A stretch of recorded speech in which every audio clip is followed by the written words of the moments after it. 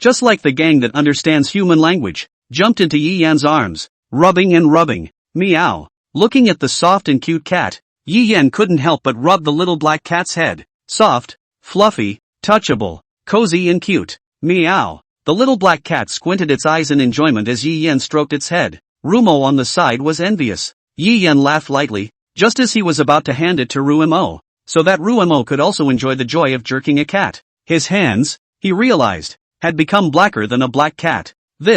What the hell is this? Even the clothes were. And when Rumo, who was on the side, saw this, he also withdrew his hand and took a step back. Speech. The little black cat seems to need a bath. Looking at his black as ink hand, Yi Yan's mouth twitched, looking towards the cat that was pampering itself in his arms, nodding his head. I feel the same way. The two walked into the hotel and entered their reserved room, opened the door. Then he ran towards the bathroom with the little black cat in his arms. Meow. The little black cat had a face of enjoyment as it allowed Yi Yan to carry it into the bathroom while placing it in the water. It was then that the little black cat opened its eyes and surveyed the tub, and its body. Meow. Meow. Meow seemed to be enjoying herself, which was bitter for Yi Yan and Rumo. I don't know on this little black cat, if it jumped into the ink tank. I've changed the water 3 times, put it in, and the water turned black instantly when I washed it. After much tossing and turning by both of them, they finally got the little black cat washed. Then the two froze. Speech. This is the little black cat?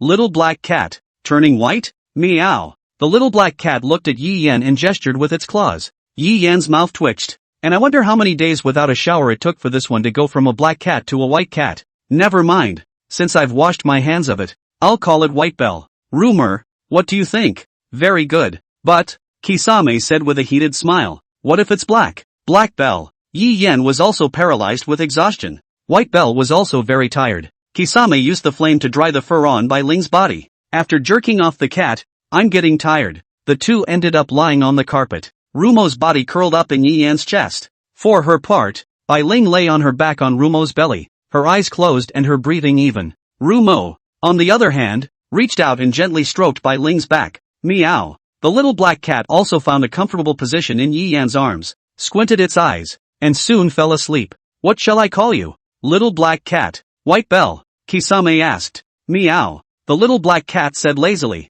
rolling over again and going back to sleep. Yi Yan laughed. This cat is quite arrogant. The two of them, thus, lay in the midst of the hotel and fell into a deep sleep. Morning. Words. This is what you came up with. The corners of Rumo's mouth twitched as she pointed at the high-end magnificent building in front of her. Dang. Right now is exactly that. The biggest casino in this kind of city. Of course, it's, like, the fastest way to make money. But it's losing money fast. Rumo wanted to cry. She had thought about it for half a day before and couldn't come up with anything. After all, those deals that make big money steadily either have startup capital in the tens of millions or are written inside the criminal code. Allah. Yi Yan really didn't expect that in this world. Vegas was actually legalized. It's also strutting around the school. It's a fear that the students will be cheated out of their money by other people. However, looking at the people coming and going, Yi Yan didn't see any students wearing school uniforms walking in.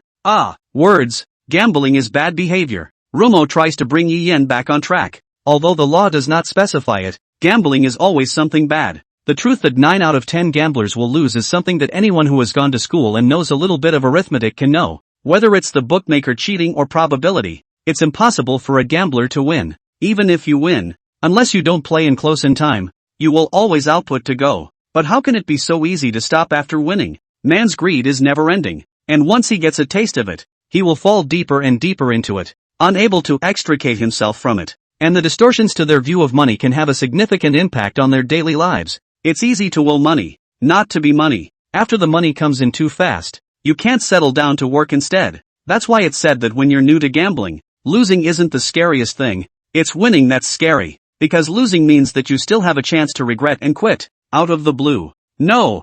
Yi Yan wiggled his fingers and explained for Rumo with a smug look on his face. Rumo, you need to be clear about one thing. Not knowing if you win or lose, and then going out and placing bets on the tiny, even manipulatable, probability. That's gambling. If you know you're going to win, it's called an investment. Rumo covered her small mouth and was wound up by Yi Yan. Sounds like it might make some sense. But how can you know you're sure to win at this gambling thing? Could it be, word, that you're trying to cheat? Ru-mo inquired tentatively. What's cheating? Not cheating. Yi Yin waved his hand and pointed at his eyes. I've got eyes that are good at finding out what's going on. Ah! Ru-mo let out a cry of surprise and was pulled into the casino by Yi Yin. When you walk in, you see the casino is packed with people. There was a steady stream of people of all kinds, constantly placing bets and wagers on gambling. Yi Yin walked to the counter and exchanged the $50,000 for chips. Ru-mo, who was on the side, was heartbroken when she saw this, but she believed Yi Yin. Besides, they do need the money. And at this time, at the front of the crowd, a middle-aged man was shaking the dice. After the dice cup was shaken, it made a tinkling sound, which was clear and pleasant to the ear. The man was large and rugged-looking, and beside it stood a young girl in a cheongsam with an innocent and beautiful appearance. The man's face was a little serious, while the young girl's face was a little flushed, obviously caused by excitement. Miss, are all your chips pressed up? Aha! The young girl nods her head and, this, the maiden's bad luck. The onlookers on the sidelines murmured. Yeah, we've lost a few $1 million, and we still continue to gamble. If we keep losing like this, we might not even be able to walk out of here. The man added the corner of his mouth as he looked at the woman's Judas body. Bad luck? The middle-aged man who had been seeing the end couldn't help but speak. You guys are just visiting, right? Yeah, what the hell? Have you never seen the girl get lucky and see that machine? The man said, pointing to a large lotto aside. See? Hey, what happened to one of the lotto machines? All the chips are gone? Did someone hit the jackpot? Well, that's the girl who won a couple $1 million and came here to lose it afterward. That's not right. A lotto machine only tops out at $1 million.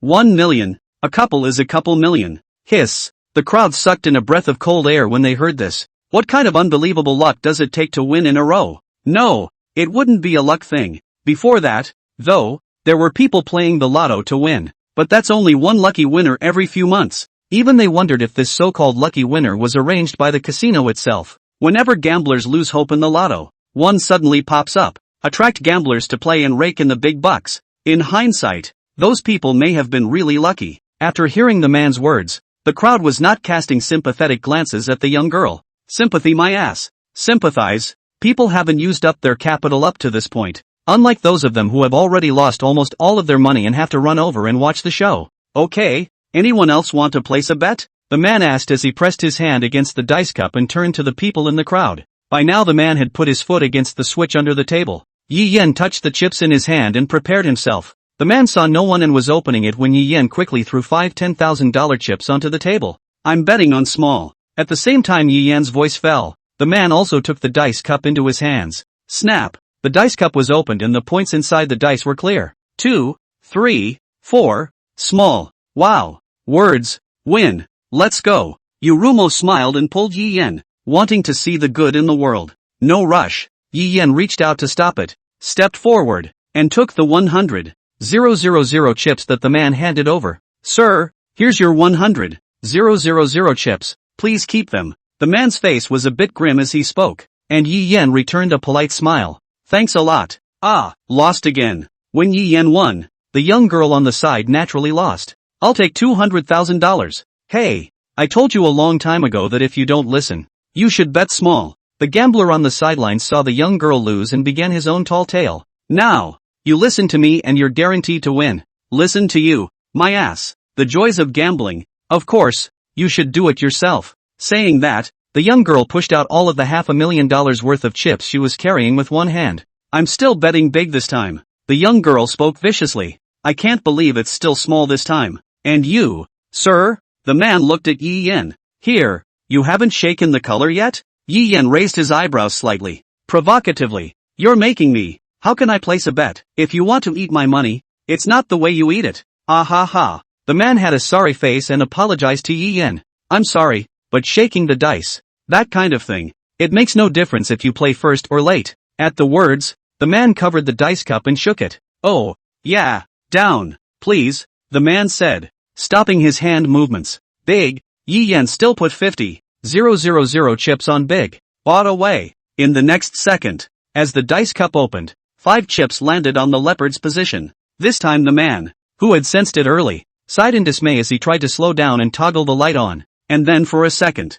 what's the point of driving so slow? Let me help you. The man's hand was seized and lifted violently, and the sudden accident deprived the man of the opportunity to press the mechanism. The dice cup was opened. Fuck. The crowd was amazed. That's okay? 666. Panther. Sir, your behavior is very rude. The man viciously tried to shake off Yi Yan's hand, yet it was in vain. At this moment, he only felt that the person in front of him was a mountain. This guest, please let go. Suddenly, there came a short young girl who was less than 5 meters tall. Zhou Tongtong walked out. Miraculously, the surrounding gamblers, upon seeing Zhou Tongtong, automatically made a place for her. Ha ha, sorry, I just thought he was too slow, nothing else. Yi Yan slowly released his hand. Then, this way, let me play with you. As Zhou Tongtong's words fell, the man automatically backed away. Who is this little girl? You don't even know this? The crowd murmured. This is, the big miss of the northern casino, Zhou Tongtong. Casino missy? Yi Yan raised his eyebrows. The visitor was really not small, only this was too stingy. He had only won a little. So, until then, can I have my winnings? Give it to him.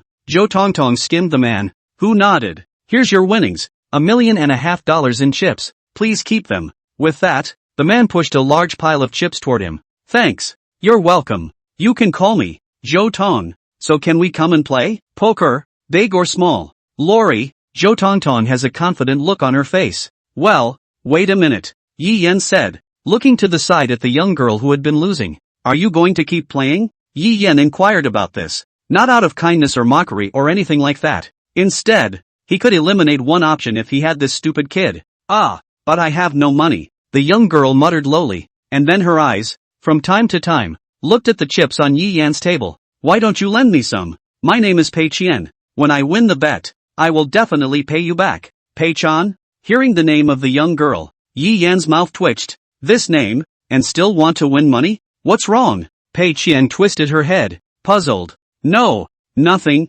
just thought you had a nice name. Hey, I feel the same way. Pei Qian hemmed and hawed and stood up her small body, proudly explaining for Yi Yan. I love money and was going to take money as my name, but my big sister told me that money is not a girl's name, so I took Sin. Sex Pei. Name Qian. Pei Qian is my name. Isn't that appropriate? Oh, indeed very suitable. Take and money homophonic. There is nothing, just this and this PE sex together on. It's hard to say. So, you're going to lend me money? Yi Yan glared at Pei Qian, who nodded her head obediently. No way. Oh, Pei Qian lowered her head in disappointment. Pei Qian, gambling is bad. Rumo's eyes lit up when he saw this, and then he went up to persuade from the side. Pei Qian, seeing that it was the beautiful big sister, was also very good at listening and nodding her head in agreement. Hey, I didn't realize that there are sisters here who are just as beautiful as my big sister. Hey, are you playing or not? Lowly Zhou Tongtong, who was on the side,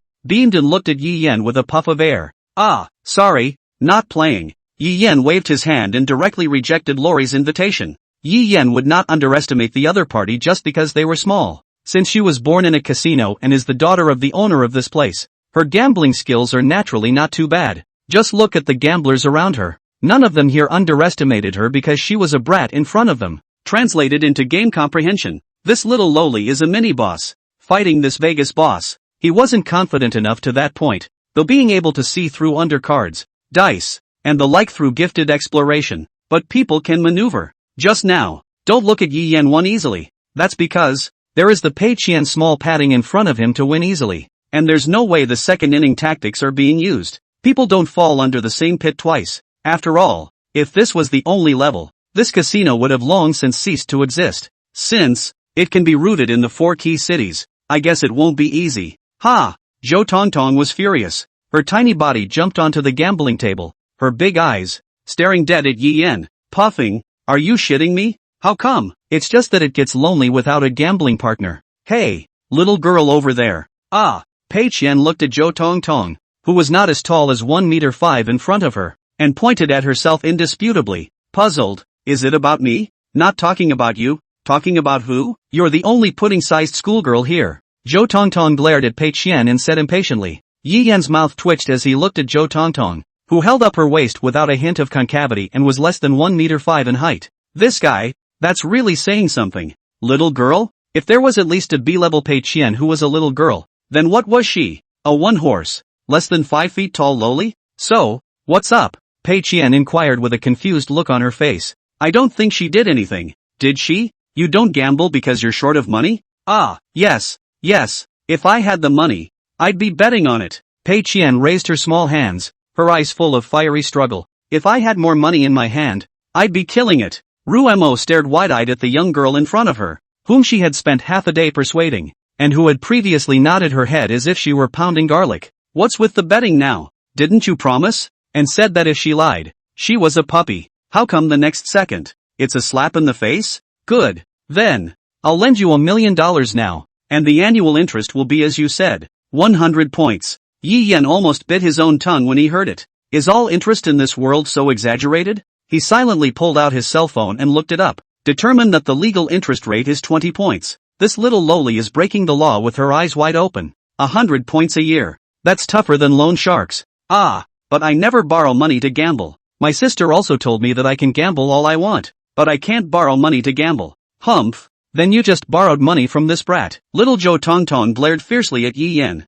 Yi Yan was furious. What did he mean by brat? How small is he? He is obviously half a head taller than this little Zhou Tongtong. Humph. That's because I knew for sure he wouldn't lend it to me. You're really going to lend it to me? Put. Ha ha ha ha. The crowd was amused to hear Pei Qian's odd answer. Damn it. A disgruntled growl pierced the serenity of the casino, like a stone thrown into a lake, sending ripples through the layers. In the center of the crowd's attention, a ragged young man clenched his fists, his eyes filled with resignation. In his hand, a coin lay silently, the last of his gambling money. Pei Qian's eyes were drawn to the voice and she looked over curiously, only to have her eyes light up in the next moment. She walked over to him quickly, a fiery gleam in her eyes. Hey, wait a minute. I'll have the money in a minute. She whispered to Zhou Tongtong beside her, her tone full of mystery and confidence. The people around her looked at her with puzzled expressions on their faces. They thought to themselves, money is not so easy to make. At this time, Yi Yan also curiously followed behind Pei Qian. Others followed suit. And for a while, a unique landscape was formed in the casino. Pei Qian stopped in her tracks, her eyes falling on the lotto betting machine. She pulled a coin from her pocket and gently dropped it into the machine. Oh no! This little girl doesn't really think it's that easy to win the lottery, does she? Someone mocked. The crowd watched Pei Qian's actions with disdainful smiles on their faces. They thought to themselves, this little girl is so naive. She didn't think she could hit the jackpot with a coin. Did she? Someone exclaimed. Lady Luck doesn't stand behind a man all the time. Another shook his head. However, just when everyone thought Pei Qian would fail, a shocking scene happened. A steel ball drops above the screen of the betting machine, falling straight down. And that coin hit the jackpot squarely. Countless chips spewed out of the machine. Pei Qian picks up the chips with a big smile on her face. At this moment, the entire casino was quiet. Shocked, envious, and incredulous expressions appeared on the faces of the crowd. They looked at Pei Qian's back, their hearts filled with envy and jealousy. However, Pei Qian didn't seem to be satisfied with the 1 million chips in front of her as she walked over to another lotto machine. In full view of the public, Pei Qian once again stood in front of the lotto betting machine. A confident smile spread across her face, as if she had already won. This little girl couldn't have been possessed, could she? Someone whispered. However, what happened next made the crowd's mouths close. Pei Qian put in a coin again, and this time, she won the second prize. More chips erupted from the betting machine and piled up at her feet. How is this possible? Someone exclaimed. Even Yi Yan was dumbfounded as he looked on. His talent was canon, able to see through other people's cultivation and bloodline. But the luck of the young girl in front of her seemed to surpass all common sense. One might even say luck incarnate. The origin is surveyed and the ancient panel emerges. Ask for SB's help. Fierce beast bloodline, brave. Status, serious deficit of origin, tentative, B. In some kind of special temporary contract. Class, 2 steps, 3 levels. Talents, luck, SSS. Evil suppression, SS. Agility, S. Monstrous strength, A. Description? How so? Pixie. Yi Yan remembers. In his previous life as a folk myths and legends of a ferocious beast, with the dragon, phoenix, turtle, unicorn and known as the 5 great beasts. How do you think? It can't be in the ferocious beast range. Moreover, the phenomenon of essence deficit also appeared on it. Yi Yan vaguely felt that something was wrong. The history of the world here is fractured. In ancient times, and in the century era, this world had no nations, only a collection called the Federation. And the human frontier, back then, had long spanned hundreds of light years. But for, I don't know what reason, the Federation instantly collapsed. History has also been recorded since the major surviving nations formed an alliance after the collapse of the Federation. As to why the Union collapsed, it was unknown until now. Possibly, something to do with the collapse of the Union. It seemed that the world here was more complicated than he thought. The biggest fear is that he is already deep in the whirlwind. On the other side, Pei Qian didn't stop. She came to another lotto machine. The crowd followed her as if drawn by an invisible force. She took a deep breath and put the coin into the machine. At this moment, the entire casino held its breath. The screen of the betting machine began to flash, and finally settled on the position of the jackpot. The countless chips spewed out again, and this time, they seemed endless, and continued to do so for several seconds. "How's it going? Is it rich?" she asked with a smile as she looked over at little Zhou Tongtong. The joy in her voice was one that was not faked. "Phew!" Maiden Zhou Tongtong sucked in a breath of cool air. "I have reason to suspect you. Using your natural powers, please come with me." Ah! Pei Qian was puzzled, but nodded honestly. After all, she hadn't done anything bad. At this moment, Yi Yan was about to pull Rumo, intending to leave quietly. "And that little couple, me and you are in cahoots with this little girl." "Ha!" Yi Yan wanted to explain, but people simply wouldn't listen. "Please come with us." Yi Yan, Ru Mo, and Pei Qian were brought to a spacious room. The atmosphere in the room was a bit depressing, but Yi Yan was not worried. He breathed a quiet sigh of relief, then looked to Kisame at his side. "Don't worry, it's fine," he said softly, trying to calm her nerves. Ru Mo bit her lower lip and nodded. There was a bit of a blank look in her eyes, obviously not having recovered from what had just happened. It's the first time she's been caught. Is cheating not so good? Compared to Ru Mo's nervousness, Pei Qian on the side seemed to be like nothing. Look left, look right, like a curious baby. Shortly afterward, a young woman in a black suit walked into the room. Her face wore a faint smile, but there was a sharpness in her eyes that could not be ignored. "Hello guys, I'm the owner of this casino, Zhou Mangru." She walked up to the two and held out her hand. Yi Yan and Ru Mo hesitated for a moment and also extended their hands to shake his. "Have a seat." Zhou Mangru pointed to the chair across from her, then sat down herself. Ru Mo sat down carefully, all a little apprehensive in her mind. Yi Yan, on the other hand, was curious as to what exactly she had brought them here for. It said that the casino people will make the gamblers spit out all their winnings. Are they going to karma them? Ha ha. Seemingly, having seen Yi Yan's thoughts, Zhou Mangru comforted. "You don't have to worry. We won't make you spit out the money. That little bit of money, you can take it without anything happening." "Oh, exempt. So generous. Yi Yan likes it. First of all, I want to apologize to you all." Zhou Mangru's tone was sincere. "I know that there were some misunderstandings just now, and I've given you all a fright." Rumo's eyes widened at the words, as if she couldn't believe her ears. Yi Yan, on the other hand, was a bit more calm. He expected that this Zhou Mangru must have something to find them. "It's like this," Zhou Mangru continued. "We've been looking for people with special talents to help us run the casino." Yi Yan and Pei Qian glanced at each other, both somewhat puzzled. "Does it take any special talent to run a casino?" "In fact, we have found that some people are born with good luck. As long as they are in the casino, they will bring good luck to the casino. And Miss Pei Qian over here is the person we are looking for," Zhou Mangru explained. "Ms. Pei Qian must have the gift of luck. I won't ask for more details. After all, it involves personal secrets." Pei Qian's mouth was wide open, completely at a loss as to what to say. She obviously just wanted to win the money. How did she turn out like this? "But if that's the case, wouldn't you be able to gamble every day?" "That's great, too." Seeing that the other party was looking for Pei Qian, Yi Yan opened his mouth and tried. "That's none of my business, right? First things first, I don't know Pei Qian over here at all. Ha ha ha, I brought you here this time because I have a favor to ask." Zhou Mangru continued. "Yi Yan, SSS talent, origin of everything, specific effect unknown. Ru Mo, the great inferior ferocious beast bloodline, talent unknown, suspected flame control." Hearing Zhou Mangru's words, Ru Mo's body trembled, and Yi Yan's face stared up, seeing Ru Mo blocking behind him. "My partner is not as inferior as you say. Please don't say such words." "Ah." Zhou Mangru glanced at Ru Mo, reacted, and hurriedly apologized. "I'm sorry, I didn't mean it. So what the hell do you want?" "Well, I'll make it short. My daughter, as you can see, is the short, flat one, Zhou Tong Tong." Oh, hearing shorty, Yi Yan immediately realized. "But is it really okay to say your daughter is short?" Zhou Mangru continued. "You guys came to the casino for money, right? And then used the money you got from gambling to enroll in Beixian school, right?" "Aha. It's no secret, except that the woman in front of me, she's not simple. How do you know everything?" "It's true that in the information age, there's no such thing as privacy. My daughter will also enroll and participate in the test. I hope you can help out a bit during the test. Ha, an examination? Yi Yan was dumbfounded. So, your daughter is an adult? Ruemo raised her small hand and asked weakly. Ha, ha ha ha. Jo Mangru suddenly laughed out loud and wiped the teardrops from her eyes. Don't you look at my daughter as young. She's 16 now. 16? Isn't it? Like, 18 to awaken? Yi Yan was puzzled. Ruemo answers. Yes, normally it's 18. But actually people can undergo awakening from birth. But too young to withstand it, and with that much power and no idea of how to control the guidance,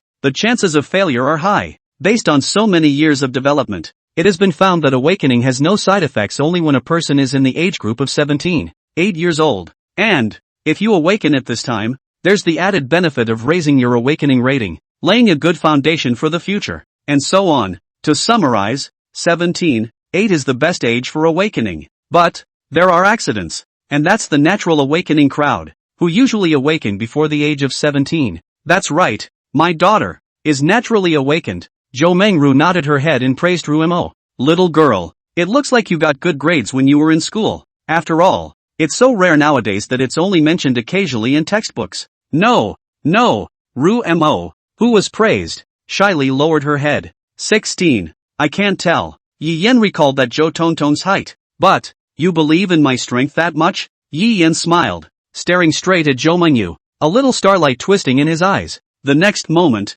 an ancient panel popped up. ______. Jo Mangru. Fierce beast bloodline, soft bone charming fox. Status, anxious, grade A. Subject of contract is dead. Class, 4 steps of 4. Talents, charming fox, grade A. Soft bones, grade A. Agility, grade B. Description, born to be bewitching to the bone. But I seem to be in the midst of repression. Unable to release. Waiting for the day of the middle flood. Excellent covenant candidate with potential for advancement.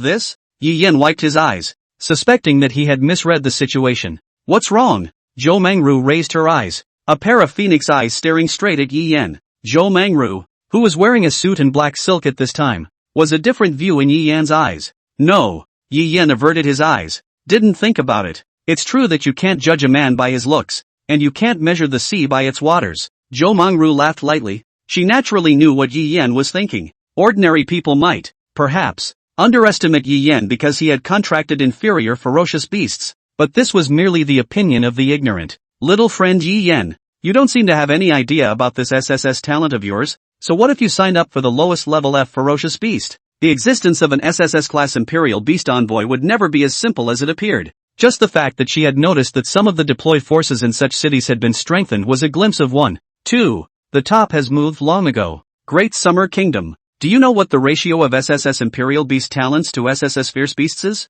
How much? That's not really clear. After all, this kind of information can't be passed around on the internet. 1:3. So I believe and will invest in you. So what do I get? You're at Beishian School, and all expenses will be paid to me, whether it's tuition or accommodation fees, as long as it allows my daughter to enter the school without any problems. Crap, is this the rich guy? I'm envious and jealous. Of course, it doesn't matter if you don't get in. I'll still contract your tuition at that point as an investment. No problem. The woman in front of him was so refreshing, there was no need for Yi Yan to push back. I'm not sure, though, that the test will help her. After all, he didn't know exactly what was going to be done inside the test. You don't have to worry about that, Jo Mangru said with a faint smile. Usually, the second examination of the Beishian school takes place in a forest. That's recognized common sense. It's just that it's not clear where exactly. The forest. That's a lot of hand-holding and even outright cooperation. And your daughter's Imperial Beast Envoy?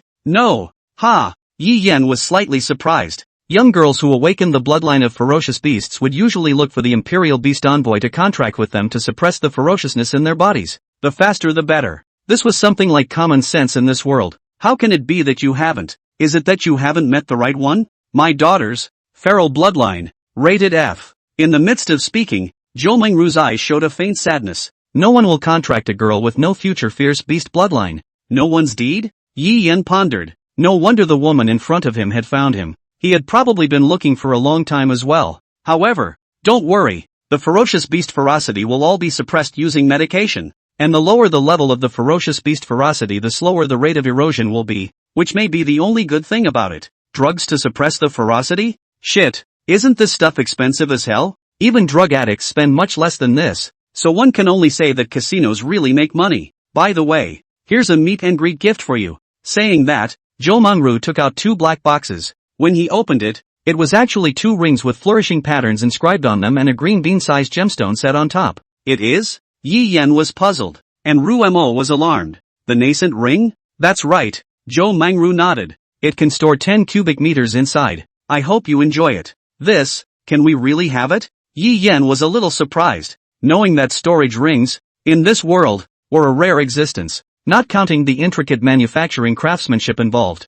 Just the Naku gemstone on top of it was worth its weight in gold. A 1 cubic meter storage ring can be sold for $100,000, and it's no exaggeration to say that with this 10 cubic meters, the price is magnified several times. Thank you very much. Yi Yan did not hesitate and took it. After all, he was poor and afraid. Big deal. If you can't help his daughter, then go back. At least you need to use it on the test. Ru Mo had wanted to refuse, but after Yi Yan took her white hand and slowly put it on for her, somehow, the words of refusal failed her for a single word. Words. What? Don't like it? No. Rumo blushed and lowered her head, her long bangs covering her eyes. Like, that's good. Jo Rumung, looking at the two in the show of love, sighed, knowing that his daughter had no chance at all, so she turned her head and sent a query to Pei Qian. What about that little friend Pei Qian, coming to be our casino steward? Ah, so am I free to gamble as much as I want? Sure, okay then, but I have one request. What? Hey, casino owner, must be strong then. Come bet with me on the millions of chips I just won. Jo Mangru was slightly stunned after hearing this, and then laughed. Sure, then, under Jo Mangru's superb gambling skills, Pei Qian's hard-earned, luck-based money all went down the drain. Let's just say, she deserves her name. Pei Qian, Yi Yan and Ru Mo arrived at Beixian School. Today was registration time, and there were a lot of people coming and going. Excuse me, an invitation to enroll? At the enrollment office, a uniformed staff member looked at Yi Yan and Ru Mo and directly opened his mouth to inquire. No. Yi Yan thought of something, took out the white card from his pocket and handed it over. But I have this for you to look at. Gu Lao didn't give him anything but a white card, so it should be for use here. White card? Seeing the card Yi Yan pulled out, the staff froze and looked a little nervous. Wait, let me make a call. The staff member froze for a moment, then picked up the phone and dialed a number. Soon, a woman in casual clothes approached. Hello, I'm the director of admissions for Beixian School. I heard that you don't have an invitation to enroll? The woman looked at Yi Yan and Ru Mo with a hint of a smile on her face. Yes, then please come with me and I will personally enroll you. With that, the woman made a gesture of invitation. Yi Yan and Ru Mo exchanged a glance and nodded. The two men followed the woman to an office, where she pulled a form out of a drawer. Name, Yi Yan. Name, Rumar. The woman filled out forms for each of the two men and then said, I've logged in your information for you now. Because of the white card, you are now special enrollment status, but you still need to be tested. There are 3 tests. The first test starts tomorrow, and at the end of the test, you can become an official student. Incidentally, there are ranking rewards for each test, and the rewards are great, the woman explained as she filled out the form. By the way, my name is Mu Wanner. I'm the director of the enrollment office of Beixian School. In the future you can come to me if you have any problems in school, said Mu Wanner as she handed over the already filled out form. Receiving the form, Yi Yan glanced at it and there was nothing on it except for his name. Don't I have to fill out any other information on this form? No. Mu Wanner shook her head. So we're leaving now? Aha. Mu Wanner nodded her head. By the way, this is the list of prizes relative to the test, corresponding to the ranking of all. Mu Wanner handed a small quiz book to Yi Yan, and continued, the tests are difficult, but the school never begrudges those with potential. You can also think of it as an incentive. Seeing the prizes on the list, Yi Yan was shocked in his heart. Ru Mo then stared blankly at the list. One of the flames froze out. What a dirt school. Yi Yan followed the pamphlet and thought to himself, this world is really the naked supremacy of the strongest. This is a clear encouragement for students to compete with each other for rankings. But well, the previous life of the school is also so is it, although not completely on the surface, but in fact everyone's heart is clear. But the counterpart to this kind of world is that strength is everything here. So, we're leaving oh? Aha. Mu Wanner waved goodbye and cautioned Yi Yan. Yi Yan student, try your best to get a good ranking. It can be very good for the later campus life. Thanks for the advice, teacher. Thank you, teacher. Yi Yan and Ru Mo bowed to their teacher before turning to leave. Muon-air looked at the backs of the two men and couldn't help but think back to her daughter. Let's hope her daughter doesn't meet them both. Muon-air organized the documents on the desktop. Also at that moment, a man walked over. Yo, what is Mr. Mu doing? Su-ming looked down at the white paper in Muon-air's hand with a puzzled expression. No, it's not a blank sheet of paper. It's an information registration form. The student information registration form. Why is it all white? I don't want to. Muon-air had a helpless look on her face, looking at the computer, the few people written on it, and laughed lightly. You don't have enough authority. Please treat this as a normal student. Oh, no info, just a name, photo, and let her handle it normally? How is this possible? Muon-air always felt that this school was going to be unpeaceful. Oh, I won't ask if you don't want to. Su-ming was also very self-aware, but what he couldn't figure out was, if what kind of person was it that could make the teachers of their Beishian school unable to gain access? One must know that Beishian school, as one of the 4 strongest colleges in the country, possessed terrifying permissions in it, and even they, as teachers, possessed the same level of access as public security. For that matter, he still couldn't. So it seemed that the other party was a royal beast envoy with SS rank royal beast talent. Hey, it feels like there are a lot of monsters in these sessions. Yes, Muon-air organized the thick information. From what I hear up there, this freshman year, we may have to split up 2 special classes. Ha ha, Su-ming laughed, his face showing anticipation. I think this examination will be very interesting. Well, I heard that the questions for such a test are still made by those people. Pathetic. Muon-air shook her head. But the rewards are also really rich.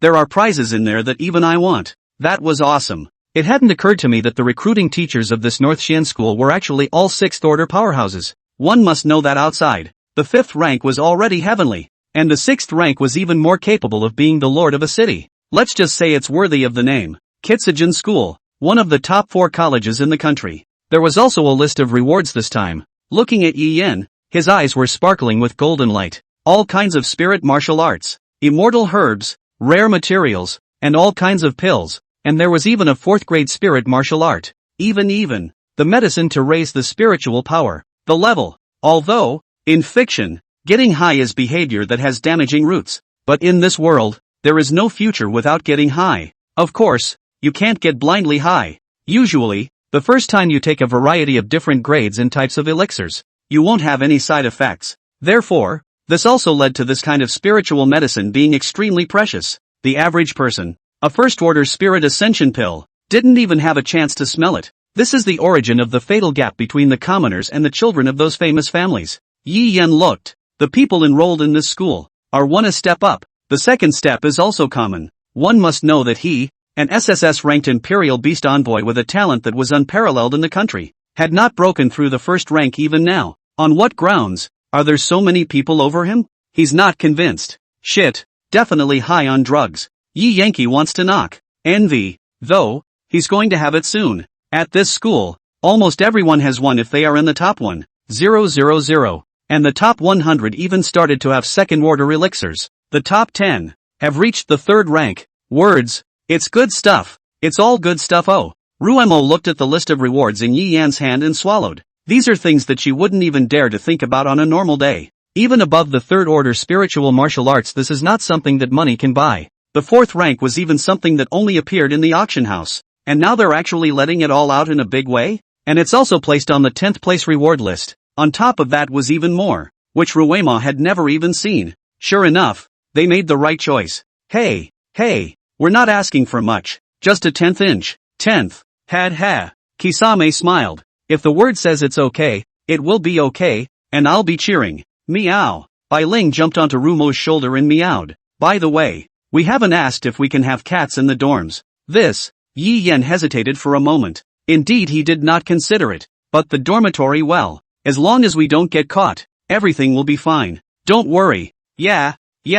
Meow. Leaving the office, Yi Yan and Ruemo walked towards the dormitory area. Beishian School was huge, and there were more than a dozen dormitory districts alone. The dormitory area where Yi Yan and Ruemo were located was specially prepared for special enrollment. Arriving at the dormitory building, Yi Yan and Ruemo were just about to enter when they were stopped by a tall, fierce-looking man. Kid, new in town? The man looked at Yi Yan with unkind eyes. Yes, my name is Yi Yan. Yi Yan looked at the man, not caring about the man's attitude. My name is Li Feng, the class president of the special enrollment class. Kid, remember. Li Feng looked at Yi Yan. A hint of ruthlessness flashed in his eyes. Class president? The head of the special enrollment class? Yi Yan froze for a moment. This North Shin school was really interesting. They're trait students? Class president now? Yeah, kid, remember, I'm the only class president in the special enrollment class. Li Feng looked at Yi Yan and said word by word. Ah, yes, yes, yes.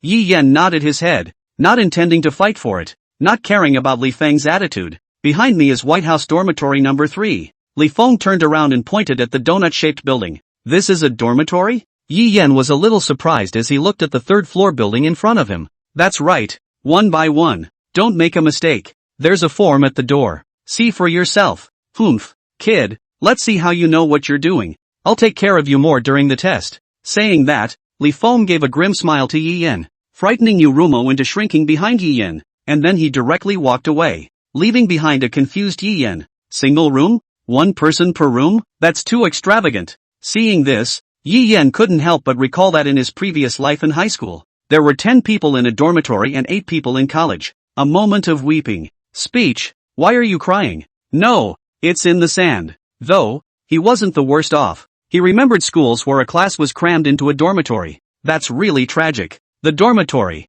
which presents a circular structure with a large living room in the center, is the common space. In total, each building has 3 floors with 6 rooms per floor, or 3 pairs. A total of one building is 9 pairs and 18 people, which can be quite luxurious, even to the point of being unbelievable. It was important to know that the number of people who applied for the Beixin school every year amounted to more than 100,000, and the number of people who received invitations amounted to at least a few thousand. And I can't believe how big this school would be if the thousands of examiners were all configured this way. It was important to know that Beixin school's examination, unlike other schools, the entrance examination was almost throughout a semester. It's a class and a test at the same time, which is odd, not to mention the long cycle time, but also the high consumption of resources. Only a school like Beixin that wasn't afraid of wasting resources and had a lot of money could be so profligate. Of course, it could be that they are here, and it's more special. As for this dormitory, it seems to be co-ed. The short answer is, the parties to the deed are neighbors to each other, probably to facilitate communication or something. After all, one does not, as a rule, separate 2 good covenants. As for the fear of men attacking women, there is no need for that. Worrying about that was better than worrying about the young girls who changed into ferocious beasts and attacked the weak and powerless male imperial beast envoys. In this world, there is no need to worry about the expression, bullying a weak woman. Of course, all of this comes with a caveat. Yi Yan led Rumo inside. At this moment, above the hall, there are 5 people sitting at this moment, 4 men and 1 woman. Ah, one of them, a sunny and cheerful-looking teenager, stood up when he saw the visitor. Another newcomer, said the man, waving at him, coming forward. Yi Yan looked at their stance as if they were discussing something. Geez, don't stand there. Come sit here. We'll all be classmates from now on. The sunny teenager went up and pushed Yi Yan onto the sofa. Ruemo followed and sat beside Yi Yan. We start now. In making self-introductions, the people of this third white building, exactly 18, and not too many. It's nothing for everyone to recognize each other. You guys say yes. The teenager looked to the others and saw that they didn't respond. Ha ha ha. The teenager didn't feel embarrassed at all, so he started to introduce himself. Then let's start with me. My name is Yuan Xingyu. I came here to become a formation master. Formation masters were different from inscription masters, and formations were also often called trap masters, a profession that allows for a deep and certain kill by setting up a formation in advance. It's a direction profession that a sentinelist would choose, in conjunction with the fierce beast maiden. It was at the level of 1+1+2. The rest of the people, when they heard Yuan Xingyu say formation master, also raised their heads. The man with long hair on the side even spoke out in mockery. Formation master? This kind of trash? You learn it too? It's not as good as a carving master. He. It seems that this student has some kind of misunderstanding about formation masters. Yuan Xingyu was still smiling. Only his smile this time seemed a bit dangerous. Ah, my name is Tomasahiro. Please teach me more. A shy teenager, head bowed, snapped to his feet and introduced himself to the crowd. This is my partner, Nangong Jia. Saying that, Dong Young-ho pointed to the side, the tall and cold imperial lady with a slender body. Nangong Jia looked at the long legs with a disdainful face. Humph, with a cold snort. There was no intention to show anything. My name is Yi Yan. And this is my partner, Yu Rumo. Seeing Dong Zhanghao's eyes looking at him, Yi Yan stood up and briefly spoke. The man with the flowing hair also stood up. My name is Tan Ziming. I came here for nothing. I heard that this place is fun, so I came. As for why I was array master trash just now, there is a reason. Talisman said, glancing provocatively at Yuan Xingyu, and continued. Everyone knows that when array masters set up an array, they all need various mediums and have to carve very time consuming. But when it comes to fighting, the enemy will give you this time? Ha ha, no kidding. Deciding the winner of a battle is often a matter of a single thought. Where would you be given that kind of time? You say so, Gen Sun Yusan. You do have a point. Yuan Xingyu was not offended by Talisman's words and still had a smile on his face. Seeing that the other party was convinced by himself, the corners of Tan Ziming's mouth could not help but rise. But, do you dare accept an invitation to a duel from an arraymaster designate? Nonsense. How to accept the designated place? No need to think. There are tons of formations laid out there, right?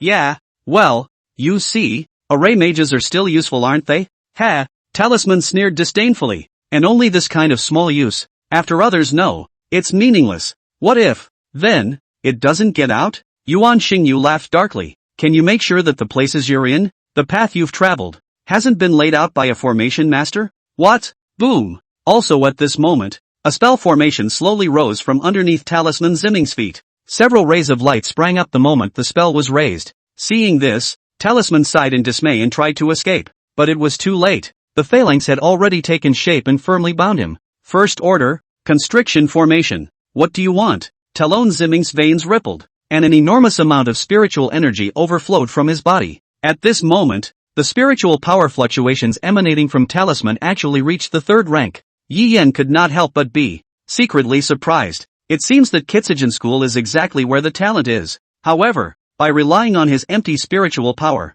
Talisman was not able to get rid of the spell's control. This was one of the drawbacks of the Imperial Beast Envoy, not being able to directly convert it into combat power through spiritual power. One can only use spiritual power with the help of e.g., spell formations, inscriptions, and spirit weapons, which in turn produces combat power. This has given rise to a variety of occupations: inscriptionist, formationist, battle spiritist, and the fierce beast maidens are a bit rough. Spiritual power is battle power, and the output of spiritual power is explosive power. Nothing. Just wanted to show you how powerful the formations are. This. Yi Yan quietly ate his melon, and Rumo worriedly grabbed the corner of Yi Yan's coat and looked around. Don't worry, the one who was set up here is right there in Tanziming, Yi Yan whispered, comforting Rumo. Early on, after coming in, Yi Yan used his talent and scanned the neighborhood. However, it was for this reason that the teenager in front of him appeared to be terrifying. As if in anticipation, the formation was set up in advance.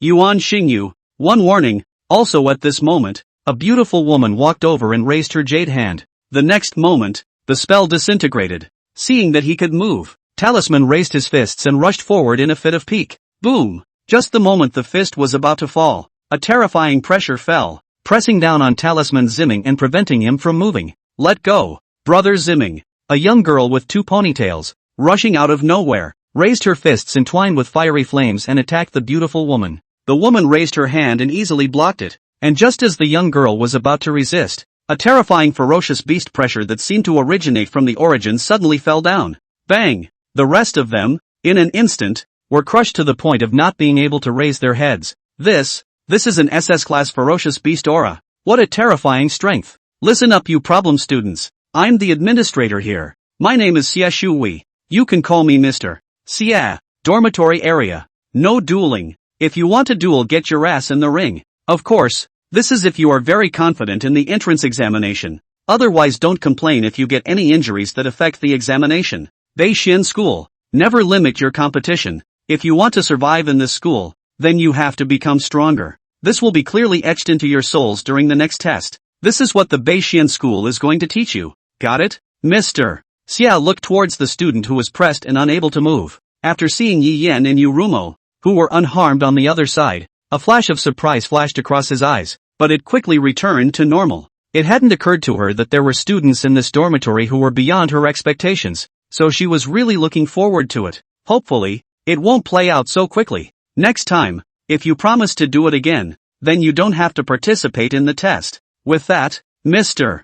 Xia walked away. That powerful pressure, too, dissipated. What a thunderous woman. Damn it. The big man who had been pinned down lifted his head and shouted unwillingly. However, he wasn't half dissatisfied. It was all just because he wasn't strong enough. If one is strong enough, then it won't happen. The two-ponytailed girl picked up Talon Zimming and said worriedly, Zimming, you're okay. It's fine.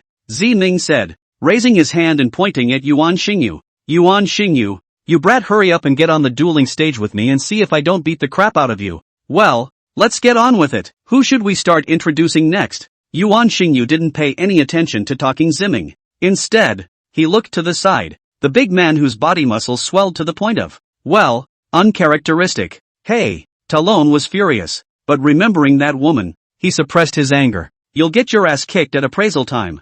Zimming thought so, and Yi Yen, who was on the side, was frightened by the muscles of the also-ran. However, he suddenly remembered that the enrollment requirements weren't 18, 9 years old and down? This, fucking, 18? What's the use of introductions? It is only after you pass the test that you are entitled to know my name. The big man disdained it, stood up, glanced at Yi Yan and Rumo, turned around and left. Rumo was looked at in a daze. As for Yi Yan, he had a bad feeling. He actually saw a militant vibe in the muscular man. Nothing else, just the pure kind. That's just it. I've always said there's no point in this sort of thing. Tan Ziming shrugged his shoulders and swept his eyes fiercely at Yuan Xingyu, who had been wearing a smile. Mutual understanding is also qualified by reciprocal qualifications. Oh, Nangong Jia, touched by being belittled on the side, stood out in displeasure. Are you saying I'm not qualified? A pressure belonging to a SS-class ferocious beast filled the air. Those who were here were slightly startled. It didn't occur to me that SS fierce beast level existences actually existed right here. Even in Beixian school, there weren't many SS ranks. However, the young girl didn't have the terrifying strength of MS. Xia, and it wasn't enough to suppress the people present. You, the double ponytailed girl stood up, but was stopped by Talon Zimming. Ziling, don't be impulsive. Talon Zimming looked towards Nangong Jia. The woman in front of him gave him a terrifying sense of oppression, which was something that the other SS-class ferocious beasts did not bring to him. I'm not talking about you. I'm talking about some kind of loser who only relies on women. Saying that, he looked to the side at Dong Young Ho, who kept his head down. His own partner had stepped up and the man had kept his head down, hiding behind a woman. What a loser. Although they, the Imperial Beast Ambassadors, fought as young girls with the bloodline of ferocious beasts up there, it didn't mean that they could do nothing and hide behind them all the time. Put a flare on it. Talking Zimming, the one thing I hate the most is people like this. You're looking for death. An icy cold voice came out from Nangong Jia's mouth. The temperature around them dropped extremely fast. Ziling, who witnessed it from the side, wanted to go up, but was stopped by Ziming. The SS-class ferocious beast's pressure on his face did not produce half a ripple.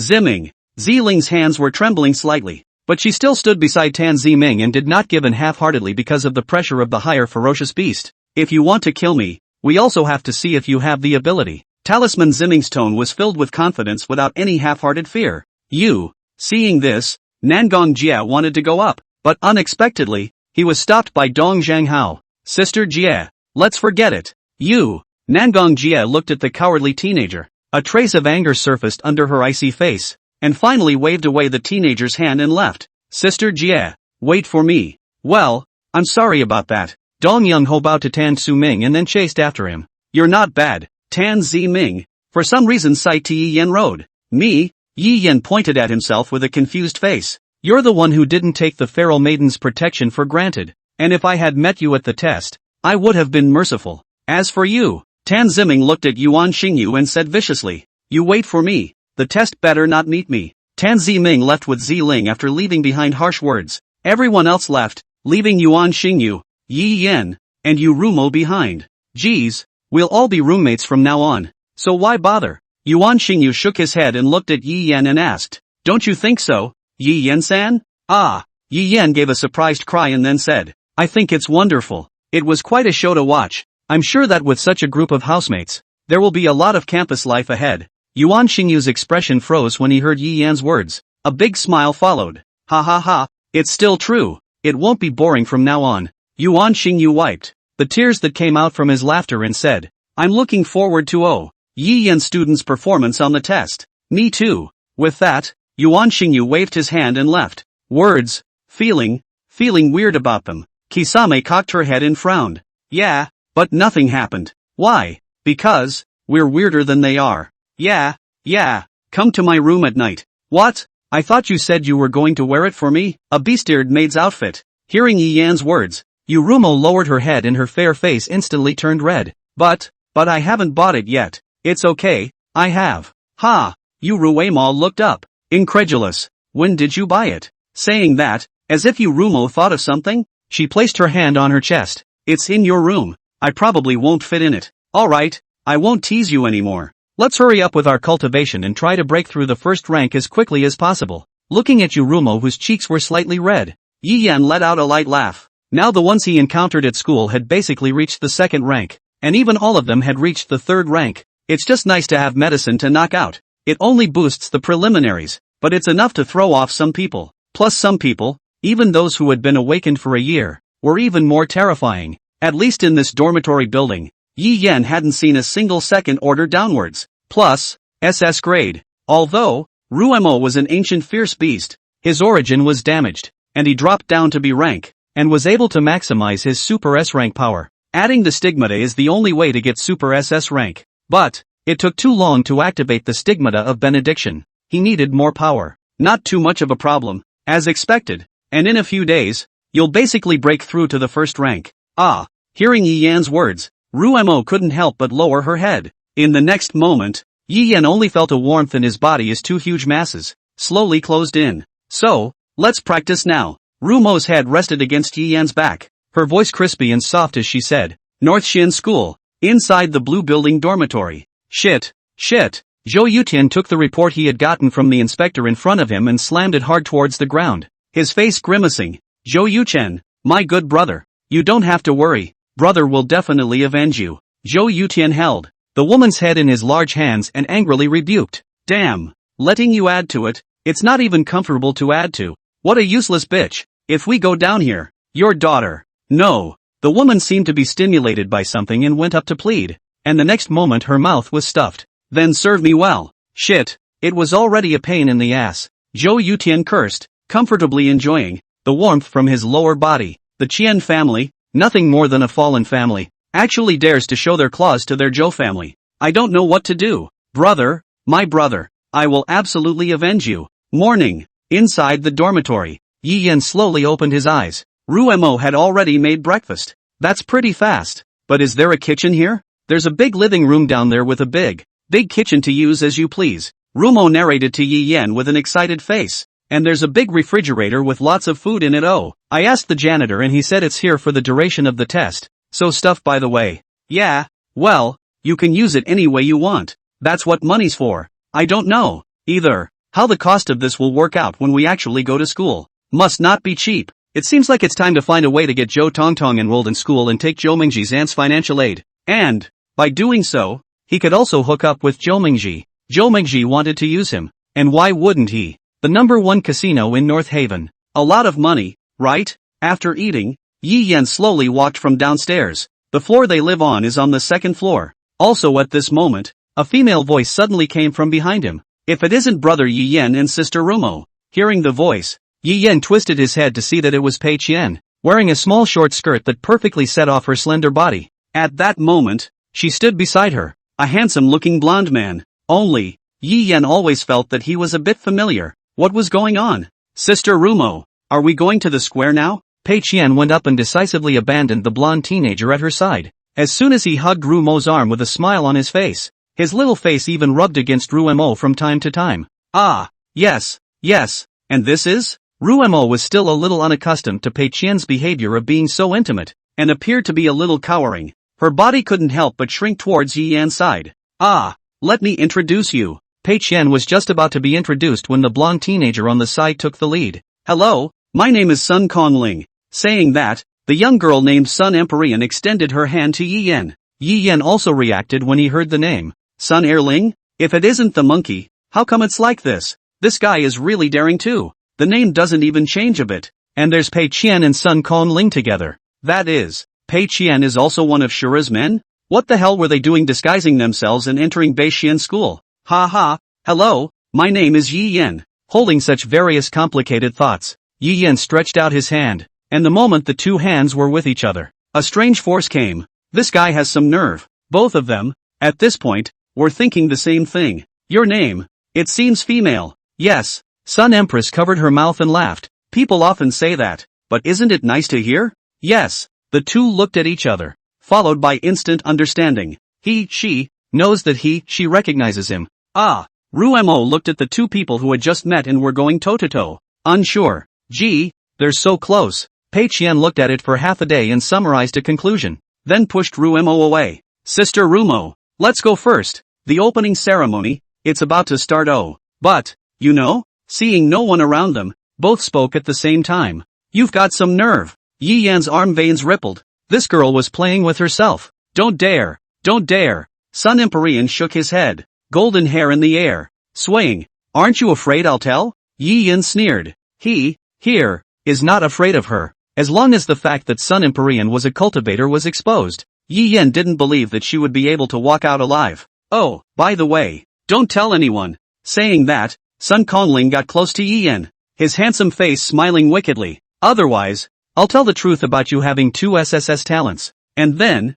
you won't be able to relax like this anymore. Hearing Sun Kongling's words, Yi Yan's pupils dilated and his face instantly went cold. Say that again. Click. Also at that moment, the sound of a shutter suddenly rang out. The two of them whipped their heads around and looked over to find that it was the young girl with the double ponytails, who was currently taking pictures with her cell phone. What they look like at the moment. No, from her girl's point of view, at this moment, Sun Empress was biting Yi Yan's ear? That's not the point. The point is, the current Sun Kongling is a male. Shouldn't. Rumor has it. Hello. Yi Yan was just about to open his mouth and ask the girl to delete the photo. The next moment, the girl's cheeks flushed slightly and she fled. Forget it, it's in the same dormitory building anyway. Just explain it when the time comes, before asking her to delete it. Now the point is, Yi Yan looked seriously at Sun Empyrean. Who did you say that to? No, I haven't told anyone about it until now. Oh. Sun Empyrean pointed. Her red eyes said, I'm not lying to you. I have the gift of discernment, and the level is quite high. Although, I don't know. How did you see through my change? But, Sun Empyrean hemmed and hawed and laughed badly. You don't want, either, to be found out about your double SSS talent. You think, you can threaten me like that? Yi Yan sneered. There's no danger of me revealing my double SSS talent. But on the contrary, if you reveal your identity as Shura, you'll lose your life at that time. This isn't Clear Springs. There are countless strong people here, and it is the center area of the north. I don't know how she dared to sneak in at the 3rd rank of the district. Oh, yeah, you may not have anything to do with it. But, Sun Empyrean said, looking ahead to Rumo who was walking side by side with Pei Qian.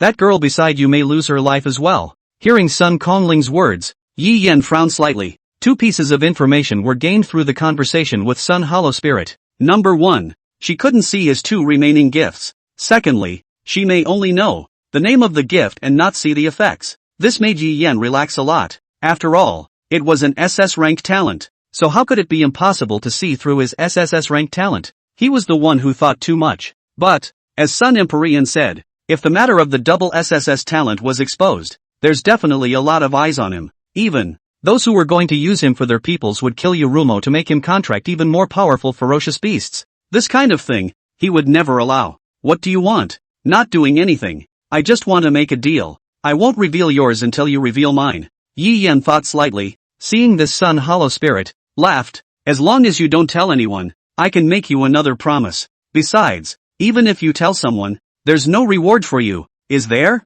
Getting a prize flag? Indeed. It wouldn't be of substantial benefit to Yi Yan if he revealed them. Even, it would put him in danger. No problem. Yi Yan thought for a moment and nodded his head in agreement. It would do him no harm. Hey, then we're in agreement. Can I ask a question? What? You? Why are you trying to kill me? What is your purpose? Killing you is suspecting you, like those scum out there. As for the latter question, Sun Empyrean was silent for a moment, then laughed. That's kind of the second question already. Oh, don't worry, you're not our target this time. Besides, it was all a misunderstanding before. Yi Yan sneered. Just because, misunderstanding almost killed. It's not like I didn't kill it. Okay, I admit it's my fault. So, how about, you kill me? Sun Empyrean stared at Yi Yan dead on, and from her expression, Yi Yan couldn't even see half a bit of joking expression. This guy can't be serious. But I'm not going to die a good death. I'm going to fight back. Sun Imperi in hand and hod. If you're capable of killing me, you can do it anytime. Oh, forget it. Yi Yan turned his head, no longer paying attention to these lunatics. What they did, as long as it didn't involve him, he didn't want to care, nor did he have the ability to care. At this time, Ruemo and Pei Qian had already walked far away. Yi Yan followed. Sun Kongling also froze when she saw this. She was originally prepared for this. What a lack of candor. Obviously trying to kill her. Beixian School. Above the big playground. The large playground with tens of thousands of people was packed to the rafters at this time. And among these tens of thousands of people, at least half of them had come to take the test. Some others were students of the school, who in turn came to visit the freshman assessment presentations. Beixian Academy. As one of the 4 largest academies in the Great Summer Country, the annual freshman examination was very exciting. And there are a lot of great prospects in the midst of it all. And naturally, the older siblings will be preparing in advance in order to pull these outstanding seedlings into their own clubs. This year's freshman examination had even attracted countless people to watch, because there are a lot of heavyweights in this freshman class. Hey, I wonder, how many of these freshmen will be left? Don't guess. It would be awesome to have 10 to 1 inch. The 2 men were long on the step walkway, talking. Suddenly just at this moment, an icy voice rang out. Get out of the way. A voice was heard coming from behind. The 2 were angry and were just about to open their mouths to curse, but at the sight of the visitor, it instantly softened. So, that please pass. The 2 men backed away in silence. Humph. Next time pay attention and don't stand on the side of the road and get in the way in the future. The petite woman of the 3, snapped. Yes, yes, yes. The 2 students were relieved to see the trio walk away. Why are the 3 of them here? Who knows? Beixian School is famous for its devil, deceitful frost. Maybe, among the freshmen, there's someone she likes. Shit, what kind of devil joke is this? If it's true, also really sympathize with that person. It's bad luck to be targeted by a big devil king. She's pretty, but she's full of thorns. It was horrible to think that there was an excellent S-rank gifted genius in the school who saw her partner die and tried to make a contract, not realizing that her hand tendons would be broken directly. And then there's her siblings, who are no small players either. He's a famous troublemaker at school, and I hear he's formed some kind of club. Sister, who do you think will be the number 1 freshman this time? A younger brother. Deception Zhanglin asked his sister from the sidelines. How do I know? Deception Russian gave her brother a blank look. This time around, there are a lot of new students who are very outstanding. Like the son of some Dragon City lord, the young patriarch of the Tianwu clan. All of them are very powerful characters. So it's really hard to say who the number 1 is this year. Deception Ruling shook her head. Yeah, I do think that. The son of the Northern District's military commander, Zhao Wujin is definitely a strong contender for the number 1 spot. With SS talent, plus a partner who is also SS ranked. Maybe, yeah. Deception Russian shook her head in disinterest. It's all about people who have been known for a long time. And there's no such thing as a dark horse that makes a splash. Deceitful Ruoshan felt impatient with the unchanging life. Sis, you're not inviting them over in advance to what community? Dueling Ruling was so excited. Forget it, not interested. They're all boring people. By the way, my sister heard that the 3rd white building is inhabited, and it's still 10 more people at once. Oh, Deception Russian came to be interested. White building number 3, kind of interesting.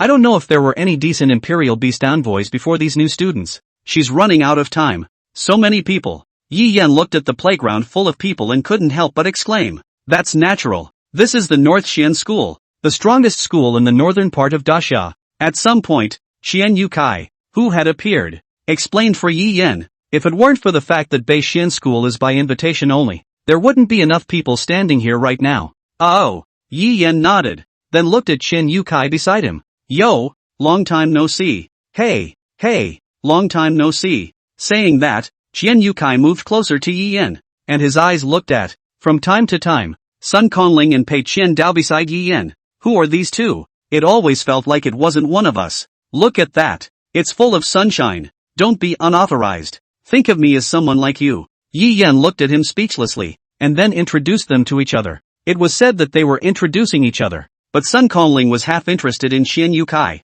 Ever since she came here, Sun Imperian Spirit had been observing everything around her with her unique fiery red eyes. Perhaps, she was looking for some kind of target. In contrast, Pei Qian had been snuggling up to Ruemo like a sticky lotus cake. The dice she played with in her hands signaled her love of gambling. Yi Yan thought, have to find a day to get her. All lose all. Anyway, Any money this little ninny gets by luck will be won by someone else with a maneuver. So why can't that other person be him? Yi Yan nodded his head, feeling that it made sense. In fact, Yi Yan was a little confused about Pei Qian's talent for luck. After all, this kind of luck is unpredictable. However, based on Pei Qian's behavior in the casino, Yi Yan could probably guess a little. For gambles with zero probability, meaning maneuvers, where the dealer will never let you win, it doesn't help to be too lucky. But for the existence of probabilities such as, say, a big lottery or something like that, even the slightest possibility is magnified. So it seems like it's not something that's counterintuitive, but it's still scary.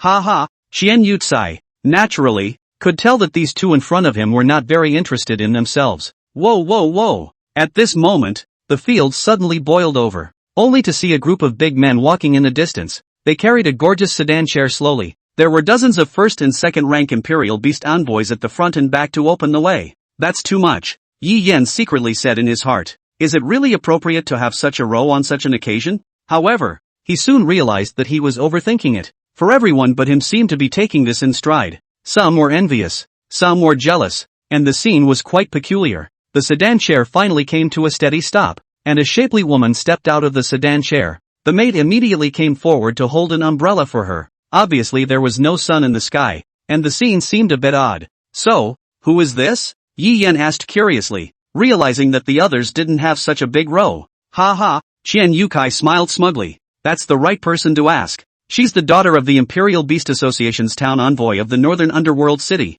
Prince Dicky. This is one of the few wizards in the entire young generation of the Great Summer who has awakened an SSS-ranked ferocious beast bloodline. Now Prince Dicky is the jewel of Daxia. It's only natural to have that. The Sentinel Society? Yi Yan whispered to himself, frowning slightly. The daughter of the town councilor of the North Underworld Beast Guild? Yi Yan made a silent note in his heart. The town guardian envoy was the strongest combatant of the Great Summer Imperial Beast Association, representing absolute authority. Its status even exceeds that of a chapter president. So, the question is, what is her bloodline? What are her talents? At this distance, after making sure you won't be detected, the talent was unleashed. An ancient panel surfaced in Yi Yan's eyes. _____. Name, Dicky. Fierce Beast Bloodline, Fire-Bathing Evil Phoenix, SSS grade. Status, half-sealed, in some kind of seal. All those contracted to it are burned out due to the effects of the fire bath. Ferocity Erosion, 10%. Talents, Phoenix True Flame, SSS grade.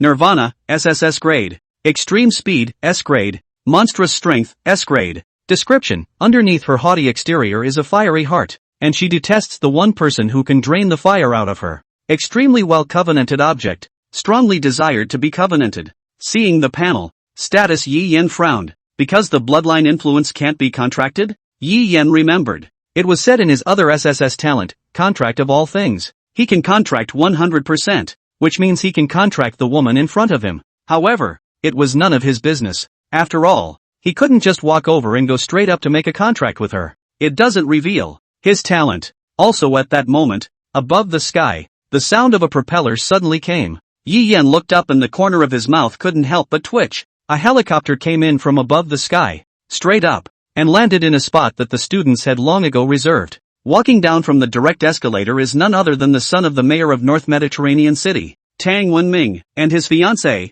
Mu Baiting. I heard that they, with both ratings at SS, could be considered a match made in heaven. Yi Yan looked towards Qian Yucai, who had been babbling at his side, and said breathlessly, "How do you know everything? Hey.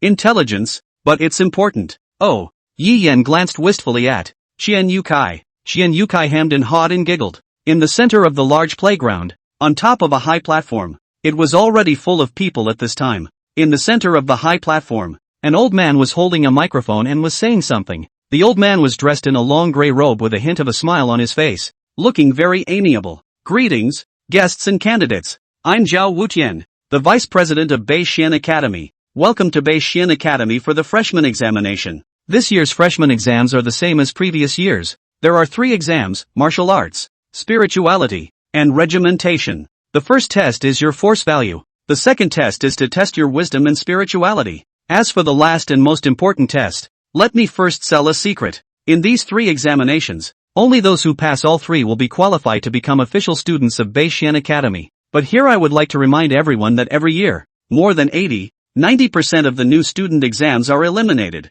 So I hope that all candidates will take it seriously. At this moment, the candidates on the stage were in an uproar. As soon as Zhao Wenshi's words fell, the candidates on the stage were in an uproar. What? More than 80% or 90% of the people were eliminated? That means that out of 9 people, only 1 passes? That's a high elimination rate. This North Xian Academy is really strict. Candidates were murmuring, a hint of nervousness on their faces. They were all geniuses from all over the place, but faced with such a high elimination rate, they had to take it seriously. After all, once they were eliminated, they would lose the chance to enter Beishian Academy. At this moment, on top of the high platform, Zhao Wutian looked at the candidates under the stage, a small smile on his face. Candidates, don't worry, as long as you take the examination seriously and bring your strength to bear, I believe you will be able to pass the examination. Alright, now the examination officially begins. First is the martial arts examination. As Zhao Tian's words fell, a burst of applause rang out above the large playground. In the next moment, a teenager walked up, dressed in a black power suit, with a slender figure and a clean face, looking very spirited. Hello, all candidates. I'm the president of the student council and your college president, Lin Tian. The teenager stood on top of the high platform and introduced himself with a loud voice. Next, I'll announce the rules for the first test, the first stage of the trial. Lin Tian paused to attract the crowd's attention before slowly speaking. The first examination, in total, is divided into 3 stages for a total of 1 month. Next, I'll announce the first test, the first stage of the trial, which is the duel. Candidates may invite their counterparts to duel at will, provided both parties agree. Each fight is captured by the computer and shared with the corresponding teacher, who then gives the corresponding score. Factors affecting the score, the time of the duel, that is, the time it takes to defeat the opponent, the difference in strength between the 2 sides, and tactics all affect the score. At the same time, those who want to continue to improve their scores after they've earned them can also continue to fight again. Note that a high scorer cannot challenge a low scorer, while a low scorer can issue a challenge to a high scorer. However, it requires the consent of the high scorer. The high scorer cannot refuse 3 consecutive sparring requests from the low scorer, and the low scorer cannot send consecutive cordials to the high scorer at intervals of 1 hour. After a victory, the winner will be awarded points for the difference in scores between the 2 sides, and those who lose the battle will have their corresponding scores deducted, and once the scores are deducted to a negative number, they will be disqualified from applying for the examination. In other words, this first battle is especially important, because for the first time, both sides are low-scoring groups that will get good scores if they exterminate fast enough, or if they put up a nice fight. And when everyone finishes their first duel, everyone will be awarded the corresponding score. It is also at this point that the total number of points will no longer change. This feels, however, a little too easy. As long as one didn't go to challenge people whose scores were too much higher than their own, and didn't get deducted into a negative number, then there was no such thing as elimination in this first test, the first stage. After all, the first stage doesn't have an elimination line, but the reason the test is a test is to screen out the good ones, and weed out the ones who don't meet the requirements. Then this kind has no elimination mechanism whatsoever. It's not really an assessment at all. It's more like an exam. Or, perhaps, the second, third stage behind it is all about scoring? Exclude some people by scoring high or low? No, it shouldn't be so arbitrary. But whether the latter is announced or not is not known. And the only thing that is known is the score. In order, elimination toward pulling the score up a bit. Lin Tian, who was high above the sky, could not help but laugh lightly when he saw the crowd on the stage thinking about how, actually, there is nothing complicated about the test. Rather it is very simple, as long as you get a high score. But looking at such clueless schoolboys, Lin Tian's heart couldn't help but itch, precisely when he saw their desperate expressions. That's absolutely great.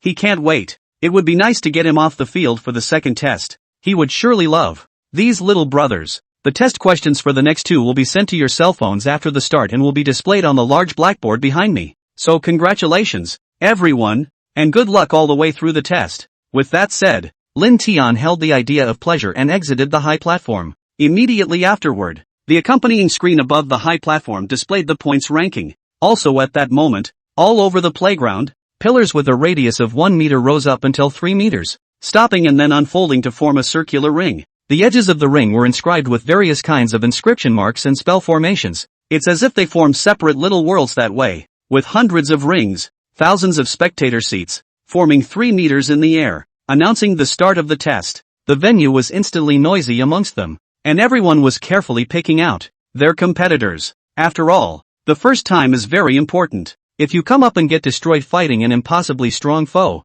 you will be putting a low score on your opening. How about a fight? Sun Empyrean smiled and sent an invitation to Yi Yan.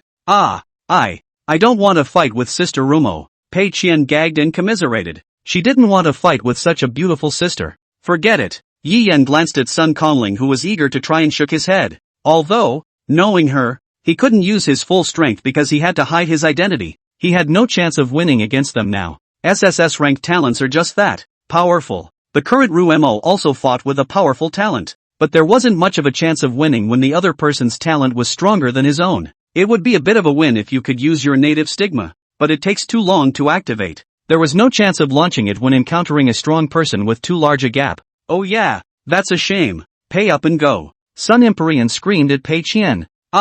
Sister Rumo, I'm leaving. Bye. Rumo waved his hand, and with that, his eyes looked at Yi Yan. Words, what are we going to do now? We're starting to have to scout for opponents as well. Well, word, I'll try. Take it easy, it's only just begun. At this moment, the ring on top of the large playground already had quite a few people standing in it. Many people have already decided, well, their goals. To dare to compete without a royal beast envoy. This chick has too much guts. In his ears, the taunting voices of passers-by, and the object of the mockery was the young girl on the high platform. Words. Rumo pulled Yi Yan's corner and looked at the high platform. It's Tong Tong Zhou. Following Rumo's gaze, Yi Yan's sight landed on the cat-eared girl on the high platform. Points of starlight flickered in Yi Yan's eyes. The next moment, an ancient panel popped up. _____. Name, Zhou Tong Tong. Feral beast bloodline, shadow cat, E.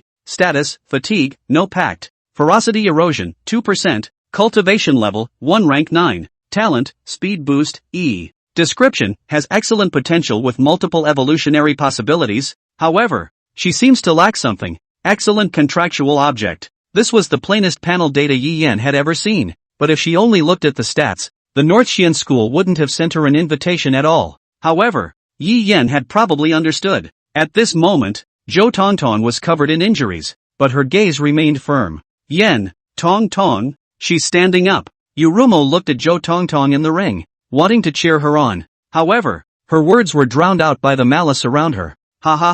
She's still trying to get up. A low-grade E ferocious beast also wants to enter the North Xian school? What a delusion. Waste of space. You should hurry up and get back to where you belong. You feel the same way, don't you? A man beside Yi Yan suddenly struck up a conversation with him. It's just relying on money, piling up qualifications. If it wasn't for her mom's damn casino, she would have qualified for school? You seem to know her, but I advise you that it would be best not to get involved with her. Well, it's none of your business who I make friends with, is it? Yi Yan raised his eyes, his sharp eyes, making Summer Ann's expression tremble. Did you know that their family runs a casino? No. Did you know that she is a ferocious beast of E-class bloodline? No. Although, Yi Yan was tempted to say that bloodline ratings couldn't determine everything. There are no wasteful ferocious beasts, only wasteful imperial beast envoys. But, it's just a load of crap. Unless, of course, there's a chance to go against the grain. Then you still. But so what? Although, Yi Yan didn't have half a good feeling about casinos, an industry that made people lose their money. But what does it matter to the young girl in front of you who is trying her best to prove herself? Besides, the other woman's mom gave him money. What an ignorance of goodness. I see you're a gambler. Sorry, I never gamble. Summers Ann snorted coldly and stopped paying attention. You're lying, obviously looks like a gambler. It's Rumo, dumbfounded, looked at what was in front of him. She didn't understand why these people were so malicious towards Zhou Tongtong. Obviously she wasn't an inferior ferocious beast. Rumo gripped her chest tightly. She couldn't figure it out, but she hated seeing this, because it reminded her of her on the day of her awakening. Only, the young girl was much braver than she was. At that time, if it wasn't for Yi Yan stepping forward, she might not have been here a long time ago. Thinking of this, Rumo subconsciously clenched Yi Yan's hand. She didn't want to be abandoned, and she knew that it was wrong for her to feel this way. What a pathetic, hateful woman she is then. It's okay. Yi Yan's gentle voice made Ruimo raise her head, and she tugged at the corners of her mouth to reveal a bright smile. I'm fine. Her gaze unconsciously fell on Zhou Tongtong on the stage. She saw a spirit of defiance in Zhou Tongtong, something that she lacked. She even began to doubt whether she was really fit to stand beside Yi Yan, but she didn't want to let go. She didn't want to lose that warmth again. Waist? Tong slowly stood up. Why? Tong stood up straight and wobbled. Since her awakening, her world has been turned upside down. E-class waist ferocious beasts. This label was firmly attached to her body. Those who usually flattered her changed their faces on that day, with disdain in their eyes. But, so what? She was who she was and never changed. She took a step forward. The last one now. Ah! Bang! Zhou Tongtong lost her center of gravity and fell forward, fortunately supported by her hands. At the moment, her eyes were confused. I've reached the end of my rope. Is this the limit of an E-class ferocious beast? The blood dripping from her forehead blurred her vision. She just felt the sky spinning and wanted so badly to just spread out. She doesn't want it, doesn't want it, doesn't want it. What would all her previous efforts count for if she fell here? Ha ha ha, you'd better admit defeat. It's impossible for you to defeat us without the Imperial Beast Envoy. The man smiled broadly, and as he lifted his hand lightly, a stigma emerged. First Order Stigmata. Rock Ball. As the man's voice fell, the young girl, who had transformed into a ground lizard, flapped her tail. The next moment, a huge rock coalesced in her mouth. To lose? Looking at the ball of rock coalescing in front of him, listening to the constant taunts in his ears, silk of blood, running down the young girl's forehead, dropping to the ground. Everyone is expecting her to lose. See, I told you. How could a person with an E-class fierce beast bloodline win against a C-class Imperial beast combination? A waste is a waste. An E-grade waste who actually wants to enter Beixin school really doesn't know the sky. Admit defeat? Is that the end of it? Couldn't a grade E be a warrior and not have the opportunity to go to school, just to live your whole life as an ordinary person? She's not happy about it. Tong Tong, go for it. Suddenly, a faint voice came from the stage, but it was still captured by Zhou Tongtong. She looked over, and at that moment the teenager who had been cheating at the casino on the stage was looking at him, with his girlfriend at his side waving at him. Turns out, there were people watching her, too. It's not too late for you to give up. The man had a winning face as he turned to Zhou Tongtong. I don't want to get blood on my dear hands. Ha! Zhou Tongtong let out a light laugh. Yeah, she can't give up. Don't underestimate me. Sharp claws emerged from her fingers, and Zhou Tongtong slowly stood up, ready to fight. Oh, at the moment, off stage. What's the matter? Got a problem with that? Yi Yan's face was icy cold as he looked at the crowd staring at the ink-like crowd behind him. So, you were cheering for what? That loser? Xiamei gritted her teeth and her eyes were dead set on Yi Yan. Yi Yan could see that the disdain and contempt in his eyes was different from the others. That kind of hatred that originated from his heart. Waste? Yi Yan snorted coldly. Whether it's a waste or not, it's not up to you to say. Yes, a young girl who is trying her best, bad-mouthing her. You look more like losers to me. You, the man on the side, Summerside, looked offended, clenched his fists, tried to argue and, the next moment, a sudden cry of alarm interrupted him. Look, she's actually charging up there. Seek death. At this moment,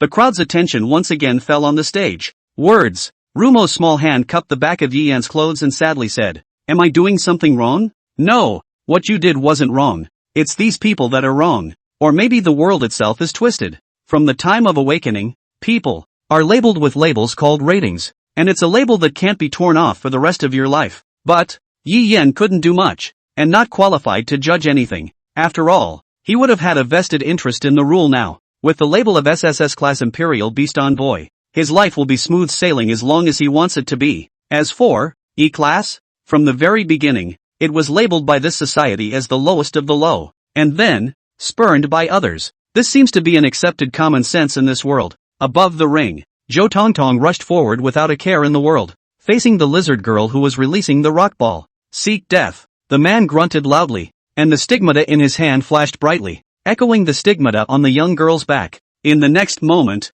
rocks erupted from the lizard girl's mouth. Brush! A huge rock shot towards the young girl. Tongtong didn't dodge and directly met it. She's looking for death. The crowd shook their heads. Just when the crowd thought that the young girl was going to lose, they only saw a cat-shaped stigma light up on the young girl's left foot. The pattern, which looked like a cat burrowing into the ground, was outlined in a handful of drawings. The next moment, just as Zhou Tongtong was about to confront the rock, Zhou Tongtong's foot, stepping into the ground, then actually sank. Black shadows on the ground, rippling like water. First order stigmata. Subterranean shadow. With that, Zhou Tongtong's words just fell. Her entire body sank into the rocky shadow, and when it reappeared, her entire body had already crossed over the rock ball to the lizard girl. At this moment, the reactive lizard girl sighed darkly and just raised her claws just as she was about to fall. Tong disappeared again, blending into the lizard girl's shadow. What? The attraction girl was shocked. She actually unleashed her stigmata twice in a row?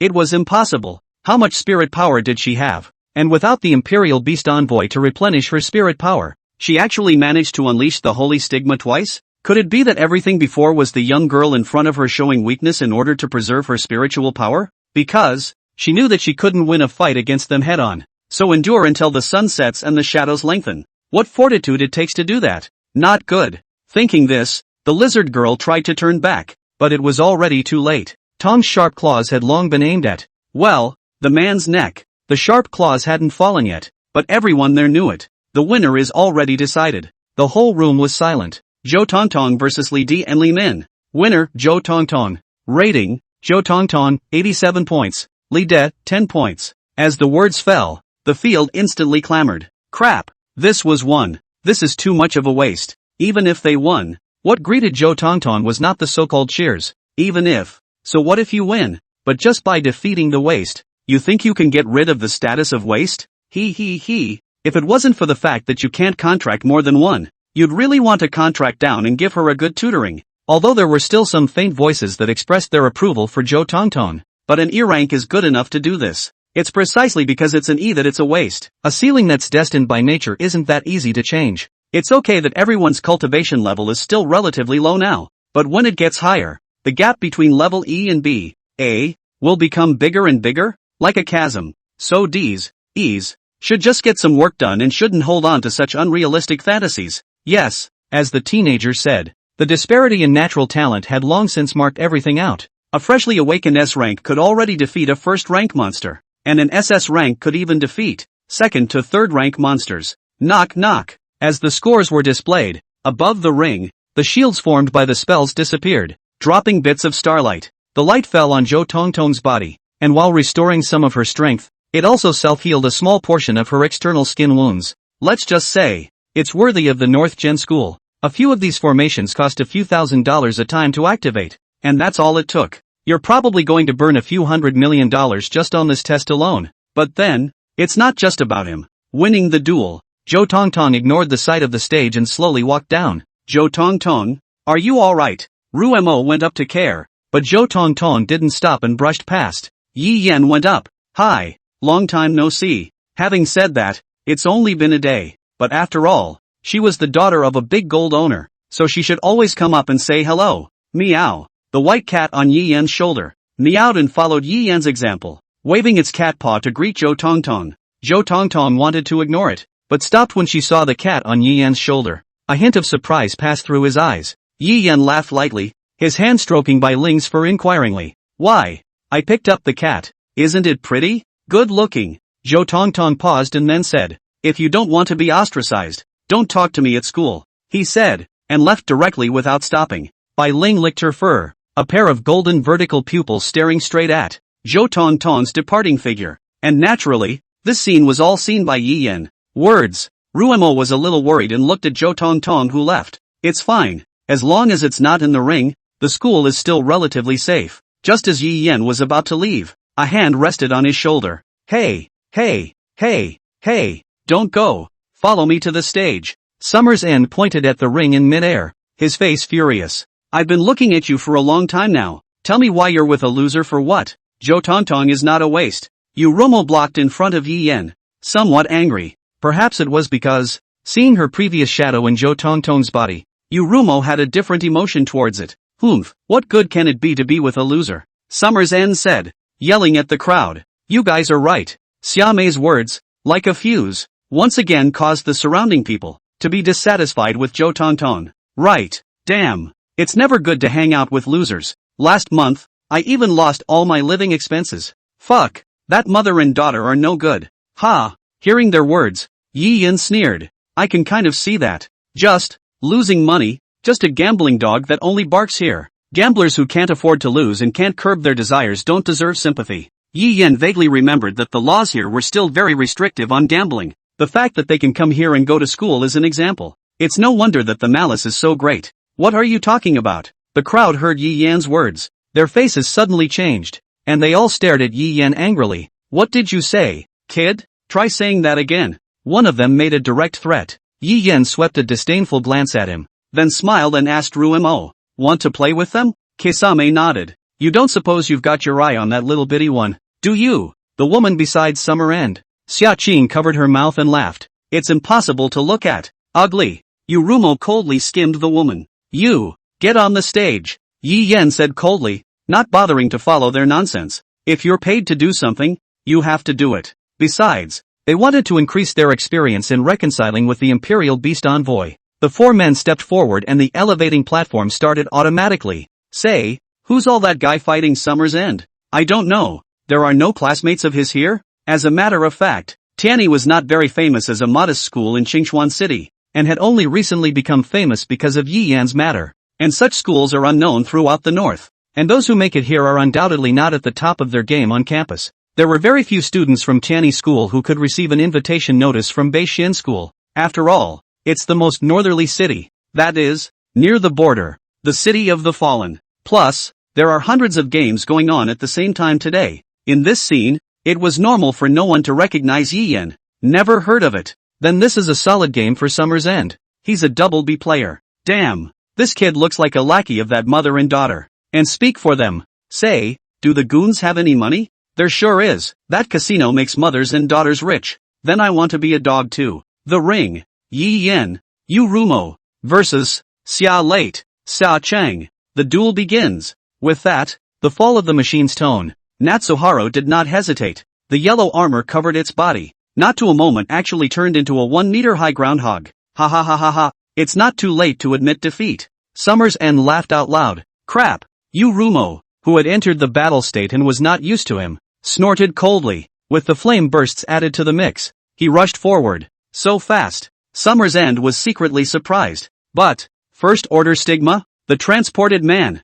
Golden tattoo marks. Emerging from Summer's End's hands, imprinted on the young girl's body. Just as Rumo was about to approach Natsuki, Natsuki dug her hands downwards and instantly disappeared into the ground. Rumo, duck on the ground. As Yi Yan's words fell, Rumo instantly left from where he was, and also at the moment Rumo left, a claw emerged, saw it fall, and retracted back into the ground.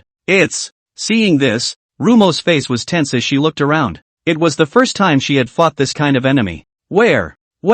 She scanned the ground and didn't find the ground in any way out of place. Normally, when a person disappears into the ground should not appear to be raised. That doesn't make common sense. Since he couldn't find it, then Rumo turned his gaze to Summer's End, blazing flames that coalesced at her feet. Rumo, don't go over. Come back. Just as Rumo was about to rush up, Yi Yan called out to her. Rumo, without hesitation, directly returned to Yi Yan's side. This feeling was the same as when Yuan Xingyu trapped Talisman that time, only much weaker. Points of starlight converged in Yi Yan's eyes, and he frowned slightly. A line made up of spiritual energy was buried deep beneath Summer End's feet. Sure enough, his guess was not wrong. It was a formation. Unfortunately, he didn't know much about formations and couldn't risk attacking. Off stage, murmurs, here and there. Look, that Yi Yan kid is going to lose. Really, it's out of your league. Strange. Why don't you just attack the Imperial Beast Envoy?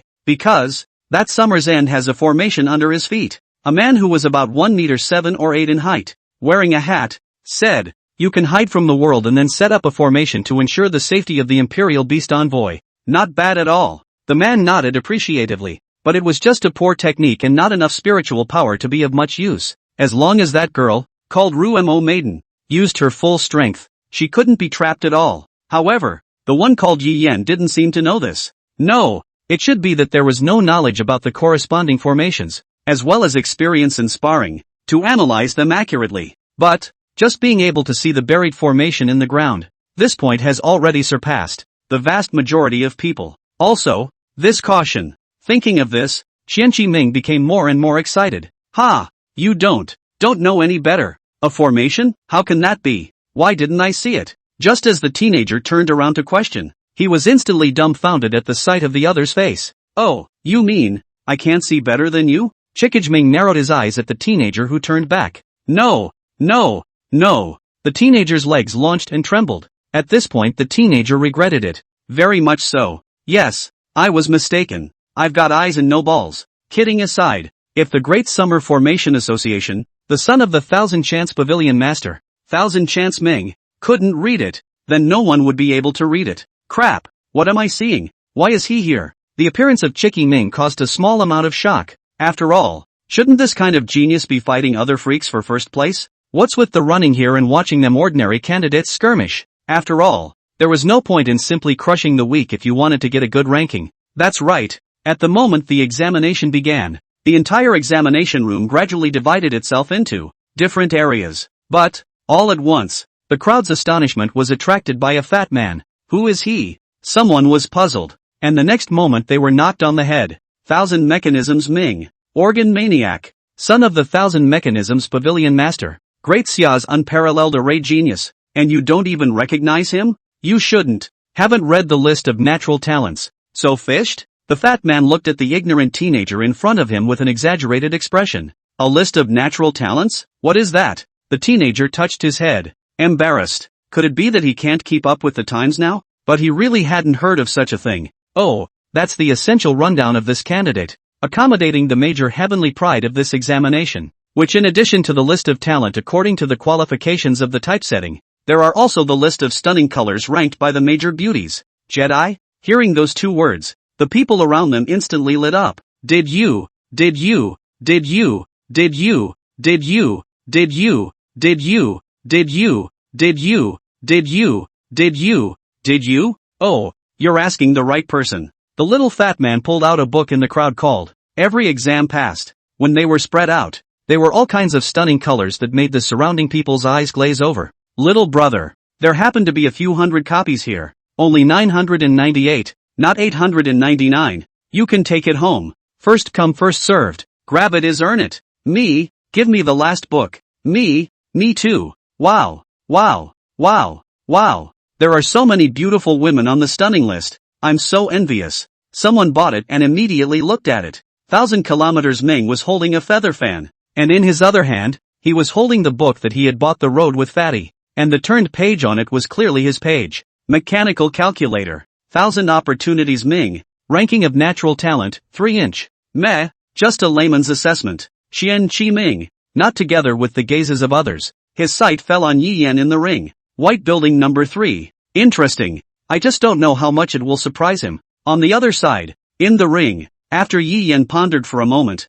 he felt that it was true that he still couldn't take the risk. That's just all destroyed. Rumo, release the Pisces on the ground without using your full power. Okay. Receiving Yi Yan's order, Rumo did not hesitate for a second and threw a punch at the ground. Ha ha ha, are you being funny? Summerzen saw Yi Yan and actually laughed out loud at the ground mess. Is this a loss for him? Damn. This person called Yi Yan is really not human. A little punch from the third in the Jedi list. If only it could hit my little heart. A man clutches the book pass every exam and fantasizes. However, in the next second, under the astonished gazes of the crowd, red cracks appeared on the ground and quickly wanted to spread on the ground. Click. Within moments, the ground was cracking like spider silk. Terrifyingly hot air that steamed out. Ah, it's hot. Groundhog Girl jumped out of the ground, and the next moment, a foot stomped hard on her head.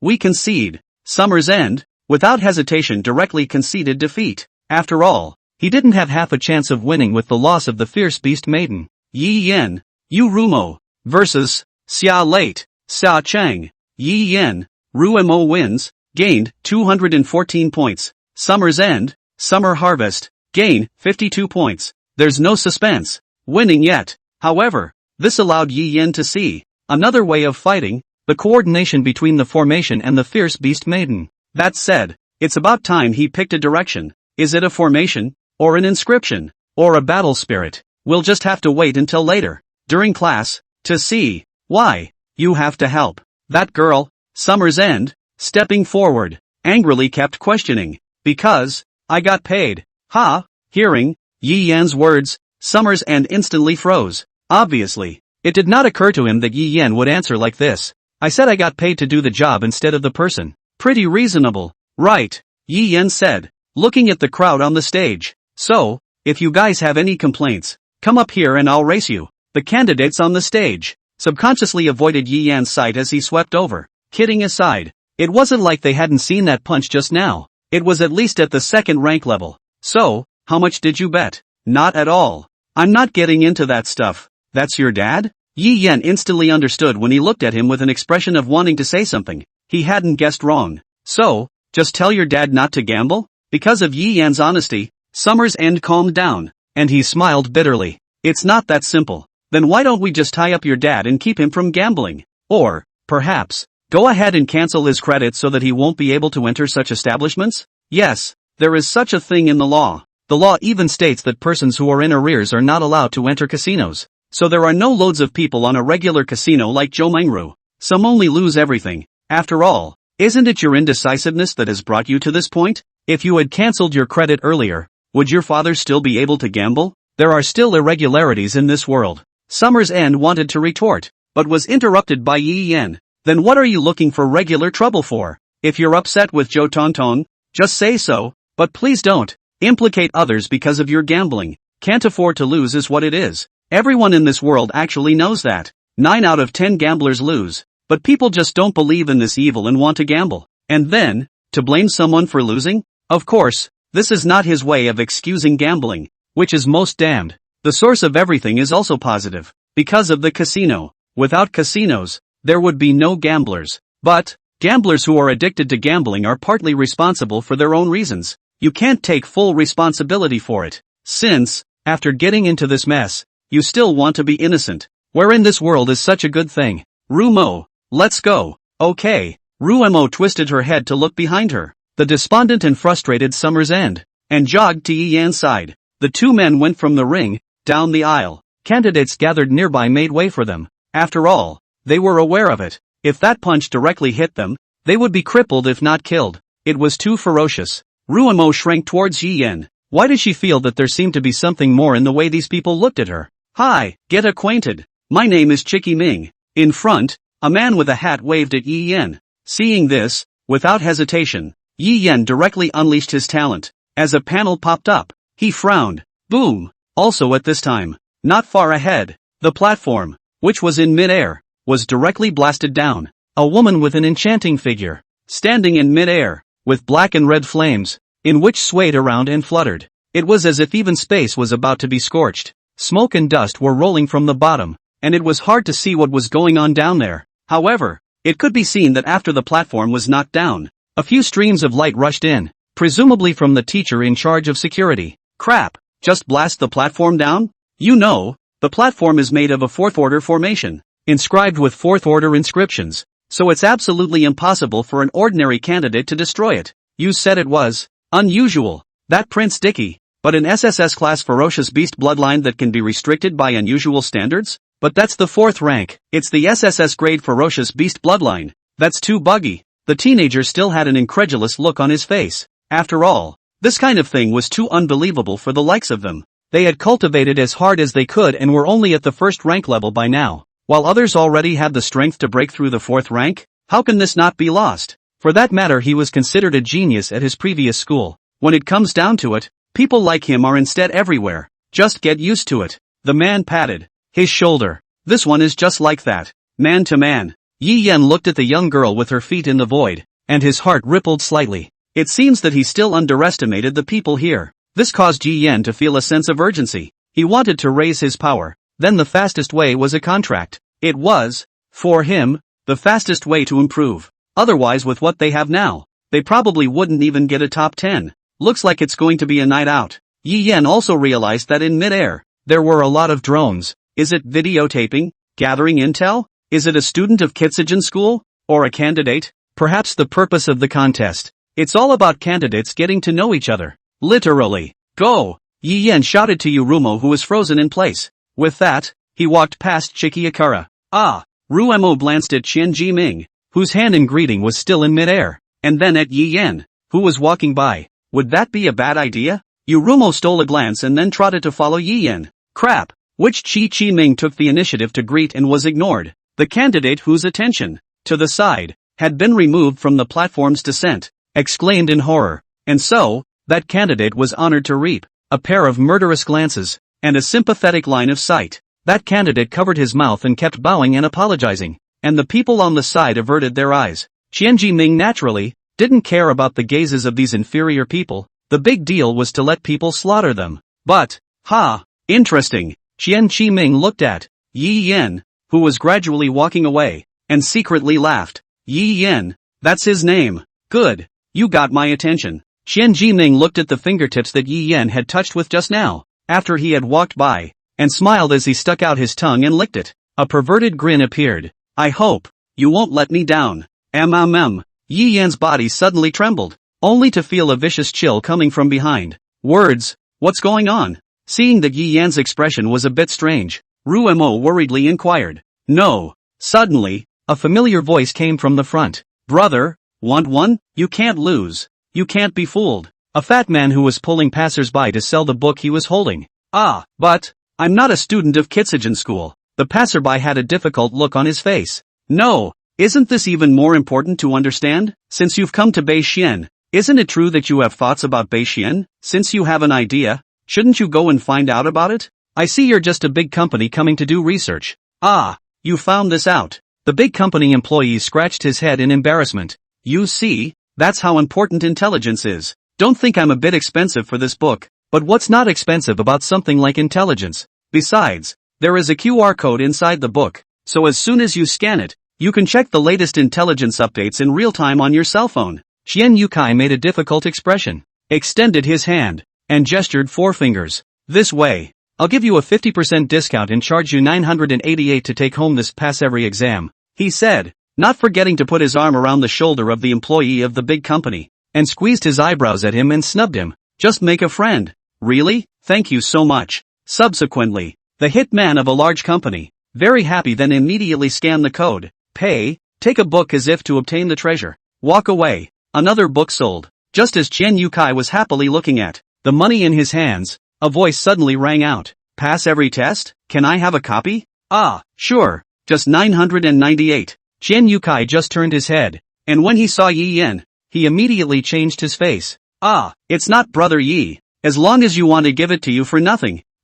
Well, thank you then. As soon as he heard that it was a free gift, Yi Yan did not hesitate, and directly took the only book he had left from Chen Yotsai's hand, and drew it out. Qian Yukai didn't react for a moment. Shouldn't he push back at this time according to Desia's tradition of modesty? And then, he's pretending to be embarrassed? No, big brother, I'm just being polite and you just take it? The whole thing was so bad that he didn't know what to say. Qian Yutsai? Seeing that Qian Yotsai's eyes were confused, Yi Yan called out. Thank you. Yi Yan took the book and waved it in front of Qian Yukai. He naturally knew what this little fatty was thinking, but how could he give back what had come into his hands? Besides, he was the one who said he'd deliver it. He didn't force him. Hey, we're just brothers, Qian Yukai said with an awkward yet not rude smile. At that time, it would be even better if Brother Yi could take care of little brother in the second examination. You know about the second examination? Yi Yan raised his eyebrows. Why? It's not available on the internet. Why do these people know about it? Is there some special channel? Hey, don't underestimate my intelligence skills. Qian Yukai hemmed and hawed, rubbed his hands together, and then said, I've heard that this second test, it's possible to form a team, and because, it's possible to hold a group. Yes, hug it out. Then it wouldn't be a problem to let Zhou Tongtong advance, and he could also get his stuff without any problems. Instantly. Then, the fruit is to improve your strength. It was impossible for him to stand behind you Rumo all the time. Although, after the 4th rank, it was possible to learn resonance, but that was still too far for them. Right, Qian Yukai, rubbing his hands together, smiled wickedly. It's not nice of you to ignore it like that. Chiki Akira, he's from the Black Building Dormitory? A Black Building Dormitory? What the hell is this? Yi Yan was puzzled as to how it felt related to the white building he was currently living in. Is it possible that he doesn't live in a regular dormitory or something? You don't know? Qian Yukai stole a glance at Yi Yan and explained for him. We have this, the dormitory area. In addition to the regular dormitory area, there are 3 buildings distinguished by color: red, black and white. The red building, inhabited by the absolute geniuses of this examination, is the topmost in the entire region, almost 1 floor per pair of imperial beast envoys. 3 floors in total. The monster that blasted off the platform just now. Prince Dicky is the one that belongs to the No. 1 Red House dormitory. That's the girl with the SSS class beast bloodline. Being top of the line, there's nothing wrong with living in the Red House. The Black Building, on the other hand, has 3 pairs on each floor, 3 floors in total, and likewise reside some of the top candidates, basically the monsters of this test. That Xianji Ming lives there. Oh. Yi Yan flipped the book, and Yurumo looked closer and asked in confusion. But, in the list of natural talents you wrote, why is 1000 Opportunity Ming ranked 3rd? If, by school rankings, shouldn't the top few be those guys from the Golden Building? Hey, you don't know that. Facing the beauty's question, Xian Yukai squeezed a smile and explained, do you know why that Golden Building now only houses 2 floors? The other floor is empty? Why? Because the Imperial Beast Envoy on one of the floors was sent to the hospital by Chiki Akira, and if it weren't for Sensei's timely arrival, that guy would have already died. What? Ruemo covered her small mouth and exclaimed. Yi Yan raised his eyebrows and didn't have any surprises. Shen Yukai didn't see any expression on Yi Yan's face and was a little disappointed in his heart. Oh, isn't there another one then? Oops, that building is in trouble. It's hard to check the information, just like a black household. Nevertheless, it is presumed, on the basis of the news of successive generations. Speculation? Odd things live inside. Oddball? Yi Yan thought about it carefully. Those people did seem a bit strange. But again, I can't say exactly. That's right. I can't actually gather much intel other than a few of them. One of them, Yuan Xingyu, is particularly mysterious, as if he suddenly appeared. I've never seen this type of person exist before, both online and on the Sentinel Society app. It's also really weird. Xian Yukai rubbed his head. 2 more just arrived, and I didn't get around to it. While Chen Yukai was walking and talking at the same time, Yi Yan stopped. Why did you stop? Seeing Yi Yan stop, Xian Yukai also stopped and asked. Arrived? Xian Yukai looked up, looking at the snow-white dormitory building in front of him. His face suddenly froze. You live in the 3rd White House dormitory? What? No? Yi Yan raised an eyebrow. Although Qian Yukai said that there was something odd about living in the 3rd White Building, but Yi Yan didn't feel that he was the odd man out. Of course, neither was Yu Ruema. Xian Yutsai gave a dry laugh, a look of dawning and then quick acceptance. You're still a bully. I'll go first, then. Xian Yukai waved his hand to bid farewell to Yi Yan. The moment he turned to go, his mouth was still murmuring. I see, but it's normal. An SSS-ranked Imperial Beast Envoy contracting an inferior ferocious beast is strange no matter how you think about it. Qian Yukai walked, raising his hand, and a drone fell, then was put into the nascent soul ring in his hand. The situation, it's very important. Qian Yukai was very clear about the situation here. His natural talent was not high. If he wanted to stand out amongst these monsters, one can then only know what the reason one knows. For that, not just intelligence, he needs money, lots and lots of money. Just as he was thinking about going back and organizing his updates,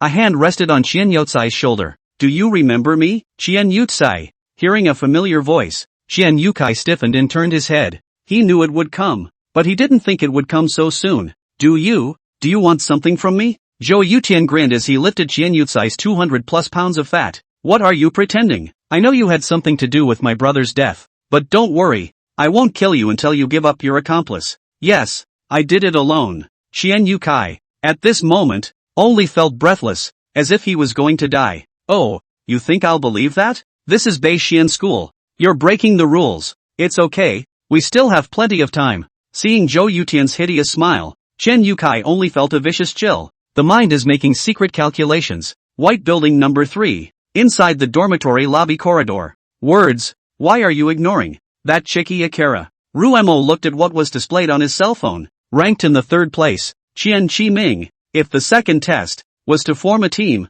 wouldn't it be smooth to form a team behind contact with such a person? They can't, 2 for a whole lot. Hey, I know what you're thinking, but not that one. Thinking back to the description on the 1000 Mechanisms Ming panel, Yi Yan had already decided that he would not get involved with this person. Why? Because that guy's a pervert. Pervert? Yurumo tilted her head in disbelief. But since the words, they said that he was a pervert. Then he's a pervert. Yurumo simply made dinner, and after the 2 of them ate, they went into the room together to cultivate. The cultivation of an Imperial Beast Envoy was no different from that of a young girl who carried the bloodline of a ferocious beast. Only the young girl, in addition to running her spiritual energy, had to be careful of being devoured by the ferocity inside her bloodline. And that's where that's where it comes into play. Filtering it through the covenant, eliminating it. It was also for this reason that if the two cultivated between them, it would be a bit faster. However, it wasn't a lot. But even if it's not much, for the girls now, they can't give it up.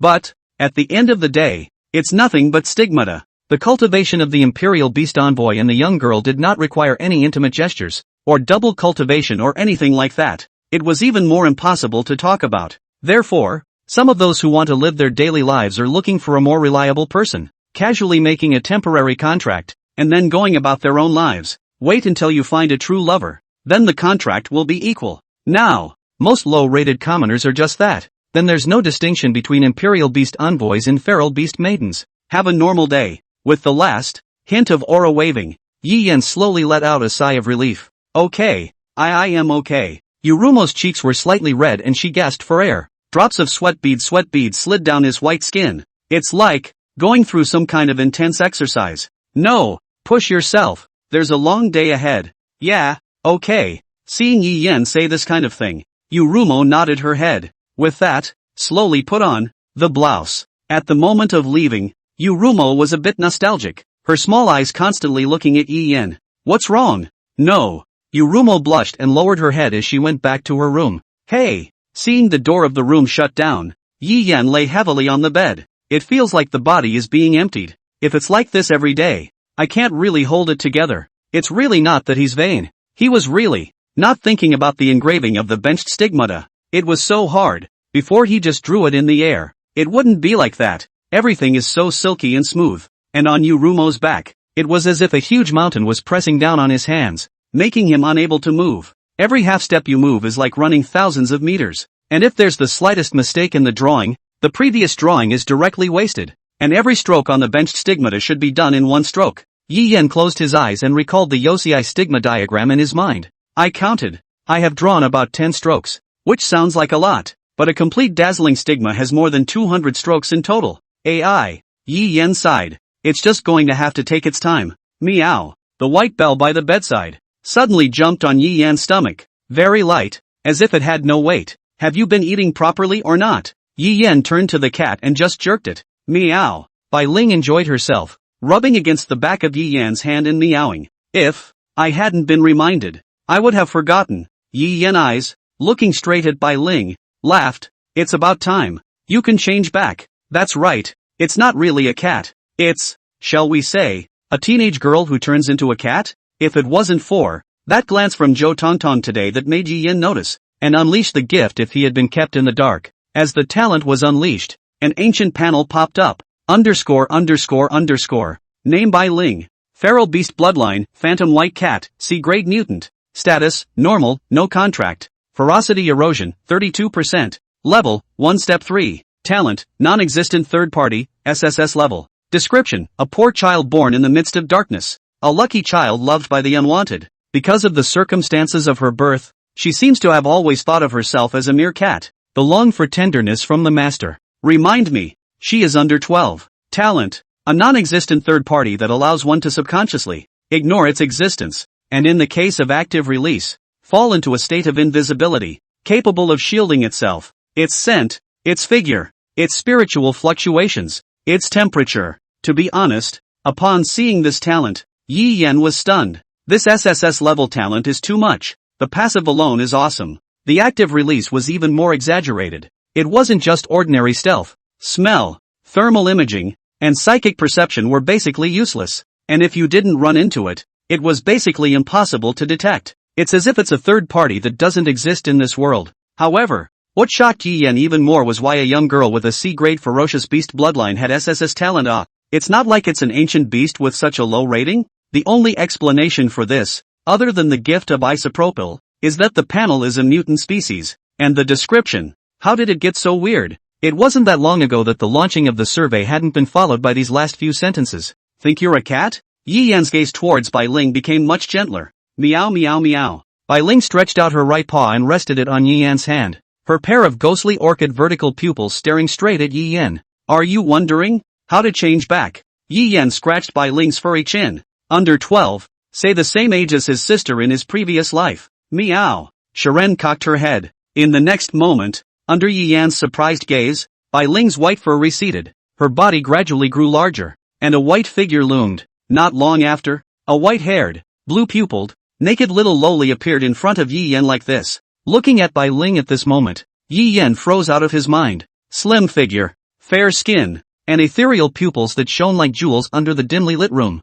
Why, so much like his sister in her previous life? Puff, meow. Just as Yi Yan was shocked, Bai Ling pounced on Yi Yan as soon as she could, and her tiny soft tongue kept licking Yi Yan's cheeks. Ah, it tickles, it tickles. Don't add to it, don't add to it. Who can stand it if you keep adding to it like this? In the heat of the moment, Yi Yan pushed Bai Ling away. Bang, pop. Sharon was on the bed, rolling around, a fluffy tail, on the edge of the bed, sweeping. Oh meow. Bai Ling saw herself fall to the ground, a face all scrunched up into a frown, large drops of ice hanging from the corners of her eyes, but it just didn't come out, and the tears didn't fall, they just hung there in their sockets. It seemed to think that she was hated by Yi Yan. A pair of snow-white cat ears were hanging down, and a pair of big eyes, looking at Yi Yan in a resigned manner. Watching, Yi Yan's heart softened. No, no, you get dressed first. Saying that, Yi Yan's cheeks blushed slightly, handing over his white shirt to put on.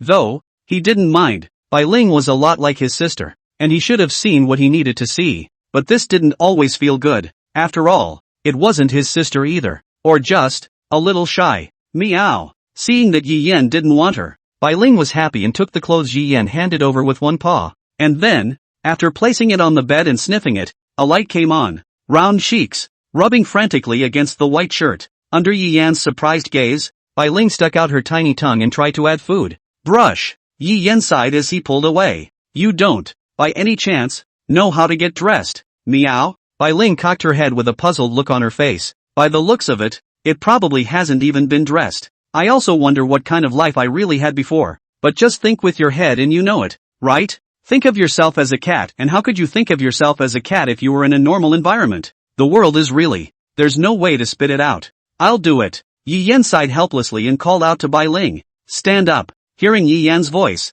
Bai Ling stood up obediently and honestly, assuming, of course, that one ignores the words. Behind Sharon, wagging his fluffy tail merrily like a fan, Yi Yan went up and skillfully dressed him. Simply, in his white shirt. It didn't occur to me that after having to take care of my sister in my previous life, I would have to do the same in this one. The wide white shirt was worn like a dress on Bai Ling. The long length hung down to Bai Ling's knees, loose, and the sleeves even hid Bai Ling's small hands. Still, this is at least better than being bare. He didn't have any clothes for girls here either, and Kisame had and was too big. Staring at Bai Ling's flat chest, Yi Yan sighed helplessly. In the future, it's time to give her more nutrition. Look how thin the child is. The matter of clothes can only wait for tomorrow. In the follow, let Rumo bring Bai Ling to Bai. Meow. Sharon sniffed at the clothes on her body, cupped her face in delight, and inhaled deeply. The wide sleeves, along with Bai Ling's small hands, swayed. Looking at Bai Ling's smile, Yi Yan smiled faintly. It was really easy to satisfy. But remembering the panel, Yi Yan's face became much more somber. He slowly extended his hand to Bai Ling and said, "Will you make a pact with me?" Ah. Saying this, Yi Yan suddenly forgot that Bai Ling didn't seem to be able to speak to. Then, the next moment, meow. Seemingly knowing something, Bai Ling didn't hesitate and put her small hand on it. Along with that, the twisting of the pact spell under his feet. Within a few moments, the deed was established. Ha! Yi Yan uttered in surprise. This would work? No need to speak. Just agree. Within a moment, a panel popped up. Sneaking, S-rank eliminates one's own scent and conceals one's presence. Looking at the extra talent, Yi Yan nodded with satisfaction. It was also, for part of Yi Yan's selfishness, that he needed this skill. As a price, I'll take good care of you from now on. Yi Yan reached out his hand and tenderly stroked Bai Ling's head. Meow. White Belle yelped, as if transforming back into her human form depended on consuming power,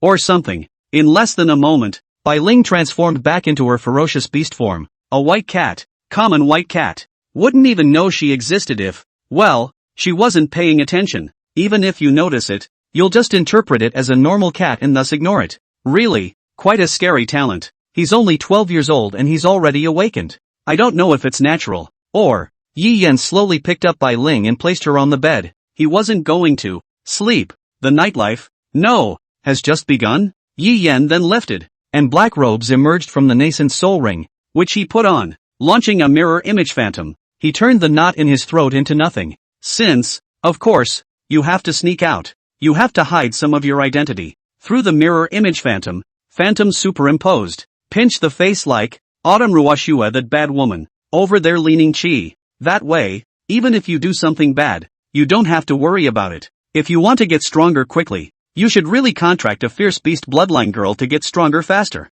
But where to look? With the S-rank talent sneak unleashed, Yi Yan strutted out of the campus. In fact, Beixin School, there was nothing set up at the entrance. This was what allowed Yi Yan to walk out so smoothly. Perhaps this is confidence in one's own strength. Walk out the door, selling pancakes, stinky tofu, smells bad, tastes good. Many vendors at the entrance yelled at the students coming out of the school gates. The smoky atmosphere made Yi Yan feel as if he had traveled back to his college days. Many students lined up in columns and rows in front of various food trips. The streets are brightly lit, illuminating the smiling faces of every student. At the moment, for them, the night is just beginning. If I had known that the entrance was so busy, I should have called Rumo and Bai Ling out. Yi Yan passed by one stall after another, sighing. Smells so good. He wasn't out to eat, though. Time waits for no man. If only I could have picked up a few more Sharan. However, this is nothing more than delusion. Since, to contract a fierce beast bloodline girl,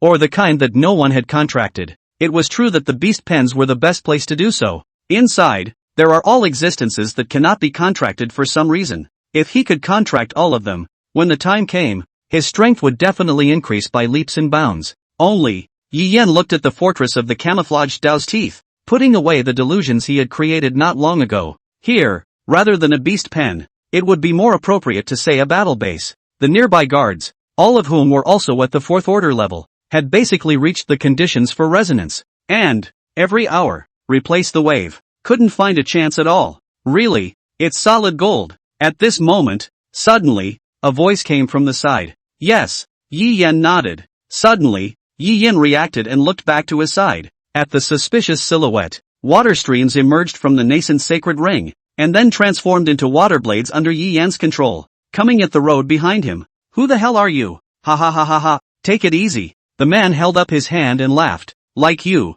I'm here to investigate the disappearance of the Beast Pen's feral girl. Disappearances? You're not? Of course. Without hesitation, Yi Yan replied directly. Although, he didn't know what the disappearance was, is all. It was impossible to directly tell the other party that he had come to rob the young girl inside the Beast Pen, who was being held captive. Right? This is a felony in Daxia. Just look at the wanted men of Shura. Just by robbing a small city, meaning Clear Springs, he is wanted nationwide and is within the mandatory kill list. He doesn't want that. Ha ha, that's quite a coincidence, the man said, extending his hand and introducing himself. Hello, my name is Zhuge Maku. I'm a student at Beixin School. Students? Yi Yan was secretly shocked in his heart. That is, the senior clucked. I didn't expect to meet a senior in a place like this. But Zhuge Maku? Him? How he's heard it somewhere. Oh, he remembered. Fatty Qian's every test must be passed inside. There is written the rankings of the students who have been assessed in previous sessions, and in the first 3 sessions, which is now the junior year, there was, ranked 7th in his grade, the god of formations, Zhuge Maku. It's a real stroke of luck, isn't it? Hello, my name is Autumn Ruin. Yi Yan was not polite and directly used the name of one of the young girls in Shura. It is evident that there is a lot of resentment towards it. Full of resentment. As for the wanted thing, there was no need to worry about it at all. Daxia didn't even know the names of those people in Shura, and his own face, now, was only 50 or 60%, plus his body, which was shaped differently, was impossible to associate with the past. Autumn Ruin? Hearing the name, Zhuge Maku's expression froze imperceptibly. What's wrong? Is there something wrong with my name? No. Zhuge Maku shook his head and gave a gentle, light laugh. Very nice name. Yeah. Looking at his eyes, it didn't look like he had found anything. Yi Yan was relieved. It looks like we're going to get nowhere this time. Yi Yan sighed as he looked at the alert of the beast pen in front of him. As far as,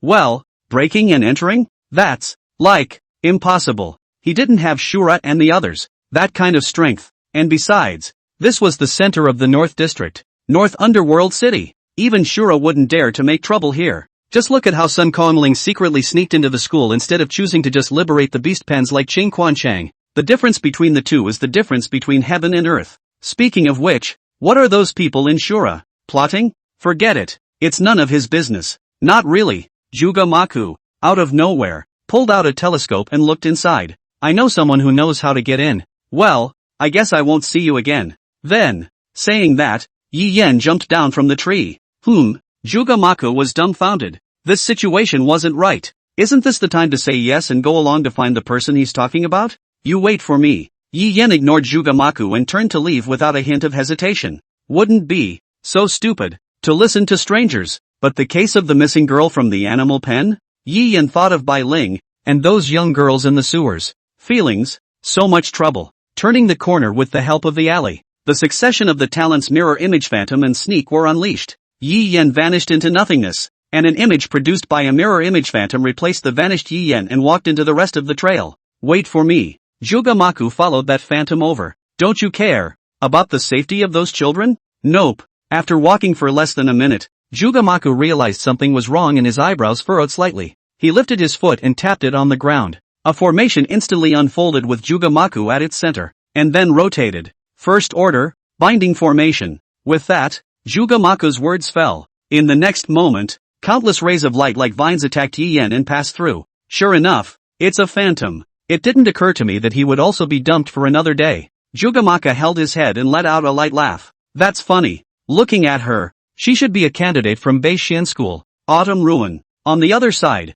Yi Yen walked within the alley. Suddenly, there was a stop. The phantom disappears. Discovered? It was pretty quick. Less than a minute. But it's normal. The power differential is there. It was thanks to the S-rank talent that he was able to fool him. And I wonder, what purpose he really has. However, the eye of the beast is not going to make it. There was absolutely no way that he could. Right now. Breach there. So, where to go? Yi Yen stepped forward, and instantly a sense of weakness came. Flutter. It was a good thing his hands were out, holding onto the wall, or he would have had a close encounter with the ground. Launching multiple talents in a row and running low on spiritual energy, Yi Yen let out a deep breath and lifted his sneak. It took a moment to recover. It seems, it's better to save it. That said, he didn't know, even now, how much spiritual power he had. After all, there is a lack of comparators. I'll just have to wait and see when I take my Reiki class. However, Yi Yen felt that there shouldn't be much. After all, the aura that was originally consumed and empty was now restored in a few breaths.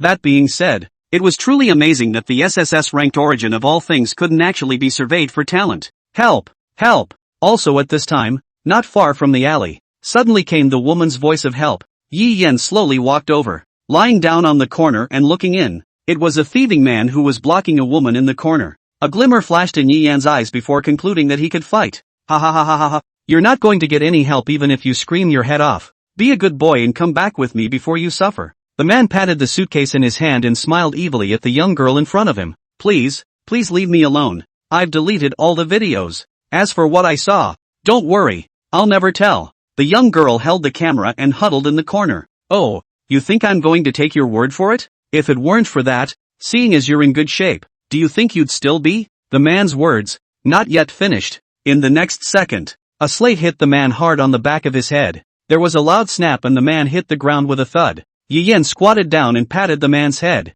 followed by another slate. After confirming that he passed out, take out a rope and tie his hands and feet. The movements were fluid and skillful. Looking at the girl on the sidelines, frothing at the seams. Nothing's wrong. I am fine. My name is Aozora. Thank you for saving me. Seeing that, the visitor was a pretty girl. Aozora relaxed quite a bit. However, the next words really startled her. Will you make a pact with me? Will you make a pact with me? At this moment, looking at the stunningly beautiful, except for her chest that was a bit flat, beautiful young girl in front of her, Xingju had a questioning look on her face, completely unresponsive. Was she invited to sign a contract by the beautiful young lady in front of her? But they're both women. How can two women make a pact? No. Xingju thought on second thought. It shouldn't be hinting at something else. Could it be that she was trying to invite her to get married? Because, so that's why it's called a contract? FYI. On the internet, many girls usually refer to marriage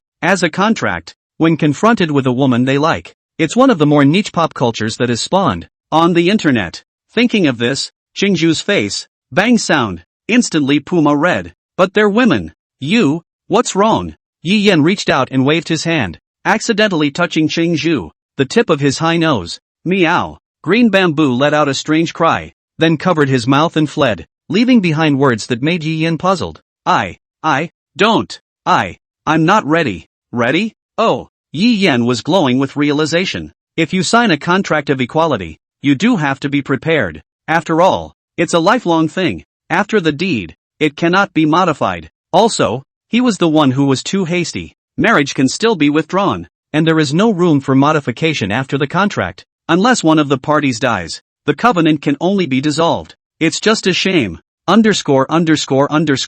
Name Bamboo. Feral beast bloodline, Nightingale, grade B. Status, normal, no contract status. Aggressive infestation, 10%. Talents, sleeplessness, S. Concealment, B. Description. This panel. And the talent. It would be nice to have a deed. It was true that in this world one wouldn't contract with a stranger without difficulty or because of something compelling. It seems that it really isn't that easy to get a contract. Yi Yan sighed, then looked at the man in front of him, crouched down and reached out, touching the corpse. One dig. Hard. Yi Yan took it out and took a look. It was a dark blue crystal, from which he could feel a thick spiritual energy. Seeing this, Yi Yan's eyes lit up. Good stuff. Crystals that contain aura. Spirit crystals. It can be used for cultivation, to aid in formations, as ink for engravers, and is very useful anyway. The demand almost exceeds the supply. Though, for Imperial Beast envoys before the third rank, it was a luxury is all. The state's rules,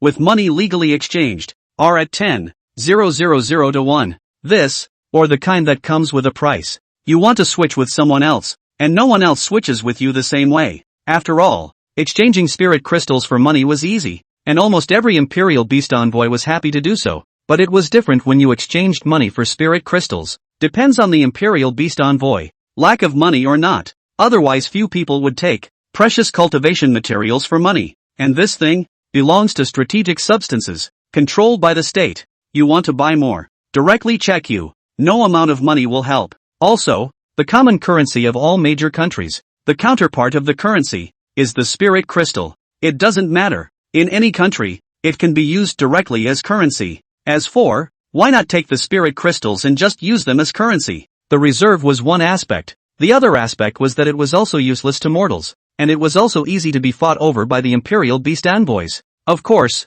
the most important thing is how such a precious strategic substance can be used as currency. Yes, of course, as much as possible, it is stored as war material. Many of the country's large-scale high-tech products require spirit crystals to be used as energy sources. Luck. Yi Yan nonchalantly put the spirit crystal into his ring. He suddenly realized that he liked being chivalrous. What to do? Just when Yi Yan was excited and wanted to look again, where were the innocent young girls threatened by the punks? Yi Yan suddenly realized that within a small room in front of him, something was written. He blinked, his glowing eyes. Make sure he's not mistaken. Zhou Family Temporary Reserve Warehouse, with a few freshly captured slaves hidden underneath. Defense-wise? Yi Yan expressed doubt. So it turned out that his talent everything origin could be used in this way.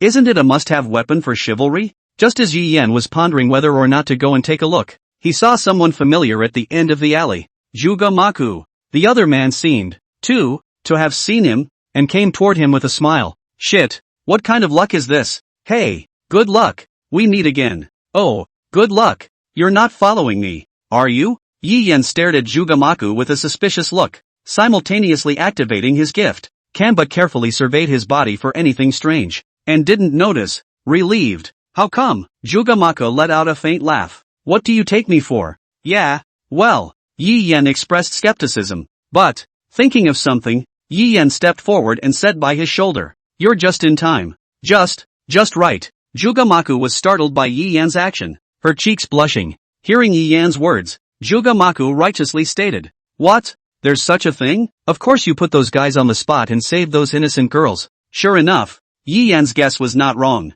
This kid's got a lot of justice. It can be utilized. But, Juga Maku scratched his cheek and continued, don't get me wrong. I didn't save them for any reason. What? Yi Yan was puzzled. Misunderstanding? What could he have misunderstood? For some reason, Yi Yan felt that Juga Maku had become restrained. Yi Yan looked at him strangely and didn't care much. There were a few innocent young girls in front of him who were waiting for him to contract. Ahem. Yi Yan coughed twice, turned to Juga Maku, and proceeded to snub him. Well, here's your chance now. Yi Yen pointed ahead and said. In the ground floor of the house in front of us, there are several innocent girls who have been kidnapped and are being held in slavery. Really? Jugamaku was first surprised, then glowing with realization. So it turns out that before Miss Autumn Ruin, the reason why she left so quickly was that there was something so important to investigate. Jugamaku looked at Yi Yen with a gaze full of admiration. Ah, ha ha. Yes. Yi Yen firmly nodded his head and clenched his fists in righteous indignation.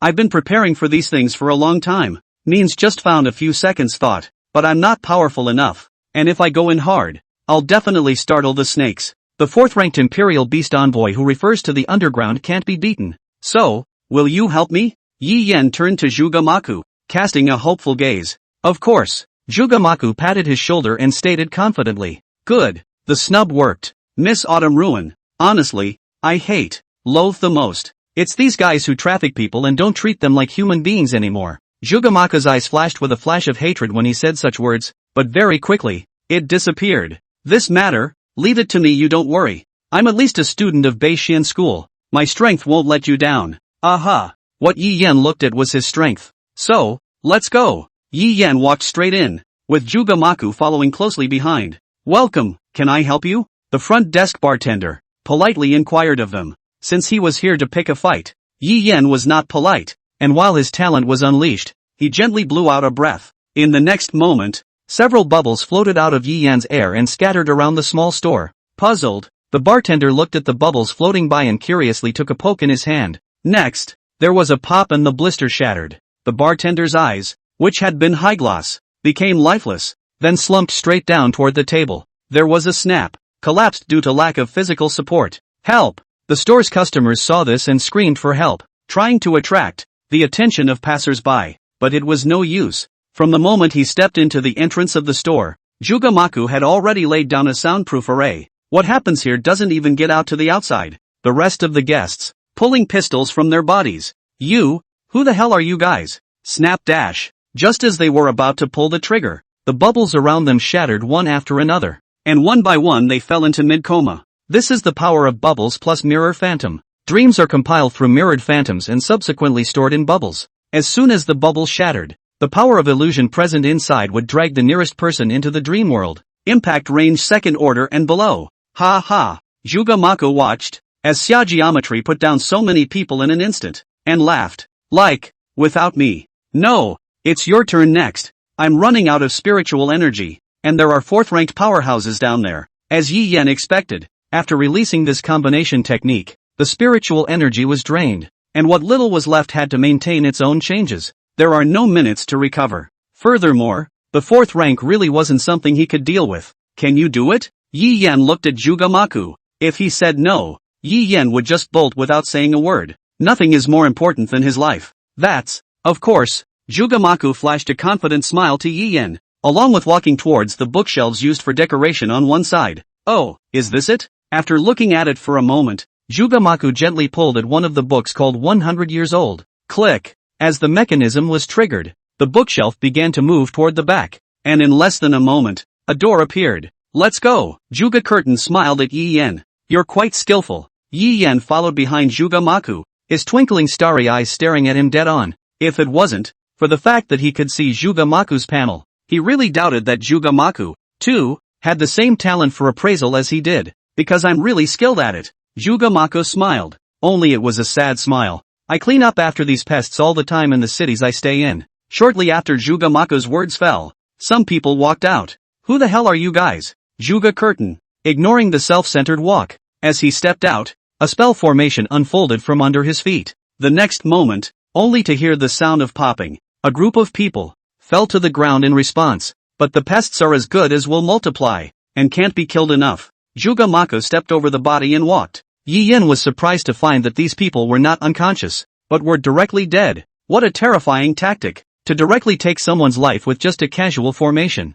Who the hell are you guys? A big man emerged from the corner, seeing the body lying on the ground, his face grim and furious. You seek death. Red fur sprouted from his swollen muscles, and in less than a moment, a large man changed into a 3-meter-tall werewolf. Whoever you are, you've been dead since you got here. Jugamaku did not pay attention to the big man in front of him and walked forward on his own. As he stepped out, a formation unfolded. Seeing this, The big man's face showed horror. This, how could it be? It's just that I didn't realize that there were so many pests here. Too. You, arrogant. The big man was furious. His body was entwined with flames as he lunged towards Jugamaku. Brush. Juga curtain gently in the air. Scratching. Third order. Sword finger formation. Pust. In the next moment, the big man only felt that the sight was slowly moving downward. Then when his body smashed down to the ground, he saw that the lower half of his standing body was now spraying blood furiously. What? What the hell is going on here?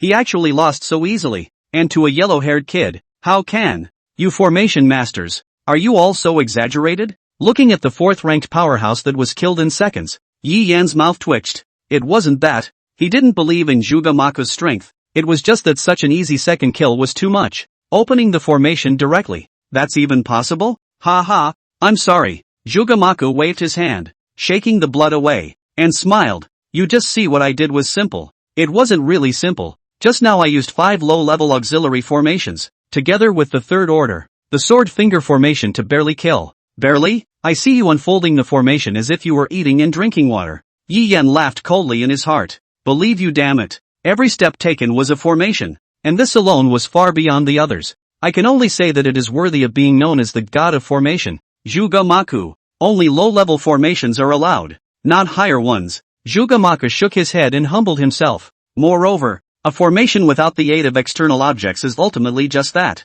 And that's all it took to second-guess an Imperial Beast envoy in a fourth-order resonance state? Yi Yan was inwardly, secretly spitting. It was also unknown to what extent Jugamaku's attainments in formations had reached. 5th degree? There was no way. It was higher than his own cultivation. Yi Yan thought to himself. Also at this moment, walking ahead, Jugamaku stopped. What's wrong? Yi Yan looked at Jugamaku and stopped. Walking up, his pupils instantly tightened. A young girl, at this time, was naked, with her hands and feet tied to an iron bed. Its lower body, long since blurred and bloody. The remaining 2 young girls were held like animals in special iron cages. Those beasts. Jugamaku's face was furious as he punched above the wall, and the wall cracked inch by inch. Shouldn't have let them die so easily. Yi Yan stepped forward and stretched out his finger to place it on top of the tip of the young girl's nose. There was faint breathing coming. Jugamaku, come on. Still alive. Really? Jugasho stepped forward. The anger in his face was a few points less,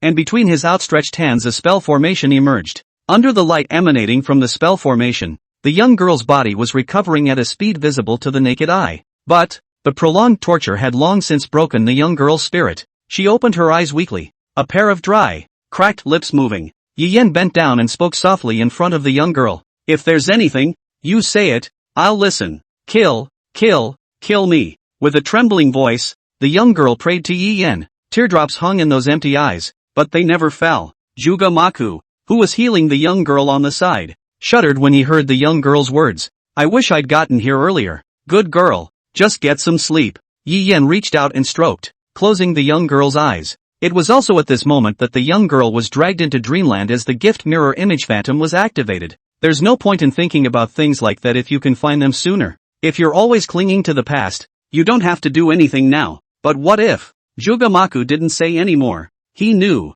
There's no point in saying anything now. Things have happened. Yi Yan glanced at Jugamaku and stood up. Did something happen to this guy in the past? Still, it wasn't any of his business. Yi Yan walked back to the big man's corpse and retrieved a few keys from it. Walked over to the cages and opened both of them all the way up amongst a few tries. It may be out. You're free. Yi Yan spoke to the 2, but they didn't have any reaction. Eyes are hollow, staring ahead. It's Jugamaku, who had finished his emergency treatment, saw the blonde girl inside the cage and looked hesitant. What's wrong? She's not from this country. And then, Yi Yan turned back, looked at Jugamaku, and asked, what happens in other countries? This stuff, what else is there to talk about? Jugamaku pondered for a moment and said, not being from my country means that they have no legal status in my country. Plus they were trafficked into the country and no one can prove their identity. Usually in this case, because of the fear of the ferocious beast's bloodline going berserk, the country won't directly choose to let it go, so it will usually be put into a beast pen. The beast pen again. Yi Yan frowned, slightly, since coming into contact with this world, the bestiary seems to be everywhere. That's quite an extensive business. You don't seem to want her to go to the beast pen. Jugamaku nodded, acknowledging, because of the animal pens, that ground is not meant for people. Is it well? Until now, Yi Yan is still not clear. Inside this bestiary, exactly what is there? All that is known is that it holds young girls who have lost their minds and are consumed by ferocity. I've said it before. Jugamaku paused and then said, there are teenage girls missing inside the animal pens. Something is definitely wrong inside the animal pen. How do you know? Is this the kind of thing that they can know about? Jugamaku took out his cell phone and opened a dimly lit video to show Yi Yan. And the picture of the video. Yi Yan is very familiar. This is not the sewer. What happened after they left? I've been investigating this kind of thing, but never made any progress because of the special status of the animal pens. But just recently, I got a bit of a definitive lead. Saying that, Jugamaku picked up his cell phone and handed it to Yi Yan. I got this from a friend of mine. The video played a familiar image to Yi Yan. Isn't this the sewer where he and Fatty Chien accomplished their mission? And this is the scene where they are among the police, being taken away. And the investigators are investigating about the room where they are taking place. Among those dead maidens were actually the bodies of maidens held in animal pens. It seems that something is going on inside the beast pen. This is, well, a very bad thing. As the video played, suddenly he saw what? Wait. Yi Yan took the cell phone from Jugamaku. In his hands. It is. On top of the screen. In the surprise of one of the scouts. Picking up his gun and pointing it at a spot. He taps pause and pulls the screen closer. On the screen, there was a black cat stump. No. Yi Yan recognized it. It was unwashed Bai Ling. In other words, Bai Ling had been in that rotting pile of corpses before? Yi Yan could suddenly understand why those rats didn't finish eating those rotting corpses. It didn't make sense that a rat pack of that caliber would pass up a carcass that tasty. Was it Bai Ling who kept watch over them? Even when rats mutate, they are still afraid of their natural enemies. So what is the relationship between Bai Ling and them? And why and where did Bai Ling appear? What's wrong? Seeing how mesmerized Yi Yan was looking, Jugamaku moved closer to take a look. Nope. Yi Yan forced himself to stay calm and closed the video. Returned the cell phone. Back to Jugamaku. Miss Autumn Ruin, can I ask you for something? Jugamaku suddenly became serious. What? Yi Yan wondered. Can you please help take care of this child and I'll get her citizenship in as short a time as possible? I'll take care of all the food, drink, and transportation for the duration. What a good old boy. Only, is citizenship something you can just get? Oh, yeah. Question mark. Jugamaku looked up with an incredulous face, originally thinking that he would have to convince for a long time. It didn't occur to him that Yi Yan actually agreed directly. Yi Yan patted his chest and assured, we're all girls. It's a little more convenient. Thanks. About the deed. You don't have to. Before Jugamaku could open his mouth, Yi Yan snatched it first. Leave the deed to me. It just so happens I have the right man for the job. Are you kidding? If the contract is robbed, won't he work for nothing? Yi Yan watched. The other two are contracted. Except that the object of the contract dies, but the contract still maintains its effect and will not disappear for a year as long as they do not initiate contact. Of course, after a year, the covenant change will dissipate. And the reason why that young girl was tortured like that, I'm afraid it's all about getting them to break the contract voluntarily so they can sell it for a good price. But they were aware that if their contract was broken, what awaited them would be nothing but the lowest of slavery contracts. Ah, okay. Jugamaku pauses for a moment to nod. It didn't follow up on that. Who the indentured servant was. You trust me that much? Yi Yan asked doubtfully. Aha. Jugamaku nodded with a smile. For Jugamaku's inexplicable trust, Yi Yan felt strange. The identity problem you mentioned, can it really be solved that quickly? That's, of course, I am, at least, a member of the Zhuge family. The Zhuge family is very powerful? Yi Yan recalled in his mind, but in his memory, there was no clue about the Zhuge family. It can't be the family of the descendants of Zhuge Liang in the previous life, can it? You don't know? A hint of surprise flashed in Jugamaku's eyes, and his tone carried a little loss. I have to know? No, it's normal not to know. Jugamaku shook his head. All you need to know is that I can fix it. Yes, since people don't say, Yi Yan is also lazy to go through the end. In the end, they are also just less than 1 hour of acquaintance. The last question. If you're so good, why don't you know to take it in? Ha ha, I won't lie. It concerns our family. Usually, I'm surrounded by guards. Today I ditched them to be alone. Also at this time. Tic-tac-toe. Tic-tac-toe. From outside, the piercing roar of a scout car. Here. Looks like someone called the police. Jugamaku said, handing out a card to Yi Yan. Here's my card. Anything you need, come see me. That's fine. Yi Yan took the business card and after confirming that there was nothing, he pocketed it. Then, looking to the blonde girl who was in the cage, hearing, in his ears, the footsteps approaching the doorway, asked, "But how do we get out? If you go out through the door, you'll definitely be spotted by the scouts. Won't you? Leave this to me." Jugamaku revealed a confident smile as he raised his hand and 4 spirit crystals emerged. Brush! Jugamaku threw 4 spirit crystals, on the ground, east, west, south, north and south, in the 4 corners. In the next moment, a spell was painted along the edge of the spirit crystal. In less than a moment, a spell formation that emitted blue light was formed. It's the first time I've seen you unfold a happening that needs to be set up. Although, it's also very simple as all. It was not at all as draggy as Yi Yen had, in his mind, imagined. General Array Master should not be holding a large pile of things on the ground to get east and west. Why this guy set up a formation are so dashing and simple. Engaging, Yi Yen also wanted to learn it. Ha ha ha, because of the teleportation array, I'm not very good at it. Plus it's quite demanding. Jugamaku touched his head and smiled coyly. If I didn't have a universal medium like spirit crystals, I wouldn't have been able to set it up so easily. But that's it. It can only be used once. By then the aura inside the spirit crystal will be drained. Yi Yen nodded his head and slowly walked towards the blonde girl before picking her up. The rough fabric, separated by the thin and bony body of the young girl, rested on Yi Yan's arm in raw pain. A face wasted and thin, but from the contours it was clear that it was a beauty. What kind of starvation is this? Almost all over the body are bones. Are you here to kill me? The blonde girl didn't react until she was picked up by Yi Yen. She raised her head, a pair of blank eyes bloodshot, staring straight at Yi Yen. I'm here to save you. Yi Yen hugged the young girl and walked towards the teleportation array. Why? To come to my rescue. Because, you're still useful to me. Well, I'm useful. The young girl looked down, her otherwise empty teardrops glistening with something. Well, since I saved you, you're mine. Yeah. Yi Yen stopped his steps and looked at Jugamaku, who looked a bit dumbfounded. What's wrong? Jugamaku turned back and laughed. I didn't realize that you're quite a comforting person. Is it possible that what I'm saying is true? Yi Yen smiled, his body gradually becoming transparent as the spell formation under his feet operated. Ha ha ha, yeah, that would be great. As Jugamaku's words fell, the spell formation emitted a dazzling light. In the next moment, Yi Yen and the blonde girl disappeared from the spell formation. The teleportation array, too, dimmed, and the crystals that originally contained spiritual chi turned into transparent stones without a trace of spiritual power. Hands up! Also at the same time, the scouts rushed into the room, and the guns covered in psychic energy were raised high in the air and aimed at Jugamaku, who was standing in the room. It's so gentle, Jugamaku thought and slowly turned his head. The most common thing that happens to young girls who have been trafficked and tortured and rescued is that they commit suicide. After all, a person who has been deep in darkness for a long time and then is pulled toward the light all at once, whether it's the eyes or the person, it would be too much for them, right? Get your hands up and turn around slowly or we'll shoot. The scout on one side saw that Jugamaku did not raise his hand at all. The bullets were instantly loaded, and the spiritual energy was injected into the gun,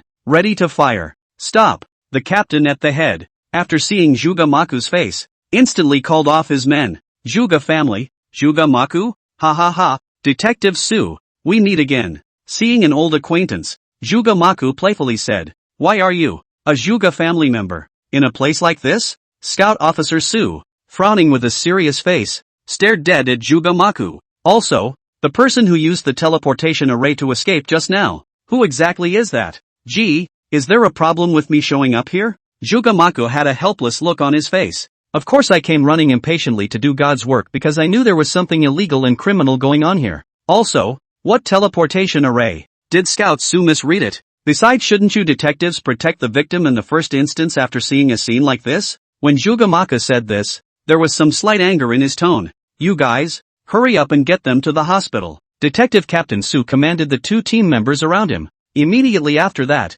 he looked at Jugamaku. Unfortunately, you need to come with us. May. Jugamaku nodded, not resisting, and followed Scout Captain Sue. Only a portion of the scouts are left to gather evidence. Intelligence. See if you can follow the trail and find out who's behind it. That Jugamaku. What's his origin? The investigator who was searching for evidence looked behind the departing Jugamaku and inquired in disbelief. To actually make the boss take it so seriously. Hey, you don't get it, do you? The more senior scout on the sidelines said meaningfully, he's a member of the Juga family. And a genius of the Juga family that's rare in 1,000 years. But it's just a quirky personality. said the old scout, shaking his head. If it weren't for his character, the position of young master of the Juga family would be his without a doubt. The Juga family? How come I haven't heard of it? It's normal not to know. That's one of the 3 hidden families. Legend has it that the 3 families together can shake half the country. Ah, no way? You know, tens of thousands of small countries in this world. Hundreds of powerful countries. Among the 5 ancient countries, they, Dasya, were the 3rd-ranked existence among the 5 great ancient kingdoms. I don't know about that. It's just a legend. A legend. Why are you so serious? Also, the scout underestimated. At the same time, he felt inwardly that he should never offend any Juga family. Although, it's legendary. But the legend wouldn't be legendary if it didn't have a little basis. At this moment, outside the small store, it was surrounded by people. Let me in. Please don't make it difficult for us. I'm the one who called the police. What happened to letting me in to get the scoop? Aozora tried to rush into the store, but the scouts had long ago locked the small store back inside and out. Couldn't find a chance at all. Damn it! Aozora huffed and stomped her foot. If she hadn't called the police, where would these scouts have gotten their results? Now they won't let her in. It's her track record. What a total lack of understanding. Understand each other. Is it going to fly when it's clearly a breakout scoop? Get out of the way.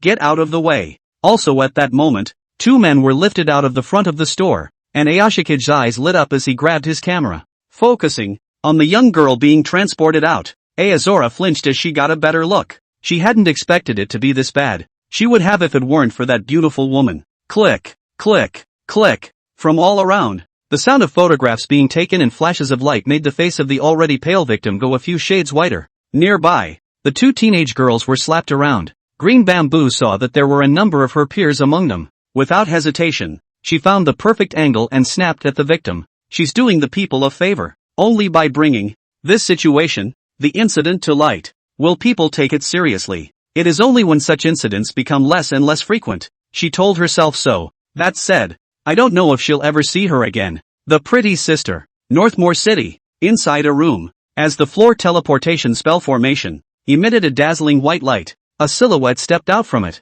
Here, walking out from the teleportation array, Yi Yan looked at the room and placed the blonde girl on the bed. Just as he was about to leave and observe the room, the young girl grabbed his sleeve with one hand. To be done? Lord. The blonde girl had one hand, gripping her chest tightly, and there was an extra flush on her originally pale face. What? Yi Yan's original nervousness from coming to an unfamiliar environment was swept away. Instead, there was overwhelming shock. Don't want it? Hey, why are you still aggravated? I have no interest in a skinny, bony body like yours. Now that you've escaped, you don't have to be careful. There's no one here. Yi Yan could see that the young girl in front of him was not desperate, but instead had a resilience that no one else had. To put it bluntly, this little girl, she's got her head on straight. And change your clothes. Yi Yan took out his civilian clothes from the ring and threw them over. Male? Because I'm a guy. Oh, taking the clothes? The blonde girl took off her tunic without saying a word. Hey,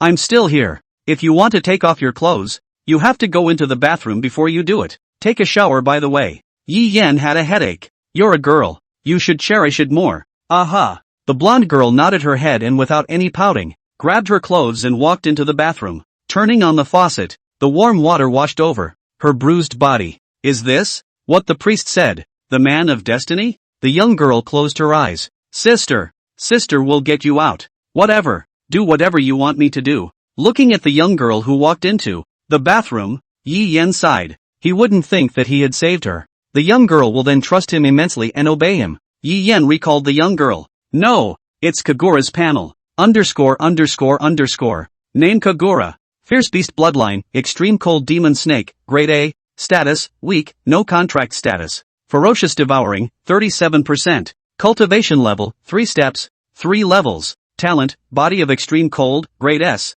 Ice Sentry, Grade A. Description, the Princess of a Fallen Kingdom, on a journey to find her missing sister. Excellent contractual object. Evolutionary potential exists. A dead princess? What is this? A fictional protagonist setting. This world was different from the Blue Planet, because of the influence of the transcendent power, the ferocious beast bloodline. Even if the technology had developed to today's level, there are also some small countries that maintain an imperialist system. And such countries share a common characteristic. Then it is that they are extremely attached to their bloodline. It is believed that bloodline is everything, especially in this world where the bloodline of ferocious beasts existed. But such small countries can easily go to extremes or, in the case of a beastly tide, be exterminated. At the same time, such countries with very little power are the main target of those slave prisoners. Although Daxia was prohibiting the existence of slavery, it was different abroad. In some countries, the system is even promoted. The League's attitude toward this is also ambiguous.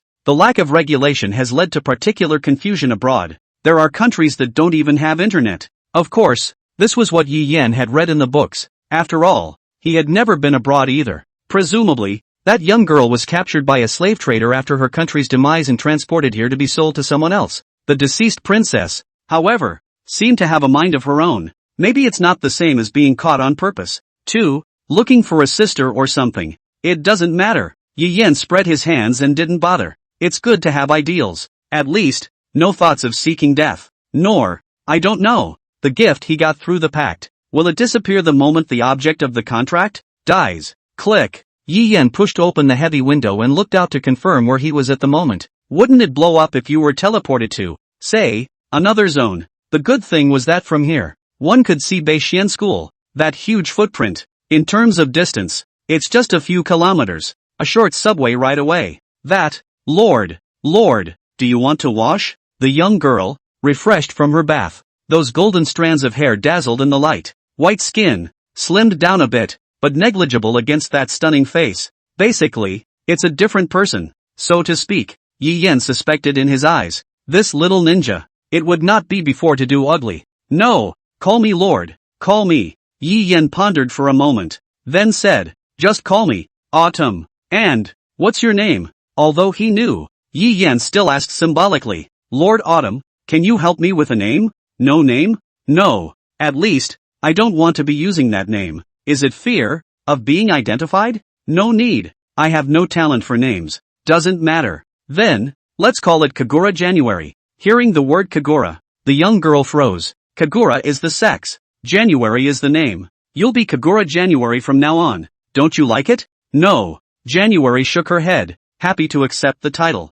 Thank you. Well then, just as Yi Yan was preparing to snub and sign the contract in January, there was a thud. January went down on her knees. What are you trying to do here? Yi Yan frowned, his face not counting. Stand up, Lord Autumn, please, save my sister. January dropped to her knees, her head buried in the floorboards, and pleaded. I'm just an ordinary person, and don't have that much ability. Yi Yan slowly shook his head. Besides, what makes you think I'll save your sister if I save you? Am I that good in your eyes? It's a bad habit to trust an outsider so much. Yi Yan's bellowing question interrupted January's originally prepared lines. In the end, she truthfully could only answer truthfully. Because, Lord Autumn, is the man of destiny. Who said that? Sacrifice. Then you go to your sacrifice. A sacrifice? What is it? This sacrifice. Yi Yan had never had a good feeling about those who shirked their responsibilities, let alone those who pushed troubles onto his head. Lord Autumn, I have nothing to do with this and will not interfere.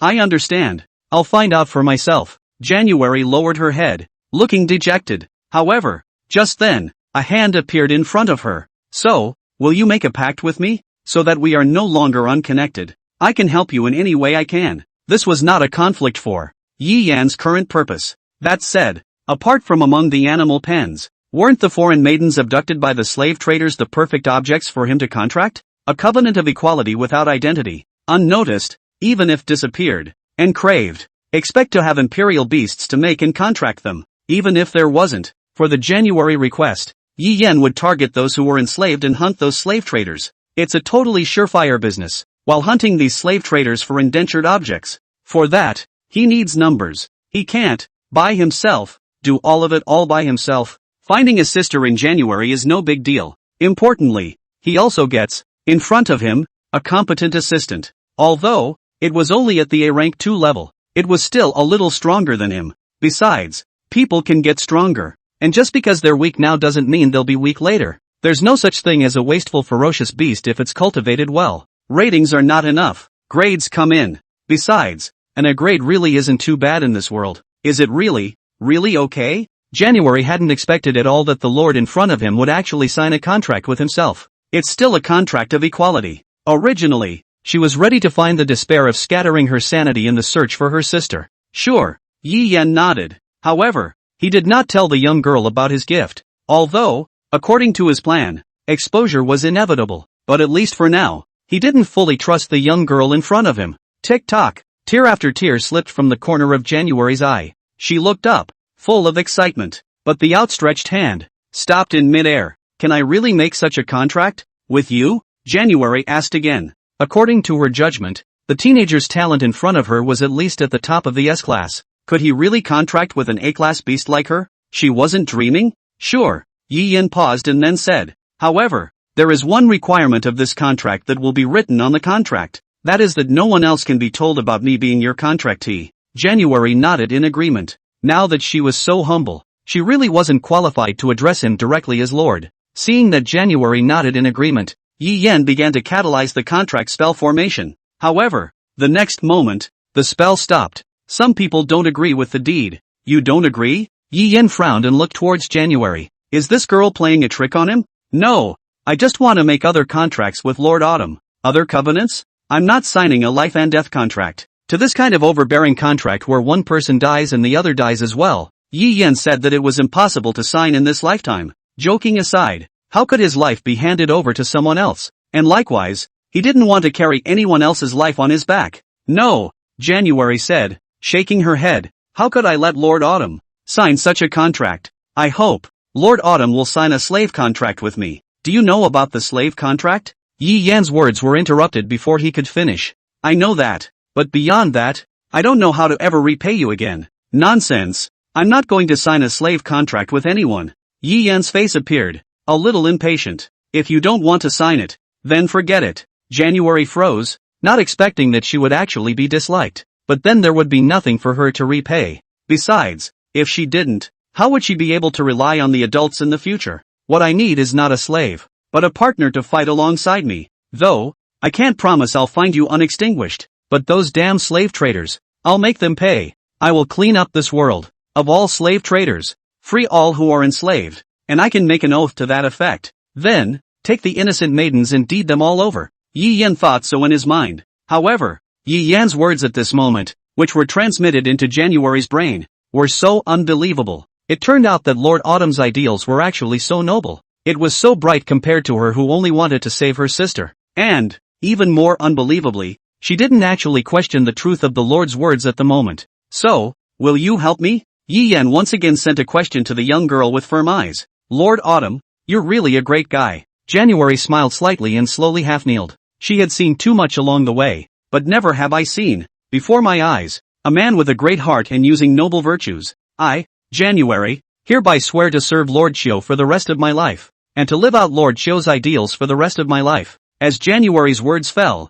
the contract spell turned. The next moment, just as the deed was established. Ha! Two frightened voices, at the same time, Yi Yan and January, looked at the phalanx under their feet in amazement. The phalanx that was supposed to disappear did not disappear with the completion of the contract. Instead, it narrows down to January's feet and spins. As it erupted, a dazzling light. It was also at this moment that the spell formation that had been arranged in the room also operated, isolating the strange movements. Insulate the light. The movement, from the tiny room. Yi Yan looked at the house wall spells inside in relief. This Zhuge curtain, really cautious, actually arranged in the room. Isolation array. Tor this, did him a small favor. Just, it is? Yi Yan frowned at the changes in front of him. At this moment, under the effect of the contract's radiance, January's body gradually changed. The legs slowly closed together and transformed into a silver-white snake's tail, followed by the snake's body, and then the head. In less than a moment, a 6 or 7 meter silver-white giant snake was spread out on top of the spell formation.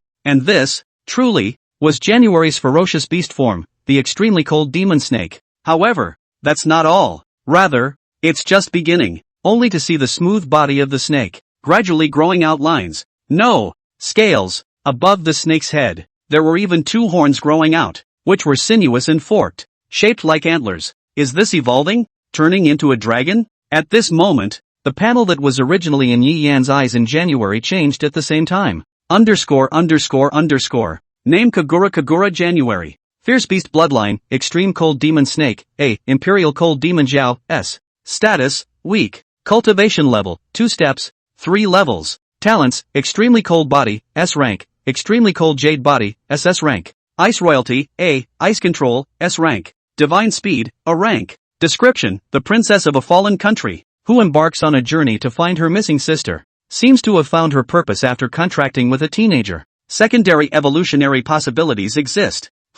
Evolved? You think this is Pokemon? Though, each of the Pharaoh maidens had the potential to evolve once, but yeah. However, most of them evolved by absorbing the spirit corresponding to their bloodline. What kind of a contract evolves? That's hardly ever been the case in history. No, it seems like it did come up once, in previous history. SS-ranked Imperial Beast Envoys, when contracting an S-rank Fierce Beast Maiden, do evolve the maiden from S-rank to SS rank, but it's someone's gift of the Sentinel Beast. And him? It's not impossible. Though, if there was this type of talent in the Sentinel, this would have happened long before the first contract. Why is this happening now? This wasn't the case before when he contracted Ru Mo, Ru Shui, and Bai Ling, and so on. Could it be because Ru Mo, Ru Shui is an ancient ferocious beast that has reached the apex of evolution? As for Bai Ling, it might have something to do with the mutant species on her panel. So, now he was contracting a normal ferocious beast for the first time, and then an evolution occurred? Yi Yan suddenly had a flash of insight.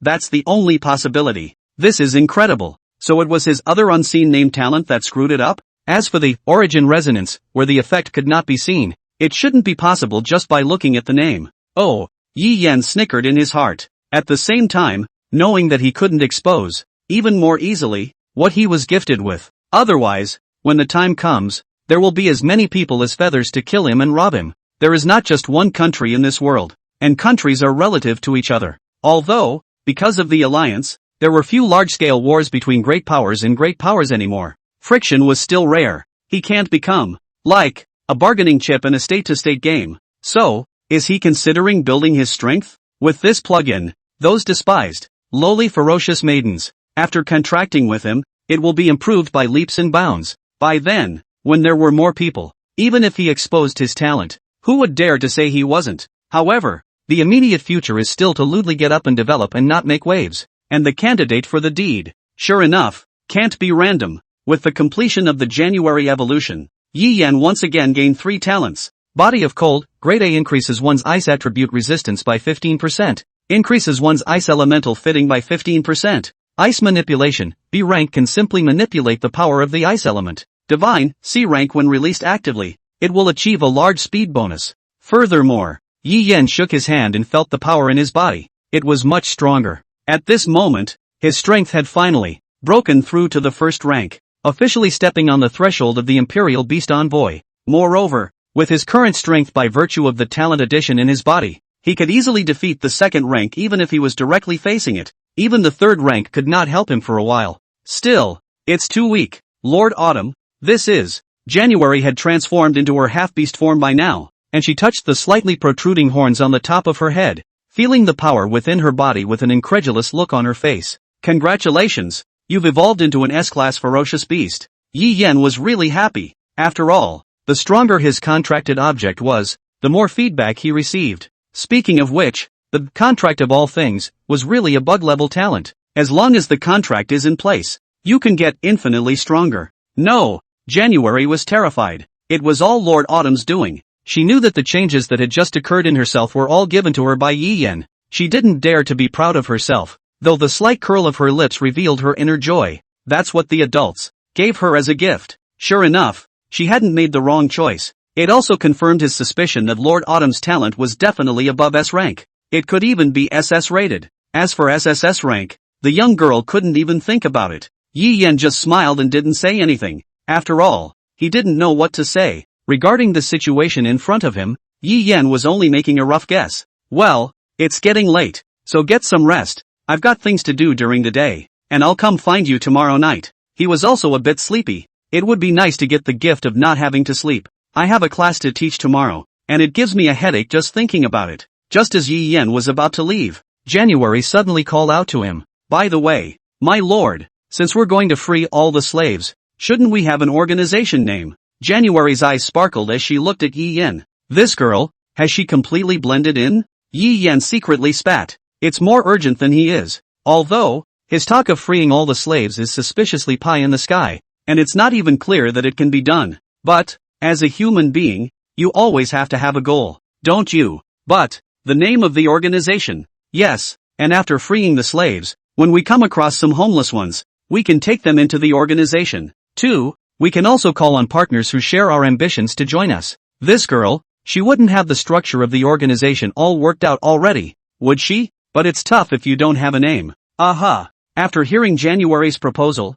Yi Yan nodded. Good idea. When the time comes, he can't just throw those maidens away after the deed, can he? That doesn't unplug the hanging mercilessly? Need a teenage girl with no place to go. Snub. No, it is an invitation to them, to join him in his great cause of liberation. That's good too? Names. What do you suggest? Yi Yan asked to the excited January. He was very bad at picking names. No. January shook her head, her hand placed with her plump chest, and looked at Yi Yan with a longing face. Anything for Lord Autumn. Aha. Yi Yan thought for a moment and felt that copying the name of the move. Then the other side. The other side? January twisted her head as if she'd never heard the word before. Well, in our then, the symbol of the other side of the flower also includes hope and rebirth. The term other side refers to the attainment of liberation, to the other side, and is therefore often used to signify new life, a fresh start, new life and beginnings, January murmured, excitement flashing in her eyes. Not bad for an adult. Well, then from now on our organization will be called the Garden of the Other Side. The Garden of the Other Side. It's not bad. That. Lord Autumn, what should I do now? First then recuperate in peace. Tomorrow night, I'll come and see you, Yi Yan said, activating his sneak and jumping down from the window. Unbeknownst to him, Yi Yan casually spoke of the organization. The future became a behemoth that the world would hear about. Beneath the dim night sky is a city dotted with neon lights. January looked at Yi Yan, who was walking away, and her heart was lost for a while. Tomorrow night. She had never longed for it. The night. Because, for a long time, she lived in the suburbs. Nights that never come with memories. Inside the Union frontier, outside the country, the danger was never the so-called beasts, the darkness, the death, the poachers, the slave traders, active as beasts of prey in the nighttime, frightened her. It's beautiful. Looking at the bright stars, the streets, January was heartily appreciated. Never has there been such a wind in her country. Is this one of the 5 great powers? I'm so envious, jealous. In North Meiji City, inside the North Shan School, bright sunshine, breaking into the classroom. A male teacher, dressed in a suit, stood in front of the projected blackboard and pointed to the words on the board. Spirit marks. Unlike the stigmata, he is not contracted to a fierce beast bloodline maiden and can be mastered. And even maidens harboring the fierce beast bloodline can all learn. Arguably, one of the more versatile skill systems. However, generally speaking, young girls with a basic ferocious beast bloodline won't learn spirit marks because they can directly utilize their ferocious beast bloodline to directly turn their spirit power into attack power, explosive power, combat power. There is no need to learn this at all. But we, the Imperial Beast Envoys, are different. Aside from having the talent to assist the fierce beast maidens in battle, we don't have abilities that can be directly translated into combat power, and for that reason we need spirit marks to utilize our strength. The teacher's voice, like a lullaby, caused Yi Yan, who was already sleep-deprived, to doze off. Reason told him, you have to listen to the lesson. You can't sleep. But the eyelids, not listening to him, could not be opened. It seems that staying up late is really bad behavior then. How nice it would be if you could get it, the gift of not having to sleep. Yi Yan, who thought so, propped his head up with his hand and fell into a hard sleep. It was also at that moment that he seemed to see something, heard something, in the dark dungeon, a pair of bloodshot eyes. Look at the cat curled up in the corner, as if to swallow it, alive. Here, kitten eat. A young girl took the blackened meat and handed it to the kitten in the corner. You must live. The young girl's voice was gentle. A little bit of time passes. No, I can't. There's no more food. The teenage girls looked at their empty holes. Bloody feet. Argumentative. Suddenly, there was a young girl, looking nearby and laughing. Food? It's not everywhere here? No, we can't become like this. But none of us will survive. If, to live like this, are we still human? People, are we even human now? A question made the room silent again. I don't know how much time has passed. All it remembers is the sound of the young girl's voice, diminishing, until the last. As usual, dark meat, kitten, you eat. Do you, too, resent us and our dirtiness? The young girls hugged her feet, which had been turned into dry bones, and lost her voice and cried out in pain. Meow. Why is she so sad? It didn't know it, and it bit down, as it always does, and swallowed the piece of meat. Ha ha, kitten. It was picked up, dry cheeks, rubbing against its slimy fur. Really, really thank you for being there for us, to the end. I'm going to be with my sisters. The young girl choked back a sob. You must tell others. What happened here? We, who exist in this world. You are our proof. As if blessed, the young girl kissed the kitten on the forehead. At this moment, it was as if it saw the young girls from before, right in front of it. It was also the moment that it transcended the limitations of the bloodline, becoming the only girl in this world who was a C-ranked ferocious beast but has SSS ranked talent. SSS level talent. Non-existent third party. Knock knock. Mr. Yi Yen. A voice came from his ears, and Yi Yen slowly woke up from his drowsiness. What the hell was that dream about? Why was the kitten in the dream so much like his Shiren? Yi Yen frowned in thought. However, this scene caused Mr. Su, his veins to ripple. Are my classes that boring? Teacher Su's eyes were unkind, looking at Yi Yen. No, Yi Yen shook his head. I'm just too tired from yesterday's cultivation. I know that after you awakened your gifts, you wanted quick determination. But, everything must be done in moderation. There is no theory of knowledge to support it. Even if your cultivation level is high, what's the point of having strong spiritual power? Get up. I'm going to ask you a question. Teacher Su glared fiercely at Yi Yen. Ah, okay. Yi Yen stood up helplessly. He, too, is at fault for this. Why? It's not recommended for women to learn Spirit Strike. Because, carrying the bloodline of ferocious beasts, there is no need for them to learn Spirit Marks, which is a product of the secondary processing of spiritual power to utilize their power, and they themselves will directly convert their spiritual power into combat power. Yi Yen replied fluently with the standard answer. And if you draw a spirit mark, instead, you will lose some of your spirit power in the process of drawing it, which will be more than worth it. No direct are used. The power of the bloodline comes efficiently and directly. Like the digestion of food, it is gradual and decreasing. With food processing, the more steps there are, the more nutrients are lost that way. The more steps there were, the greater the consumption of spiritual energy. That's right. Still know a little. Mr. Su nodded his head in satisfaction. Sit down. So, I wouldn't normally recommend that a female learn inscription marks. Mr. Su slowly walked up to the stage. Except, of course, for one. Autumn water, you show it. Mr. Su, looking towards the young girl sitting at the front, with a single blue ponytail, said, Yes, ma'am. Saying that, Xiao Shui walked forward and stood in the center of the huge spell formation. What's that? Because of sleeping in class, Yi Yen was confused about the huge spell formation in front of him. That is, 100 drawings of inscription marks. Tanziming, who was a fellow classmate, explained, 100 drawings of inscription marks? Hey, you came to the inscription marks class and you don't even understand that? Tan Ziming was speechless. Simply put, it's for a simple test of inscription talent. Oh, Yi Yen nodded his head. It was true that without schoolmaster Yurumo by his side, he just wasn't used to it. As for where Yurumo was, of course, she had gone to take the main compulsory class. For the most part, the Imperial Beast Envoy and the Fierce Beast Maiden were taught separate classes. After all, the main focus was different. Hundreds of drawings. That's hundreds of inscription marks on it. And with each drawing, the pressure is also getting higher and higher. Basically, it's good enough to draw 10, and drawing 30 is already genius. Tan Ziming then proceeded to give Yi Yen a brief introduction. Oh, Yi Yen nodded. But, this is on 50 already. What level is this? Tan Ziming. His mouth twitched as he said, Demon. Yi Yen suddenly, also wanted to go up and try it out. After Mr. Su finished, Autumn Water went up and stood in the center of the mint mark 100 drawing.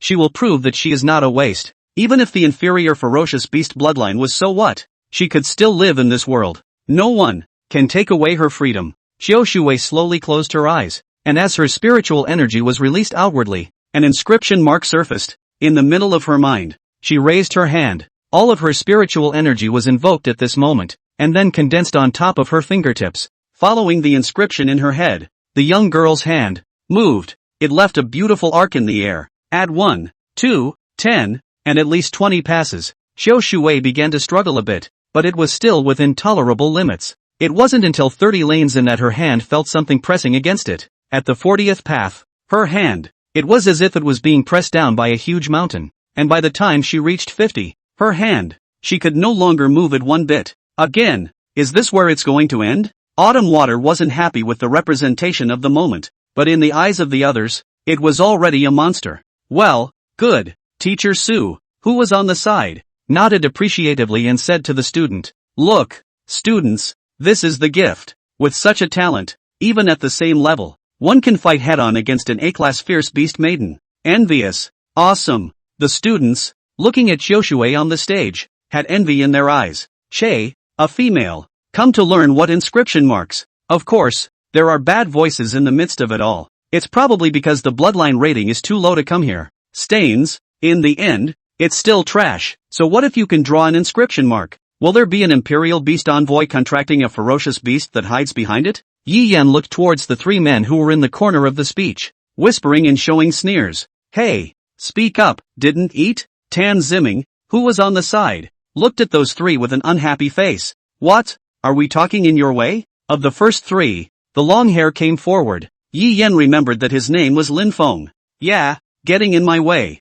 Talisman pointed to the stage. Not cool. Get on stage and compete? You. Lin Feng went up, but was stopped by the remaining two. You don't want to die. That guy is a tough guy. Okay, class is in session. With that, the two of them pulled Lin Feng away. Kid, you wait. Lin Feng seemed to be very upset, and after dropping harsh words at Talisman, he was pulled away. Tan Ziming poo-pooed. Dog-eyed guy. With that, looking towards Yi Yan, he said, isn't it? Ah, pretty much. Whoa. Awesome. Until the end, Joshua was still stuck at the 50 ways threshold. Want to go up and try? Tan Ziming smiled and patted Yi Yan's shoulder. Of course. Yi Yan didn't hesitate and raised his hand. Teacher, I want to try too. The crowd of students cast their eyes at Yi Yan. After all, the one who could dare to propose a test after the genius had done it. Either a genius or a fool with no self-awareness of his own strength. Courageous. The teacher looked at his watch and said to Yi Yan,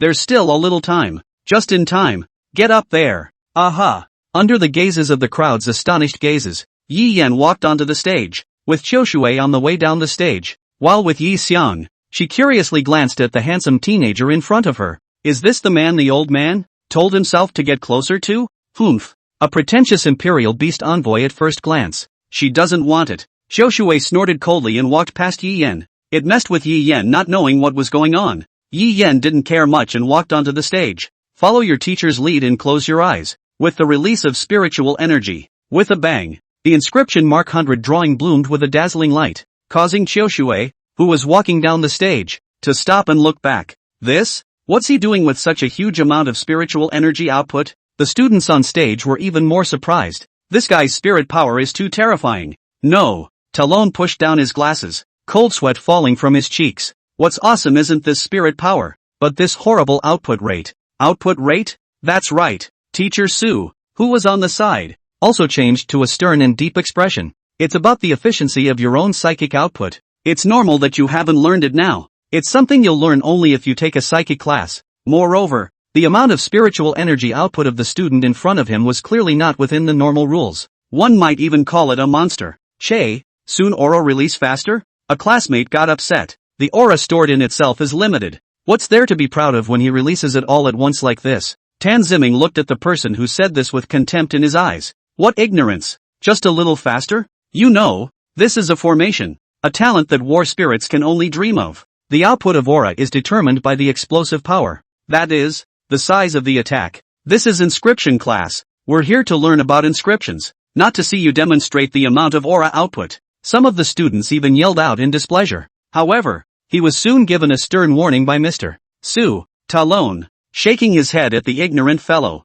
Look at that sound. How sour is it? As a matter of fact, Yi Yan, who was standing on the stage, was unaware of the strange movement he had triggered at this moment. He just released his spiritual energy as usual. As his teacher had said, there was no deliberate element, which meant that it was far from his limit. But it doesn't matter. He had already recorded all of the hundreds of spirit marks in his mind. Spiritual energy coalesced in the fingertips. The next moment, under the astonished eyes of the crowd, for 10 seconds, Yi Yan completed the engraving of a spirit mark. That wasn't all. Followed by 9 seconds, 8 seconds, shortening the time one after another to complete the carving of the other 2 spirit marks. Hey, am I looking at this wrong? This guy, is the speed getting faster? No, you're not wrong, it's getting faster. How can this be? Isn't it usually true that people are getting slower and slower? How he's getting faster? 8 seconds, 7 seconds, 6 seconds, my god. He actually used 5 seconds to draw a spirit mark. The students on stage watched in immense surprise. Immediately afterward, their surprise was replaced by shock. 1 spirit mark in 3 seconds. One should know that at this moment, the number of spirit marks around Yi Yan's body had already reached more than 30. This can't be. Qiu Shui watched, incredulously, as the teenager in front of her approached her record step by step, with ease. This, Mr. Su's hands were constantly shaking. How long had it been since he had seen such a gifted monster? This can't be right. Seeing that, Yi Yan was getting faster and faster. It was already approaching the 50 mark. Some people broke defense. He must be cheating. How else could it get faster and faster? Realize that the pressure on the brain increases geometrically with each spirit mark drawn. The student yelled. What was ushered in was the unmistakably cold gaze of Mr. Su. Talon took pity, looking at the screaming male student. As long as one had an in-depth understanding of inscription marks, they would be able to see why Yi Yan's speed was getting faster and faster. The answer is, in fact, quite simple. He's becoming proficient. I'm afraid that before, he hadn't even touched the inscription marks much. That's why it was so rusty at first. And gradually, as you become more proficient, you will get faster and faster. But, that's what's scary. That's the same kid, with little to no inscription theory. By virtue of that, those crippling spirit marks in the mind would be able to draw perfectly. Talisman's mouth twitched and he secretly sighed. Another monster. It's just that, unfortunately, it started too late. Those who really want to become scribes are starting to learn the system as early as elementary school. By the time the day of awakening rolled around, those who were gifted could even already carve out second-order spirit marks. Although, Talon was sure that the teenager in front of him would catch up quickly, there was no drama for at least this semester. In other words, the examination. Yi Yan was not his opponent. No, Yi Yan's hand, still painting. But, he realized that something seemed to have gone wrong with the subsequent spirit marks. Can't say it's a problem, except that the next 20 courses, each one of them, showed flaws. He had no knowledge of this. It was just a judgment call based on instinct. Fuck, it's not true. The middle school students on stage, looking incredulous, can't believe it. The crowd had already reached the point of numbness to Yi Yan's shock. At this moment, the number of engraved marks had reached a staggering 72. Mr. Su even looked at the student in front of him with a fiery gaze. It's no doubt 100 years. No, it's the once-in-a-thousand years engraver genius. Qiu Shui clenched her fists, her shell teeth biting her vermilion lips, and lowered her head, with a face of unwillingness, and laughed softly to herself. Jealous yet? Look, it's stopping, a male student exclaimed. Finally reached the limit? That's too much. Stop? That's impossible. At that speed, there's no way to stop at this step.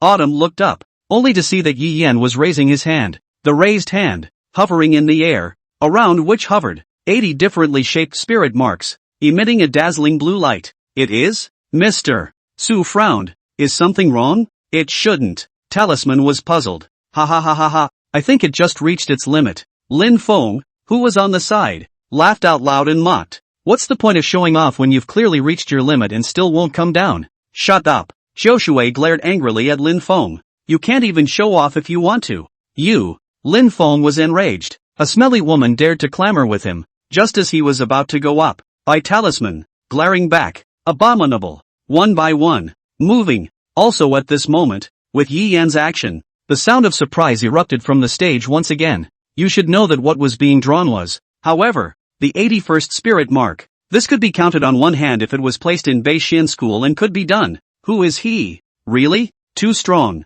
I don't know. I haven't heard of this person. Yi Yan. Within the Great Xia's great clans either. The crowd exclaimed. But there was only one person in the room who saw it coming. This was probably the reason why Yi Yan, just now, maintained the pause. Though, it's just a tiny gap, maybe just a little longer and curved when it comes to carving. But this, all greatly affects, out of the spirit mark. It is important to realize that the existence of each spirit mark is unique and relative to the most stable structure. If one were to destroy it without authorization, it would cause the entire spirit trace to shatter, go out of control, and subsequently explode. Then, Why? What about the spirit trace that didn't collapse when Yi Yan was changing it? Instead, it looked more stable, as if it was meant to be. Even Mr. Su couldn't understand it. Also, while they were in a daze, Yi Yan's final stroke had already fallen. 99 channels. Spirit marks complete. There was only the last one left, but Yi Yan didn't proceed to draw it. Crap. It was only after seeing Yi Yan lower his arm that the crowd came back from their shock. That's not true. This kid, he must have practiced before. That's right. The students nodded their heads. The only way to comfort themselves. But in reality, even after training, it is impossible for an unusual person to know that Yi Yan like this. It's unspeakably genius. Ha ha ha ha ha. Teacher Su went up and excitedly patted Yi Yan, who walked off the stage. Kid, so you're a genius. No wonder you don't bother listening to my lessons. When Mr. Su said this, there was no trace of mockery in his eyes. There was only appreciation for the talented student. For Mr. Su, special care is always given to those students who excel. Not to mention, being such a genius? Mr. Su, I really didn't mean it. Yi Yan opened his mouth to explain, but was interrupted by Mr. Su. Ha ha ha, it's okay, even if you did it on purpose. So what? Ha ha. Yi Yan gave a dry laugh. That's pretty realistic. By the way, do you want to join our inscription mark academy? Mr. Su opened his mouth to invite. Ah, well, I haven't thought about which area to major in yet. I'm going to wait until I've experienced all of the classes before I make a decision. Yi Yan said and looked at the time. It's 6 o'clock. Not good. Mr. Su, we'll talk in the next class. Saying that, Yi Yan directly skipped off. Ha! Teacher Su had just extended his hand when Yi Yan had already run away. Hey, really? Tan Ziming looked at the disappearing figure, tugged at his mouth. There you go. Another monster. Class time has come over 10 minutes. Also do not know. Rumo in what? Yi Yan took his cell phone, looked at the map, and saw the strong attack class. Look inside through the front door. It was found that there was another small group of people in the class, gathered together. And in the center of the crowd, it was really Rumor. She was, at the moment, being embraced for the first time. In Tianyi school, she was such an existence, incomparably dazzling. Yuan Xingyu, who was on the side, saw Yi Yan and came and said, I'm envious. You have such a contractual partner. Yeah. Yi Yan raised his eyebrows slightly and looked wistfully at Yuan Xingyu. What are you here for? Of course I'm here to see if I can contract an object law. Yuan Xingyu smiled, pointing to the nearby windows, doorways, corners, and sneaky people everywhere. Look, a lot of people have this idea. Oh, peekaboo. Hitchhikers everywhere. It's almost turning into, like, a blind date scene. Yi Yan almost forgot that not everyone who came to the school had signed a contract. For example, the Yuan Xingyu in front of him. Yeah. Hey. Yuan Xingyu let out a light laugh. By the way, your girlfriend is the third in the ranking of ideal contractual objects. And that's with the knowledge that there's a contract with you. Oh. Yi Yan lightly laughed, his icy eyes, sweeping over the people who were gazing at Ruimo, indifferently said, so what? Yuan Xingyu narrowed his eyes and stared straight at Yi Yan as if he wanted to see something. A hearty laugh followed. Ha ha ha ha.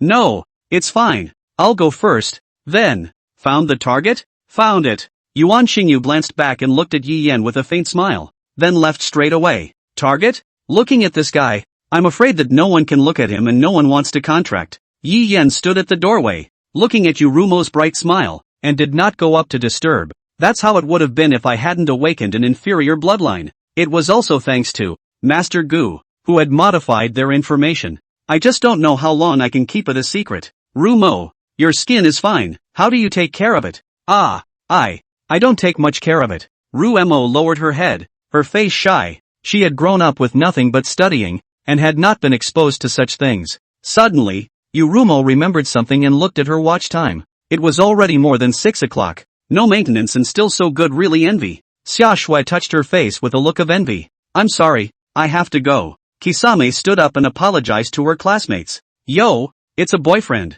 Xia Shui poked Rumo's small waist and smiled. No, it's not. Ruemo said, her voice getting smaller and smaller, her cheeks getting redder and redder. I'm not qualified to be Yim's girlfriend. What qualifications? Xia Shui patted Rumo's shoulder in a big sisterly manner. Little Rumo, be confident. You're so beautiful. If you're not qualified, then who else is? He's lucky to have a girlfriend like you. No, it doesn't. Ruemo lowered her head, her eyes dodging. Perhaps it was that feeling the warmth of a long absence overwhelmed her for a moment. Without realizing it, her eyes met with Yi Yan in the doorway, and Rumo was instantly delighted. Yeah, sorry, I'll go first. After saying goodbye and leaving from there. I haven't finished yet. Xiaoxue had an expression of intent. Unfortunately, Rumo's speed was fast, and before she could say anything, she was already far away. Words, you're here, why didn't you tell me? Well, I'm here. It's nice to see you guys chatting, and there's still plenty of time anyway,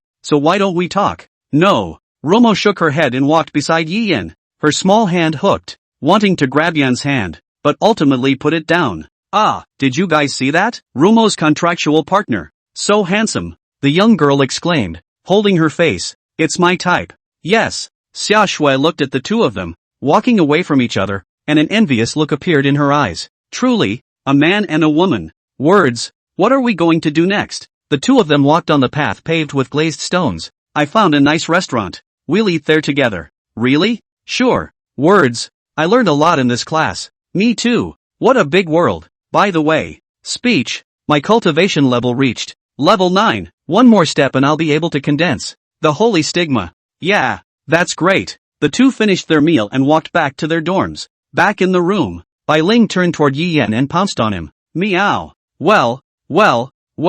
Yi Yan tenderly stroked Bai Ling's silky fur and said to himself in his mouth, did you, come out of that room? Meow. Sharon meowed. I wonder, too, if it was a response to his words. Say, you can't talk yet. Yi Yan had planned to let Rumo take Bai Ling to buy clothes today, and the two of them would get acquainted in the meantime. But, after realizing that Bai Ling was coming out of that rotten room, he hesitated. Plus that weird dream. Right now, there's too much stuff involved with Bai Ling. He didn't know if it was right or wrong to allow Rumo to come into contact with Bai Ling. So, it dragged on all day and was not considered. Hey, Yi Yan sighed and smiled to himself. When did I become so concerned about others, getting so indecisive? In the end, he was afraid. What to be afraid of? Is it a hard-won life being destroyed? Or what? After the painful jerking off of the cat, Yi Yan picked up his cell phone, and on it was the message he had sent to Qian Yukai. But, up to now, he hadn't received a message from Qian Yukai. Yi Yan frowned, put on his black clothes, and with the activation of his talent, he jumped through the window. Click. Also at this moment, the door opened. It's the moon like ink. She stood in the doorway, looking into the empty room. In his eyes was an endless despondency. Gone again. Meow. Seeing her acquaintance, Bai Ling ran forward, rubbed against her thigh, and called out in a petulant manner. Rumo lowered her head and tenderly stroked its fur. White. Where do you think he went? Meow. The white cat purred, scratching his head with his own paw. What I'm thinking. Kisame let out a self-deprecating light laugh. And who was she to keep his? In what capacity? Actually, it doesn't matter who Yun is with. Only why was her heart smothering? Meow meow. The white cat rubbed its head against Yurumo's face as if to comfort her. Yurumo's eyes were confused as she looked into the distance. I don't know what I'm waiting for. The night wind messed up Yurumo's hair, swaying in the wind with a hint of desolation. At night, in a hidden basement. Kill me. Suspended in the air covered in blood the man whimpered and pleaded. Die, Juga Maku. With sharp eyes, let out a light laugh. Do you think that I would let you scum die so easily? Yi Yan just glanced at it and ignored it. This time, it was kind of a punt. Not found. Slave. The entire basement, as it were, had been emptied, as if in advance to prevent something. Lord Autumn, here. January took a stack of paper and ran towards Yi Yan. It is. Yi Yan's brows gradually furrowed after reading it. What was written on it was really information about the Zhou family's dealings with certain slave traders. The Chao family? It reminded Yi Yan of a nasty dead man, Juga Maku, who was on the side, moved closer to take a look. The Chao family's criminal record. Unfortunately, something important is missing. This is not a conviction. Maybe, it's not all the Zhou family's doing. Juga Maku paused and then said, the Zhou family doesn't have that kind of strength. What are you going to do about those people? Yi Yan looked towards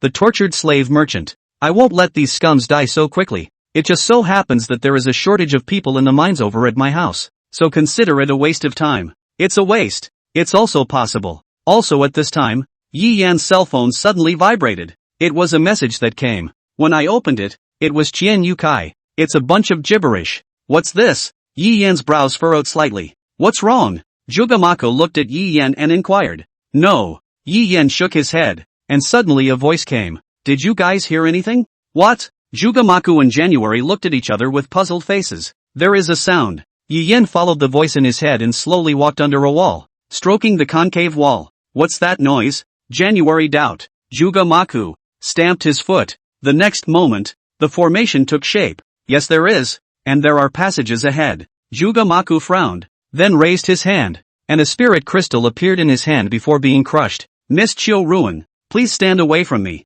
Hearing Jugamaku's words, Yi Yen took half a step back. Brush. The next moment, a shockwave shot out from Jugamaku's hands, but magically, the shockwave, without half a sound, left a 1-meter round hole above the wall. That's an exaggeration. Yeah, January nodded dully. No, in fact, this kind of simple formation, you guys just need to study a little bit and you'll know it. Jugamaku spoke in a relaxed tone. You're so talkative. Yi Yen gave him a blank look. Even if he hadn't learned it, he knew it. This kind of thing that pinched out a formation with his hands could never be as easy as he made it out to be. Yi Yen didn't want to pay attention to him and walked straight forward. The passageway spirals downward the further you go. Before he could walk for long, there was a smell of blood that went straight to his ceiling. What a strong smell of blood! Jugamaku frowned and took out a piece of cloth to cover his nose in January, handing a piece to Yi Yen in the process. Yi Yen shook his head and refused. He had already utilized the illusion to confuse his sense of smell. It was not a big problem. The three of them, walking downward. A few moments later, thud. He stepped in water? No. Sticky. Cell phone light down the line. January was startled, covered her mouth and, it's blood. Blood so red that it was black filled the floor at the moment, staining the floor beneath his feet. Yi Yen felt the hairs on his body stand up. Vomit. Jugamaku and January threw up at the same time. Here is, January said in a trembling voice, pointing forward in horror, only to see that there was a bloody path in front of them, with blood flowing and constantly emerging from the ground. It was a long bloody road lined with rows of rooms. On every door, there was a body hanging, and all of them were female, with very few male bodies. All of these girls had a ghost-smile expression on their faces, as if they were remembering what they had just seen when they died. On top of them were chains that pierced their ribs and collarbones. They are. Jugamaku and January looked at this scene and their hearts tightened. Those damned beasts. Jugamaku, clenching his fists,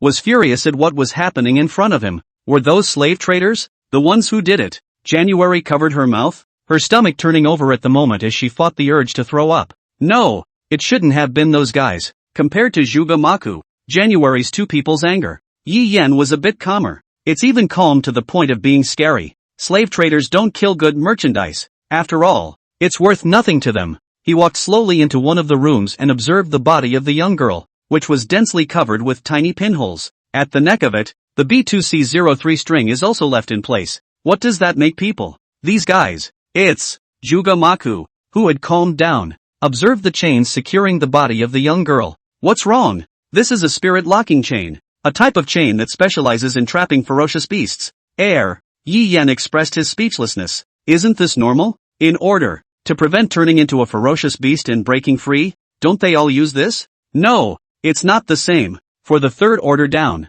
there's no need to use this at all. Jugamaku, shaking his head, added, mind you, these chains don't come cheap, and, judging from the remnants of spiritual energy loss from these people's corpses, their strength could not have been higher than the third rank. Yeah, what if, then, these are all experiments? January's words fell and the room instantly chilled. Lord Autumn, look what I found. Receiving the document handed over by January, Yi Yen glanced at it, just didn't bother to look, because it's completely gibberish on it. It's impossible to read. The only thing I recognized was on the document, the pattern of the black eagle. It's just this ghost drawing, how I've seen it somewhere, just as Yi Yen was thinking so. It's Dai 10. Jugamaku, who was on the side, suddenly exclaimed. Generation Sky? What the hell is it? You can read the writing on this document? Can't read it, but that Black Hawk pattern. I know of an extremist organization that would use that as their logo, about which everything they own is branded, and that's Generation Sky.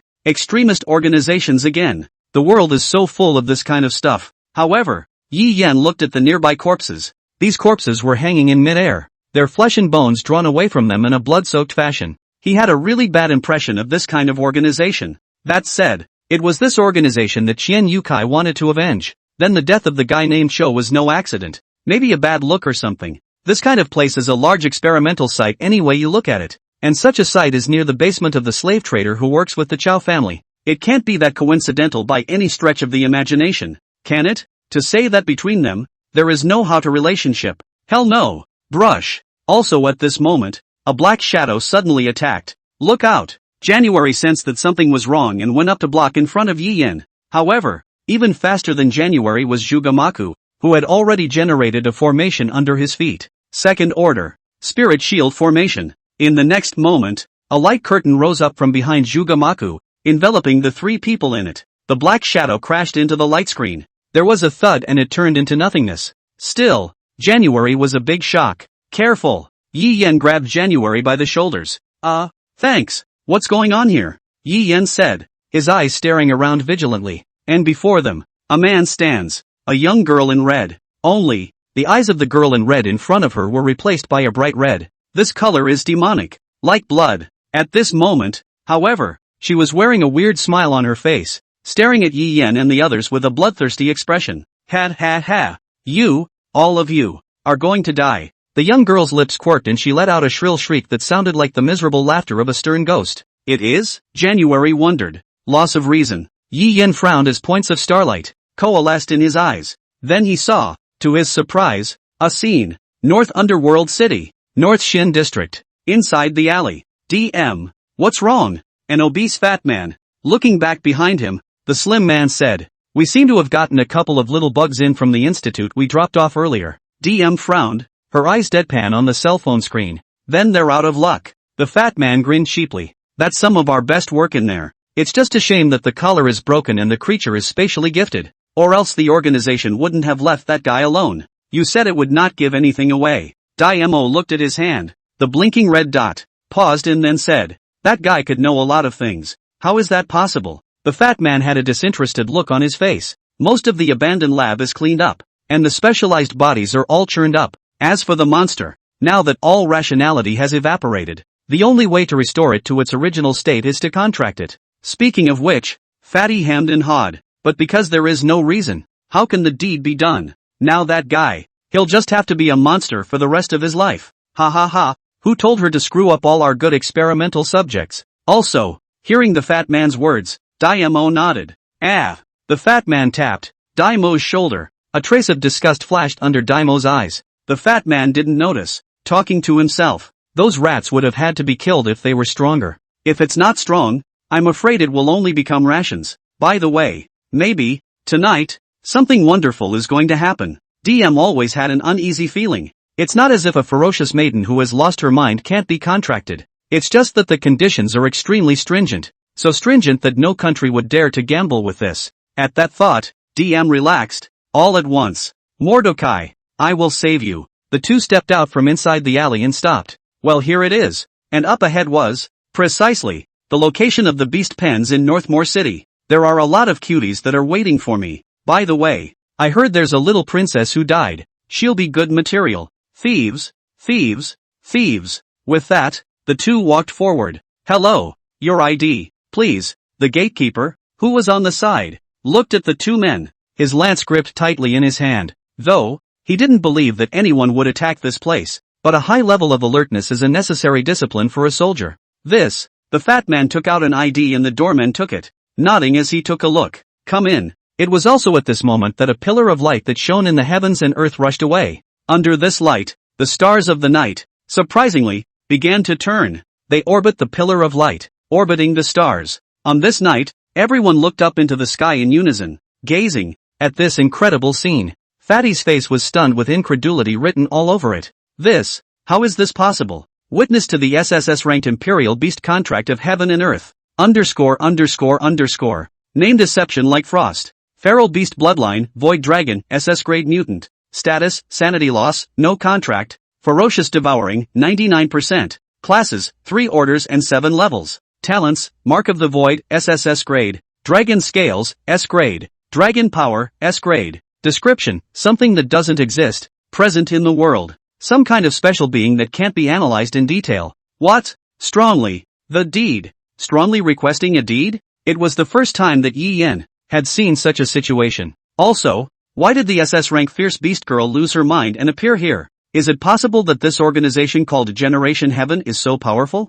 How dare you even get caught experimenting with SS levels? Ah! Also while Yi Yen was thinking, the woman in red raised her dragon claws and rushed towards them. Kill kill kill! Zhuge frowning. At this moment, the spell formation under his feet, between the layers, reached as many as 6 in no time. Bang! In the next moment, the shield and the dragon claw collided with each other, emitting an explosive sound. Hiss! Immediately afterward, countless green-colored rays of light emerged from under Zhugamaku's feet and swept over towards the young girl. However, the young girl just raised her hand and waved it casually. Those green ons dissipated one after another. This time, she did not attack Zhugamaku in January again. Instead, the target shifted to Yi Yen. Taking one step, he went straight towards Yi Yen. Yi Yen frowned slightly. He wasn't the least bit surprised by the young girl's sudden attack. After all, he was the weakest of the three. Lord Autumn, January cried out in horror, and channels of scales emerged from her skin. You underestimate me.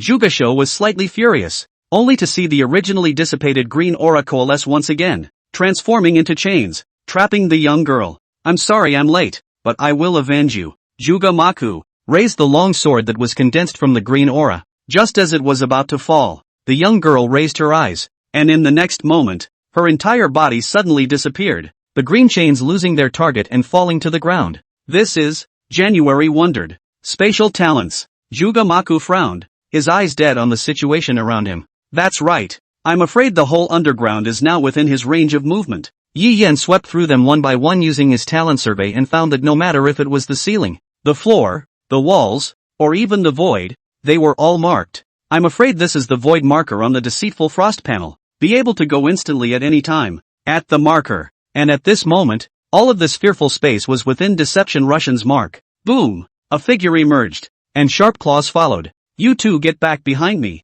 Zhuge, with a low shout, the formation under his feet fully activated, protecting them within it. Clang! The crunching sound of gold and iron constantly resounded around Zhugamaku. This was the first time Zhugamaku had been so stifled. What the opponent was showing now wasn't speed at all anymore. The vagaries of spatial abilities were slightly tricky even for him. Boom boom boom. That's when a few more explosions came, from all directions. At this moment, the shield was on the verge of collapsing, but Zhugamaku was not afraid in the slightest. Just as deceitful frost appeared beside them again, a 5-meter radius spell formation instantly appeared. 5th order, air condensation formation. 3rd order, binding formation. As Zhugamaku's words fell, a sense of spatial binding filled the air. The countless translucent tentacles only instantly fixed Deception Russian in place. Wha! Kill! Kill! Deception struggled, but to no avail. Space was frozen, and she could no longer use the void marker to leave. So strong, January exclaimed,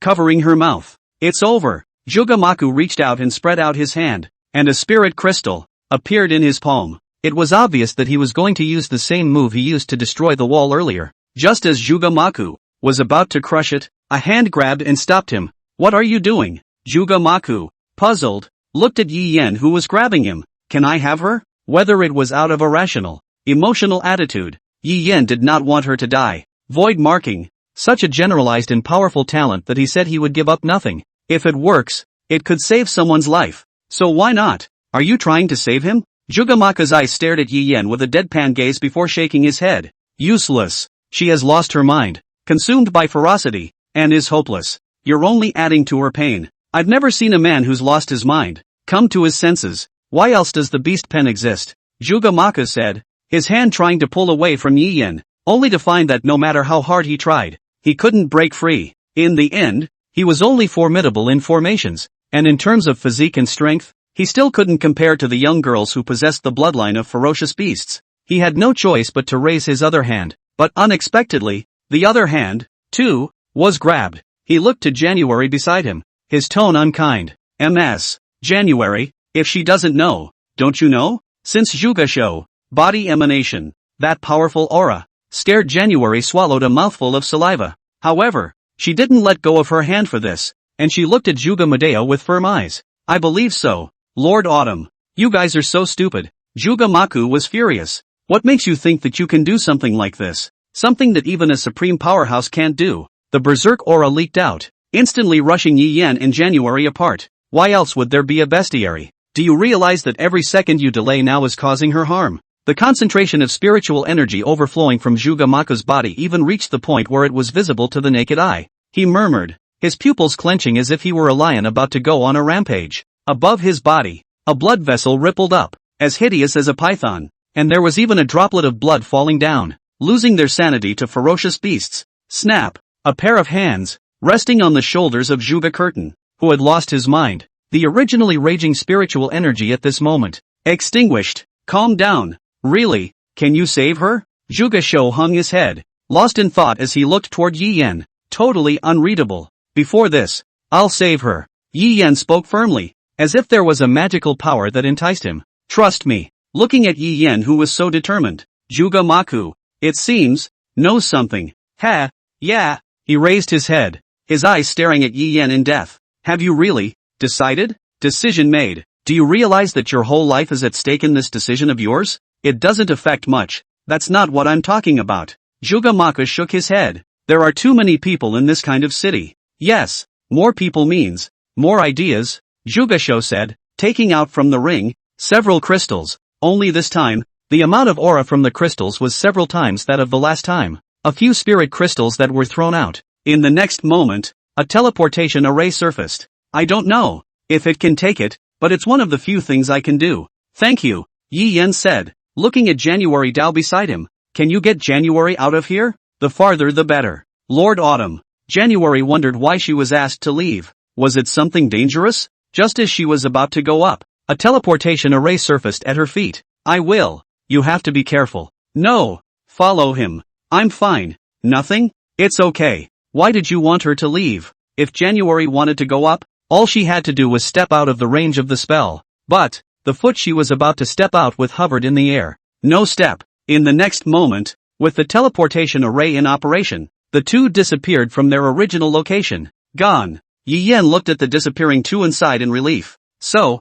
it's about time. As for the people above him, he couldn't care less. Roar! A dragon whistle shook the heavens and the earth, and the spell formation that had lost its eyeballs ruptured inch by inch under Deception Ruoshang's power. Ah! Dueling like frost roared, and the sharp dragon claws, cutting through the void, attacked towards Yi Yan. Brush! A burst of light swept through, and Yi Yan was cut off at the waist, and then, the body disappeared, turning into a foamy phantom. Aha! Deceitful Frost shook his hand and froze, not knowing what to do. No hand? Hearing the voice, Deception Russian looked back and wondered where Yi Yan had appeared from. Bang! The ground cracked underneath his feet, and Deception Russian rushed towards Yi Yan like a cannonball. Brush! In the next moment, Deception Russian, who was originally not far away, instantly appeared behind Yi Yan. Well, then, it's about time we had a chat about the deed. Yi Yan lightly laughed and stepped out with 1 foot. A 50-meter radius contract spell formation instantly unfolded. Brush! The dragon's claws greeted and tore through Yi Yan's virtual shadow. Just as Deception Russian was surprised, an intense feeling of severe pain suddenly hit her, as if it was going to tear her head apart. Aha! Deafening screams echoed through the basement. Somewhere in an inn, 2 figures appeared as a light went on. Why leave? January looked to Juga Maku. It was irritating, but he had a feeling the guy knew. Are you unaware? Juga Maka let out a surprised cry, and then thought of hitting something. You're from a small country. It's no wonder you don't know. What's wrong with me being from a small country? She hated the man, always on his high horse. No. Juga Maka shook his head and continued. In fact, the only way to bring back a young girl who has lost her mind is to think about it, or understand it, as you know it. Seemingly thinking of something, January shook her head in denial. No, it can't be. She was not denying the strength of Lord Seeker. But, Akesama has already contracted with her. That's right, it's the SSS class Imperial Beast Envoy's contract formation. It's the only way. Speaking of this, Juga Maku smiled to himself. Autumn ruin, ha ha, you really fooled me badly. Actually, he should have thought of that. How can she still be alive? But then there's so much more. Boom! As if confirming Juga Maku's thoughts, a dazzling pillar of light rushed into the sky. This side is an SSS-ranked contract spell. January slumped against the window, staring flabbergasted at the pillar of light that ran through the sky. Yes, only. Juga Maka looked at the expanding pillar of light and his brows gradually furrowed. Is an unusual SSS-ranked contract spell formation this big? Not good. Go! As the words fell, Juga Mako scattered his legs and ran. What the hell is going on here? January immediately caught up with Juga Maku, and at this time, the light pillar behind him was still expanding continuously. I don't know, it's the first time I've ever seen it happen. Looking behind him at the still expanding contract spell formations, Juga Maku's mouth twitched. Hey, that's too much. Looks like a storm is about to break out in the city. It's hard not to notice in this situation. North Hades. Because of the appearance of the pillar of light that rushed into the sky, different degrees of shaking occurred everywhere. Among them, those near the pillar of light were the first to suffer. All creatures in the places covered by its light pillars were all excluded. Ah! What the hell? What's going on? Crap! I was at what was supposed to be home. Why did I suddenly run out? What the hell is going on with this pillar of light behind us? Shit! Don't squeeze! Shit! If you say don't rush it, you think I want to? Some of the people who were within range of the pillar of light were forcibly pushed out. Some were even in the shower and were pushed along by the columns of light without their clothes on. At the moment, the edge of the light pillar was piled with people, and the number of people continued to grow. Some of those who reacted ran desperately out of the pillar of light in order not to be caught in the wave of the crowd. Damn! What the hell was that? Because of the date, Talisman, who was caught in the middle of it, cursed as he ran. It should be the contract spell formation of an SSS-class Imperial Beast Envoy. Talking Z-Ling held Z-Ming and drove ahead. I know, but this is too much. More than twice as big as the largest ever recorded. More than twice as big. Ha ha ha, that's funny. Yuan Xingyu looked on, and the huge contract spell formation behind him cheered. Suddenly, he noticed in the distance an aura far beyond him. The corners of his mouth couldn't help but rise. Sure enough, he was right to come here. It was so much fun. A certain building, above the landing. Juga Shou looked at the moment, constantly expanding, with a radius of up to 500 meters. The contract spell formation. A headache. Lord Autumn, there's nothing wrong. January gazed worriedly at the massive pillar of light. Don't worry, as long as that contract formation is still there, nothing will happen to him. Juga Maku comforted January. Only, when the contract spells are gone, it's not always the case. Juga Maku looked up and swept over the city, which was colored white by pillars of light. Countless points of light, from all directions, rushed towards that pillar of light. Also at the same moment, at the border of North Underworld City, a curtain of light covering the city rose from the sky, transforming into a semicircular shield. In just an instant, it surrounded the entire city, and as the city was surrounded by a shield, the pillar of light from that contractual spell formation was also confined in a semicircular shield. That? January couldn't help but let out a gasp of surprise as she looked at the translucent shield that shrouded heaven and earth. She had never seen it before. A shield of such magnitude. How much energy does it take to blanket an entire mega city? The energy it burned might be close to catching up with the energy of a small country for a day or even a week. The Protectorate's third gauntlet. An existence that even a 9th-ranked powerhouse can't break through. Juga Maku answered for January. So why should? January had wanted to ask why, but looked at the compacted pillar of light pressing down on the center of the encore as if she understood something. But, opening this for that purpose is too much. That's right, to suppress the light of the SSS contract spell. After all, the light is too bright. As it is now, many people, attracted by this light, gather. But oftentimes, too much shine isn't a good thing. Juga Maku looked at the pillar of light in front of him and let out a light sigh. No matter, for what reason, you are hiding your SSS rank Imperial Beast Envoy talent. But since you don't want to be exposed, then I'll accompany you in your madness. Don't stay here. Go back. Juga Maku spoke softly. January tried to say something, but Juga Maku had no intention of listening to her. You didn't before, and choosing to stay there was the right decision. You should know better. There's nothing you can do now, Juga Maku said, stepping forward on his own, before falling from a high altitude. The formation behind him emerging. Feeling the bone-chilling wind, Juga Maku let out a light laugh. How long has it been since you've done it? I don't know. Is the craft ever rusty? It's the truth, showed the old men. They're old. Countless spirit crystals were thrown down by Juga Curtain and scattered on the ground. If someone who knew what they were doing had seen it, they would have realized that the direction in which the spirit crystals were scattered was very well placed. Utilizing the properties of the perfect medium of spirit crystals, a building was enveloped in it. Perspective down. The light from the contract spell array illuminated the otherwise dim city. Countless people were attracted and raised their heads, watching the pillar of light. At this time, North Shin School, inside Red Building Number 1, a young girl in red, with red hair, sat by the window gazing at the pillar of light. The corners of his mouth rose, tracing a nice curve. SSS Class Imperial Beast Envoy. Interesting. I didn't think there was such a genius here. Inside the black building number 2. No. Since when is there an SSS class Imperial Beast Envoy here? Damn it. I'm clearly the strongest. Principal. Office. An old man with white hair stared at the pillar of light rushing into the sky and froze.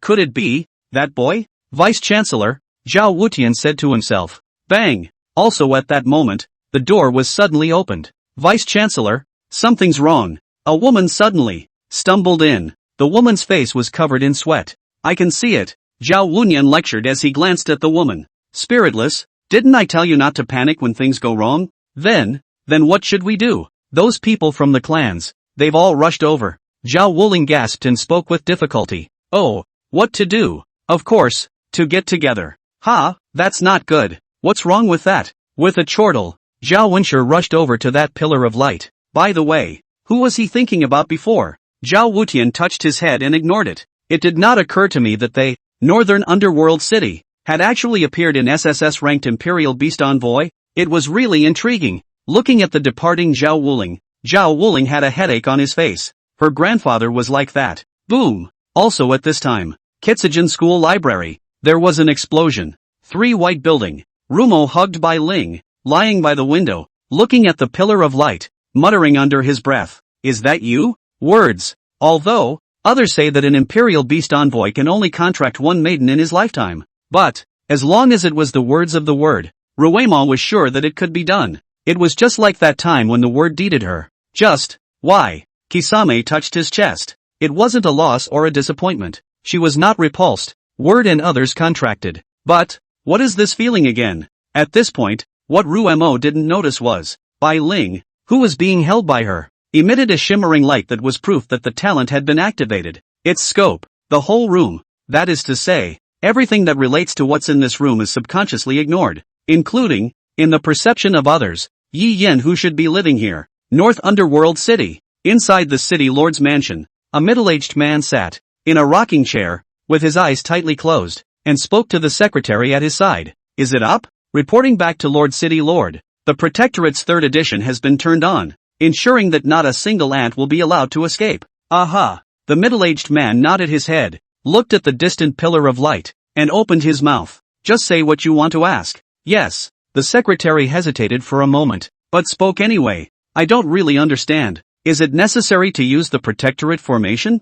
One must know that the spirit crystals burned in each of these openings were astronomical. You don't understand. The middle-aged man shook his head. SSS class Imperial Beast Envoy. What does it mean to a country? It wasn't just my instructions. Secretary Wang, who was on the side, was shocked when he heard the city lord's words. In other words, that's what it means from above. If you understand, mobilize the Northern Underworld Army. Surround that pillar of light. People in the neighborhood. Evacuate if you have to. Yes. Secretary Wang led the way and then walked out. The middle-aged man froze as he looked at the pillar of light in the distance. It was not known that another SSS-class Imperial Beast Envoy had appeared during such a period. Is it a good thing or a bad thing? The middle-aged man sighed softly. At this moment, it was located in the center of the contract spell formation, the origin of the vision of heaven and earth. Yi Yan looked at the broken teleportation array and sighed. In just an instant, the teleportation array Zhugamaku had set up for him directly ruptured due to the contract spell he had unfolded.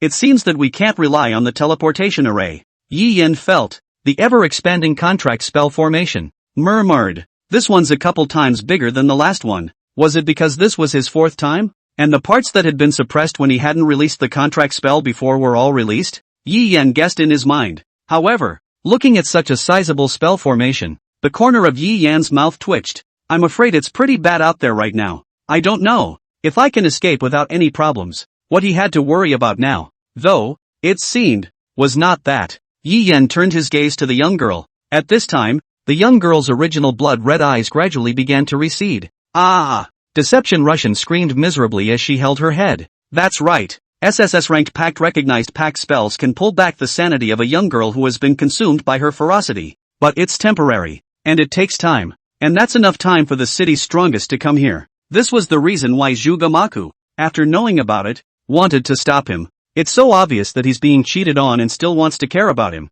What a no-nonsense old man. Yi Yan crouched down, his hands resting on his chin, gazing at the young girl in front of him, thinking, and I don't know when I'm going to wake up. Yi Yan didn't have to wait long. A moment later, as the screams subsided, Deception Russian lowered her hand, raised her head, opened her eyes, and looked at Yi Yan. Did you save your little girl? Deception Russian looked at the spell formation under her feet and was secretly shocked, before smiling helplessly. Young master, with such natural talent, why would you want to indenture your daughter? So what's the solution? Yi Yan waved his hand and said helplessly, if I hadn't unfolded the contract spell, I'm afraid I'd have been killed by a Manhwa. Put. Dueling Russian covered her small mouth, covering half of her peerless face, leaving only a pair of phoenix eyes slightly narrowed as she snickered. And why did you deceive your daughter, young master? Even if my daughter loses her mind, what she has done in this madness, my daughter is still incredibly lucid. Well, then, I'll cut the crap. Yi Yan's pair of eyes stared straight,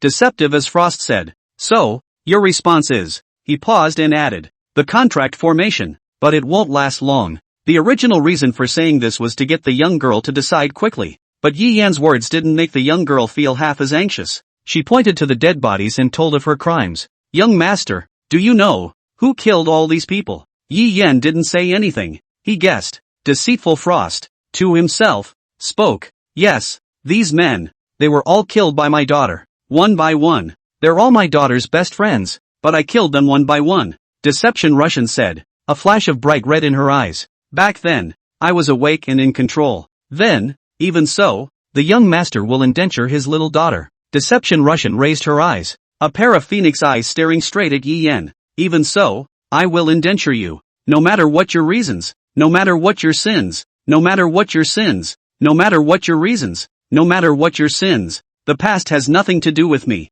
Just know that I need you. Yi Yan said and extended his hand. You'll be sorry to deem me a murderer. I've never done anything I regret. What if, when the time comes, I kill again at will? I'm not going to let you do that. When the time comes I'll be the indentured servant to keep you in check. Yes. Deception Russian lowered her eyebrows before looking seriously at Yi Yan and inquired, do you need my power to say that? Yes. Yi Yan answered the young girl's words honestly. Yeah. Deceitful as Frost's disappointment rolled her eyes, and then she held out her hand. You're the first to say that you need me, but I don't like it. And someday I'm going to make you look at the power that is me. Not me. That's quite an honor. The deed went well. The moment the two took hands, the contract was complete. 3 panels popped up immediately afterward. Spatial marker, S-rank. You can plant a spatial marker in an item. Activating the talent will instantly move to the marker's location. Sure enough, it was pretty much what he thought it would be. Even if it wasn't SSS ranked, S-ranked space system abilities wouldn't be too weak.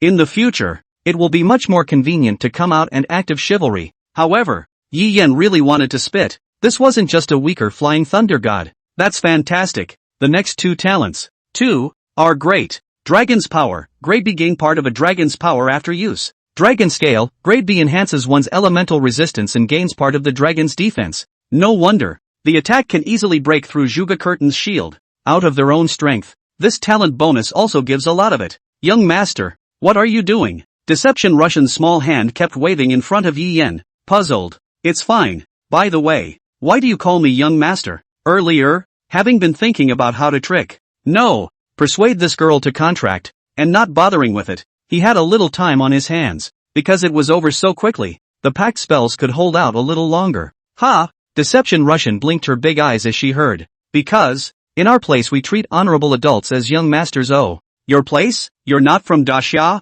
No. Deception shook her head. Come on, there's one without an account. There's no need to call me young master. I'm not honorable. Not honorable? How can it be? Deception Russian's pair of phoenix eyes were wide open. How could an Imperial Beast envoy with an SSS grade talent not have an honorable status? One must know that no matter which country one is in, an SSS class Imperial Beast envoy is like a national treasure. Ah, Yi Yan also knew that she was wondering about something. Anyway, it's because, well, all sorts of reasons. You might as well just call me by my first name. No, a young master is a young master. Deception Russian had a serious and grave expression on her face and puckered her little mouth. Okay, whatever. Yi Yan waved his hand and said, Deception, like Frost, suddenly thought of something at this time. So, how is the young master going to leave? Deception's eyes went to the ceiling. Outside, there's a lot of people. Walk right out? Deception as Frost proposed. No one dared to harm an SSS-ranked Imperial Beast envoy anyway.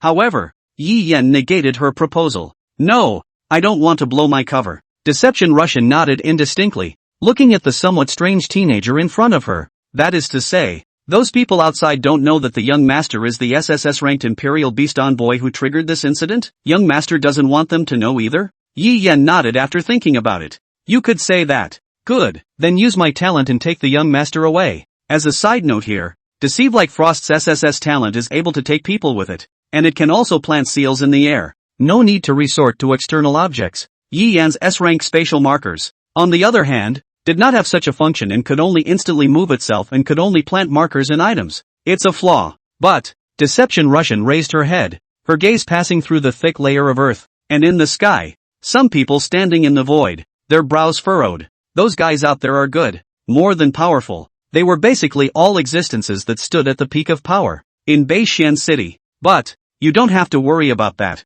Yi Yan smiled faintly. After all, I wouldn't put myself in a desperate situation. In the final analysis, the common characteristic of some big shots is that of excessive pride. A freshly contracted Imperial Beast envoy would not be above the 4th rank in strength, and the 4th rank was like an ant in their eyes. And indeed, it does. In this situation, they are easily gullible and negligent. Besides, they are not of one mind. Yeah, Dueling Russian looked, for a moment, at the teenager in front of him who was full of confidence. At the moment, outside, countless people, coalescing on the streets of Qingbei, in the North Underworld City, North Xin District. At this time, the periphery of the light pillar had already been surrounded by the Northern Underworld army, layer by layer, pulling up a warning line. Some of those who wanted to join in the fun were all driven out, more than 10 meters away. What the hell? Azora raises her camera and chops her little feet angrily in the crowd, to ask why. She's here? How could she be missing out on such big news? This was a contractual spell formation that covered several hundred meters and illuminated the entire city. There has never been, in history, such a huge contractual spell formation. Even the third guardianship of the nation, which had not been activated for hundreds of years, was activated. These gimmicks, just thinking about them shows how much traffic there is. Qingju licked the corners of his mouth in excitement, but his face instantly went cold when he saw the long cordon of people in the middle of it. Abominable. I wanted to get close enough to take a few pictures, but I didn't realize that the soldiers were so unforgiving. You guys, look. Suddenly, someone pointed into the air and shouted, in the sky, there seems to be someone. Anyone? Think of the pillar of light appearing. Now those who can appear in the air and get that close are big shots at first glance. What does that tell you? Hot news again. Thinking of this, Azora looked up excitedly, raised the cameras, adjusted the focus, and looked into the air. Only a few silhouettes stood in the air above the edge of the pillar of light. An old man, 2 men and a woman behind the old man, and some of these 3. Green Bamboo turned the camera and zoomed in. A momentary flash of light. The old man at the head of the group was none other than the vice principal of Beixian School, Zhao Wutian. Among them, were the Dong family head, Dong Tianhao, Zhuge family representative, Zhuge Ming, and Tang family head, Tang Qiuhou. Wow, these are some big names. Although, there were also other family heads behind them, and even some famous businesses. But where were the heads as big as these 4? Qingju was just snapping at a few people, his mouth agape with excitement. What the hell is going on here? Zhuge Ming pushed up his glasses and looked at the light pillar in front of him with a slight frown. When did my Daxia come out with? Yet to be contracted. An SSS-ranked Imperial Beast envoy? Humph. Dong Tianhao snorted coldly. This guy would be fine if he contracted SS rank and up. If he contracted a loser, I'll break his legs. No. Tang Qiuhua shook her head, her gaze falling on the pillar of light that was vaguely about to disappear as she pondered. Don't you guys think it's strange? Our country's SSS-class Imperial Beast envoys are all already recorded.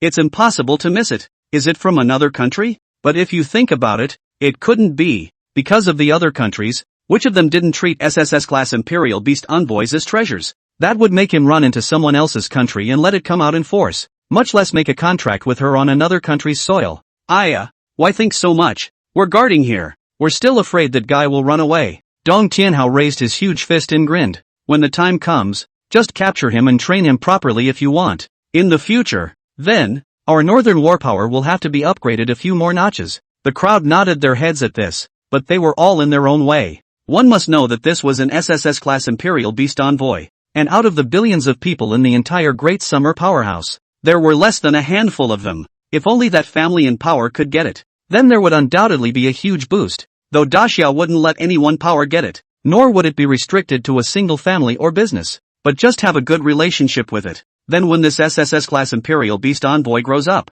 the forces, will benefit greatly. In any case, they have been strengthened. As the crowd thought, their gazes all looked towards the one who hadn't said anything. Zhao Wunan. Ha ha ha, let's see. Zhao Wutian stroked his beard and laughed, leaving the three behind them speechless for a moment. This old man, he wouldn't want to sit back and reap the benefits, would he? However, it was none of their business what he, a vice principal of the Beixian School, a state institution, did. It was also at this moment that the contract spell formation finally ruptured. Ha ha ha ha. Dong Tianhao laughed out loud. Let's see whose kid it is. Just as Dong Tianhao stepped forward, only to hear a bang, the ground was lifted up a big hole. Countless fine needles containing spiritual chi came towards them. Bold, Dong Tianhao let out a roar, and the fine needles in front of him were instantly shaken apart by the sound wave and scattered outside. It seems that people don't want to let us know the identity. Tang Qiuhua gently waved her arm down, and the fine needles disappeared into the void as if they had received some sort of command.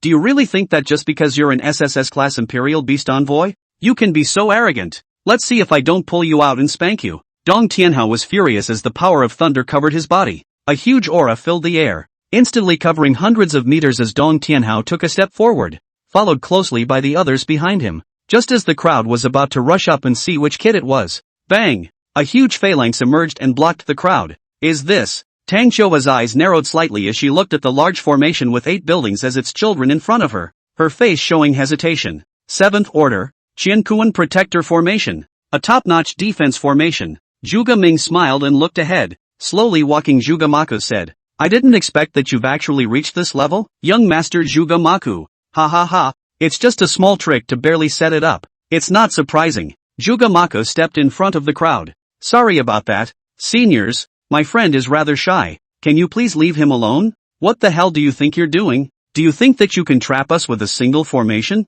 You hairless brat. Dong Tianhao laughed as the power of thunder condensed above his fist, blasting toward the large formation in front of him. Seeing this, Zhuge Maku smiled slightly. 1 didn't work, so what about 10? 100? Just as it was about to fist contact with the formation, in the next moment, countless tiny formations surfaced one by one in the mother formation. Bang, bang, bang. Countless formations exploded one after another. However, the powerful impact also caused Dong Tianhao to fly out backwards.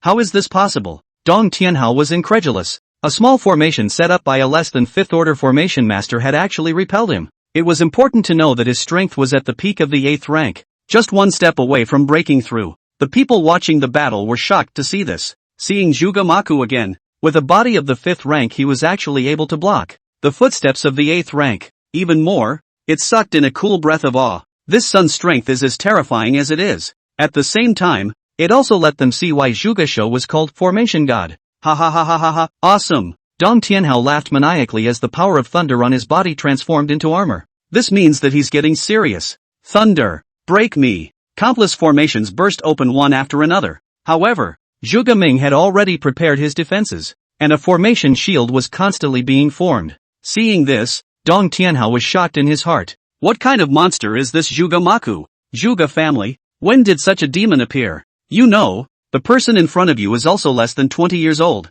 It doesn't make sense, but it also turned him on even more. With his excitement, the power that had been restrained slowly began to be liberated. Not going to stop that maniac? Tang Qiuhua looked toward Zhuge Ming, her eyes narrowing slightly. If you're any later, something is going to happen to your young master. Isn't that a problem yet? Zhuge Ming had a calm face, making Tang Qiuhua unable to see what the person in front of him was thinking. Also at this moment, the ground suddenly, numerous bubbles emerged, floating into the air. It's... Tang Qiuhua frowned and tapped her fingers. As the bubbles shattered, a voice echoed through the air. Seniors, the late generation will not just take their leave. If there is fate, we will see each other. It's putting sound inside a bubble? Not good. Tang Qiuhua secretly sighed that it wasn't good. Just as she was about to go down to find out what was going on, Zhao Wunyan stretched his back. Don't go. People are running away. That's as far as the play goes, Zhao Wunlian said, throwing a silver needle at Tang Qiuhua, and walked straight away. Tang Qiuhua caught the silver needle, took a closer look, and her face changed. So it is. Boom! The thunder smashed into the ground, and Zhuge Maku, who heard Yi Yan's voice, had no intention of stopping it again. It's just that there is, and it's exhausted. The voice just now, It was meant for him, wasn't it? Now that I've said that, the contract with that young girl was completed and left without incident, right? Jugamaku laughed lightly and wiped the blood from the corner of his mouth. Here, young lord. Jugaming suddenly appeared and handed over a handkerchief to Jugamaku. No need. Can you tell me about it? What? About your friend. I told you, my friend is shy. I spoke too much. Jugaming bowed his head and apologized. Only, on the family side. I'll shut the family up. Jugamaku's eyes flashed with killing intent. This time, he wouldn't let what happened back then happen again in front of his eyes. Jugaming looked at such a young master and sighed helplessly. What the hell is going on here? At this moment, on the large hole in the ground, Dong Tianhao roared loudly, his aura spreading, wanting to explore it carefully. Don't look for them. Those two are gone. Tang Qiuhua called out to Dong Tianhao. Impossible. We have our sights locked on this place all the time. How could we let them escape? There's nothing impossible. We're the ones who underestimate people, Tang Qiuhua said, shooting out silver needles. Dong Tianhao took it, and he was first stunned, not knowing what the hell this bitch meant. But after taking a closer look, his face instantly froze. This? That's right. Tang Qiuhua nodded. If it wasn't for that old man, she really hadn't paid attention. There are traces of spatial fluctuations on this. It's highly likely that it's a spatial marking type talent, an extremely rare talent, and it's very high level, probably above SS level. Otherwise there's no way we wouldn't have been able to discover it, while these needles were being shot down by us and flying elsewhere. Those two had long ago used the markings on them to get out of here. That's a good one, leaving in such a tightly encircled net. It seems that the opposite side don't want to reveal their identity. Tang Qiuhua spoke softly. Ha ha ha ha ha, since there's nothing else, we'll leave first. Zhuge Ming laughed. No, your young master knows people. Dong Tianhao had a displeased look on his face and wanted to make him spit it out. My young master doesn't know him, Zhuge Ming retorted with a smile. Besides, we don't care about that SSS-class Imperial Beast envoy. Oh, the others thought darkly. It doesn't matter to you guys, after all. Your people already know who that SSS really is. It'll be incredibly convenient to make friends with that SSS class in the future. But what about them? Damn this, Zhuge family. They can't help them in favor of them? That's what's so infuriating. Actually, the woman was right about one thing. That first wave of silver needles was just a feint, and the real ones, had long since been concealed by his use of sneaking, plus phantom concealment. I just didn't expect things to go so well, Yi Yan thought and returned to the dormitory. And as soon as he stepped through the door, he heard a familiar voice. You're back. Romo was hugging Bai Ling and looking at Yi Yan with a sweet face. I'm back. Stepping into the room through the window, he looked at Rumor, who was sitting in the corner holding Bai Ling. Yi Yan laughed lightly and was not the least bit surprised. In the next moment, a beautiful silhouette pounced towards Yi Yan. It's great that you're okay. Romo jumped headfirst into Yi Yan's arms and hugged him tightly, unable to stop the tears from flowing down. She was so afraid she'd never see him again. If she lost him, she really didn't know how to live. I'm worried, really worried, Ruema stated with her head bowed. Yi Yan stroked Rumo's hair and smiled gently. Is it seeing that pillar of light?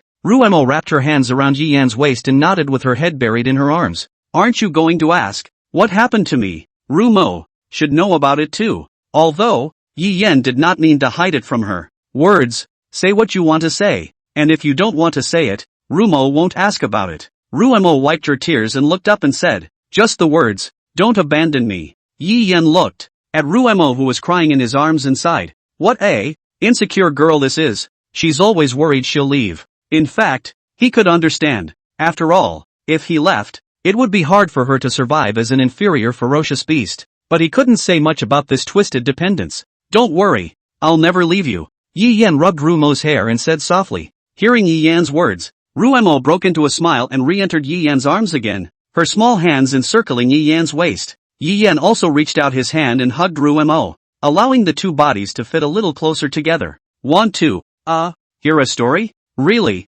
Can you tell me? Of course, you're my contractual partner. My partner? Yes, well. Ruemo blushed shyly, the whole puffy lying in Yi Yan's arms. Kisame will listen to whatever the word says, no matter how long it takes. Okay, then let's start with Bai Ling. Bai Ling?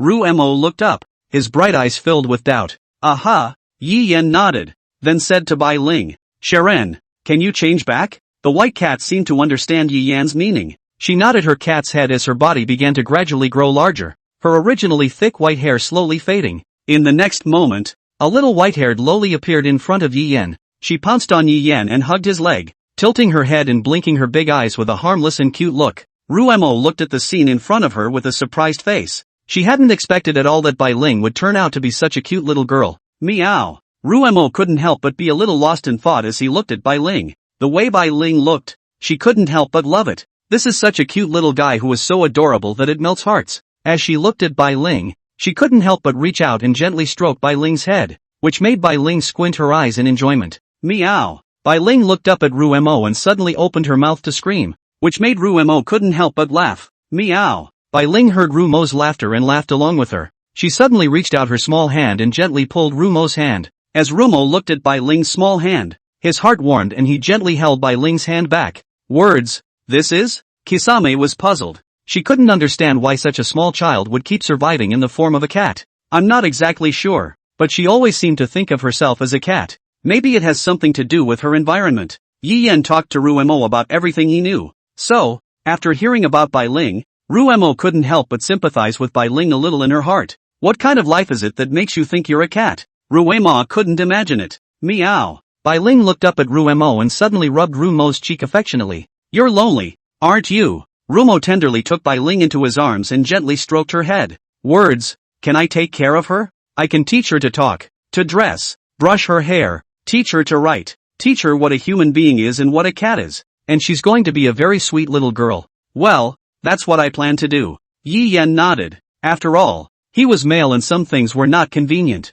Plus, with Bai Ling following Rumo around, he could feel a lot more at ease, both for Bai Ling and Rumo. Just as he entered the room, Yi Yan discovered that Bai Ling had taken the initiative to release her talent. If it wasn't for the fact that he had a contract with Bai Ling, he would have almost subconsciously ignored this place. Let's just say that this SSS class is really scary. If Bai Ling could use it skillfully, then very few people would be able to harm her. Next, Yi Yan said a lot. Ruemo also knows a lot. Aren't you angry? After saying that, Yi Yan asked Ruemo. What? The others in my pact. Am I that petty in the eyes of the word? Ruemo puckered her mouth in an aggrieved look that was endearing. Everything I have, I owe to the word. Besides, those women are a lot like themselves, and Ruemo couldn't be happier that words could help them. Well, although, Yi Yan was aware that Ruemo would agree, but I didn't expect to agree to such a thoroughness. But those people are so hateful. Ruemo clenched his fists and looked furious. By the way, the one surnamed Zhou we killed before,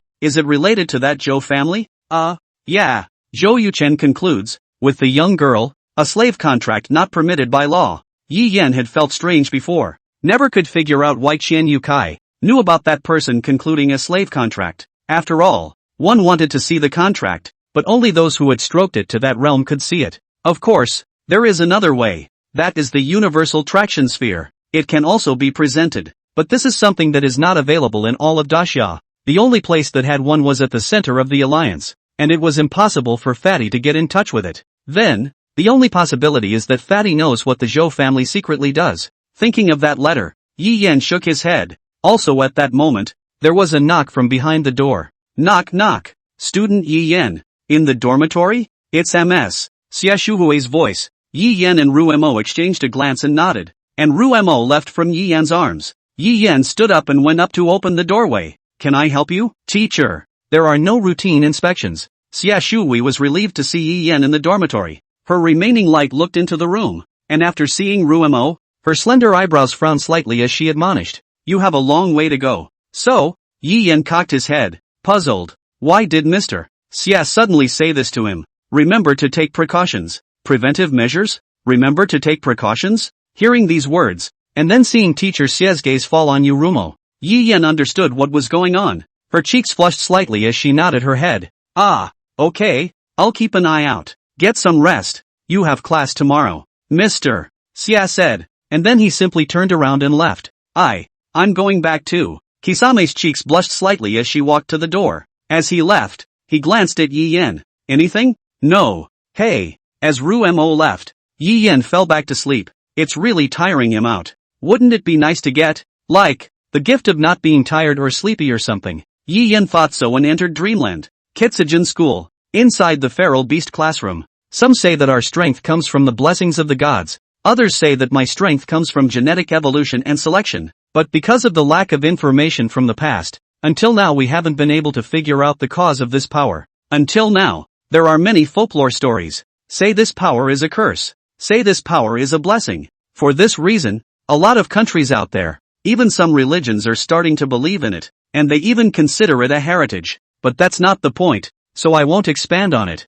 If you're interested in learning more, you can go to the 2 Imperial Beasts Association app and search for it. Teacher Moo Girl pointed to the blackboard and explained to the young girls on stage the reason for the power. In this lesson, we're going to focus on evolution. Evolution? The students on the stage were puzzled, and Ruema gripped the pen in her hand, ready to take down the useful information. That's right, evolution. Teacher Moo nodded, and with that, he gently slid his hand, and the next moments, a snake appeared on the screen. Many people know that the beastly snake species in the outside world have a certain chance of evolving into ogres, or even the legendary dragons. But actually, what many people don't know is that we, who carry the bloodline of ferocious beasts, can also evolve. After evolving, the ratings increase accordingly. Really? Upon hearing that they could raise their ratings, the girls' voices on the stage rang out, their voices filled with excitement and exhilaration. Sure, Mr. Moo nodded and continued, but don't get too excited. You guys,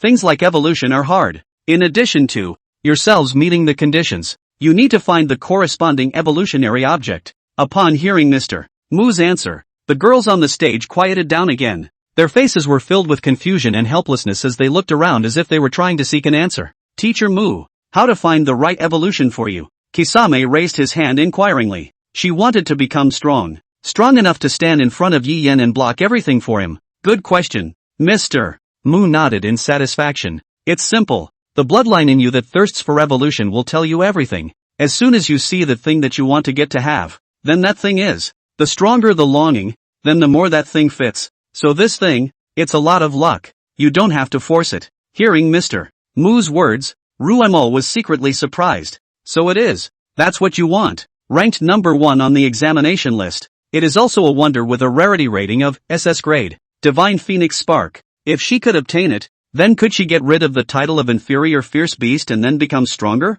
You Rumo thought so. Knock knock. The bell rang. Rumo-san, can I borrow your handwriting to copy? Of course there's no problem. Rumo handed the young girl the handwriting she had organized. I was going to get up and leave, but then I realized. In only a few moments, many people gathered around Ruemo, surrounding her in the center. Kisame-san, do you know about the Pillar of Light not long ago? Of course I know. Anyone who wasn't asleep at the time saw it. That said, it's been a couple days since this happened and I didn't realize the heat was still so high. Yes. I was asleep and didn't see it. What a shame. Xia Shui had a look of regret on her face. I've heard that SSS-ranked Imperial Beast Envoy is a genius from a hidden family. No, I've heard that it seems to be the son of the Lord of Muliang City. Oops, you believe this kind of outrageous news? I'm more inclined to be secretly trained by a certain group. Shit, what do you think this is? And cultivation? You're even more outrageous with this one. You're right, Kisame-san. Rumor, which one do you think is right? Several of the girls turned their gazes in unison to Kisame. I think it's alright. Rumo subconsciously lowered her head, looked at her watch, and realized that the time was up, so she took the opportunity to bugger off. I'm sorry, I have to go. Grab your bag and just bolt. Looking at Ruemo who slipped away, Xia Shui sighed heavily and said, I'm really envious of that woman who can contract with an SSS-class Imperial Beast Envoy. Yes, it's really all of a sudden, mounting the branch and turning into a phoenix. After class, Yi Yan walked out of the classroom. Just in time, he met Kisame who was walking towards him. The two traveled in pairs. That said, it's been a week since that happened. But until now, he had not once seen Jugamaku again. Would have liked to say thank you to him. After all, it helped a lot. But he hadn't seen him on any of the recent nights. And the address on his business card was nowhere to be found. By the way, Sun Hollow Spirit didn't know where to go either. Ever since the school library burned down. The burning of the school library also happened on the day of Yi Yan's contract. Yi Yan seriously suspected that it was those two little girls who burned it, but there was no evidence. Still, it's only a suspicion. The two passed by the playground, where there were still people fighting at the moment. That said, they hadn't fought once in the last few days. Their rankings, however, still managed to stay around 300. However, it doesn't feel like that's very safe either. It was almost time. Yi Yan planned to get his ranking to 100 and call it a day. After all, you can't expose too much. And this is only the first stage of the first test. It's not good to expose too many things. Also, as Yi Yan searched for his target, a man with a muscular body slowly walked over. You're that Yi Yan? Yi Yan gazed at the man in front of him. His line of sight shifted downward, and in his hand there was Qian Yukai, who had a wretched face, being led by the man with one hand. There was also a young girl standing beside one of them, only its body had different degrees of bruises and purple wounds, and its face was also red and swollen, looking very miserable. The neck is still coiled, and above the coils there is a line being pulled by the man. Yi Yan frowned slightly, then he looked up at the man. You are? Zhou Yutian. Is my brother's death related to you? Your brother is? Don't play dumb. You think I don't know? Your partner already told me, Zhou Yutian said and threw the fatty over. I'm sorry. Speech. Yi Yan's brows furrowed as he had already sensed Zhou Yutian's intentions and turned to him to ask coldly. Is that what you intend to do? Force me to fight you on stage? The corners of Zhou Yutian's mouth rose with a hint of cruelty. That's right. Since what happened to my brother is inextricably linked to you, I'm bound to make you pay. What if you don't say yes? Yi Yan smiled disinterestedly. The rules of the school are such that fighting between students is tacitly recognized. I have ways to make you beg for your life and death. Zhou Yutian paused. A hint of sinister flashed across his face. Do you know how that fat man promised me? He's just afraid I'll hurt his ferocious beasts. Same as you. Try touching Rumo if you dare. Yi Yan's eyes were cold. Zhou Yutian provocatively raised his eyebrows. You won't know if I dare or not if you try it. Get on stage. Yi Yan didn't talk any more nonsense. He knew that only fighting could solve all this. Fatty Qian shouted anxiously. Yi Yan, don't fall for it. His strength has already reached the second rank, and his contracted ferocious beast bloodline is a rare S rank. You are by no means his opponent. The audience murmured as they were shocked at the strength of this challenger. Zhou Yutian. I can remember that he was in existence ranked 95 on the score ranking. Moreover, this man is vicious by nature, and those he dueled with basically ended up in half. The crowd looked at Yi Yan and shook their heads regretfully. What an unfortunate child to be targeted by Zhou Yutian, but it wasn't really any of their business at all. Ha ha ha ha ha. Zhou Yutian let out a wild laugh. You don't have the same balls as the fat man at my feet, but you'll regret it. Regret? The corner of Yi Yan's mouth rose with a cold smile. I've never done anything I regret. He was ready. The stage was already set, so he would let Zhou Yutian experience the taste of regret. By the way, this is also considered a favor to Qian Yukai. In the back, how about some blackmail? Yi Yan, who thought so, added another sentence and said, also, if you dare to hurt my friends, you will regret your impulsiveness today. Speech. Thank you. Qian Yukai was outwardly touched, but inwardly he was secretly heartbroken. Yi Yan squatted down, picked up Qian Yukai and whispered, don't say a word, just think about the aftermath. I'll leave him half dead. Qian Yukai replied firmly, I'll take care of it. Help Qian Yukai to the side. Zhou Yutian let out a loud laugh. Ha ha ha, that's quite a mouthful. Who do you think you are? He looked at Yi Yan with unkind eyes. You really think you're discerning when you're in the company of a backstabber? It's not your place to judge my friends. Yi Yan spoke softly. 4 men, walking up to the ring. Hey, little white dog, behave yourself, or you'll be in for a treat before you get back. Zhou Yutian held the rope with one hand, while the other stroked the young girl's face with an evil and grim smile. The young girl didn't say a word, and her slightly trembling body said it all. And off stage, students who are indifferent to this. Who are those 2 people fighting against Zhou Yutian? Why can't I see him on the scoreboard? It looks like a silent and nameless little man. I don't know how he messed with Zhou Yutian. This kid is in deep trouble now. Pity his partner. She's so pretty. Of course it's pretty. Those are all the beauties that ranked 3rd on the list of stunning colors. Damn. This kind of man should be beaten to death. What right does he have? The man gritted his teeth, jealousy written all over his face. At this point, the stage. Yu Rumo walked up to the stage. Her sight was always deadlocked on the woman beside Zhou Yutian. Her fists couldn't help but clench. No, mind me. Yi Yan spoke softly in Rumo's ear. Yi Yan, Ru Mo, versus Zhou Yutian, Xiao Bai. The battle begins. The words fell. What the hell do you take people for? With an outburst, Kesame charged forward. Zhou Yutian sighed. Little White moved with him as thunder and lightning intertwined. In the next moment, a ferocious beast whose body was entwined with lightning and whose head was topped with a unicorn horn, resembling a hound, made its appearance.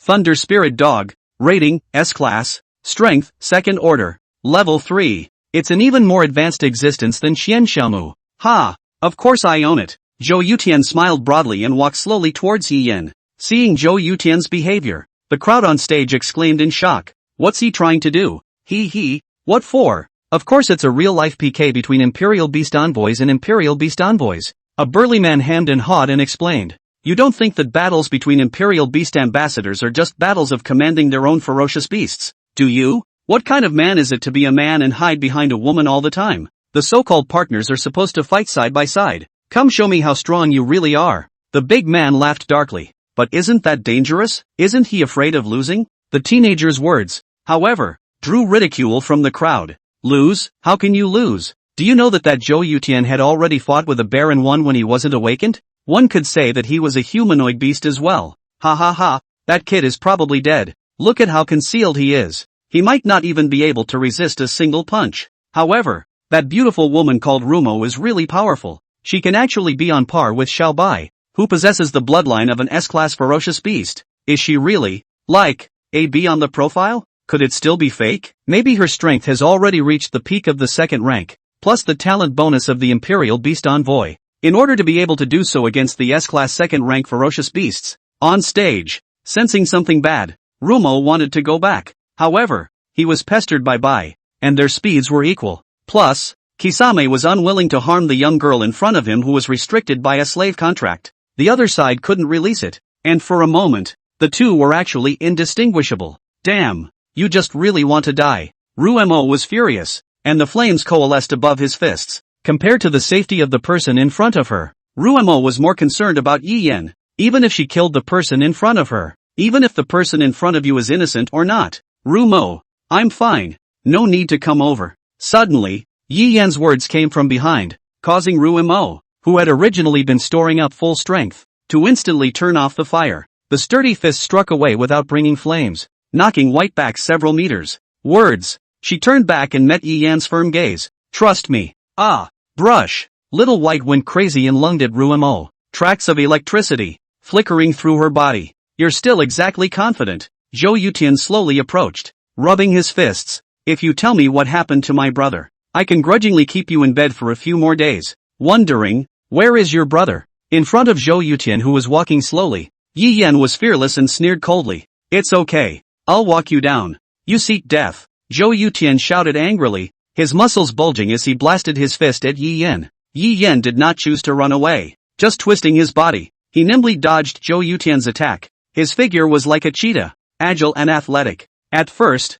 Zhou Yutian didn't feel anything, but as the number of times increased, a trace of astonishment flashed across Zhou Yutian's eyes. He had not expected Yi Yan to be able to dodge his attacks continuously. He originally thought that he was strong enough to leave Yi Yan powerless. Kind of interesting. The corner of his mouth curled into a smile. Looks like this game is about to get interesting. A game? Then let's see who's more skillful. Yi Yan said with an indifferent smile. You kid, do you think you can dodge my attacks every time? Zhou Yutian followed up by launching even more violent attacks, while Yi Yan dodged them one after another. Yi Yan dodged while glaring at Zhou Yutian. Let me ask you a question. Is yours signed also a slave contract? Ha ha ha. Yeah. Hearing Yi Yan's words, Zhou Yutian actually admitted it directly without any concern, and he laughed out loud with a grimace on his face. Don't you think that these ferocious beasts should just have, like, a dog leash on their heads? Is that so? Yi Yan said coldly, his tone filled with ice coldness. I see. You people really deserve to die. Zhou Yutian broke out in a cold sweat. Do you think you're so lucky to be able to dodge my attacks every time? Zhou Yutian attacked Yi Yan again, but Yi Yan nimbly dodged his attacks. Then, Yi Yan quickly counterattacked and punched Zhou Yutian's face hard. Zhou Yutian was knocked back a few steps as he covered his face, his eyes filled with shock. He couldn't believe that he had been hit by Yi Yan. Looking at Zhou Yutian's shock, Yi Yan mocked. Looks like you're no better. His words were full of disdain and contempt. You're in no position to make me get serious, asshole. Zhou Yuweather's face turned red as he angrily rushed towards Yi Yan. However, this time, each of his attacks were easily dodged by Yi Yan. Each of Yi Yan's counterattacks caught him off guard, as if Yi Yan had already seen through his moves. This can't be. Zhou Yutian growled inwardly as he began to feel uneasy in his heart, his attacks becoming more and more impatient as he raised his fists, his face reddened and his veins bulging. It slammed against Yi Yan's head. Bang! And then, Zhou Yutian's full force strike was easily blocked by Yi Yan with one hand. The entire room was silent as people watched the scene in shock. How is this possible? Zhou Yutian was even more surprised as to how such a skinny arm could block his fist. His arm was pinched by Yi Yan in a deadly grip. He struggled hard but could not break free. You seem to be very confident in your power. Ha! Yi Yan raised his head and revealed a smile. However, in Zhou Yutian's eyes, it was like a demon. Ah! In the next moment, Zhou Yutian's arm began to twist unnaturally as severe pain spread throughout his body. Ah ha ah! He shouted loudly, but Yi Yan showed no signs of relaxing. Let me play nice, Yi Yan said with a smile, his tone filled with cruelty and teasing. Let go of me. Zhou Yutian struggled angrily as he reached out his other hand to try and grab Yi Yan. However, in the next moment, Yi Yan's hand exerted force, and Zhou Yutian's entire body rose up in the air before landing heavily on the ground. A large crater appeared in the ground. Shit! Zhou Yutian struggled to get up, but a foot was heavy on his back, preventing him from moving. The audience on stage was in shock. There was a lot of talk. This can't be the beast, can it? I'm skeptical. Has he also awakened a ferocious beast bloodline? It should be a talent with a contracted ferocious beast, sharing panels or something like that. Or maybe it's a pure enhancement to yourself, but those kinds of talents are rare. This time, this Zhou Yutian is considered to have flipped. The crowd shook their heads. Ah! Zhou Yutian screamed angrily. His eyes were bloodshot, and he was clearly in an extreme rage. Damn you! His voice echoed around the arena, full of resignation and resentment. I won't let you go. Zhou Yutian's voice seemed to come from hell, filled with endless resentment and hatred. In the next moment, Zhou Yutian's body began to flash with a dazzling light as his talent was unleashed. It was a raging power that made everyone present feel intensely threatened. Ha ha ha, white will kill you all. Zhou Yutian laughed madly, his eyes filled with cruelty and tyranny. Is it a talent like Berserk or something? Yi Yan couldn't help but feel a palpitation in his heart as he looked at Xiaobai, who had fallen into madness in front of him. Disarm, Yi Yan said with an indifferent face, as if giving an order. No. However, Zhou Yutian stared viciously at Yi Yan, the corner of his mouth skimming a smile as if he had gained victory. He was clearly unwilling to accept the results of his defeat and was prepared to use the most brutal means to get back at Yi Yan. You kill me, you'll be disqualified. Let's see how you do. Zhou Yutian's voice was full of threats and provocations. As he watched Ruimo being suppressed because of his bound hands, the crowd on stage shook their heads and murmured. It was a bold miss. They shouldn't have done it so hard. If they can't fix white, they lose. He. With the second-ranked A-ranked Imperial Beast Envoy talent, Storming, plus the S-ranked second-ranked Ferocious Beasts, the strength has already reached the level of a peak third-ranked powerhouse. Unless Zhou Yutian surrenders, this one called Yi Yan will be defeated. Yeah, Yi Yan didn't take the crowd's comments to heart. You know what? Death is actually a kind of relief. Yi Yan said faintly. What are you trying to say? Zhou Yutian asked with a frown. Yi Yan didn't pay any attention to him and spoke to himself. That's why I never fear the dead. I am in awe of those who have the courage to live after knowing and experiencing the despair of the world, because it was clear to those people that death was the relief. But they didn't choose that path. Yi Yan's words caused Zhou Yutian to freeze. He obviously did not expect Yi Yan to say such words. What the hell are you talking about? Zhou Yutian didn't know why, but seeing Yi Yan's expression at this moment, he actually felt fear. Have you seen hell? Yi Yan smiled, took out the ring black cloth and pulled it up. Create simple hacks. So, what happened next was a bit bloody. Aha! The next moment, a desperate scream of misery rang out. Ah! A mournful scream echoed. Because of the black cloth, the audience on stage could not see what was going on inside. One could only listen to the rising and falling screams, speculate and talk. So sad. Some shook their heads, others had already left in silence. Is he planning to use torture methods to make student Zhou Yutian surrender? Isn't that something you don't know at first glance? Do you think he'll surrender? I see Xian. It's not like you didn't see Zhou Yutian's incomparably vicious and resentful expression just now. He's planning to die together. If he's not afraid of death, he's not afraid of this torture. Ha! Hearing the teenager's words, the big man on the side snorted coldly, not sharing the teenager's point of view. Not being afraid of death doesn't mean that you're not afraid of pain and suffering. At this point, inside the black cloth, Zhou Yutian was lying in a pool of blood, his limbs twisted and broken, and his body was covered in wounds. The teeth on his mouth, moreover, had only a few left. The nails of both hands had long been pulled out. I vote. Zhou Yutian trembled and tried to say those words, but unexpectedly, Yi Yan covered his mouth. How can you surrender? What about surrendering so easily? Yi Yan smiled. Shouldn't you have held out longer? Looking at Yi Yan's demonic face, Zhou Yutian despaired. Only Yi Yan saw that from inside his ring, he took out a healing potion. This was acquired while executing justice and scavenging for stolen goods. Because of Deception Frost's joining him, these past few days, his results have been great. The presence of the void marker also allowed them to travel at will in a city like this, but if he used it too much, along with himself, he would be deflated is all. Not a big problem, though, and a little rest took care of that. In response to this question, Deception Russian had looked at him with a surprised face, as if she had seen a monster. Is this wrong? Yi Yen didn't understand it either, so he could only wait until the next class. Ready then? Healing potions don't do much more than simply heal things like cuts from knives, and then teeth and fingers after they've been pulled out and such. No, Zhou Yutian wanted to escape, but what could he run with if his limbs weren't broken? Yi Yen took the vice and approached step by step, though, he could have just gone straight to hand pulling as well, but that's so unsanitary, it's easy to get his hands dirty. Plus, it's so much less ceremonial and less fun to go straight to the top. No, don't, I vote that. Before Zhou Yutian could finish his words, a tooth was pulled out in the next second.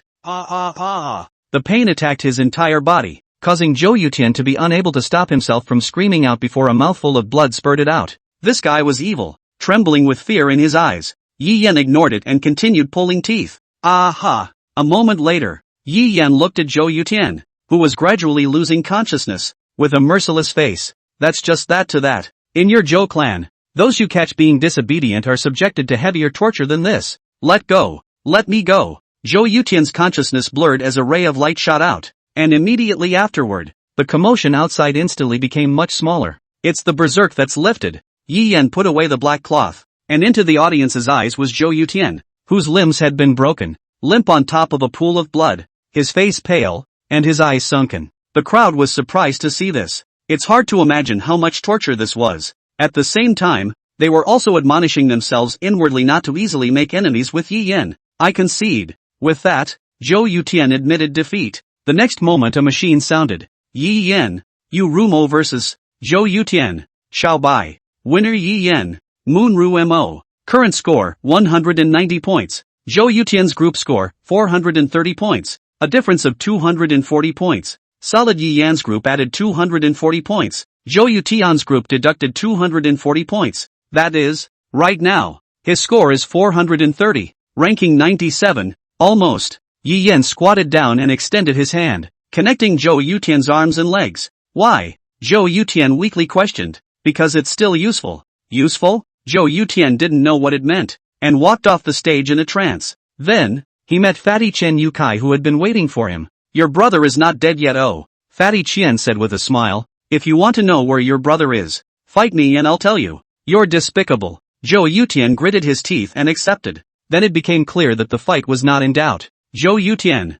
who was dragging his badly injured body, was simply no match for Chen Yukai. Coupled with the fact that his brother was in his hands, he had no choice but to surrender, because Chen Yukai already has 0 points, directly deducting Zhou Yutian's points, all added to Chen Yukai. Therefore, Zhou Yutian had completely failed in the examination. But none of that matters. Tell me where the hell my brother is. Ha ha ha ha ha. Looking at the wretched Zhou Yutian in front of him, Chen Yukai let out a loud laugh. Where the hell is it? Of course it's dead. And, I killed it. What? Zhou Yutian raged, gritting his teeth and staring at Fatty Chen in death. I am not going to let you go. Ha, you think you're still alive? Chen Yukai laughed lightly, and then a group of uniformed scouts surrounded Zhou Yutian. Mr. Zhou Yutian, we suspect you're involved in illegal slave trading and are now placing you in criminal detention and confiscating all of your property. No, I didn't. Zhou Yutian panicked at this moment. Before, it was because he was still alive, but if he's caught on such a charge, he'll surely die. Slave trading in this country is a felony, enough to shoot him for a few minutes. He wanted to weasel his way out of it to give himself the best chance of staying alive. Lord Scout, I didn't buy or sell slaves. Besides, how can you just arrest people if you don't have any evidence? Evidence? The scouts glanced at each other, and then stared at Zhou Yutian dead in the face with contemptuous eyes. As much evidence as you say you want, said the scout, dropping a large file. That's enough to talk about for a day and a night. No. Looking at the account book on the ground, Zhou Yutian despaired. He knew that he had no chance at this moment in time. Where the hell did you get this thing? Zhou Yutian growled angrily, and in response, he received a silver bracelet. No. I'm not wrong. I'm just helping them find a good home. Those monsters, don't you think that they deserve to be obediently caged inside? Everything I do is to ensure the stability of society. You have no idea how well behaved they really are in my hands. Clearly a beast, yet clothed in human skin. Is this right? Zhou Yutian's hysterical ranting was rewarded with scouts, contemptuous and disdainful glances. He raised his head, met Xian Youcai's contemptuous gaze, and understood. Damn, Xian Youcai is you kid using my brother, right? Damn it, do you think this will wash away, on you, all the sins of your family? You're the same as us, but all that was lost, so you act like you didn't do anything. Didn't do it, pathetic gestures, to whitewash yourself? Ha ha ha ha, where in heaven's name is such a good thing? Speaking of disgusting, you're hundreds of times more disgusting than I am. Ha ha ha ha ha ha ha, comrade detective, I want to report it. This guy, the money family was once the biggest. Put. Also as Zhou Yutian was about to speak, a mouthful of blood was spat out from his stomach. What? What's going on here? In a daze, something occurred to him. So, he was abandoned at the very beginning. He's nothing more than a litmus test for others to see. Bang! One voice. Zhou Yutian fell to the ground. It's, poisoned. It's not good. A detective on the sidelines was alarmed at this, and then stepped forward to check on the situation. However, it was too late. At this point Zhou Yutian had already stopped breathing. Dead. Xian Youcai, you need to come back with us. We suspect that you had something to do with Zhou Yutian's death. Aha! Xian Youcai immediately extended his hand without any resistance. Friends? The fat man murmured. Kitsujin School, classroom. What we're going to talk about in today's class is primarily Reiki. Aura, in total, is divided into two kinds, quality and quantity. So, can someone tell me what is quality and what is quantity? Su Tianyin looked at the students on the stage. Also at that moment, Talon raised his hand. The so-called quality is the degree of cohesion of spiritual energy, while quantity is the total amount of personal aura. That's right, Su Tianyin nodded. It's better to let you visualize what you're based on. In the next moment, a terrifying aura fluctuation erupted from Su Tianyin's body, overturning the classroom desk. Terrifying fluctuations in spiritual energy made it impossible to open one's eyes. Also at this moment, the surrounding aura coalesced as if it were substance, and a terrifying spiritual pressure heavily pressed down on everyone present. It is? Yi Yin felt this powerful spiritual pressure. His heart was appalled and incredulous. It hadn't occurred to me that a powerful aura alone could give others such a powerful oppression. So, if someone is powerful, can they just beat their opponent by virtue of their spiritual pressure? Senior. Sensei. We're dying. Some of the students who couldn't support themselves had started foaming at the mouth and collapsed to the ground. Only after seeing this did Su Tianyin lift her spirit pressure. It was truly terrifying. Yi Yen crooked his neck. That terrifying aura was definitely not something that a sidekick could do. The first one I just showed you is the amount of aura. When there is enough aura, the Imperial Beast envoys can produce horrific destructive power even without using formations, spirit marks and the like. Of course, this method is not recommended for everyone to try as all. After all, there is such a huge amount of spiritual energy to be transformed through formations, inscriptions, then the power can at least be doubled a few times. Therefore, using spiritual power directly as a means of attack is reckless behavior. However, ferocious beasts were able to directly transform aura into their own power. However, as a price, one had to be careful of being devoured by the ferocity of the bloodline power is all. Yi Yin thought so. Su Tianyin pointed at the blackboard and continued. This, of course, is only the case when the quality is not up to par. But the quality of spiritual energy, after reaching the standard, will be like what I showed behind just now. Generate the one that can suppress everything. Spiritual pressure. That's one reason why, as the saying goes, qualitative changes cause, well, quantitative changes. By being overwhelming, spiritual pressure can even suppress most enemies. But that's a long way for you to go. Though, it takes talent, but the teacher believes in you. And most of those who are able to come here have it. Of course, it doesn't matter if you can't do it. A qualitative change in spiritual power is necessary for spirit warriors, though, but not absolutely for others such as engravers, array makers, etc. Teacher. A slouching man with a bad smile on his lips raised his hand. Is there something wrong with you? Su Tianyin wasn't angry at being interrupted. Aren't you? There's a little bit left unsaid. What? It's absolutely impossible to become strong if you can't use spiritual pressure. Right. That's not necessarily true. You've heard of Mulian-sama, the most prominent scribe in the country, and he didn't. That's because he's not gifted. Tan Ziming was not happy. He would not allow his idol to be talked about like that. What do you mean, kid? Just literally, the man hemmed and hawed. Yi Yin remembered that he seemed to be called Mo Yang and resided in the No. 2 Black Building. Okay.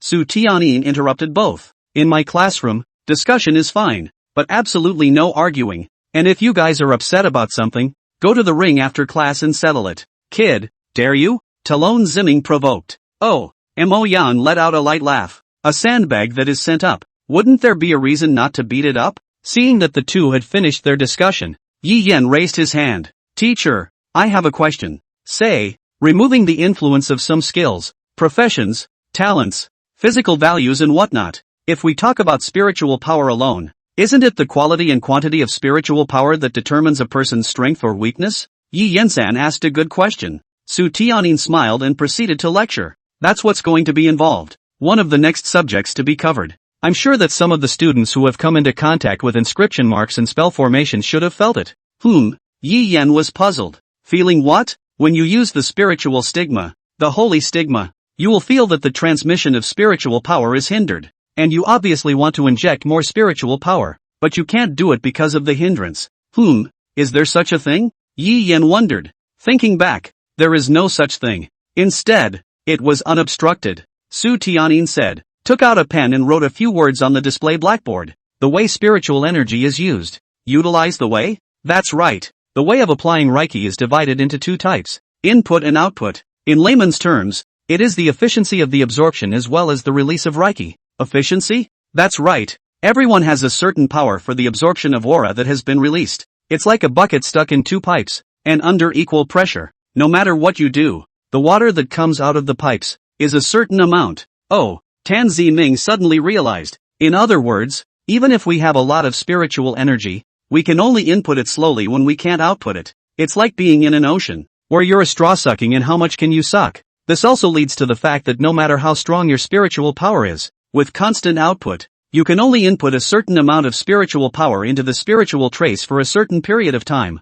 Even if you want to export all your spiritual energy, you can't do it. That's right. Su Tianyin relieved, nodded. Unless, of course, you increase the pressure, or enlarge the mouth of the pipe. It's all the same, and that involves, for the input and output of spiritual energy to be enhanced. There are two broad ways to try to boost your power output. Su Tianyin looked at her watch when she reached the key point, then stopped talking, started packing up. Just as the crowd was wondering, the dismissal bell suddenly rang. Knock knock knock. Class, it's time for class to end. The bell for the end of class fell, and Ms. Su Tianyin's voice rang out with it. Dismissed. After that, he thundered out of the classroom, leaving a confused crowd behind. Hey, sensei, don't break at the key. However, Tan Ziming's words did not receive a return glance from Ms. Su Tianyin. Next class, we'll pick up where we left off. As the words fell, the silhouette had disappeared. Oh, the corners of Yi Yan's mouth twitched as he secretly spat in his heart. What a thunderous teacher. Although he did like the one who didn't drag his feet. But this kind of at least don't break in the key.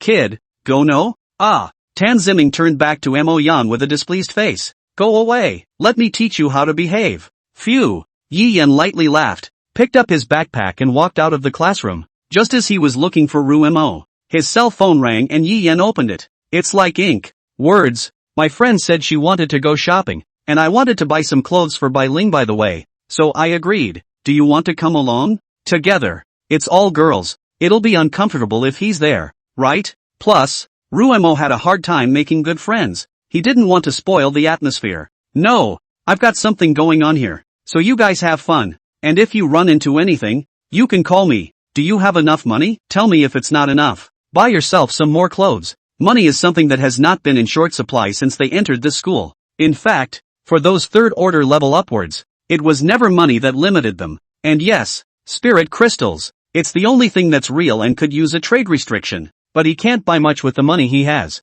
So, where to? Just as Yi Yan was thinking about where to go after this period of school, suddenly, his cell phone rang again. It's Money Got Talent. Did he make progress on what he was told to investigate? Or did he find a list or something? While Yi Yan was puzzled, he picked up the phone. Tick-tock. Back. Yurumo looked at the message coming from her cell phone and smiled. Check it out. Natsuki urged. Words. They don't seem to be coming. Rumo's voice was small, with a hint of loss in his tone. Geez, no need to lose it. He's probably trying to make it more fun for us. Happy? Kisame asked, puzzled and unsure. Right, he's always male and with us. He's uncomfortable while we're not playing. Well, go. Natsuki said, pulling her arm up. Alright, don't think too much. Let me help you pick out an outfit later. By the way, don't you want to buy clothes for your sister? I know a great store where everything is nice and cute. Yeah.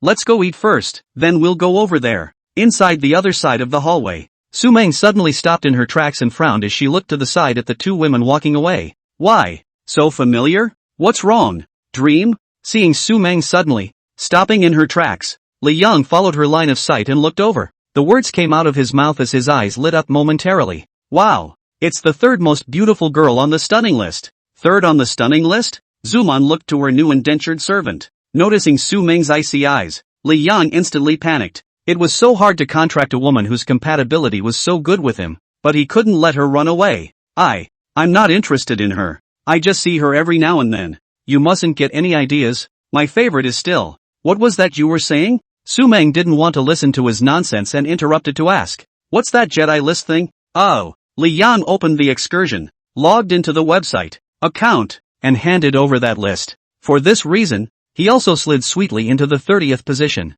The face was even more unconsciously surfaced. A proud look, the object of his contract. His girlfriend was ranked 30th on the list of stunning colors. However, the expression of his behavior made Su-meng do the nausea. If it wasn't for the fact that this guy was an S-class Imperial Beast envoy, she wouldn't have contracted with this guy. Su-meng roughly snatched her cell phone and looked at her ranking of only the 30th, anger rising in her heart. She pushed down the feeling of annoyance in her mind and continued flipping through the pages, until it flipped to the top and the site landed on third place. The moon is like ink. Ha ha ha ha. Su-meng laughed maniacally within her heart. She hadn't forgotten the shame of that kick. You Rumo, how dare you step on my head? I will definitely get this debt back. In Su-meng's eyes, there was a glint of hatred, and she had already decided in her heart that she would ruthlessly ravage him later. Though, Dad told her not to get involved with that guy, then she doesn't do anything about it. It's just a matter of getting the truth out in the open. Well, it can't be her fault, can it? Su-meng smiled darkly.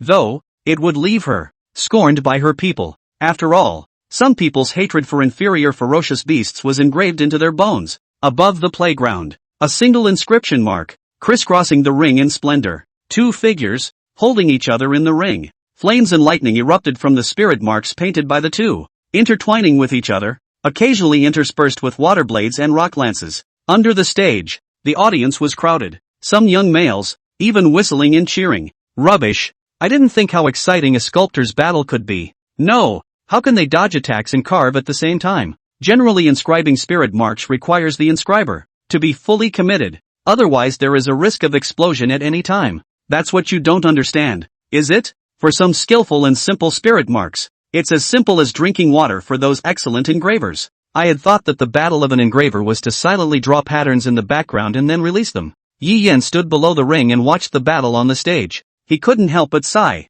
Some people are born on the starting line. Look at this. How can you be so skillful without a few years down the road? And he hadn't been exposed to it until recently, when he entered school. It's so unfair. Yi Yan sighed slightly. Beixian City, Beixian School. On the playground, under the ring, Brother Yen. In the middle of the crowd, a fat man was waving at him. Where's my stuff? Yi Yan looked at Qian Yukai who was gradually walking towards him and opened his mouth to inquire. Ah, this. Qian Yukai, who came running, panting, handed him a large stack of information. Above is the map of the Zhou family's underground assets, including the distribution of underground slaves. With this, one can sweep quickly and accumulate a property. If we're lucky, we'll be able to increase some of our battle power. 2. He had to get stronger quickly. The matter of the contract spell before had made him feel dangerous, and without Jugamaku, it would have been difficult for him to leave so simply. He's underestimating people too much. It was also too underestimating the attractiveness of SSS-class Imperial Beast envoys to other forces. Thanks a lot. You're welcome. If it wasn't for Brother Yen giving all that information, where would I have been able to get that bastard dead so quickly? Qian Yukai hemmed and hawed, and the asshole in his eyes was naturally Zhou Yutian. As for the information in the air, it was also Yi Yan's hard work over the past few nights that was scraped out. For this reason, his eyes, which his talent had unleashed, were going blind. Everywhere you go, you have to unleash your gift of observation. Now that he had this distribution map, it saved him most of his time. Yi Yan swept his eyes and then directly put it into his ring. At night, then slowly sweep it up. Since it's a pest, do something about it before you die. This was thanks to the deceitful Frost's talent. which allowed him to expand the range of his activities by many multiples. You're okay? Yi Yan asked with concern. What? Taken by detectives? Geez, I'm just a civilian. Where's the harm in that? Yeah. Yi Yan knew that Qian Yucai had a problem, but what did it matter? In this world, everyone has a bit of a problem. It's not like it's a saint. Right, Qian Yucai said close to Yi Yan's ear. Lately, a lot of young girls have been disappearing. Missing? Had. Qian Yucai suddenly leaned in close and laughed badly. Don't pretend. What did you ask me to investigate? Those slave girls taken by the scouts. Wasn't it for me to investigate this? Oh, the corners of Yi Yan's mouth rose as he laughed. Interesting. Tell me about it. Humph. Qian Yucai said smugly. In the past few days, I've noticed that some of the scouts who were responsible for the placement of the young girls rescued from the Zhou family have disappeared, along with the victims they were responsible for. It seemed that what Zhuge Maka said was not wrong. The Zhou family was just a shield that was pushed forward. Behind it, there is something else. Yi Yan didn't speak, but quietly looked at Qian Yucai, who had something to say. And, amidst the seizure of the Zhou family, the number of people who have disappeared from the city is actually showing signs of increasing. Now, all the scouts in Northmoor are out, but we still can't find the killer. And so, what's wrong? He. Qian Yucai, looking around, pulled Yi Yan to a place where there was no one, then said, I hear someone is coming from above. Moreover, they suspect that the person who triggered the heaven and earth anomaly and unfolded the SSS-ranked contract spell formation a few days ago is the murderer of the missing girl case. Now it's rumored everywhere that the mysterious SSS-class Imperial Beast Envoy is a suspect. After all, think about it. Ever since that pillar of light appeared, the population that went missing, that's when it got bigger. Oh, Yi Yan helpless sneer. This is to dump the pot to his body well. They were betting that he wouldn't step in and explain himself, so they threw the pot over with reckless abandon. Even the arrests have been a lot more unrestrained, which is not arresting more people. And then there is him, the backstabber. What a bummer. Don't let him know who it is, or he'll have to end them. In fact, Yi Yan had basically guessed the general idea. Generation Sky. The scenes I saw that day are still fresh in my mind. So, Money Arigato asked heatedly, Brother Yen, what's the point of investigating all this? Would you believe me if I said that I was trying to save the missing young girls? Ha. Not bad for a big brother. Qian Yucai smiled broadly with a longing face. You believe it? Yi Yan raised his eyebrows and looked at the somewhat naive fat man in front of him. How can I not believe what Big Brother says? Yeah. Yi Yan didn't say anything. That, Brother Yen, do you still want me to continue the investigation? Qian Yucai said carefully. No need. Yi Yan shook his head. Since the ones from above sent people down, it meant danger. There's no need to put people, non-relatives, in danger. Go away. At this moment, above the ring, the bout was over. The two seemed to be tied, still cursing at each other on the walk down. Yi Yan didn't care and left directly. Come to the cafeteria. Take a meal. Just. Yi Yan sighed as he took his meal and looked at the cafeteria full of people. That's a lot of people. It took a long time to find it. Just found a spot. Yi Yan sat down without hesitation. Hey. Just as he was about to eat, the girl across the table suddenly called out to him. My name isn't hello. I have a name. Yi Yan ignored it and dried his rice with his head covered. In less than a moment, the meal was dry. So he raised his head. A cute face was staring him dead in the face when he found the mountain of food. That's right. A mountain of food that was piled up higher than his person. Anything? Yi Yan drew a tissue, wiped the corners of his mouth, and looked at the young girl who was frantically drying her rice. Yi Yan remembered that her name seemed to be called Joshua again. I've seen her in inscription class, and unlike the teenage girl in the class who was high-strung, at this time her mouth was stuffed and bulging like a gluttonous squirrel. I really don't know how her belly fits. Yi Yan was curious. I have a name. Autumn Water ignored it, still shoving food into her mouth. Put. Yi Yan let out a light laugh. Was this retaliation for his previous words? So, Akamizu-san, did you call me earlier for something? It's okay. I hate you. I hate geniuses. With that, he left with a huge pile of food. Hey. See that? That's a funny pile of food. In the midst of Qiu Shui's departure, Yi Yan heard murmurs if anything. That's it. I don't know how one person eats that much. I think she's just pretending. She must be trying to seduce you boys. Sure enough, in this world, the outlier is always the one who doesn't fit in. Yi Yan picked up the bowls and chopsticks and left. Night. Inside the basement. Please, let me go. A man covered in blood, on his knees, demanded the blonde girl in front of him, and the young girl's eyes fell on Yi Yan, who was watching the documents on the side. Lord Autumn, What are they going to do? Kill. Yi Yen. Put a cross where a map marked a red dot. Or don't have time to take our time with these people. Yes. January nodded. Also at this moment, a lowly girl less than 1.5 meters tall, with long pitch black hair fluttered in the air before blending into the underground black shadows. In the next moment, the shadow in front of Yi Yan's body twisted violently. The lowly girl drilled out from inside and pounced into Yi Yan's arms, wrapping her hands around his neck and pampering herself. Lord Autumn, Lord Autumn. February missed you so much. February clung to Yi Yan's body. The next moment, it was lifted up in a pair of giant hands. February, how many times have I told you not to stick so close to adults? The lowly girl was lifted in mid-air, and a woman's voice of reprimand came from behind her. Yi Yan raised his head, and what met his eyes was a 2-meter tall, muscular female man. The third person Yi Yan saved the contract and joined the organization, named March, and it was the compact February that its men grasped, together with January and deceitful Frost. That's all the members of the entire organization. The other side. That's pretty small, but it can't be helped. After all, it's just been set up, so there's always something to discover. Let go of me. Let go of me. February's legs shook haphazardly in the air in an expression of displeasure. I'm the second. Your sister. You girl. March's fists were clenched and bruised with displeasure. Just a few days ahead of me, and you're getting an inch. Bang. The next moment, a large fist reflected above February's head.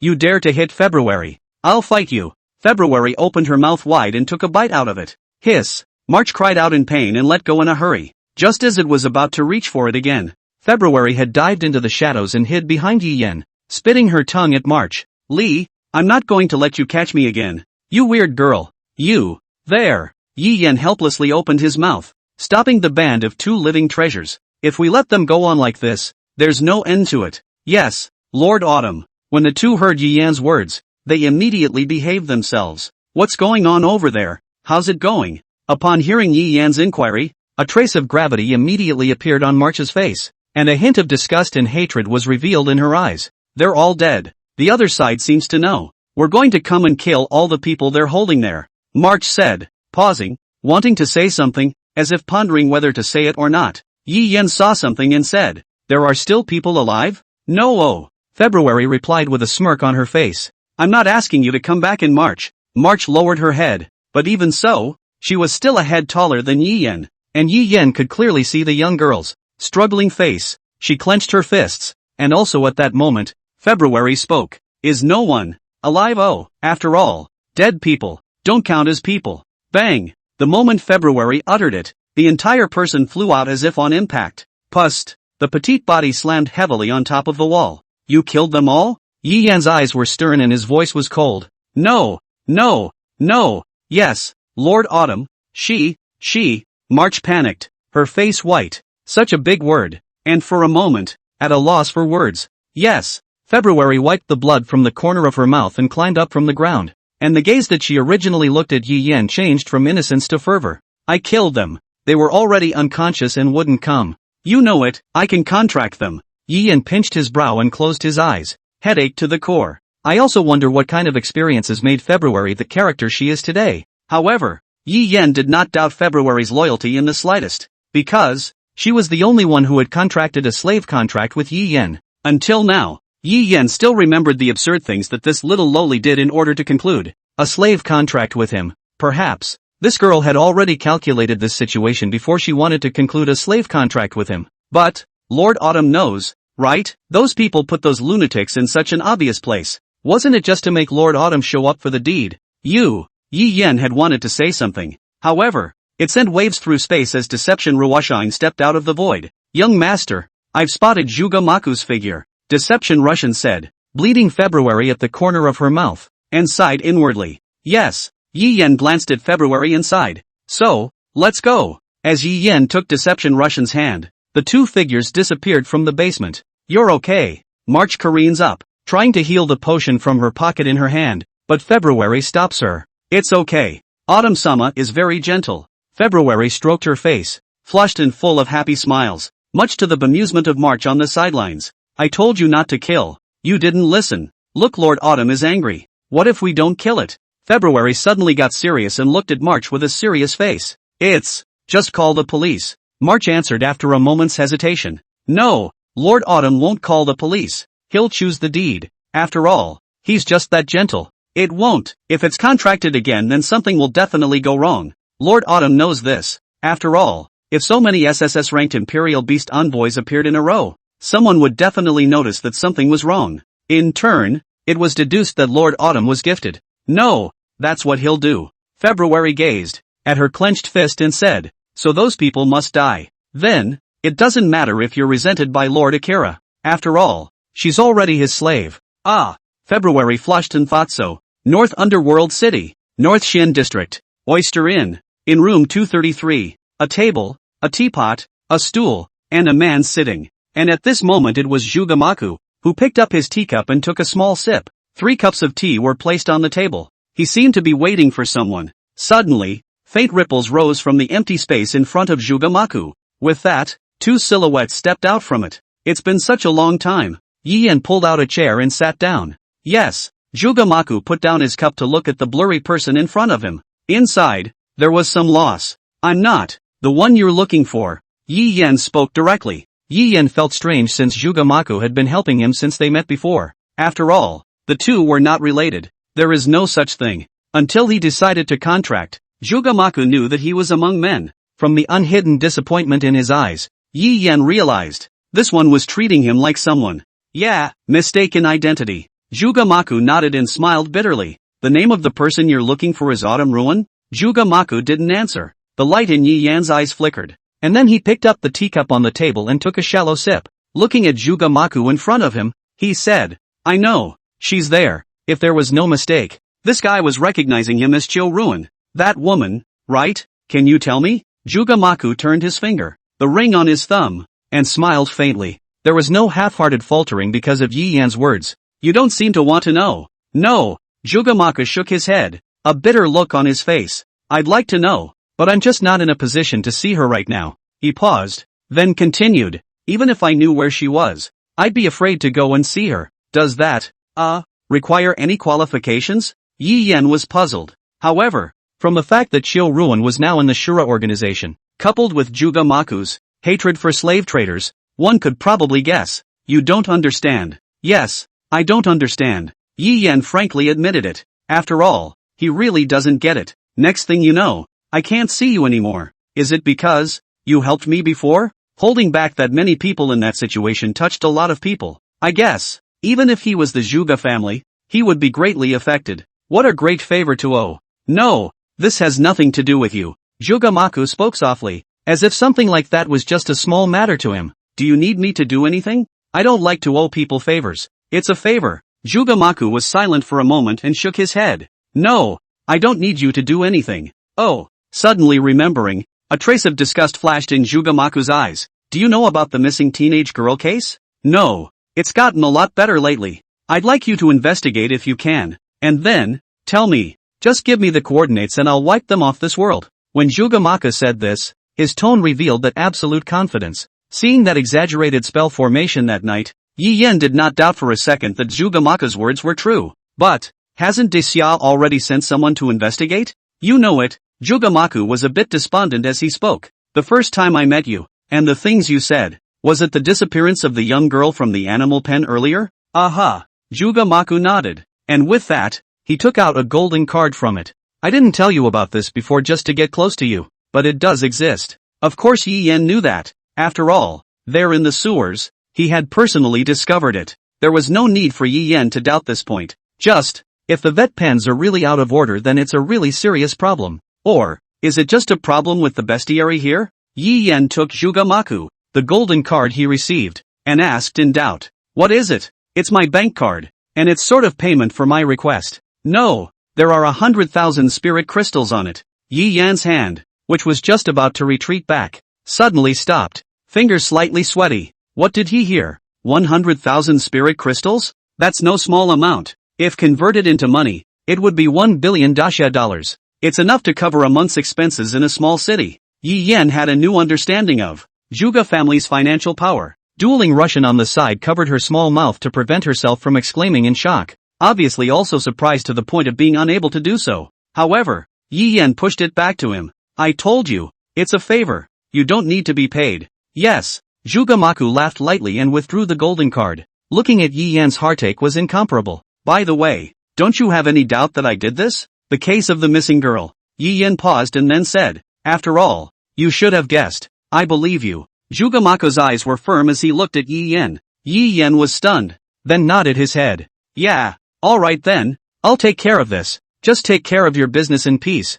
Thank you. Zhugamaku thanked Yi Yan before taking out a new business card from his pocket. If you need anything, you can come to me. Well, Yi Yan was also not polite. After the two exchanged cards, he then didn't stay any longer and directly used the space marker to leave. Also after Yi Yan left, the door was knocked on and Zhugamaku had yet to open his mouth. And then it was opened. A man in a long robe with the mark of the moon embroidered on his chest walked in. Looks like I'm late. The man scratched his head and looked at Zhugamaku, who was sitting on the table, a hint of scorn flashing in his eyes. Is this the legendary young master of the Zhuga family? Ha! Zhugamaku took a sip of tea and let out a light laugh. No, you've come at the right time, or you wouldn't have gotten in even if you'd come earlier. Hearing this, the man's face turned serious. Just now, it was really you. They'd been here for a long time, but for some reason, they just couldn't find the room. How could it be? How could I dare to make a move against the strongest legion of Great Xia, the Moon Sun Squad? Besides, how do I have that kind of strength? You said it, Captain Mulian Cheng. Deep in the alley, two silhouettes, stepping out from the void. Why don't you accept it? Deception Frost was curious, though, they had amassed quite a bit of treasure in the process of eliminating the slave traders. But that's still a drop in the bucket for, well, the girls of the future. Besides, who can afford too much money? Hey, Yi Yan sighed lightly. He also knew that the other side of the country, which was in the very beginning of its development, needed a lot of money. Even if you don't use it now, you'll need it in the future. But, I don't want to be in his debt. He was so good to himself that Yi Yan was ashamed of him. He was able to pit his money against Yao Tsai without a care in the world. And that was because he knew that while he was utilizing Yao Tsai was also utilizing him. Unlike Zhugamaku, he had absolutely no thoughts of utilizing him. It's like, nothing he does is about profit. This frightened Yi Yan. In this world, there are never people who are nice to you for no reason. Yi Yan was convinced, but he couldn't figure it out and could only attribute Zhugamaku's kindness to Cho Ruin. And I wonder, what exactly is the relationship between the two of them? Yes, Deception Russian nodded her head. She had no complaints about her young master's decision. She wouldn't object to anything he said. The reason for asking is also just incomprehension. Or, she wanted to understand Yi Yan. Go! Yi Yan's words fell and just previously stepped out. In the next moment, a cold aura struck. Immediately after, a wall of ice suddenly appeared in front of him, blocking the path in front of Yi Yan. Wait! A young girl's tone came from the rear. Yi Yan frowned and turned around, looking at the two people in robes, a man and a woman. Seeing this, Dueling Russian hurriedly walked towards Yi Yan and blocked in front of him. Young lord, be careful. Yi Yan, on the other hand, stood still and did not move. The sight fell on the moon markings on their chests. Is this the Lunarine team sent by Daxia to investigate the disappearance? We suspect you're involved in the disappearance of a young man in this city. Please cooperate. With that, Yi Yan's talent was unleashed. Two panels popped up in front of them. Name, Corrido. Feral Beast Bloodline, Frost Dragon, S-Class. Status, Normal. Class, 3 steps and 9 levels. Talents, Ice Elemental Dominance, S rank. Dragon Power, A rank. Description, belongs to the strongest legion in Daxia, a member of the Moon Sun Squad. Favorite food is custard pie. Dislikes eggs. Name, Komodo. Race, Human. Class, 4 steps and 1 level. Talent, Cashback, S. Description, belongs to the strongest legion in Daxia, a member of Yang Squad. Favorite food eggs. Disliked food, custard pie. Yi Yan no longer wanted to spit out what the hell this description was. Hey, now that you're like this is that they ghosts will still come with us. Corrido's eyes widened in displeasure. What are you going to say then? You think they'll be nice enough to come with us if they're prisoners? Didn't the captain tell you to report any suspicious characters? Komodo rubbed his head with a helpless look on his face. Report back, you big head. You cursed me. What's wrong with scolding you? Damn. A big man can't stand being scolded? Fuck, you bad girl. The two of them just like that, argued in front of Yi Yan. Young master, what are we going to do? Deception, like Frost, was also rendered speechless by the amusing duo in front of him. They're fun to talk to. Get ready to leave. Yi Yan spoke softly. Okay. Deception Russian nodded, then silently took Yi Yan's hand, trying to move with someone through a void marker. contact is the trigger condition. And, of course, through links between objects, like lines and such. But, Deception Frost didn't like that. So, what did you guys want to see me about? Yi Yan interrupted the two who were arguing. Ah, what is it? Catching you. Of course, Korito, holding up the non-existent breasts with a proud face, said, oh, why, and on what grounds do you arrest us? Yi Yan let out a light laugh. Of course, don't interrupt if Korito is talking. Komodo goes up, pushing up those 4 square glasses and placing his hand on his chest. That moon badge said, we are the regular military regiment of Disya, Moon Sun Squad. This is our insignia. We suspect that you are involved in the disappearance of the young girl, and here is the evidence. Immediately afterward, Komodo took out a stack of photos from his ring. On it were exactly the photos of Yi Yan and Deception Russian present when the various cases occurred. As for, why is it that there are always cases of missing teenage girls where they always show up? That's for the arresting officer to ask. Probably just to set him up. Oh, can you show me? Yi Yan went up, but Komodo took a nervous step back. Don't worry, I don't have any weapons on me, and besides, are you worried about being attacked by a first order? It seemed that Yi Yan's words made Komodo relax. Yi Yan walked over and touched Komodo's hand between his fingers when he received the large pile of information. It's a done deal. I am not the one you are looking for. Oh. Yi Yan casually flipped through the pages of the photos. Whoever you are, you're coming with us. Korito poked his hand out of Murdoch's body, trying to grab Yi Yan. This kind of distance could work, but it was just a girl of less than 1 rank. However, the next second, her hand directly penetrated Yi Yan's body. She couldn't believe it, staring wide-eyed at the scene before her. She's been hit? S rank or above talent? That's the only explanation. Oops. The original shadow disappeared, and Yi Yan reappeared beside Deception Russian, as if he hadn't left at all. What a rush. Seeing this, both Korito and Komodo looked at each other and nodded. Bang! In the next moment, terrifying spiritual energy erupted from their bodies as pieces of dragon scales emerged. An icy cold aura swept across the entire field in an instant.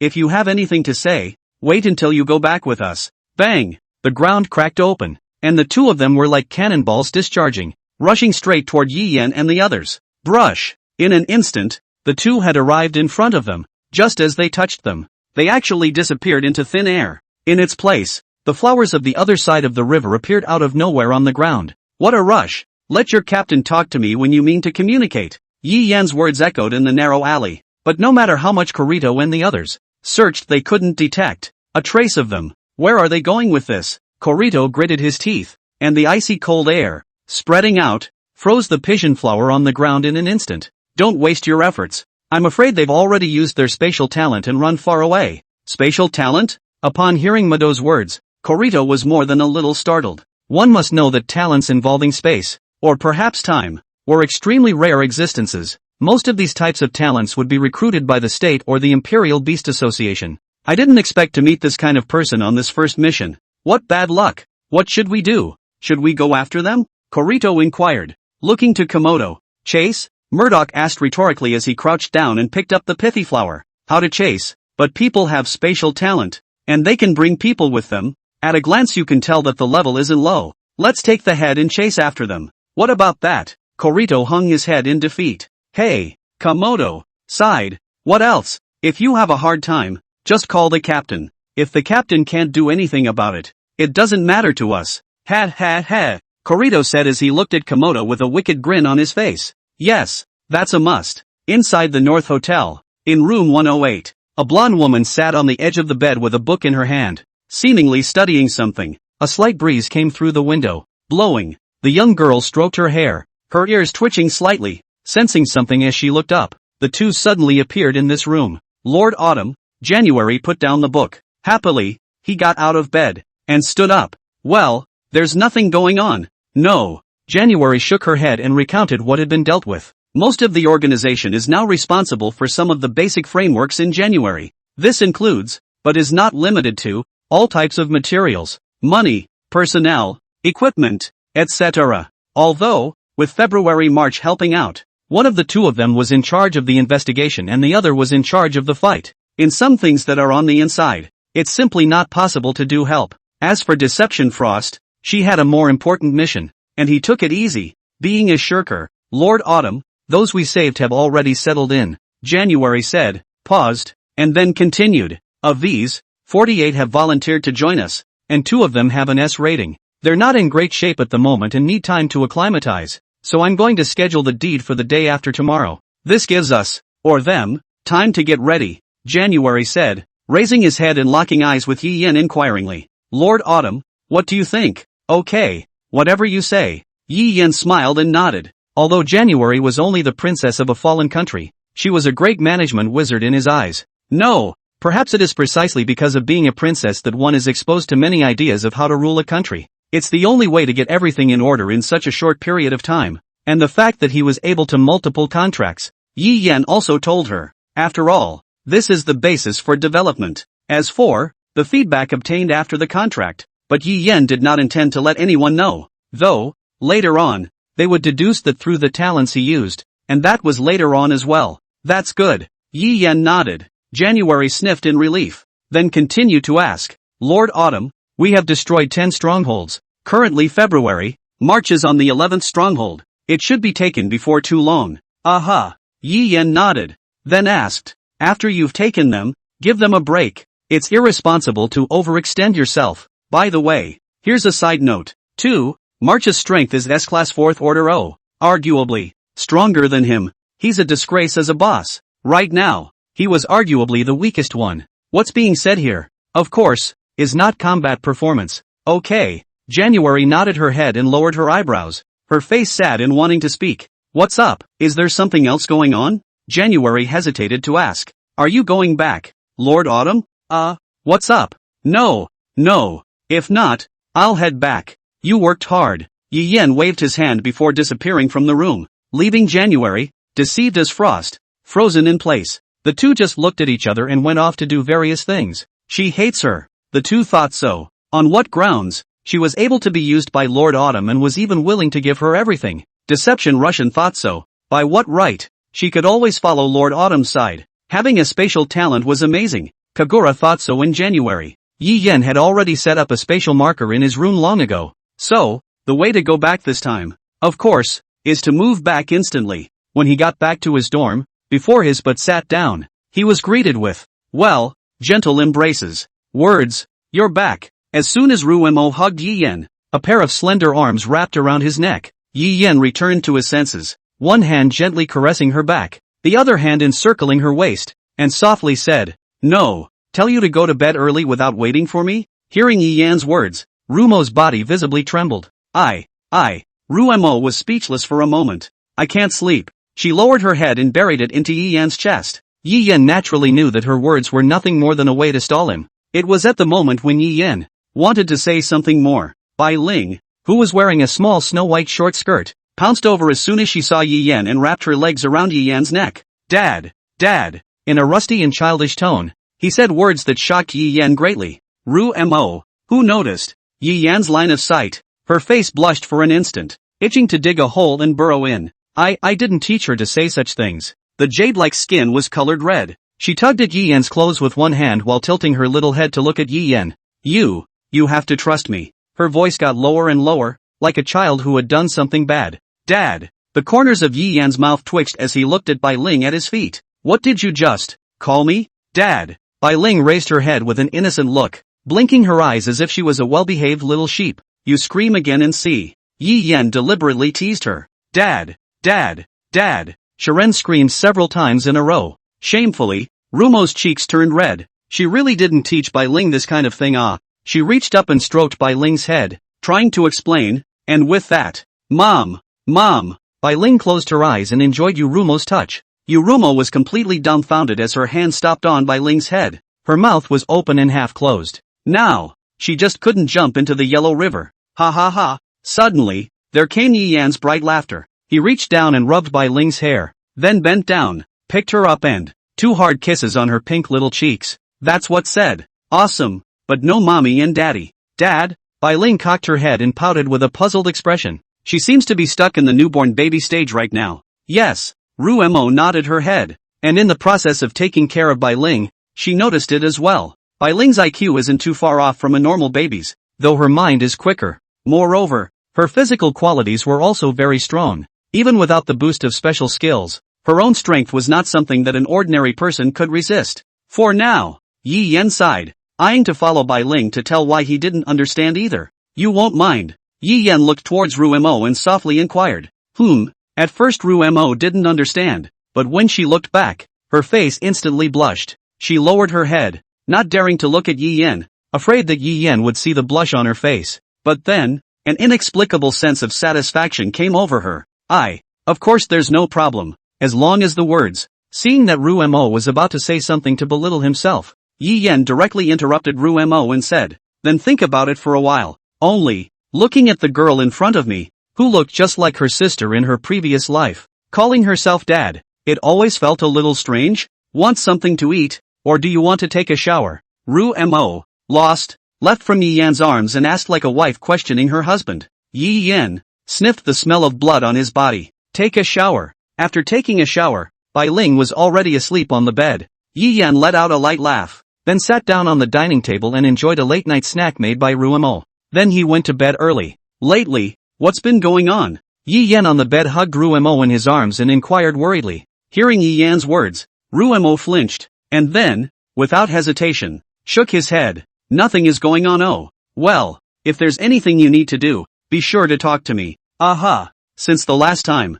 when they were discovered, Yi Yan and Ru Mo's relationship became even better. Perhaps it was, sensing Yi Yan's trust, inside a certain room, seated around a square table, 3 men and 3 women. The woman was dressed sexily, with exquisite makeup and long hair. The men are well dressed and handsome. They were the members of the Moon Sun Squad. Mu Liancheng put down his hand. The bright red pishy flower. That's all they said? Aha! Komodo nodded. Liang Min angrily slammed the wine glass in her hand heavily onto the table with a clang. Her phoenix eyes staring at Komodo and the others with a deadly glare. So you just watched and let them escape? Not watching. We stopped it. Komodo lowered his head and looked at the empty wine bottle on the table. Liang Min let out a light laugh. So, it turned out that they still escaped, didn't they? Damn. Do you have ears or not? Didn't we say that one of the 2 of them has a spatial talent? Corito's eyes widened as he stared angrily at Liang Min. So, Liang Min spread his hands helplessly and let out a light laugh. As it turns out, it's still letting them escape?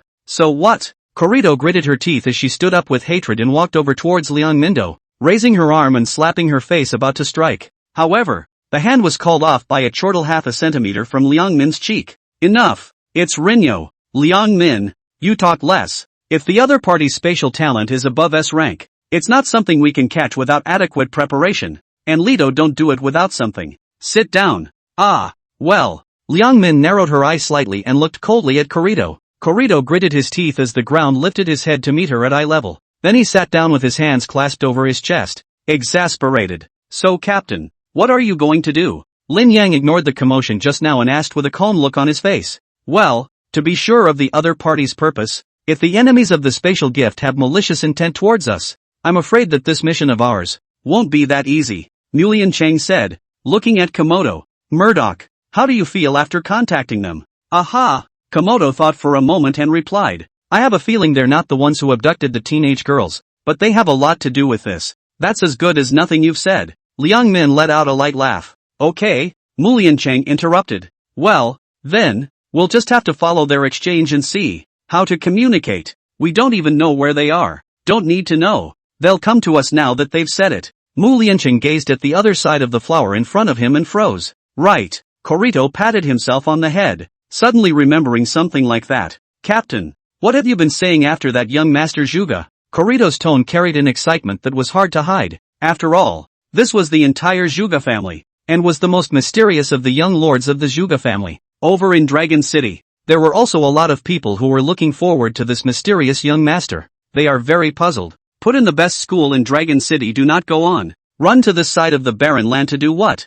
Yeah, I think it's called something like Zhugamaku. Corito's words piqued the interest of the rest of his teammates, and they all aimed at Mu Liancheng, and Mu Liancheng's face instantly became ugly after hearing that person's name. It's bad. That guy is terrifying. Those rumors I heard in Dragon City before were unreliable. When he thought of the previous scene of meeting Zhugamaku face to face, his hands couldn't stop trembling. It's like a subject facing a king. Griffin meets dragon. That fear comes from within. Seemingly not wanting to talk about Zhuge show, Mu Liancheng changed the topic and said, don't worry about that guy. That guy's gonna be around for a while anyway. We're still trying to gather intel, which is the most important thing right now. That, Lin Yen, the petite loli who hadn't spoken on the side, silently raised her hand and said, "That, the city lord of Northmore City has invited us to his daughter's dinner party. Should we go?" Mu Lianqing thought for a moment and nodded. "Go on. Dabble in this opportunity to get to know the city." Speaking of this, Mu Lianqing's face turned dark.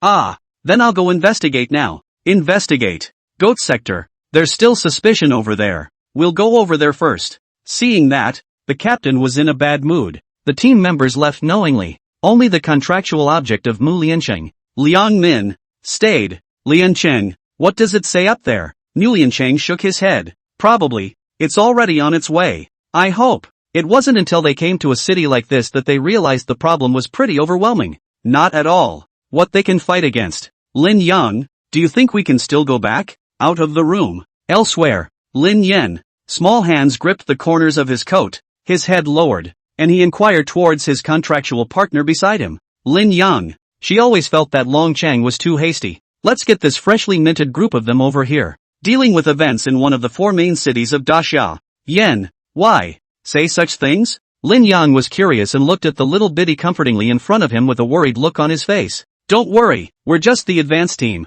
There are more behind us. Besides, even if the local snakes here were stronger, they wouldn't be able to lay their hands on someone from Dragon City. Doesn't that mean that there are ghosts here?" Rinyo smiled. The next moment, he only felt his vision begin to drift uncontrollably downward, following which, with a thud, it fell to the ground. "What the hell is? What's going on?" Lin Yang. He looked at Ling Yen, who was showing an expression of fear, and the lower half of his body that was standing, not yet collapsed. Escape. It was as if he had used up the last of his strength, or because he had lost the lower half of his body and his blood couldn't circulate, plus his head was broken. Bang! With that, a sound of a tomato falling to the ground. Lin Yang's head was trampled and burst open. Run! Lin Yan couldn't even, in time, turn around to see the killer's appearance. Couldn't listen to the last words from Lin Yang's mouth. At this moment, she had only one thought: escape. The opponent's power was beyond their imagination, and in an instant Lin Yan judged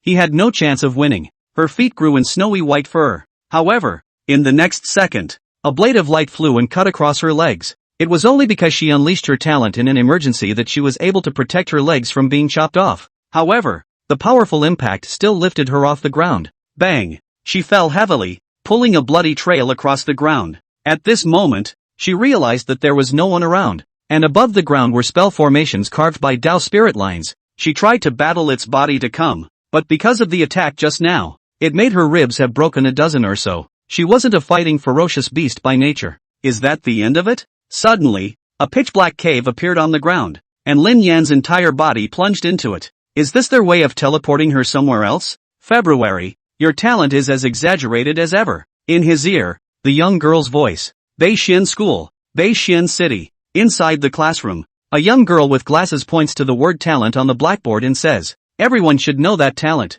It's an innate ability in our awakening. The reason we awaken in the middle of adulthood is also precisely because, at this stage, it is the optimal time to awaken, greatly affecting the rating of talent. Among them, the male is categorized into the Sentinel Beast Envoy talent, and the female is the Fierce Beast Bloodline talent, which I won't go into. I'm sure everyone understands." So, was the talent he got back from the contract object a Sentinel Beast talent, or a Fierce Beast Bloodline talent? Yi Yen didn't really understand. According to the principal, since it was obtained from the Fierce Beast Maiden contract, it was a Fierce Beast Bloodline talent. But here's the problem. He doesn't have the bloodline of a ferocious beast in him, and how is it called a Fierce Beast Bloodline talent? In fact, the distinction between talents in this world is also very vague, and a male can only be an Imperial Beast Envoy. So what is awakened is naturally the Imperial Beast talent. Conversely, the female is defined as a Fierce Beast Bloodline talent. Perhaps, because of the days, Yi Yen was called up by the teacher again. Yi Yen student right. Teacher Mo stood in front of the podium and smiled at the teenager with a white shirt in front of him. Yi Yen stood up, looked at Teacher Mo with a smile, and nodded. But in his heart, he was muttering, "What's the point of being shouted up somehow?" Dazed and confused? Also, after he stood up, he felt all eyes in the class on him. While it is true that when a teacher questions a student, that student gets the spotlight. But, being noticed by everyone is rare in such cases. He had also noticed that other students were called up to answer questions, but it was rare to be stared at like he was, by everyone in the class. And, there was something in their eyes. It's like watching a treasured animal? Without waiting, Yi Yan thought too much. Teacher Mo's voice rang out. I'll test you, Mo asked with a smile. Why? There are so many SS ranks and so few SSSs? Ha? Yi Yan was confused. What kind of question was this? Because there are fewer awakenings? No, mister. Mo paused and continued. Let me fill you in. You also know that SSS class Imperial Beast Ambassadors are rare in the entire country. Basically counted on one hand. The situation is the same in the whole country. No, probably in the world. In all countries, the ratio of SS-rated talent over SSS talent is roughly 10 to 1. Granted, it's nothing more than a probability statistic, but it's still good to have as a reference. But it's worth noting, after awakening, though, the ratings are basically fixed. But that's not absolute. Not absolutely? Yi Yan was puzzled. Right, mister. Mo nodded and continued. The rating of the Imperial Beast Envoy's talent can be upgraded, though there is only one chance to do so, and that is the second awakening. It's hard, but it can't be done. But why? There are still so few SSS ranked talents. It can be upgraded. That is, the second awakening. Yeah, if that was true, why did the country still place so much importance on SSS class Imperial Beast Ambassadors? It was important to know that there were definitely quite a few Imperial Beast Ambassadors with initial SS rank talent throughout the country. Just as Teacher Mo had said, 10:1. In other words, there were at least 30 SS class Imperial Beast Ambassadors in the entire country. As long as a few of them awakened for the second time, then there wouldn't be less than 3 Great Summer SSS class Imperial Beast Envoys. Then there is only one possibility. Because of uniqueness? Yi Yan's tentative reply received a nod of approval from Teacher Mo. You're smart. Other talents are repeatable, but only the SSS ranked talent is unique, Teacher Mo said, looking at Yi Yan with meaningful eyes. That's why the SSS grade talent is so precious. Sit down. This teacher knew of his SSS class Imperial Beast Envoy status. Yi Yan was not surprised why he knew. After all, he was a teacher, and there are secrets that are no longer secrets when many people know them. But what's with that tone of voice of his? The next teacher, Mr. Mo, explained the possibility, the conditions, of the evolution of the bloodline of the fierce beast maiden. By association, when Ru Mo saw that list of rewards, there was a pause. So was there something in there that she could see? That's all. When you get back, ask again. Knock knock. The bell rang for the end of class. Yi Yan came to the cafeteria to eat as usual. Why? Even sit here? The mountain of food was piled high, and Xiaoshui bulged her mouth and looked at Yi Yan with a displeased face. Ah, it's less crowded and more comfortable here. True enough, it was kinda empty since none of the nearby students were sitting here because of Akamizu being here. Aren't you afraid of other people's sight? Xiaoshui stopped. The hand that kept stuffing into his mouth frowned and looked at Yi Yan inquiringly. What are you afraid of? That sight can't eat me. Yi Yan didn't care, eating and swiping his cell phone at the same time. Strange people, Autumn Water muttered, and with that, took a big bite. Truly, this amount of food is truly worthy of a Taotai. If it wasn't for the fact that she was eating unusually, Yi Yan didn't even want to use his talent to look at her. It's a shock not to see the same ancient ferocious beasts as Ru Mo. That is, inferior ferocious beasts. It was just that Yi Yan was puzzled as to why she wouldn't be sent into the beast pen even if she didn't have anyone to contract with. The only thing I can think of is that she hid the identity of the inferior ferocious beast. And to hide that identity, it looks like she has a lot of power behind her. Yi Yan secretly sighed in his heart. Although Yi Yan was trying to contract it, it looked like it shouldn't be that easy.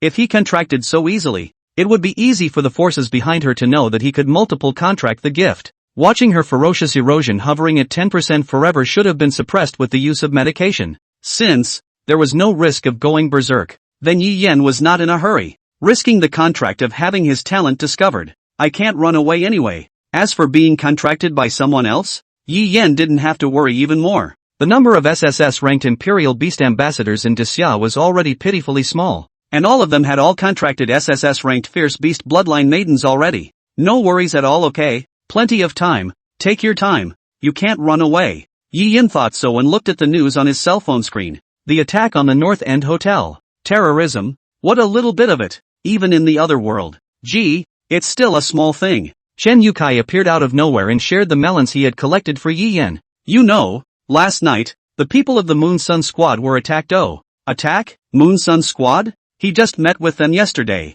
How did he get attacked? Is it something that's been investigated? Those traffickers are so arrogant. Do you know who it is? Yi Yan inquired. Although, he wasn't hopeful is all. Killing such important people from above. Sent down to investigate. How could it leave a mark? I don't know. It's rumored that some kind of formation was set up, and the ones who were attacked were 2 members of the Moon Sun Squad, one whose whereabouts are unknown, and one, Shen Yukai pointed to the waist and gestured, was clicked and cut in half from here. How dare you do this? He hasn't even done it yet. Yi Yen didn't understand, but was greatly shocked. Shen Yukai nodded with a helpless face. Yeah, I heard it was someone from some extremist organization, and the Dragon City side is pissed. Here's a little bit of science. Dragon City, the capital of Daxia. It is the center of all power, commanding the 4 war zones of the southeast, northwest and north. Of course, that's the ideal situation. I say ideal because Dragon City was established long after the 4 war zones were established. Daxia had intended to use Dragon City as the center to dominate the 4 war zones, twisting the 4 war zones into a bundle of rope. However, the result was predictable. The 4 war zones were originally burdened with guarding the borders of the Grand Xia, and it was impossible to cut down the strength of their own armies. Plus, there's not much more to say here. However, even if the 4 war zones were no longer upset, but on the surface, at least, it was obedient. The strength of Dragon City alone was far stronger than any of the 4 major capitals. After all, the main strength of the 4 war zones was within the war zones. The city, the main city, was primarily a conduit for fresh blood and didn't keep much of a force. So that creates. Some people in Dragon City are unable to see that the city on the fringes of the country. As for the truth, it is unknown. I heard that in order to investigate this matter, Dragon City is planning to send out a regiment, stationed in Northmoor until those murderers are found. Oh, Yi Yan let out a light laugh. The idea is very good, but Manhwa City is willing? Although they are in the same country, there are more or less differences within them. Dragon City had long wanted to get a hold of the 4 main cities of the 4 war zones. Just missing a reason. Well, there's a reason for that. Yi Yan even suspected that the Chu Yang squad was a victim of politics. Yes, but where is Northmoor City willing to do that? Shen Yukai looked helpless and waved his hand. However, after all, we have to give an explanation to Dragon City, or else it won't be justifiable anymore. I hear that now. It's a negotiation for something, but catching that attacker, for sure. Haven't you noticed? It's gotten a lot tighter lately. Yes. Yi Yan didn't have it at all. What about this feeling? After all, when he went out at night, he used markers to move. The city was now marked in hundreds of places by deceitful Ruoshang. As for Yi Yan, it was a little less than a couple dozen places. Not that he didn't want more, but the level was such that he couldn't do too much. S-class is ultimately too limiting. On the contrary, SSS rank, it's too scary to see the limit so far. It was no wonder that the national powers valued SSS rank gifted people so much. What do you think those attackers are trying to do? Even if they wanted to cover up something, they shouldn't have killed the investigation team from Dragon City. Shen Yukai was also speechless and spat at Yi Yan. Doesn't this kill just mean that there are ghosts here? Yes. Yi Yan believed that those people should know this as well. Even if they killed all of the Moon Sun squad that came from Dragon City, it wouldn't change anything, and it would even cause Dragon City to send an even stronger team, and forcing the ancient city of Northmoor to move. That said, after discovering such a thing, why hasn't Northmoor City moved at all? Yi Yan was curious about this. Perhaps this point is nothing to Northmoor? Or maybe, people have already made certain efforts behind the scenes that he just can't see? However, in terms of conclusions, whether it was Northmoor City or Dragon City was not in existence that he could touch. And now, these 2 behemoths, it seems, are going to move. This was very bad for Yi Yan's next action. We'll just have to see what happens again. Right. Yi Yan went up and put his hand on little Fatty's shoulder with a bad smile. How? You know everything. You don't just get this kind of information. This little Fatty is really something. Ah. Hearing Yi Yan's question, Shen Yukai cast his eyes to the side and laughed. Ha ha ha. Tidbits. Tidbits. Oh, you have too many tidbits of information. A little bit. Besides, I'm known as the 100 knowledge student at school. If I don't know that, how can I? Shen Yukai said. Stood up and said goodbye to Yi Yan. I've got things to do, so I'll go first. Aha. Yi Yan nodded his head. Since the other party was unwilling to speak, he couldn't ask anything. If you have any more tidbits of information, remember to tell me, Yi Yan said to Shen Yukai, who was about to leave. In exchange for a little help in the little way I can. Oh. Okay. Thanks. Shen Yukai waved at Yi Yan in response. I will. I'll let you know if I get any information that's that explosive. Though, it's not clear what the specific goal of this Shen Yukai is. However, Yi Yan could probably guess that he had come over to him this time to say this in order to say that he should be careful of something, right? What the hell does he know? That little fat guy. He doesn't look like a good person. You'd better stay away from him. Autumn Water, who was sitting across the table with a dry meal, suddenly opened her mouth. Oh, why? How? Yi Yan came to be interested in Xiaoshui, who suddenly opened his mouth. One look and you'll see. A bellyful of bad news. Autumn Water muttered with an irritated look on her face. Tell someone to return it with a book count in mind. Just like you, Xiaoshui said, his eyes falling on Yi Yan's body. Oi oi oi oi. It hurts when you say that. Yi Yan let out a light laugh. Humph. Xiaoshui snorted coldly. I've said all the words, so take care of yourself. With those words, he took the food scraps and walked away. Bad guys? So is he. Knock knock. Also at that moment, the phone rang with a text message. Yi Yan opened it and looked. Yo. Still with pictures. On the picture, is a little loli is being tied up and imprisoned in a cage. Is this a rescued recruit? Why don't you untie it? With this doubt in mind, Yi Yan slid downward. Pust. After the following words that he saw, Yi Yan only felt as if his heart had stopped beating. Lord Autumn, we captured someone last night. Oh. I heard her say yes. She's part of the Moon Sun Squad. Lord Autumn, do you know, to kill her? From your loyal and lovely February. Unleash the text messages, asterisk asterisk. Click. The chopsticks broke. Yi Yan was furious. This girl, she's really capable of anything. Looks like it's her ass that's itching again. So what's going on here? With a helpless face, Yi Yan sat on the chair that Deception Russian had prepared in advance and looked at the playful February in front of him. Hey. February scratched her head with an innocent expression and said, Boss, why? Are you here so early today? Isn't that right? For an early look, lovely February. February blinked her watery eyes in her face with a wicked smile that one couldn't help but indulge. Don't interrupt, I read the text you just sent me, Yi Yan said, holding his forehead with a headache. I don't remember that I asked you guys to attack Moon Sun Squad. This squad is an emissary sent by Dragon City. And now that something's gone wrong, Dragon City's side simply won't let up. It's going to have a big impact on, in the future, us. Afraid of what? February waved her little fists with a fearless face. Dare to follow us against the other side. Tired of living. Ah. Bang. Before February could finish her sentence, a fist suddenly landed hard on February's head. March, what are you doing? February looked at March with a resigned look on her face. If you can't talk, don't talk. March glared at February, wide-eyed and angry. Che, February said, skimming her lips and puffing out her chest with a condescending look. If it wasn't for me, that little brat would be dead. A brat? Yi Yan's mouth twitched as he looked at February, who was less than 1 meter 2 in height. And I don't know how this guy is so nice, talking about other people. But now what? What shall you do with that man? March blanked February. February waved her hand with a disinterested look. Deal with her as you wish. If the boss doesn't want her, the big deal is to kill her. So what's going on here? Yi Yan rested his chin. Looking at the two quarreling in front of him, he couldn't help but interject and ask, if, however, we let them argue, it would never end. Ha ha, of course I tied that woman up in February. Before February could finish her sentence, she was interrupted by Yi Yan. March, you speak. Yes. March nodded and February beamed her round mouth,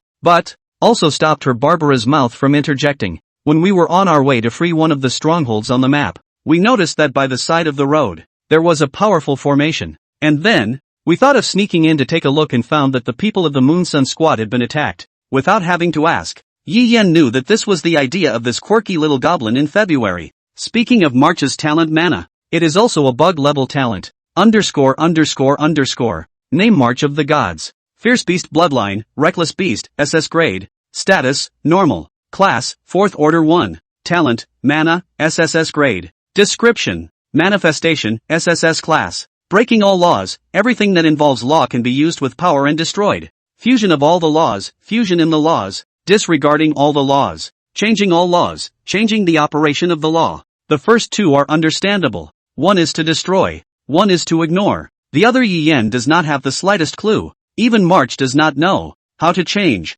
Only the first two can be used. But it was also very strong. The former could ignore all restraints and directly use its power to destroy. Even if you turn into a shadow, you can directly attack directly with your fists. As for the latter one, it manifests itself into ignorance. Such as the spell formation that March had just mentioned. She could just ignore it and just travel through it as if it was her own home. And still not be detected. A gift of, so to speak, no nonsense. What an envy. The only feedback he had achieved was the melting of the 10,000 laws, S rank. Although, it's also nice as all. And then, you guys saved the guy? Aha. March nodded. That man, you didn't kill him? Not oh. February interjected. When we went there, the man was already dead, and then when we saw the woman dying, it was February who saved her oh. In other words, they weren't the ones who attacked the Yang squad? That's good. He wasn't going to get involved in this pandemonium. It's better to develop in peace. Where's that Moon Sun squad person? If she's awake, then let her go. By the way, it would also allow Dragon City and Northmore to put away from them, and divert them. This. Hearing Yi Yan's words, February and March awkwardly glanced at each other. What's wrong? Is there something wrong? Yi Yan frowned. If he could, he'd still want to talk to the captain of Moon Sun squad. See if you can get more intel on the slave traders. February touched her head. The man didn't seem to be looking at who her attacker really was. So, what's wrong with that? Is it even possible to treat your savior as an enemy? So, think of us as attackers. Yi Yan was dumbfounded. Rub. What the hell is this? Show me the way. Since you didn't even get a good look at your attacker. What a talent. Still, it didn't seem like she could be blamed. It's true that you can't see it if there's a huge difference in strength. If the other side was discreet, they couldn't have let it be seen. Yes, their current stronghold was discovered when they were cleaning up the garbage earlier. There are dozens of rooms covering an area the size of a soccer field. Not bad for a temporary stronghold. As for the real strongholds, too poor. It's still in the planning stages for now. Turned a few corners. A few moments later, it arrived. Boss, this is it. March said, opening the door. Click. Let me go. You know what you've done. What's unforgivable? Lin Yan let out harsh words, but her body couldn't stop, shrinking inside the corner and trembling. Really? I've told you many times. We didn't kill your teammates. I'm the one who saved your life. February looked at the little girl who was shivering inside the corner with an impatient face and thought to herself, how can you be so unproductive? Saved me? Oof. Lin Yan sneered, her body shrinking into a ball. You are taking me for a fool. She was timid and cowardly, but she was no fool. Boss, look. February pointed at Lin Yan with a speechless face and looked at Yi Yan.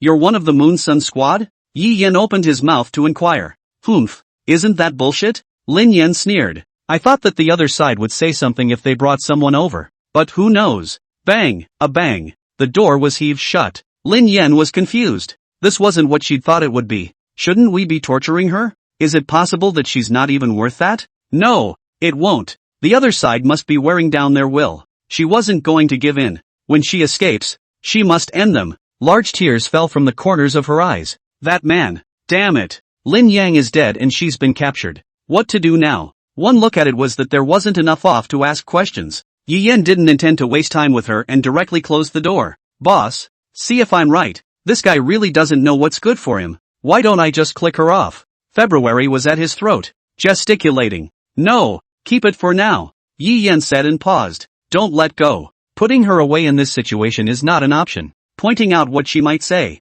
He must not take the blame for this attack on the Yu Yang squad. As for killing it, it's too much of a waste. Whether it's a contract, or trading as a hostage, it's a good deal. It's just one more mouth to feed. As for running away, let's really get the chains off our bodies first. Then we'll talk about the formation behind us. By the way, did you guys see the attackers? Yi Yan looked at the two and inquired. February and March looked at each other and shook their heads. No, they were all wearing black robes. The exact appearance, not clear. Yes, Yi Yan nodded. Alright, then you guys go and get busy. Good to have. February was energized, and they moved on to other targets. Yi Yan stood in place, looking at the direction they left. A hint of a smile surfaced at the corner of his mouth. Young master, where are we going? Around January.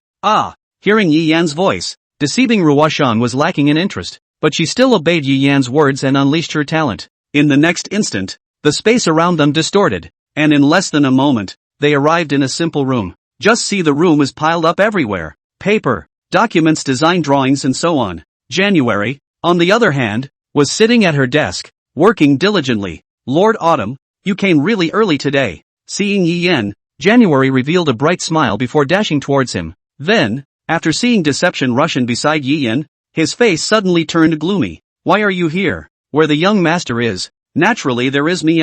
Deception responded with a smile. January's face changed several times, and in the end, She forced herself to hold back her anger and smiled at Yi Yan. By the way, Lord Autumn, recently, the Lord of Northmore City, her daughter, is celebrating her birthday. So a party has been organized. A party at a time like this? That's right. January nodded slightly and handed Yi Yan the information he had recently collected. This is a partial invitation list for the party. Basically all the nearby city lords will be there. And a representative from Dragon City will also be there. Oh, yes. Yi Yan let out a light laugh. Lord Autumn, should we go and join in the fun as well? January's eyes twinkled with color. Forget it. Yi Yan shook his head. This kind of party, there's no benefit for us to go. Yes, is it? Eyeing January's lost look, and then looking at the papers everywhere in the house. Yi Yan was also very overjoyed. Keeps making January work as if it doesn't reward them. If you like, I'll take you there then. Really? Aha. For this gathering,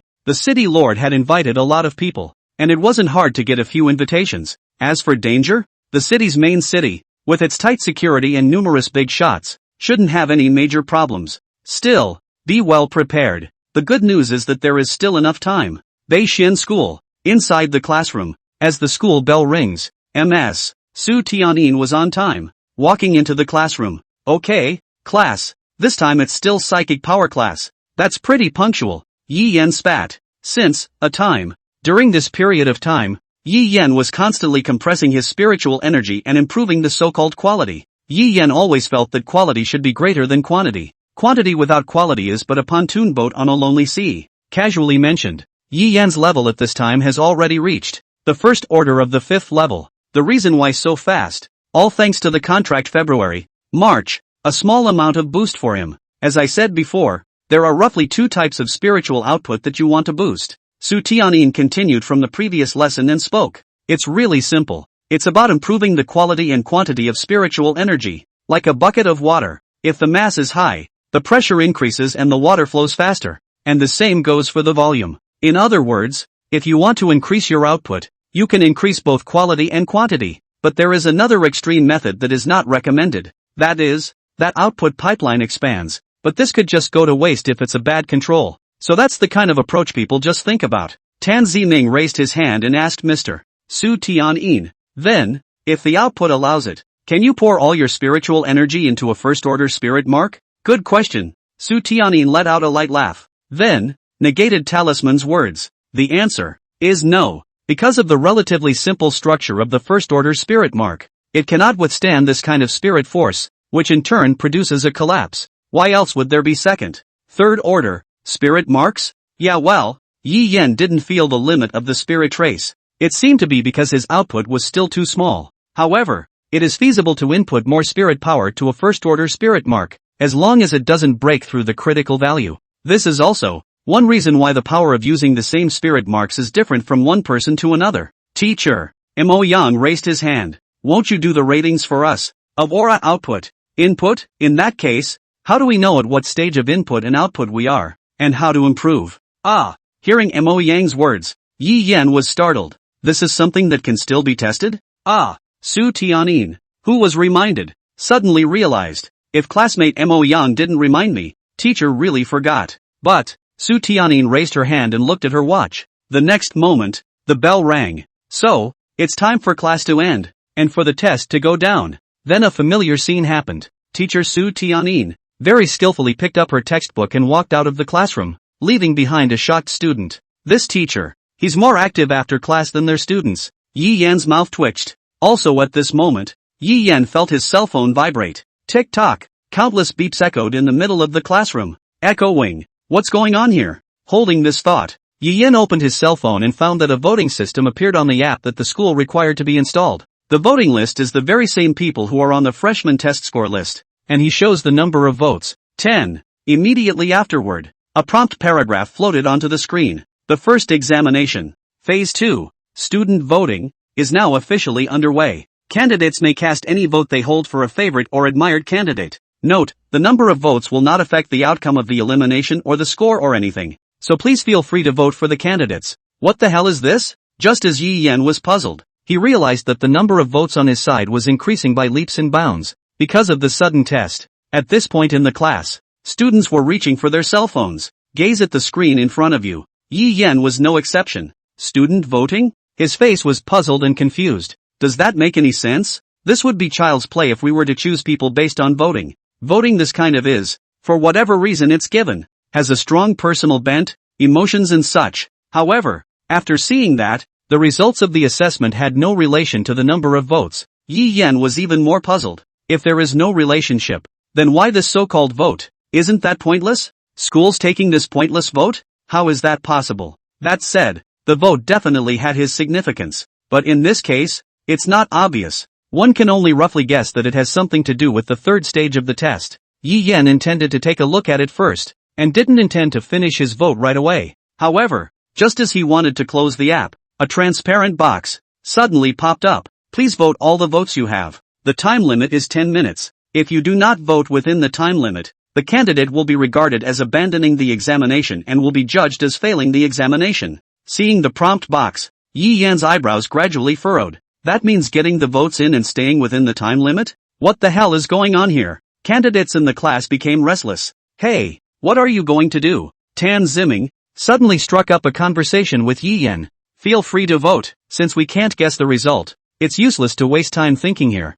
Yeah, I think it's better to talk to your partner about it. Oh, Talisman said, just as he was about to step out of the classroom. With a bang, Talisman hit the wall of air directly. Is that a phalanx? The student exclaimed. Mo Yan laughed lightly. Looks like the school won't let us leave from. Tan Ziming covered his nose and cursed. Damn it, it's the spell formation again. A shrunken man stepped forward and stroked the airy wall of the doorway. It's a captivity-type formation. He's from the same dormitory. I think his name is Dong Young Ho. Yi Yan similarly went up. When his hand was about to touch the air wall, his fingertips actually penetrated through. Fortunately, Yi Yan retrieved it in time. No one saw it and almost exposed it. It's the law of all things. It hadn't occurred to me that the spells laid out by this kind of school could also be ignored. He was still underestimating S-class talent. Bye. I'm off. Also at this moment, Mo Yang directly passed through the air wall and walked out of the classroom. Hey, you guys, how the hell did you get out? Finish your vote and get out. Dong Young Ho pointed to the voting screen on his cell phone screen.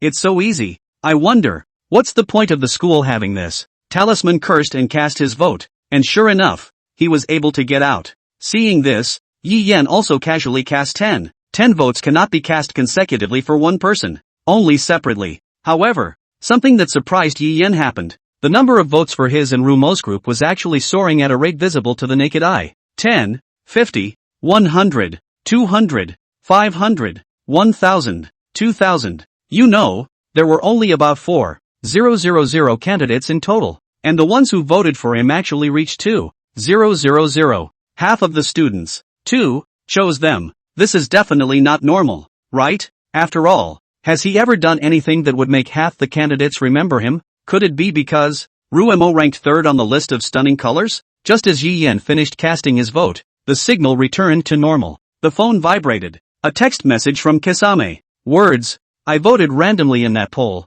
It doesn't matter, does it? Worried. It's all right. There's nothing written on it, and as I see it, it's possible that the result of the vote has something to do with the third examination. Don't worry about it for now. Yes. There's nothing going on at your end. No. That's fine. You find some sleep today. I might be back late. Okay. The send button pressed by Ruema. Geez, how nice of you. Talking to him. Ha. People have thick skin. What else can they do? With a mocking look on her face, Xiaoshui dumped the garbage on Kisame's body. And at that moment, Kisame's table was filled with ugly words. Ruema held the phone tightly, experiencing not to let the dirty water break the phone. This was, however, bought for her by Word. But it's really great. Words. If you come back later, then she can clean the stink off her body. That's disgusting. Look, in the garbage, and still laugh out loud at Kisame. Xiaoshui snorted coldly and walked over to kick her leg. Who are you to laugh? Ruemo didn't say anything. Xiaoshui coldly smiled and glared at the few girls next to her. In the darkness of the ground, more than 50 young girls were gathered in a wide space. They are all girls who were rescued in February and March. From among them, in January, we selected those who were going to join the other side.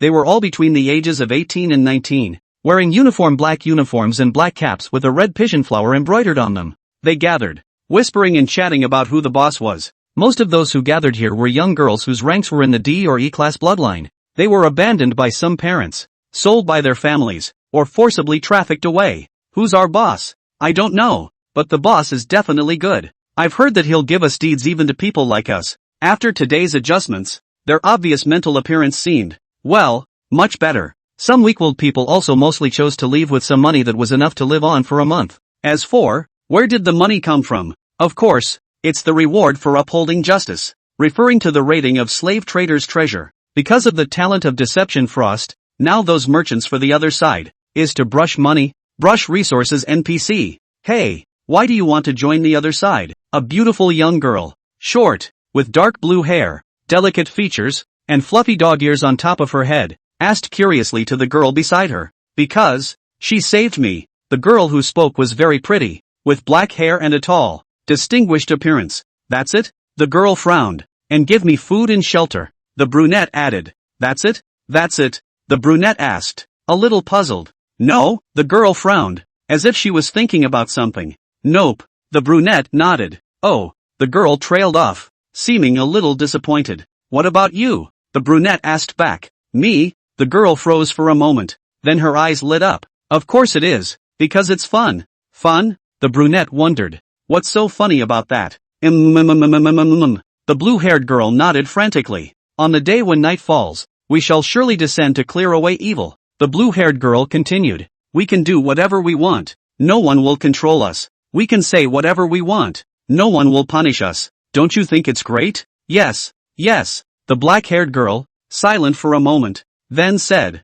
but, from what I've heard, it doesn't seem to be this fun. Unruly, unorganizable place you're talking about. Oh, ah, yes. The blue-haired girl beamed with a disinterested look on her face. Ah, it doesn't matter. It's just fun, and they saved me. By the way, what's your name? Me? The brunette bowed her head while her eyes were firm. Coming up. Name. Oh wow. You're thinking like me then. If you're going to do it first. The two were chatting when suddenly a footstep came. They immediately quieted down and looked to the source of the sound. Only a tall, stunningly beautiful girl with blonde hair walked in. Her eyes were firm and bright, and she exuded an unearthly aura. Hello everyone. My name is January. The girl stood before the crowd, clear and firm. Next, I'll give you another choice. Leave now or swear to join the other side and never betray. This won't be written in the contract, but once we find out, we'll remove the betrayers one by one. And, one of the things that will be written into the covenant is not to reveal the identity of the covenantee.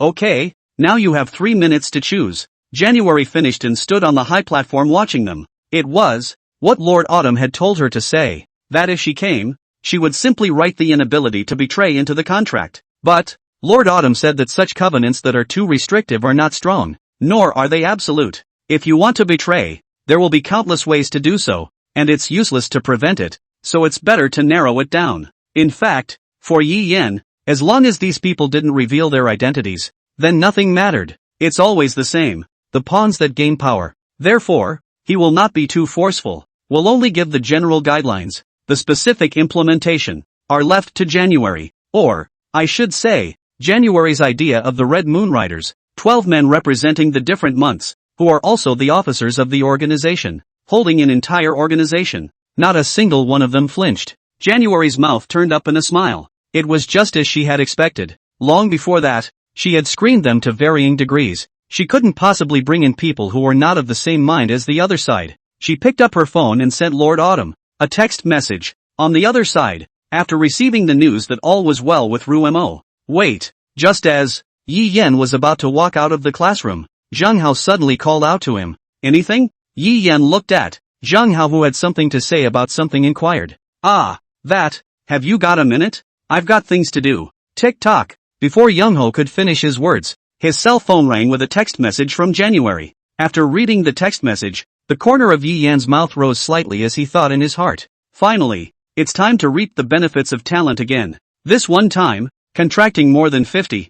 I wonder if it would raise his level to the second rank. However, the leveling up is secondary. The key is the talent gained. Ah, in this way, a large amount of talent piled on top of him was what allowed him to challenge across 2 classes without any problem at all. Just the various dazzling talent skills alone could make the opponent cry out. Yi Yan's mouth curled into a smile as he thought of this. Yi Yan. Just as he was indulging in a nice fantasy, suddenly, there was a panicked call from behind him. He came back to his senses. Are you listening to me? Ah, yes, but I'm busy right now. Another time. Zheng Hao wanted to reach out and stop it, but it was simply too late. Yi Yan's speed was very fast, and in a puff of smoke, he had already run far away. It was also at this moment that a slender beauty walked slowly. This person was none other than Dong Zhenghao's contractual object and also fiancé, Nangong Jia. You want to mind your own business as usual? Nangong Jia had a cold face, her eyes staring at Dong Zhenghao with disgust. I just don't want to.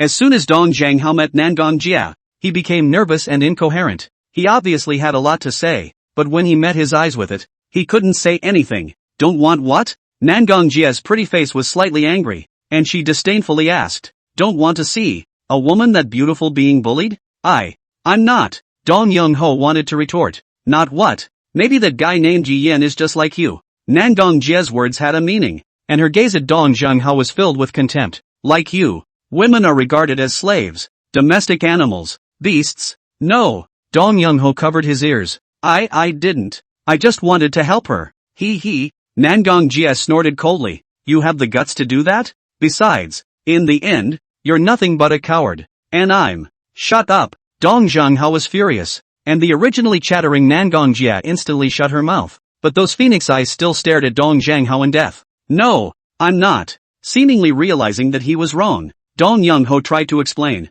but Nangong Jia completely did not listen to the words of the man in front of her explaining. Without a word, with long legs, he turned away, leaving only a remorseful face. Dong Young-ho, what is he, again, doing? Obviously it shouldn't be like this. It shouldn't be. Coming to the corner and making sure no one was there, Yi Yan dialed the number. The next moment, as the bell rang, a beautiful figure appeared in front of him. Young master, my daughter has come to fetch you. Deception Russian stretched out her white hand and laughed. Well, trouble. Yi Yan reached out and hitched his hand. Soft, being able to not use it on his own. The space marker. Yi Yan would never use it. This will give yourself one more card to play. One more insurance. Why? It's trouble. Deception Russian backhandedly held Yi Yan's hand tightly and moved closer to her body, speaking softly. I like to stay with the young master. Her voice, with its compulsion, it makes you listen to it, and you can't help but be mesmerized. Alright, let's go.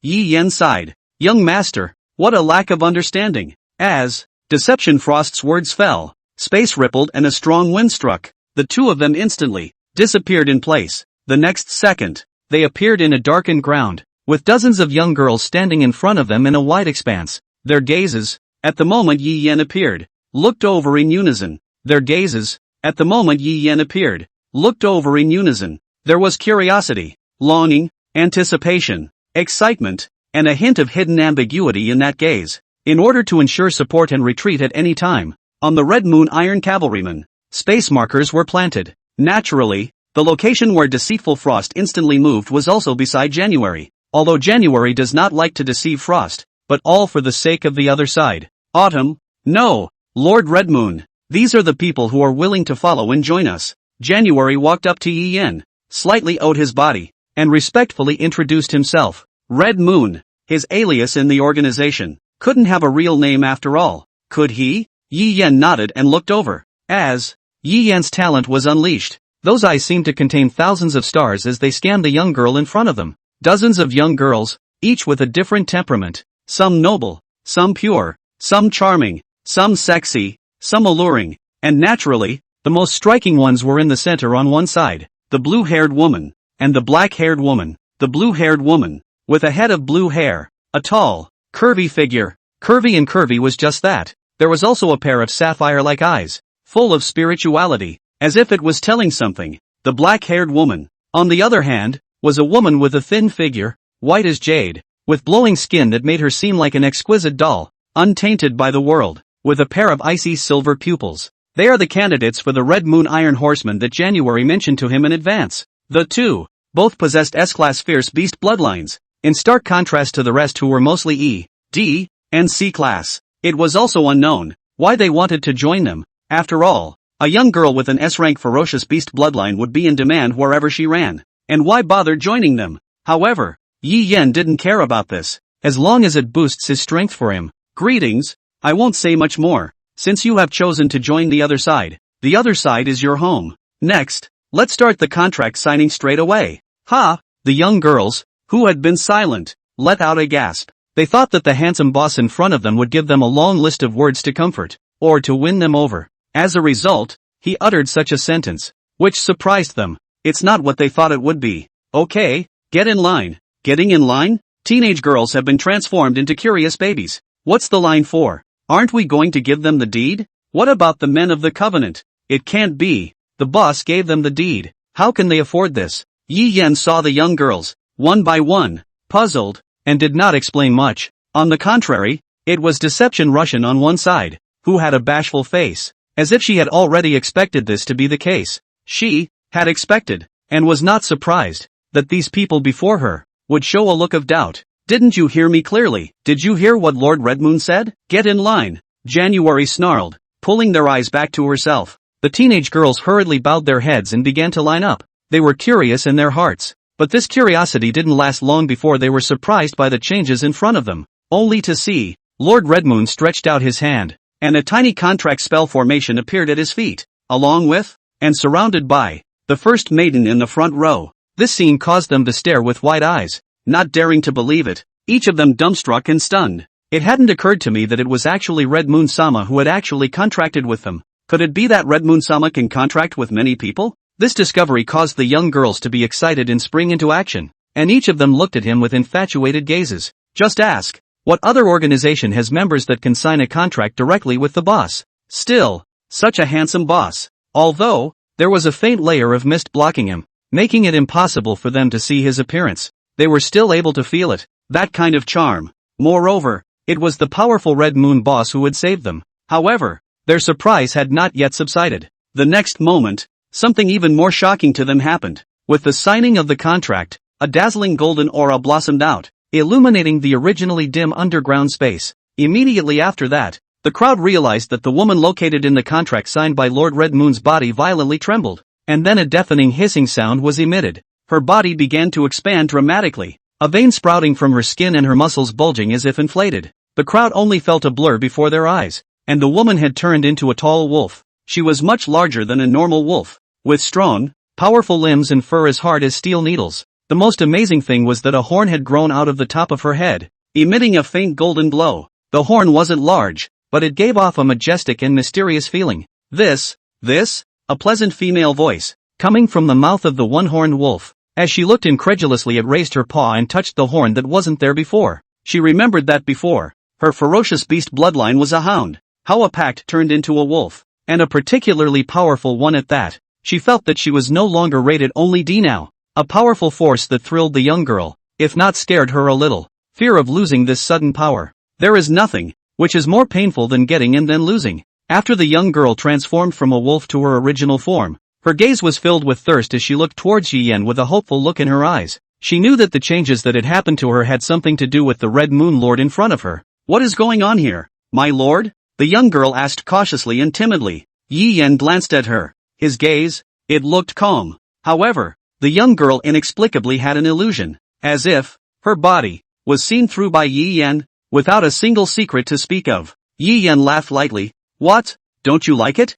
Of course. No, I love it. It's just, how could she not like the power that she had acquired with great difficulty? She wanted to say something more but was interrupted by Yi Yan. It's okay, the change in you is due to the influence of my talent. You don't have to worry about it, and there are only benefits to this influence. Saying that, Yi Yan took out the 100 Laws traction ball from his ring, signaling the young girl to place less on it. The 100 Laws traction sphere can be used as both an instrument for awakening and for testing. Although, the 100 methods could only test talent, bloodline, and ratings, these were enough for Yi Yan and the others for the time being. The young girl looked at the 100 Laws traction sphere in front of her with some fear. Fear that everything just now was a lie. Fear that he would turn back into the waste he was before. Fear that, with his own bloodline, he would also turn into a wasted dog and become incompetent. But, Yi Yan's voice was so gentle that she couldn't help but indulge in it again. It was as if, as long as this adult stood by her side, all problems ceased to be problems. This original self,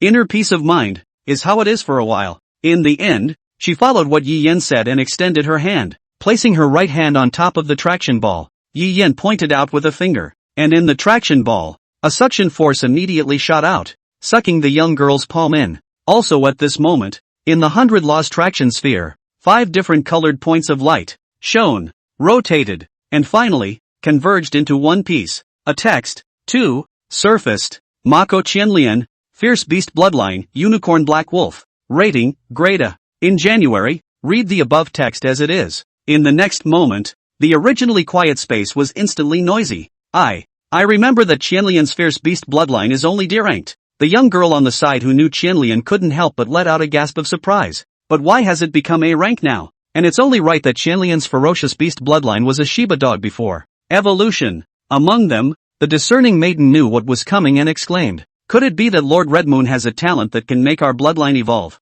My god, the young girls exclaimed in unison. After all, it was the sort of thing that they had only seen online, and didn't think they would ever see it in person and, well, contract with it. This is something that the girls, who were previously at the bottom of the social ladder, didn't dare to think about. But, this, just how powerful of a sentinel beast talent does it take to go straight from D grade to a grade? Could it be that our boss's talent is above S rank? The young girl on the side whitened the girl's face and said, "Silly girl, how can an S rank be raised so much? This must be an SS grade talent, or even SSS grade." For a moment, the crowd cast envious gazes at Qianlian. From D rank to A rank, this was a leap in elevation. Even the second awakening was not as big as this elevation. Chirin snapped out of her shock and looked at Lord Redmoon with gratitude in her eyes. So it was all true. She was finally no longer a D. No more being a loser to be laughed at. She knew that it was because of Lord Redmoon that her bloodline had evolved, freeing her from the title of waste.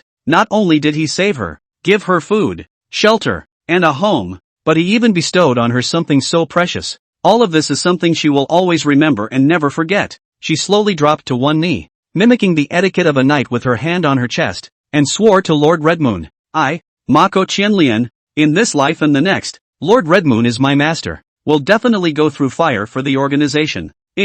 Stop. Yi Yen reached forward and interrupted the spell-casting path. No need for that. It's so embarrassing. If he didn't remember wrongly, the world he was traveling through now had a technology level that was approaching modern times.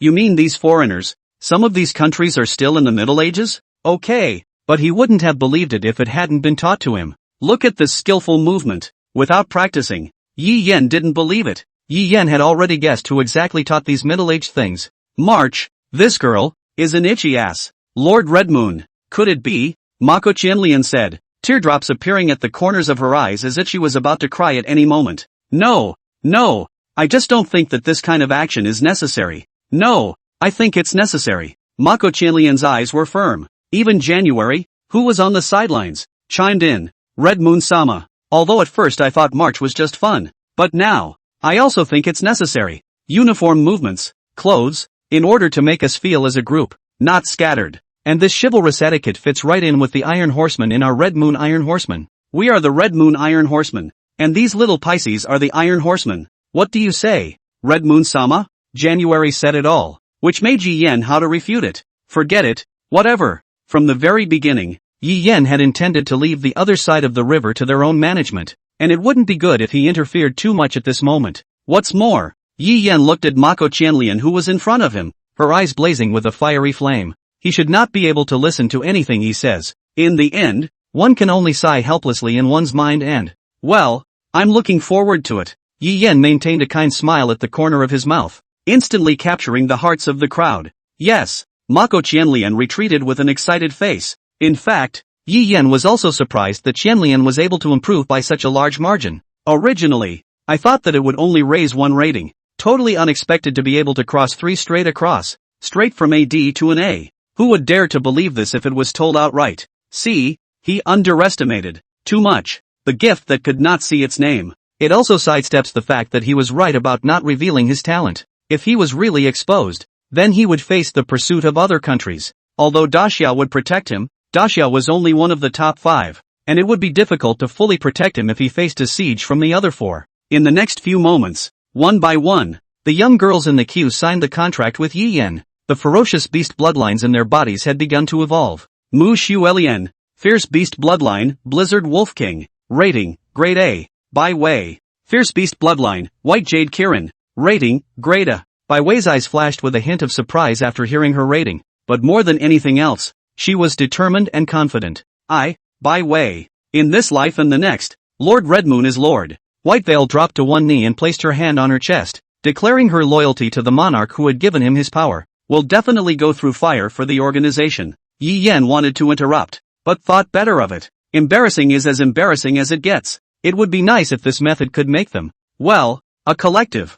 Zishuan, Fierce Beast Bloodline, Purple Electricity Green Snake. Rating, B grade. Red Leaf, Fierce Beast Bloodline, Flaming Fire Lion. Rating, B grade. Blue Heart, Fierce Beast Bloodline, Aqua Water Snake. Rating, grade A. January watched as a young girl came back from her shock, a hint of satisfaction flashing in her eyes. She knew that under the power of Lord Redmoon, these girls were ready to do their part for the other side. January believes that these young girls will make excellent Iron Riders in the near future. In this way, she was one step closer to her desire to find her sister. As the contracts of each young girl were completed, their Fierce Beast bloodlines all evolved to varying degrees. From AD to an A, jump 2 consecutive levels, and to a lesser extent, 3 ratings. Regardless, because of the low ratings of these young girls themselves, the highest they've gotten up to now is only A ranked. Perhaps it is because of their low ratings that they are able to jump 2, or even to 3 ratings, maybe. So, does the possibility exist for the S-Class to jump 2?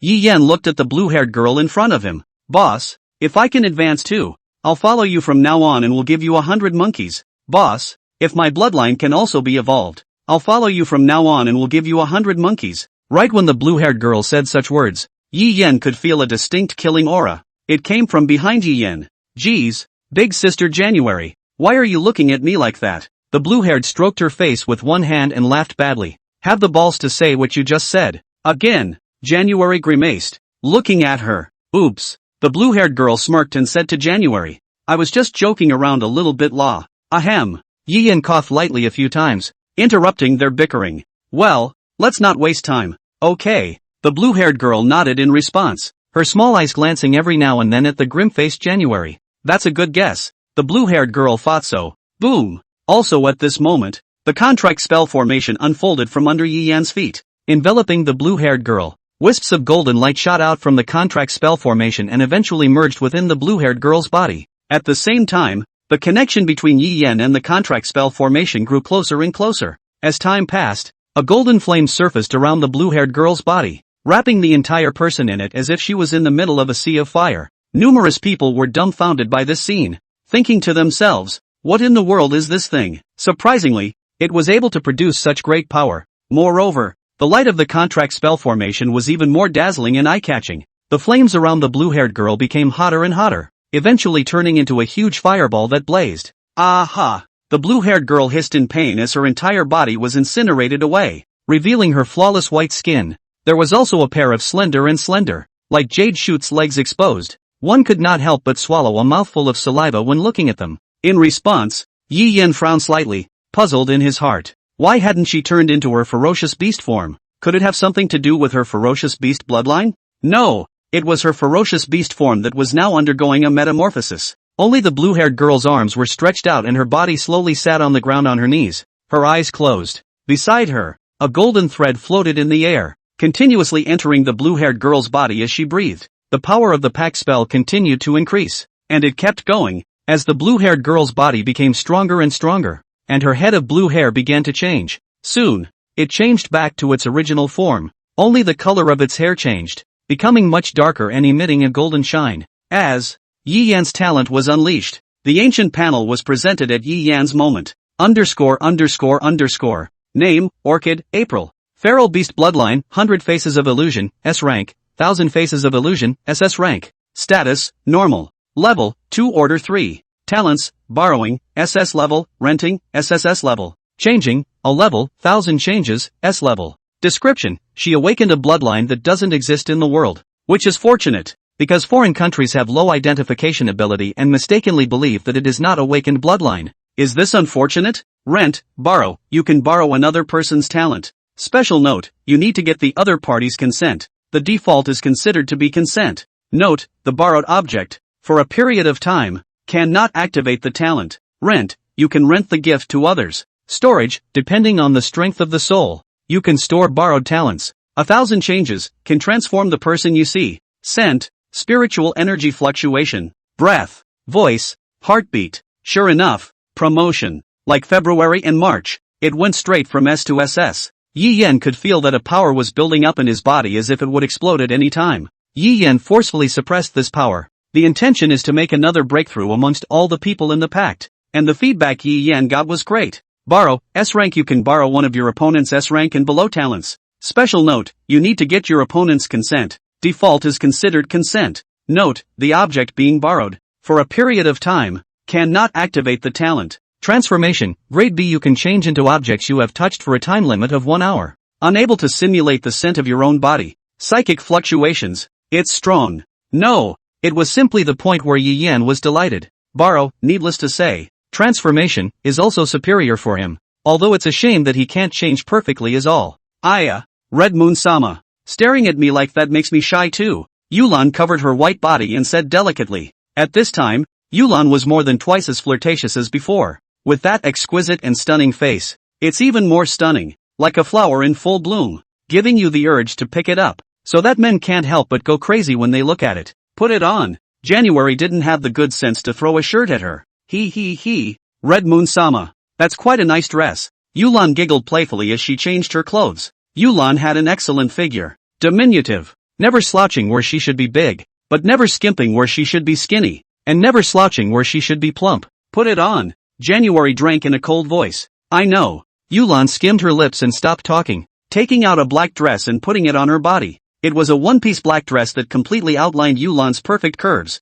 making her look even more alluring. Next, January's eyes stared straight at the sylph. January-sama seems to be hostile to me. The sylph spat out her tongue and retreated. The dark-haired girl behind it went up. This was the second S rank. Hopefully, she would give him a surprise. Until now, Yi Yan held only 7 S-rank talents. Not to say it's less, but then again, who would mind less? Lord Redmoon, the brunette said, bowing slightly. Aha, Yi Yan answered softly. As the words fell, the contract spell formation quickly unfolded, wrapping the two within. Practice makes perfect, and the current Yi Yan was extremely skilled in both contracting and unfolding spell formations. The spell changed from gold to black, and then to deep red. Immediately afterward, a ray of red color shot out from the contract spell formation, and eventually merged within the black-haired girl's body. It's the power of the bloodline. Ow. Suddenly, a roar resounded above the valley, and a huge power emanated from the black-haired girl's body, causing the crowd to be shocked,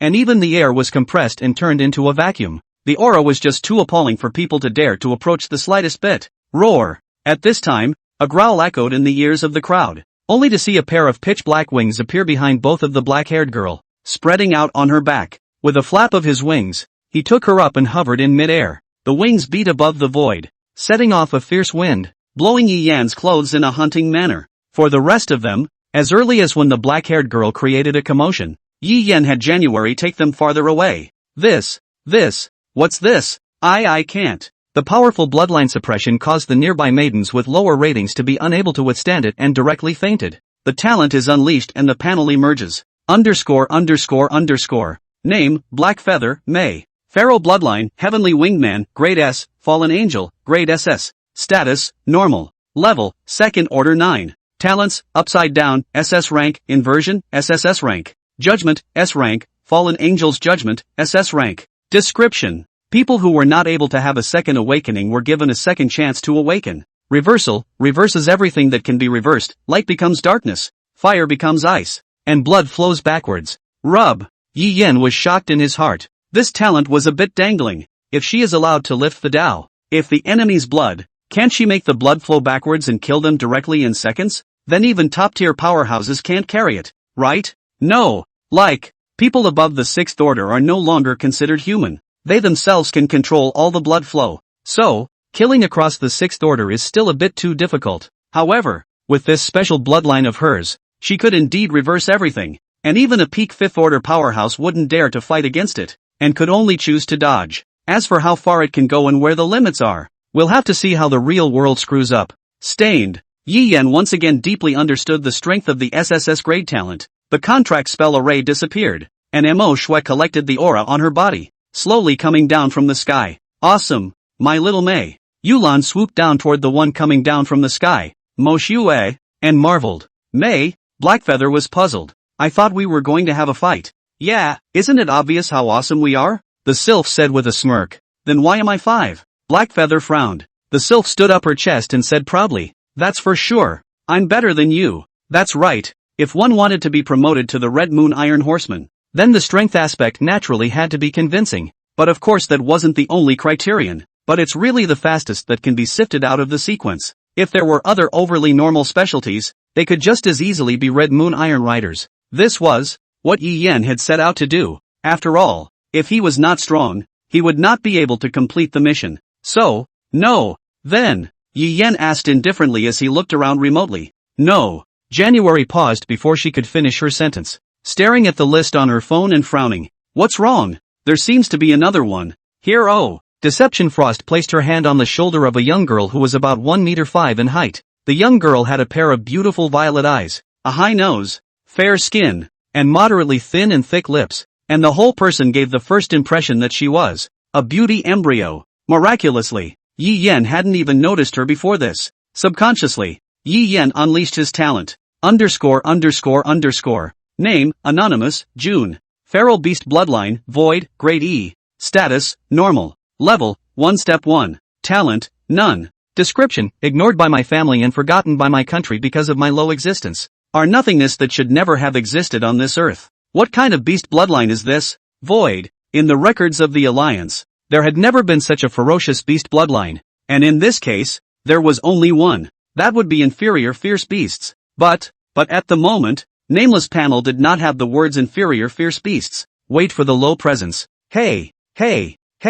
No way. Could it be that young girls with this bloodline have never been recorded by humans because of their low existence? It felt like Yi Yan had discovered the truth. But why could she of the E-class fierce beast bloodline have such a powerful influence? This reminded Yi Yan of Bai Ling, but Bai Ling had a talent added to her body. And the girl in front of her, without a shred of talent, had this ability to diminish her presence. This was really strange. And the only explanation was that this ability was derived from her bloodline. It's like, the Thunder Leopard doesn't have a talent like electricity control or power generation inside its talent, but it can still release electric current on its body. The dark element in the black feathered wings was also from the power of the bloodline. Both can be called elements. Thunder Leopard is a thunder elemental, so it can generate electricity. Black Feather's fallen angel is dark attribute, so it can use the dark element. And if it's utilizing the inversion, the light attribute can be used. And there is, between the elements, a relationship of restraint. Just as darkness could restrain light,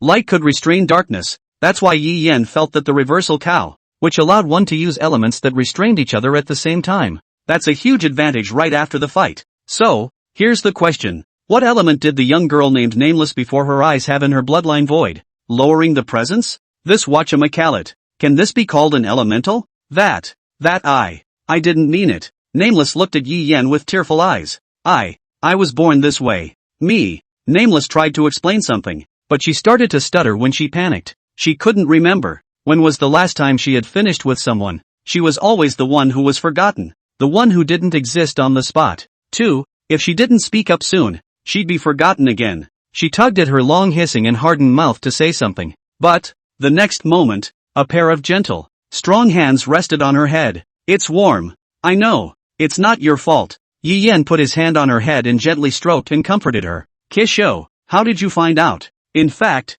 I'm almost about to forget about this little guy as well. Deception Ruoshang said with a slight smile, looking towards January. I was watching January frown and wondering if there were less people, so I checked to see what markings I'd left on them. And that's what I found. Yeah, sorry. January apologized. I can't believe I forgot. No. Yi Yan interrupted January. It's not your fault. Yi Yan slowly crouched down. Are you avoiding me because, for fear of signing a contract with me, your own bloodline gets evolved and your own existence becomes even thinner? No. I want to make a contract with Red Moon Sama. I don't want to see mommy and daddy eaten by wild animals again and not be able to do anything about it. Nameless covered his face and cried. Nameless, in fact, is not her name. Just after her parents gave birth to, she, then forgot to give her a name. No 6 years old to grow up, it is she gave herself a name. But, even so, she loved her parents. Yi Yan gazed at the young girl in front of him and admonished. You should know this. Your sense of existence is caused by the ferocious beast bloodline in your body. Honestly, that's the case with an E rating. So I'm afraid that if we were to raise the rating even more, disappear from the world as if they didn't exist, as if there was no such person. These words were not uttered by Yi Yan. I know, but even if it's like this, I still want the contract. Nameless eyes firmly gazed at Yi Yan. That's fine. Yi Yan didn't hesitate as the contract spell formation emerged under his feet. Red Moon Sama. 2. If my presence is further weakened, will you forget me? Inside the contract spell formation, Nameless raised her head and looked at Yi Yan with a pair of big watery eyes. It won't. Yi Yan replied affirmatively. I am not going to forget who I contracted with. Aha. Nameless nodded. Then, boom, a ray of light shot straight up into the sky, and the originally dim underground was filled with light as the entire space shook. January and Deception Frost froze. This is not even she, or the S-rank March. April should have sent out such a vision. Blackfeather, look. Yulan grabbed Blackfeather's shoulder and pointed at the light pillar in front of him with a look of disbelief in her eyes. I saw it. Blackfeather was helpless. She wasn't blind. It's just a little disheartening. What jealousy? Yulan beamed her little mouth, her eyes filled with envy and jealousy. But who the hell is in there? Yulan's words stirred up 1,000 waves for a moment. Yeah, who's that in there? I don't know. The young girls speculated with curious faces, but no one could give an answer. Obviously, when Nameless appeared just now, they all still saw it, and in the blink of an eye, they forgot all about it. Deception Frost frowned as her eyes swept around them one by one. But nothing was found. In a pillar of light, Nameless closed his eyes. His figure slowly changed, and his originally clear figure became blurred. Soon after, an extremely strong pressure was transmitted from the light pillar. This is Deception Russian's pupils shrunk violently and her body trembled slightly. How could her aura be so strong? Even for me, it's still a hair's breadth behind. Deception Russian was alarmed. In a pillar of light, Nameless was dressed in white. His long hair was tied into a ponytail, and his delicate features revealed a touch of coldness. Underneath this coldness, what was hidden was a stunningly beautiful face. Nameless opened his eyes, and the flash of coldness in his eyes made people shiver. Lord Red Moon. This chill, however, was quickly dispelled by Nameless' delicate voice, dispersing it. Remember me? I told you I wouldn't forget you. Nameless. Yi Yan reached out and stroked Nameless' hair. In the midst of this touch, the pressure on Nameless' body disappeared into thin air. Right now, Yi Yan could incomparably, clearly, feel Nameless' presence. By deed. With a fluttering sound, Nameless rushed up to hug Yi Yan. Really great. Finally, there was someone who could remember her, and Nameless couldn't be happier. Ahem. It was also at this moment that a light cough came into the ears of the two. That, Red Moon Sama. Nameless let go of his hand and looked at January, who was standing next to him with an embarrassed look on his face. Yeah, sorry. Are you? January hesitated, then shook her head. It's okay. Nameless raised his eyes and glanced at January, realizing that at that moment, January's gaze was no longer on himself. Relieved and at the same time, there was a small regret in his heart. Perhaps, she was expecting that, in the middle of the contract, she would find some kind of change, like, she could control this power or something like that. Still, as long as one person could remember her, she was content. The feeling of a person who couldn't even see themselves, who didn't recognize them, was too much, and Nameless didn't want to be like that anymore. Don't worry, you won't be alone. It was also at that moment that a hand was placed on her head, and with a slight surprise in her mind, she raised her eyes to the person who had found her 3 times. Deceiving Sister Russian, as long as you bear my mark, I will never forget you. Sister Deception Russian. Nameless rushed forward and hugged Deception Russian. A hug and Nameless teardrops streamed from the corners of his eyes. Nameless cried. She was genuinely grateful to Deception as Frost. Don't cry. If a girl cries too much, she'll turn ugly. Deception Russian stretched out her fingers and wiped the teardrops from the corner of Nameless' eyes. Anyway, no one's looking at me. Ugly is ugly. Aren't I looking at you? Deception Russian laughed. Upon hearing this, Nameless broke into tears. Yes, Nameless doesn't cry. Lord Red Moon. January was unsure. Looking at Yi Yan who was watching Deception like Frost, her heart was a little sour. What's wrong? Just now, the pillar of light at the time of the deed must have attracted a lot of people. We need to leave as soon as possible. January slid the tablet and looked at the surveillance feed on the screen. On the screen, people gathered who were attracted to the pillar of light. Well, go straight. Yi Yan nodded, then shouted at Deception Russian. Russian, head to Stronghold B. Okay. Deception Rush nodded. Just as she was about to activate her gift to take everyone away, a small hand grabbed her. No need. Nameless raised her eyes and said to Yi Yan, Lord Red Moon, I can activate my gift to make them ignore this place. In the next moment, Nameless closed his eyes and a light blue light emanated from his body. Afterward, the rays gradually solidified, and around Nameless, a huge shield was formed, enveloping the crowd. Lord Red Moon, those people who gathered because of the pillar of light have left for some reason? The flat screen January was gazing at exclaimed. Don't worry, it's Nameless June's gift. Nameless June? January muttered with hesitation in his mind, but still silently wrote it down in his mind. Yi Yen was also shocked by Nameless June's talent. It hadn't occurred to me that a passive like her presence-reducing passive could actually be used for others. This caused Yi Yen to become curious, and points of starlight coalesced in his eyes. In the next moment, an ancient panel emerged. _____. Name, Anonymous, June. Feral Beast Bloodline, Void, Grade E, Void, Grade SSS. Status, Normal. Level, 1 Step 1.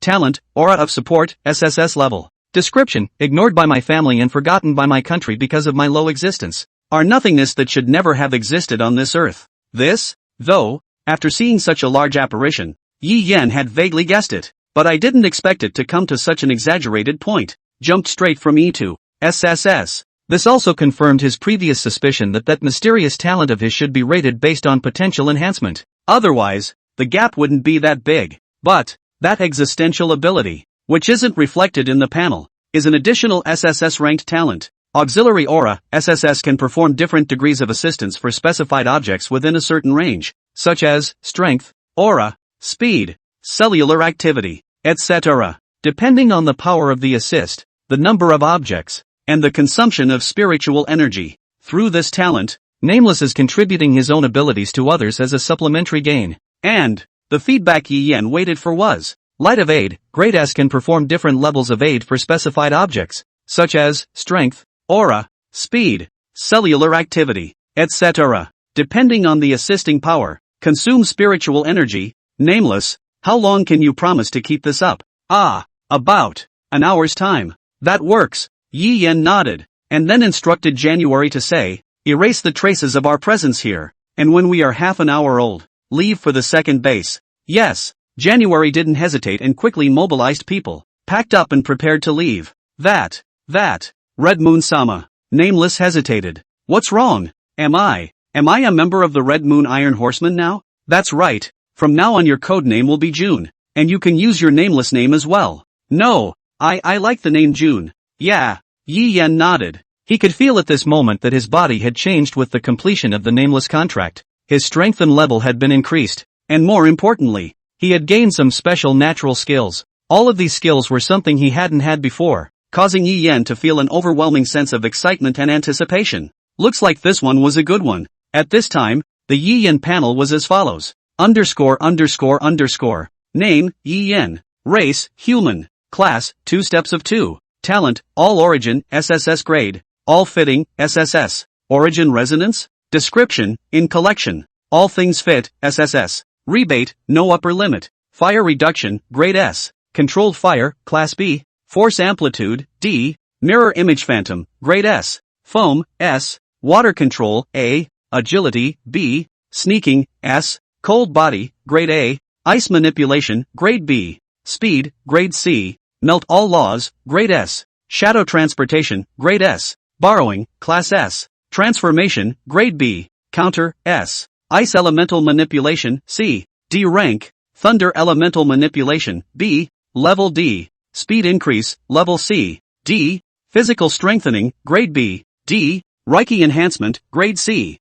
D. Fire Elemental Manipulation, C. D Rank. Cloud Control, Grade B. Force Amplitude, Levels B. C. D. Hiss. Yi Yen sucked in a breath of cool air and was satisfied. It was just too much of a mix of many talents that he simply couldn't do to be flexible when it came to fighting. Sure enough, too much can be an annoyance. Moreover, many of the talents have been duplicated, but such duplicated talents cannot be stacked. It's like, Power Amplitude, Level B, C, D, for example. The ones he uses when using Power Amplitude, by default, use B rank, and while he can use C rank as well, he can't continuously unleash the same talent. However, the C rank, Power Amplitude, was tangible, in his body, and he could feel it. It also limits him greatly. After contracting over 50 maidens and getting a pair of duplicate talents, the boost wasn't as big as one would expect. If only they could be blended like a novel. Higher levels, eat lower levels, then evolve. Maybe there is, he just hasn't come across it.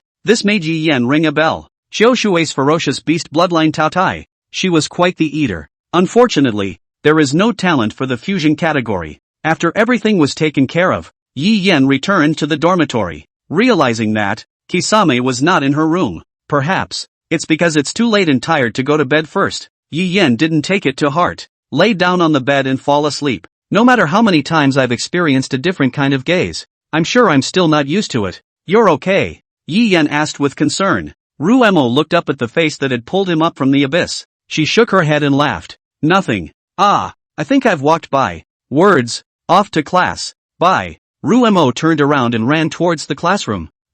If she wanted Yi Yan to ask for help, he would definitely help her, right? She was such a gentle person. So, all the more reason not to let Word find out. She had already given him a lot of trouble. So, can't be giving speech any more trouble. The next moment, Ruemo had just walked into the classroom when a pot of water fell from the sky and splashed on her. The ink-like tresses were dripping, and the clothes on his body were wet and stuck to his skin, making him look a bit of a mess. She didn't look up and knew who it was. Ha ha ha, what's going on? Why are they all in soup? Shashua laughed out loud at the sight, and the class laughed along with her. Kisame wasn't going to say anything and turned to leave the classroom, ready to go to the restroom to clean up. However, Xiaoxue did not intend to let her go and directly walked over to block her path. Where are you going? It's class time. Ruemo didn't say anything, just gave her a cold look, then walked around her and left. I'm talking to you. Natsuyuki roared and raised her fist, aiming it at Kisame. Seeing this,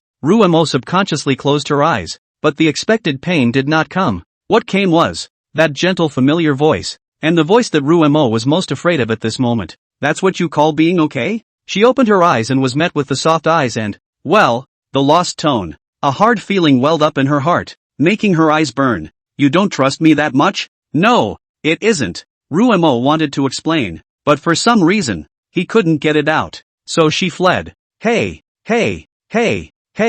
don't you go. Seeing Rumo running away, Xiaoxue shouted and tried to chase after him, but her hand was firmly grabbed by Yi Yan. What the hell do you want? You guy, let go. Xiaoxue wanted to struggle. Yi Yan's palms held Xiaoxue's arms tightly, as if he was trying to crush her bones. Natsuki gritted her teeth and ate the pain. She wondered why the man in front of her was actually so powerful. Humph. Yi Yan sneered. You made my woman cry, and you ask me who I am? Yi Yan's gaze was fixed on Xiaoxue, and he said in a single word, a woman? Upon hearing this, Xiaoxue's pupils shrunk slightly, and then, her expression returned to indifference. You're the stupid SSS-ranked Imperial Beast Envoy who contracted that inferior ferocious beast of Kisame? How long are you going to hold on to this? Anyway? Xiaoxue stormed into a rage, looking at the person in front of her, her anger surging up unconsciously, washing away her rationality. Why? Why was it that guy that he contracted with? Gray hairs emerged from Xiaoxue's skin as her body gradually and instinctively ferociously animalized. Also at this time, came Yi Yan's cold laughter. Are you thinking that I'll wait for you to be ferociously beastly? In the next moment, Yi Yan blasted out a fist, and the terrifying fist wind directly sent Xiaoxue flying out. Boom! Xiaoxue fell to the ground, blood spilling from the corners of her mouth, her eyes filled with panic. That punch just now made her feel the threat of death. How is it possible? He is just a royal beast envoy without a ferocious beast. Why can he exert such power? Why? He's pacting with a loser. Why? How he's got to be strong. Could it be that this is the strength of an SSS-class Imperial Beast Envoy? Natsuki lowered her head and fell into self-doubt. Yi Yan, on the other hand, didn't even break a sweat. The rest of the people students saw this and backed away, not daring to go up. They didn't dare to bet on whether it was their lives that mattered, or the genius in front of them who possessed SSS-grade beast royalty talent. This was, in the first place, something that needed no words. If it wasn't for the fact that he had contracted an inferior ferocious beast, they wouldn't even have the qualifications to see her. This was the value of the SSS-grade Imperial Beast Envoy talent. After coming to the school, the girls have come to understand, even more, this truth. SSS-ranked Imperial Beast Envoys, even if they were to kill in the streets and kill indiscriminately, they would not be sentenced. They exist outside the rules. Perhaps the teenager in front of him doesn't even understand how many people were favored by him. And this favor is only for him. There's no one here. No, it's this country. There's no one. It would be assumed that the genius with SSS-ranked beast royalty talent in front of him would keep contracting with an inferior ferocious beast. He, perhaps, was merely having fun. Yi Yan walked up step by step, and also at that moment, a voice rang out. Mr. Yi Yan, this is a classroom. The source of the voice was none other than the podium. The teacher who had been preparing for a long time. Yes. Yi Yan turned his head and stared back at a 45-degree angle, his face slightly angry as he looked towards the teacher who had previously taught him the inscription trace lesson. Su Justice. Teacher, as you know, this is a classroom. Yi Yan went up step by step, his fists clenched tightly. So why, then, did you let this happen in your classroom? Brush. Yi Yan took an arrow step and went up without hesitation to throw a punch at Justice Su. Brush. Bang. However, his punch didn't hit. In front of his eyes, an inscription mark that suddenly appeared out of nowhere flashed with a dazzling light and blocked his fist. Justice Su did not feel a hint of displeasure at Yi Yan's behavior. He pushed down his glasses and said with a smile on his lips, "Are you trying to hit the teacher? Let your own students, in your own classroom, be bullied." Zigzag. Tao currents surged from Yi Yan's body. Do you deserve to be a teacher? Only to hear a click. The protective shield formed by the spirit trace in front of his eyes appeared to have cracks of spiders. Ha ha ha ha ha. Is this your SSS rank talent? Justice Su opened his hands, his mouth grinning exaggeratedly at the corners. It's really good. It's true. A talent like yours shouldn't be wasted on a waste like that. Shut up. Yi Yan interrupted with an icy face. Zigzag. One current after another appeared, and a terrifying aura emanated from Yi Yan's body. This is great. When Justice Su saw the powerful aura that erupted from Yi Yan's body, his face flushed and his whole body trembled from excitement. Sure enough, you shouldn't have contracted that loser as long as... Bang! Before Su Justice could finish his words, the left side of his face began to twist and distort, and then, it slammed hard into the wall behind him, directly smashing through the wall, and blood flowed down the wall. The smoke cleared. Geez, your little hands are pretty heavy. As if nothing had happened, Justice Su reached out to cover his struck cheek, and green spirit marks like musical notes pulsed across Justice Su's wound. In less than a moment, the face that was originally deformed by Yi Yan quickly recovered. Considering it's your first time, I can forgive you. He got up calmly, patted himself down, and picked up his glasses from the floor. Oh, are you forgiving me? Or are you just forgiving me because I'm an SSS-ranked Imperial Beast Envoy? Yi Yan let out a light laugh, his eyes staring straight at its suddenly emerging spirit mark. You're smart. So, I can't figure it out. Justice Su sighed as he pulled out a tissue from his pocket and wiped the dust from his glasses. Why are you clinging to that inferior ferocious beast? Obviously you deserve a brighter future. Obviously you have a talent that shouldn't be limited to this. As he said that, Su Jingxing became more and more agitated, and his terrifying spiritual energy leaked out, forming a spiritual pressure that pressed down on the students present and prevented them from lifting their heads. He did not pay attention, however, to the students who rolled their eyes because of his spiritual pressure. Self-absorbed, he was there, stating his thoughts. You're wasting your talent like that. You're wasting the nation's resources in the act. You know, how many of you, hoping for divine mercy, think of that one and only SSS-rated talent, and you're so unappreciative, you're damned. Ha! Yi Yan let out a light laugh and stepped forward against the terrifying spirit pressure under Su Jingxing's surprised gaze. What a good, bad thing to say. You guys, you always talk like this. Waste this, waste that, but doesn't care what others think, always thinks he's right, is right. Resources? Yi Yan laughed disdainfully. The Tao flames formed a vortex and surrounded Yi Yan's body. The firelight flickered, illuminating Su Jingxing's face that was reddened from excitement. Indeed, if I could contract with an SSS-ranked ferocious beast, it would indeed be a maximum utilization of resources. But it's things like people that aren't resources. Countless fiery flames were all compressed on top of Yi Yan's fist, because there was no fire immunity. At this time, Yi Yan's skin, due to the burning, began to peel off. However, Yi Yan did not pay any attention to it, but it was just a little pain in the area. For Rumo, it's not even worth mentioning. Brush. Covering the other side lands a barrage of punches to the face of Su Jingxing. Bang! Oddly shaped spirit marks emerged, like musical notes jumping, forming a transparent shield. It blocked Yi Yan's attack. Yi Yan frowned. Again. This guy, similar to Zhuge Maku, he doesn't need to draw to release the spirit marks. You seem to be surprised. Su Jingxing laughed as he stood calmly in his place. I can teach you, as long as you give up that inferior ferocious beast. I say, are you a teacher or not? Click. On top of the transparent shield, deep red cracks appeared, and the blazing temperature could be felt on it, which could make water vaporize instantly. However, the cracks did not continue to spread for long before they were filled with newly generated spirit marks for cultivation. This is a technique called heart painting, and it's known as a technique that only a genius can look forward to. Oh, Su Justice wore a smile on his face as he lectured Yi Yan. It is only necessary to inscribe marks in the heart, which will float around the self in the moment of completion. Do you, in fact, think that I can't hit you? Yi Yan sneered. What? Justice Su was puzzled, and in the next moment, he only felt a searing temperature coming from above the ground. He looked down and found that at this moment, the ground, with Yi Yan's feet as the center, was like a spider's web, spreading outwards with channels of crimson cracks. No good. Justice Su sighed darkly and tried to carve a spirit mark, but it was all too late. Bang! Blazing pillars of fire rose up into the sky from underneath Su Justice's feet. Flames swept through the entire classroom building. Justice Su shouted in terror. Save me! The other trainees, seeing the pillar of fire rising up to the sky, were so scared that they rushed to escape. Xia Shui was even more, having long been scared out of her wits. She saw the pillar of fire flying towards her and tried to dodge it, but it was simply too late. Pust! A burning smell came, and Xia Shui's clothes instantly burst into flames. Knock! In the next moment, with the onset of a suffocating sensation, the originally violently burning flames instantly disappeared. Hoo hoo hoo! With that, a gust of wind blew through,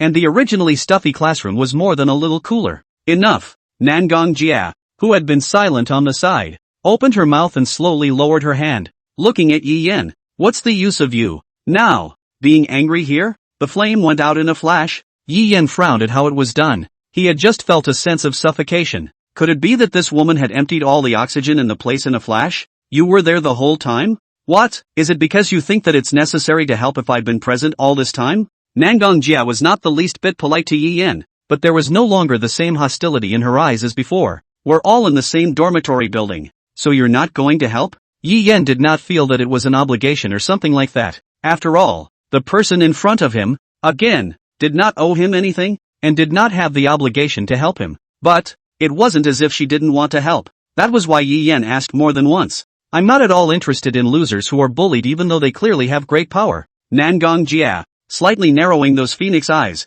there was unhidden dislike in her eyes. Again, who am I to help? My nosy one was going to tell you. Hearing the woman's reminder, Yi Yan thought of something. So it's been like this since then? And then? Looking at Yi Yan, whose face was gradually turning ugly, Nangong Jia let out a light laugh and continued. Have you ever heard of it? Yi Yan was silent. He really isn't qualified. Nangong Jia kindly reminded. Those malicious intentions directed at the inferior ferocious beasts are even more serious than you imagined. I'm looking at your girlfriend, and that's not a good situation to be in. If you really cared, shouldn't your girlfriend go after her now? If she does something stupid, you won't be able to regret it. Yi Yan glanced at that Justice Su, who had only burned a little bit of superficial wounds under the pillar of fire just now. After saying thank you to Nangong Jia, he hurriedly left from the classroom. In the direction Rumo had left, he chased after him. Gee whiz, really? Justice Su took out a set of clothes from his ring and just wore them inside the classroom. Hey,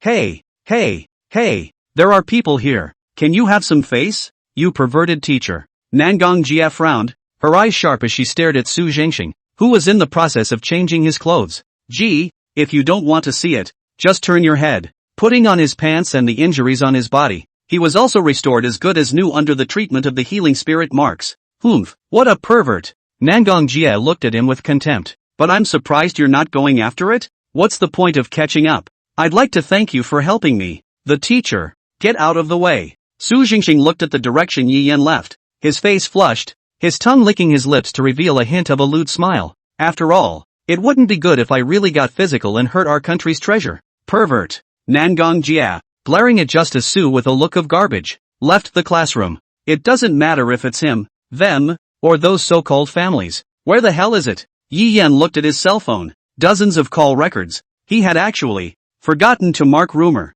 The space marker. Damn. At this moment, Yi Yan realized that he had been negligent towards Ru Mo. Meow. Also at this moment, a meow interrupted Yi Yan's thoughts. It's Bai Ling. Meow. Bai Ling. Her amber-like pupils looked straight at Yi Yan, and with that, she ran in the direction of the library. Is it over there? Yi Yan followed Bai Ling. That's just it. This guy. Right. As if. What a fool. Actually contracting with an inferior ferocious beast. Shoo, don't be overheard. He's at least an SSS class Imperial Beast Envoy. When the time comes, you won't even dare to fight back when you're punched. Ha ha ha ha ha. The pedestrians who passed by could not stop their feet after seeing Yi Yin. With eyes like those of a cherished animal, he looked at him. At this moment, Yi Yin realized that the gazes of these people in front of him were so piercing. Why hadn't he noticed it before? Although he was mostly devoted to the other side of the organization, that was just an excuse. In the end, he was just not paying enough attention to Ruemo.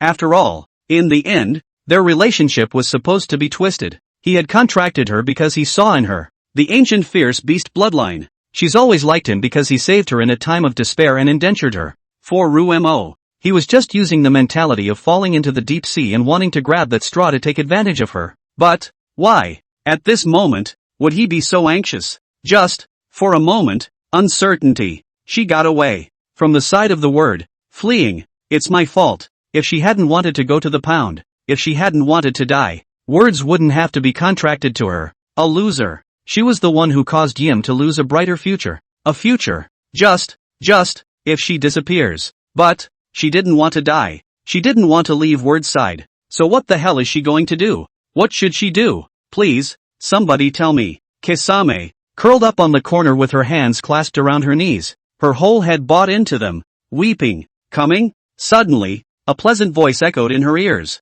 The voice was like magic, soothing Rumo's anxiety, chagrin, regret, and unwillingness. Just, you come into the land of the goblins, then all your troubles will be gone. For some reason, the voice was very kind, making Ruemo instinctively believe her words. Kisame slowly raised her head, seeing the source of the sound. It was a guy with dragonfly wings and long ears the size of a hand. Perhaps it would be more appropriate to call it a goblin. Ruemo couldn't find a more suitable, descriptive word. Strangely enough, she actually didn't feel that there was a hint of irrationality in the appearance of the goblin in front of her. Behind the door is a whole new world where there is no discrimination, no prejudice, and full of beauty. The goblin pointed in front of him, at the door of light that suddenly appeared, and spoke slowly. The voice was like magic, causing Ruemo to move closer to that door of light. As long as you walk through, then there's no worries? Was there no one there to look at her with those eyes? That sight? Thinking this way, Ruemo slowly walked forward. That's right. Every time Kisame took a step up, the goblin in front of her would, like this, encourage her. How long had it been since she had heard that kind of encouragement? From the time of awakening, or from the time of adoption from the orphanage? If you enter there, will you stop seeing people you don't want to see? Kisame inquired with vacant eyes, confused. Yeah, right. The goblin floated to Kisame's ear and whispered softly, once you cross the folding door, you can stop seeing those nasties and you can live in a whole new world where people are friendly, not jealous, resentful, and even less selfish. Won't see anyone again? Ruemo murmured listlessly. Yes, so. The leprechaun echoed in Rumor's ear. Won't see anyone here. Won't see again. Anyone. Suddenly, a figure flashed through Rumo's mind, reaching out to her, saying things that no one else would ever say to her. Will you make a pact with me? No. Suddenly, Kisame exclaimed, stopping only a step away from the door position. I am not going to a world without words. Kisame recalled the words. Recall all that the word has done. She's not going where there are no words. What good is he? The goblin continued to compel. He's just using you. Take advantage of you who have nothing to fall back on. He knew that you couldn't do anything, much less live, without him before he saved you. You're just taking advantage of your goodness. You know what? No. Ruemo raised his head. The original cowardice disappeared and was replaced by strength. A pair of golden-colored vertical pupils tightly staring straight at the goblin, reaching out from the word. That moment, I just belonged to her. After all, he was the one who first reached out to her, the one who needed me, and the one who pulled me through the rough spots. Even if he is using me, I am willing. You're incorrigible. The goblin growled angrily. You know what you are now. You're that guy's pet. It's because you're being used in this way. And if only you take one more leap forward, you'd be free of this bondage. Why don't you get it? Yes. Ruemo didn't admit it, nor did she deny it. Her slender, dark eyebrows slightly drooped. The face she revealed at this moment was so gentle and happy, like being surrounded by all the love in the world. It's not bad to be a pet. Ruemo murmured softly, happiness flowing from her eyes. Even if this world doesn't want me, loathes me, but as long as the word needs me, then what's wrong with even being a pet? You seek death. Seeing that, Ruemo was so ungrateful. The The little goblin's adorable face instantly became hideous. The holy light that originally surrounded it became pitch black. Like an abyss. Like black ink. You today. Just don't want to go. You have to go for me. Damn it. District Inferior Ferocious Beast. If it weren't for the fact that you're valuable, I would give a damn about you. The corners of the goblin's mouth revealed a treacherous smile, and the black mist around his body, transformed into bizarre tentacles, attacked Rumo. What? Rumo reacted and took a step back, trying to distance herself from it, but she didn't expect it. At the bottom of her feet, a formation appeared at some point. Within the formation, her power was drastically weakened. What? What is this? Rumo tried to struggle, but countless pitch-black tentacles, as if conscious, wrapped around her body. With his feet off the ground, his entire body was bound in midair by the black mist itself. She reached out her hand, wanting to struggle, to strip away this black fog that was entangled in her body, only to find that her hand went straight through the black fog. What the hell is going on here? No entities? But why? This black mist could bind itself? Is it possible that she's going to die here? Suddenly, Yi Yan's voice sounded in Rumo's head. Remember, you are the three-legged golden crow, an existence comparable to the sun, and your flame can burn everything in the world. Subconscious. Brush. Gold-colored flames coalesced in Rumo's hands. The next moment, she found she could reach and burn the black mist normally. What? Seeing that the ink-like flames could actually burn the black mist, the goblin uttered in surprise. This flame of yours, it can actually touch and burn my black mist? The goblin put on a look of interest, gazing at the young girl floating in front of her. Ha ha ha ha ha. Interesting, worthy of being that lord's designated experiment. But, snap, a ringing finger sounded. The ominous spell formation under Rumo's feet. The suction force instantly increased, constantly absorbing and weakening her power. And, even more desperately, she felt the contract with the word, gradually weakening. No, no, this was the only one she would never let go of. Ha ha ha ha ha, the goblin laughed. It doesn't work. This is the formation that binds the ferocious beasts. Help! With teardrops hanging from the corners of her eyes, Rumo struggled to get a weak voice out of her throat, trying to call for help. This is the North Xian School, the top school in Daxia. As long as she held on a little longer, someone would definitely come to her rescue. But, is it really? Ha ha ha, you think someone will come to save you? An inferior ferocious beast? Seeing the woman in front of her, who was actually trying to ask for help,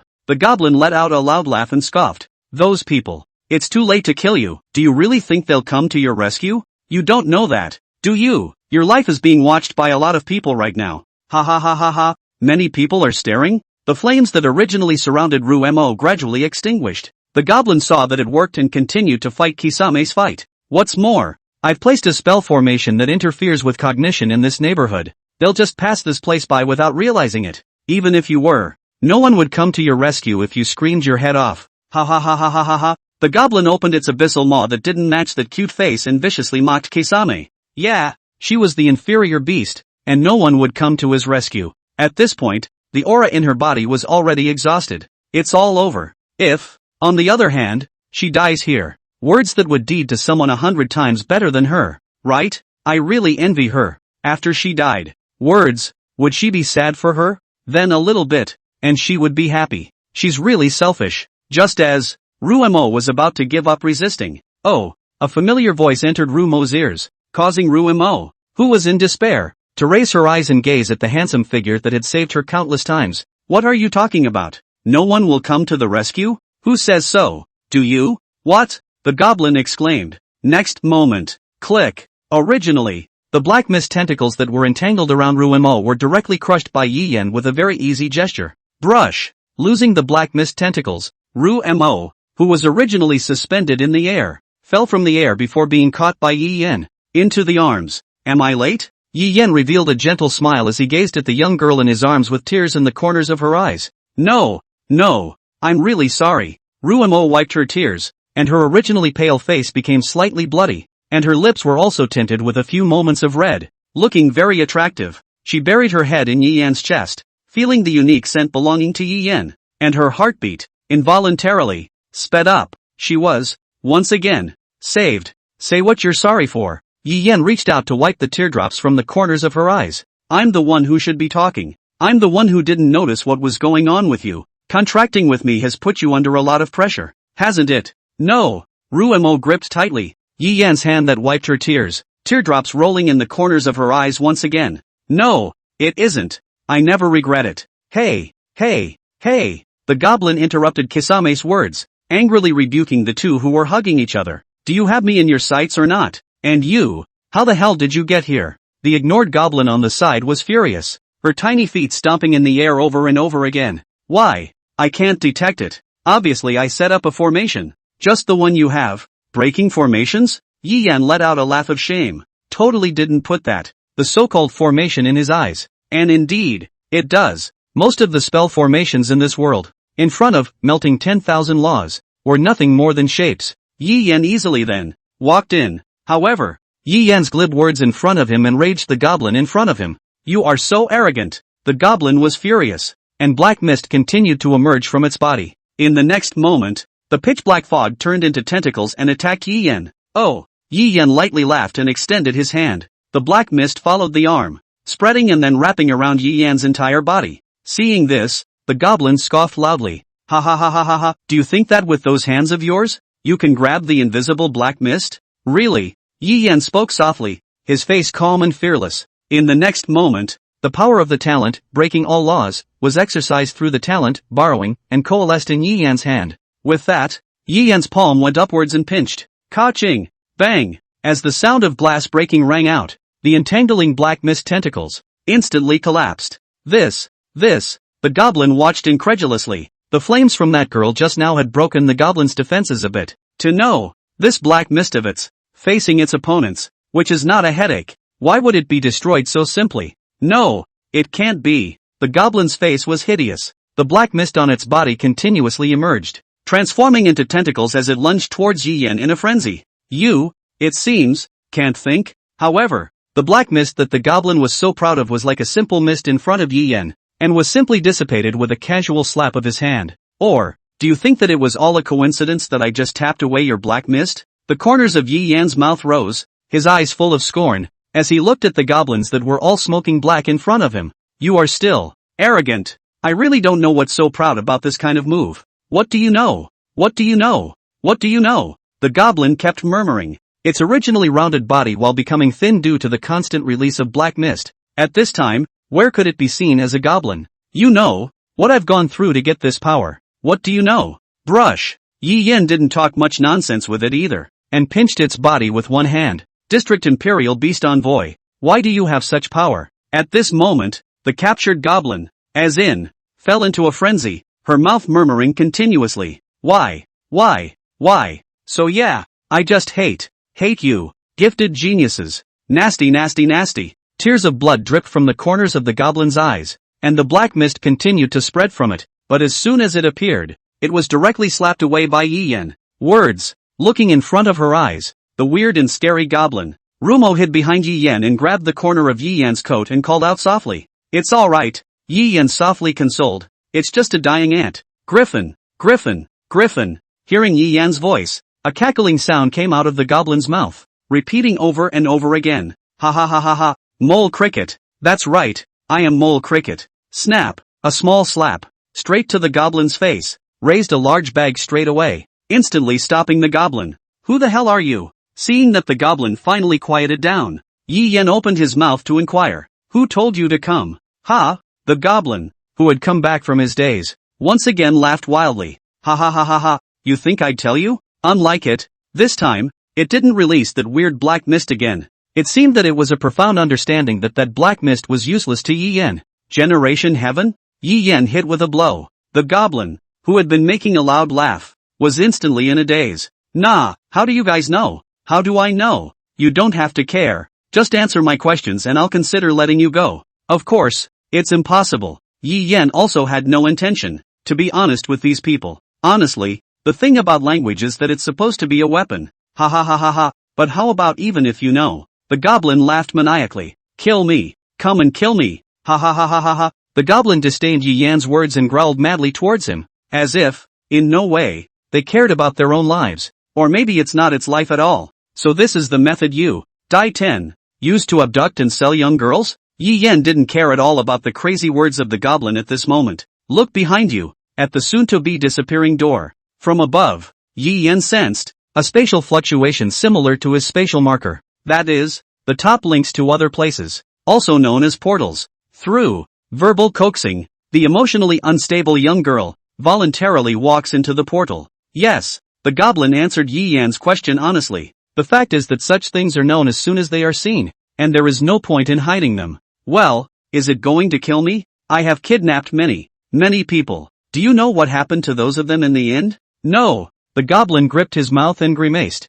They shouldn't be called people anymore. Now. That's right. Ha ha ha ha ha. You're really not afraid to die? Yi Yan strengthened the force on his hand, and blood continued to ooze out from his palm. Accompanied by it, there was also the sound of bones breaking. Ah ha ha ha ha. What's so terrible about dying? But returning to the heavens, the goblin doesn't give a damn about it, leaving death completely behind. Yeah, well, I'd be a lot more convinced if your real body was here.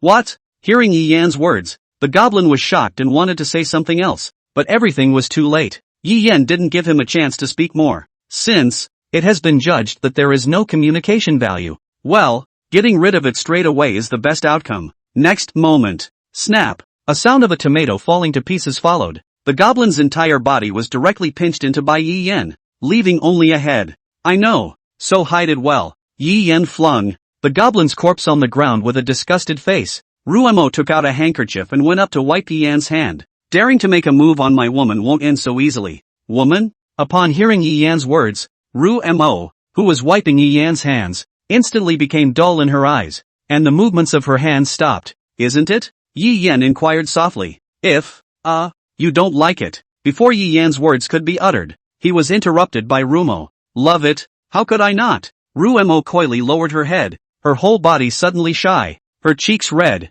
her forehead bubbling with heat. So, what the hell is this? Staring at the goblin head, Rumo's face looked puzzled and changed the topic. In this world, could there be goblins? But isn't this kind of thing supposed to be for fairy tale books? That's right, there is no such thing as a leprechaun in this world. Like the blue star in Yi Yan's previous life, this kind of thing only existed in fantasy. Even the young girl who possessed a variety of ferocious beast bloodlines had never heard of it. Some people turn into goblins, or have goblin bloodlines. The concept of goblins is nothing more than a fantasy that exists on top of a picture book. Could it be a new ferocious beast bloodline? Kisame wondered. No. Yi Yan shook his head. No, at least not this one. It's just a clone. The feel of the pinch and burst just now was not fake. The bones, the organs, the internal organs, they were all there. Undoubtedly biological. Clones? Aha! Yi Yan nodded slowly. At the time this guy was slapped by Yi Yan, that goblin's personality switched.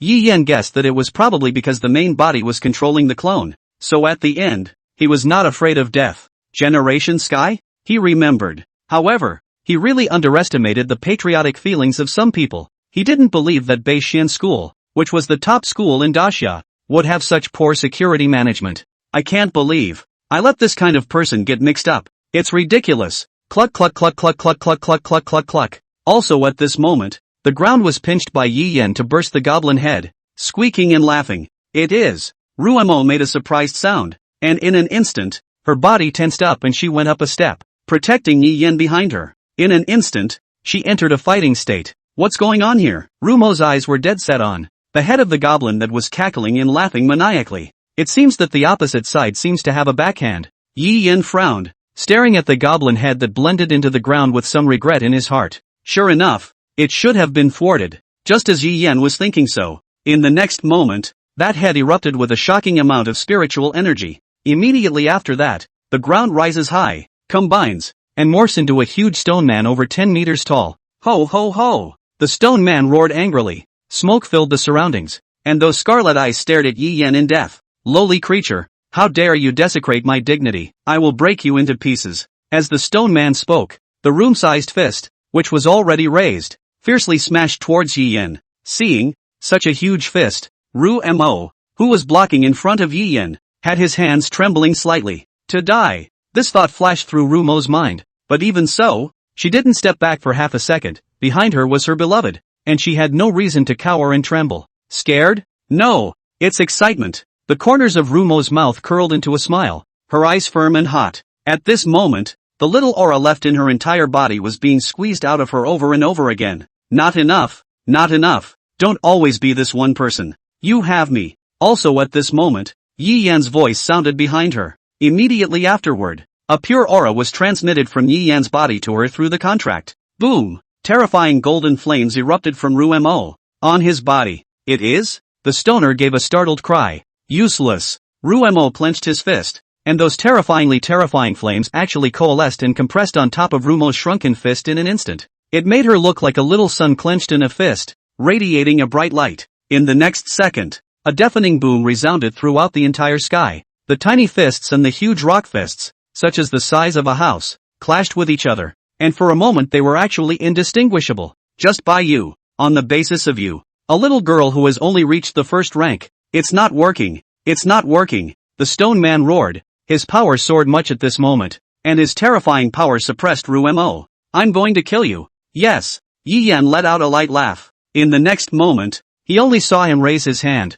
and between his fingertips tapping, a ball of light emerged, which then landed on Rumo. And getting the light mass was Yi Yan's newly acquired talent, auxiliary light, strength, psychic power, psychic output, fire elemental boost, all-around increase. Boom! Just in the next second when the light mass merged into Rumo's body erupted with an even more powerful aura as a circle of golden flames blossomed from her body. Break for me. Rumo let out a low gulp, followed by a fierce clench of his fist. Click! Above that stone man's fist, crimson cracks appeared. Moreover, this crack was still spreading around like a spider's web. A look of fear appeared on the stone man's face. What? What the hell is this? At this moment, it actually felt the scent of death. No, it can't be. In this moment, it wants to escape from here. But it's too late. The crimson cracks that grew brighter and brighter while emitting a terrifying temperature. In the next moment, terrifying flames erupted from within the stone man's body. Boo! An explosion rang out, and the stone man transformed into a chunk of rock that fell off under the flames. Winning. Rumo, who had released all his power and was running at high load, had finally reached the limit of his body at this moment. Her face was pale, her body weak, and her whole body shook just as it was about to fall. Yi Yan caught her. Yes, winning. The corners of Yi Yan's mouth rose, revealing a gentle smile. She finally protected the word for once. However, the joy didn't last long. Cluck cluck cluck cluck. Only to see that the clumps of earth that had originally been blasted to pieces by Rumo floated and coalesced. In the next moment, the stone giant took shape once again. How? Rumo had a look of despair on her face, and at this point, she had already used up all her strength. It's no use. It's no use. You can't kill me. The stoner laughed madly. Me. Rumo struggled to get up from Yi Yan's arms. Whoever expected it? Yi Yan directly pressed it back. Don't be afraid. It's all right now. Yi Yan hugged Rumo, who still wanted to show off again, and softly comforted. But, Rumo had wanted to say something, and the words that reached his mouth were retracted after seeing Yi Yan's confident gaze. Aha! Rumo nodded her head obediently and clung to Yi Yan's body. Since word said it was fine, then it must be fine. Ha. I really almost thought I was going to lose it just now. The stone giant smiled triumphantly. However, it's not easy enough for you to do this with your current strength. Now go to hell. The stoner grinned wickedly and raised his fist. And Yi Yan wasn't the least bit intimidated. Yes, at this moment, deep red cracks appeared under Yi Yan's feet and spread rapidly like a spider's web with his feet as the center. In the blink of an eye, it covered 100 meters in a radius. This, the stone giant exclaimed. It would have been funny if it had an expression. Why do you have such huge spiritual power? Spiritual energy borrowed from the object of your contract? No, your contracted object has no spiritual energy at this time. Then where in the world did you get this constant stream of spiritual energy from? The stone giant wondered. Obviously, the Imperial Beast Envoy in front of him was only at the second rank. So why was the spiritual power he was displaying at this moment completely beyond the second rank? No, even the fourth rank was far inferior to him. It's a secret. Spiritual power? The spiritual energy he was using now was merely the amount of aura he had absorbed. Furthermore, he could borrow spiritual power from the person he contracted with. Through the contract. Truly, the more I use it, the more I realize the terror of the SSS rank talent, contract of everything. As long as a sufficient number of maidens are contracted, then under the condition of their consent, their spiritual power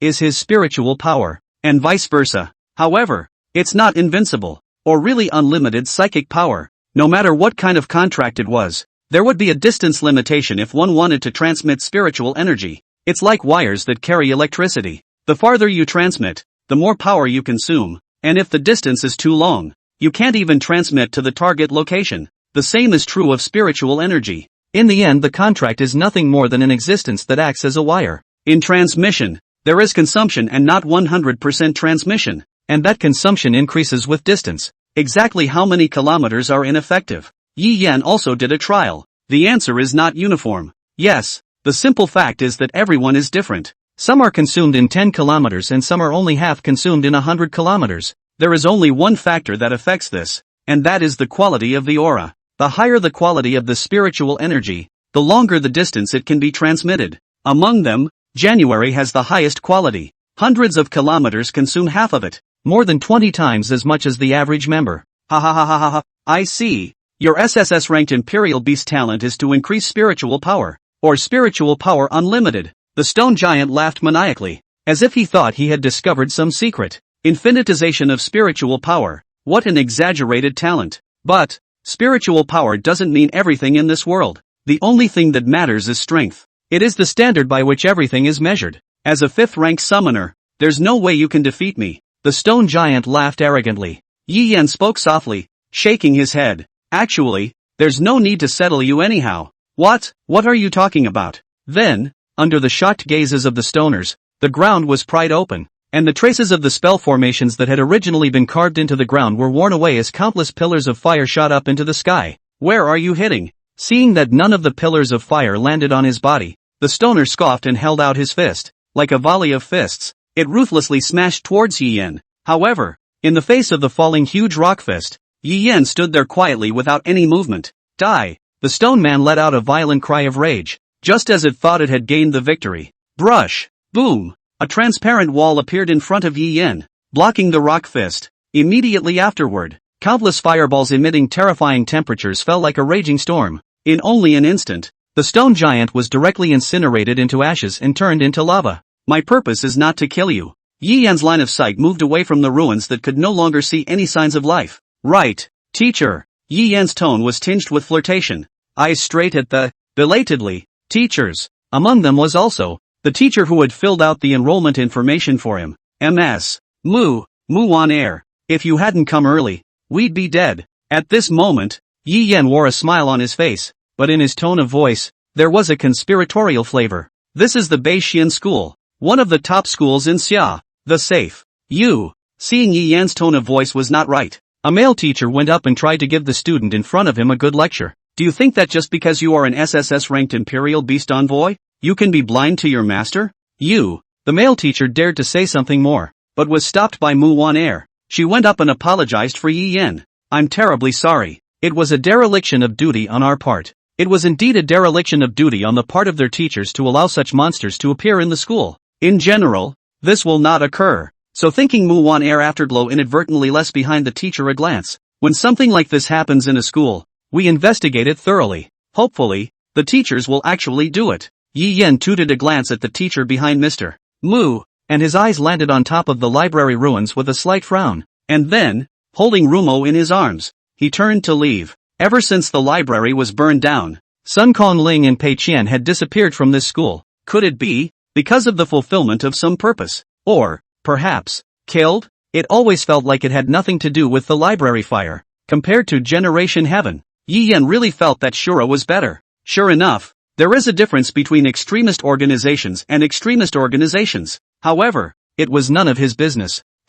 What does it mean? Does he think we let him in? Seeing Yi Yan leave, the teachers murmured in dissatisfaction. How could they, as teachers, harm their students? They are hell-bent on just doing what's best for their students. For example, if Ruemo was gone, then that student with the SSS-ranked talent named Yi Yan would be able to bring out his unrivaled talent, become a pillar of the nation. Why can't he understand that he has to contract that loser? Although, it was true that she was stronger than the average ferocious beasts, but could she compare to SSS class ferocious beasts? Besides, the ferocity of an inferior ferocious beast is so easy to suppress? It wasn't as if history hadn't shown up before, and back then inferior ferocious beasts could be much stronger than the current scraps. But so what? Without exception, they all stormed out. The moment the Imperial Beast Envoy died, there was even a case, 1,000 years ago, when the Imperial Beast Envoy was still around. That inferior ferocious beast directly stormed out, leave a city in ruins, and if the Alliance doesn't get it under control,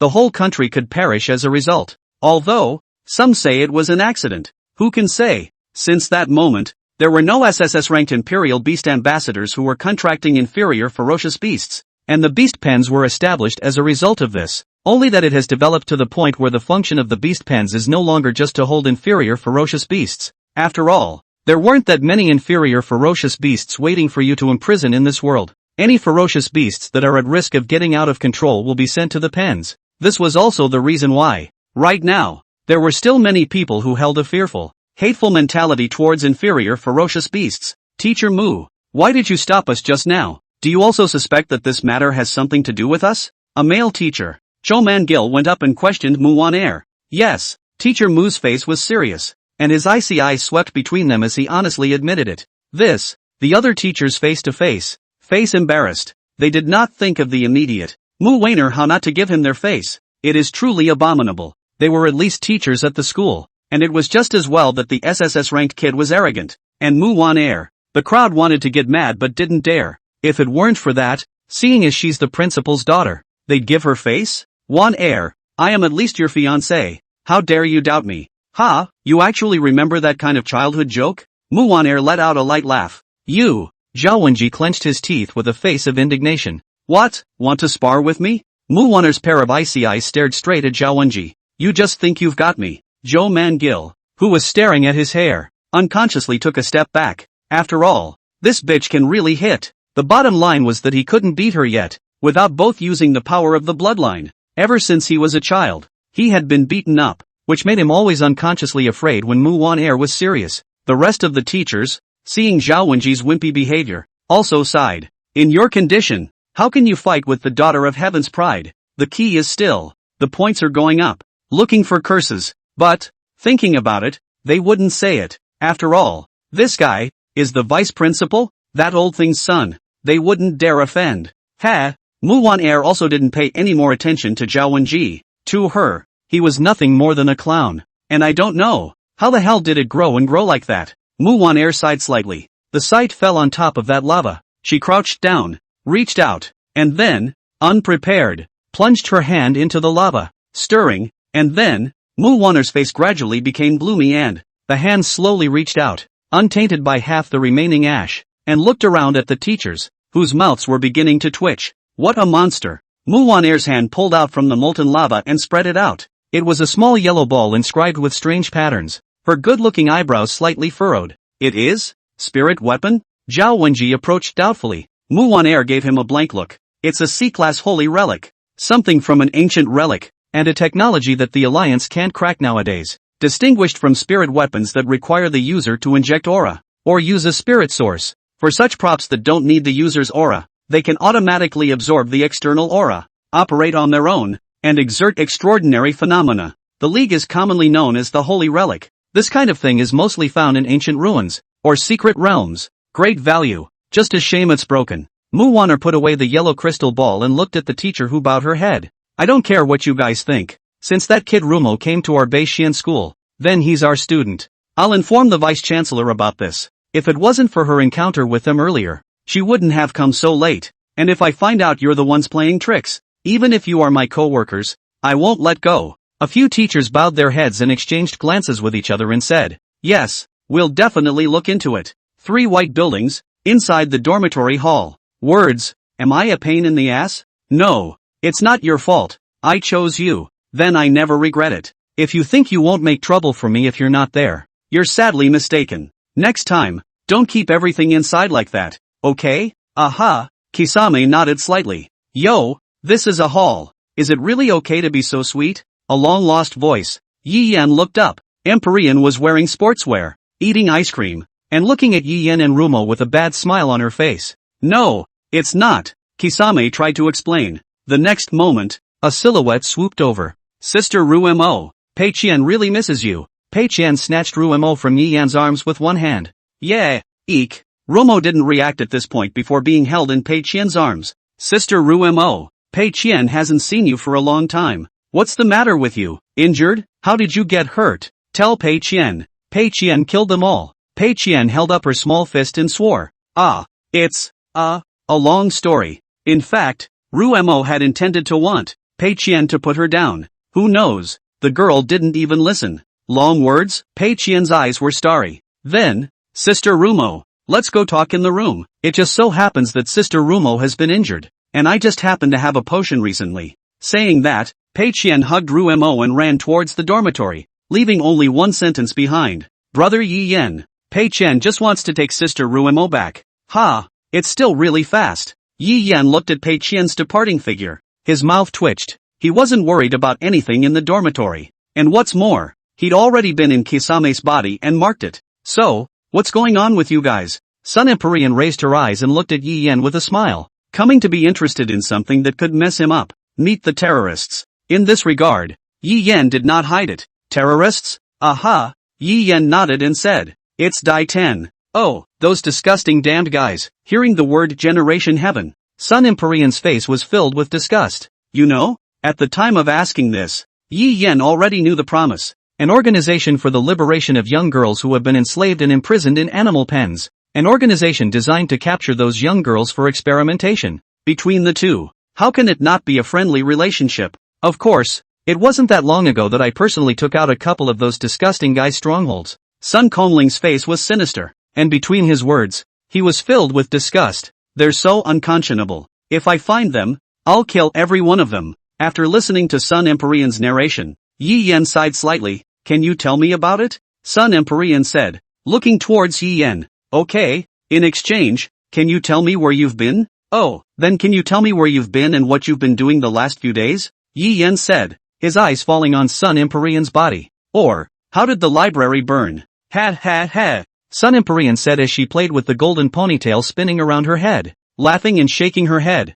Can't. It's the same answer as mine. Yes, neither wanted to say more. And from start to finish, neither had ever trusted. Even if, for example, there is a common enemy. Or maybe there was no trust at all. After all, their first encounter had been so bad. You know what? An organization has recently emerged to rid the world of people. Oh, yes. That's pretty kind. Yes, but the maidens who were slaves are so much less. They don't even match. When it is clear that 10 people were captured, only 8, or even 7, were released. Speaking of this, Sun Empyrean clenched her fists. Although, knowing that those people were doing a good deed, if I know what they did to those girls they saved, I will definitely not let them go. Well, I think they're better than some of the more reckless organizations, Yi Yan said, staring at Sun Conling with a dark smile. Yes. Sun Empyrean's eyes narrowed slightly as he laughed evilly. It seems that our SSS-class Imperial Beast Envoy Genius-sama has a great misunderstanding about us. I don't think it's a misunderstanding. Ha ha ha ha ha, that's outrageous. If it wasn't, that she had a handle on him in her hand, Yi Yan would have done it a long time ago. Now in the city, there are already a lot of people concerned about the existence of the other side. Then this situation, it is even more important not to reveal his double SSS grade talent. Plus the fact that Generation Heaven had just invaded the campus and tried to capture Rumo. Even more so, Yi Yan had this thought that if he was discovered, Rumo's situation would be even more dangerous. And he, too, did not want to be a political puppet. Knock knock knock. Also at this moment, Yi Yan's cell phone suddenly rang, his pocket vibrating continuously. Strange, he's obviously set it to mute. He picked up his cell phone and instantly understood that the first test, the third stage, had begun. And it started with, well, the worst of it. The first examination. The third phase officially begins. Now you can watch the ranking on your own score. I believe you will feel a different kind of surprise.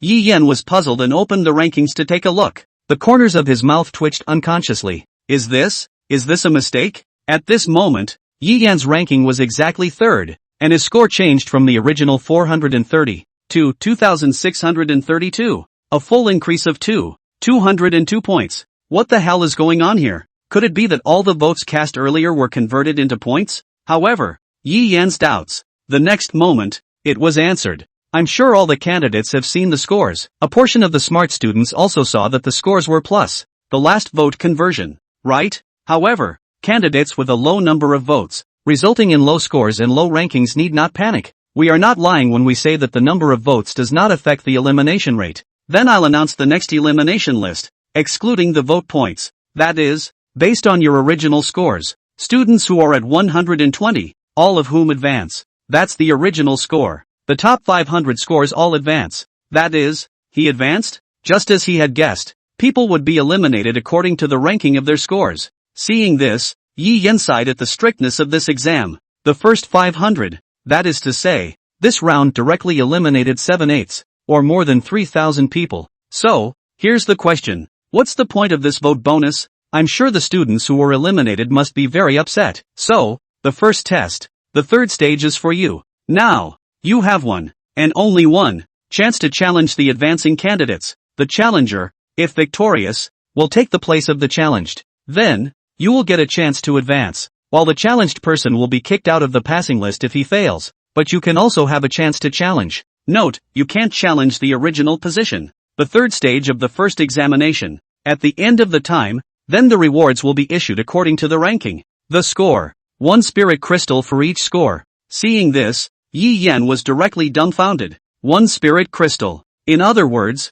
if he scored 632 points, it was a full 2,632 spirit crystals. Value, 26 million plus? Yi Yan's mouth couldn't help but twitch. It was really rich and generous. However, Yi Yan was not happy for a long time. The next side of the article directly let Yi Yan cannot jump. Note, the number of times the challenged person can be challenged is determined by the score. The higher the score, the higher the number of times they can be challenged. The ratio of the number of times is 50 cents a time. Time, harmonized for tomorrow. By then, all of the school's healing ogresses and their healed beast girls will be present. Please don't worry. Ranking rewards will also be given out on the day after the first test, the third stage, and the end of the test. So, good luck to all the candidates. In other words, Yi Yan Rumo, the two of them, were going to be challenged 52 times. They must accept 52 challenges and win the battle. This, right after the announcement of the assessment was released completely. Yi Yan's cell phone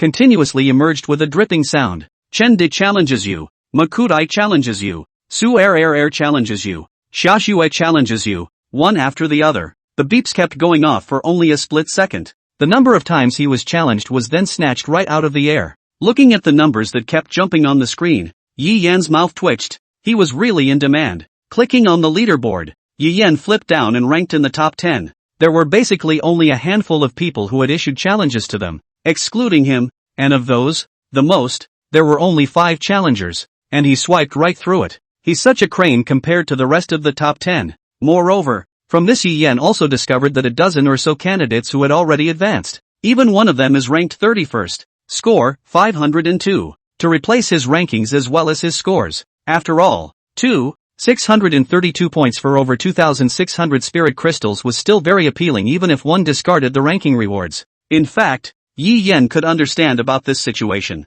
After all, he basically relied on votes to pile up his score. The rest of the top 10 were basically the top 10 of the previous score list, and he was barely in the 90s before. Naturally, it gave others the impression that he was a bully. Of course, there is also the most important point. Oops, you seem to be very popular. Sun Kongling looked at Yi Yan's cell phone and laughed. But even if you're relying on votes to get to the top, this is so abnormal. This is intended to be a wheel battle, playing you to death. Yes, such numbers are so out of the ordinary. Those who fail, if they want to advance, the safest thing to do is to look for the 400 or 500th place finishers. Instead, they should have looked for him, who was originally in the 90s. The only explanation was that they weren't there to advance, but were specifically targeting them. However, Yi Yan had absolutely no impression of them at all, and naturally, it was impossible to recognize them. Why, then, did they, in turn, challenge him? This reminded Yi Yan that the gossip that was very popular in the school was also something that Yi Yan had only recently learned about.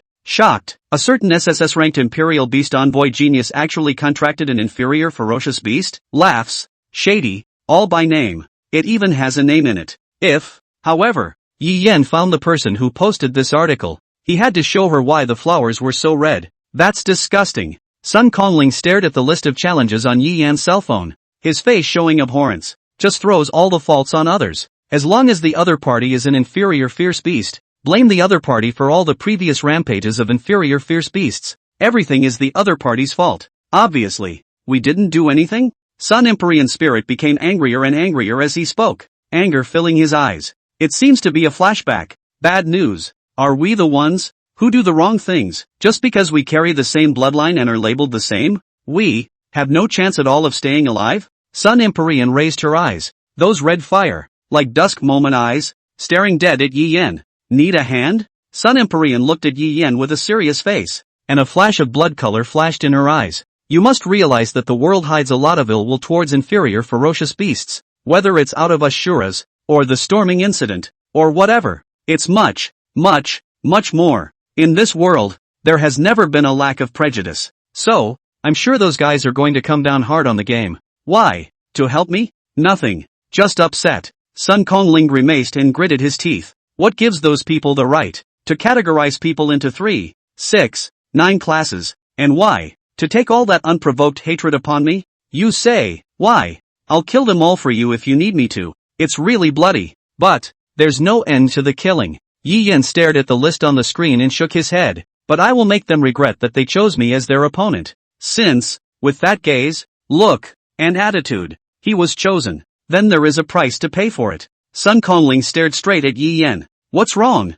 Nope. The ethereal shook his head, the scary scowl on his face disappearing, replaced by his previous cheerfulness. You must protect Sister Rumo well. Otherwise, the monkeys won't let you go. Sure. Yi Yan laughed lightly and turned to leave. The next moment, a voice called out to him. Yo, if it isn't our top 3 big stars. Yuan Xingyu came cheerfully. Yeah yo, what's up? Yi Yan was puzzled. No more. Yuan Xingyu stared at Yi Yan for a moment and turned to leave. Come to see, there is nothing wrong with your side, and I'm going to get ready. Waved his hand at Yi Yan. Yuan Xingyu, score 1123, rank 23. It seemed that he was in trouble as well, and if he wasn't wrong, the other party was still a formation master. If he didn't have the kind of strength that Jugamaku had, a solo situation would be unfavorable. Passing through the dormitory corridor, Dong Zhanghao, who was leaning against the wall and seemed to be waiting for someone, suddenly lowered his head and apologized to Yi Yan.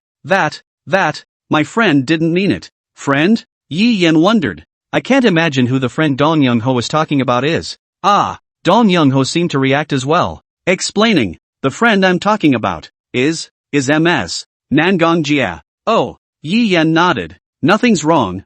I'm not like that. It's not like she's bullying Rumo. Only, he with cared. Why did the man call his indentured servant a friend? And called Miss? So rusty. It shouldn't. Excluding cases like Yi Yan, generally both parties to a contract are emotionally grounded. Is it a temporary team? But, Dong Youngho said coyly. I'm alright. Yi Yan patted his shoulder and walked over, saying thanks. By the way, thank you for what you wanted to tell me before. You're welcome. Dong Zhanghao stared at Yi Yan and smiled coyly. The eyes gazed at the direction Yi Yan left, filled with longing, envy. The big man walked past Yi Yan. You don't want to get knocked down. Sure. Facing the big man's slightly provocative gaze, Yi Yan laughed with the corners of his mouth up young. It feels like the whole dorm is focused on him. The lone moon hung high in the sky above, and the nightlight scattered through the window beside the bed. At this moment, Yi Yan sat on his knees, in the car, refining and compressing the aura. Points of blue light gathered and floated around Yi Yan.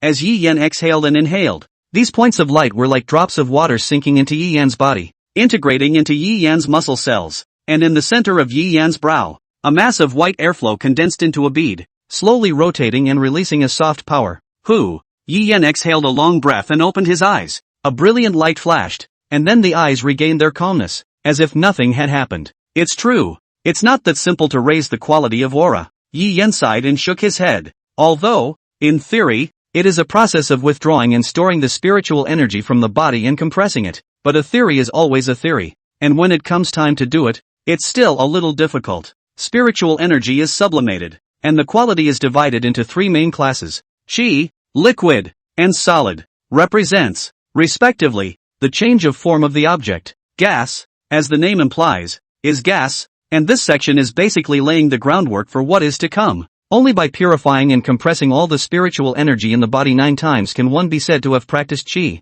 This alone is something that an ordinary person would not be able to accomplish in a lifetime. In the end of their lives, their accomplishments were to remain at the 6th or 7th level. This is also a hurdle, a watershed moment. Moreover, the current Yi Yan had only managed to reach the 3rd layer. It's too slow. January has already reached the 7th level of the spiritual Qi state. He's only 3? If other people knew what Yi Yan was thinking at this moment, they would definitely vomit a mouthful of blood. One must know that Yi Yan had only been cultivating spiritual energy for less than a month. Others, it was impossible to reach the 3rd level without a year and a half. Therefore, Yi Yan's speed was now fast enough. As for the second form of psychic power, liquid, that is, to refine and compress the spiritual energy in the body and purify it to, as if it were liquid. The spiritual energy released by a powerhouse of this level could even kill a person by directly squeezing it in a physical manner. At the same time, it is a necessary condition for generating psychic pressure. Those who had reached this level were basically already in the category of top-tier powerhouses.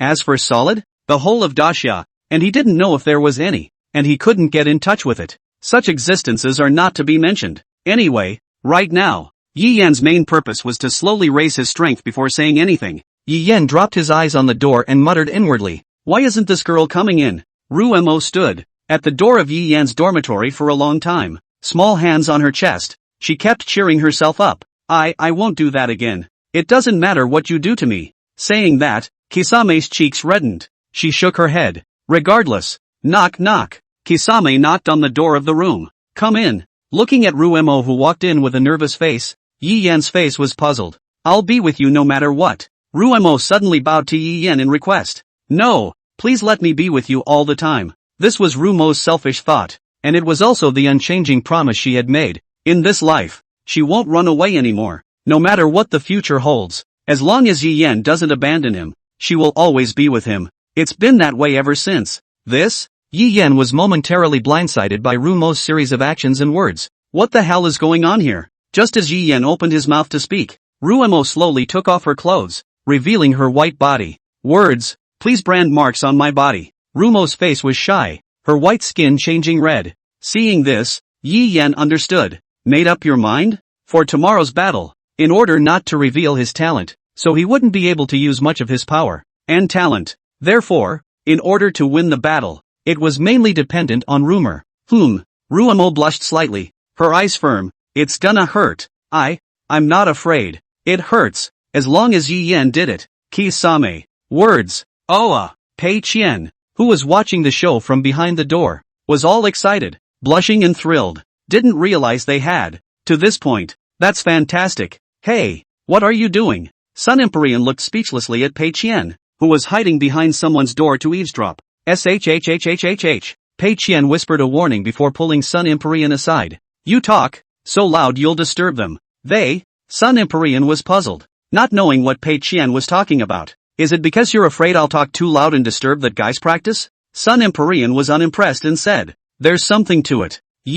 Pei Qian stared at Sun Empyrean with wide eyes. "What's wrong?" Sun Empyrean was puzzled and looked at Pei Qian, whose cheeks were red in front of him. "No." Pei Qian sighed. "What a child." Then, changing the subject, he said, "Sister Sun, is there something you want to see me about?" Sun Empyrean frowned, always feeling that this guy, her eyes were not right, making her very upset. But as a senior, she had no intention of getting into trouble with a tiny junior. The organization has a mandate. What? A Daiten stronghold has been discovered. Hearing Sun Kongling's words, Pei Qian instantly became serious, and disgust was written all over her eyes. Where? The lord of the city's house. What? Ignoring Pei Qian, who was in shock, Sun Empyrean continued. They intend to sneak into the gathering of the city lords in the near future, and then secretly ascertain the truth of the matter. What if it's true? Then there's no need to say? Sun Empyrean's face gradually turned gloomy, and his aura was even leaking out like water. Of course, it's a big mess. Right. For tomorrow's test,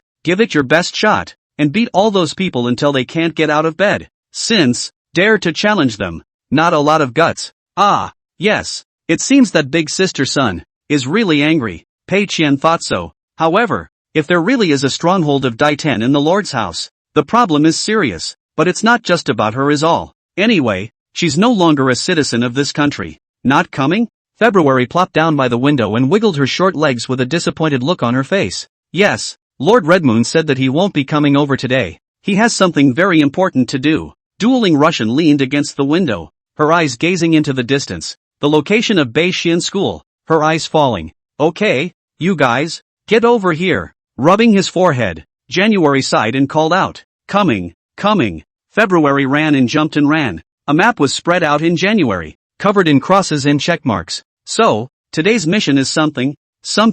April looked excited, with a breathless look on her face. May pinned an excited April to the bench. Well, wait until Big Sister January speaks. Okay, April. May is the previous Phantom and Black Feather. In the competition for a seat on the Red Moon Iron Riders, there was no doubt that it was they who had won. However, January seems to remember that there is a June. She gazed, not far ahead, at the empty stool. June is here. Don't worry, said Deception Rush, seeing January's doubt. Aha. January nodded. I heard Lord Redmoon say that June's power at the moment wasn't good at controlling it. What a shame. However, it was thanks to June that they didn't have to worry about people finding out about their stronghold. This meeting, in addition to the attack on the previous stronghold, had another unexpected piece of information learned in February. What? One location has been found, the stronghold of the Daitan. Hearing January's words, with the exception of April, the crowd instantly became serious, their eyes filled with disgust, and among them, Deception Russian was the most obvious. Clenched fists, oozing blood, dripping to the ground. Where? Northmoor City. City Lord's house. What? April was so shocked that her mouth was open enough to fit an egg. How could it be? The City Lord's home isn't a fortress, but it's similar to a fortress. How is it possible to build a stronghold down there without the consent of the City Lord? April mused, looking at February Road. Where did you, learn about this? You? What you? February beamed, her hands clasped over her chest with a condescending look on her face. Call sister. Oh, I don't remember our names being numbered in order of seniority. April's eyes narrowed slightly and her smile was kind as her eyes swept over February. Flirting. Besides, at your height, you really can't tell you're a sister. With a snap, April pressed her hand against the table before falling back on one hand, dodging the dagger that came at her from behind. Oops, did that hit a sore spot and freak out? April looked backwards, at the fierce-faced February, and laughed. You seek death? February's body slowly sank down into the shadows. No! April laughed softly, her eyes rolling as she looked around. Above, or below. No, it's the feet. I hate it, when people talk about my height. February emerged from the shadow of April's feet, behind her. Yeah, I hate lying too. April spun lightly on her toes, relying on the flexibility of her body to turn back to face February's dagger with an incredible movement. Bang! Also at the moment when the two exchanged blows, a wall of ice emerged quite abruptly from between the two, isolating them. Both seemed to be upset, just as both were about to dive into the shadows at the same time. Knock! Inside the chamber, two simultaneous brain crashes rang out, and the two were carried apart by, respectively, March and May. That's enough of you. It was only in the middle of a moment that the two men paused a little. So, what's the plan this time? Could it be that we're going to sneak in? March mused. But that's the home of the City Lord of Beishian City. The security inside isn't normally tight. It's not hard, is it? February said, looking to April to cover her mouth and laugh. Oh, and I forgot that it's hard for some people. What are you talking about? I can do what you can do. Oh. April disliked back nonchalantly. Nothing but imitation of someone else's trash. Don't you know the fact that an imitator, no matter how much he imitates, can never surpass the rightful owner? That depends not necessarily. Those that have been fucked by imitators are not unheard of, do you think? Okay. January spoke up to interrupt their bickering. If, however, they are allowed to continue like this, I don't know when this will come to an end. I don't know what's going on, but when these two meet, they're either in the middle of a fight or on their way to one. Maybe it's just a matter of nature. We'd better be cautious about this kind of lurking. That's the City Lord of Northmoor City. It's possible that we'll have to make an enemy of a city. So, what you're saying is that you and Redmoon-sama should be allowed to attend the party so that you can be the vanguard to explore it first? Deception Ruoshang, who was crossing her legs on the side, looked at January with a smile on her face. This woman. January raised her eyebrows. It was intentional. What? Sure enough, two surprised voices rang out in unison. Lord Redmoon is attending? February. April protested in unison. Very much in unison. I don't care. I want it too. Think of a way. If not, I'll ask Lord Redmoon. January sighed and looked at Deceitful Frost with grim eyes. Deception Russian waved her hand with an innocent face, put in that she didn't care. And when the time came, as long as she used her talent, what place couldn't she get into?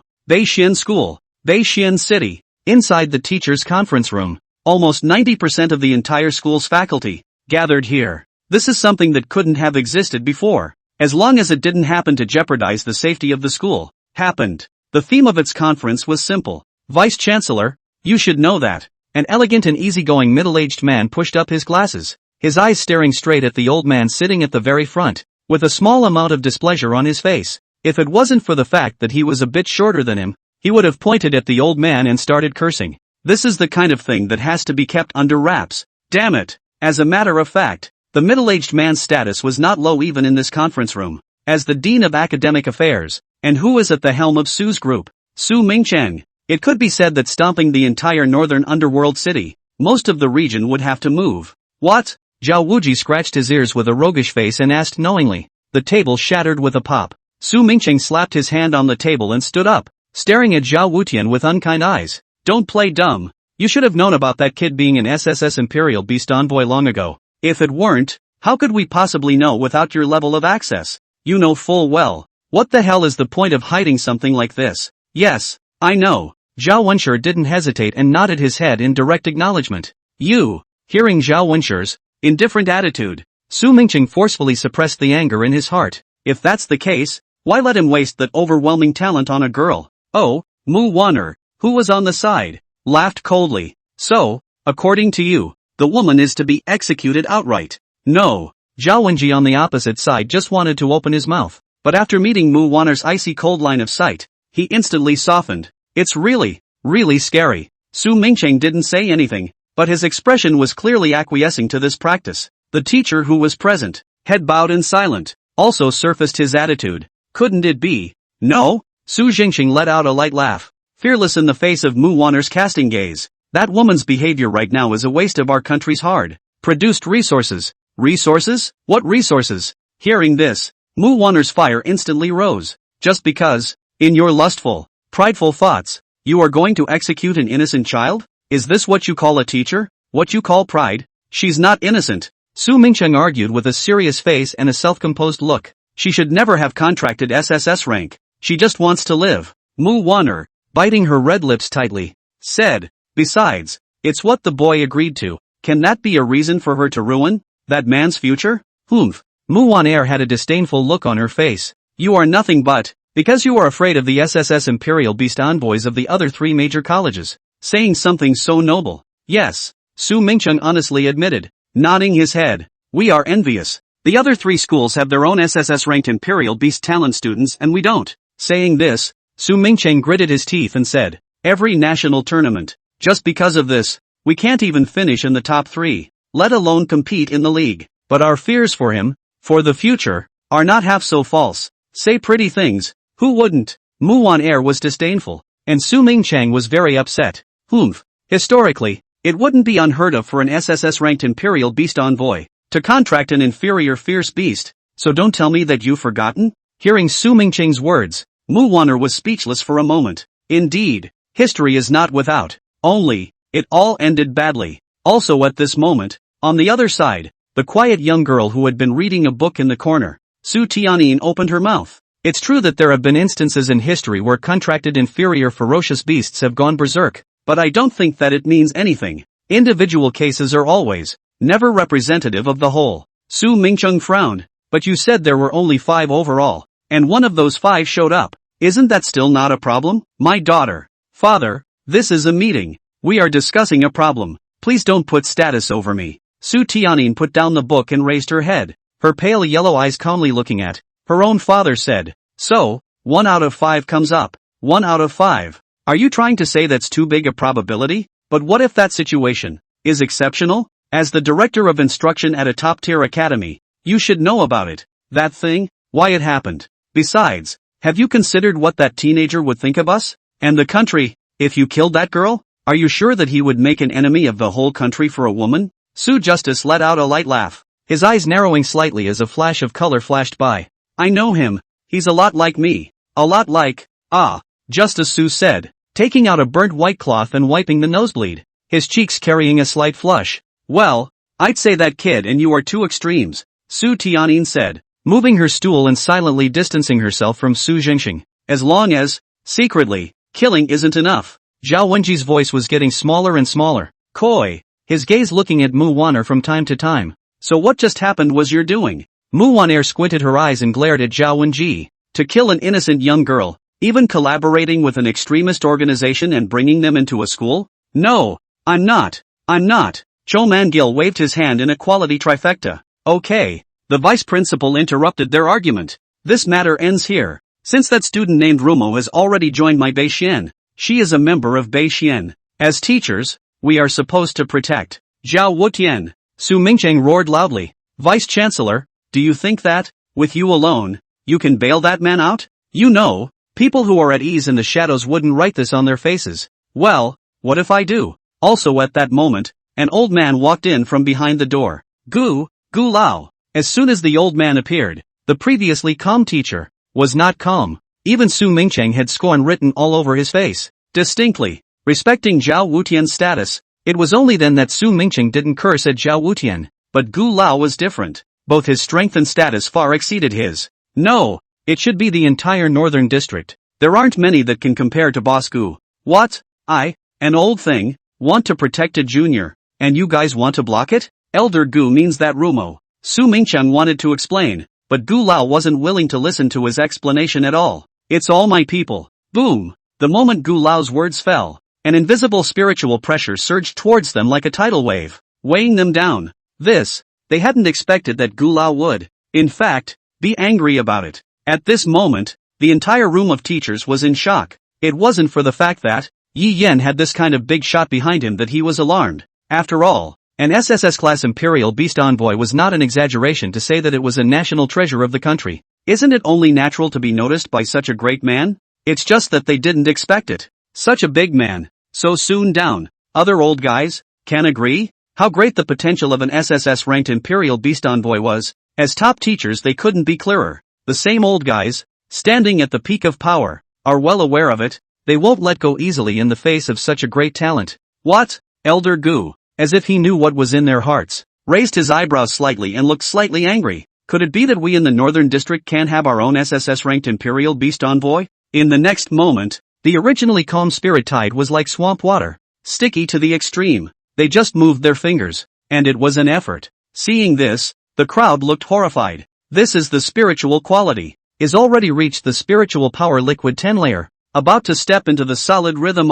Is it possible that we, the great Xia, are going to have another saint? For a while, the eyes of the crowd looking at Elder Gu became even more respectful. As teachers who could teach in top-tier academies, they could boast of their own natural strength and could be called geniuses, so each of them had a pride that belonged to them. But this arrogance, in front of Gu Lao, was not worth mentioning. Yes, Su Mingcheng gritted his teeth and nodded his head, seeing that there was Gu Lao's support. This Rumo could not be killed, at least on the surface. However, my thoughts still haven't changed. That Romo is too weak and completely unqualified to contract Yi Yan. It's a tremendous waste of resources. And, in future battles, a breakthrough. Wait, Dean Su. Mu Wanair stood up and retorted. I do not think that the point you made about Rumo being weak. Oh, Su Mingcheng frivolously frowned with a look of understanding. I know, you're trying to say that the expressive power of her previous battles was comparable to or even above the S rank. However, I also watched that battle, and no matter how much more overestimated it was, her strength was definitely no more than SS rank. After a moment of silence, Su Mingcheng then said, that is, stuck between S and SS class. So, why would any good SS rank, or even SSS rank, not choose a pact instead of someone this inferior? Or even below it? If Yi Yan heard Su Mingcheng's words at this moment, he would definitely give a thumbs up in admiration. Good eye. Indeed, Rumo's present-day expressiveness does lie somewhere in between. Although, the loss in origin was slowly being repaired under Yi Yan's talent. However, it is not possible to get a leap forward at once. It requires a cyclical and gradual process, and can never be achieved overnight. However, Rumo's potential was much greater than both. As long as he succeeded in replacing that lost origin, it was a match for 10, or even 100 SSS ranks. Well, I don't think so. Mu Wanner let out a light laugh, then looked at Zhao Wutian and said, Lord Vice Chancellor, isn't it precisely for this reason that you've arranged to change the third stage of the examination? Ha ha ha ha ha, true to form. That old man's daughter understands me. Zhao Wenlian laughed out loud, then looked at the teacher on the table and said, you guys want to change the contract object for that Yi Yan kid? It's just because you're worried that that girl Rumo doesn't match Yi Yan in terms of strength. So, I scheduled this test. 52-1. If they pass this test, you shouldn't have a problem with it. But, one of the older teachers was a little hesitant. If it hurts, then Yi Yan, you know, he's our SSS rank. That's right, and besides if anything really bad happens. A young female teacher's words, before she could finish, were interrupted by Gu Lao. Strong people, never grown inside a greenhouse. We also don't need strong men in greenhouses. We can protect, but we should also understand that our protection is to get rid of everything that is beyond his ability, instead of a deep fear of bumping into it. Okay, what else do you guys have to say? Don't be a bitch. Say it all. Bosco waved his hand and admonished the crowd in a domineering manner. By the way, keeping the secret for those two was also done by the old man. Do you have a problem with that? The people were speechless and looked at each other. What could they possibly have to say? It's all said and done. With this hand of the northern war zone speaking, they just had opinions, but they didn't dare to raise them. No, Justice Su was the first to speak.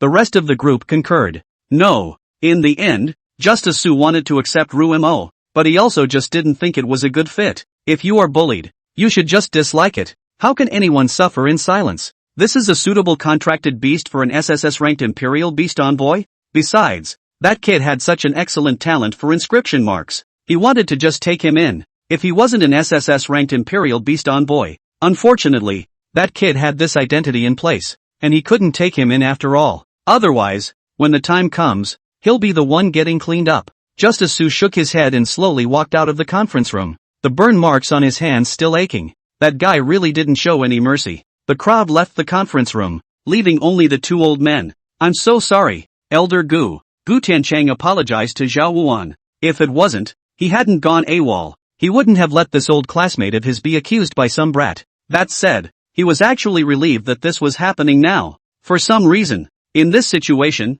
he wouldn't last long no matter what. It even felt that this was a good situation, and that since the boy had taken such a path, he deserved such despair. And before he made that kind of move, maybe it was because he, in that girl, saw the shadow of his granddaughter. Old eyes. If that kid Yi Yen, the first thing he met was his granddaughter, would it be possible to be as lucky to be contracted as Rumo's girl? That way. But in this world, there is no such thing as if. He thinks so every time he sees a medication reminder on his calendar. Time is running out. 2 years. Medicines that suppressed ferocity were not foolproof, let alone inferior ferocious beasts such as these, whose ferocity eroded more and more severely every day. Now every month, Xiao Shuwei had been taking tons of medicine. It's a good thing that Autumn Water has a good appetite and eats a lot. Otherwise, he really didn't know what to do. It's okay. Zhao Wutian shook his head inside. It's what I'm supposed to do for my students. It's also that I'm getting old and can't even keep those little kids down.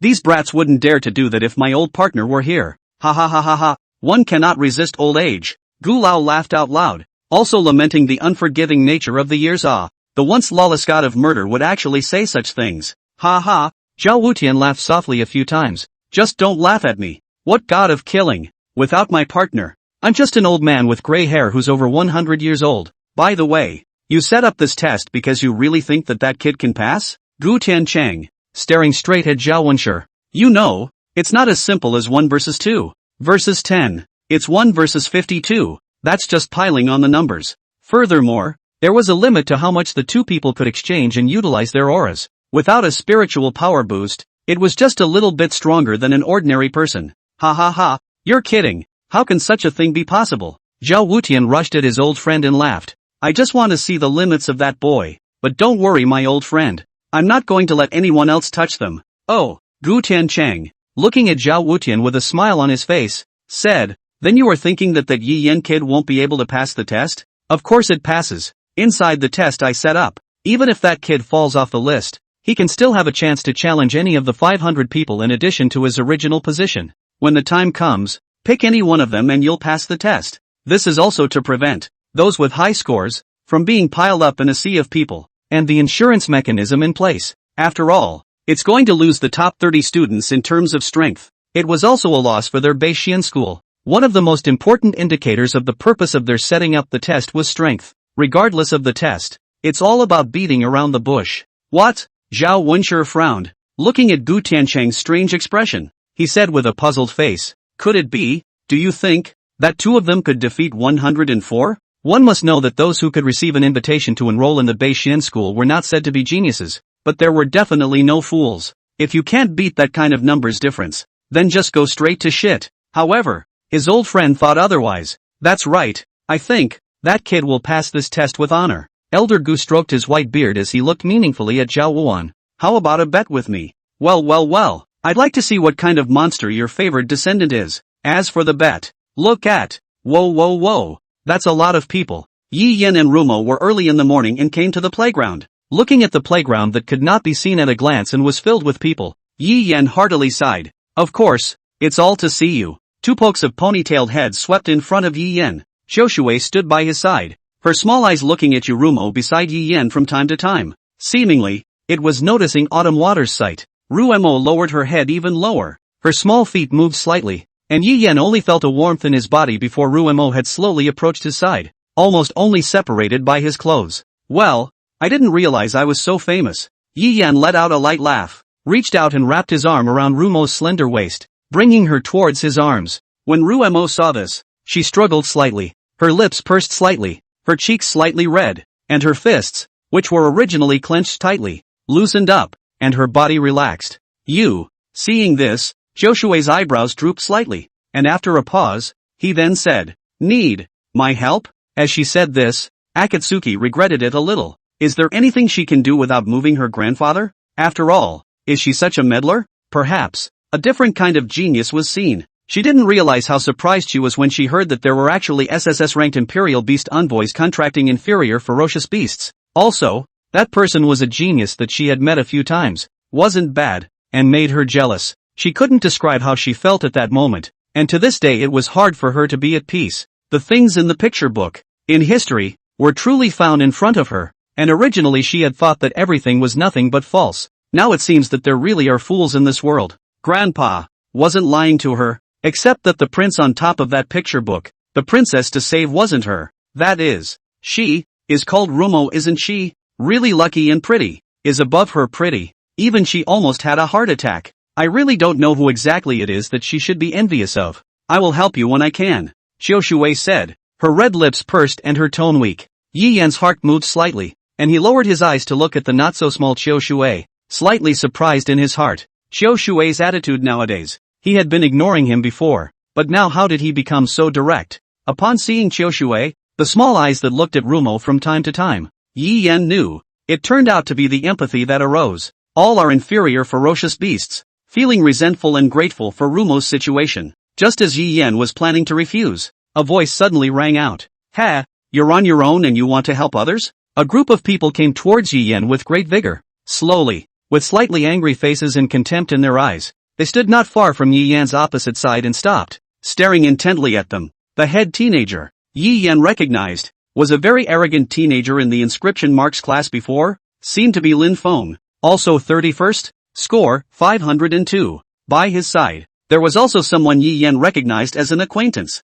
No, it should be someone who fought acquaintance. Xia Shui. Seeing the visitor, Rumo's hand that was gripping the corner of Yi Yan's coat became a few points harder. Yo, if it isn't our genius Sama. Lin Feng had a cheap smile on his face and opened his mouth in a conspiratorial manner. Why? Are you in the habit of spending time with losers? How come all the ones around are losers? Gee, maybe he just likes losers. Xia Shui covered her small mouth, her eyes filled with sarcasm. Waste is waste. So what if you're SSSS level? Can you still beat so many of us? You guys are planning to bully the few with the many? Xiaoshui frowned and looked at the group of candidates behind Lin Feng. What's wrong with bullying the few with the many? Xia Shui let out a light laugh. I'm just outnumbering you. After all, he's an SSS class genius Imperial Beast Envoy. The other SSS class Imperial Beast Envoys are existences that can stand up to 100. How come they can't with him? Ha ha ha ha ha ha ha. Xia Shui's words caused the crowd to laugh. That's, Xiaoshui wanted to explain, but the words that came to his mouth could not be said.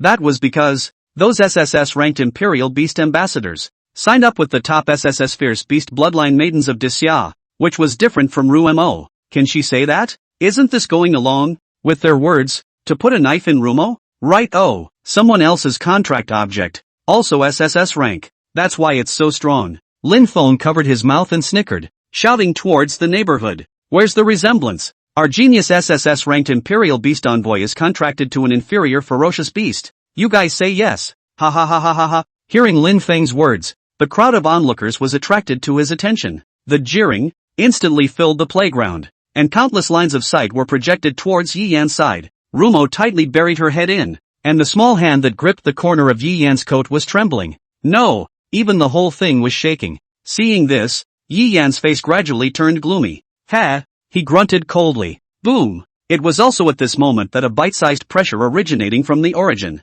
In an instant, it fell on those who laughed and laughed. Ah, this is SSS level upper level pressure? The crowd that had originally laughed and laughed, suddenly felt a pressure from a higher power. Those heads that had been raised high and proud were lowered in a flash. Countless berserk auras erupted from Yi Yan's body, and brilliant golden light surrounded Yi Yan's body. It was as if the brightness of the sky had been taken away. In this moment, the sky seemed to darken. Being an SSS ranked bitmap was like a boulder constantly bombarding down on the bodies of the onlookers. Some of the bits, the ones with higher ratings, were barely holding on to keep from collapsing. Some of the low ones were even directly under the heavy pressure just now, instantly collapsing to the ground. Yo, learn to bow your head and apologize so quickly? Yi Yan lightly laughed, like a monarch, looking down on the crowd in front of him, who lowered their heads to him, his eyes full of playful interest. But I'm not going to forgive you. Go, get on the stage. Yi Yan's pair of eyes were icy cold to the extreme, slowly sweeping over. The crowd only felt as if they were falling into 10,000 years of cold ice, freezing to the extreme. Will you, one by one, or will you come in groups? Oh, Yi Yan lightly laughed, his eyes contemptuously defying. Simply save time. You're all in this together. Arrogant to the core. Lin Feng clenched his fists, incomparably angry. He had never felt so humiliated. SSS level is amazing, but it's just a better birth. Better luck. Awakened SSS grade talent. What's so arrogant about it? If I hadn't awakened the SSS rank talent, someone like you wouldn't have a chance to stand in front of me. Watch me beat the shit out of you today. The crowd slowly recovered from the suppression they had just experienced. Their eyes darkened and they gritted their teeth. Just now. It's just that I was startled by the sudden pressure. The man shook his legs and pretended to be strong. You don't really think that you can kill us in seconds by relying on your SSS ranked bite-size pressure? With a disdainful face and a sinister expression, Lin Feng rushed at Yi Yan. You can't be unaware that this is the kind of thing that gets weaker over time and then gets used to it. Maybe, people are so happy to learn this that they don't listen to their teachers at all, Xia Shui said in a conspiratorial manner. Besides, this kind of thing is just like our bloodline. It can only affect the bloodline. This grimoire pressure is only for the Imperial Beast envoys. It can't be of any use to us. What's the waste of words? Yi Yan held Rumo's small hand and ascended the ring steps, squinting at them at 45 degrees and looking at the crowd with an icy tone. Are you guys comparing or not? Still, Yi Yan said with his lips raised in a smile full of provocation. You guys scared? Hey. We're the second team of 104. We're not even scared. Are you guys scared first? If you're scared, why don't you just pack up and go home? This isn't the place for you either. You bunch of losers. The crowd clenched their fists. Their faces were ironic, and their foreheads were green. You're so arrogant. Could it be that you really think that just because you're an SSS class Imperial Beast envoy, we wouldn't dare to do anything to you? You know, in the ring, it's fists and feet. Oh, dogs that only bark wildly. I've asked you all to come together. Why are you still cowering? When the crowd saw how confident Yi Yan was, for a moment, they didn't know what to say. It was also unclear what the reason for his confidence was, and what the conspiracy was. Ha ha ha ha ha ha. Suddenly, Lin Feng burst out laughing. Since our genius SSS class Imperial Beast Envoy Sama has said so, we'll respectfully comply. Otherwise, wouldn't it be disrespectful to him? Lin Feng looked at the crowd behind him and laughed. You guys, isn't it?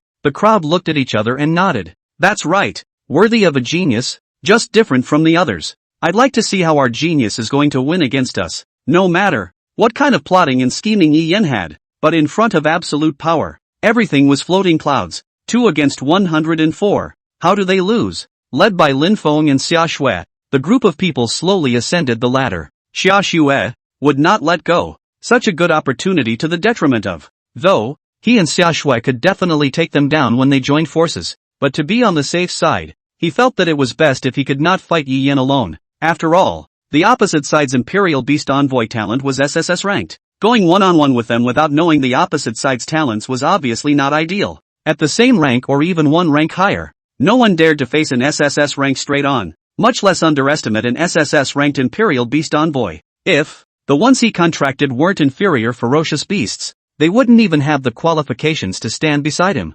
This is the gap. From the moment of awakening, the horror, the disparity, was brought about. Hey, you, looking at Yi Yan who provoked the crowd and then provoked them to go on together. Xiaoshui wanted to reach out and stop the impulsive Yi Yan. It was already an unwinnable fight. And now, in this situation, it's even more so. Unexpectedly, Yi Yan brought Rumo with him and had already walked far away. It had all happened so fast that, for all intents and purposes, she hadn't reacted. 2 people against 104. This is not looking for death. Without knowing the talent, the level of those people. Even if Yi Yan's contract was SSS ranked, it was not to say that it could be easily defeated. Not to mention, Kisame was still an inferior ferocious beast like her. AI. Xiaoshui sighed softly, helpless. The next moment, a voice followed. You who? Worrying about others? You'd better worry about yourself first. The 100 or so people who were originally in front of them had followed Yi Yan and stood on the ring. But, still, some of them stayed. Probably, a dozen. And these dozen or so people were none other than Xiaoshui's challengers. Yes, somehow, in the second phase of voting, she miraculously got over 500 votes, plus her, 230 plus points for advancing ahead of her. Created, now, an outrageous score of over 800 points. This strength that did not match the score was naturally coveted by others. So, are you going to do this one by one? Or do you want to challenge us all now? The man licked the tip of the knife in his hand and looked at Rumo with a wicked smile. One by one, Xiaoshui said lightly, his face calm. Changed my mind from before. Originally, her idea was to just ditch the current score, go back and challenge the lower ranked ones instead. However, Xiaoshui raised his head and his sight shifted to look at the stage, the figure that had no fear even in the face of hundreds of people. Suddenly she didn't want to, without doing something, admit defeat, even if, by admitting defeat, you have to struggle to the end.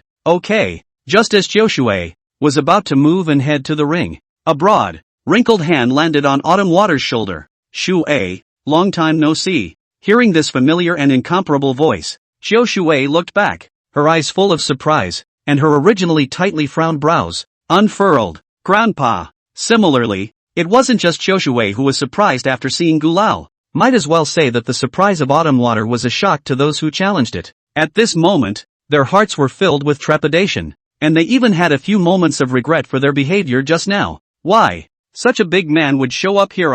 Also, this girl is actually the granddaughter of such a big shot? Why? I haven't heard it before. No, Missy, you've done an excellent job of pretending to be a pig and eating a tiger. They regret it. Very much so. Grandpa, why are you here? Xiaoshui didn't pay attention to their expressions as she looked towards her grandfather with a smile on her face. Ha ha ha. Gulao laughed out loud, his eyes inadvertently sweeping over the little brat in front of him. Just passing through. Right. Wait, Grandpa, I'll go race them. Upon hearing Xiaoshui's voice, those who challenged Xiaoshui instantly had their legs soften, cold sweat pouring out, and their faces turned blue as they hurriedly waved their hands at Xiaoshui. No, no, no, you're joking, Missy, how can we be a match for you anymore? Yeah,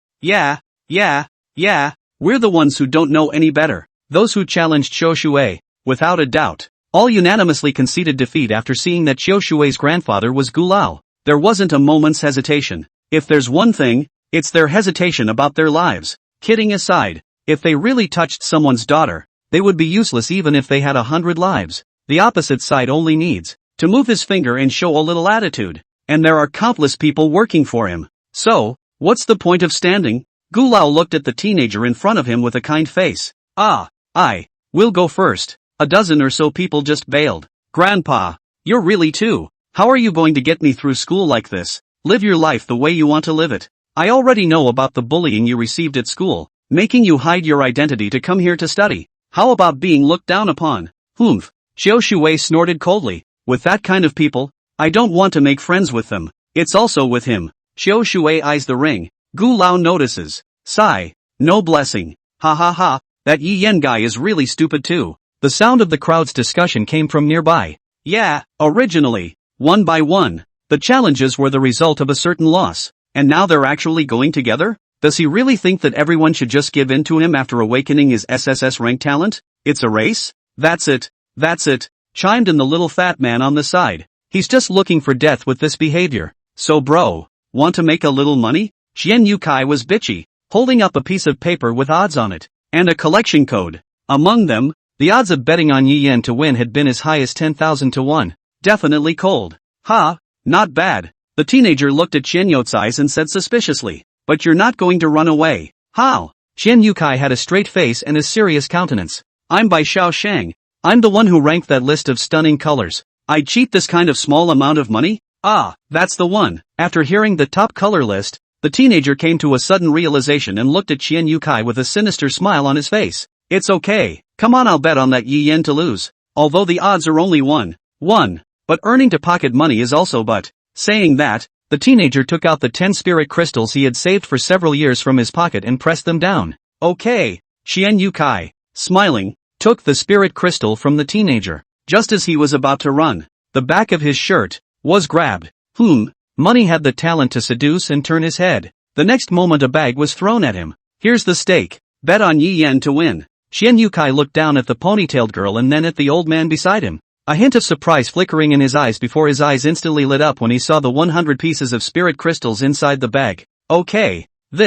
I also bet on Yi Yen to win. Me too. In the next moment, one after another, bags of spirit crystals were thrown towards Qian Yukai. The odds of Yi Yen winning were directly reduced to 1:5,000. And these people, Qian Yukai recognized, were all those oddballs from the White House. But what does that matter? Alright, I'll write you all down. If you win less, you win less. Akamizu swept her eyes over the people who were as puzzled as she was. Why be so stupid? Autumn Water was puzzled. There was no hope of getting this operation going when it was supposed to be one-on-one and then taking turns. Because, he knows that by taking turns, he has no hope of winning. Gulao looked at his granddaughter's doubts and opened his mouth to explain. There's still a chance if we go together. Why? Silly girl, no matter if it's a matter of spiritual power and physical strength, it's impossible to hold out for 52 round trips. Plus, if you take turns, the bottom is easily exposed. Gulao paused and looked at Yi Yen on the stage then said, if you want to win, you'll have to fight. Who is that person? Actually challenging so many people, and coming up with such a great difficulty. The crowd on stage taunted. It's just, well, crap. It's the SSS contract of the inferior ferocious beast. What's wrong with contracting when you have this talent? But she's great. Someone wondered. Before that, it was a tie with an S-class. So what if it's great? The teenager didn't give a shit. Do you know why it's called an inferior ferocious beast? Because ferocity is stronger than other ferocious beasts. Sooner or later, you're going to go crazy. Historically, it's not like it hasn't happened before. There were many people who challenged him in order to gain points. If the whole thing follows the rules, let them come one by one, no matter how good they are. At best, it was only a second-order Imperial Beast envoy. Definitely not enough in terms of spiritual power. Of course, but, this competition can never be lost. Whether it's to get a foothold or to teach them a lesson. Will you all just come together? Or are you just scared? Arrogant. Brush. Xiaoshui transformed into a jet of flames under her feet, turning it into propulsion and rushing over at once. You don't, by any chance, think that weak waste of a man, Rumo, can be of any use in the battlefield? Xiaoshui raised her hand, and the sharp claws that were entwined with flames fell back, just as they were about to attack Yi Yen. A slender hand, blocking it. How is that possible? Xiaoshui's eyes widened in disbelief as she looked at Rumo, who had blocked her own attack in a truncated manner, and her cheeks couldn't help but break out in a cold sweat. But, the corner of Xiaoshui's mouth skimmed a smile. Block me? You think you can block them? Brush. Several figures emerged from behind Xiaoshui, and several drenching attacks attacked Rumo in unison. Ha ha ha, what are you going to do about this? Seeing that, the attack was close at hand. The weak woman in front of her, who had been bullied by how she had been bullied and didn't dare to say a word, actually didn't move at all. Winning. The corner of Xiaoshui's mouth surfaced a smile. Indeed, waste is waste. So what if he climbed up to the SSS level Imperial Beast Envoy? However, what is going on with such horrible temperatures? Snap, snap. One by one, fiery flames emerged beside Rumo, like unbloomed flowers on the other shore, wrapping her in them. Afterwards, Rumo slowly raised his head, a pair of amber-colored vertical pupils containing endless killing opportunities. That sight, as if 10,000 years of ice, was cold to the extreme. What the hell is going on here? Is this the same punk she was before? Who didn't fight back? No good. Xiaoshui cursed and tried to say something, but it was too late. Boom! A punch is thrown. Around Rumo's body, flames erupted, forming a huge fireball that rushed towards several sneak attackers. A few miserable screams were heard, and in the midst of the flames, several figures flew out in a sorry state. The flames gradually dissipated, revealing Xiaoshui, who was wrapped in flames and covered in charcoal. She slowly stood up from the ground and looked at Rumo, who was wrapped in golden flames. Originally, the softness she had seen before was gone at this moment, and there was only coldness. Golden-colored flames, like the sun that shines on everything. the dark feathers that make up that gorgeous gown. At this moment, Rumo, that body's temperament also, consequently, became noble and cold. A pair of amber vertical pupils, as bright and dazzling as stars and jewels. Her body floated lightly in the air, and a light fragrance wafted through the air. Flames rose in the ink-like eyes. At this moment, the stunningly beautiful woman in front of her was like a monarch in the sky, looking down on the ground. The tiny ants. Shit, obviously crap. What the hell is she looking at? Xia Shui cursed and got up from the ground, looking at Rumo with a resigned face. But it was luck that was chosen by the SSS-class Imperial Beast Envoy. You'd be nothing without him. Xia Shui's voice spoke to the hearts of many people on stage. That's right, if it wasn't for Yi Yan, she would be nothing. On what grounds? She's the one who chose. Why? It wasn't her who was chosen. Though, they also knew that this possibility was minimal. But still, one can't help but think so. With that, a green light swept through. Originally, the injuries of the young girl lying on the ground were recovering at a speed visible to the naked eye. Don't stay your hand. The green long-skirted girl, a drop of cold sweat flowing from her forehead, healing it, consuming a bit too much, rushed at them. Hey, you guys, you don't want to rely on us, do you? Xia Shui turned back, her eyes sharp with a complaining gaze, looking at Lin Feng and the others. Of course not. Lin Feng laughed softly. You guys just need to restrain that monster. We'll soon take care of that so-called genius Imperial Beast Envoy, and settle it, soon. The group discussed countermeasures. The Imperial Beast Envoy tackles the Imperial Beast Envoy, and the Feral Beast Maiden tackles the Feral Beast Maiden. As long as one of them gets the win, this match will not be in doubt. Words. Rumo went up and blocked in front of Yi Yan, crying out softly. At this moment, Rumo's noble and icy breath melted a little less. Those women are all yours. Can you do it? Yi Yan said to Rumo. Well, speech is a relief. Rumo spoke coldly, as if he was saying something unrelated. I won't let, they all say, a hair on their head. Yi Yan didn't hold back, and between his hands, he directly gave Rumo the light of aid. Strength, speed, aura, bursts, all around amplitude. Directly, it pumped almost half of his aura. In this way, then facing dozens of people, one could also maneuver around them in a short period of time. Arrogant. Ha ha ha ha ha. At this critical moment, you guys are still in the mood to talk about love. Xia Shui sneered. You should not. Brush. Xia Shui hadn't finished her words. A gust of wind hit and a line of fire appeared on the ground. When they came back to their senses, Rumo's figure, in a flash, rushed in front of that young girl in the green dress. Yi Yan revealed a smile. It was their first order stigmata. Its name, Bathing Fire. Dramatic increase in speed, strength, and reaction nerves, flames around the body, and great harm, and its protective qualities. It would be more appropriate to say flames, or else protective touch or something like that. Not good. Sensing the danger, the green long-skirted girl let out a dark sigh. But, hey, you're not going to look at us since you're little. Dao electric light flashed, and several people who had already prepared for this quickly returned to defense to protect the green long-skirted girl. She's an important aid to us. You think we're going to let you cut her out? The woman was furious, and her fist, which contained terrifying flames, greeted towards Rumo. However, for the harsh, terrifying flame-containing strike in front of him, Rumo only gently raised his hand, ignoring the so-called searing flames. It was easy to catch it. The woman was shocked. Her face was horrified and unbelievable. How could that be? She was now an A-rank second stage. And even more so, she had an A-rank flame talent to add to it. What gives her the right to be so glib about what comes next? Ah! Suddenly a burning sensation came. The woman quickly retracted her fist and looked at her hand, which was now burned, with a horrified face. Being of the fire attribute, she was actually burned by the flames. What kind of talent does this guy have? However, the young girl's attack was not useless. Her attack slowed down the steps of Rumo's attack,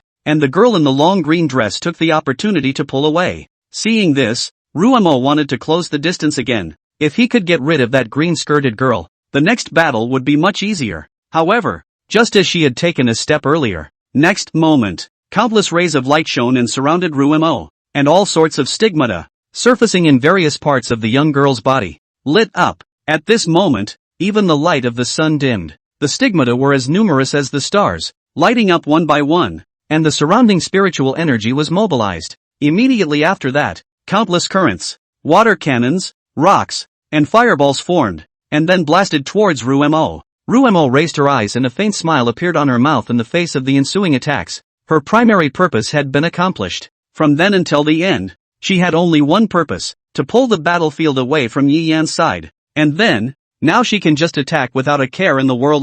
The corners of Rumo's mouth rose, his eyes blazed, and he looked at the nearby maidens as if they were toys. All of the spiritual energy in his body was mobilized from Rumo at this moment. Boom! The scorching hot blazing sun erupted from Rumo's body, a terrifying wave of air, overturning all of the maidens' attacks in an instant. This can't be. She's just an inferior ferocious beast to be sure. Why? It's like this guy is really not an SSS class beast. The young girls looked, as if transformed into the sun, at you Ruemo, their eyes glazed over. This is too much. Roar! However, before she could return to her senses, Ruemo had already rushed to her and blasted out with a punch. Boom! There was a muffled sound, and the young girl was blown back by the blow. However, this strike was not an attack by Yurumo, but rather the golden flame within Rumo's body, which was at work. Stop her! Shashua was furious and commanded the team members beside her to rush forward to block. The golden flames,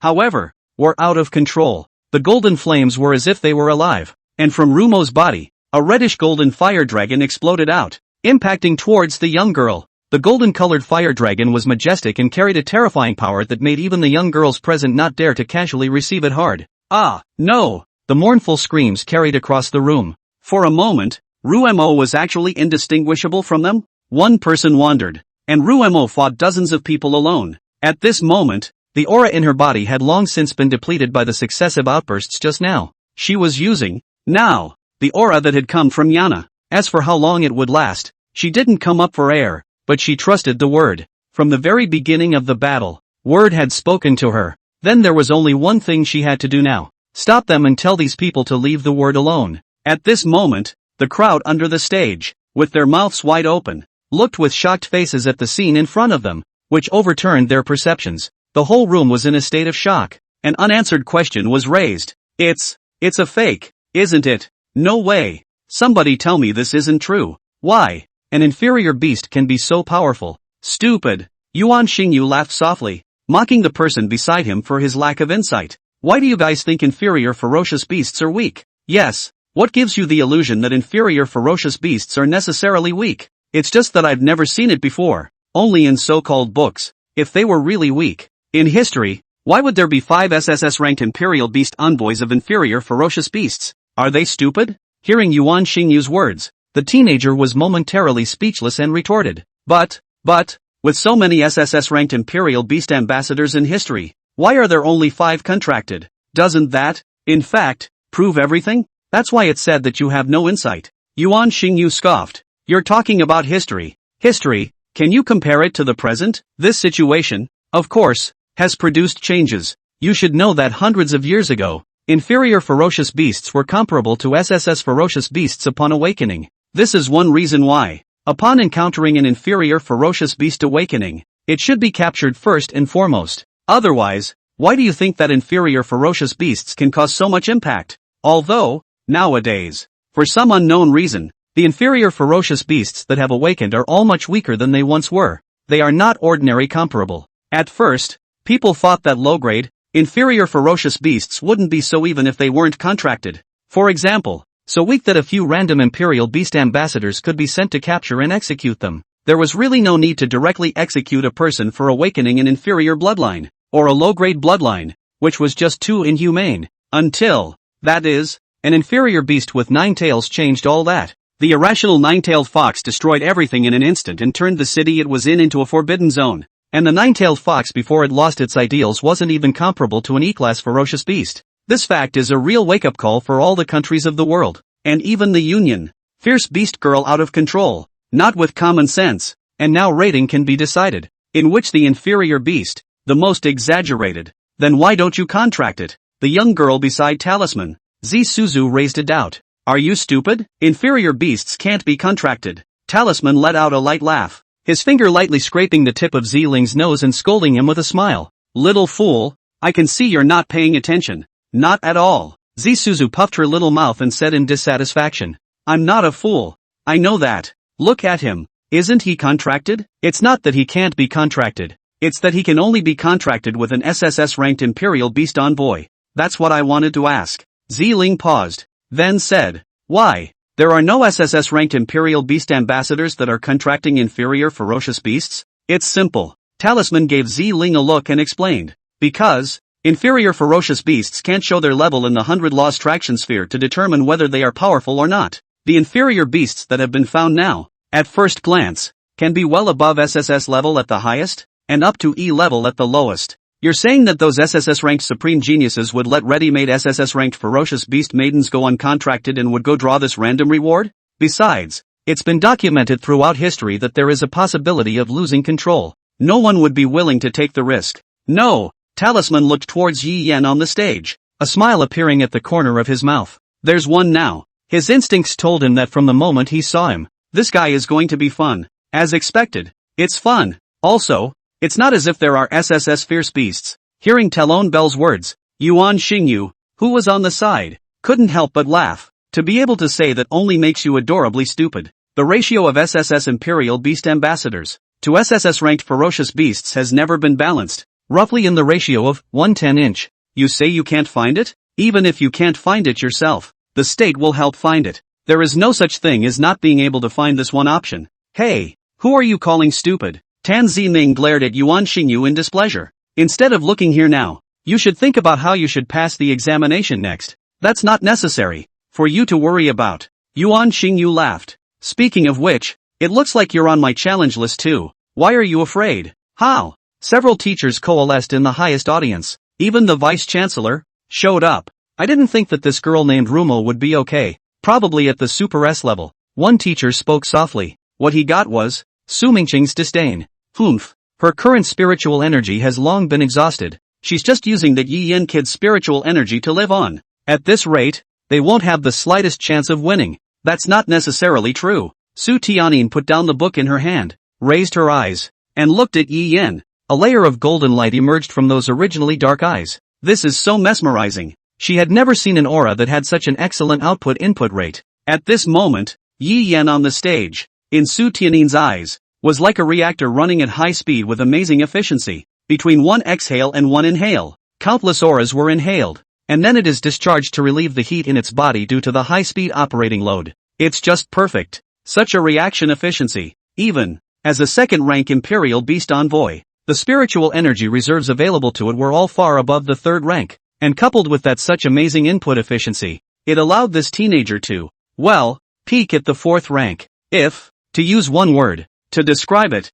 it would be monster. She really couldn't figure out what kind of soul versus body one would have to withstand such amazing efficiency. Listening to the words of the man known as the eccentric Justice Su, this person also possessed an extreme talent for inscription marks. This is just too unbelievable. Could it be that the power of his own origin was so vast that it could support these talents? In this world, there is a so-called theory that when God opens a window for you, he will close another window by hand. That is, after one has absolute musical talent, it is impossible for one to reach this level of music in any other way. People call it the absence of the origin. Both, man cannot be perfect, nor does perfection exist. Although, this is just a picture book, unappreciated theory, it has been passed down to this day because it is outrageous. Su Tianyin shook her head and refocused her attention on Yi Yan in the ring. What a waste. Lin Feng cursed when he saw that group of people, who actually couldn't do anything with an inferior ferocious beast and were being toyed with. Looks like we need to move faster on our side.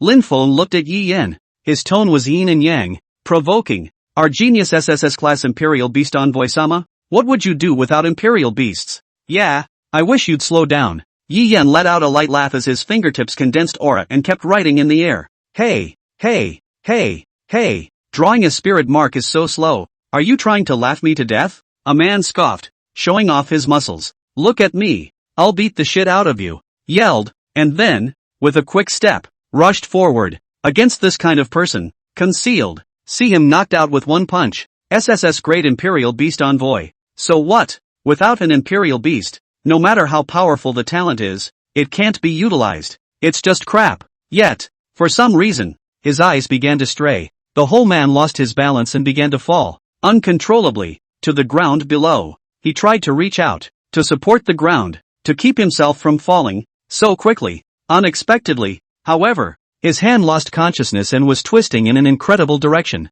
Immediately afterward, A sharp pain came through the limbs. Ah-ha! Miserable screams that rang out. Boom! The scene turned, and the big man had already been stepped on by Yi Yan. The bones and limbs of his body had been broken by Yi Yan, leaving him briefly incapacitated. Yeah, well, I think it's enough to deal with you losers. What a waste! Lin Feng covered his head and cursed. That guy, doesn't he ever get it? In terms of single combat, they might not even be opponents. This guy was an existence that had defeated that humanoid ferocious beast. This is also, Lin Feng did not dare to meet the original thought alone. He had to wait for these losers to consume their physical strength. Did not think that things competed more smoothly than he expected? You don't think, do you, that we're not prepared? Lin Feng laughed darkly, and with that, he waved his hand. Brush! In the next moment, countless spirit martial arts emerged from the ring in Lin Feng's hand, and then they were distributed one by one. We're all spirit warriors. Lin Feng laughed out loud and raised his spirit weapon. The spirit weapon that was infused with spirit power had a light blue light flowing above its weapon pattern. It looked beautiful but contained extreme killing power. Seeing this, Yi Yan's brows furrowed slightly before stretching. He held up his finger and eased it down. Is all your attention? Is it on me? Attention? Lin Feng hesitated, feeling the warmth underneath. He slowly bowed his head, suddenly feeling bad. At this time, the original flat ground, I don't know when cracked open. Above the cracks, exudes the strange red light, and its emanation of the horror of the heat. Not good. Run away. Lin Feng was shocked and cursed, then dodged to his side. Boom! As the words fell, a strange change arose. A pillar of fire suddenly erupted in their midst. In just a split second, it caused one person to be out on the spot and several people to be seriously injured. The rest washed out of formation. Hey! Hey! Hey! Hey! What was that just now? Could it be the gift of controlling flames? Why does he, a Yu Beast envoy, have this kind of power? The crowd gulped and swallowed at the sight of the large, high stacks on the ground and the pillar pits of fire. At this moment, no one had the slightest thought of underestimating Yi Yan anymore. No, he's the monster, and it's fine if he's better than them in strength and speed. Why? He can still operate the flames. Could it be? He resonated. As soon as the teenager's words were uttered, they were dismissed by those around him. You're silly. How can you resonate if you're not at the 4th rank? Yeah, there's never, ever been a precedent for this kind of world, resonating before the 4th order. Besides, if the body will notice a change after resonating, do you see him as resonating? Also, seeing this, the crowd under the stage couldn't help but breathe a sigh of relief. After all, if he really resonated at such a stage, that's just unbelievable. Then, why? He has such power. It's probably a gift. The man hesitated for a moment, then after a pause continued. Like, getting the same panels, stats, talents as the contracted beasts. That sort of thing. Do such things really exist? How can it not exist? Besides, people are SSS grade Imperial Beast talent. This kind of level means infinite possibilities. At this moment in the ring, Yi Yan was dodging attacks while carving holy marks. Difficult. More than he expected yet. No good. What does that man want? The teenager's knife fell, but was dodged by Yi Yan with a nimble movement. Looking at Yi Yan, who was surrounded by them and still managed to remain unchanged, devoting himself to the carving. What a monster! The teenager cursed. Just what kind of spirit trace is it that has so many engravings? Suddenly, the teenager thought of something and wasn't sure, so he shouted it out loud. Hey, hey, hey, hey, don't you guys think that guy has too many strokes with his spirit marks? No good. Hearing the teenager's prompting, Lin Feng thought back and shouted at the crowd. Watch out! Cracks in the ground. Surround him for me. Can't let him finish. As the words fell, Lin Feng copied the large sword and injected most of his spiritual energy into his body above the spirit martial arts, and then slashed over, facing the incoming crowd. Yi Yan lightly laughed as he dodged through the crowd. With every step, red cracks appeared on the ground. Yi Yan knew that he didn't have the strong physical body of a ferocious beast, and there was no way to show it at will, and the feedback got the talent, so he could only limit himself since he had shown it among the talent. However, said limitation is perhaps the only way to take a small portion of a talent and maximize its performance. Sometimes, more is more. Don't try to escape. A man, a knife slash. Yi Yan dodged sideways, and immediately after, countless silhouettes surrounded him. You lost. Lin Feng let out a smug smile. He, Yi Yan said with a light laugh. That's not necessarily true. In the next moment, pillars of fire rushed out of the sky in Yi Yan's ambush, dispersing their encirclement. With his talent-enhanced body, coupled with his use of flames, Yi Yan was able to struggle for a while surrounded by dozens of people. But, they are not losers either. Just as Yi Yan's feet landed on the ground, several rays of light were depicting the ground at an unbelievable speed. In less than a moment's effort, the ring was heavily surrounded by spell formations. Dozens of spell formations overlapped and surrounded Yi Yan and Ruemo with them at the center. Ha ha ha, didn't expect that. Lin Feng laughed openly. From the beginning, they hadn't underestimated these two. If they didn't have enough strength, they wouldn't have been able to survive until now. What's more, until now, they had never heard of what Yi Yan's talent actually was. This made them very uneasy. After all, SSS-ranked Imperial Beast talents were all very exaggerated. There is, indeed, the power to save the day. So, he contacted all those who challenged Yi Yan and made a plan. From the very beginning, their purpose was to lay down the seamless formation. It was the SSS-ranked Imperial Beast envoy with the SSS-ranked Ferocious Beasts. No matter how exaggerated it was also impossible to break through this formation that had achieved a fourth-order effect through multiple second-order superimpositions. Now, if you admit defeat, you can still be spared the pain of skin and flesh. Lin Feng laughed lightly and advised. So, you guys were cowering and dividing up your excess battle power before just for this formation? Previously, Yi Yan's pressure, which had become quite a bit lighter, was for this, right? He scanned the room. At this time, there were several people scattered around, and the spirit marks in their hands had already finished engraving, ready to be thrown out at any moment. Looks like I'm surrounded. On the other side, Ruemo was also confined to a semicircular circle by that so-called fourth-order formation, unable to move, like a bird in a cage. It seems that their goal is to beat us without getting hurt. After all, after defeating them, these people of theirs were also to be divided into winners and losers, and if they were injured, it would all be for nothing. Although, some of them came here with the purpose of teaching Rumo a lesson, but if they could replace him, why not? So, for Rumo to take Sealing and he is the one to defeat. It's just a pity that their wishful thinking has come to naught. From the moment they intended to waste that precious time and set up the formation, they began to lose. They shouldn't have been so cautious. Instead they should have used their full power and defeated him by any means necessary. Yi Yan stopped after carving the last stroke. At this point, the stigmata of this life was only half completed. Victory was already in his hands. It's over. Su Tianming sighed with a regretful expression on his face. That intrinsic sacred mark.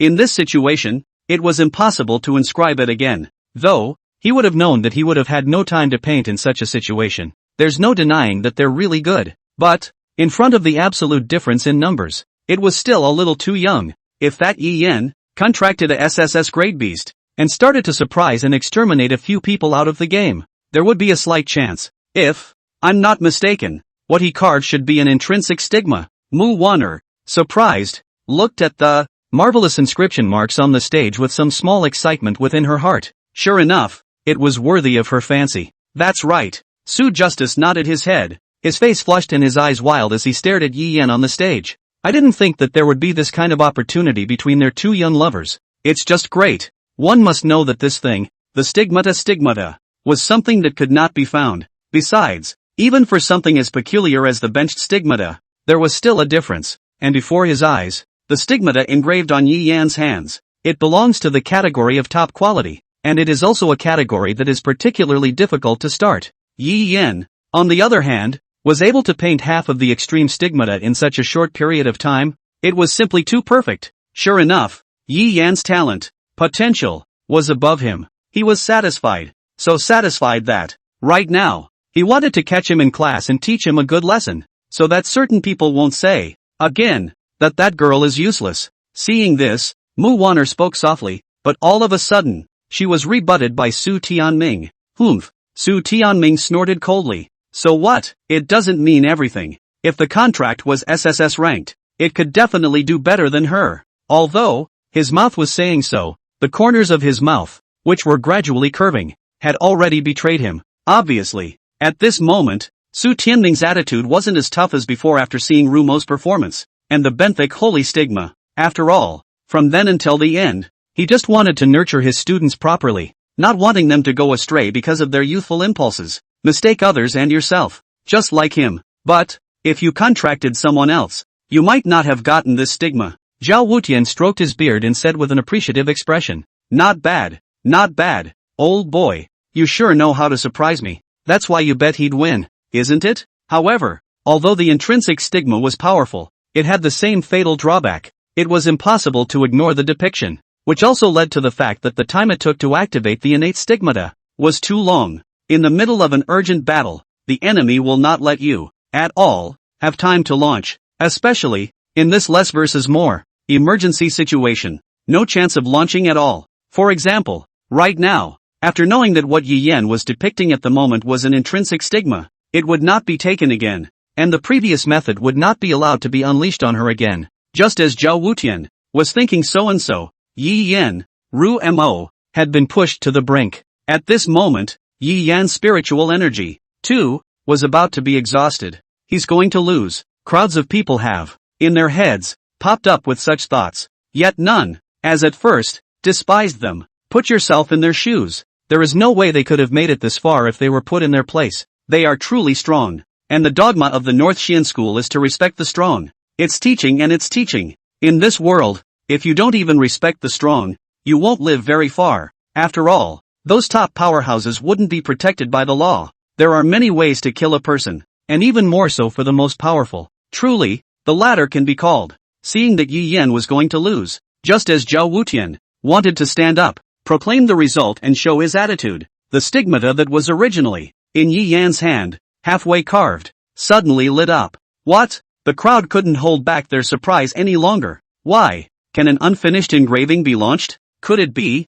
He's not worried that the lines are crumbling? You know, a spirit force of that magnitude, if it were to collapse directly, it would be powerful enough to blast away third-ranked ferocious beasts. No! Just as people were exclaiming in astonishment, the main part of Rumo's body actually surfaced with half a face of stigmata as well. It was half of the stigmata engraved in Yi Yan's hand. The articulation of the two is actually not even remotely close. What kind of monster is this? Nope. The crowd suddenly reacted, and even the teachers in the advanced audience stood up, because they found out the person in front of him was actually able to carve the half-face of the stigmata, which was still unfinished. On the back of the young girl, he actually carved the stigmata on the fierce beast maiden. How do you get something like that? Normally, the stigmata either disappears or is released if it comes right off. There is no way that such a thing could exist. It's also impossible that this happened. If this kind of thing was possible, the benched stigma wouldn't be criticized for its long activation time. A drawback, however, knowing that even if the activation time of the benched stigma was long,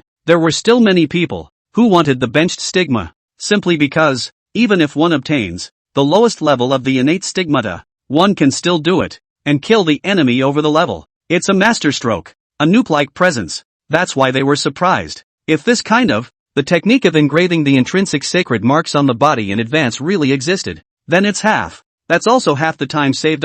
If, for example, it could be engraved in seconds, then it would be transformed into a nuclear bomb. The opening round is a shot of benediction stigma over. Who can stand this? In the future, when faced with someone of the same rank, or one rank lower who possessed an innate stigma, there would be no need to fight directly. That is, Lin Feng, who was on the field and saw the glowing half of the stigmata up close, was incomparably surprised at this moment. At this moment, Lin Feng, who was facing Yi Yan head-on, didn't notice that the other half behind him. Lin Feng was puzzled in his mind. How is that possible? Why, with half of the stigmata, does it work properly? He looked at the monster in front of him in amazement. Feet unconsciously took half a step back, trying to escape, but it was all too late, only to see the corners of Yi Yan's mouth rose and opened slightly. Die, you guys! In the next moment, the half-faced stigmata engraved in Yi Yan's hand echoed the stigmata floating on Jimo's back. One flew out and merged with the half that was like ink, erupting with a brilliant light. The bright light illuminated the entire sky, and the eyes of the crowd in the arena were drawn to it. Lin Feng's eyes snapped open, because he found that the entire half-meter range around Yi Yan was enveloped by that glow. For some reason, he felt as if the air around him had frozen. This monster, why? His native stigmata can be activated normally. Teacher, get ready to save the day. Yi Yan shouted towards the audience on the high platform. Justice Su. Big talk. Justice Su raised an eyebrow. What power could a second-ranked Imperial Beast Envoy plus a first-ranked Ferocious Beast have? Even if they were to unleash their intrinsic sacred marks? At the most, I'll give you the third degree. Okay. This level of attack, as long as he, slightly, made a move, it could easily be suppressed. However, in the next second, when this tremendous energy completely exploded out, Su Jingxing stared with wide eyes, instantly dumbfounded. What is this monster? Only a circular formation could be seen. hovering above the finished outline stigmata.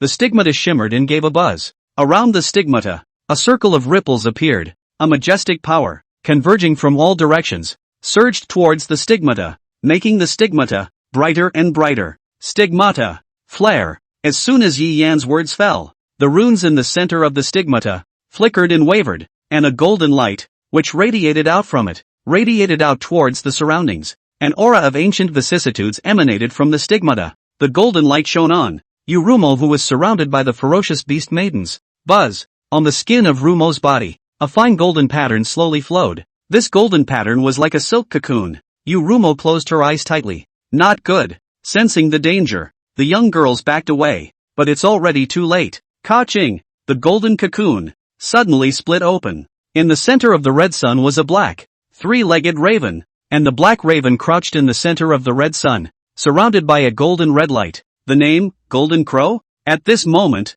the three-legged golden crow was surrounded by terrifying flames. Just like a round of sun, it spreads its wings and lets out a loud and clear cry. The spread wings covered a large part of the sky. A blazing wave of air exploded out from its body. This air wave caused Zhao Wenshi, who was on the high platform, to have a palpitating feeling. Not good. Sensing this terrifying energy fluctuation, dozens of teachers instantly stepped forward, including Mr. Su, with 1/100th of a second to spare. Break into the ring and save the students. The rest of the teachers rescued while Mr. Su was responsible for fending off the wave of air. With just a wave of his one hand, a protective shield composed of hundreds of low-grade spirit marks appeared in front of Su Jinghua's eyes. The airwaves of several thousand high temperatures were isolated in a wall. Click. Spirit traces. Cannot support one by one broken. See this Su Justice inside. Slightly shocked. It hadn't occurred to him that the power was even greater than he had imagined. But, he looked behind him, relieved that the candidate had long since been saved.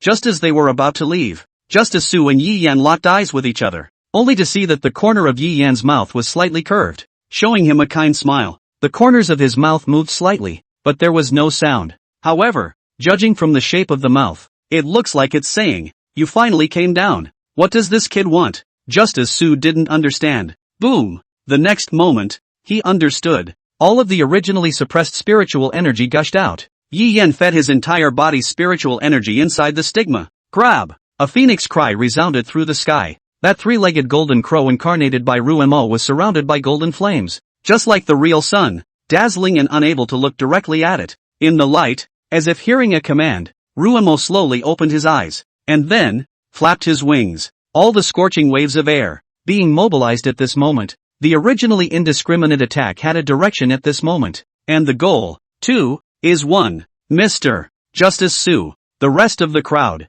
after seeing the gradually soaring heat, were dumbfounded, especially the group of candidates who were saved by the teacher and challenged Yi Yan. At this moment, they were paralyzed on the ground, looking at this nightmarish scene, swallowed the saliva in his mouth.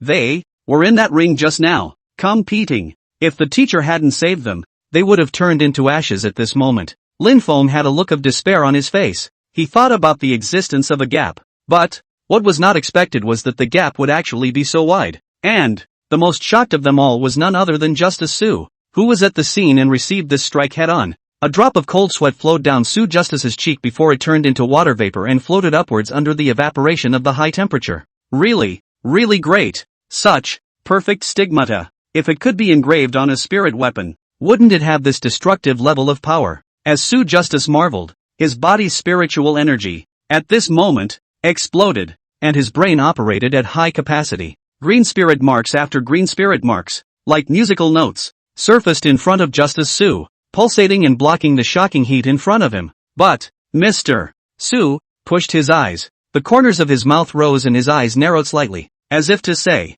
"With this, you want to attack me too?" For better or worse, he was a teacher, or a teacher at Bei Xian School. He is also known as the Wizard. Since graduation, among his peers, there was no one who could compare to him in terms of inscription attainment. With preparation, how can you not be defeated by you two hairy brats? However, he didn't last long from his composure, only to see that the corner of Yi Yan's mouth not far away slowly rose, and Justice Su was unimpressed. What the hell is he laughing at? Until he saw the ground under Yi Yan's feet, that spread outward, like a spider's web, cracking open. The cracked ground, at this time, emitted a horrible heat and shone with a dark red light. Among them, the most exaggerated by the feet of Su Justice. The red light that emanated from it, shining on his face, was incomparably blinding. Not good. Su Jingxing secretly sighed in dismay and wanted to leave, but it was already too late. Bang! A terrifying blaze rose from the ground, into the sky, heavily knocking Su Jingxing into the air. The spirit traces constructed in front of him also collapsed one by one at this moment. He was waiting for the candidate to be rescued, and why wouldn't Yi Yan be taking advantage of that, while being sent flying into the air? There were a few questions that Justice Su had been unable to figure out. Just how terrifying was his spirit power? It actually hadn't dried up until now. What a miscalculation. Then, Su Jingxing was swallowed up by that astonishing airwave. Boom! Under the crowd's shocked gaze, the teacher who had originally saved the day was sent flying, eating it head-on. Yi Yan's strike. For a moment, the atmosphere froze. This is incredible. So, that 3-star teacher, Su Zhangtian, known as the Geek, was actually knocked away by 2 candidates? How is this possible? One must know that the level difference that existed between them was impossible to cross, but the reality, right in front of their eyes, could not be allowed to disbelieve them. Wait, being engulfed by that terrifying wave of air, that teacher Su Justice, shouldn't have died straight away. After all, Su Jingxing was a male, and he didn't have a ferocious beast bloodline with a strong physical body. But, the teacher up there didn't budge a bit. Even if they wanted to go up, they would have to weigh themselves in the face of that terrifying temperature. Phew! Ru-mo! Yi Yan was paralyzed on the ground. At this time, they really had no strength left. For the rest, the candidates had been saved by their teachers the moment Ru-mo released his native stigmata. So, at this point on the field, it's just them, and in front of him, surrounded by countless thick smoke, the teacher, Justice Su, rolling smoke, slowly spreading, the horrible heat, without any protection. It was the teachers, who did not dare to approach easily. It was really hard for them to imagine that this could actually be a pair of candidates unleashing an attack. It's incredible. Also, I don't know what Mr. Su did to them that actually drew retaliation. Anyone with a discerning eye could see that final outburst was directed at Mr. Su. However, sensible as they were, they all pretended not to see it, even tried to laugh a little. Only some students who didn't know Justice Su would cast a look of pity on the man of smoke and dust. Soon enough, however, this gaze simply disappeared. Ha ha ha ha ha ha. Only within the smoke and dust, a cheerful voice came from it. Well. Hearing that disgusting voice, Yi Yan's brows, which had originally been stretched, wrinkled slightly. He didn't attack with the intention of killing him, because he knew that this kind of attack couldn't kill him. But, Yi Yan originally thought that the surprise attack just now would make this teacher lie in the hospital for a few days. It seems that he still underestimated him too much, only to see that the smoke cleared and green light penetrated the smoke and emerged. The green spirit marks flashed like musical notes. Afterwards, Su Zhangxing, who was completely naked, appeared in front of everyone's eyes. It couldn't be said to be completely naked, if you counted, on its entire body, the engraving of spirit marks. What a madman, actually carving spirit marks on his body. It was precisely because of this that his attack just now was useless to him. Yi Yan pondered the possibility of the next attack. Also at the same instant, after Justice Su appeared in front of the crowd, the women on stage erupted in piercing screams. Hooligans, pervert, countless eggs, fruits, and handkerchiefs were frantically smashed towards Su Zhengxing. However, Su Justice, unconcerned, simply waved his hand, and several spirit marks appeared, blocking the flying debris. Snap! Justice Su applauded Yi Yan and the others, slowly approaching and smiling broadly. Good. You were fantastic. He licked the corners of his mouth, his face slightly red as he looked at Yi Yan. Words. Ruomo buried her head into Yi Yan's embrace, her face blushing, not daring to look at the indecent scene in front of her. You, not dressed? Yi Yan's mouth twitched. His previous dissatisfaction with him had been replaced by shock after seeing him like this. This pervert, he's so thick-skinned.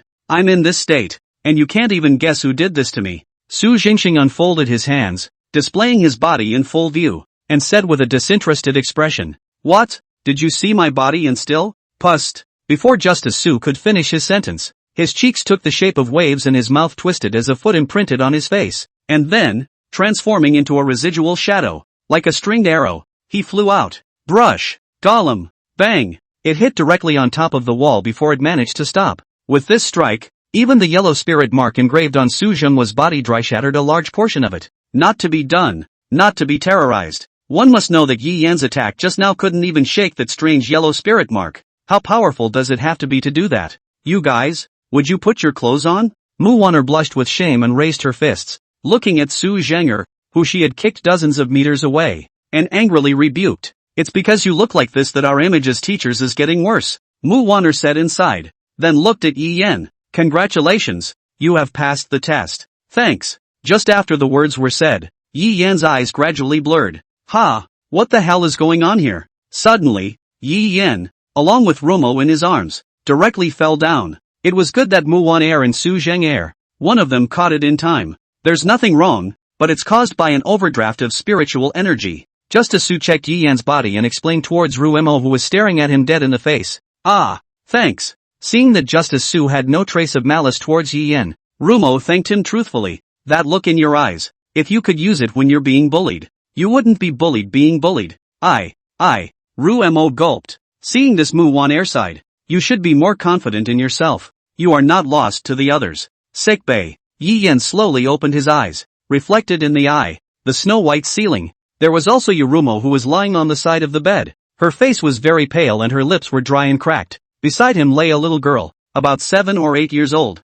The little girl was wearing a pink dress and was very cute looking. At the moment was sleeping tightly with his eyes closed, slumbering in his bed. Meow. Bai Ling slowly opened her eyes and screamed in surprise at the sight of the man beside her bed. It reached out a small paw and gently touched the other's shoulder. Dad, you awake? With a hint of rustiness and a choked voice. Yi Yan looked at her and smiled. Yan, seemingly awakened by Bai Ling's voice. Yurumo opened her eyes sleepily and looked up towards him. The two men smiled at each other. Words, what's wrong with your body? No. How long was I asleep? Yi Yan stroked Bai Ling's furry ears and shook his head. About a few hours. Rumo looked at Yi Yan with a concerned face. If you're not feeling well, you can sleep more. All of a sudden, it's been almost a couple hours of sleep. It seemed that the side effects of completely overdrawing spiritual energy were too great. It won't happen again. Yi Yan, who thought like this, slid his phone and looked at the names on the score list. No doubt the dormitory friends passed. Only one of them was rather unexpected.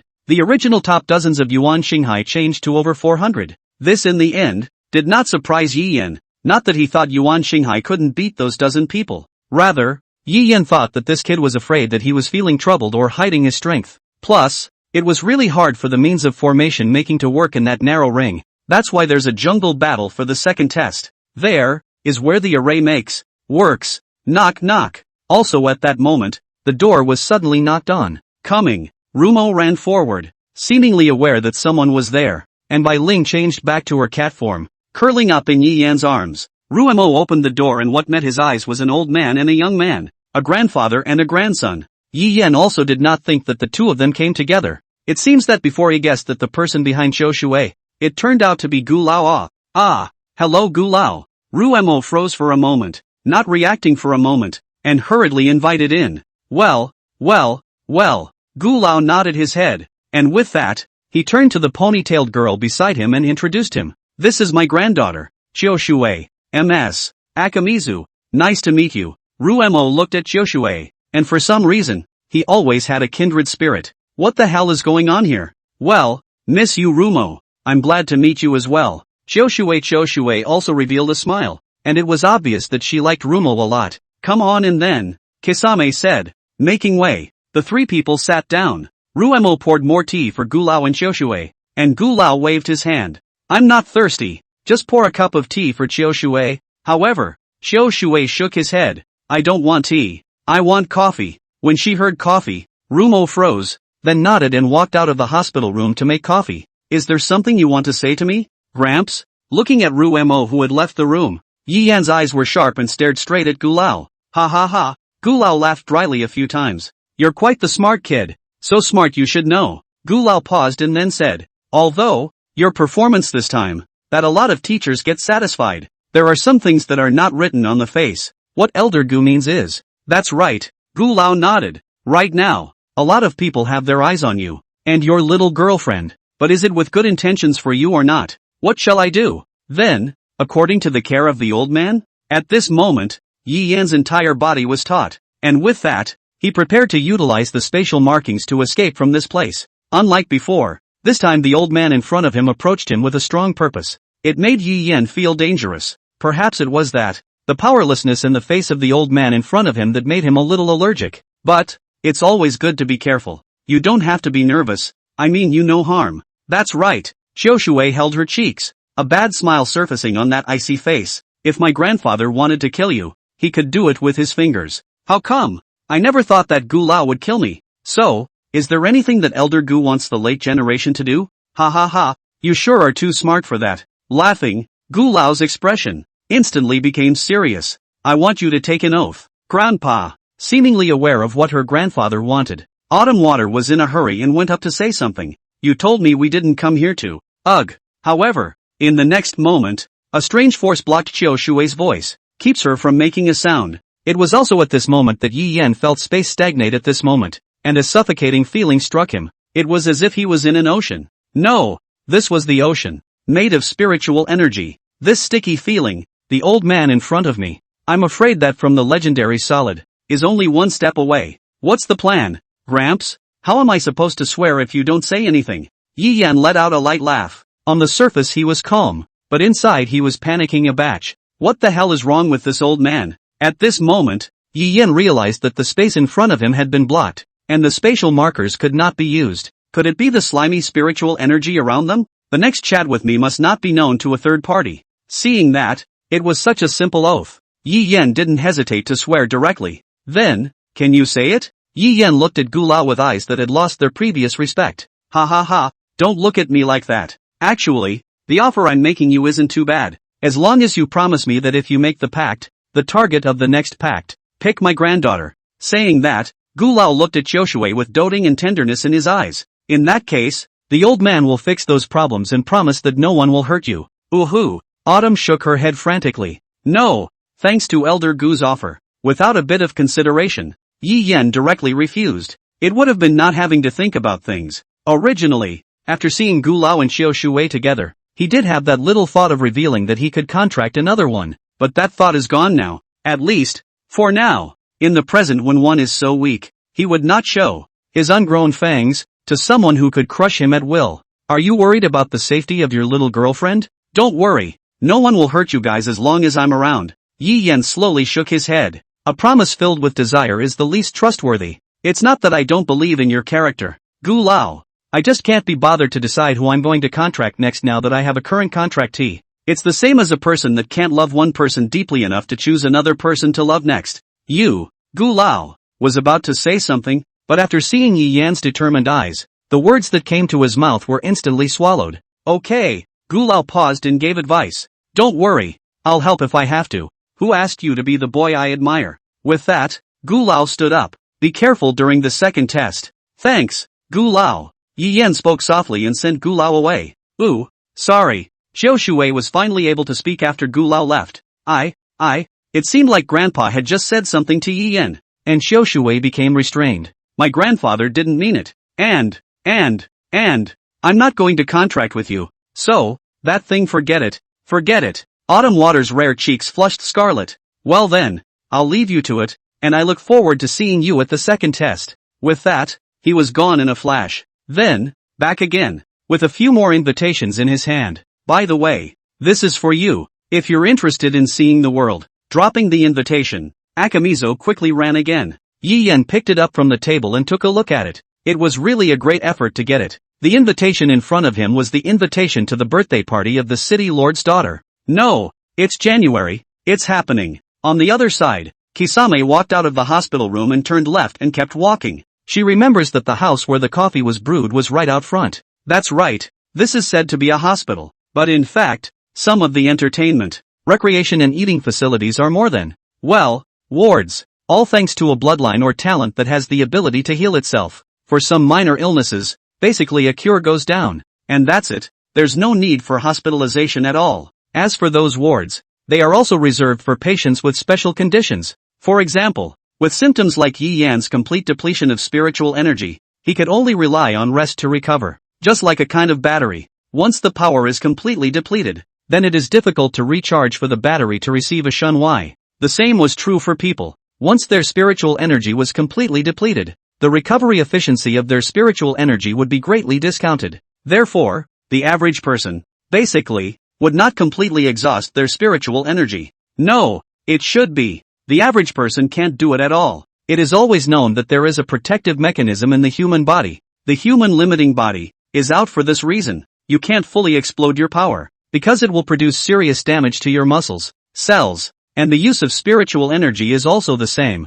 In the spiritual energy is about to be exhausted, the body will gradually become heavier, become so tired. This is the body is prompting you to the limit, in this way will be injured. But Yi Yan was just different. He was directly draining his spiritual energy. Before his body could even react, his spiritual energy was already gone? What does that mean? This meant that the amount of spiritual energy output of this student had reached a terrifying level. It was actually able to directly drain and overdraw spiritual energy. This is incredible. After the teachers came to such a conclusion, Kisame saw a rare moment. The surprised expressions on the faces of those otherwise kind, subdued, and icy teachers can be so colorful. Ru-mo, on the contrary, was not surprised by Yi Yan's situation. In her eyes, Yi Yan did everything as a matter of course, as if he could do anything, as if there was nothing that Yan couldn't do. Ru-mo stopped and in front of her was the coffee room with a variety of coffee beans. All kinds of expensive ones are available. After some shock,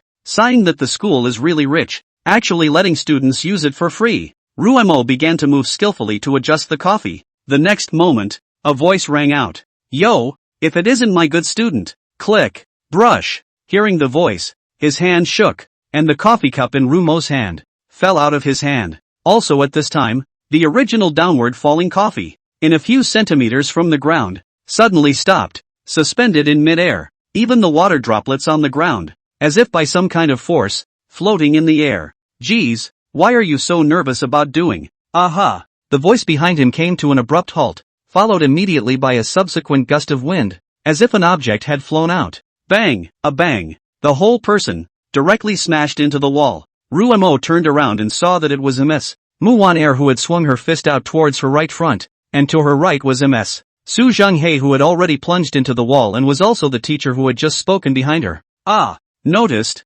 such as Mo's line of sight, Manhwaer retracted her fists, rested her eyes. Huma, a weak woman's touch, if not for the scene just now, found behind her words, such as Mo also really almost recognized the wrong. Mr. Mu, is something wrong with you? Ru-mo was a bit hesitant, her eyes going back and forth between Manhwaer and Mr. Justice Su, who was embedded in the wall, wondering what exactly they wanted. I want to take you as my disciple. Manhwaer raised her hand, and the next moment the coffee cup floating in midair instantly landed on Ru-mo's hand. You can think about it. I've watched you fight. Your battle sense is impressive. One could even say it's genius. But skillful experience isn't something you can rely on battle sense alone. And I realized that you didn't learn it systematically. It's just a waste. But why? Ru-mo's small hand tightly gripped the cup, facing the rare kindness, made her a little overwhelmed. Why? To help me? Was trying to get something out of her? Kisame, who had been betrayed many times, couldn't help but think so. After all, how could helping her, who was an inferior ferocious beast, not be put? She doesn't care about that, but if it gets her into trouble, she would never forgive herself. Ouch! Justice Su, who had fallen into the wall,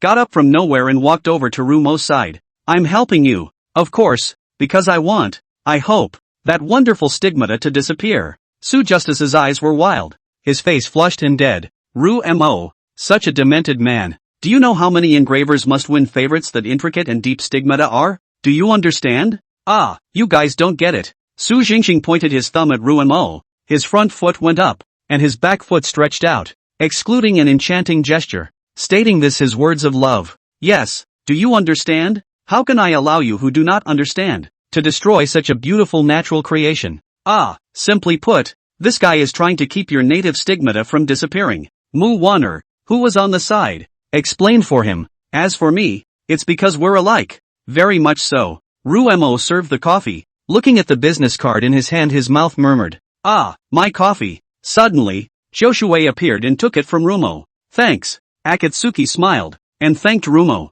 "Ah." Kisame nodded without reacting. "You're welcome. Akamizu, let's go." Gu Lao turned back, glanced at Ru-mo, and called out towards Joshua. "I don't want it." Joshua spat her tongue at her grandfather. "I'm going to talk to Rumor a little more." Gu Lao was silent for a moment and nodded. "Okay, then you guys talk." "So, that?" Ru-mo spoke in a small voice. even though she had a soft spot for Chioshui. But she, sure enough, wasn't good at talking to people she didn't know. Anything? No. Oh. Akajui pulled Kisame toward an empty lounge off to the side and sat down. I just want to talk to you. Talk to you. Can't I? Of course. I'm glad. Just, Ru-mo, glancing at the piercing sight around him, advised in a small voice. If you're with me, you'll be alienated. Although, the morning's showdown had changed some people's minds. Things like malice don't just disappear. It's also not something that can be cleared up with one showdown. However, the current Rumo no longer cared. As long as she could follow Yi Yan's side, everything didn't matter. But if she let Yi Yan's best friend in front of her be alienated because of herself, then she didn't even know what to do. Ah ha ha. With a disinterested look on his face, Chioshui waved his hand. What do you think? This lady cares about such things? Chioshui glared at them, and instantly those who had gathered around and surveyed them with their afterimages instantly looked away, pretending not to see. And so it is. Ru-mo covered her mouth and laughed. So, Ms. Akamizu, was it something you wanted to see me about? Nothing, so I can't get to you? Sure. Hearing Rumo's cheerful reply, Chioshui was silent for a moment before bowing his head. I'm sorry. What's wrong with you? Rumo had a terrified look on her face and hurriedly helped Chioshui up. Grandpa, did something wrong to you? And I felt that it was better for you to know.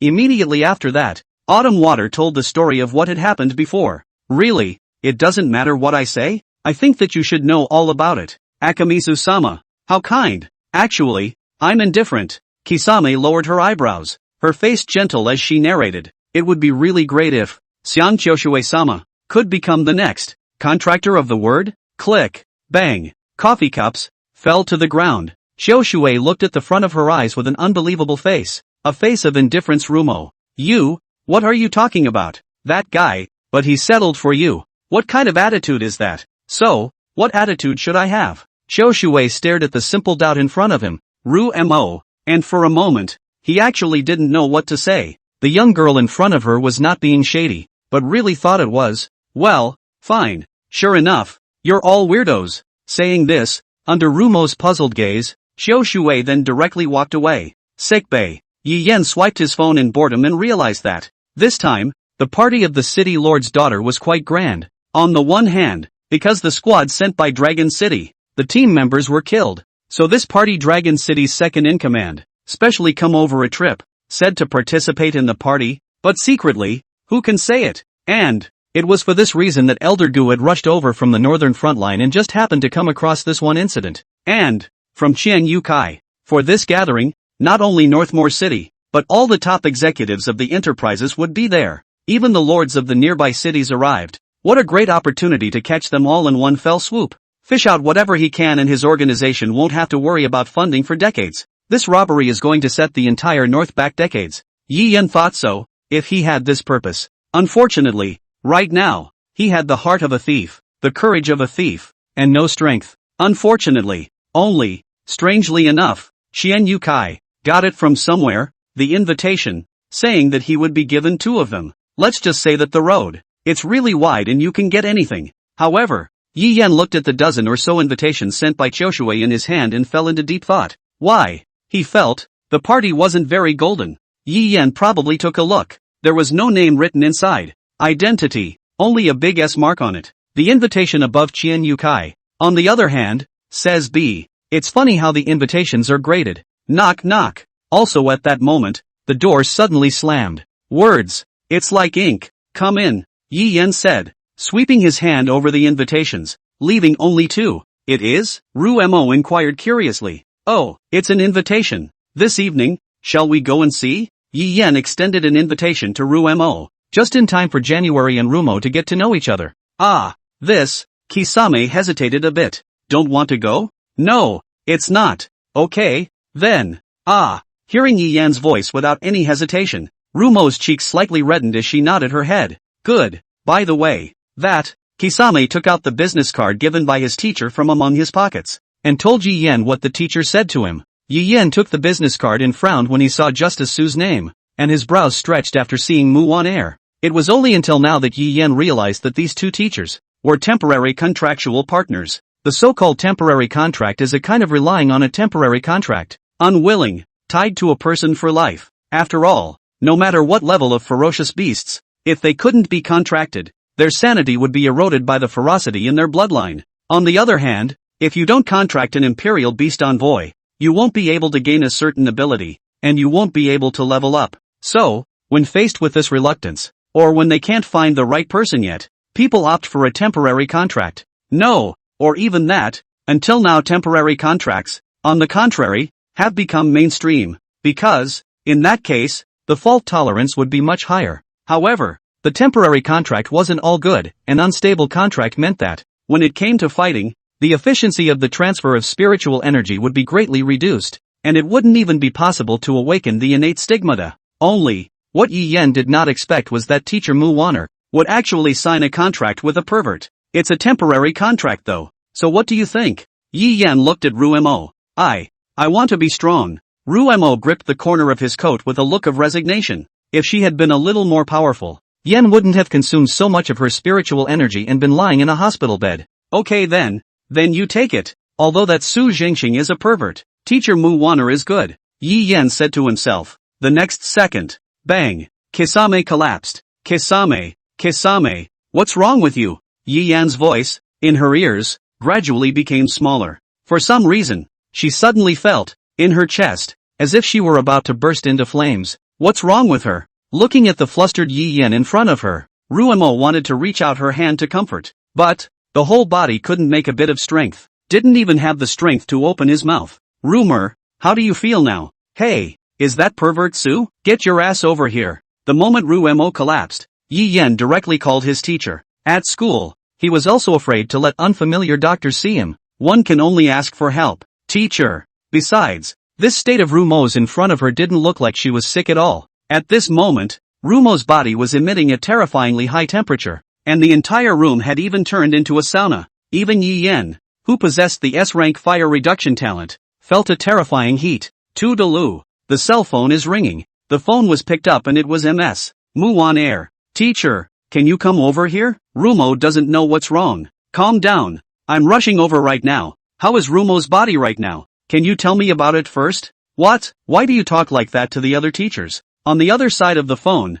a disgruntled mutter came from Justice Su. The two of them together? Ignoring Justice Su's mutterings, Yi Yan answered truthfully. Bang! It didn't take long for the two teachers to barge in. The moment the door was opened, room fog flew out. What? What is this? A bath? Su Justice waved his hand with a look of disgust. Brush. Mu Wan'er didn't have a bit of nonsense, lifting her hand to expel the water vapor outwards. In the next moment, the vision gradually became clearer, and he saw Ruemo, who was lying on the bed with golden flames all over her body, and beside her was Yi Yan, who was taking care of her. At this time, the hospital bed, under the scorching of the hot flames, those fabrics cotton, has long been reduced to ashes, leaving only a few reddish special metal skeleton in front of the support. If it had been any later, they might have seen a hospital bed turn to iron. Except, there is a little bit of magic. Why? The bed is burned away, but the clothes are intact. Justice Su drew closer, carefully observing and studying,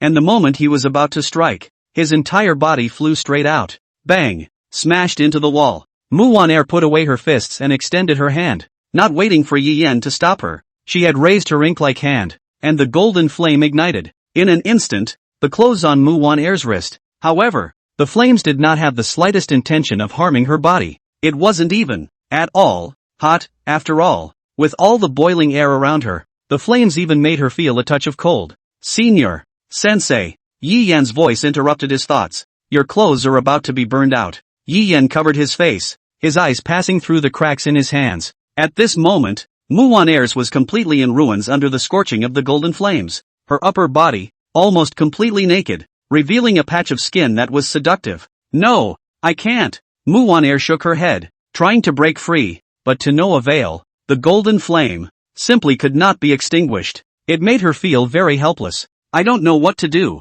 One could only wait for the yellow flames, which burned all the clothes off her body. This process made him all feel a hint of shame, but more than shame, he was still shocked. This golden flame, what in the world was it from? With her strength she actually couldn't extinguish it. This is just too unbelievable. Her previous guess was correct. The young girl in front of her really did have unlimited potential waiting to be tapped. Mu Wan'er's skin was fair and delicate, and her snow-white breasts, as well as her long, straight legs, looked particularly enticing under the light of her golden flames. Seen enough? Muwaner blushed and covered herself with her hands. There was nothing, if anything, more infuriating than having her body looked at, and if there was, the one who looked at her body was still her own student. I didn't mean to. Yi Yan twisted his head in embarrassment. Not on purpose? And staring at her body all the time? Muwaner didn't believe Yi Yan's words at all. It didn't occur to me that this kid, or the little colorful skin, only after seeing the flames disappear, did Muwaner take out new clothes from her ring, and change into them. Why? Without prompting me? Muwaner's eyes beamed at Yi Yan with dissatisfaction. I tried to stop you before, but you wouldn't listen. Yi Yan had a helpless face and clapped his hands, listening to the sparse sound of changing clothes behind him, and then remembering that this was his teacher. Yi Yan suddenly blushed, remembering that she did see Yi Yan trying to stop him earlier. For a moment she didn't even know how to be so angry. That's all. It's nothing more than showing your body to a brat. Ahem. Muwaner blushed and coughed lightly a few times. Can you help me move Kisame's body?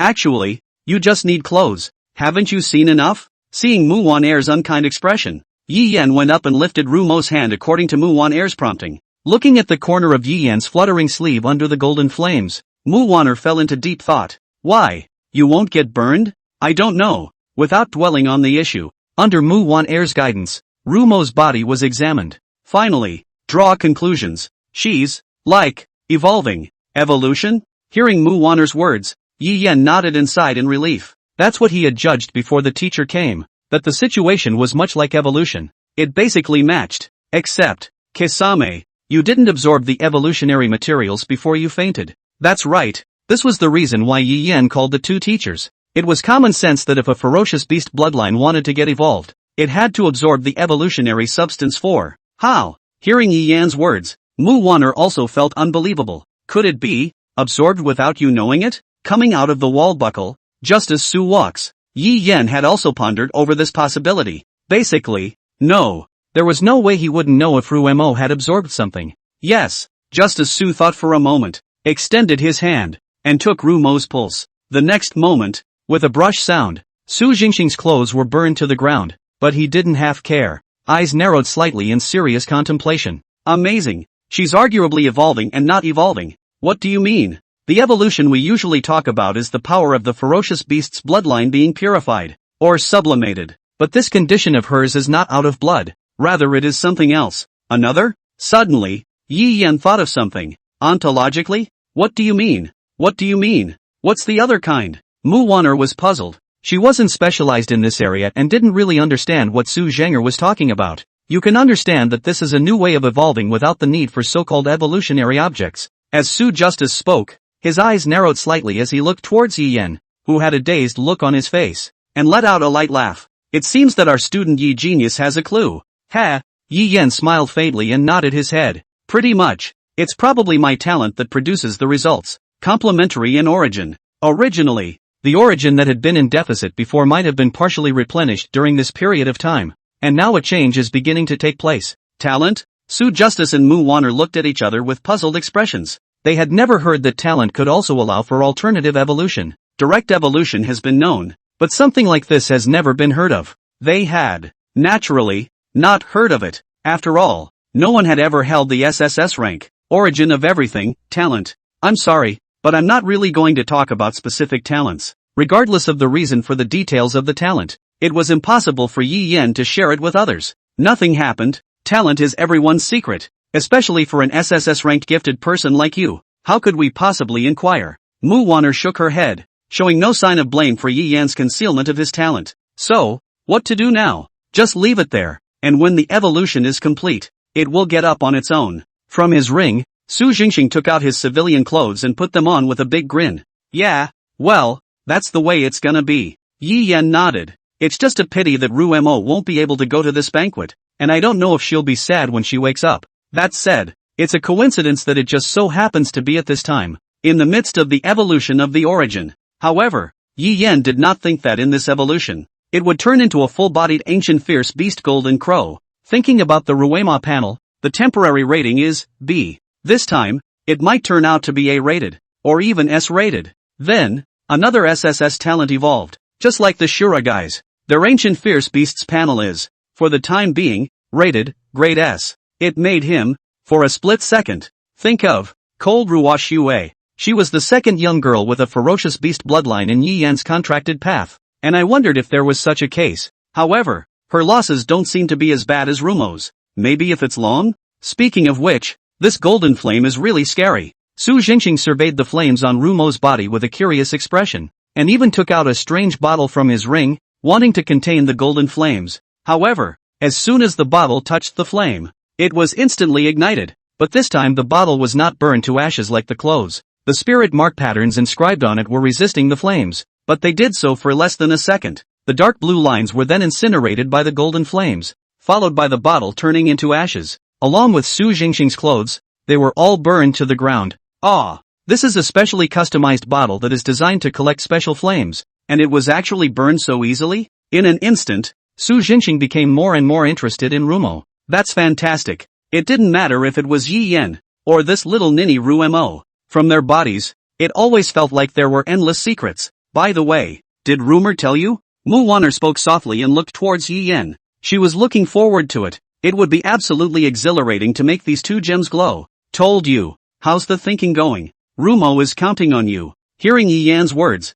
Mu Wan'er frowned. So, what about you? Me, Yi Yan said, raising his eyes to look at teacher Mu Wan'er. I have my own path. Skill is, sometimes, important. I know, but I don't have that much time. He's got, at night, a chivalrous journey to collect funds. Plus, Juga Mako's favor also had to be returned. He had so much to do. Like, for example, he was going to the party tonight. The teacher was right. Skill was important, but sometimes power could crush everything and ignore all the fancy stuff. The most important thing is still the basic combat power. Without this kind of support, all the skills, but it is just a castle in the air. Yeah, Mu Wan'er looked disappointed, and suddenly, she noticed the invitation in Yi Yan's hand. You're planning to go to the birthday party of the city lord's daughter? To see the world. Yeah, you go. Rumo, don't worry and leave her in my care. I won't let anyone harm a hair on her head. Thanks then. You're welcome. Now I'm, at least, Rumo's master. Mu Wan'er let out a light laugh. After taking care of Rumo for a while, Yi Yan carried Bai Ling out of the room. Walking out of the hospital room and coming to a room with no one in it, Yi Yan dialed a phone number. Young master, is something wrong? In the next moment, Deception Russian instantly appeared at his side, her hand covering the vibrating cell phone. Look after it for me, Rumor. Saying that, Yi Yan placed Bai Ling in Deception Russian's arms. Seeing this, the cat Deceptionist Frost's face was slightly shocked. Took it, and a trace of tenderness flashed in his eyes. Young master, you still have a cat, but is this young master's intention to let Rishung take care of Smiley and Miss, and then go on a rendezvous with January himself? Hearing Deception like Frost, that sultry tone, Yi Yan corrected as he almost fell over. No, a rendezvous, just a party. Isn't that the same thing? Deception Russian stroked the kitten, those star-like eyes glistening with teardrops, loss written all over her face. Ah, this. Yi Yan was speechless for a moment inside. Do you want anything? Young master, is this an attempt to bribe your daughter? Deception blinked her big eyes. No, of course. Deception Frost's smile blossomed into a wide grin on her face. So, can you tell me what I want? No. Deception Frost gave a rare mischievous smile. It's too meaningless to tell the young master now. We'll know when the young master returns. That works. Yi Yan let out a light laugh, then turned his gaze to the white cat in Deception Russian's arms and said, Shaoling, stay by Deception Russian's side and help me take care of Rumo. Meow. Hearing Yi Yan speak to the cat, Deception Ruhan let out a light laugh. Then she was treated to the shocking sight of the cat actually speaking. Dad, get some back. Ah, this, unbelievable. Deception Russian stared with wide eyes, her eyes going back and forth between Yi Yan and Bai Ling. No, it's not what you think. Yi Yan had a headache and explained it briefly. Ah, so pathetic. Deception Ruoshang's cheeks jerked in a deadly frenzy on Bai Ling, causing her to purr pussycat. Young master, don't worry, I'll definitely complete the mission. Looking at Cat, Deception Frost's eyes glowed. Very good. It was very spirited. So Yi Yan was relieved. After explaining to Deception Russian, Bai Ling's talent, Deception Russian fell even more in love with Bai Ling. This talent, combined with his spatial talent of coming and going without a trace, wouldn't it be most places she could go? The ability, though, how it feels clashes with June. However, one is out of blood and the other is talent. One can be communicated with and one is difficult to communicate with. There is still a difference though. Sharon is altering perceptions so that others mistake it for a cat, and June is clearing its own existence. Except that the power it's hard to control is just that. Meow. Bai Ling called out. Seeing this deception, Ruoshang immediately liked it so much that he hugged it in his arms and refused to let go of it. Don't worry. Sister will protect you all. Yi Yan walked out of the school hospital. Suddenly, a familiar figure was seen in the corner of the playground. That's Tong Tong. Yi Yan did not see her name within the top 500. In other words, the current Tong Tong had not passed the examination. And there are 10 minutes until the end of the test. Need a favor? I can help you pass the test. Yi Yan went up and struck up a conversation with him. If she could contract with him, Tong Tong's rating could probably be raised by 2 to 3 levels. But unsurprisingly, no need. Tong Tong didn't even raise her head and directly refused. I will rely on my own abilities. Saying that, as the time was about to end, he issued a challenge to the ranked 498th candidate. The result was clear, she won. Barely won. The other team was coming off a 2-game stretch where they had a little bit of stamina to keep up. But, how long will this, in turn, last? Yi Yan turned around and left. At night, the streets, the lights were bright, decorating the whole city like a sparkling jewel. The breeze blew gently with a hint of coolness, as if to remind people that it was the end of summer. A beautiful woman, with a red dress, as if the flame in the dark night, that in the golden long hair, dazzling under the light. He walks the streets alone. Her beauty and elegance attracted countless stares, but her eyes were only ahead. Suddenly, a frivolous voice breaks the silence. A frivolous man approaches the woman. Hey, lady, dressed like that, who are you waiting for? Want to go for a little drink with me? Seeing this, the woman frowned softly, not wanting to cause unnecessary trouble with her appearance, trying to avoid the unpleasant man. But the man, in hot pursuit, saw that the woman did not have any overreaction, but also began to accost him recklessly. My house is still big. Do you want to visit my house? The man hemmed and hawed, and just as the man reached out, trying to grab the creamy giant, a hand tightened its grip on him. I'm sorry, she's already got a date for tonight. Hearing a familiar voice, the woman looked back and saw the familiar figure. Yi Yan wore a black suit, with a handsome face and a deep gaze. It made January freeze. What are you doing? It hurts, the glib man yelled. The next moment, a huge force came from his arm, and by the time he reacted, he was already paralyzed on the ground. The glib man was incredulous, but the pain coming from his arm made his brain, well, clear. The frivolous man, who originally wanted to do something, was stunned after meeting Yi Yan's eyes. The next moment, holding his arm, he fled, cursing. Seeing that Yi Yan kept staring at her face, January was rarely shy and stroked her cheeks as she inquired, is it something in my face, or am I not dressed appropriately? No. Yi Yan took out a delicate eye patch mask from his ring, as light as a butterfly. He gently placed the mask on the woman's head and whispered, it suits you. The woman felt Yi Yan's gentleness and care, and a scarlet blush spread across her face. She touched the mask lightly and asked shyly, really? Of course. Yi Yan smiled and nodded, then turned his head to look at the other waiting people. Where are the others? They went first. Go first? Yi Yan hesitated, but thought that the invitation had been given to them. If they wanted to go, they themselves could take the invitation and go over. So he didn't think much about it, and held January's hand and disappeared into the night together. This time, Yi Yan used his original appearance. After all, this kind of illusion art of his was simply useless to some top-tier powerhouses. Might as well just not use it, unless it was an SSS grade talent. But this kind of talent, Yi Yan didn't have the luxury of hoping for the time being. Anyway, they didn't reveal their faces while they were on the move, so there's no need to hide it at all. The two of them arrived at the location of the banquet, which was Northern Underworld City, the city lord, Xiao Wuji's home. Looking at the castle in the distance that was golden and brilliant as if it was a palace, Yi Yan's mouth twitched. That's quite an exaggeration. Please show the invitation letter. The doorkeeper on the side said respectfully to Yi Yan and the two of them. Yi Yan took out the invitation that Xiaoshui had given him and handed it over. The doorman took it, and after seeing the S-Class logo inside the invitation, a hint of surprise flashed in his eyes,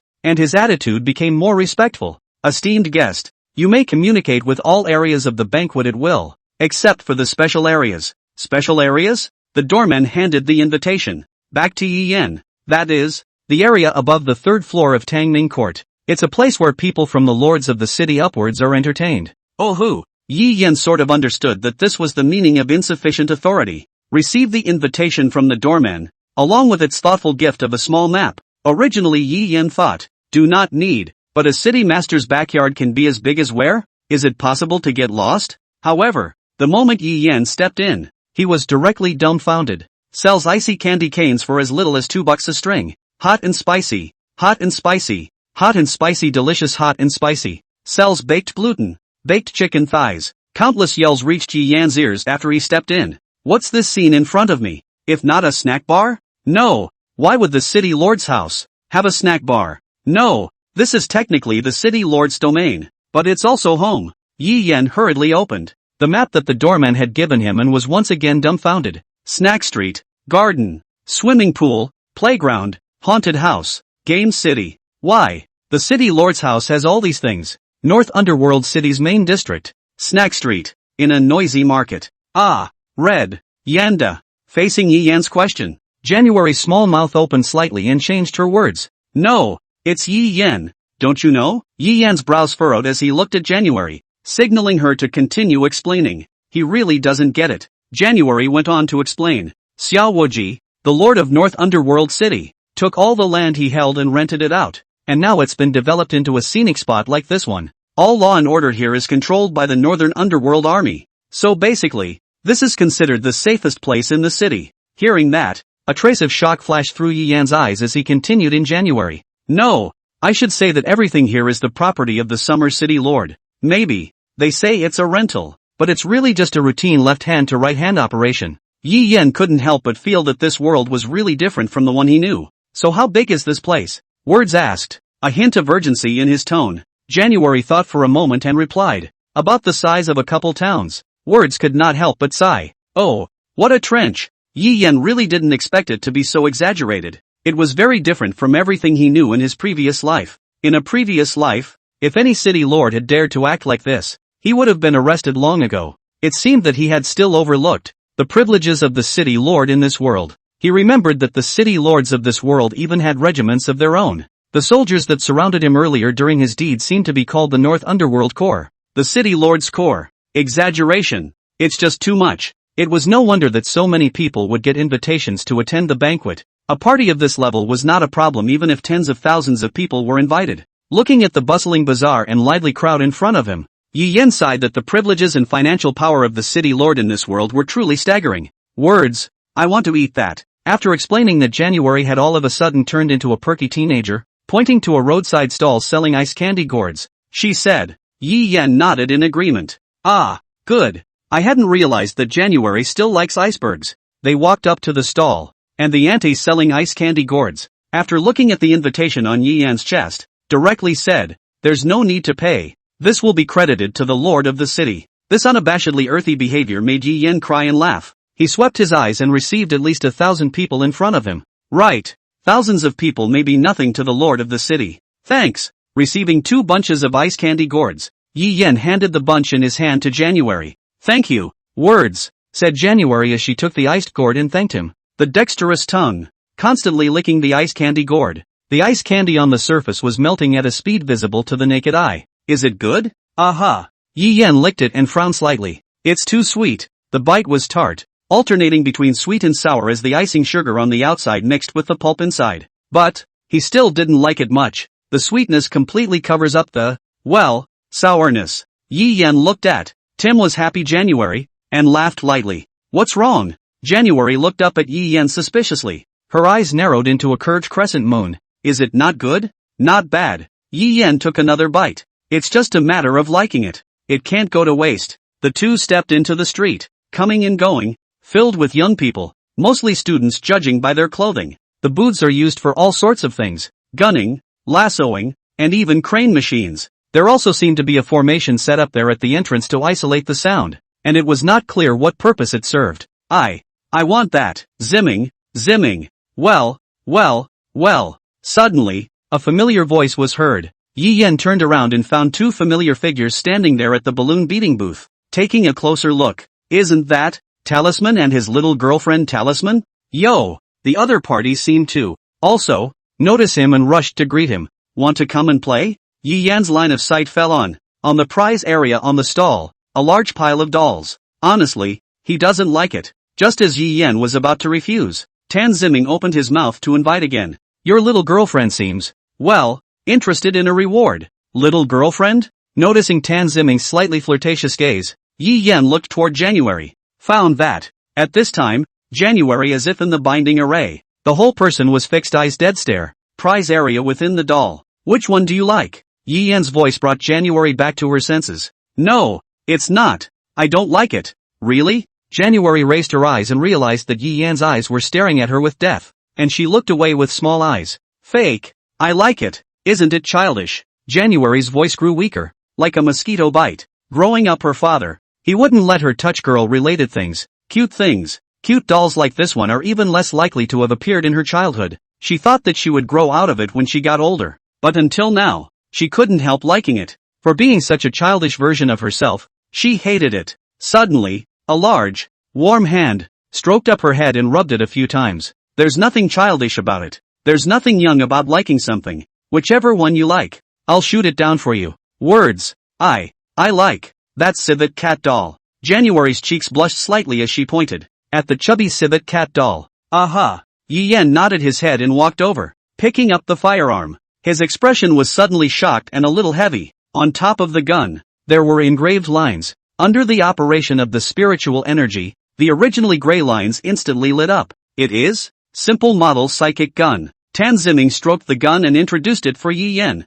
It's probably a toy modeled after the K50 psychic gun, lacking key markings and spells. The parts are complete. If you can engrave it, you can probably use the full power of the K50 psychic gun and pierce through the defenses of a third-rank defensive beast with a single blow. Piercing a third-order defensive beast? With the knowledge of the previous life, this K50 spirit can grab a bullet, equivalent to the previous life sniper rifle armor-piercing bullets, right? Thinking of this, Yi Yan's mouth twitched. Isn't that dangerous? To actually casually put something like this on the stall, Yi Yan didn't know what to say. Don't worry about it, Talisman said as his fingers deftly disassembled the K50 psychic gun. Didn't I tell you? It's just a simple model. It lacks key inscriptions and spell formations. It can't utilize its original power at all. At best it can shoot some balloons or something like that. What? In the time it took to speak for a few moments, Tal Ziming had already finished disassembling and assembling, smiling and looking at Yi Yan, issuing a challenge. Want to,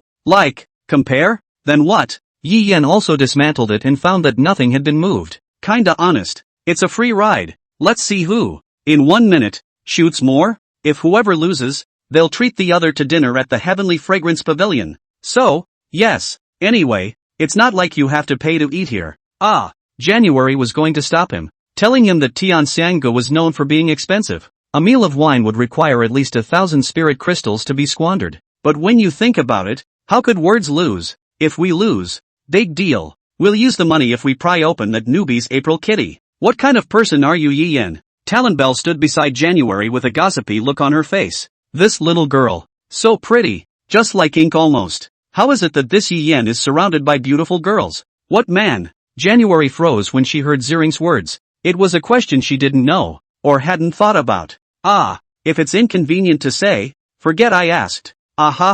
Looking at January's face in a difficult situation, Tal Ziling waved her hand and beat a dead horse. Is it a mistress, by any chance? It can't be. How would Junior's words be squarely brought out? With this in mind, Tal Ziling's eyes fell to her boyfriend's side. So, let's get started. From the ring, the stopwatch was taken out and started the moment it was pressed. Aiming at the balloon in front of him, spiritual energy was injected into the gun, and Yi Yan took the lead in pulling the trigger. The aura turned into a bullet that instantly trajectoried towards the balloon in front. However, the balloon did not explode. The bullet did not deflect, but dissipated the moment the balloon it was about to touch. Snap! Talon's bullet, however, hit the balloon solidly. Yi Yan frowned. What was going on here? They all had the same guns. Why was he the only one who appeared to be in this situation? Pull the trigger again. Bang! As always, it's the balloon shot by Talisman that breaks, and his bullet, the moment it touched the balloon, disappeared. The second accident made Yi Yan realize that it was a problem with the gun.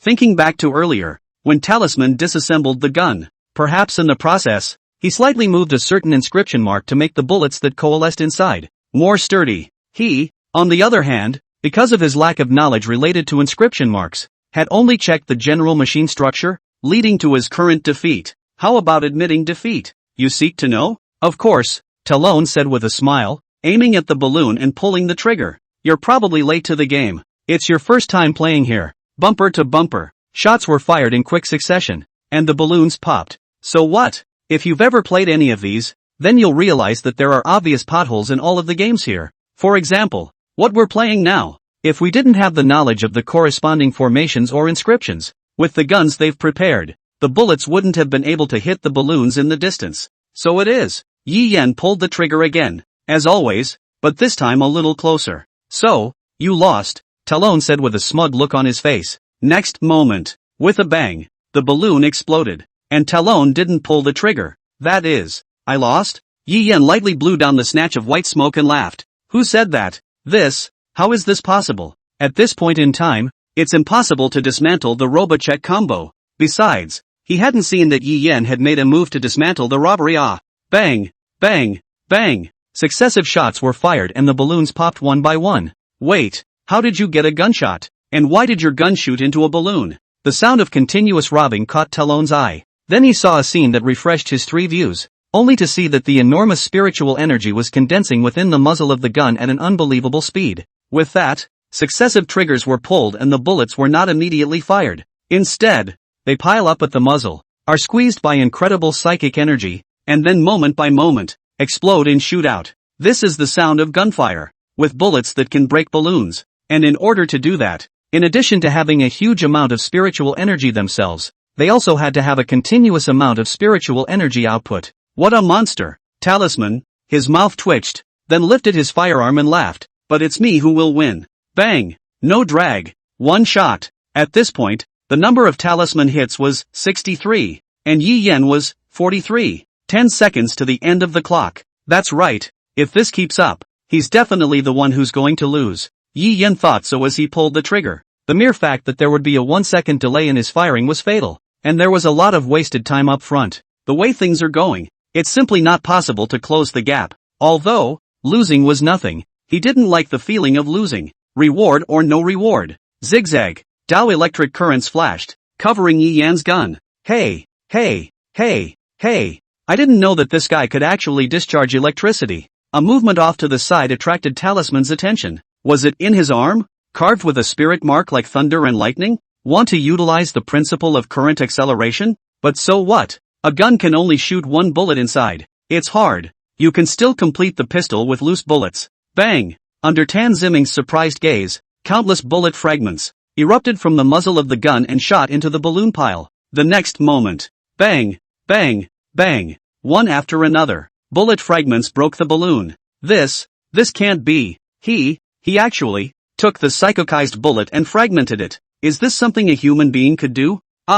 It seems to have passed. Looking at the half-destroyed balloon wall, Yi Yan was embarrassed. Ha ha ha. The owner on the side looked back from his shock and laughed out loud. It's okay, as long as you guys are having fun. Right. This player wait, the owner said, pulling out a badge from his body with a gun engraved on it. Here it is, your reward for breaking the record. Hearing the reward, no need for money. Yi Yan took it, could not feel a bit of spiritual power from it, but indeed could not break the bend. Is it a special material? Is it of any use? Yi Yan inquired. That one I don't know. The owner scratched his head with a silly face. However, Yi Yan would not be fooled by this appearance of his boss. Rank 5, level 9. This kind of strength, if it was in any other country's city, it could be a city lord. And now, here it is indeed just a small owner of a ground game. It's really intriguing. Yes, the boss takes the beaver doll from the reward area. Here, your reward. Thank you. Yi Yan took it, and the next moment a hand rested on his shoulder.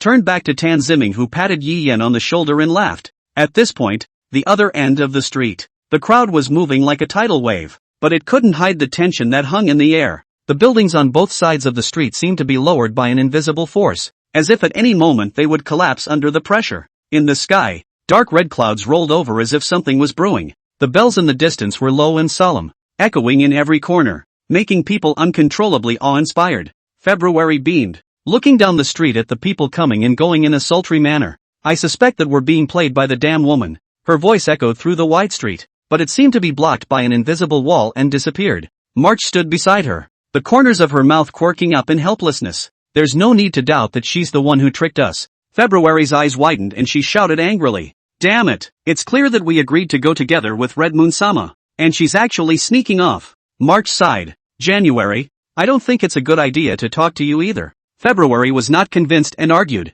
I told her everything. She didn't seem to agree. So what? I said it all. I don't care. I don't care. February rolled on the ground in a sandy slope, drawing blank stares from March. This little ninny is just as much of a child as she looks. Oh, but it's just a small thing. Let's see me make a big contribution to the other side this time. And then let Red Moon-sama date me for a whole day. Ah, this. February tilted her head and asked March, by the way, what about the two newcomers?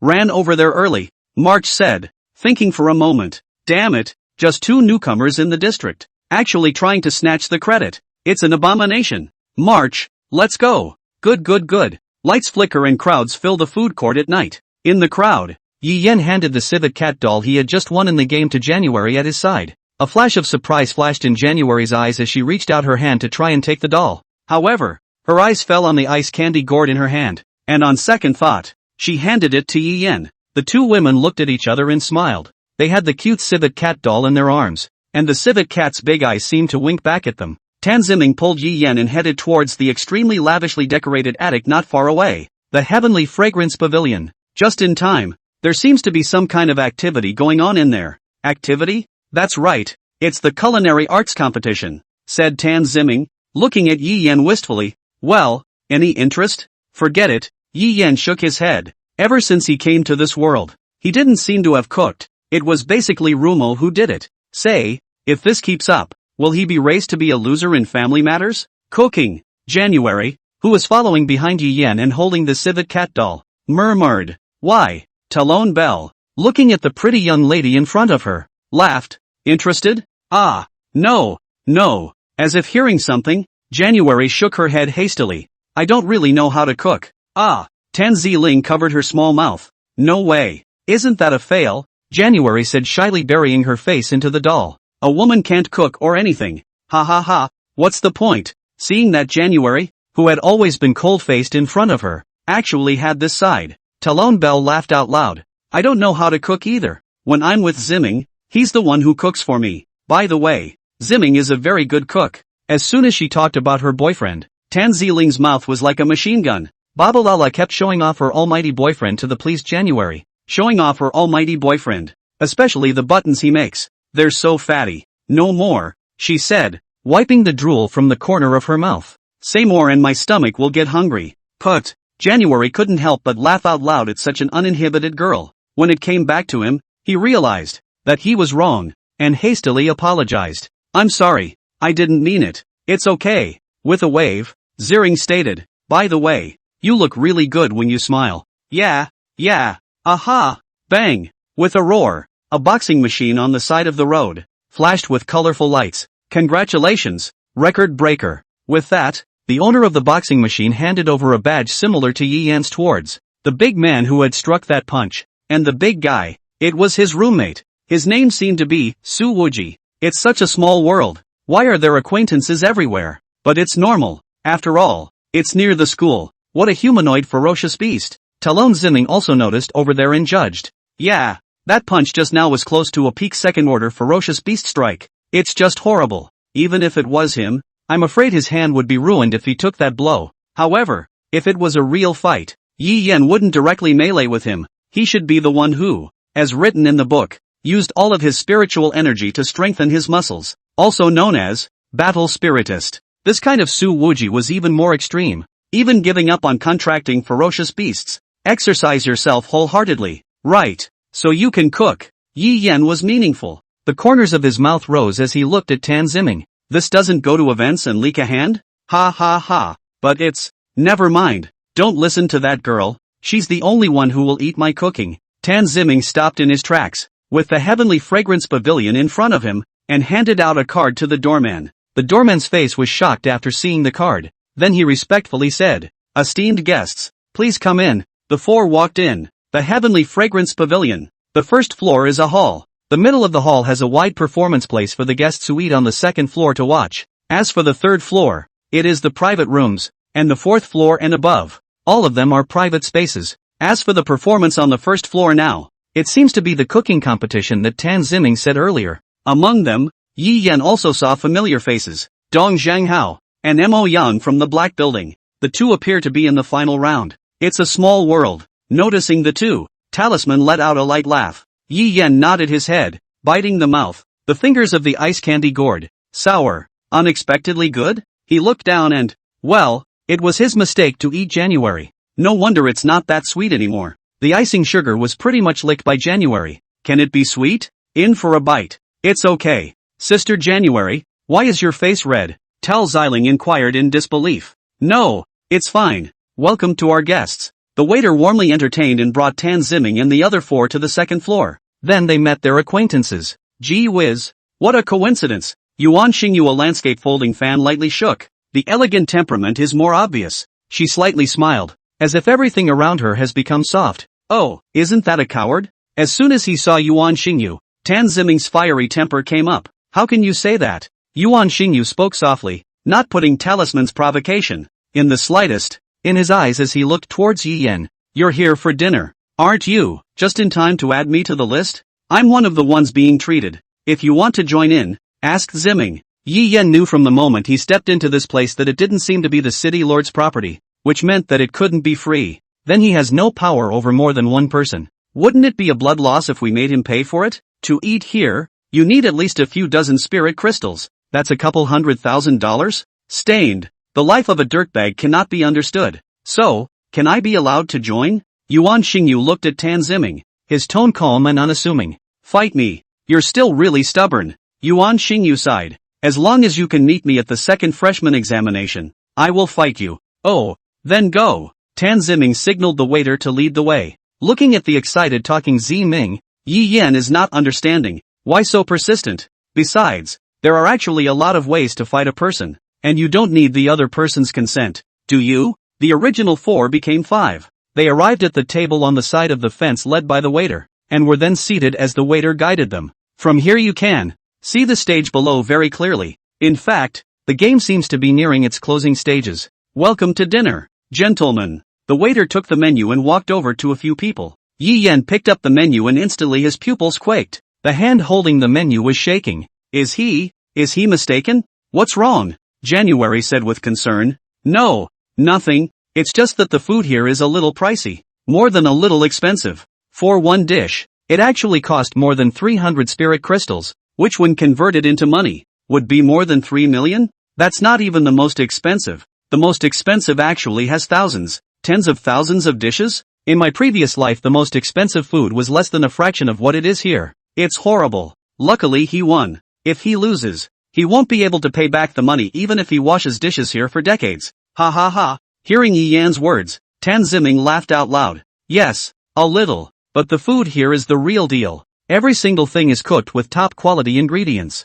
For example, the dragon gum here is made from dragon bones from the 7-star ocean, sliced into pieces, and then added with a special seasoning, with some highly concentrated red wine, and some other cherished ingredients. It's absolutely delicious. Talon spoke while directly on point. Yi Yan took a look at the menu. Good lord. 788 spirit crystals. Really think that money is not money? What level of rich kid is this? Neither is having money. How to spend it? This is so. Love it so much. Then let's have one. Double dragon. Fierce tiger returns to the mountain. Yi Yan made a bunch of small points, frightening the opposite side of Tan Ziming's mouth to twitch. He was just being polite. And you're being really nonchalant about it. Ah. I'll have a full river of flowers, too, with the dragon and phoenix presenting. On the side, Yuan Xingyu also ordered himself up. Hey,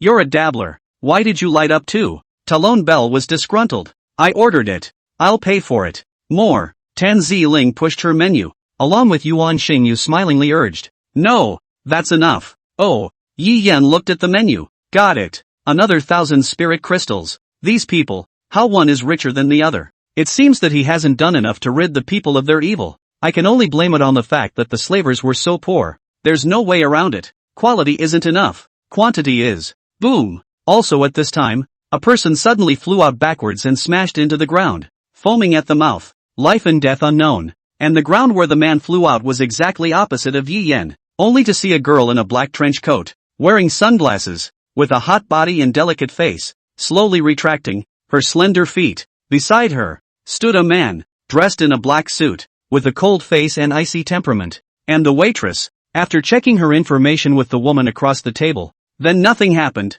continued to sit at the table and eat her meal. Yi Yan said that he understood. After all, it's such an expensive meal, how can you say it after all? And that is? January wondered. The people in the two black buildings, Ziling explained for him, and Ziming added with a glance at January. Tang Feng, Tang Huang, a pair of weirdos. Oh, odd man out. Not that he could see what was odd about it. Just as Yi Yan thought so, Yi Yan saw a strange scene, only to see that those two men were holding knives and forks to the beef on the dinner plate, cutting it continuously until it turned into minced meat, before sending a little bit of it to the back of their mouths. Okay, very strange indeed. Granted, finer food is good for digestion, but isn't that what teeth are for? As far as bad teeth are concerned, there is no way in this world that they can exist. Whoa whoa whoa whoa. Snap. A burst of applause came from below. Yi Yan looked down. It turned out to be the result of the cooking competition. The result was that the thin and timid Dong Young Ho won the match. Congrats on winning the tournament.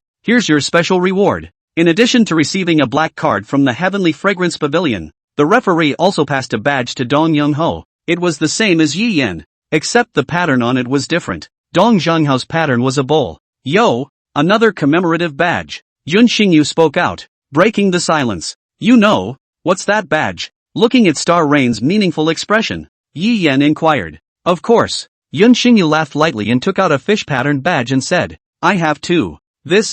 I broke the record to get it when I was fishing for goldfish. Oh, cut the crap. Talisman squinted, offended, and disliked. It's something that I have, so what the hell does it do? He. Yuan Xingyu was not the least bit displeased by Tan Ziming's attitude. These games are released by the City Lord's daughter. It is said that the one who completes all the games and collects all the badges will get the heart of the City Lord's daughter. Ah, this kind of thing, there are people who believe it too. Ziling was speechless. North Underworld, the City Lord's daughter, the young girl who has collected thousands of favorites and a lifetime of love, would have this method of hastily selecting a prince consort? How is this possible? Hey, it's all rumors, but one reliable one is that if you collect all the badges, you do get a prize. Yun Xingyu laughed meaningfully. A prize hand-picked by the lord of the city. Oh, the crowd looked at me and I looked at you, and none of them seemed interested in it. Clang! Suddenly, a familiar voice rang out, and Yi Yan looked down, his pupils tightening. Next, it's our turn to perform. At this moment, Sun Empyrean and Autumn Ruin, standing on the stage, waved to the crowd. Hello everyone. Just as Yi Yan thought so, Yi Yan saw it. Hey, what do they want? At this moment, Yi Yan's heart had a bad premonition. Why do I look at those two beauties downstairs? So familiar. Talonbell frowned and blinked. I don't know if it's them. I always feel like I've seen them somewhere before. No, Ziling, you want to be right. Tan Ziming, his face suddenly became serious. They are the wanted criminals who attacked the animal pens in Clear Springs. At this time, the Sun Empyrean spirit who made her appearance didn't even change her face. And all of a sudden, their identity was exposed. This is, those wanted men? It's not, that extremist organization. Extremist organization. Shura? Why? They're here. Are you kidding me? You'll get killed. By now, there was chaos down there, with footsteps coming from everywhere. Guests scrambled to escape this dangerous place. Some of them knocked over tables and chairs in their panic, and there was a mess. The people inside the Heavenly Fragrance Pavilion were looking for a safe haven or a chance to escape. Run away. Find the guards. Where are the guards? The few tables near Yi Yan's side also began to panic, fleeing towards the nearby window doors. However, they soon realized that either direction had been blocked by an invisible wall. They were like trapped animals with nowhere to run. Only heard a bang. The next moment, an invisible wall instantly stopped the crowd inside. The panic within the Heavenly Fragrance Pavilion reached its peak. People run around, only to find that no matter what they do, they can't break through the invisible wall. What the hell is this? Just as the crowd was panicking, a colorful bubble floated in from the distance. They floated lightly through the air and then shattered one after the other. The crowd that had gathered at the door in panic instantly quieted down. They looked at the bubbles that floated by, their hearts filled with doubt and fear.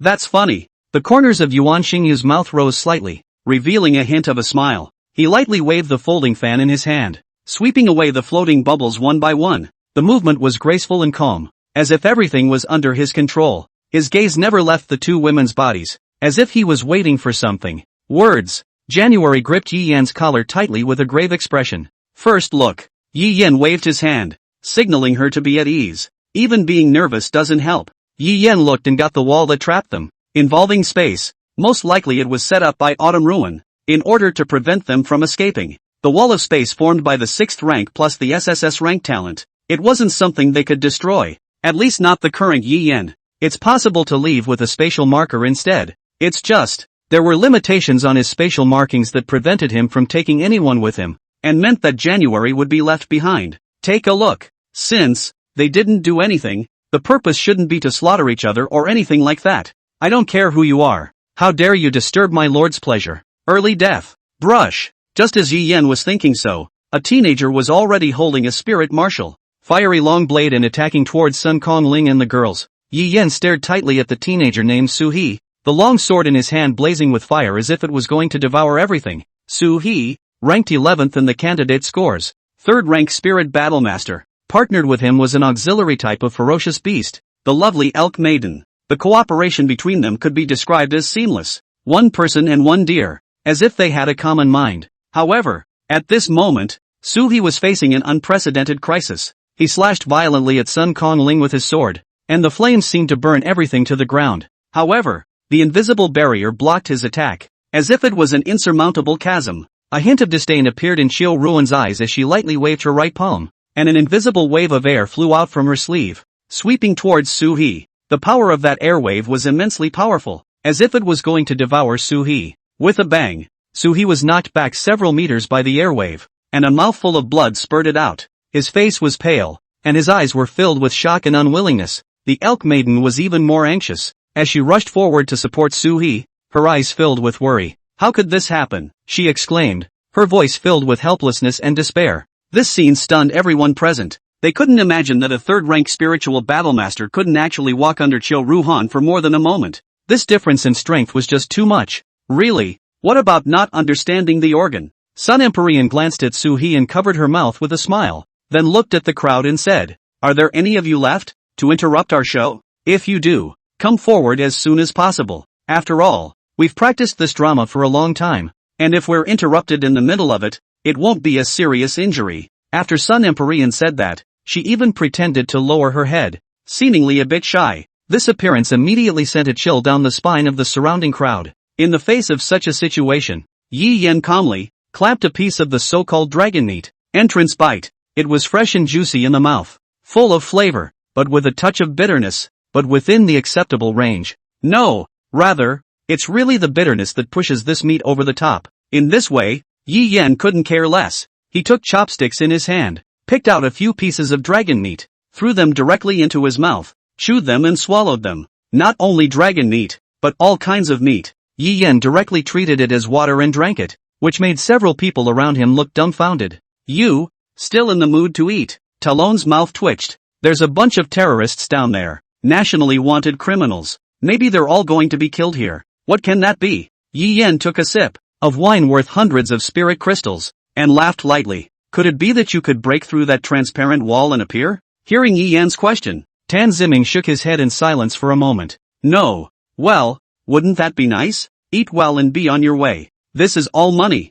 Sister January, your boyfriend is really talking. Ziling had wanted to say that Yi Yan didn't have any sense of crisis, but she didn't expect it. See the mouth chewing on something. Stuffed bulging January. What? What's wrong? Nope. Ha ha ha. Yuan Xingyu suddenly laughed out loud. Not bad. How can you spoil so much food? Exactly. Yi Yan said and stuffed another piece of meat into his mouth. That said, how come the more he eats, the hotter he gets? It was only when he felt it carefully that he realized that the aura contained in this meat was no less than that of a spirit crystal. It's no wonder that it sells for such a high price. Envious. Those rich people, when they run out of spiritual energy, they run to come inside the heavenly fragrance pavilion to have a feast and recover. So, the show begins. Clap clap clap. The only sound echoing in the silent venue was the applause of Sun Empyrean. Also at that moment, Dong Young Ho, who was in the corner downstairs, applauded along with him, and when he came back to his senses, he realized that he was being watched by almost everyone. Ah, shouldn't we applaud? He was then dragged to the far corner by Nangong Jia, who was beside him. However, most of them started to applaud under Dong Young Ho's leadership. Also at this time, a figure slowly emerged. A white dress. Slender posture. Like a fairy like dust. The beauty is not like a mortal woman. It was no one else but Autumn Ruin. She slowly took a step out and came in front of Sun Empyrean. And then the play begins. Then, the next sentence made Yi Yan tense up. Once upon a time, there was a prosperous kingdom. And as the king's master, the king had a beautiful daughter. The princess. Why does this sound so familiar? The king, the princess and their people, lived happily ever after. At this moment, Yi Yan's head had 100 question marks. This story, why is it so familiar? The princess on the stage, or Han Rushue, who is dressed as a princess, is captured by an evil dragon formed by bubbles. No, Sun Empyrean, who had transformed into a king, roared at the fading figure of Han Rushue, who had transformed into a princess. Don't! Looking at the princess taken by the dragon, the king was devastated. But they quickly came up with a great idea. They are in the king's territory, posting proclamations. As the narrator's Pei Qian's voice falls, a bubble breaks and the scene shifts. Recruit a valiant warrior to tackle the princess who has been captured by the evil dragon. And if he can save her, then he will betroth her to the valiant man who saves her. The nation is abuzz with this announcement. Almost all the valiant youths set out to save the princess and slay the dragon. But one man's power is so small. The scene shifts to a mountain of corpses and the streets paved with blood. A black shadow, leaping from the sky. His target was that ancient castle? In a room inside the castle, a girl was tied up and she was cowering. The image changed again. The girl had been placed on top of the altar, her eyes closed tightly and her cheeks red, obviously having been subjected to a spell. Outside the castle, the roar of the demons came and the whole earth trembled. The evil dragon has awakened. Everyone, you must leave. The camera switched to a girl, standing in front of the altar. She had a fiery figure, her skin was better than snow, and a black dress, which emphasized that perfect figure and delicate curves. That woman is the hero this time. Her name is Chiu Ruin. With teeth and claws, the evil dragon rushed up to the altar and tried to tear that princess's body. Not good. The princess is dying. Let's go help. In an instant, countless youths poured out. No, I can't let anyone die in front of me. Brave opened his eyes fiercely. His arms spread out, and a huge aura exploded out, blasting on top of the evil dragon. Bang! The evil dragon was knocked away. So cried Guts, and then burst forth with incredible power. As the narrator fell, Guts erupted with amazing strength and hard-pressed that evil dragon under his body. And then, Guts swung his fist out and ruthlessly smashed on top of that evil dragon. Ka-chow! With a crunching sound, bones snapped, and the evil dragon screamed and tumbled, tumbling through the castle and shattering countless beams. And then, in the midst of wailing and screams, that evil dragon fell to the ground and died. It was to Guts' credit that he saved the girl, and the two embraced each other before the moment of the deep kiss. As the princess, Cold Rushue pushed Chiu Ruhan away expressionlessly, not caring about the incredulous Chiu Ruhan. Cold Rushue's afterglow swept towards Yi Yan. Yi Yan's heart was shocked. This natural dork shouldn't be running over. If these people found out that he had something to do with them, it would definitely be troublesome. Luckily, Cold Rushue wasn't as dull as she thought. The story draws to a close. The valiant brave man killed the evil dragon and saved the princess. And the king honored his promise by letting the princess marry the brave man.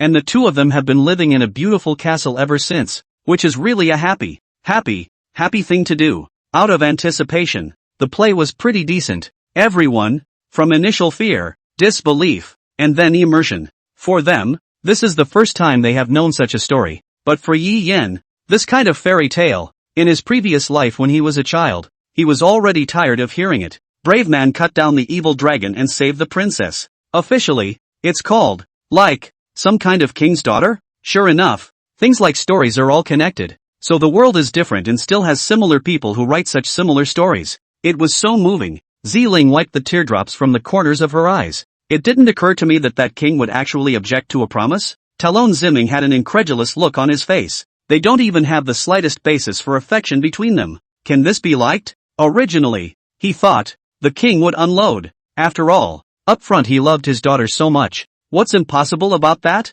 January wondered. She did understand the feeling of being in despair and being saved. So, for this feeling, she knows best. It's true that you can fall in love with someone for that. No, I rather think that that king, from the very beginning, never intended to reverse himself. Yuan Xinghai let out a light laugh. After all, to be able to slay the evil dragon by yourself, this kind of battle power, even if it's placed inside the entire kingdom, It's a unique existence. Doesn't make sense that it would be spared. Top-notch combatants. What the hell? Hearing Yuan Xingyu's speculation, Tan Ziling beamed in dissatisfaction. It's not like that. If you put it that way, isn't the king using his beloved daughter as a prop to enlist others? He. Yuan Xingyu let out a light laugh and didn't answer Tan Ziling's questioning, but instead looked at Yi Yan. So, Mr. Yi Yan, what do you think? In an instant, everyone's eyes turned to him in unison. You guys, instead of caring about the story, why don't you guess why they're,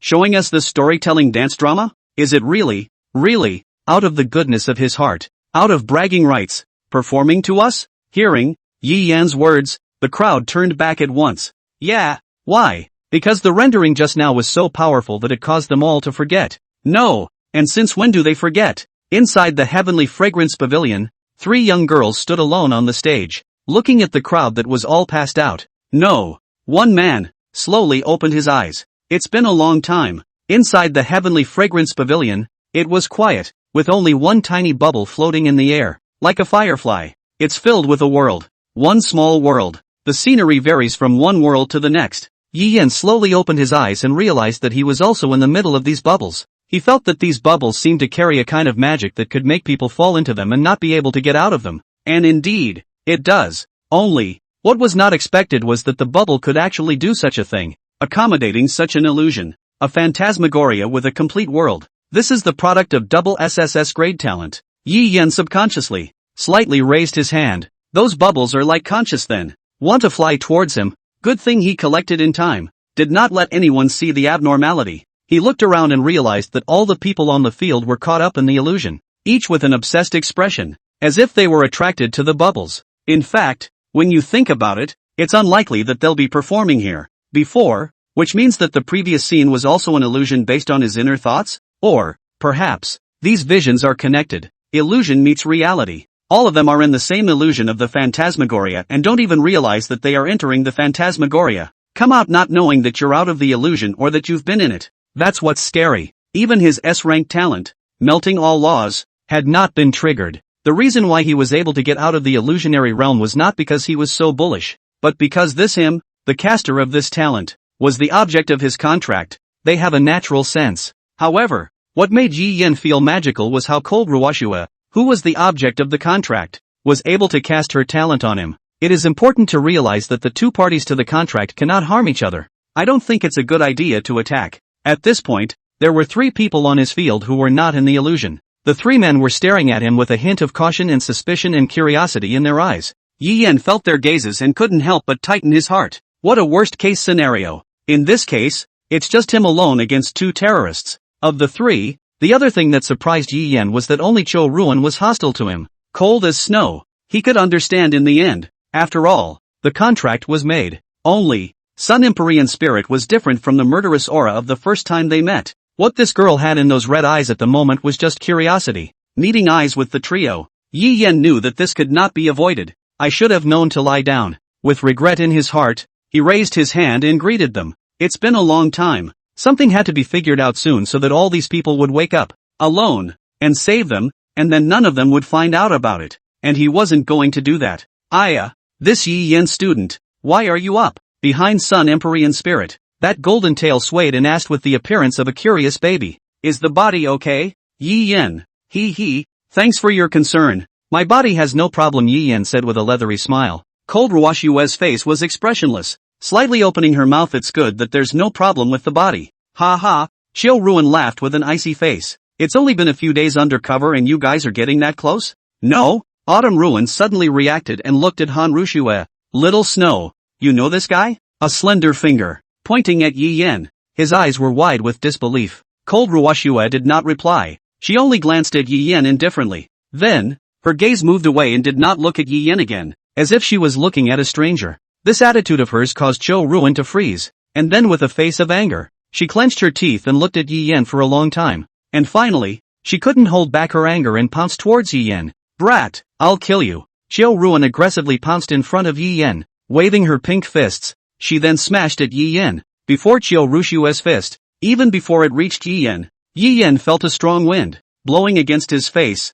scraping his cheeks raw. Yi Yan raised his eyebrows, his right foot gently stomped on the ground. and his body leapt backward to avoid Qiu Rushue's attack. Boo! Yi Yan had just jumped to the ground when Qiu Ruan's fist had smashed down. With this punch, Qiu Ruan did not restrain his force. All of his punching power was released. The power was extremely astonishing, causing the surrounding space to distort. Looking at the floor that was pierced through, Yi Yan's heart flinched. Although his speed was fast, it was impossible for him to completely avoid it. If he was smashed, I am afraid that he would be seriously injured. How dare you hide? Qiu Rushue shouted angrily and threw a beautiful whip kick down towards Yi Yan's abdomen. Snap! There was a clear crack in the air. Yi Yan hastily sidestepped his head and dodged. But he was still hit by the kick. A sharp pain came from his abdomen, and his entire left arm went numb, as if it didn't belong to him. Qiu Rushue scored a hit and immediately took advantage of the situation, swinging out two palms and striking towards Yi Yan.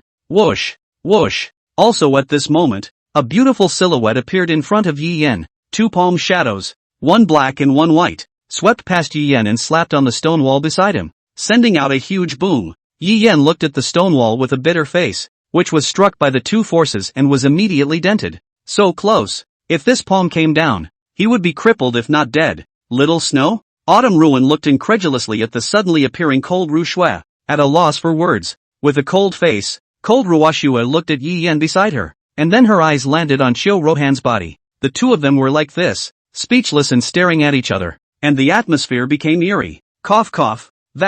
I'll leave first. Yi Yan gave a dry laugh and prepared to leave this place of wrongdoing. Don't try to leave, Qiu Rushue called out to him, then looked at the young girl in front of her. Yuki, what are you doing? Cold Ruashue was puzzled and cocked her head. Don't hurt him. Why? What exactly is your relationship with him? Autumn Ruin gritted her teeth. She really didn't understand how Cold Rushue could be so close to a strange man. So close. Cold Ruashue glanced at Yi Yan, then turned her head again. Because I don't want him to get hurt. Boom! In only an instant, the space around Qiu Ruan began to distort as a violent force erupted and her entire body disappeared. In the next second, a black vortex appeared around Yi Yan, and a terrifying devouring attraction emanated from within the vortex. The next moment, Cold Ruashue appeared. She stood in the center of the vortex, her face expressionless, lightly lifting her hand. Countless bubbles gathered and filled the vortex. Yuki, are you crazy? Do you know? What are you doing? Shouted Qiu Ruan. She was shocked that Cold Ruashue would go against them for such a stranger.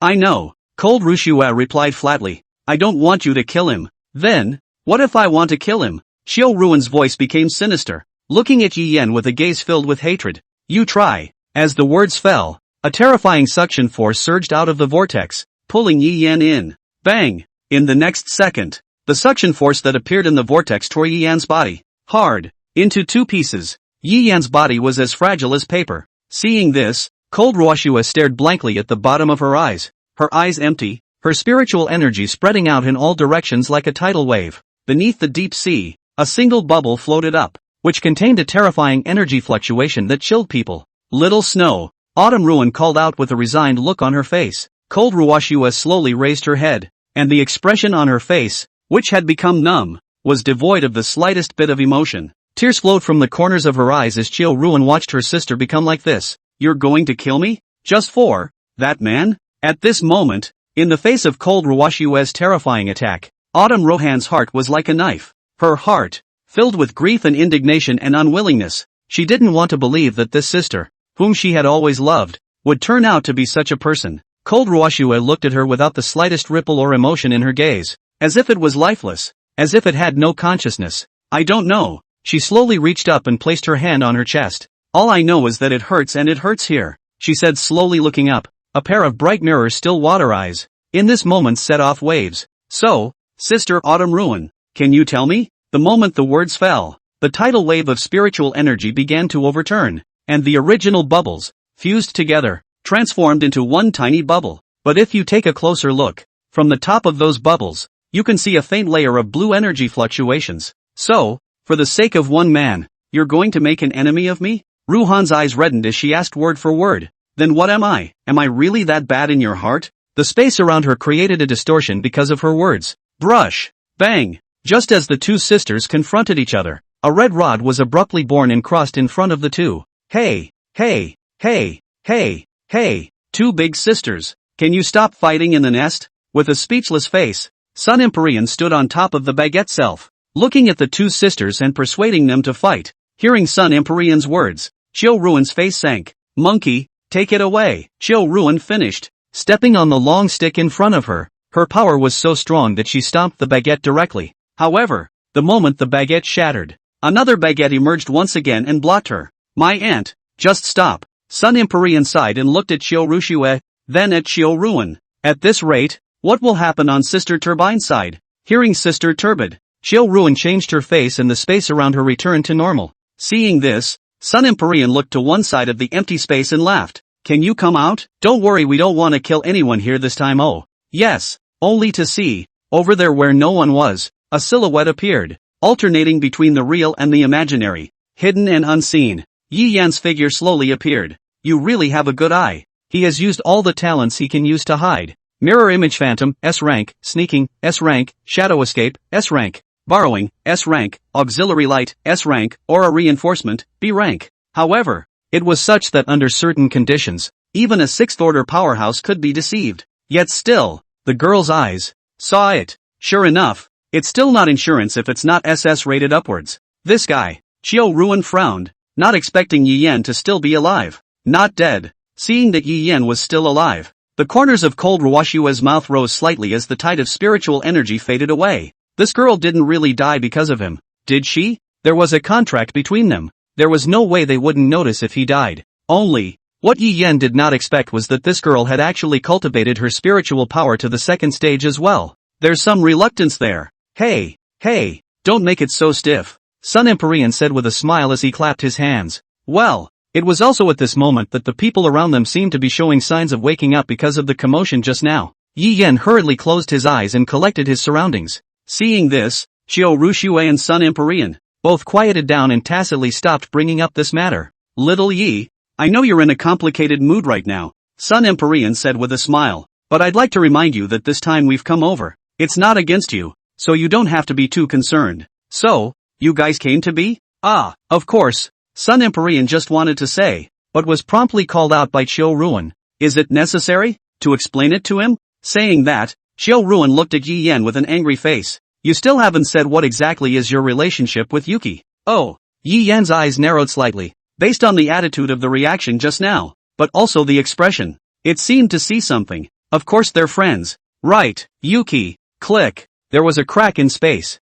Hey. Sun Empyrean moved closer to Yi Yan and cautioned with a worried face. Don't you say such things again and irritate big sister. Your big sister wouldn't be the one. Yi Yan inquired tentatively. That's the one. Scratch that. Sure enough. Stained. No wonder the reaction was so. It's just a pity that the falling flowers have a heart, but the flowing water has no heart. That's right, Sister Rachel. It's just a piece of wood. But, Sun Empyrean said, looking at Yi Yan wistfully, by the time you get here this would seems to have sprouted. What germination? Cold as snow. Suddenly close to the expressionless voice of doubt. Ah this. Looking at Ru Shue's innocent eyes, Sun Conling for a moment, seemed to be unable to say anything. Boom! An explosion rang out. What? Several people looked toward the place of the explosion, only to see that the entire upper right corner of the 3rd floor, in the explosion just now, smashed itself out of a piece has collapsed down. Even the spatial barrier covering the attic had a gaping hole in it from the impact just now. No good. Qiu Ruin secretly sighed that it was not good and mobilized his spiritual energy, wanting to repair it in a short period of time, but it was too late. The next moment, several figures went out through the gap. After them, as the words fell, the two of them, Qiu Ruhan and Cold Ru Shue, disappeared into thin air. That's who you're looking for? And for that, lock us all up? Yi Yan looked towards the only one who hadn't left yet. Sun Conling. Hey, half right. So who the hell was that? It's the Generation Sky people. By the way, what exactly is your relationship with Sister Rushue? Sun Conling leaned on Yi Yan, revealing a mischievous smile, and on his red pupils, a strange light flickered. And that yellow monkey tail? It was even moving around. Do you believe me when I say it doesn't matter? Yi Yan smiled helplessly as his eyes fell on Sun Conling's beautiful red eyes. There was no telling what kind of ground these eyes of fire could see. What kind of things they could see. Hey, do you think I believe that? Sun Conling smiled fawningly,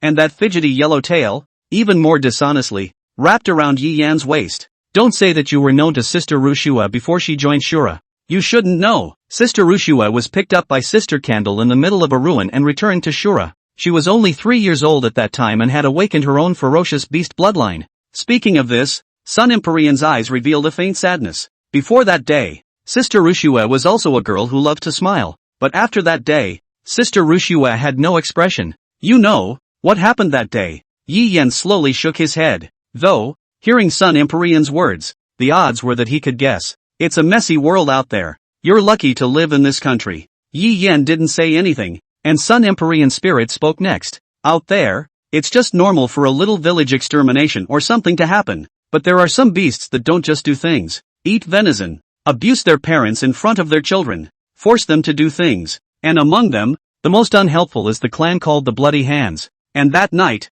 the attackers were the Bloody Hands. After Turbine arrived, she saw the ruins, and in front of Ruyue's eyes, the bloodied parents. Sun Empyrean said, and her eyes, which were originally fiery red, became redder and redder. After this, Sister Rushua basically stayed inside our base except for missions. So, here's my question. How did you meet Sister Rushua? Sun Kongling's eyes looked straight at Yi Yan. Yi Yan was silent. So, what exactly do you want by telling me such things? Yi Yan did not answer her question directly. Oh, changing the subject again. Sun Empyrean let out a light laugh, and her original mischievous expression then disappeared, replaced by a serious look. Her eyes stared at Yi Yan without blinking and said, "What secrets you have? I don't care. What revenge you have? I don't care. Even if you try to kill me, I don't care. But only Rushua, you must never move. I won't and I can't touch her. Don't worry." Looking at Sun Kongling who had a serious face, Yi Yan sighed and stated, as long as there was a contract between them, Ruishue and him could not be enemies. Yes. Hearing Yi Yan's words, Sun Empyrean seemed to understand something and murmured softly in her mouth. Once again, she flashed her slightly mischievous smile. Ruyue, because of her experiences, has special abilities, and even after joining Shura, she has never killed a single person. Why? Tell me this. Still the same problem. Nothing, just want you to remember. After all, Sister Rushue never open her mouth to talk about her own things, and will not to people. Narrate what? She's like snow, silently falling from the sky, and then silently melting away. I don't have that kind of relationship with your Sister Rushue. As if he was afraid that the Sun Kongling in front of him would misunderstand something, Yi Yan opened his mouth to explain.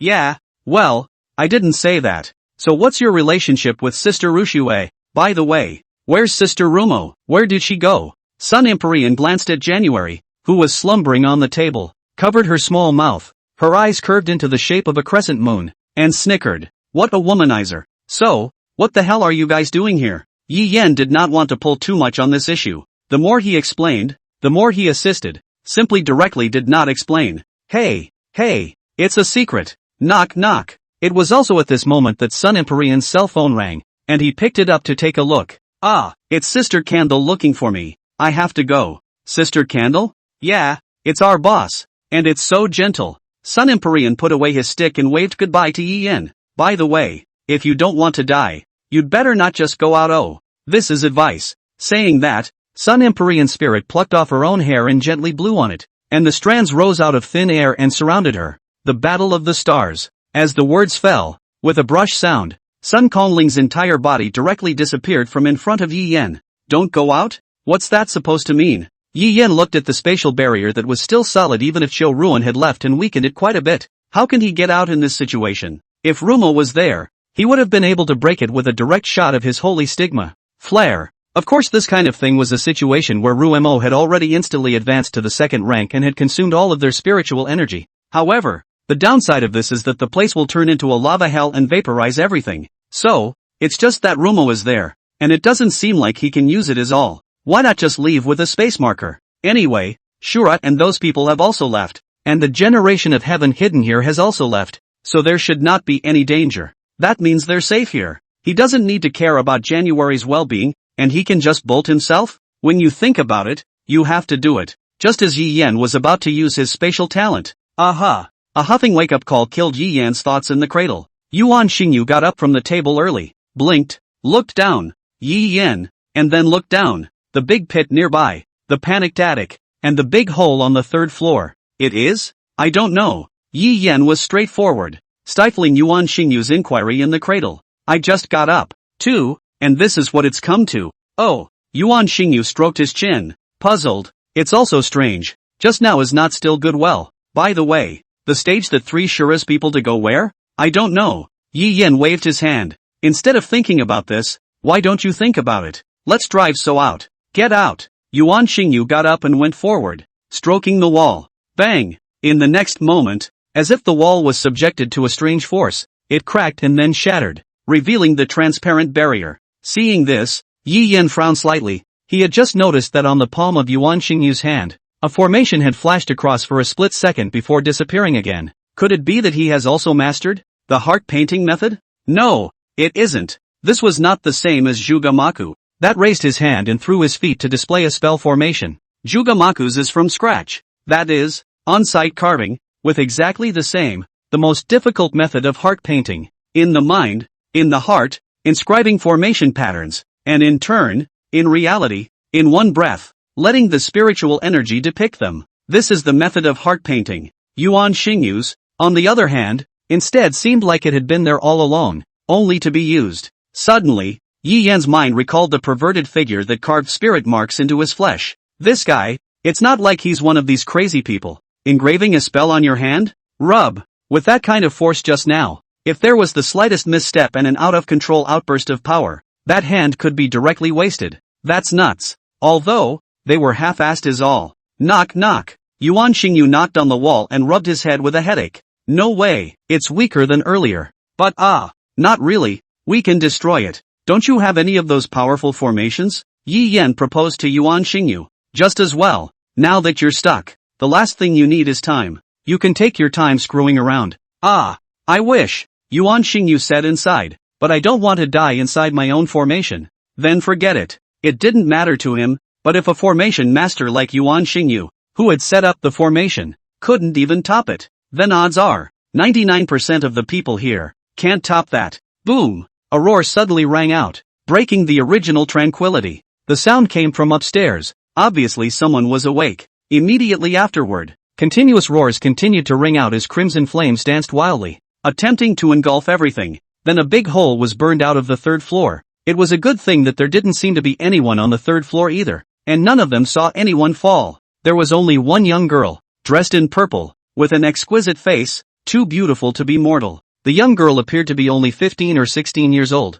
but in reality, she was already in her 20s, with a plump and tall figure, full of mature flavor. Her long blonde hair was casually draped, and she was wearing a gorgeous purple palace dress, with a few jade pendants glittering with golden patterns at her wrists. Her features were beautiful, except for the lines of her face, which were a little hard. This person was none other than the second ranked in the first examination, Prince Dicky. Yi Yan was puzzled as to why there were so many saying great on the other side. After seeing both Yi Yan and Yuan Xingyu, the prince's eyes became sharp as she stared at Yi Yan and Yuan Xingyu closely, as if she was scrutinizing them. You guys woke up before me? There was a hint of doubt in her tone, but more determination. Just woke up a little while ago. Yi Yan snorted, trying to ease the tense atmosphere. That's right, Yuan Xingyu echoed. Talk about panic. However, the prince obviously didn't believe them, and a flame suddenly sprang out of his hand and lunged straight at the two. Rub! Yi Yan let out a cry of surprise as he quickly ducked behind Yuan Xingyu. And I wonder, what's wrong with the man in front of me? Good housemate. Over to you. He whispered to Yuan Xingyu with a trusting look of giving him his back. Yuan Xingyu obviously felt Yi Yan's trust as well, and she helplessly pulled out a piece of cloth from her ring and quickly spread it out on the ground. With the activation of her spiritual energy, the formation instantly activated, blocking the attack of that flame. What are you doing? Yuan Xingyu exclaimed in shock. He obviously did not expect the woman in front of him to suddenly attack. Not bad. The prince laughed softly as a ball of flames emerged behind her. Clearly, there was no intention of closing. Brother, what's wrong with you? Tang Huang woke up in the midst of the chaos. Her eyes carried a bit of anger as she pushed her brother beside her before coldly looking at Yi Yan and the others. What the hell is going on here? The Tang woman's voice was filled with doubt and anger, and she was clearly very upset by the situation before her. I don't know. Yi Yan replied helplessly. I just got up. Too. How come all these people? The first one to ask him a question. You lie. Tang Huang was furious. Dao current a thunder grid appeared in her hands. She slammed the ground and the stone slabs on the ground exploded. Rumble. The ground shook as Tang Huang's body shot up into the sky and flew into midair. A long spear appeared in her palm, which emitted a dazzling light and had intricate patterns engraved on its head. Are you by any chance, in league with those people? Tang Huang asked coldly, his eyes glaring at Yi Yan. So, what the hell are you talking about? Yi Yan's face was cold as his body's spiritual energy was mobilized and channeled under the ground, donning dark red cracks, quietly spreading. Humph. Tang Huang snorted coldly. If you don't say it, then I'll beat you to say it. As soon as the words fell, a terrifying energy fluctuation erupted, and Tang Huang's long spear shook, carrying a thunderous and lightning attack, ruthlessly stabbing towards Yi Yan. Brush! Boom! Also at this moment, a thick wall of ice blocked in front of Tang Huang, blocking her attack and bouncing her out in the process. With a bang, Tang Huang's body smashed onto the roof of the room and a violent explosion occurred. Red. Yin's okay? January came to her senses from the illusion and blocked in front of Yi Yan to inquire. To, or not to, kill her. Check it out. These crazy women. And I don't know what's wrong with them. Staring at them and just hitting them. Oh. Zigzag. As Tang Huang was smashed on the roof, channels of black electric arcs surfaced around his body, which entwined and formed a black light cocoon. Tang Huang's voice came from the light cocoon, saying, "Who are you trying to kill?" Terrifying power was coalescing. Suddenly, Yi Yan turned back to January and inquired, "January, what was I like in your dream?" "Ah," January said badly, scratching her cheeks. "That," words, disappeared halfway through. January added after a moment, followed by a shower of metastars. Hearing this, where did Yi Yan not understand? As soon as someone leaves this illusion, the person inside the illusion will also disappear. In other words, the illusion is connected. Damn. When they asked him about it, he kept answering, "Just woke up? Is this sticking it in your face and opening it up wide? Right in the face. That you're lying?" This was being tricked. Yi Yan's face became a bit ugly as he looked at the culprit, Yuan Xingyu. Oops. I'm just too embarrassed to break it down. Yuan Xingyu revealed an expression of a child making a mistake and said, "Do you think I would believe that?" Yi Yan raised his middle finger to him. Next moment, boom! A pillar of fire emerged from beneath Yuan Xingyu's feet. Scratch that. When did that happen? Frightened, Yuan Xingyu lost his original composure and burst out in foul language. He swayed and dodged the pillar of fire. Then the pillar of fire came up again. No matter how fast Yuan Xingyu was, he couldn't dodge that pillar of fire. At that very same moment, the thunder cocoon above that roof was ready to strike. Boom! Fire and thunder. They crashed together, creating violent explosions. Yuan Xingyu's body traced a graceful arc in the air and fell to the ground, getting up in a sorry state. Cough cough cough. Yuan Xingyu covered his chest and coughed nonstop. He had blood hanging from the corner of his mouth, and his face, as always, had that calm demeanor. "Hey, it's okay, just take it out on me. It's too much if you're really screwing people over." "Sure is awesome." Yi Yan stood within the semicircular ice wall made of pure ice, his gaze fixed on that one blasted house, and muttered. His form lurked silently under the cover of the ice wall. At that moment, Tang Huang had already climbed up from the rubble, her eyes filled with shock and doubt. "It's actually fine?" Tang Huang froze and shouted incredulously. Also at that moment, a voice came from behind her. "Of course, ice made from pure water condensation is not conductive." "Oh, what?" Tang Huang exclaimed. How had this man gotten around to her back without her noticing? "Don't move, if you don't want to die." Yi Yan quietly appeared behind Tang Huang, his hand on her slender neck, warning her. "What the hell do you want?" Tang Huang's face no longer had that calm expression, but rather some trepidation. The man in front of her actually made her feel fear. Why? He clearly didn't have a ferocious beast bloodline. Why? Did he have this kind of power? What for? Yi Yan was speechless. "I admit I lied to you first, but I didn't mean to. You fought and fought, so it wouldn't be appropriate if you fought anymore." "Why? Lie to me? What the hell are those people to you? And why didn't my brother wake up?" Tang Huang continuously threw a questioning trifecta at Yi Yan. Your brother, will want to come soon. Don't worry, it's just slow. Sis. Saying that, the Tang Feng that was lying on the table, as expected, woke up. Yi Yan's eyes narrowed slightly. This was too much of a coincidence. He was beginning to suspect that the guy was faking his sleep. How else could it be such a coincidence? However, it was only a momentary suspicion. Yi Yan did not put it on his mind. After all, there didn't seem to be any practical use for fake sleep. It couldn't be, was it, that he wanted his sister to fight someone else for longer? This kind of thing, at first glance, is impossible. What the hell is going on here? It was also at this moment that the two of them, Talisman Ziming and Talisman Ziling, also awakened and let out a cry of shock when they saw the scene. "Did you make this?" Tan Ziming asked as he looked to Yuan Xingyu, whose clothes had been burned to the side. his face somewhat unsightly. Oi oi oi. Yuan Xingyu let out a bitter laugh. What exactly do you imagine me to be? No, I should say what kind of image I have in your mind. He grumbled as he took a fitful step and dodged the incoming flames. Besides, how can you ask such a question when you look at a situation like this? Countless balls of fire hovered around Prince Dicky before falling in the direction of Yuan Xingyu. Hey, hey, hey, little girl, it's time for you to stop. Dao formations, sinking and floating on Yuan Xingyu's body. It was obvious that this was moving for real. Yuan Xingyu also tightened his smile. His peach blossom eyes narrowed slightly, and a powerful pressure enveloped towards Prince Dicky. The corners of the prince's mouth rose as he was compressed by this pressure, and a touch of playfulness flashed in his eyes.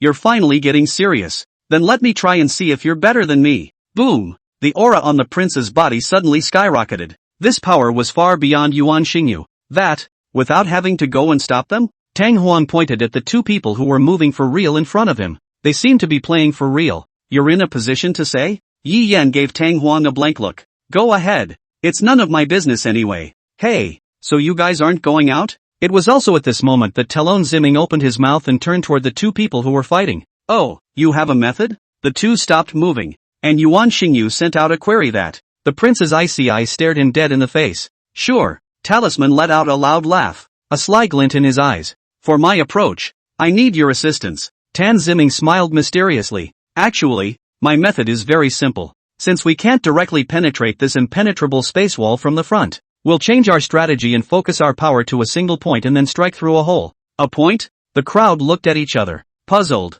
Yi Yan took over the topic and laughed. What Brother Talon means is to create a teleportation channel by concentrating his power at one point. The crowd was brightened and nodded their heads in agreement. But how do you bring something out if you do that? How do you drill out a spot? Questions were raised. Ha ha, did you guys forget about the teleportation spell? Talisman smiled mysteriously. Oh, it dawned on the crowd that as long as they set up a teleportation spell formation outside and then another one inside, they would be able to achieve spatial teleportation. However, problems have arisen. But, do you guys know how to set up teleportation formations? Tang Feng asked. The crowd turned their gazes to Yuan Xingyu, who smiled gently and took out a cloth scroll from his ring. I do know how to set up a teleportation spell, but it's impossible to compress it to a single point. Only if you can at least punch a hole that will allow this cloth to roll out. He added. I am not yet capable of carving an array on a piece of dust. The crowd was in deep thought, and the problem seemed insurmountable. But, then the problem arises. An increase in area means that the required power output has to keep up, said the man, and his eyes fell on Prince Dicky. I'll do that little favor as long as I can get out. The prince looked at the crowd. Just saying, I'm not very good at controlling power. Thoughts have to be acted upon and no one wants to be here all the time. After some discussion among the crowd, it started quickly. The operation was actually very simple, with Yuan Xingyu and Yi Yan controlling the focus formation. A formation that can compress all of its power into a single area. It's like when you were a kid. That magnifying glass against the sun's rays gathered and compressed in a single point. And the focusing formation was the same thing, taking the energy attacks received on one side of the formation and micro-picking them at an angle so that they landed on a ground. This way, instead of having to, Prince Dicky, reduce the output of power in order to control it, he could have the others attack together, gathering the entirety of the attack. It was gathered into a fist-sized area, which was then blasted within the spatial wall. Boom! Powerful spiritual energy. A fire lotus erupted from the prince's body, and a wave of scorching heat filled the air from her body.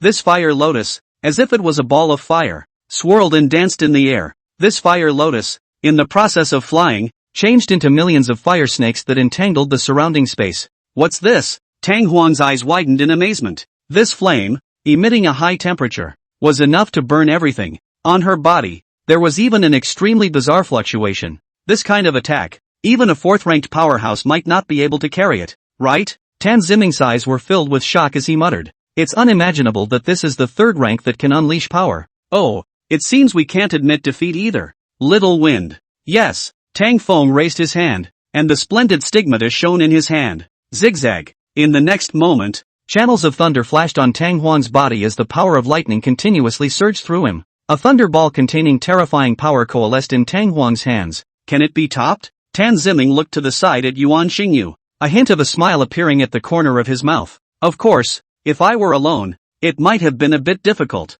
but now that there's an extra unforeseen monster, it couldn't be easier. Yuan Xingyu said, looking at the monster in front of him who hadn't been taught for a few minutes and instantly comprehended. Yi Yan. This guy's talent, above his. How incredible this is. You have to know. Even in the face of the Zhuge family's Zhuge Maku, who is known as the god of formation, he was also confident that his own talent was above his. It was only a matter of time before he surpassed Zhuge Maku. However, in front of this person in front of him, for the first time, there was a feeling of frustration. The aura of power emanating from Yi Yan's body was something he couldn't feel at all, and he couldn't figure out the depth at all. What the hell is going on here? Why? He would have such natural talent. And before that, the incredible amount of spiritual power, with the spiritual power output rate, was also frighteningly high. Can a person really have all of these at the same time? Instead of believing this, he preferred to believe that these were brought to him by his SSS rank talent, the origin of everything. Origin. As the name suggests, the origin of everything, the source of everything. It's also the end of what people have been seeking. And if one of these talents is to increase the power of the person who holds it, the power of the origin, everything, then, makes sense. What an unparalleled gift of absolute theory. This is just so exciting. Oh, there's nothing to it, let's just get started. For Yi Yan, that this so-called third-order formation seemed to be, well, nothing difficult. Could it be that he also had a strong talent for formations? Yi Yan thought so. Find a day to go to the library and learn. But, with a careful sound, it seems that the library of Kitsujin School has been burned. That's a little awkward. Hey, Yi Yan sighed. Seeing that their power had already been condensed and their moves were ready, Yuan Xingyu was the first to unfold. Third order, focus formation. She maneuvered skillfully, and as she danced with her hand gestures, the elements in the air gradually coalesced into a brilliantly colorful formation. The light of the formation shone in all directions, as if it was a firework blooming in the night sky. Beautiful and shocking. Yi Yan, as the supporter of the formation, quickly injected powerful spiritual energy to provide support for the stabilization and reinforcement of the formation, and signaled that the other members were ready to attack. Immediately after that, the other members of the team did not show any weakness and used their own stunts. With a low roar, the prince released the holy stigma, fire phoenix red lotus, and the blazing flames transformed into a huge red lotus that hovered above the formation. Someone made a seal with both hands and created a ball of thunder called stigmata. Thunder lust my ball. It emitted an intense arc of electricity, as if it could rip through the air at any moment. Third rank, spirit trace, fire dragon tsunami. A blazing fire dragon formed behind him and it roared as it rushed towards the formation. For a while, the air was filled with tension. The crowd's moves bombarded the formation in unison, generating energy fluctuations that caused the entire space to tremble. Gale force winds rose in all directions and waves of air rolled over as if they were going to swallow the entire world within. Also at that moment, a wind blew from outside, dispersing the stirred-up dust and smoke. The crowd rejoiced that it was a done deal. Seeing this, Yuan Xingyu quickly threw the cloth roll in his hand towards the hole they had just blasted out. Miraculously, the hole slowly closed up as if it had never existed. But the cloth rolls out and it all doesn't matter. Yuan Xingyu, without much delay, began to set up a teleportation formation on the ground. Need spirit stones, 3 each. After Yi Yan's heartbreaking handover of 6 spirit crystals, the formation unfolded smoothly. They also came out without incident. But, maybe they opened it the wrong way? The scene before them refreshed their worldview. It even made them wonder if they had teleported somewhere else. Outside the heavenly fragrance pavilion, the whole world seems to be turned upside down. What was once a quiet and peaceful street has now become a crisis. The originally bright moon was colored blood red, as if swallowed by endless darkness. The dark night sky was also covered by a layer of bright red color under this bizarre aura, as if it was burned by flames. High in the sky, a huge demonic creature appeared abruptly, emitting a frightening aura. Its body was twisted and deformed, as if it was the most evil existence in heaven and earth. On the ground, those previously docile beasts became ferocious, eyeing Yi Yan and the others intently, ready to attack at any time. The originally bustling street was empty at the moment. Only this bizarre atmosphere filled the air. Hey, what the hell is going on here? Ziring asked in horror, her voice quivering. Why did it only take a moment for it to get like this out there? Tang Huan was also filled with confusion. However, at this moment, Yuan Xingyu was unusually calm. Don't you guys think that it's bad that this kind of thing happened to the city lord's mansion? She let out a soft laugh, as if she were talking about a trivial matter. At a time like this, a guard should have come to deal with it. But why can't we see a single figure? I'm going to fix the spatial rift. The prince's figure suddenly disappeared from the spot, and the flames leapt up into the sky. Hey, How can you possibly do this alone? Someone shouted. Yuan Xingyu, however, was unimpressed and waved goodbye to Yi Yan. I have a feeling it's going to be fun, she said, smiling. I'll go first. Hey.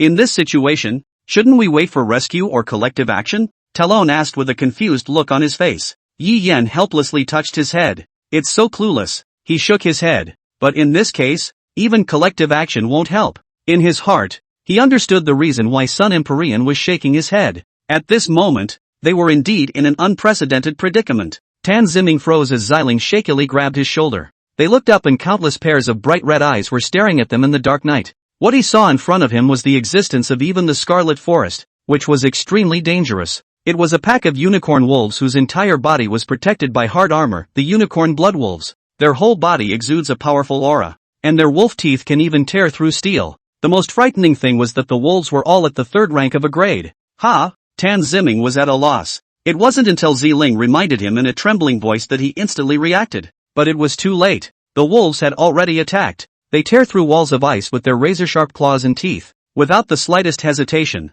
Yi Yan directly pulled January to flee the scene. Xiling even directly turned on half-beast mode, hugged Ziming and ran. What kind of a mess is it going to be? Talisman cried out in horror. Can't run on here. Noticing the wolves growing in number, Yi Yan opened his mouth. If you can't run, what else can you do? Tang Huan pulled her brother Tang Feng, who also had a bitter look on his face. There were just too many wolves in this pack, and luckily they weren't fast. Although the two of them were strong, they could only be torn into pieces when facing so many unicorn blood wolves. Even Ziming had a bitter look on his face. Follow me. Yi Yan seemed to remember something and led the way around the side alley. It is? Talon noticed that the direction looked a bit familiar. Within moments, the familiar yet unfamiliar sight in front of him came into his eyes. It's the food court right in front of the door. At this time, the originally lively snack street had long since been destroyed. Those so-called game props, scattered on the ground. Blood stained the streets red. But, strangely enough, there were no human bodies on the ground. Good. Identify the target and shout to the back. January, the ice wall. Without any hesitation, half of his entire body's spiritual energy was mobilized by January. Boom! The next moment, 100 feet high iceberg was erected on both sides of the street, isolating the wolves on the other side of the street. Phew! January's body was shaky, but it was good that Ziring was holding her up and she didn't fall down. Click! Hissing and biting sounds came from the other side of the iceberg. No! This can't be resisted for long. Ziming watched and said hurriedly, zigzag. As Tang Huang touched the iceberg, channels of electricity instantly spread. Woo! Woohoo! On the outside of the iceberg, there were miserable cries from the wolves. No! It's too far away. The most I can do like this is paralyze them. Tang Huan's body trembled as she wondered how long she could hold on. What to do? The crowd exclaimed in shock, and all of them landed their eyes on Yi Yan's body. Hold on as long as you can, Yi Yan said,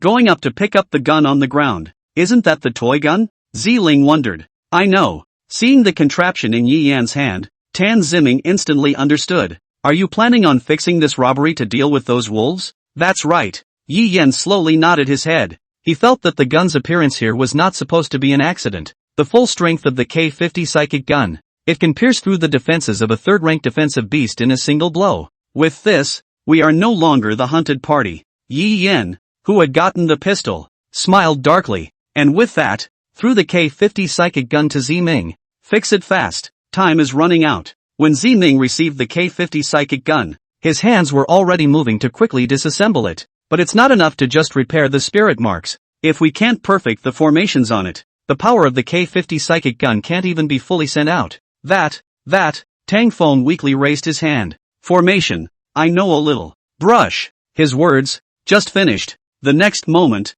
a gun landed in front of him. Then what's all this nonsense about rushing blocks? Yi Yan ordered. What can I do? Xiling raised her small hand and looked at the crowd of people doing their jobs, feeling like she was the only one with nothing to do at this tense juncture. You? Yi Yan's eyes flickered with golden light as he glanced at her, a hint of surprise flashing under his eyes before he said, you watch around to see if there are any other beasts. Good. Xiling nodded, then stood behind Yi Yan, vigilantly observing the surroundings. After ordering everything, Yi Yan walked behind Tang Huang. How long will it last? Meh, it'll probably get my stupid brother to finish remodeling his third gun. With a weak and pale face, Tang Huang looked to the other side. maintaining the ice wall. But his spiritual power was not visible at all in January. Inwardly, he was incredibly surprised by this monster. Her psychic powers, don't they have a bottom? Having created such a large-scale iceberg in an instant just now, there was actually spiritual energy that was continuously injected into the iceberg to repair it? This is too much. Is she a third order like her or not? Not enough. What? Tang Huang couldn't understand Yi Yan's words. What isn't enough? 3 for each of you boys? Their girls possessed the bloodline of ferocious beasts, and their flesh was their most perfect weapon. Being able to utilize 100% of the spiritual power without the existence of wear and tear like they do with the help of formations, spirit marks. It was simply not possible to convert 100% of spiritual energy into power. I mean, I don't have enough for 1 unit, and for insurance purposes, this amount, it's going to have to be multiplied several times. Ha! Tang Huang was about to retort, but was interrupted by Yi Yan. So, it's just a pain in the ass. The gentle voice made Tang Huang hold back his disgruntled words. But with my power, I can't last that long. So let me help you. Yi Yan slowly placed his hand on the young girl's back. Do not resist. What? Even with the addition of your psychic powers. Boom! Before Tang Huang's voice finished, a huge and pure spiritual energy was infused into her body. Her eyes widened in disbelief as she looked at Yi Yan. This spiritual power, so pure, has his quality reached the 3rd stage? It's only been a few days from the awakening. How is it more excessive than some people who have been awakened for a year? How long can you hold out in this condition? Tang Huang inquired. For as long as it takes, Yi Yan said truthfully after a pause. Hearing Yi Yan's words, Tang Huang blankly glanced at Yi Yan. What a braggart.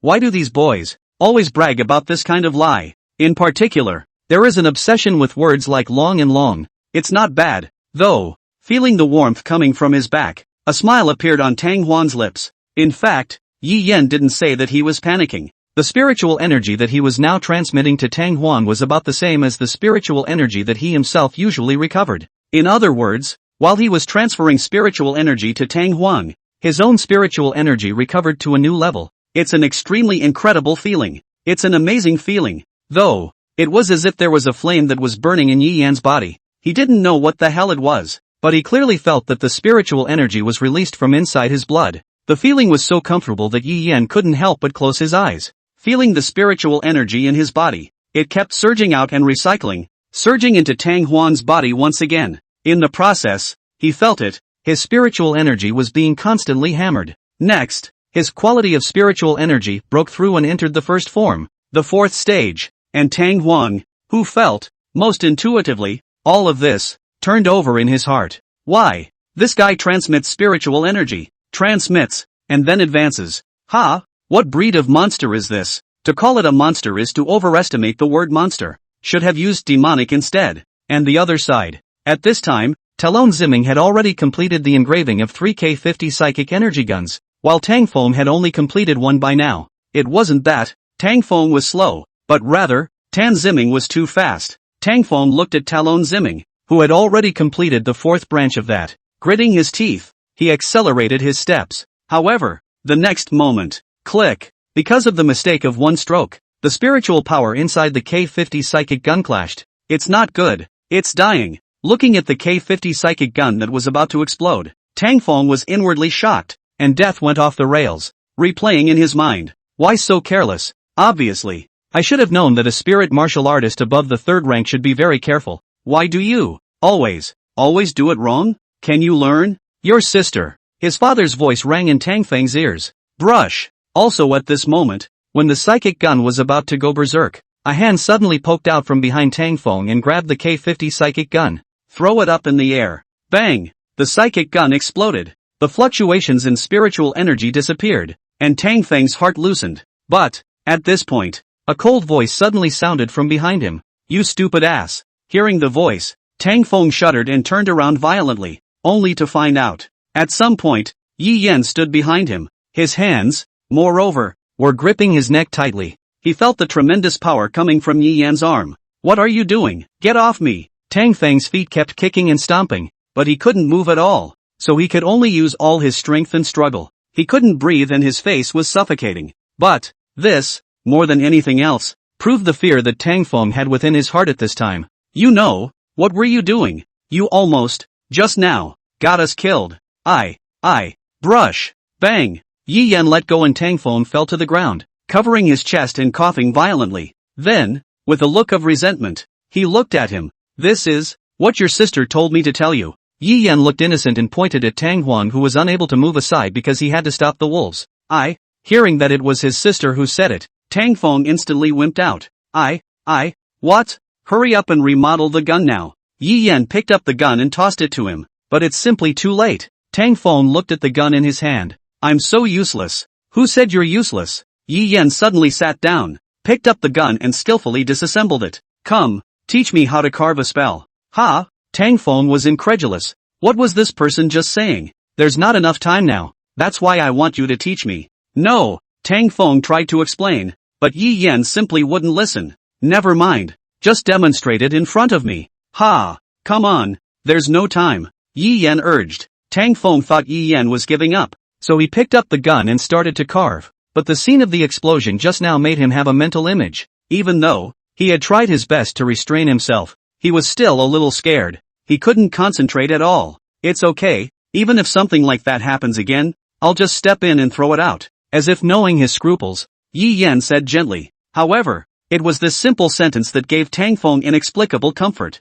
That's right, there's his promise in. There would be no danger to myself. Tang Feng forced himself to quiet his mind and focus on the guns in front of him. Gradually, Tang Feng entered a realm of forgetfulness. Within Yi Yan's line of sight, Tang Feng had already entered the engraving state. He kept waving his hand. A trace of aura, following the palm of his hand, surged onto the spiritual energy rob to complete the engraving. It's done. Tang Feng looked at the time. It was actually twice as fast as before. Just when he was happy to show off with Yi Yan, only to see Yi Yan's fingers condensed spiritual energy and kept waving it on the spiritual energy gun, while around his body, spiritual chi surged. A terrifying pressure spread out from his body. This terrifying pressure made everything around him seem as if it had become illusory. Even the flow of the air became incredibly slow. At this point, Tang Feng was already too surprised to speak. Turns out, he wasn't kidding. In less than a moment's effort, Yi Yan had already finished carving, using even half the time less than him?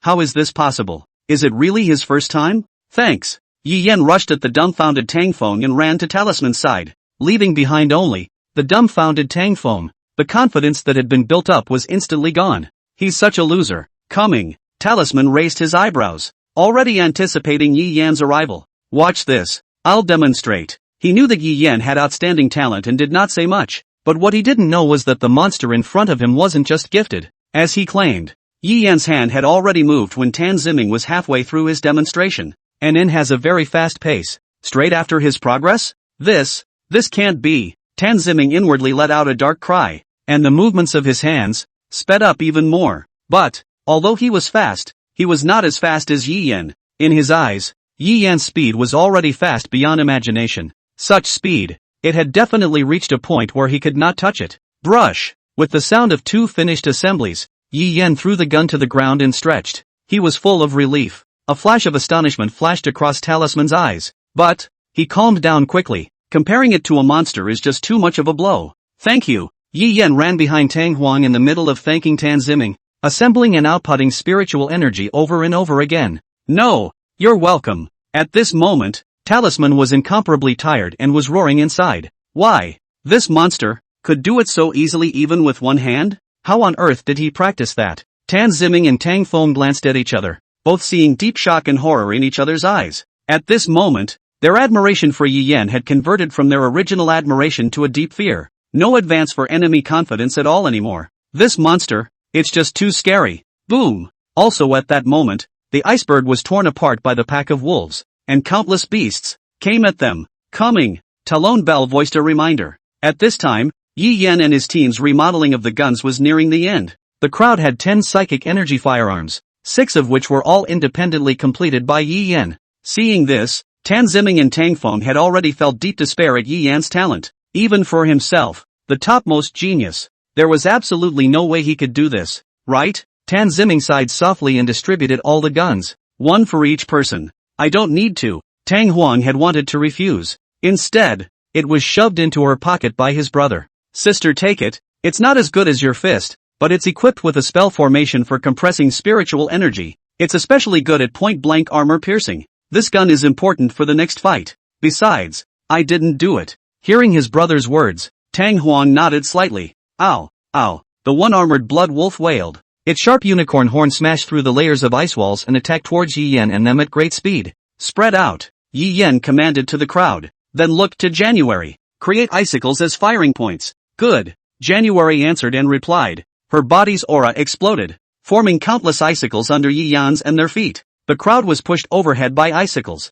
followed by the sound of a safety opening. Countless bullets condensed by spiritual energy shot out from the muzzle of the spiritual energy gun. Boom, boom, boom. A muffled sound came. The bullet shattered the one-armored blood wolf's armor, leaving several holes in its body and blood gurgling out. Ho, ho, ho. The one-armored blood wolf roared in pain, its pair of wolf eyes red. Keep shooting, Yi Yan shouted at the crowd, pouring countless bullets, all of them, through the scales and flesh of the one-armored blood wolf, piercing through its heart. Boom! The one-armored blood wolf's body collapsed with a splash of dust. These two waves went down, instantly wiping out 10% of the one-armored blood wolves. But that wasn't enough. The one-armored blood wolves wouldn't simply stand on the ground and wait for them to shoot them. Ow! The head wolf in charge let out an angry growl and led the group of one-armored blood wolves, crashing towards the icicles on the ground, attempting to destroy Yi Yan's and their riser points and make them come down from the icicles. Bang! Bang! Boom! A loud collision sound came from the icicles that Yi Yan and the others had assembled,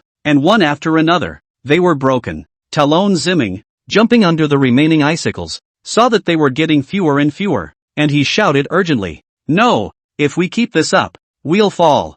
Bang! Bang! Bang! The crashes of the one-armored blood wolves were increasing. The icicles assembled by Yi Yan and the others were also getting thicker and thicker. However, this was still not enough to block the one-armored blood wolf's attack, because its numbers were too huge. Even if their auras were abundant, they still couldn't block the attacks of these one-armored blood wolves. Not long after, their icicles had shattered for the most part. All six were now crammed on top of the largest icicle. Bang! Bang! Thud! The sharp claws of the one-armored blood wolf ruthlessly smashed on top of the ice layer, splashing countless ice flowers. A crack spread out along where the head wolf's sharp claws had struck. Yi Yan and the others' faces changed slightly. This move was even more powerful than the group of blood wolves just now. There was definitely more to this wolf's power than that.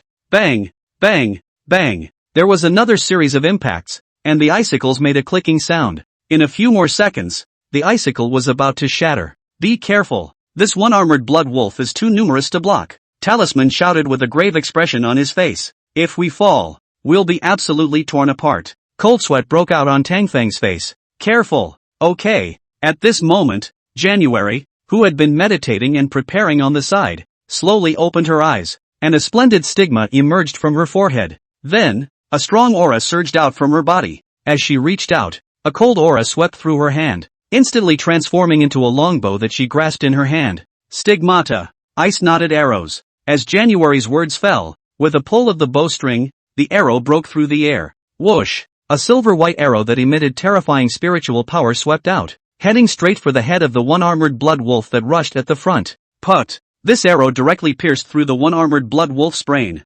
leaving a bloody hole, sticking into the ground and emitting a gust of cold air. Also at this moment, an icicle was sent out from under the arrow and rose up to the sky, freezing the blood wolf's corpse and transforming it into a foothold for the crowd. Seeing this, the crowd sucked in a breath of cool air in unison. To actually kill a third-order beast directly? This is too sick. Moreover, the power remaining on top of that arrow was actually able to make such a huge icicle in an instant. This is too much. Not waiting for the crowd to be surprised, January drew her bow again, and the stigma on her forehead reappeared. An arrow that also contained an extreme coldness shot out from her palm and sped out. Another icicle was created, directly piercing through the chest of the one-armored blood wolf, shooting it to death on the spot. And that's not all. Followed by a second arrow, a third arrow, a fourth arrow. After a second, all 9 ice arrows pierced through the one-armored blood wolf, killing it completely and turning it into a sky full of ice, falling to the ground, splashing countless ice shards and scattering them all over the place.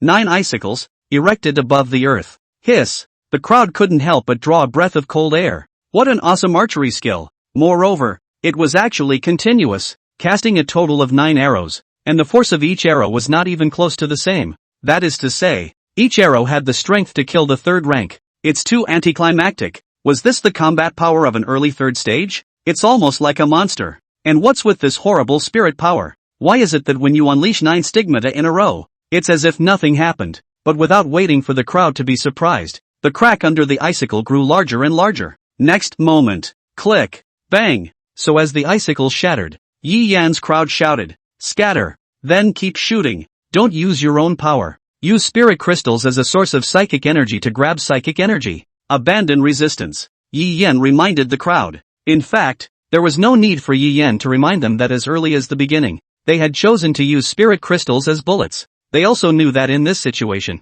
in order to ensure that their own spiritual energy was abundant in times of danger, in using a weapon make like the spirit energy rob that could use spirit crystals as energy, it was impossible to use one's own spirit power. You said spirit crystals can absorb spiritual energy? But this absorption process, it doesn't take time? If you encountered any danger in the process and lacked spiritual energy, then you could only wait for death. No one would joke with their lives. As for Yi Yan, of course he couldn't use spirit crystals. One shot was one spirit crystal. He didn't have that many for him to squander. Besides, with this amount of spiritual energy, he would recover in a few breaths, so there was no need to save it at all. The crowd once again stood on the icicles and fired at the pack of one-armored blood wolves below. Turn on the safety. Stuff in the crystals. Pull the trigger. Bang, bang, bang. The power of each shot was no less than the combat power of a peak third order. And all this in just a few breaths. Such a speed of attack was breathtaking. Have to admit it. With these spiritual energy guns, Yi Yan and the others' combat power skyrocketed quite a bit. The main reason, of course, is that they're kryptonite. It was important to know that without the use of spirit crystals, the power of this one shot would have to siphon off a tenth of their spirit power. And with a maximum of 10 shots, their spirit power would be completely depleted. The reason for this, of course, was that Yi Yan and the others had cranked up the power of their guns to the maximum, otherwise it would have been impossible to penetrate the defensive power of these wolves. After all, the wolfskin was frighteningly thick, and the defense of this one-armored blood wolf was even more terrifying. Therefore, Yi Yan and the others had to solve it as soon as possible. Otherwise, once the one-armored blood wolves reacted and surrounded them, then they would be in trouble. However, as fierce as their attacks were, they had significant limitations. This attack is powerful, but it is too consuming to be a permanent solution. Moreover, it needed to be constantly filled with spirit stones. This is a very defeating practice. But right now, they couldn't care less. If people died, what use would these spirit crystals be? While Yi Yan was shooting, he took the time to look at Tal Ziming and the others. At this moment, their feet were pile high, with spirit crystals that had lost their spiritual power. Probably a couple hundred for each of the four. It's really a matter of not having enough accuracy and having the quantity to make up for it. This amount was really exaggerated. Yi Yan deeply understood at this moment why the war was losing more money. That's a lot of money in one shot. With the fall of a one-armored blood wolf, the entire street, filled with a strong smell of blood, the huge one-armored blood wolf had tilted its head and let out an angry roar. Ow! Ouch! A roaring sound resounded through the streets, deafening the ears. As the head wolf roared, the wolves around it, too, let out low whistles and stopped their movements. A pair of reddish wolf eyes gazing at the figure at the very front. Seeing this strange scene, Yi Yan and the others also stopped their shooting movements. What are they doing? Ziling let out a query. Could it be that they're discussing tactics here? Tang Feng responded. How is it possible to discuss such things in front of an enemy? Even a beast would not do something so outrageous. Talisman mused. And at that moment, Tang Huang's spirit crystals were already loaded. And just as she was about to shoot them, she hesitated. They seemed to be sending off. A send-off? For whom? For their king? Yi Yan looked at the scene in front of him with a grave and serious face. King? As the crowd wondered, the pack of wolves moved. They want to go up and respond. Ow! Ow! Ow! It's the trumpet call of the alpha wolf. Upon hearing this voice, the one-armored blood wolf that was originally foolishly planning to pounce forward hesitated. They stopped attacking. A pair of reddish wolf eyes showed thick sorrow. Ow! Ow! As the head wolf passed on with a loud command, the one-armored blood wolves fled towards the distance. In a short while, all the one-armored blood wolves, all retreated. All that was left was the head wolf and those cold wolf carcasses. What does it want? Ziling let out a puzzled query. Take responsibility for its behavior,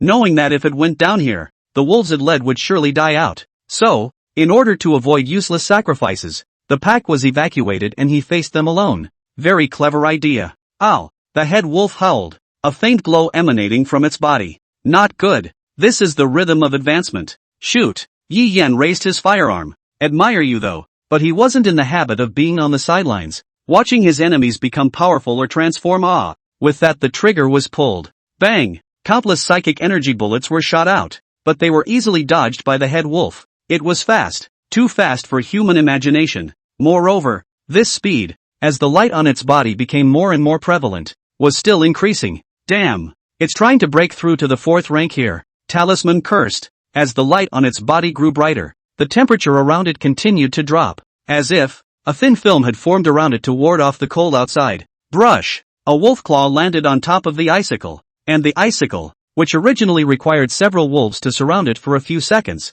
was torn apart in an instant. In less than a moment's time, 4 icicles had already been broken. Just at the moment of contact, on the 5th ice pillar, Yi Yan, who could see the break in the head wolf's concentration, moved. With a flash, he appeared beside the head wolf, and his spiritual energy gathered in his hand. Then he clenched his fist and slammed it backward fiercely. Bang! Only a loud bang was heard as the head wolf's body slammed hard into the ground, raising a cloud of dust. Hiss! Tang Huang and the others, they all sucked in a breath of cool air, revealing disbelief. Just now, Yi Yan had actually smashed the one armored blood-headed wolf flying. How is that possible? Ow ow ow. Just as the crowd was amazed, the one armored blood wolf roared like mad, only to see a white mist rise all over its body, and the injuries on its body rapidly recovered. Roar! It once again let out a furious roar and fiercely attacked towards Yi Yan. Also at this moment, a clear female voice suddenly came from above. Stigmata! Thunder me bomb! As the words fell, Tang Huang transformed into a thunder leopardess and rushed up to the sky. The arcs of lightning balls in her hands, carrying a destructive aura, fiercely bombarded the body of the one armored blood wolf. Boom! With a loud bang, the arc lightning ball hit its target directly and exploded. The arc lightning ball exploded, and the one armored blood wolf howled miserably, its body charred and smoking. Ow! The one armored blood wolf howled in pain, white light emanating from the scorched blackness of its body, its wounds recovering at a speed visible to the naked eye. Brush! Before the head wolf could recover, an arrow broke through the air. Sensing such a terrifying blow, the head wolf wanted to dodge, but unexpectedly, a spell formation appeared above the ground, followed by the appearance of a spirit mark that bound its body, making it unable to move the slightest bit at all. Nature cannot escape. Pust! The arrow pierced into the inside of the one armored blood wolf's body without a doubt, leaving a blood-drenched hole. The one armored blood wolf struggled and tried to get up from the ground, but the arrow pierced through the cold air and was firmly nailed to the inside of its body, so it couldn't be pulled out at all. Roar! The head wolf roared angrily, trying to break free from the spell. However, Yi Yan and the others would not let them have their way. Boom boom boom! Another series of explosions rang out as a single thunderball, fireball, an arrow bombarded the body of the one armored blood wolf. It stirred up a cloud of dust and smoke. The one armored blood wolf once again suffered a heavy blow, and its vitality was fading fast. Ow! Seeing that the vitality was rapidly diminishing, the one armored blood wolf let out a mournful cry. Its eyes dimmed and it spread out on the floor. It's dead. Ziling sighed as she saw the one armored blood wolf die completely. Let's go, Yi Yan said. The crowd nodded. The head wolf is dead. The one armored blood wolf has been destroyed. Then what should we do next? Tang Huang raised his doubts. The people looked at each other. All saw the color of confusion in each other's eyes, and could not help but fall into silence. Yi Yan pondered for a long time before saying, separate investigations. Now in this situation, a group of people getting together is also troublesome. We need to know what happened here while we were imprisoned. He didn't think he could do it. Take it all in. After all, he wasn't a god. But what if you encountered danger while separated? Tang Feng hesitantly spoke. But her sister disliked her. What else is there to do? No one is obligated to take care of us? She said as she glared at Tang Feng. Since we are students of Kitsujin school, we should solve our own suffering. Good. Then we'll use this place as a base and search separately first to see if there are still people alive in the vicinity or where those people have actually gone. Yi Yan said after thinking about it. Investigate and come back regardless of the outcome. I agree.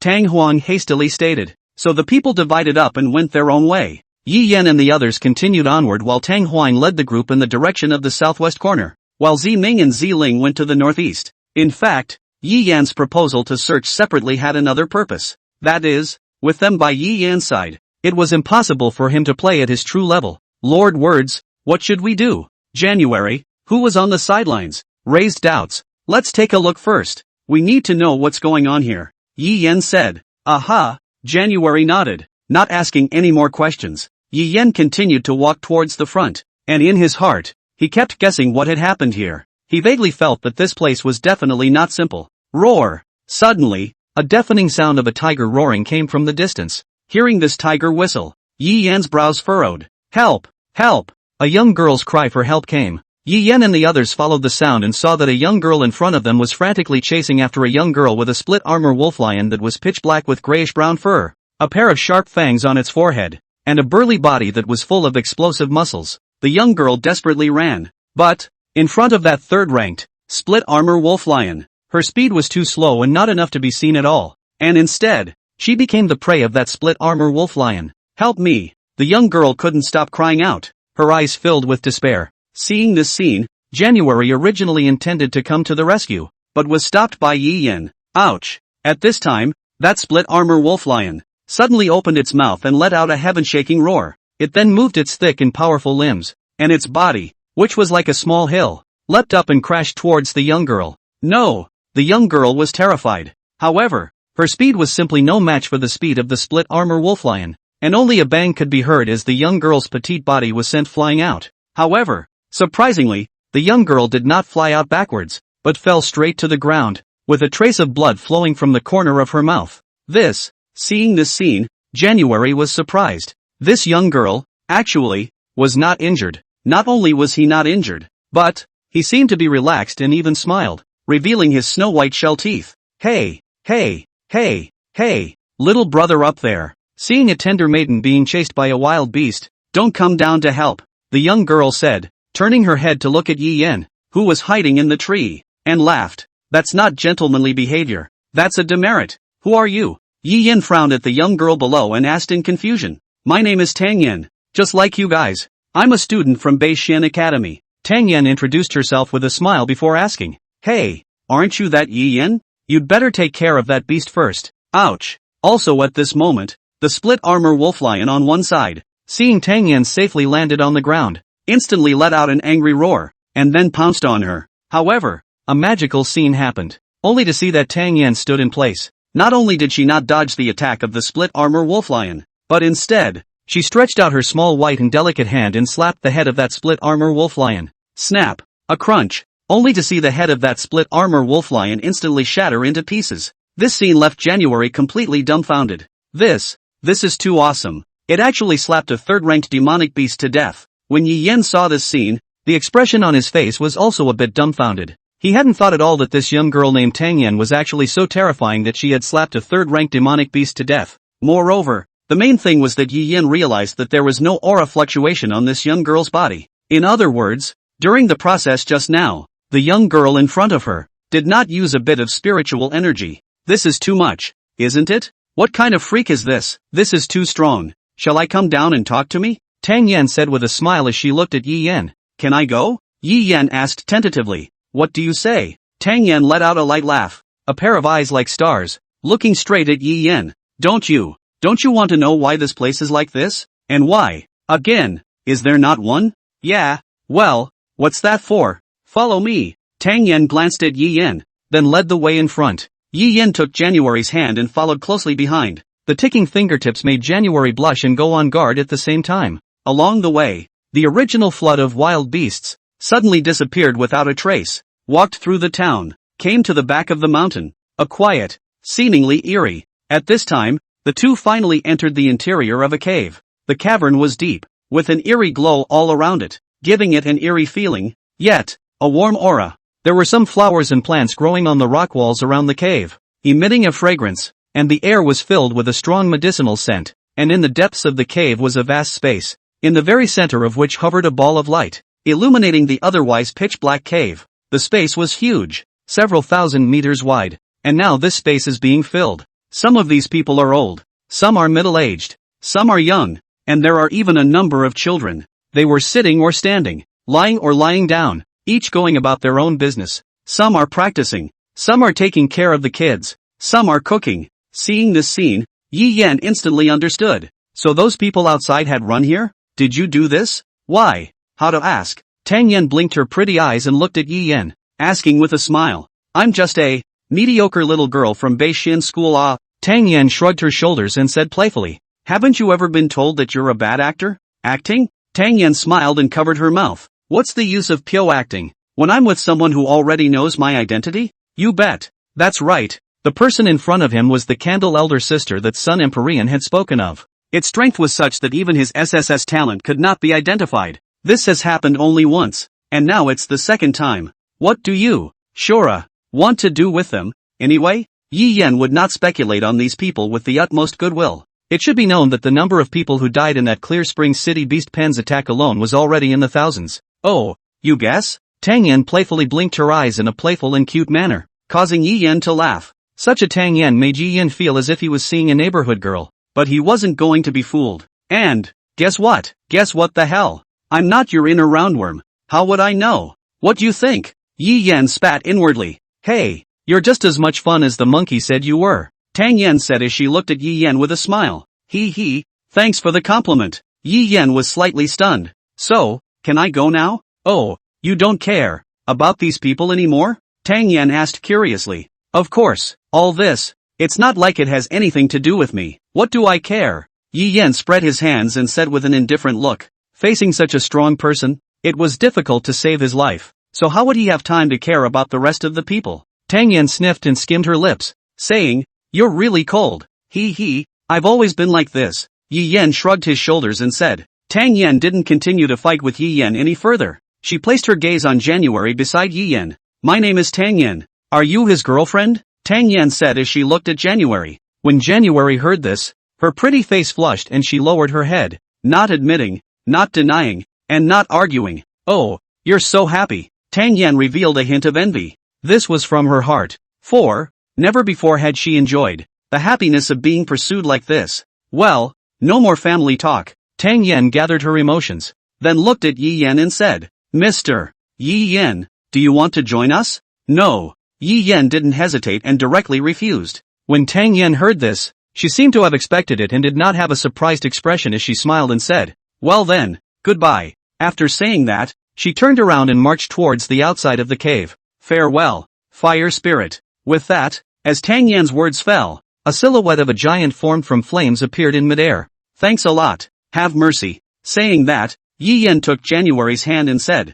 Go. Boom. In the next moment, the flame giant attacked towards Yi Yen and them. A horrifyingly scorching heat wave swept over them, and the entire cave entrance was blazingly hot. Watch out. January saw this and hastened to warn. Yi Yen, on the other hand, smiled faintly and jumped lightly on his feet, directly jumping up and dodging the flame giant's attack. At the same time, the body quickly flickered to the entrance of the cave. When the flame giant saw that Yi Yen was not injured, he became furious and once again swung his fists and blasted at Yi Yen. Brush! A wall of ice, appearing out of nowhere, blocked in front of the flame giant. Bang! The originally sturdy ice wall, after touching the flame giant, broke apart, and the flame giant's fist slammed hard into the ice wall. The ice wall burst into pieces and turned into a sky full of water mist. January exclaimed. Yi Yen hurriedly held her in his arms and let her hide in his arms. Boom! Ice cubes flew, flaming giants smashed down, and the entire mountain peak shook violently. Yet again, by a mysterious force, the rock of the mountain was reinforced so that the peak did not collapse. Yi Yen carried January away from the cave entrance, with the flame giant following closely behind. Damn! If we go down here, it's only a matter of time before we get caught up. Yi Yen cursed, then sped towards the other side with January. January clung to Yi Yen's chest, feeling the familiar warmth. The movement of his hands didn't stop there, but no matter if it was an ice wall, or an ice cone, or even an attack such as an iceberg, it was impossible to stop the flame giant. Let's run separately, Yi Yen suggested. January also nodded without comment. The two spread out quickly. Yi Yen flew towards the west, while January flew towards the east. The two were separated by just over 200 feet, but both of them were running their spiritual energy at full power, and their speed was extremely fast. In a blink of an eye, the two disappeared, and the direction that the flame giant followed was, unsurprisingly, the west side where Yi Yen was. Seeing this, Yi Yen smiled. Sure enough, so, as long as he brought the flame giant to pull away far enough from January now, when the time came, he would be able to directly use the spatial marker to leave without having to worry about the flame giant letting it go over and going after January. In the end, it's just a flame with no spirit. It doesn't know how to think at all. It just follows orders. This time, Yi Yen didn't dare to be lax. He's getting faster and faster. 10 minutes later, he saw the flaming giant. The flame giant also saw Yi Yen. With a roar, the flame giant rushed towards Yi Yan. Its speed was astonishing. Although very reluctant to be exposed, it was not up to him now. Right at the moment the flame giant leaned on Yi Yan, the space set off fluctuations and he disappeared. Roar! When the flame giant saw Yi Yan disappear, it immediately became violent. It opened its bloody mouth and roared in all directions. However, no one could hear its roar or see its frenzied form. Not far away, a beautiful woman with long hair draped all over her fiery red body. The woman was none other than Tang Yan, except that she was wearing a white sari with a light blue satin sash tied around her waist, making her look noble, elegant and beautiful. Tang Yan looked at the location where Yi Yan had disappeared and fell into silent contemplation. As expected, he has other talents. How about it? Candle's sister. Isn't he fun? Sun Empyrean walked over and said to Tang Yan. Tang Yan sniffed, nodded, and said, well, it is indeed very interesting. I would like to see it. Ha ha ha, big sister Candle. Let's go find him again then. It'll be fun to have him join our shura. Sun Empyrean had an excited look on her face as she suggested to Tang Yan. No, Tang Yan shook her head. He won't join us. And what we're going to do next is going to annoy him. Why? Sun Hollow Spirit twisted her head in disbelief. But it's just about surviving. Snack Street, inside a deep alley. It's still really dangerous. Yi muttered as he stepped out into the void. That sight just now. I think I saw it. The leader of the shura, Tang Yan. Well, at first glance, I knew it wasn't a real name. It was just a shame that there was too much of a difference in strength to see the data panel. Does it feel like they're not so bad? I can't believe that I actually let him go. If that Tang Yan really started to fight, they were afraid that they wouldn't have the strength to fight back. In Yi Yan's knowledge, it seemed that only Gulao could fight against it. It seems that this organization called Shura is much more powerful than he expected. Yi Yan frowned. Originally, because of following Tang Yan can get about, this ground becomes such a reason. In hindsight, he was still too naive. But it's not for nothing. Some of those who disappeared have been taken over by the Shura. But what about others?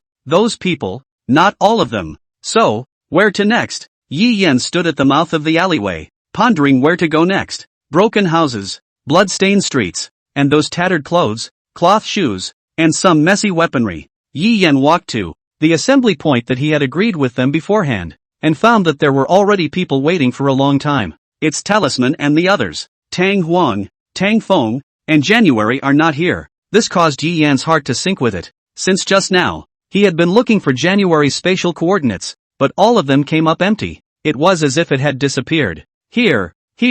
Ziling saw the approaching Yi Yan and shouted towards him. What's wrong? Ziming inquired as he noticed Yi Yan's expression. It's okay. I got separated from January. Yi Yan briefly explained what happened to them, but he concealed the matter of the Shura leader, describing him as an ordinary member. You met it too? Ziling covered her mouth and exclaimed. You too? That's right. We met them too. Those sneaky people. They seemed to be looking for something. In order to avoid unnecessary conflict, we didn't fight them. Yi Yan nodded his head in understanding. By the way, we also found, Ziming said, pointing outside the city lord's mansion. There's a very powerful formation that separates this place from the outside world. Simply put, Zimmy said, waving a hand. We've become caged birds. What the hell is someone doing blocking this place? Yi Yan frowned. It seemed that the trouble was really big this time. Yi Yan thought as his eyes fell on the highest house. With such a big commotion, there's no way those people wouldn't know. So, what are they doing now? What are you going to do next? Ziming inquired to Yi Yan. Well, January, of course. Yi Yan smiled. Do you need our help?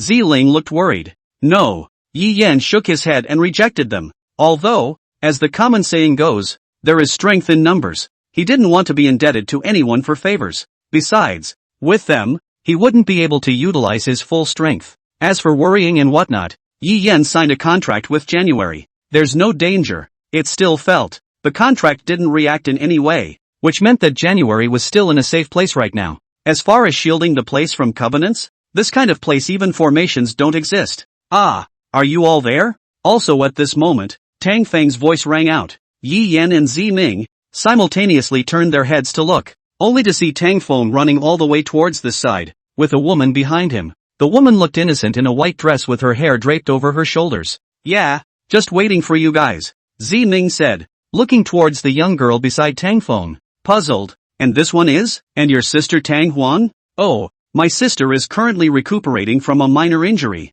Tang Feng scratched his head. By the way, This is the eldest miss of the Mo family, Mo Yuxuan. He introduced the girl on the side again. Only after hearing Tang Feng say this did Ziming and Yi Yan take a closer look at Mo Yuxuan. It was really a beauty. And the beauty of the country was visible at a glance. And her body, it's even hotter. Especially those two erect peaks. It was almost impossible to ignore the temptation her body brought. This was why Tang Feng held her in such high esteem. Hello, my name is Mo Yuxuan. Mo Yuxuan smiled, her voice sweet. Hello, MS. Mo. Ziling said in a friendly manner towards Mo Yuxian. Well, you must be Ziling. We've met before. I was out that day and happened to run into. Really? Yeah, it's really a coincidence. Mo Yuxian looked down at Ziling and revealed a bright smile. Yi Yan. Ziming and the two of them shifted their gazes away from Mo Yuxian and their eyes fell on Tang Feng, signaling him to explain. Tang Feng noticed the gazes of the two and scratched his head,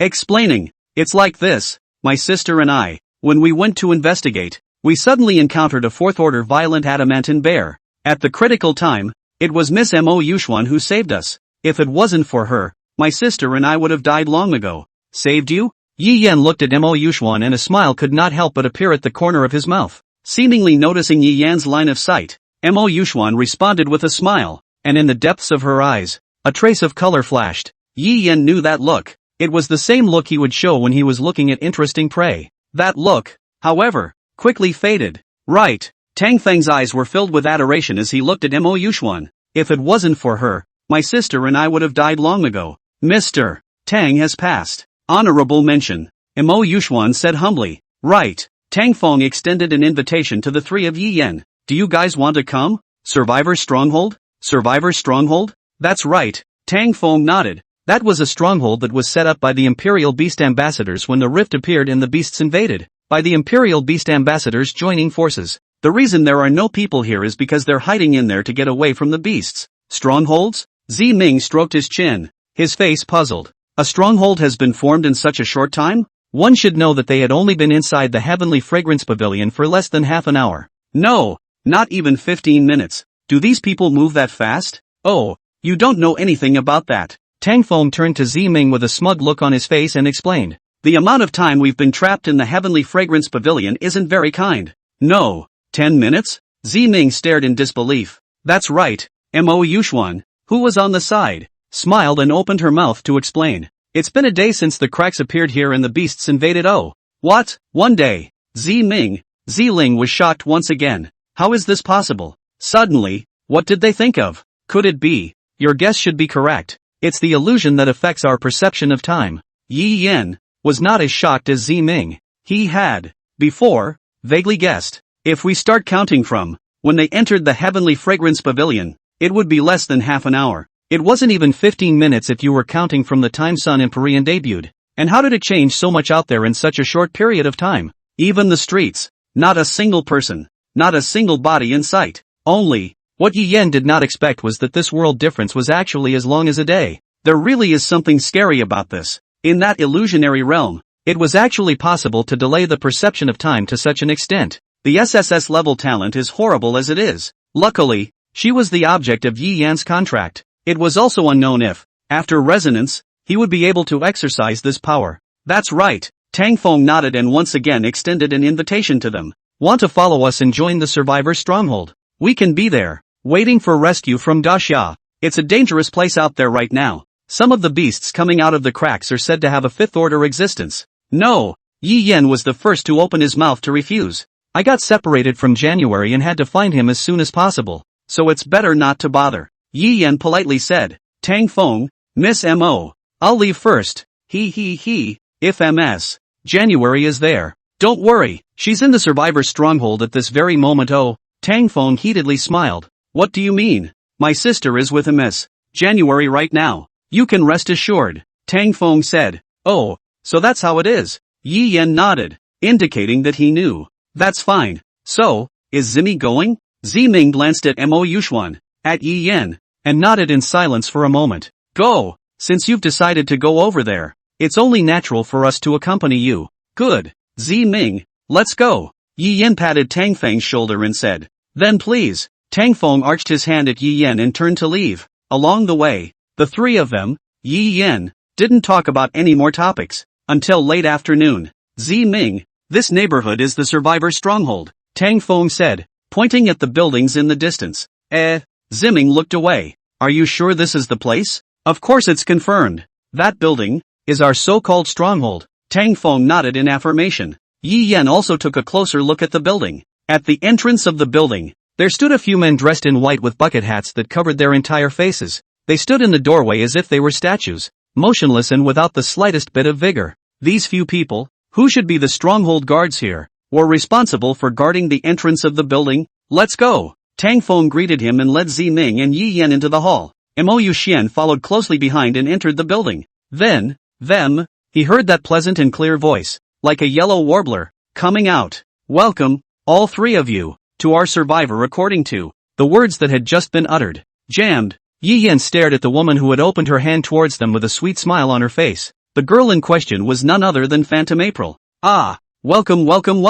Recovering from her short-lived shock, April greeted them hastily with a bigger smile on her face. This is the leader of the stronghold, Ms. Yulan. Tang Feng introduced them. Hearing Yulan's name, Yi Yan raised an eyebrow. This girl doesn't even hide her name for a while? But what is this girl up to? How did you become a big sister? Both sides were introduced and pleasantries were exchanged. Come on, Windy, they're in your care, commanded Phantom April. Little Wind can be okay. Got it. Don't worry, big sister. I will protect them. Tang Feng hastily patted his chest and assured him. Big sister can be okay. Aha! April nodded while walking away with her hands in the air. As Yulan was leaving, she glanced at Yi Yan, the look as if she had something to say, but in the end, she didn't open her mouth. Let's go, follow me. Tang Feng took Yi Yan's hand and walked towards the depths of the building. Yi Yan, I think this woman is very strange, Ziming whispered. Oh, Yi Yan glanced at Mo Yuxuan, faintly answered and stopped speaking.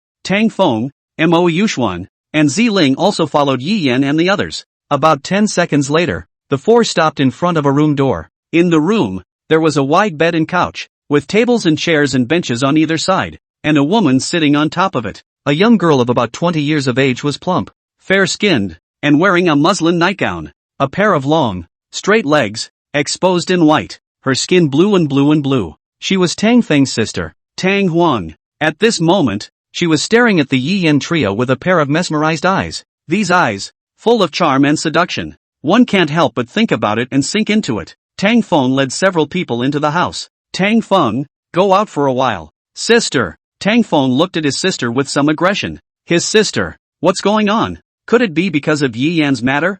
Jealous? Good boy. Go out. Tang Huang's mouth corner sketched out an enchanting smile, gently stroked Tang Feng's head and said, fine. Tang Feng could only sigh helplessly and leave the room. The moment the door to the room closed, Tang Huang gathered her face. The flirtatiousness on her face disappeared and was replaced with a cold face. You've become quite a lot. Yi Yan laughed lightly at Tang Huang. It's just a helpless move. Tang Huang hummed softly, sitting on the bed with mesmerized eyes. Let's not talk about this. Tang Huang waved his hand before apologizing to Yi Yan. I'm sorry that my brother seems to have lied to you. What the hell happened to you two? As he walked in, Ziming sensed that the room was covered in spell formations everywhere. And the level of this spell is not low. Here was an existence like a boundary spell. It's just that the spell doesn't just restrict the human body, including the soul. The reason why he dared to walk in was because the formation was only targeting one person. That is, Tang Huang, who was the eye of the formation. You guys, you all see it. Cry out for what? Ziling wondered throughout. I can't go now. I can't get out. Tang Huang smiled helplessly and raised his hand. A chain emerged from the void and entangled her in this room. This, Ziring covered her mouth. Soul-locking formation. Ziming frowned. What a ferocious formation. So your brother tricked us into coming here to save you? No. Tang Huang slowly shook his head, his bright eyes flashing with a strange light. It's not about saving me. It's about saving them. Them? Ziming frowned. Who? Can't say. Tang Huang let out a bitter smile and reached out to stroke the chains. Are they chains with forbidden power? Yi Yan thought for a moment and then said, then you don't have to tell us. We'll guess. Did you see something and get locked up? Tang Huang was silent for a moment and shook his head. Can't say. Your brother. How's it going? Can't say. Can we get out of here? Can't say. Yi Yan was silent. So, it's because of something you saw that did this? Why? How? Yi Yan looked towards Ziling, who had suddenly opened her mouth. Probably intuition. Yeah. Then rest here in peace. Yi Yan was silent for a moment and turned around. Where do you want to go? Rest. What about them? Tang Huang asked, gritting his teeth and staring at Yi Yan. Them? What's it got to do with me? Yi Yan replied calmly. Is that so? Tang Huang lowered his head before raising it and looking at Yi Yan. You're not going to get out of here. Yi Yan paused in his steps and did not speak immediately. After a long time, he took a deep breath and turned back to Ziling. Tell me what you're hiding. Don't fool me with can't tell. Yi Yan looked back and pointed at his golden eyes and said, You can't fool me. What about them? Depending on the circumstances, I wouldn't put my life on the line for those strangers. Fellow student Yi Yan, you disappoint me too much. How could you see death and save it? Ziling, who hadn't said anything, spoke up, her wide-open eyes looking at Yi Yan, her tone filled with disappointment and pain. Hearing her words, Yi Yan froze for a moment, then, slowly lowered his eyes. His gaze lingered on Ziling's face. His face cold, but his tone contained a sideways bone-chilling chill. So, what you're saying is, let me abandon my partner, January, for people I don't know? This, frightened by Yi Yan's aura, Ziling, for a moment, didn't know how to retort. Perhaps, it should be said, it can't be refuted at all. The problem now is the very classic train problem. It's saving the few and also saving the many. Generally, ideally, to measure it, picking the majority is the wisest determination. But, how can life be measured? Yi Yan, isn't Miss January not yet confirmed to be in danger? Ziming defended in front of Ziling. Besides, it's not like we're saying, give up on MS January, are we? Then how can you be sure that January is not in danger? Yi Yan questioned in a cold voice. Also when the two were about to have an argument, Tang Huan's voice suddenly rang out. January, she's here. Chains surfaced all around, and they wrapped around Tang Huan's body like tentacles,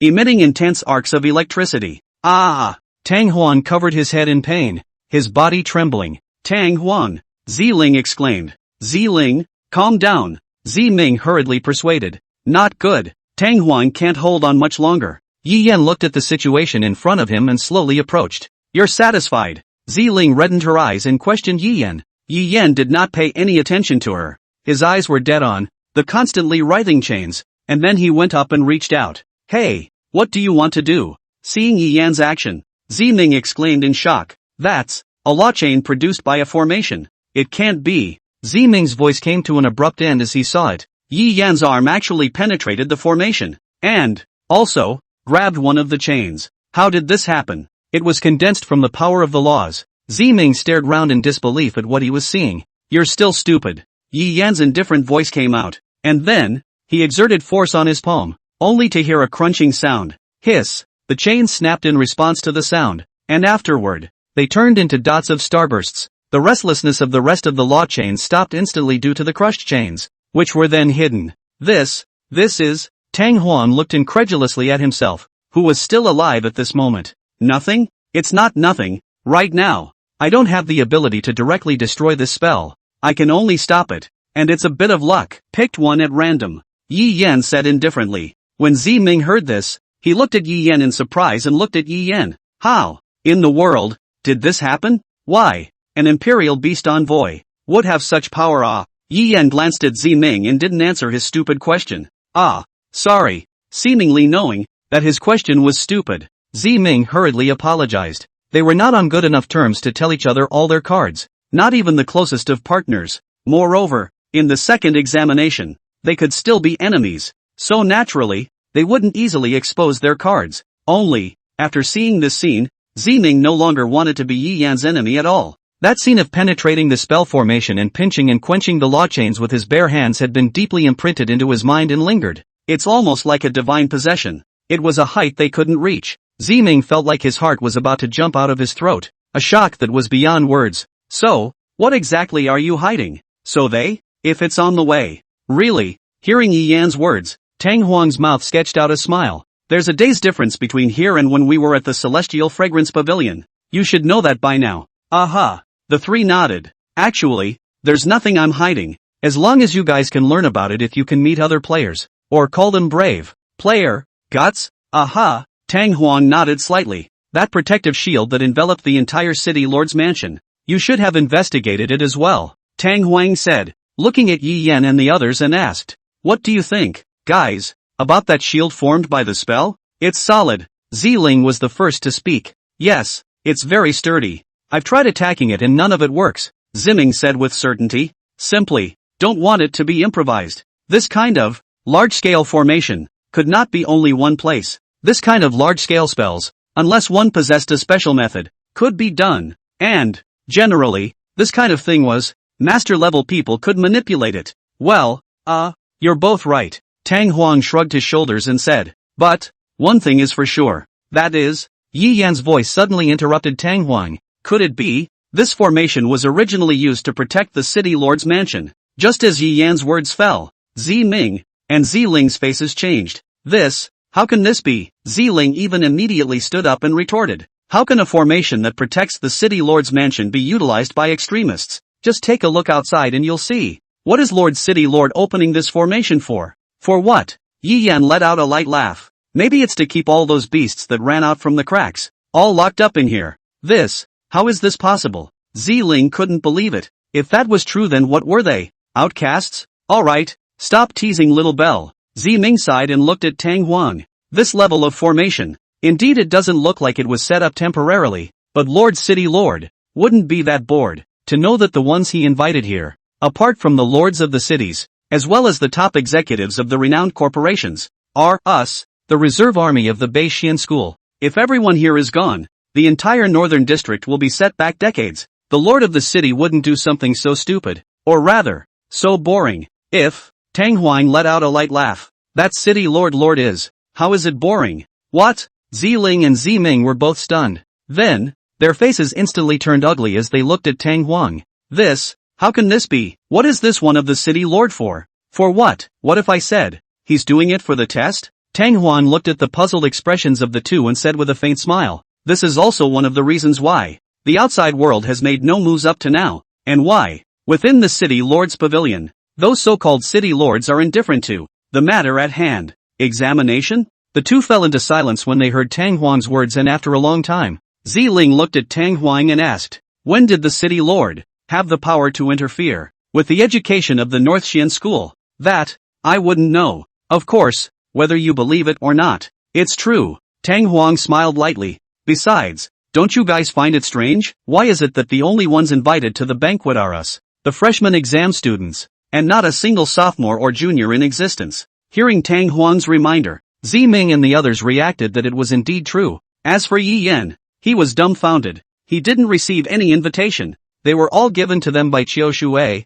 Is this a test of sorts? Yi Yan was not at all surprised by Tang Huang's words. He'd guessed that. Otherwise it wouldn't have been. In the city lord's mansion, the place under the city lord's jurisdiction, a spatial rift had appeared, allowing wild beasts to invade his courtyard. This kind of thing, for a strong person at the level of a city lord, would rarely do such a thing. It is an insult to itself. Their majesty, their position, would not allow such a thing to happen. Only, Yi Yan did not think that this was the result of the school's consent. Otherwise, what would happen to those who received invitations and didn't show up? It can't be, straight up, ruled a no-go. Therefore, Yi Yan guessed that this was the city lord's unilateral assessment. As for the miscreants, it was probably an accident. Or maybe it wasn't. So what's with all the players and the guts? The so-called test, of course, will have a title. And the title, as you should have heard, is that by raising all the game badges, the city lord's daughter will grant her a wish. And that's the whole rule of this test. Zi Ling listened to the clouds. Yi Yan, on the other hand, had a look of sudden realization, as if he had thought of something. Afterward, he took out a badge engraved with a gun from among his pockets and asked Tang Huang. Yes, this one? Yeah, that's the badge. Tang Huang let out a faint smile and pointed at the badge. Zi Ling's gaze instantly looked over, only to see that, on the badge, there happened to be a pattern of a long gun engraved on it. Hurrah, was exactly that. The badge he had obtained after he had previously played a balloon match with Yi Yan, which he had lost, and Yi Yan had won and broken the record. That is, those badges earned by breaking records on a roadside stand? Ziming mused. But where can we get it now that the beasts are raging outside and the vendors have long since run away? From other players, Zi Ling and Zi Ming, both of them looked at Tang Huang in unison. Once you've collected all the badges, you can go to the tower that's second only to the height of the city lord's pavilion, and that's where the test ends. And when the test is over, the shield that covers this place will disappear. So, this is the reason why you don't tell us? Yi Yan asked, staring straight at Tang Huang. To keep us from leaving? Right. Tang Huang nodded without hesitation and smiled lightly. If you guys are, you'll raise it soon, right? Then get up here. Why? Why? Tang Huang's faint sentence, but it made Ziling and Ziming's faces instantly grim. Do you think they'll leave them alone if that shield is opened? Upon hearing Tang Huang's words, the crowd fell silent and then raised their heads together to look at Tang Huang. Can't you tell? The city lord and the others? Who knows? Knowing those people, what do they think? I can't get away from here now either. Knock knock. It was also at this moment that the door was suddenly knocked on, followed by a man's voice from outside that, "Little Huang Huang, are you there?" Scram! Tang Huang instantly shouted in a violent rage. She was, right now, tempted to kick the person outside in the face. Humph, you're running out of time. I think you'd better think about what I'm saying. With that said,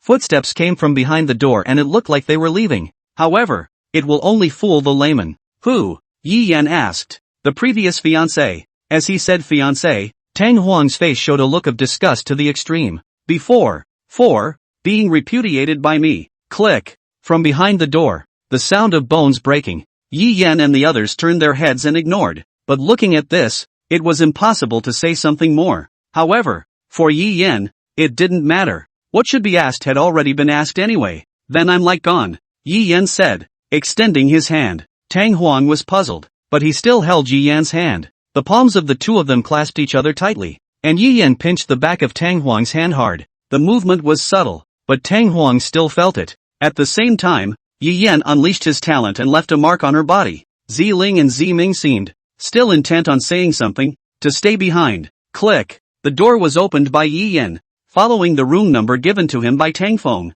and when he turned his head, he encountered a face that was furious to the core. You, just now, what on earth did you do in little Huang Huang's room? Yi Yan let out a light laugh. What's done is done. Yi Yan had a hangdog look, not at all because of what he had just said, and there's, like, a semblance of shame and guilt. You asshole, Tang Feng angrily cursed. With that, a fist was swung, striking Yi Yan's head directly. Bang! Yi Yan sidestepped the punch with one side of his head, and then, with a backhand, grabbed Tang Fenghuang's wrist and violently brought it down, pinning Tang Fenghuang to the ground and tagging him in the process. Ah! Ouch! Tang Feng let out a wail. You asshole! Snapping, Yi Yan stomped on Tang Feng's belly and Tang Beifeng could only groan in pain. So what exactly is your relationship with Tang Huang? You don't need to know. You just need to know that she is mine, my fiancée. Tang Feng angrily rebuked. But, it seems like she doesn't like you. Yi Yan sneered. No, haha, that's because,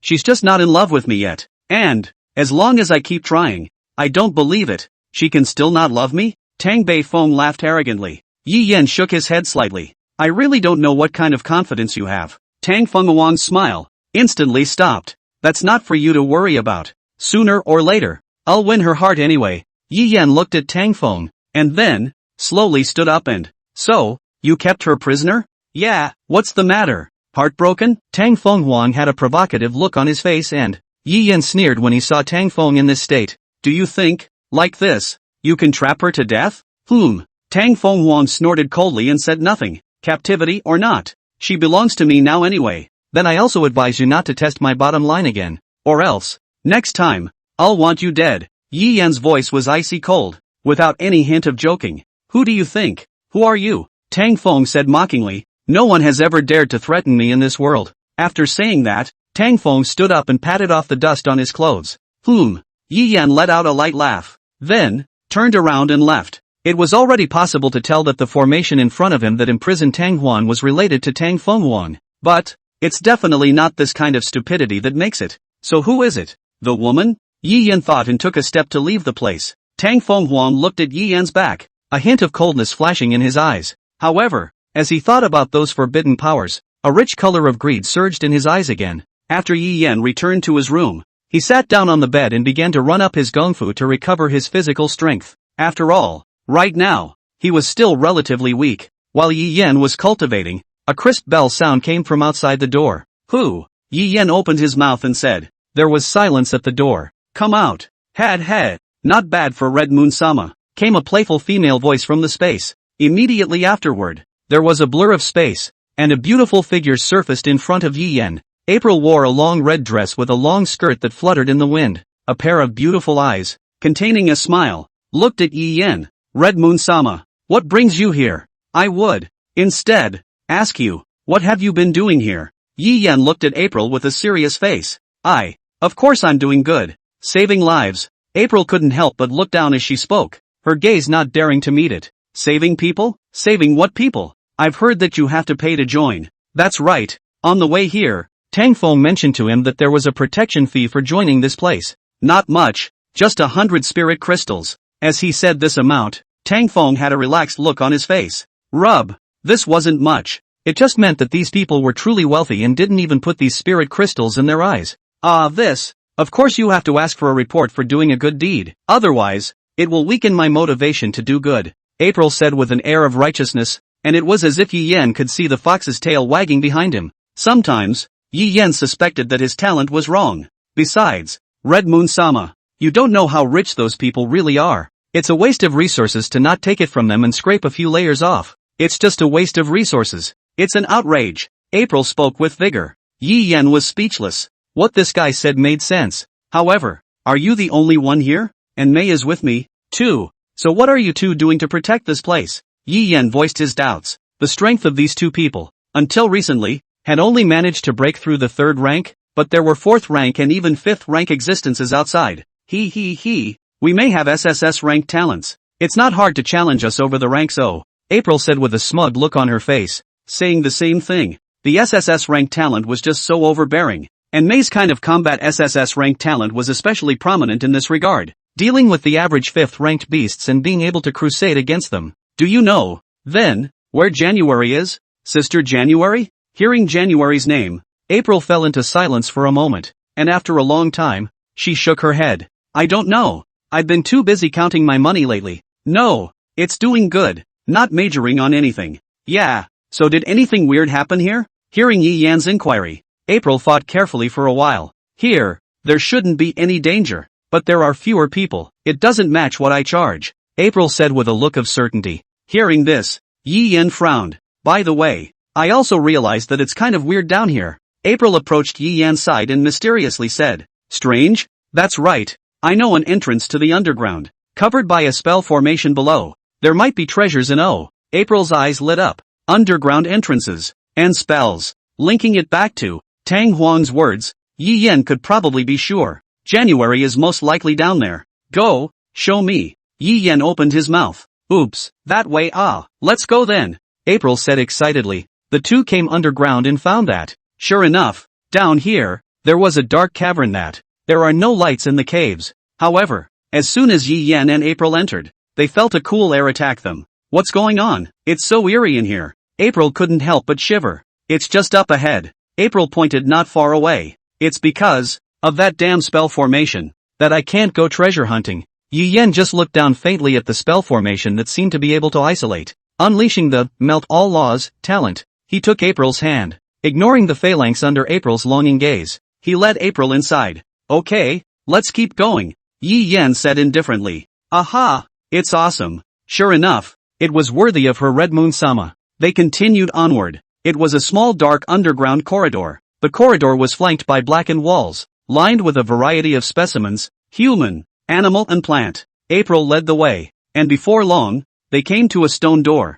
Click! Yi Yan reached out and pushed the stone door open. With that, a chilling sensation came over him. With this cold aura, even Yi Yan, who had a body of cold, could not help but shiver. Inside the room, a broken iron cage discharged into a corner. These cages, they're the ones who were kidnapped, and in front of these men, there was an iron bed on which lay a man. That person, naked all over, with a pair of blood-red eyes, stared at Yi Yan and April. This person, none other than Tang Feng Wang. Yi Yan recognized him at once, and behind him were piles of corpses, and on the cages next to the bodies were imprisoned individuals who were held inside like wild animals. Their clothes were disheveled, both men and women, and they all looked disoriented. Dawn Beacon! April couldn't help but shout in confusion when she saw Tang Feng lying in.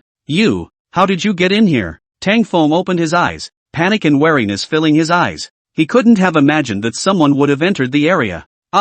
We meet again. Yi Yan greeted Tang Feng, who was lying on the bed tied up in chains, and swept his sight across every part of the room, and found no trace of January. Who are you looking for? Also at this moment, a grim voice came from behind Yi Yan. This voice, It was no one else but Mo Yuxuan. Mo Yuxian walked step by step, her eyes cold. Mo Yuxuan? Yi Yan said to Mo Yuxuan with a smile. You seem not surprised? Mo Yuxian said with narrowed eyes. Ah. April saw Mo Yuxian on the side and couldn't help but shout out in a low voice. Why are you here? Could it be this is your place? Yes so. Mo Yuxian replied with a light laugh. Brush. In the next moment, April clenched her fist, and with a whip kick, she jerked towards Mo Yuxian's head. Mo Yuxian, who had noticed, turned her body and dodged April's attack. Geez, our April's sister, why is she so violent? Mo Yuxian dodged while her mouth flirted with April. I have nothing to say to you scum. April glared angrily at Mo Yuxian and swung her whip leg again,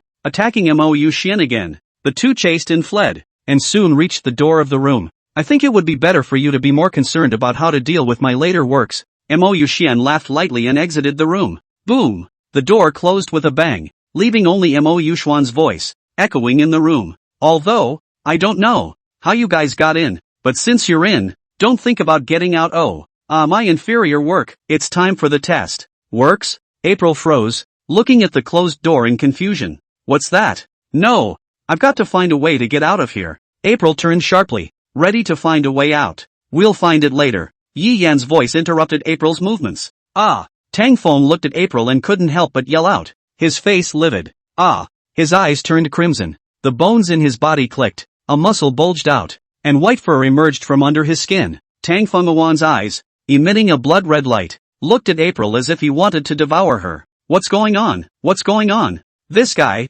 what are his eyes? And that hair? April freaked out and backed away. This is ferocious animalization? Yi Yan said with a frown. However, Tang Feng was a male and didn't have a ferocious beast bloodline in his body, so how could he ferociously animalize it? Noticing the syringes on the ground, and the small, densely packed holes in this guy's body, Yi Yan guessed what was going on. These people are really crazy, as well as Tang Fenghuan, who is in front of us. Ah! At that moment, a hiss of pain escaped from Tang Feng's throat. Tang Feng's eyes were bloodshot, and his figure quickly rushed towards Yi Yan and April. At the same time, he spat out sharp fangs from his mouth, and the skin on his body had been covered with long white hair. The whole person at this moment was living like a red-eyed shaggy monster. With a flash of his figure, he appeared behind Yi Yan and grabbed a claw towards Yi Yan's shoulder. Yi Yan hastily stepped back, avoiding Tang Feng's sharp edge. I'm going to kill you. Kill you, Tang Fengying yelled, his voice miserable to the extreme, as if he had suffered great torture.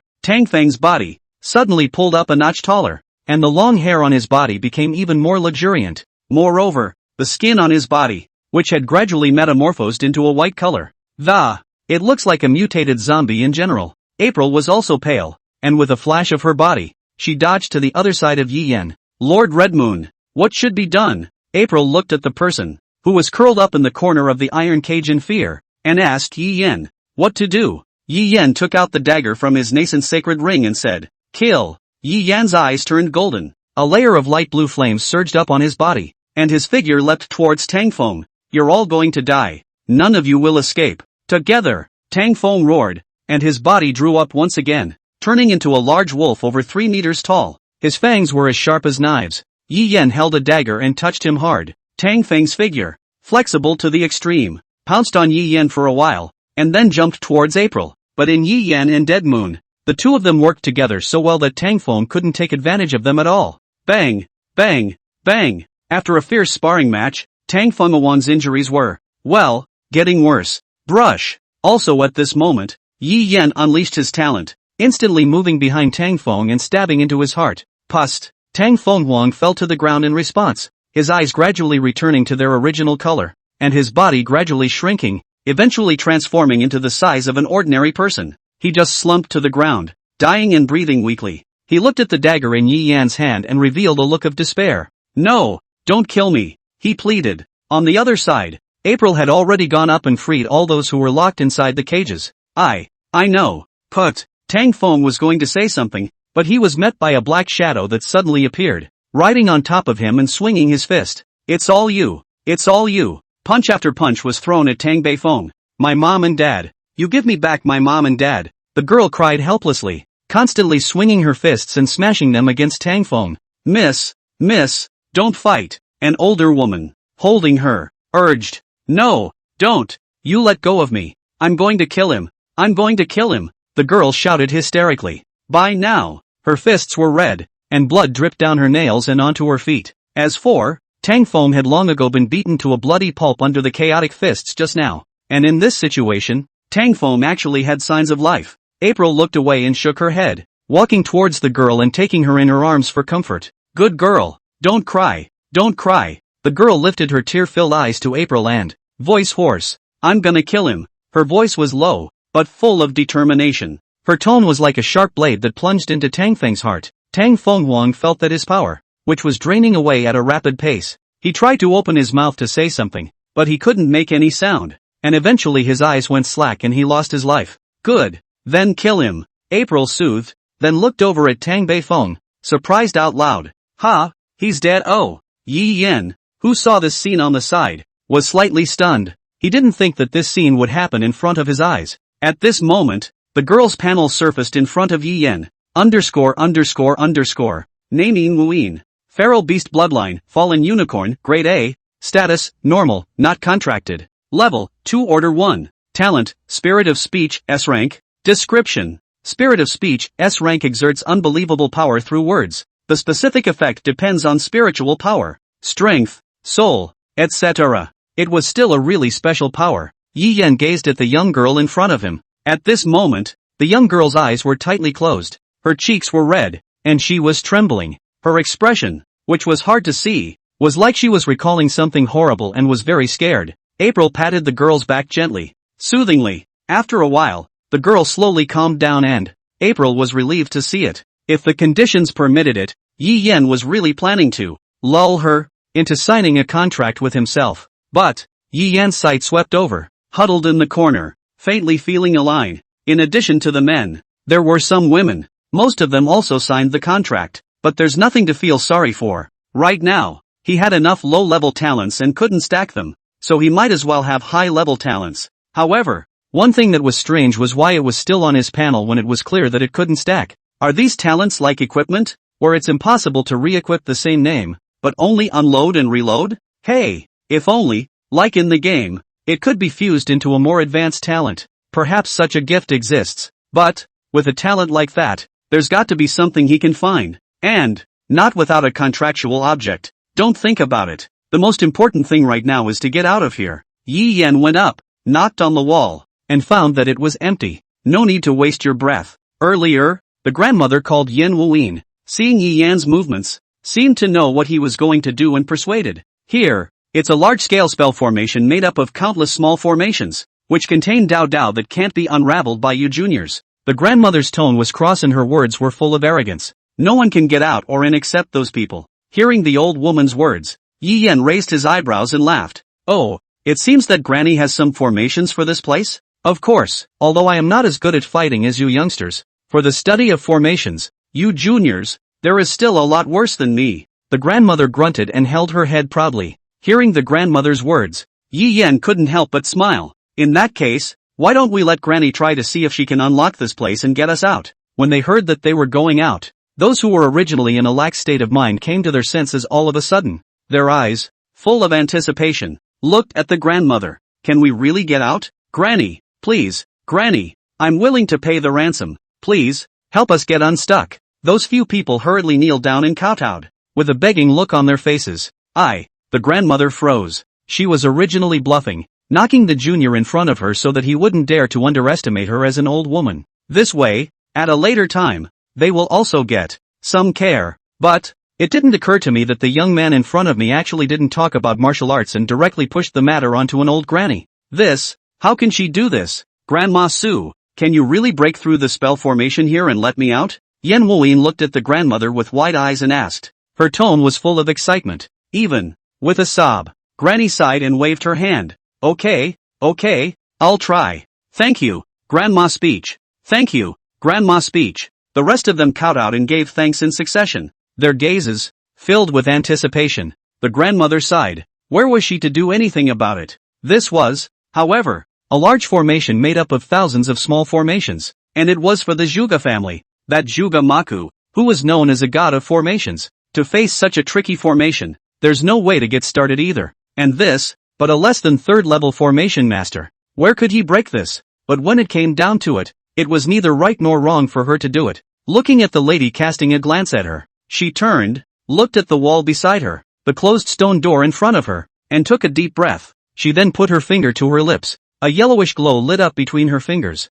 The light grew stronger and stronger, and in the end, it changed into a huge spirit mark. The grandmother placed her finger on the spirit mark. Her mouth slowly opened, and an incantation as thin as a mosquito whisper was transmitted into the spirit mark. Immediately afterward, the spirit trace exploded and turned into a ball of flames that impacted towards the wall. Rumble! A violent rattling sound came. The walls, in fact, began to twist. In the next moment, that massive flame was, in fact, swallowed by the wall. The crowd was dumbfounded, looking at the scene in front of them in disbelief. How? The hope that had just risen instantly rippled out. Is it impossible to get out? When those people come back, we'll be toys at the mercy of those people again. It seemed to be the words that made them, came to their senses and wailed. Then, with a look of hatred, he looked over at the grandmother who had clearly said she could break through and let them out. A look like that made the grandmother jump and back away in a hurry. She couldn't help but feel a little weak, but a little annoyed.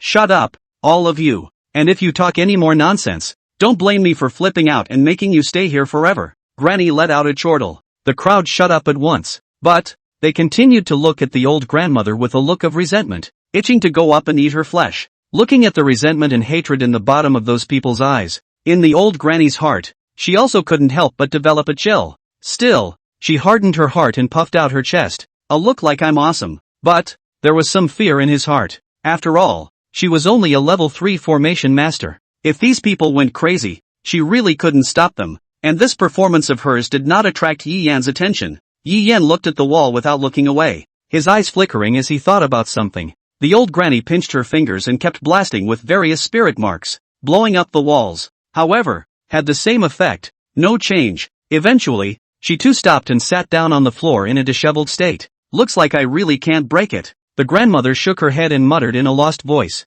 This dead old woman, how dare she fool me? The crowd roared in anger, wanting to tear the grandmother apart. No, I didn't. The grandmother's body trembled in fear in the face of the crowd's anger. She hurriedly explained. I'm not fooling you guys. I didn't even say I could unravel it. I just said try. But they simply don't believe it. They just wanted to leave now, so they didn't even want to hear the old lady's defense. You damned stinking old man. Let's see how I'll teach you a lesson. A man stood up and walked towards the grandmother, ready to give her a piece of his mind. He stood up and swung his arm, and just as his fist slammed down on the grandmother, a childish voice rang out. Don't hit my grandma Sue. As if the voice had some kind of magic, the man's fist, as if it had encountered a wall, instantly stopped in midair and did not continue to fall.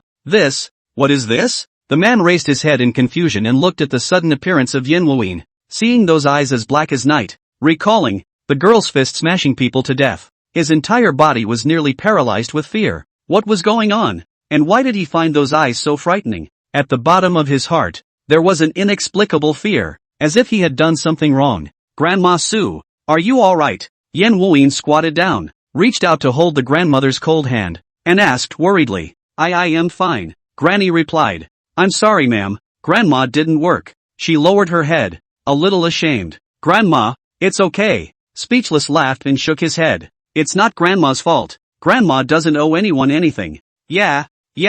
Bang. Also at this moment, the wall changed once again, directly taking the flames that had just been swallowed by the wall. All of them erupted out, turning into a flaming sword chi that shot towards the wall. Watch out. Duck. The crowd cried out in panic. The grandmother also panicked and backed away. But it was still a little late. Is it possible? Is she going to die? Her old bones will die if she dies. But the young lady is still young. She can't end her life at this time. As soon as the old granny shielded Yin Wuyin, she held her in her arms and turned her back to the flaming sword chi. In the next moment, a shield appeared to protect her. However, that shield was also shattered by the flaming sword chi. Having lost her last resort, the grandmother was as good as dead. Bang, bang, bang, bang, bang. The flaming sword chi flew out of the wall one after another, fiercely. Ha ha, this old woman is really dead. Yeah, she's definitely not going to live. I told you, someone like her can't unravel. Humph, dead old woman.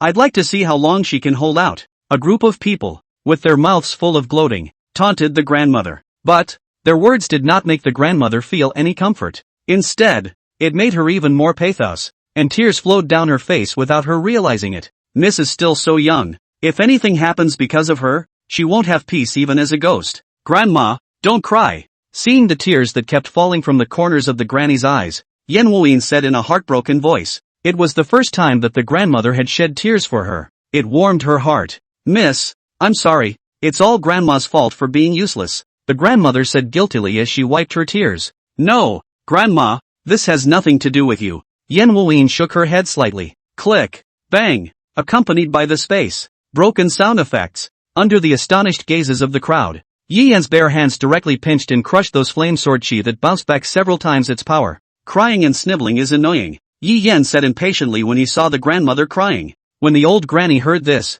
she froze, and then, broke into a smile as she wiped away her tears and said gratefully, Many thanks, Gongzi. On the side in the grandmother's arms, Yen Wuyin also raised her head and looked at Yi Yan. Thank you, Yen Wuyin called out sweetly. At this moment, her smile was as beautiful and pure as an angel's. Seeing this smile, Yi Yan was also slightly stunned. Then he nodded and looked at the grandmother and smiled. Granny, is this the end of all means? The old granny let out a bitter smile. Without the cockiness and arrogance from before, there was only helplessness. Yes, I'm only a third-level formation master, so I really can't break this formation. A third-level formation master? I also don't know that Juga Maku is a formation master of several levels. Yi Yan thought, walking to the other side of the wall and tapping on it. What is this, my lord? The grandmother asked suspiciously. Yi Yan didn't answer, just smiled and looked at the wall. Then, under the astonished gazes of the crowd, he raised his fist and smashed his right hand, which had gathered the power of breaking all laws,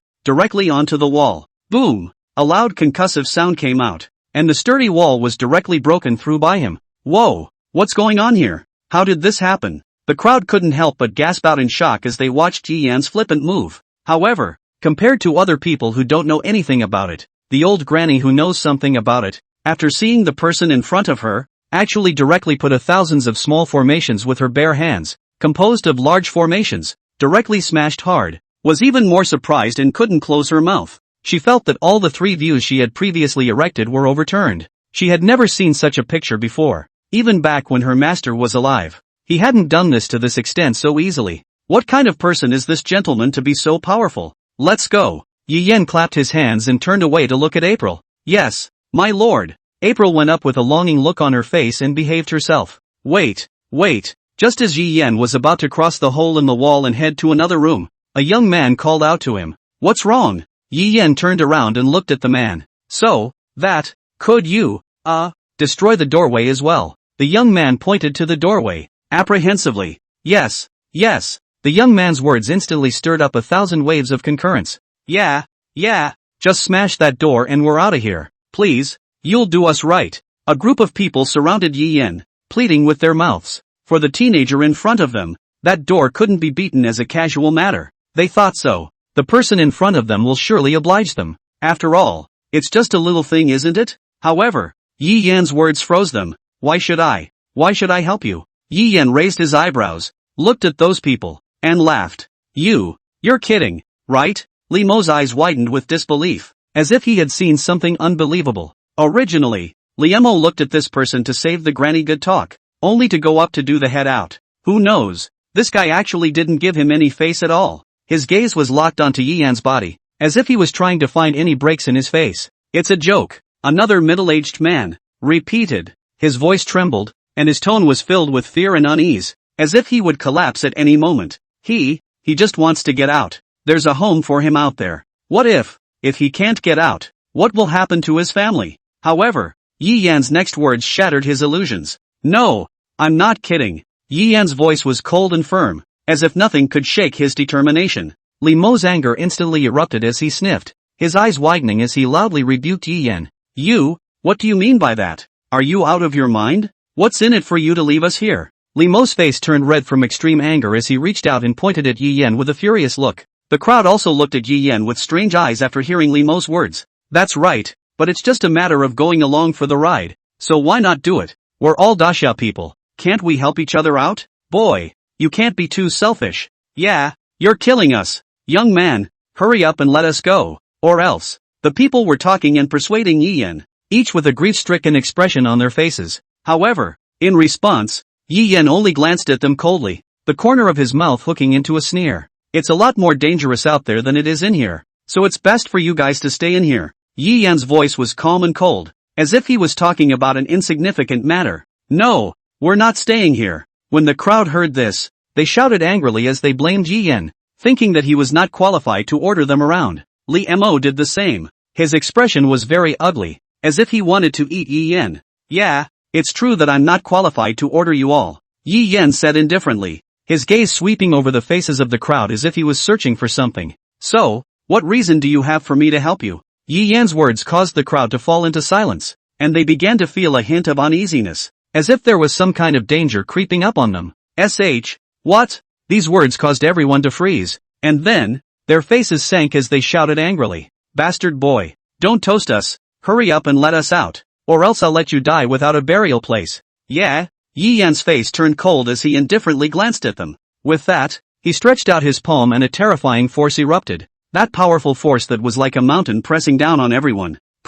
Everyone only felt a muffled thunderclap, and the whole person flew out as if they were cannonballs. In an instant, the group flew backwards a dozen meters away. Yi Yan's power was too strong. Those people fell straight to the ground, their faces pale. Yi Yan, however, just stood in place, coldly gazing at them as if he was looking at a group of panicked clowns. His gaze was filled with disdain and mockery. Who are you to order me around? Anyway? You. Li Mo covered his chest and gasped violently, his face filled with pain. The rest of the crowd were no better. Their faces were pale and beads of sweat permeated their foreheads. Their eyes were round and their eyes were filled with fear. No, we were wrong. We'll never dare again. Reimer spoke the words with difficulty, a sobbing tone in his voice. Under the threat of his life, Li Mo finally compromised. He, utterly convinced, he knew that he was not Yi Yan's opponent at all, so instead of waiting for death, he should beg for mercy. You, now, have no choice. If, however, one is willing to be a good boy and stay,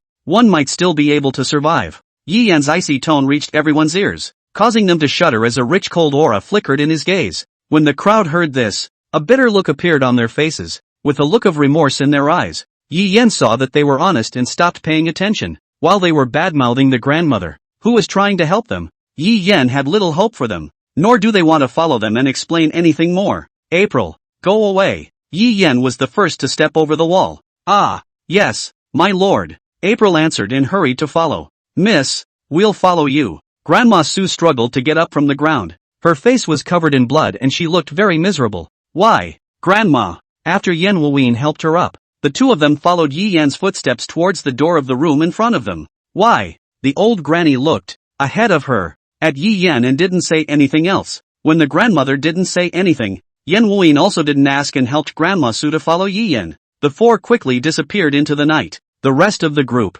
frozen in place, didn't return to their senses for a long time. They're finally gone.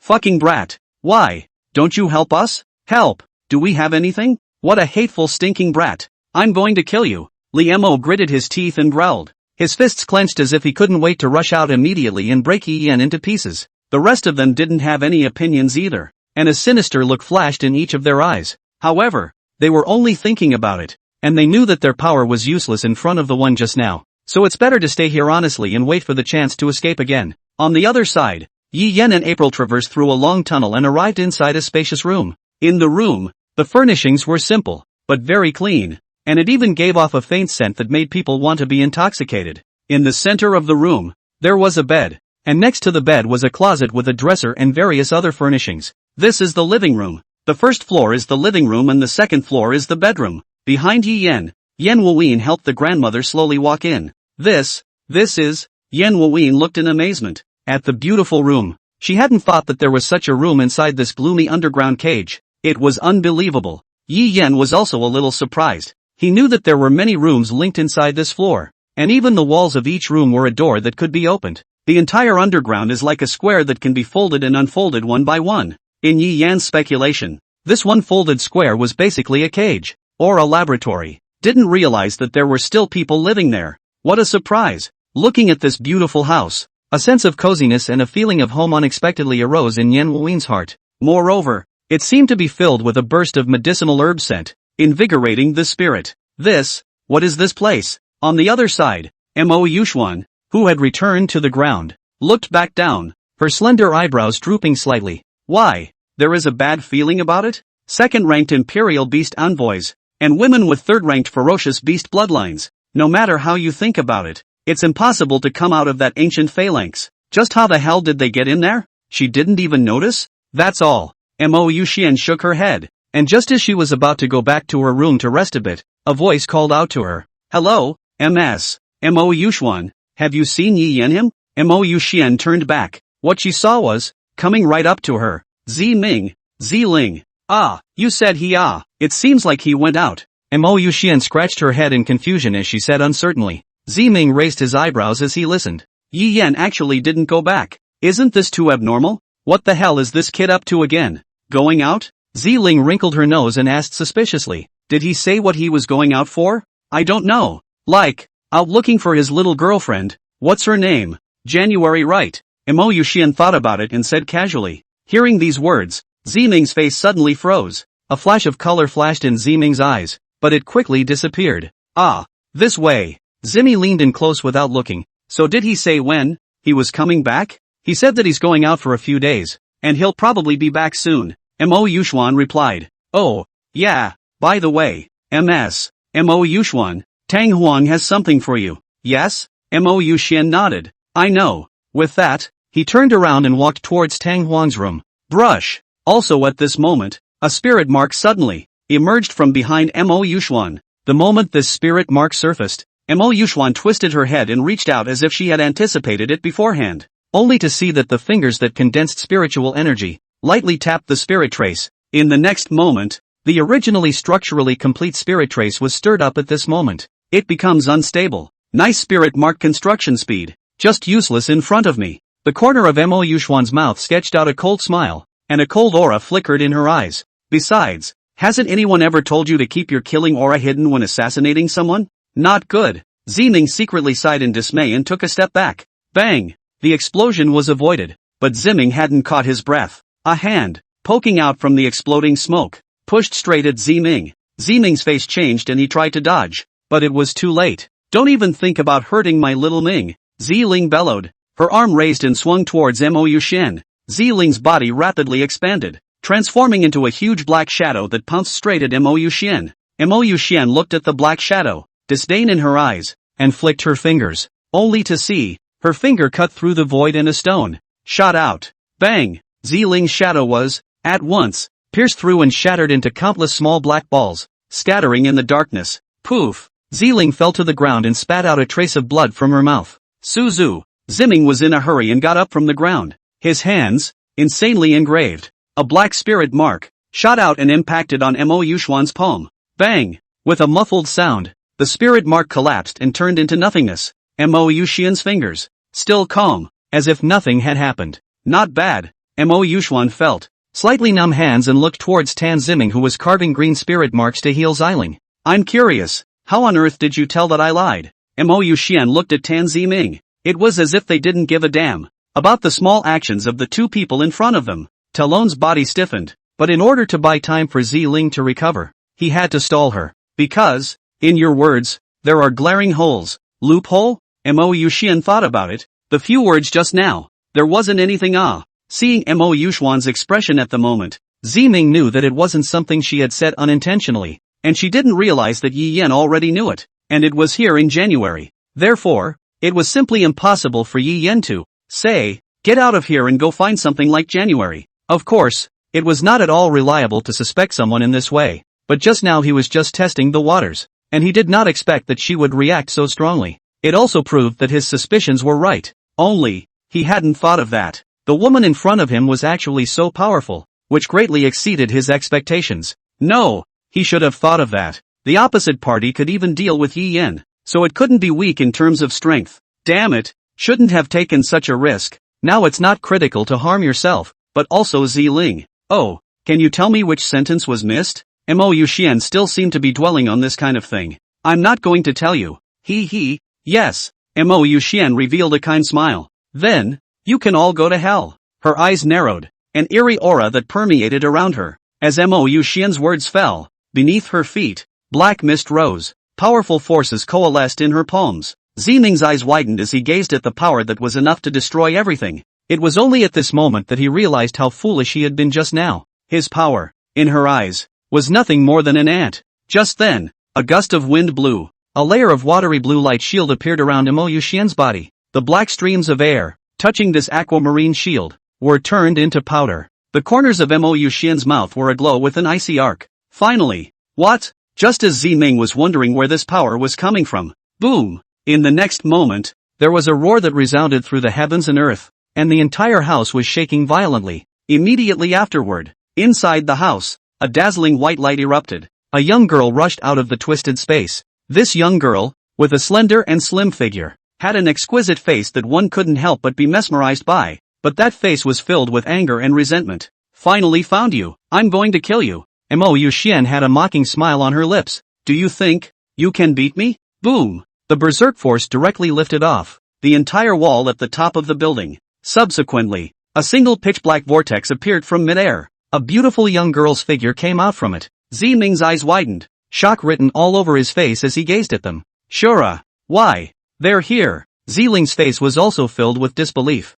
Because, above the sky, the corners of Sun Empyrean's mouth rose, and his eyes were filled with a teasing smile. When a ferocious beast is hungry, it has to hunt. You too. That's pretty pathetic. Sun Empyrean's voice, like a devil, echoed between heaven and earth. Kill all those who bear the mark of the Black Eagle insignia, and the rest of those who stop them, likewise without pardon. As her words fell, those Shura women flocked up from all directions. Kill! The group of Shura women shouted in unison, and they were ferociously animalized. You may not! Ziling roared, transforming into the state of a three-tailed spirit cat, leaping up and pouncing on the group of Shura women. Bang! Suddenly, a red stick snapped out and blocked Ziling's body. Oi oi oi oi. Interrupting someone's eating is, well, bad behavior. Sun Empyrean stood on top of the long stick, looking down at Ziling with playful eyes. Ah! No! Don't! You! Who are you? Please don't kill me. Listening to the nearby screams, Ziling gritted her teeth and looked at Sun Kongling with red eyes. You guys? These maniacs. Ha ha, crazy? Let me tell you, there's no one in this world who isn't crazy. After saying that, Sun Kongling swung the red long stick in his hand violently. Bang! Bang! Bang! Ziling retreated back and forth, a ball of spirit fire that erupted from her hand. Go to hell, maniac! Ziling's voice fell, and that spirit fire instantly grew larger. Sun Kongling's eyes flashed with a cold aura, and the red pillar of light instantly blasted into the spirit flame. Bang! The spirit fire was blasted into pieces. The red long stick didn't end after shattering the spirit fire, but instead straightened forward and smashed into Ziling's head. It was also at this moment that a spirit mark, violently flying and impacting, slammed into the long stick. Bang! Bang! Bang! The two forces, colliding with each other, fiercely confronted each other. Oh! Sun Empyrean looked at Talisman and the corners of her mouth rose. Not bad, Xiao Ming. Ziling retreated to Ziming's side, her face grave.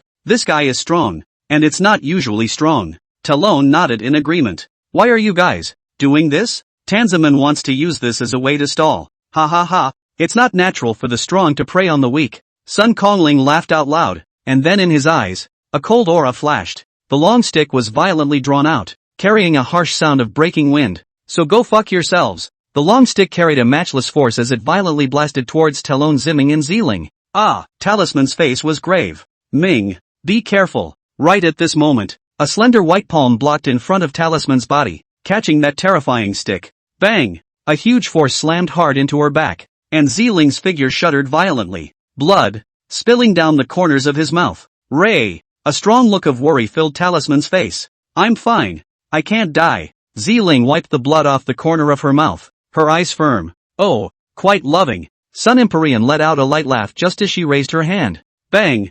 Bang! Bang! Around her, several spirit marks instantly surfaced and then lit up one by one, and then, fiercely attacked towards Sun Empyrean. Sun Kongling's face changed slightly, and his figure quickly swept away, dodging the attack. Bang! Bang! Bang! Bang! Spirit Trace's speed was too fast to dodge. Sun Empyrean's body lurched, and he was hit by several spirit marks so hard that his entire body flew backwards. Boo! Sun Kongling smashed to the ground, his body covered in wounds as he fell to the ground. Did it work? Ziling looked in Sun Hollow Spirit's direction and asked in a low voice. It should have succeeded. Talisman hesitated, his face filled with worry. Because, it's too easy. No good. Ziling pushed Ziming away with one hand. In the next moment, a long red stick pierced out from the ground, carrying a biting might as it viciously stabbed at Ziling. Bang! The red long stick slammed into the ground, and Ziling's toes pointed, her body quickly stepping backward, barely dodging it. Oh, that's a dodge?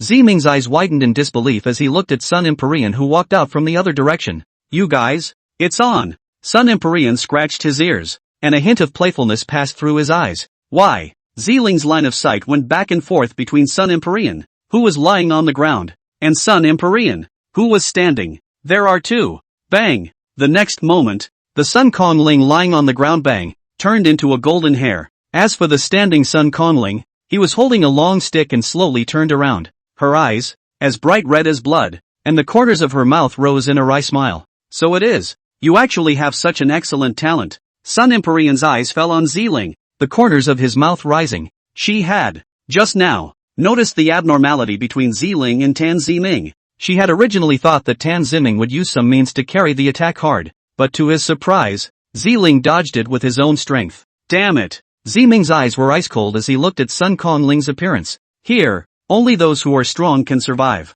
Ha ha! Sun Empyrean laughed out loud. I have to admit, you do qualify to fight me. Next, Sun Empyrean's spirit once again transformed into a golden long stick and swept towards Ziling with a biting aura. The two of them were greatly alarmed, and spirit marks, spirit flames, surged out one after another. Bang! Bang! Bang! Spirit flame and spirit trace collided, erupting in a violent explosion. The incoming baguette was shaken and floated backward a few meters. Bang! The baguette landed on the floor, and the floor, all of it, cracked open a seam. What a terrifying force! Talisman frowned. He knew that Sun Empyrean spirit was by no means an idle person, but he didn't expect that it was actually this strong. Had to use that one. Little Ling. Talon Ziming looked at Ziling, worry in his eyes. Don't worry, I'll protect myself. Ziling comforted Talisman, and with a shake of her body, she had disappeared. Ziming, who was on the side, wasn't idle either, lifting his hand that had gathered spiritual energy and began to carve in the air. As he finished with a single stroke, the two stigmata at Ziling's neck lit up at the same time. In the next moment, Ziling's already fast speed was once again accelerated to an incredible point. Her speed was extremely fast, and even if it was Sun Empyrean, she couldn't even react before she had already arrived on the opposite side. Ziling clenched her fist that gathered all her strength, looking at the woman in front of her, whose figure was even more petite than hers, with heavy eyes. It was a feeling that irritated her. It seems that I must bring out my full strength. Sun Kongling looked at the young girl across from him, the corner of his mouth slightly hooked, revealing an evil smile. A single blonde hair fell from her body, floating down. From her forehead, a stigmata lit up. Stigmata, fighting armor. With that, Sun Empyrean's words fell. Golden strands of hair surrounded its body, forming a suit of golden armor. Except for the armor, on Sun Kongling's body, there was even an additional golden robe. The cuffs of the golden robe were embroidered with a lifelike peony flower. Next moment, an extremely violent aura emanated from her body, bouncing the charging Z Suzu several meters away. Sun Kongling held a long stick in both hands. His eyes were cold, and he exuded a powerful and extremely oppressive feeling all over his body. It made Ziling feel a sense of suffocation. The pupils of the two men slightly contracted for a minute. They couldn't understand why there was such a huge gap in front of them when they were the same as themselves, at the same third rank. They certainly don't understand, because they were facing an ancient beast, a maiden descendant of the spirit Brightstone monkey bloodline, possessing a double SSS grade talent. It was certainly not an existence that they could fight against. Then, the battle begins. Sun Empyrean looked down at the two and said in a chilling tone. In a confined room deep underground, dim lights barely reflected off the surrounding walls. Yi Yan stood there, his gaze fixed on a silhouette that appeared in front of him. She was wearing a black and white maid outfit, with a delicate face and snow-white skin, like a finely carved porcelain doll. No, it could be said that the expressionless young girl in front of her was like a delicate puppet doll, lifeless. What is this? April surveyed the young girl curiously, looking at her with some excitement, some anticipation, and some thrill. April's gaze wandered over the young girl as she curiously surveyed her, her heart filled with intense curiosity. She loved the young girl's skin. It was as white as milk. There was also the dress the young girl was wearing. It looked beautiful, but she could sense that it wasn't a real dress. It was made of some special material that didn't belong to real clothes, even though it looked like it. It's magical. Yi Yan couldn't find any cracks in the slightest in front of this mannequin girl. On the side, Yan Wuyin and Grandma Su were also sizing up the motionless, mannequin young girl in front of them. By the way, why are you guys tagging along? Yi Yan turned back to look at them with a slight doubt in his tone. Grandma Su smiled coyly. Ha ha ha, is it me, an old woman, who is disturbing you? No, just asking. It's okay if you don't want to talk about it. Although, Yi Yan had already guessed something. The old granny in front of her was afraid that she wouldn't live long, and was afraid that her own young lady would be left alone after her death. Wow, my lord. Just as Yi Yan and the others were in the observation stage, April had already gotten her hands on the doll girl and caressed her. This dress, it's so smooth, it's so comfortable. I've never seen such soft fabric before. April stroked the doll girl with a happy look on her face. Yi Yan sniffed and burst into tears. Click. I don't know. April touched something and suddenly the sound of a switch flipping rang out.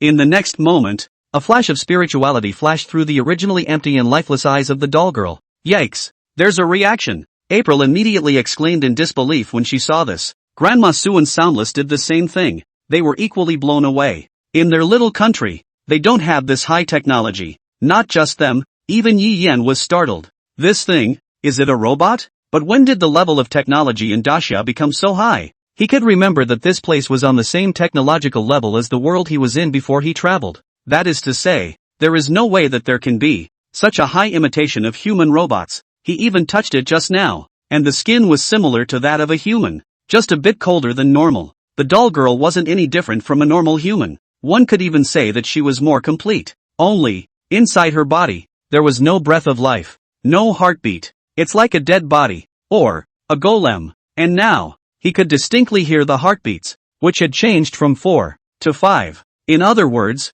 the doll girl in front of me had a heartbeat and was breathing. She's alive? This, Yi Yan was shocked in his heart. The doll girl's eyes turned to April and looked at Yi Yan's appearance. Her eyes slightly curved and the corners of her mouth lightly raised. This smile made Yi Yan feel an inexplicable sense of familiarity. But, again, he couldn't remember where the familiarity originated from. Master. Suddenly, the doll girl spoke, her voice childish. Her voice, which was very melodious, was like heavenly music. Hearing these words, Yi Yan's heart missed half a beat. Master. Who are you? Why do you call me master? Yi Yan took a deep breath and tried to calm himself down as he asked in a deep voice. The doll girl looked at Yi Yan, her gaze revealing a trace of doubt. Then she cocked her head. The master is the master. Ah, my lord. Is it? April said, looking at Yi Yan with a longing gaze. It gave him a headache. I'm not sure what's going on. Suddenly, an extra robot made? It would have been fine if it had appeared elsewhere. However, if he was in a place like this, Yi Yan would have to be cautious. Points of starlight twisted in Yi Yan's eyes as he slowly raised his eyes to look at the machine maid. _____. Name, 37. No, 37. Race, armor clan. Status, normal, belongs to, UMO, bound to serve, Yi Yan. Talents, machine proficiency, SSS. Machine modification, S. Description, from the ancient era. Buried in the ancient era. Sleeping for millions of years. Just to wait for one person. Hiss. Seeing the panel, Yi Yan sucked in a breath of cool air. He really didn't know where to start spitting. What's a mech armor? And the person who belongs to it, who is Tsukumo again? Why bind the service to him? Could it be that there is one with the same name as him? No, if it was just the same name, then why did this 37 then call him master? And what is this ancient era thing? The ancient era. He did know that it was the earliest epoch on human records, and the first page of human history. Legend has it that in those days, wild beasts ran rampant and humans fought other races, and then the humans lost and were slaughtered by the beasts. But the wisdom of mankind did not die out. The humans at the critical time awakened. And also from that time onwards there are the imperial beast envoys. There are the fierce beasts with the power of the maidens. Humans had the power to counterattack, gradually driving the beasts away and building a new civilization. It's for the Federation. That was, also, the most glorious period of mankind. It's just a shame that for some reason or another, the Federation collapsed, remaining human beings, straggling about, composed, now, of one country after another. And the one in front of us is actually related to the ancient era? Master. Yi Yan wasn't able to trust him. You'll listen to me? Yes, master. The robot maid answered truthfully. Good. Yi Yan raised his eyes deadpan on her. Then kill yourself. Hearing Yi Yan's words, The crowd was immediately startled. My lord! Why? April, with a look of pity, looked at the beautiful doll lady in front of her. It's so beautiful. It's a shame to ruin it. My lord, if you don't like it, you can give. April's words were glared at by Yi Yan before she could finish. Instantly, he swallowed back the words that came to his mouth. Grandma Su and Wuyin, too, looked at Yi Yan with worried gazes. Master, what does suicide mean? The machine maid asked with a puzzled expression. I am a machine and have no concept of suicide, which, according to my master's human understanding, is the self-termination of one's life? But, 37, there's no life, just machines. The robot maid said this. Yi Yan had originally thought that she would use this to escape this problem, to keep herself alive. After all, looking at the panel introductions, this 37 was no mere robot. Rather, it was the Machine Armor clan, and since it was a clan, it was alive. Why, then, does this 37 claim to be an inanimate life form? This is a clear contradiction. However, his next words caught Yi Yan by surprise. So, synthesizing the above analysis, Master is asking this machine to self-destruct, right? 37 blinked her clear and bright blue eyes at Yi Yan. Right. Yi Yan didn't deny it and nodded his head. However, Yi Yan remembered the words on the panel description. From the ancient era, buried in the ancient era, sleeping for millions of years, waiting for one person. And who is that guy? Is the real owner of the 37 in front of you? But, if that were true, just how powerful would that person have to be to live for millions of years? Tens of millions of years have passed from here to the last epoch. It's impossible for anyone to have lived this long. At least, there hadn't been such a strong person in history. 10,000 years was already the limit. And now on the entire continent, the oldest was only 998 years old. People, at some point, have been unable to break through the millennial line. At least, none of them have lived to be 1,000 years old in the past 10,000 years. So why, then, did the 37 in front of us, who had been able to exist for so long, appear here? Countless doubts filled Yi Yan's mind. But right now, what puzzled him the most was why he had the command authority of the 37 before him. Is he for real? He needed to verify it. Yes, Master, I understand. 37 nodded, not hesitating, her eyes glittering with determination. With that, a powerful force erupted from her body, and an electric current flashed across her body. It was as if her body was a giant battery, releasing a constant stream of energy. These currents jumped about her body as if they were a nimble swarm of silver serpents, shimmering mysteriously in the darkness. In this instant, Yi Yan's attention was completely captured by number 37. His eyes widened in disbelief at the scene before him. From just now, he felt something was wrong. He had always assumed that the surreal, high-tech machine girl was powered by psychic energy. However, he was unable to sense a trace of spiritual energy from the 37th's body. He stared at her, watching the currents flickering through her body with a mixture of confusion and surprise. He had felt the presence of spiritual energy in countless battles. However, at this moment, he couldn't feel any fluctuation of spiritual energy at all. This extraordinary phenomenon, like a scene you would only see in a science fiction movie, left him both shocked and confused. Yi Yan unleashed his talent, and then, taking a deep breath, trying to calm his inner shock at what he was seeing, controlled fusion reactor. That's right, that current, converging at the center, is a small reactor. And, this robot maid, actually intends to detonate in a place like this? You know, that even a palm-sized reactor would be enough to take this place directly. No, the whole city lifted right off the ground. He didn't know how much energy the reactor contained, but he knew that it was enough to kill him hundreds of times. Without hesitation, Yi Yan reached out and stopped the fool in front of him. What is it, Master? 37 raised his eyes slightly, those deep eyes filled with disbelief and confusion. Her face was covered in cold metal, but her eyes revealed an unspeakably humanized emotion that was impossible to ignore. Her eyelashes fluttered gently, as if she was probing Yi Yan's inner fluctuations. Yi Yan glared at him, anger burning in his eyes, his voice low and full of majesty. What's wrong with you? You ask me what's wrong? His fingers clenched into fists, suppressing the fury within him. Do you want to, detonate that thing on you right here? 37 didn't seem to notice Yi Yan's anger as he still responded calmly. Yeah, didn't you tell me to initiate the self-destruct program? 37's words caused Yi Yan to feel a wave of dismay. 37's face remained calm, not a ripple in her eyes as she analyzed seriously. As soon as I detonate the machine's energy source, I will be able to completely clean out the machine. That way, all data and programs will cease to exist. Yeah, that would make 37 disappear completely as well. But, the question is, he's gonna be cleaned out too. Talk to me? Yi Yan pointed at himself with a look of disbelief. If he remembered correctly, that guy was, however, from a time period farther than the ancient era. Leave a message for yourself in this case? It could be left to, same name as him, or the next binders, and he just happens to be the one. Tell me about it. Yi Yan also came to be interested, wondering what kind of words the designer of this strange self-destruct program would say. Yes. 37 lifted her long skirt and made the extremely standard maid salute. She then slowly raised her head, and a smile surfaced on that expressionless yet stunningly beautiful face. In this instant, Yi Yan looked dumbfounded,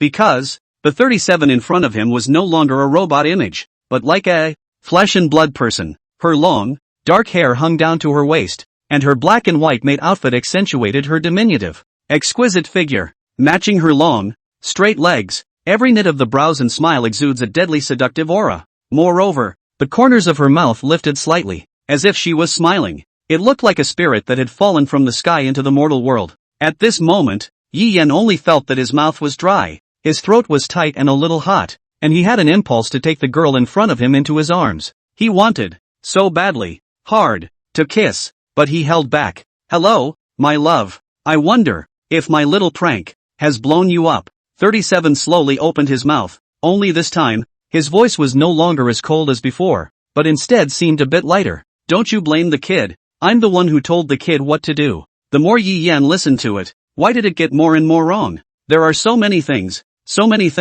that I want to say to you, but when it comes time to say them, I don't know what to say. So, I'll leave it at that. I'm sorry I can't be there for you. Our plan failed. So I made her, so she could stay with you instead of me. No matter how long it took to find out when you would meet, and when the time comes, will you be you? By the way, you can name the baby if you can. When 37's words fell, the original gentle smile disappeared and was replaced by the same expressionless, icy look as always. No? Yes, master. Yi Yan was silent. He probably knew the purpose of the 37 manufactured before him. It was a pity that he wasn't the one called UMO, the one to wait for. The plan? What happened a few epochs ago didn't interest him. However, Yi Yan's eyes were dead set on number 37, and he was interested in the number 37 in front of him. April blinked and looked at the beautiful machine girl in front of her, then looked at Yi Yan with a confused expression. What's that? Do you say you? What maker? April didn't get it,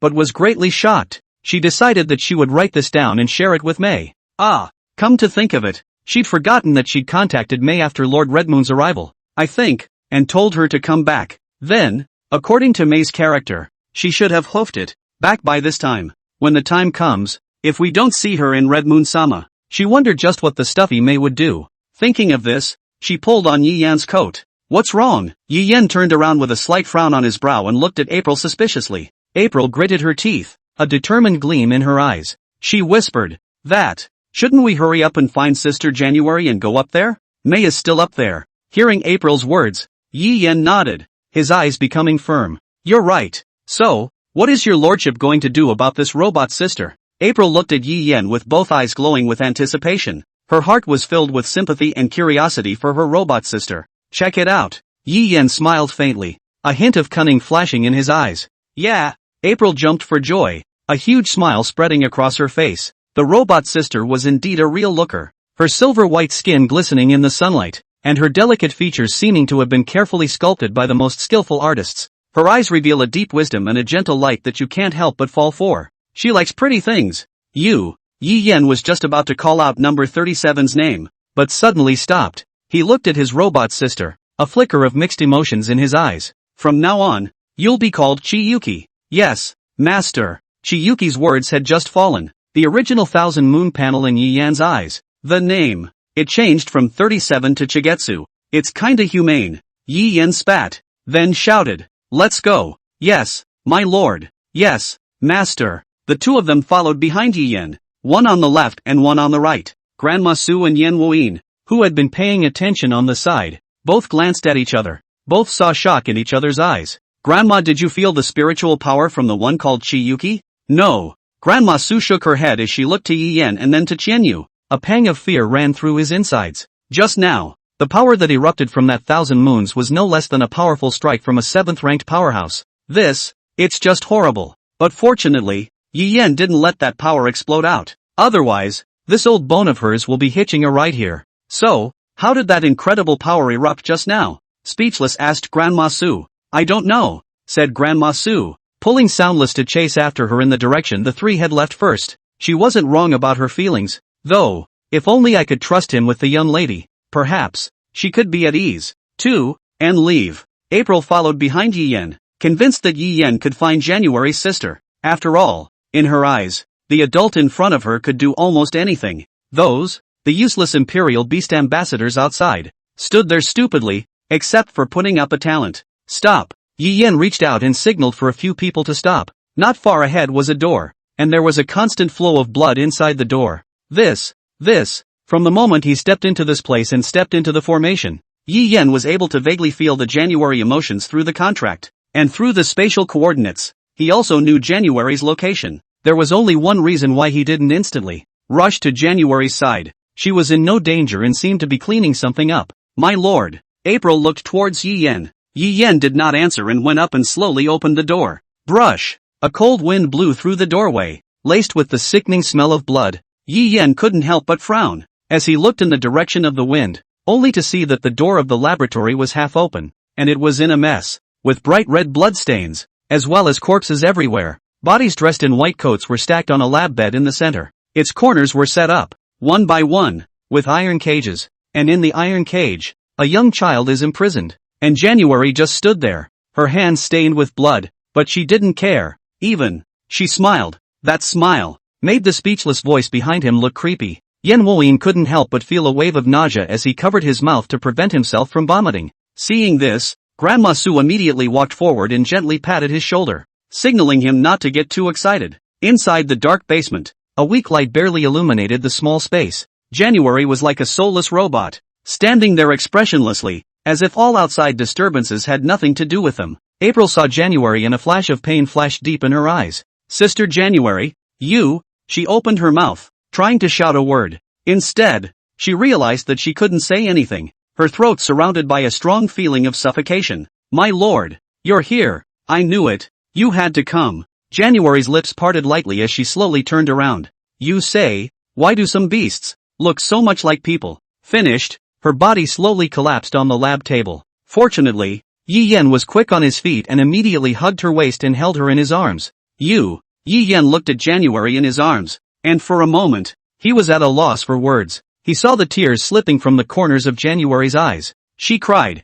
geez, this fight seems to be going on for a while yet. Sun Empyrean Spirit looked at the two people who were fiercely battling in the sky, his gaze revealing faint apprehension. She looked down, holding Zi Ling, who was at the moment but drenched in blood and unconscious. Zi Ming, you guys are indeed very strong, but in my eyes, you are still as small as ants. Sun Empyrean's words were filled with arrogance. Zi Ling hugged Zi Ming tightly, tears welling up in her eyes. She looked at the man in her arms who had once given her endless security, but was now moaning in pain. The number of spirit marks within his body continued to increase, and every flicker of the spirit marks was accompanied by a churning of chi and blood within his body. Just now, he had even endured Sun Empyrean's heavy blows in order to save her, and his injuries had snowballed. As Sun Empyrean looked at this scene, a trace of doubt could not help but spread in his heart. It was hard for her to comprehend why these two were so desperate, going so far as to give their lives for each other. However, she didn't have time to delve into that. He only had his own death and life in his eyes.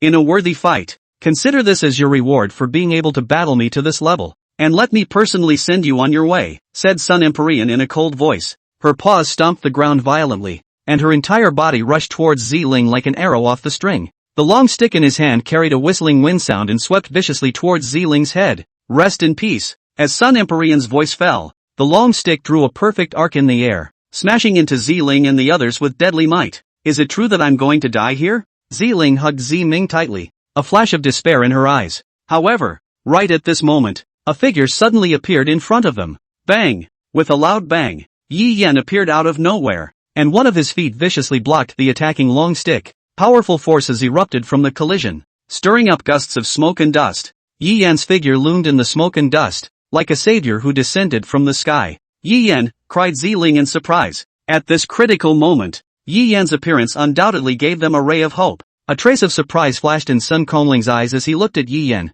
who had suddenly appeared. She did not expect that at this critical moment, Yi Yan would suddenly appear and help. Yi Yan's footsteps were heavy as he stepped back to the ground, and the scene in front of him was like a nightmare that caused his heart to palpitate. His gaze locked onto Ziming, who was lying quietly in a pool of blood in front of him. The face that was once full of life was now pale and cold. Ziling hugged Ziming's body, trembling slightly. What the hell is going on here? Yi Yan raised his head and looked at Sun Empyrean.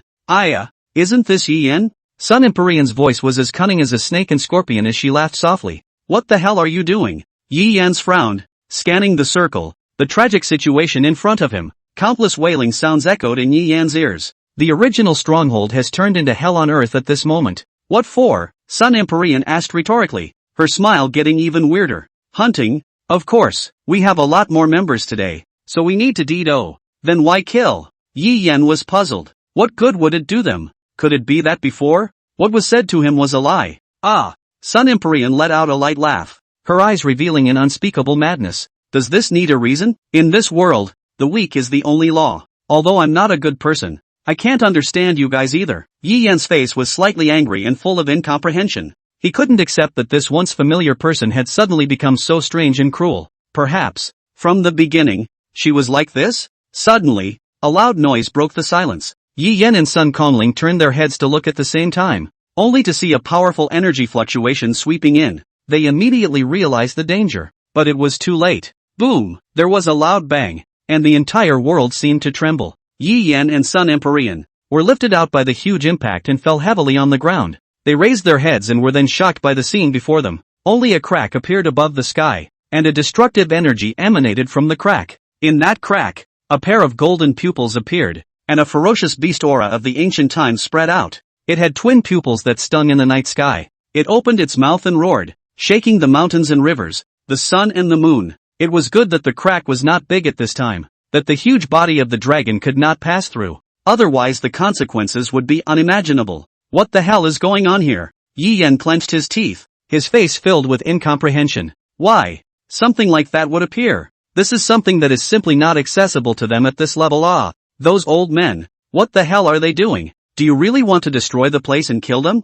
Ha ha ha, sure enough, it's here. Sun Empyrean looked at the huge dragon's eye in the sky and laughed madly. Here? Yi Yan frowned and looked at Sun Empyrean. Could it be that you guys messed it up? Hey, guess. Let's not worry about that. Sun Empyrean laughed madly, her laughter filled with twisted madness and twisted pleasure. Come on, let's finish next that unfinished fight. As the words fell, Sun Empyrean's figure instantly disappeared in place, and when it reappeared it had already arrived in front of Yi Yan. Intense energy fluctuations converged in her long stick, as if she wanted to completely destroy Yi Yan. At this moment, Yi Yan couldn't care less. He quickly took out the dagger and prepared to fight Sun Kongling hard. With a loud clang, the dagger in Yi Yan's hand and Sun Kongling's stick clashed together fiercely. The power of the two intertwined, creating a powerful explosion. Yi Yan's figure staggered backward a few steps, the fist in his hand trembling slightly. Sun Empyrean was similarly no better, even though,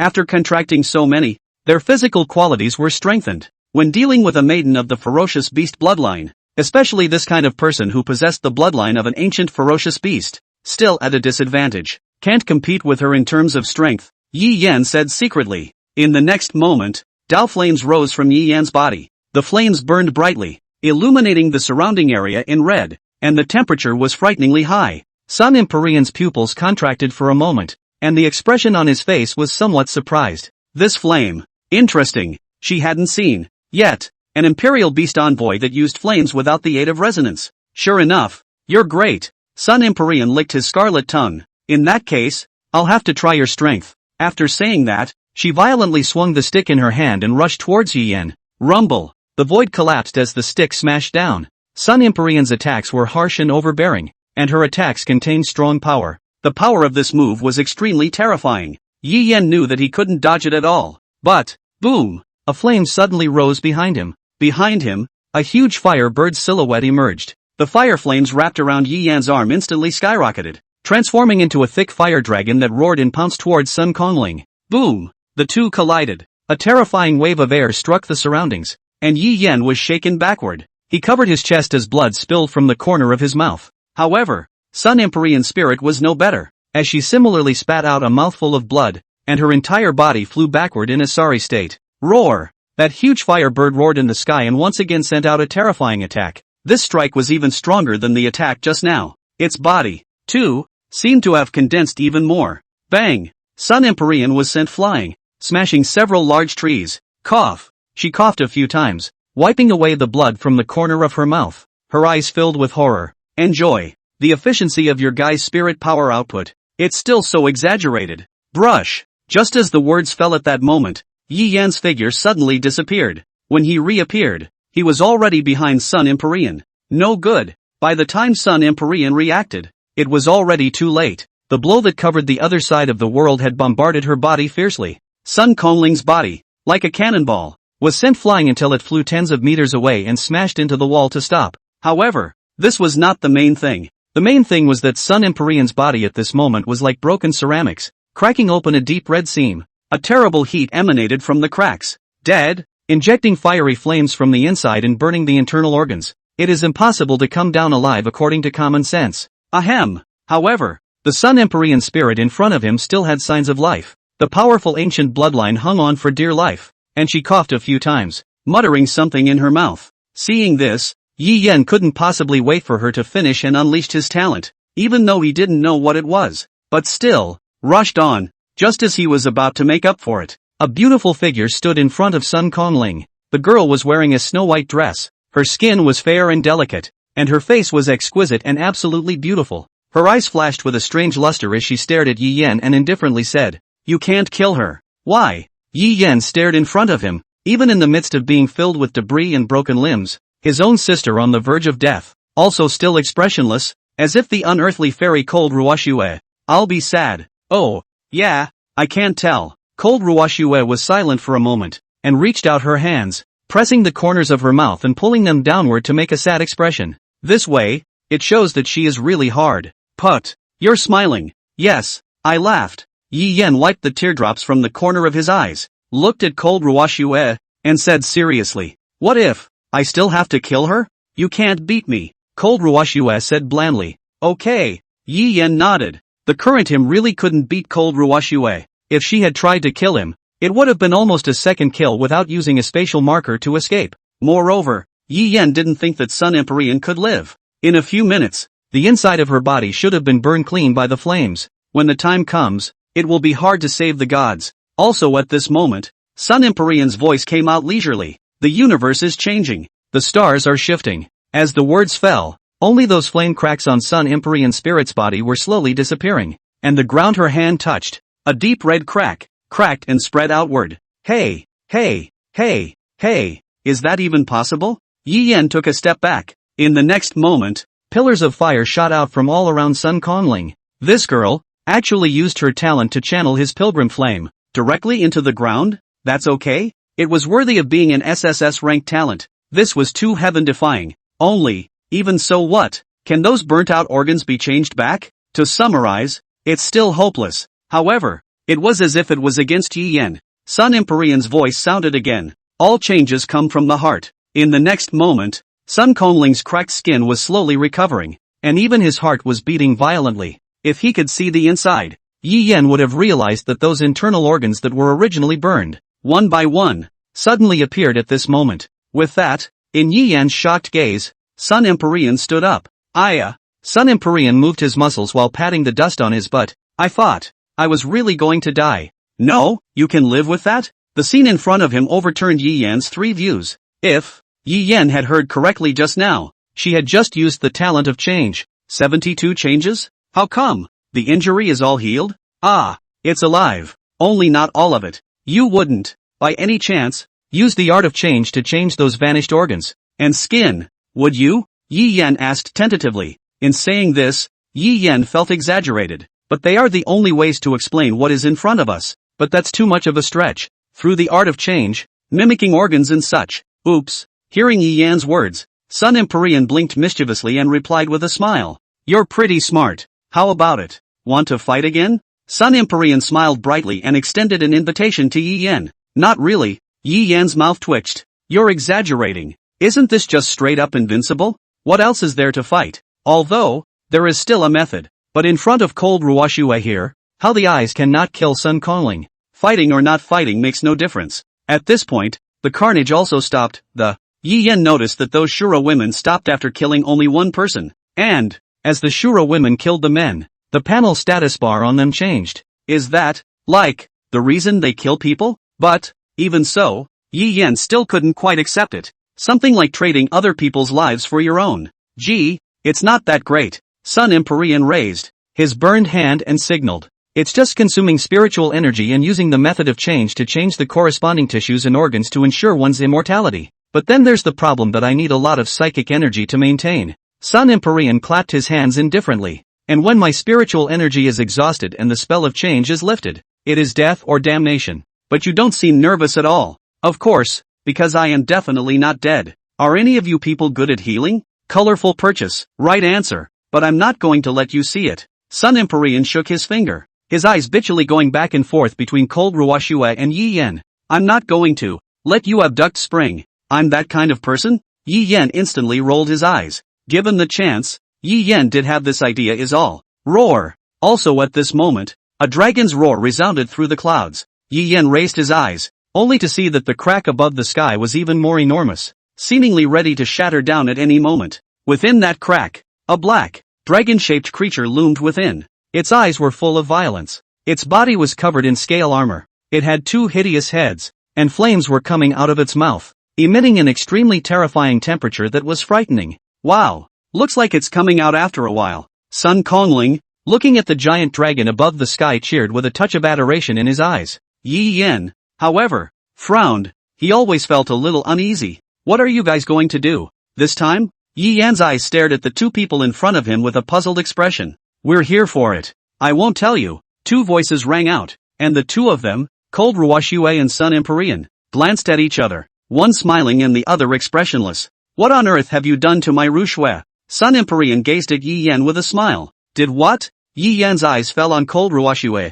I have to say that the young girl in front of me was just too beautiful. The kind of pretty that is just breathtaking. Her beauty is nothing like it is on earth. And her eyes, like stars, were clear and transparent, giving off a feeling of purity and flawlessness. Her looks, perfect to the core. But all of this, in that instant of looking at Yi Yan, it actually turned into a bubble and faded away. That's right, it's gone on a physical level. Oops. Sun Kongling scratched his head as he looked at Sister Ruoxue, who had suddenly disappeared. Then it's time for me to go, said Sun Empyrean, pulling off a hair. Just as she was about to leave, Yi Yan opened his mouth to stop her. You don't hate me? Seeing the puzzled face on the opposite side, Yi Yan added, just now, I almost killed you. If not for Ruoxue's appearance, you would have already died by my hand. Ah, only after hearing Yi Yan's words did Sun Kongling manage to recall them. You're talking about this hate? Why do I have to do something so troublesome? Sun Empyrean shrugged his shoulders with an indifferent expression, as if it wasn't her who almost died just now. Just now, I lost, that's all, and if I get killed for it, there's nothing to complain about. I can only blame it on my lack of strength. Sun Empyrean blew blonde hair on his hand. As I said, the weakest is the strongest. It's a law of nature. If you're dead, you're dead. As the words fell, the golden hair surrounded, and Sun Kongling's figure disappeared in place. Sure enough, it's weird. Weirdo. What does it mean? Xian Yu suddenly appeared beside Yi Yan and let out a doubt. Just weird people. Yi Yan looked back and inquired, how are they? Thus, sensing that something was wrong up there, Yi Yan used his spatial marker to reach the ground first, leaving April behind to take care of an unconscious January. There's nothing wrong with them, Chiyuki replied back, and with that, she took out a tea set from somewhere and started to make tea for Yi Yan. Her movements were skillful and perfect as if she was making a work of art. Tea, master. Looking at the tea that Xian Yu handed over,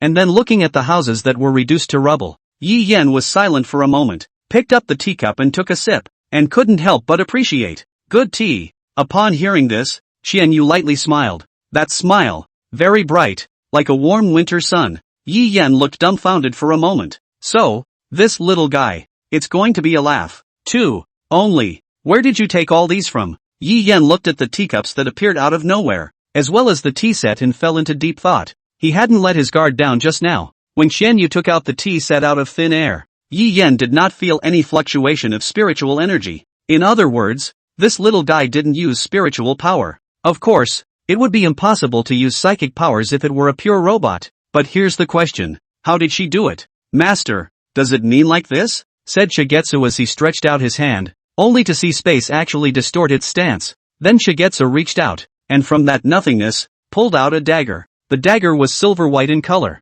emitting a light blue glow, seemingly ordinary, yet it contained a feeling of extreme sharpness. Aha! Yi Yan nodded his head, making sure that Xianyu did not use her spiritual power. This is because, mothering Chiyuki's body, equipped with space-folding technology, when there is a need, can be folded its space and thus reduce the area needed to carry? But this method cannot carry too many things, generally need to carry a large number of things, will be used to the dark realm. Stop! He seemed to have underestimated too much the level of technology that had created Chiyuki, the woman named Tsukumo. I can't believe you can even play with technology that involves space? And piggybacking under a body that's only the size of an adult? Yi Yan suspected that the civilization where the UMO was from might have reached an interstellar civilization. So the question arises, such a powerful civilization, how and why did it perish? Even now the history of the Alliance has not recorded these civilizations, as if they did not exist. Nope, it's possible that he can't reach it at his current level? Speaking of the remains of civilization, Yi Yan remembered. The relics. Those relics. And could this be the whereabouts of that era? Yi Yan looked at Chiyuki. It felt as if he had picked up something extraordinary. Master, what's wrong with you? Xianyu looked at Yi Yan's appearance, somewhat worried. She asked. Nothing. Yi Yan shook his head and walked in the direction of Tan Ziming. How is it? Yi Yan glanced at Tan Ziming, who was collapsed on a pool of blood, and his eyes fell on Ziling. No, I don't know. Ziling shook her head. Tears streamed from her eyes. If we don't get medical help in time. Oh, she covered her mouth and sobbed. Yeah. Yi Yan lowered his eyebrows. Pity. If he dies like that, he'll have one less person to invite to dinner in the future. Only, within his many talents, none of them were healing. Master, are you trying to save him? Chiyuki looked up. You have a way? Yi Yan wondered. Well, Chiyuki nodded. I'm able to heal the injuries and repair the internal organs as well. However, by the looks of him, the injuries aren't physical on their own. The most I can do is hang him. Really? Ziling, who heard Qian use words from the side, immediately wiped away the tears in the corner of her eyes, and with a pair of watery eyes, she looked at Qianyu. Please, help him. Please. Qianyu raised her eyes and looked at Yi Yan, as if she was waiting for an order. Well, you can help treat the wounds first. Yi Yan nodded. No matter what method you use, you have to hang on to his life. Okay, master. Qianyu agreed and walked forward, starting to treat Talisman's wounds. Let me help. Seeing this, Ziling, who was on the side, hurriedly came up and started to help. Only Ziling did not help, simply because Chiyuki's speed was too fast. From paralyzing, to cutting, to sewing, the whole process was done in one go without a hint of procrastination. Ziling couldn't intervene at all, let alone help, and in just a moment, it was all done. Phew. Seeing Chiyuki withdraw her hand, Ziling breathed a sigh of relief and wiped the sweat off her forehead. How did you do that? Ziling asked. It was the first time she'd seen that kind of treatment. How? Chiyuki wondered. In her eyes, such things were as simple as eating and drinking. It was normal not to have seen it before. The entire medical aspect of the world had not been substantially advanced because of the presence of spiritual power. After all, in the case of serious injuries, or illnesses, as long as the existence of a healing ability is possessed, a gentle touch will restore them as before. It was just that if there were a lot of healing abilities, this situation would still be understandable to Yi Yan. But in the case where there were not many healing abilities, some simple medical treatment is always necessary, right? But no. It's also really weird. Thank you so much. Ziling once again sent her thanks to Yi Yan. She knew that if it wasn't for Yi Yan, this mysterious woman in front of her would never have stepped in to save Ziming. You're welcome. Yi Yan waved his hand. We're all classmates. Just helping out. The most important thing right now is to get out of here without letting your little boyfriend still die. Saying that, Yi Yan looked up at the huge crack above the sky with a headache. It's really getting to be a thing. Oh, that got you out? Also at this moment, a teasing female voice came from not far away, and a familiar aura surged over with it. Yi Yan frowned and screamed in his heart that it was bad. This guy finally came out. As expected. In front of them, a girl appeared. Tall, good-looking, fair-skinned, with long blonde hair falling down her shoulders, revealing her proud figure. Mo Yuxuan. Extremist Organization. Generation Sky. He was even more annoying to Yi Yan than Shura, and even dared to touch him. Yi Yan's fists clenched. But at this moment, Chiyuki stepped in front of him. After seeing Xianyu's face, Mo Yuxian's subdued face, shuddered. Why? Can you move? She muttered as she looked at Shigetsu. You know her? Ziling asked a little strangely. Seeing that Shiyuki didn't answer, she didn't press the issue much. Oh, in front of Mo Yuxuan's reaction, Yi Yan sensed something. What's the idea of looking at my people like that? Yi Yan reached out and hugged Chenyu, provoking Mo Yuxian. Mo Yuxuan looked at Ziling, who was wrapped in Yi Yan's arms, and her face changed slightly. How the hell did you get her to move? Why? I've tried so many times and nothing works. And, that's not what's yours. You thief. Mo Yuxuan was furious, pulling out her long sword and slashing towards Yi Yan. Obviously it was hers, and from the first moment she looked at it, Yu Xian had already looked at her. To that end, she consumed most of her household goods and bought ownership of the maid dolls within the Generation Sky. She had collected and saved it for years, looking forward to activating it one day. It didn't occur to her that everything she had done had served as a surplus for the denizen in front of her. She had lost her mind.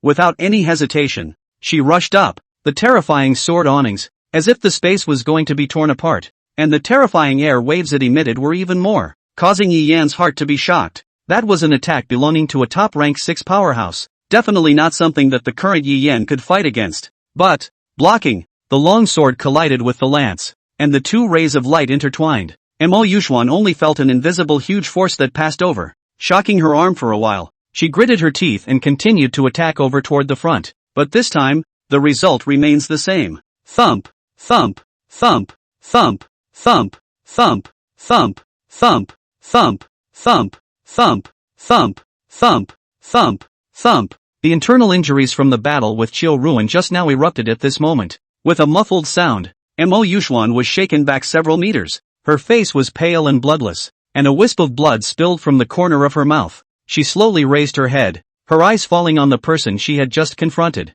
Thousand Moons held a long spear and gazed indifferently at the person in front of him. Won't let you hurt my master. That's right. Thousand Moons weren't weak in terms of strength compared to 6th-ranked fierce beast powerhouses. What a find. Yi Yan thought so. That said, there is something else to be thankful for. The person in front of you. If it weren't for the person in front of him, how could he have someone so powerful? Thinking about it, Yi Yan shifted his gaze to Mo Yuxuan. However, Yi Yan was still filled with killing intent towards her. Your master?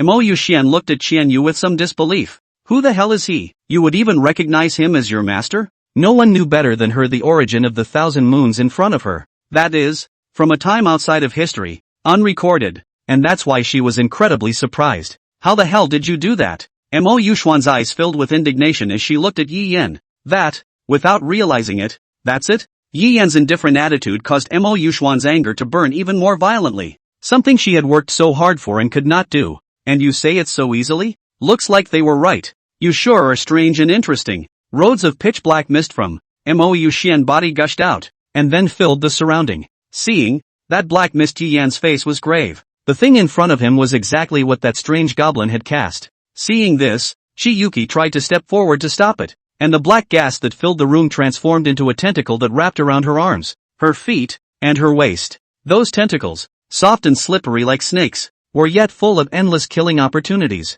Seeing this, Qianyu swept his spear, but the gun actually went straight through when it touched the black mist, trying to tear the tentacles away with her hands. The same scene was found again. The hand that was trying to tear away the hand that was wrapped around her, passed through the blackness, and yet, it was able to wrap itself around her body in a deadly fashion, making her gradually unable to move. The presence of an unknown substance has been detected. The composition of the substance is being analyzed, and countermeasure methods are being developed. Seeing Qianyu, who was subdued by the black qi, Mo Yuxian let out a light laugh and slowly approached Yi Yan. Kid, how about I give you a chance to give me ownership of her and I'll keep you alive? No. How? Yi Yan did not hesitate and directly rejected Mo Yuxuan's proposal. In fact, Yi Yan didn't even know how to give ownership. Just know it and won't give it to her. Seek death. Mo Yuxuan's body exuded pitch black mist, transforming into countless sharp blades that impacted towards Yi Yan. This mist lingered around her, gradually coalescing into countless sharp blades, flickering with a ghostly cold light,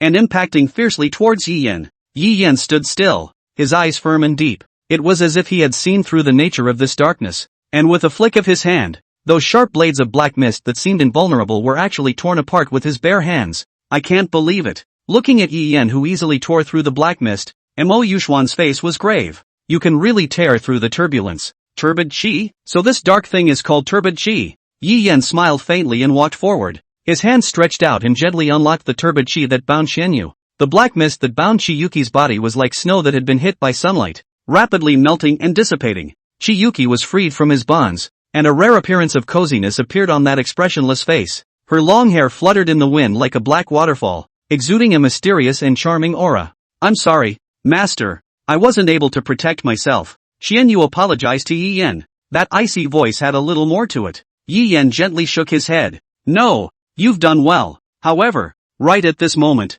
a blood-colored formation suddenly appeared above the sky. That formation was like a huge scroll unfolding in the air, in which countless drops of blood slowly fell, as if foreshadowing an impending disaster. Each droplet of blood exuded a strong aura of fury, causing one to feel palpitations and chills. Yi Yan raised his head to the sky, and a trace of gravity flashed in his eyes. He could feel that powerful aura approaching. The air around them also began to become tense, as if an invisible force was quietly surging. The mountains and trees in the distance trembled slightly, as if bowing to the disaster. The grass and flowers in the near distance were also enveloped by that fury, losing their former vitality and vigor. The entire scene seemed to be shrouded in a blood-colored mist, making it impossible to see the path ahead. Ha ha ha ha ha. Suddenly, Mo Yuxuan burst out laughing. Finally, it started. Those old men are really old. Didn't even realize it until now. Ha ha ha. Her laughter echoed in the night sky as she stared up at the blood-red phalanx that had suddenly appeared in the sky above her. A frantic gleam in her eyes.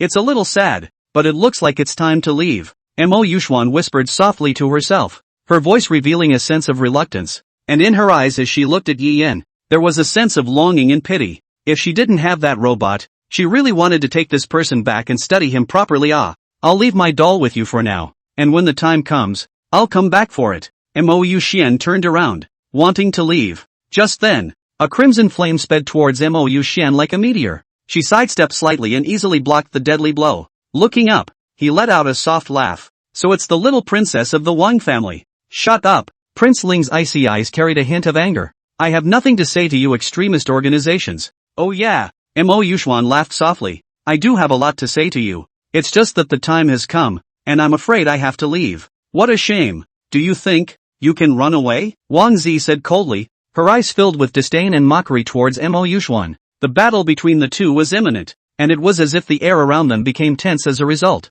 "Do you think that you can stop me with just your third-order strength?" However, Mo Yuxuan only laughed lightly, as if she didn't care about her threat. "Are you taking your SSS rank too seriously? Even if I have now been seriously injured body, it is not a little girl like you can." Right at this moment, a powerful formation boomed and lit up, trapping Mo Yuxuan within it. Yuan Xingyu finally arrived at the scene, and his appearance caused a rare hint of scorn to appear in Mo Yuxuan's eyes. It hadn't occurred to me that someone from the Yuan family, too, had appeared. Yuan Xingyu. His gaze was firmly fixed on Mo Yuxuan as if he wanted to see something. Mo Yuxian was trapped in the spell formation, but she didn't panic, as if everything was under her control. "You guys are really slow in coming." Yi Yan looked at the two latecomers speechlessly. "Who do you think fixed that crack?" "Ha?" The prince gave Yi Yan a blank look. "If it weren't for me, this place would have been filled with wild animals. I've been investigating a lot of things." Yuan Xingyu smiled faintly, as if everything was under control.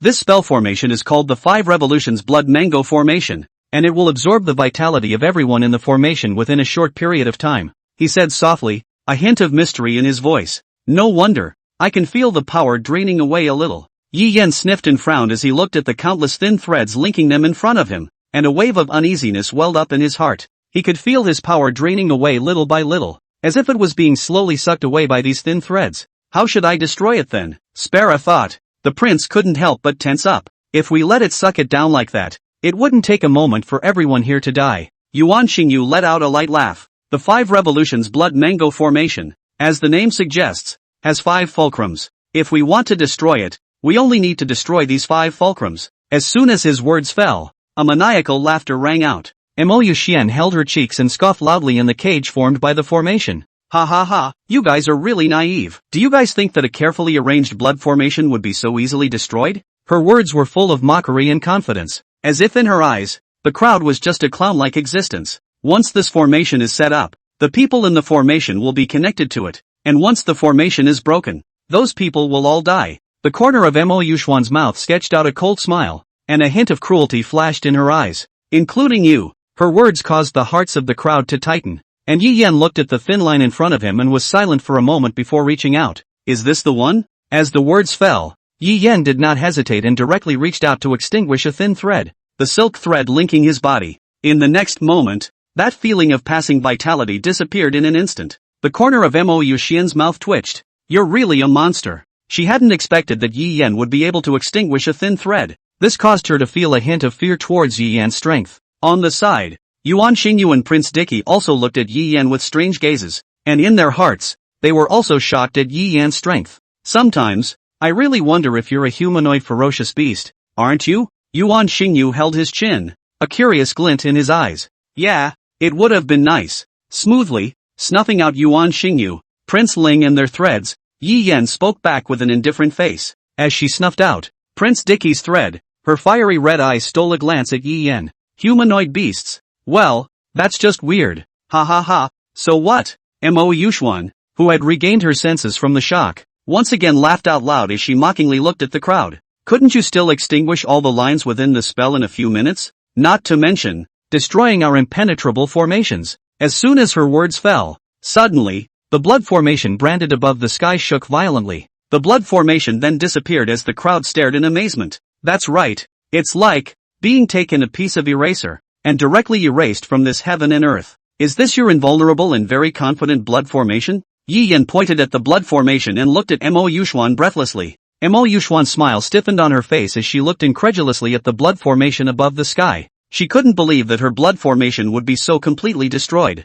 No, how is this possible? Even if a 9th-ranked powerhouse were to make a move, it would be impossible to break the formation that quickly without harming the people in the formation. She murmured, resignation and disbelief shining in her eyes. Right at this moment, because of the influence of the blood formation, the crack above the sky became even bigger, as if something was struggling to come out from it. The crowd only felt a sinking in their hearts and a softness in their feet, as if the whole world was trembling. And in the midst of such pressure, there was a man who stepped on the void and approached the black dragon step by step. Rewind to, not so long ago, in the depths of the Tang Ming Pavilion, a group of prominent bigwigs were restricted by an invisible force that prevented them from leaving this mysterious space. The air was filled with a tense and oppressive atmosphere, as if a great battle would break out at any moment. And one person suppressing all of this was none other than the city lord, Xiao Wuji. And it's because of him, what's going on out there, that it's playing out. Xiao Wuji stood in front of the crowd, his eyes deep and determined. He scanned the city lords present before slowly speaking.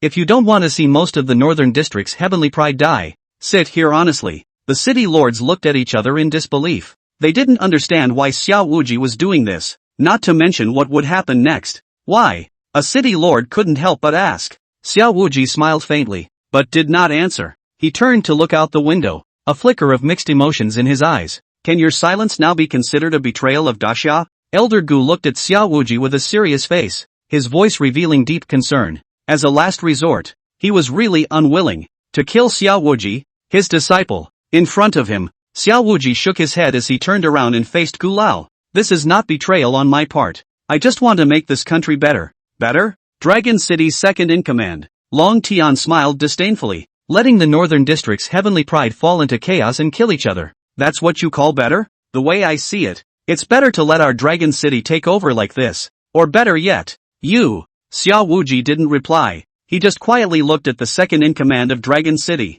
a sharp light flashing in his eyes. Our northern district. When was it your turn to manage a tiny dragon city? You. Long Tian was furious. Just as he wanted to stand up, he was pressed underneath by a spiritual pressure like a stubborn stone that prevented him from moving. Didn't you want an answer this time? Xiao Wuji faintly glanced at Long Tian. I'll tell you now. If you want to fight, then come. I, Northmore City, have never feared. How a city of the great summer. As long as I'm around. You. Long Tian wanted to retort, but the words that came to his mouth couldn't be said no matter what. The strength of the Lord of Northern Underworld City in front of them was far beyond their imagination. Within the Great Xia, I'm afraid that there are less than a handful of people who can win against him. Wu Ji Yu. Gu Lao had wanted to go up and say something, but after seeing Xiao Wuji's eyes, he sighed in relief. It's just a matter of letting him make a scene when the situation is manageable. The city lords began to murmur as they felt anger and disbelief at what Xiao Wuji had done. Teacher Su Tianming was even more furious.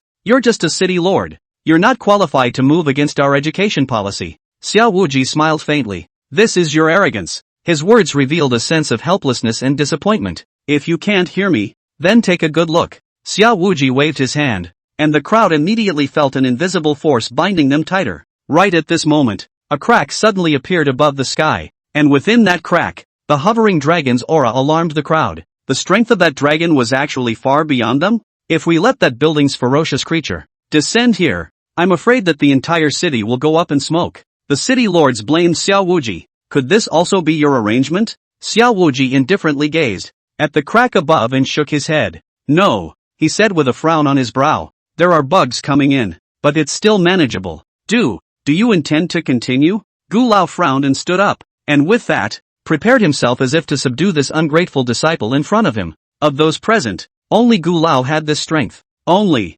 Master, I advise you not to mess around. Those bugs won't be able to jump for long. Even when facing his former teacher, Xiao Wuji didn't have an ounce of fear. Both sides were silent, as if waiting for an opportunity. Also at this time, boom! Above the sky, it was as if it had been torn apart, and an invisible force erupted from it, transforming into a lofty and spectacular giant blood formation. It spanned across the sky like a scarlet canopy, coloring the entire sky into a sea of blood. The sunlight filtered through the gaps in the blood array, casting dappled light and shadows, as if injecting a hint of life into this apocalyptic scene. Woji, do you still want to continue? Seeing the sky blood formation gradually taking shape, Gu Lao could no longer hold back and stood up. No. Xiao Wuji shook his head. There are too many bugs today, and bedbugs are mixed in. How boring. Xiao Wuji, he whispered softly to himself, as if he was describing an insignificant annoyance. The next moment, he gently waved his hand. That lofty and spectacular blood formation instantly broke under this light-hearted wave.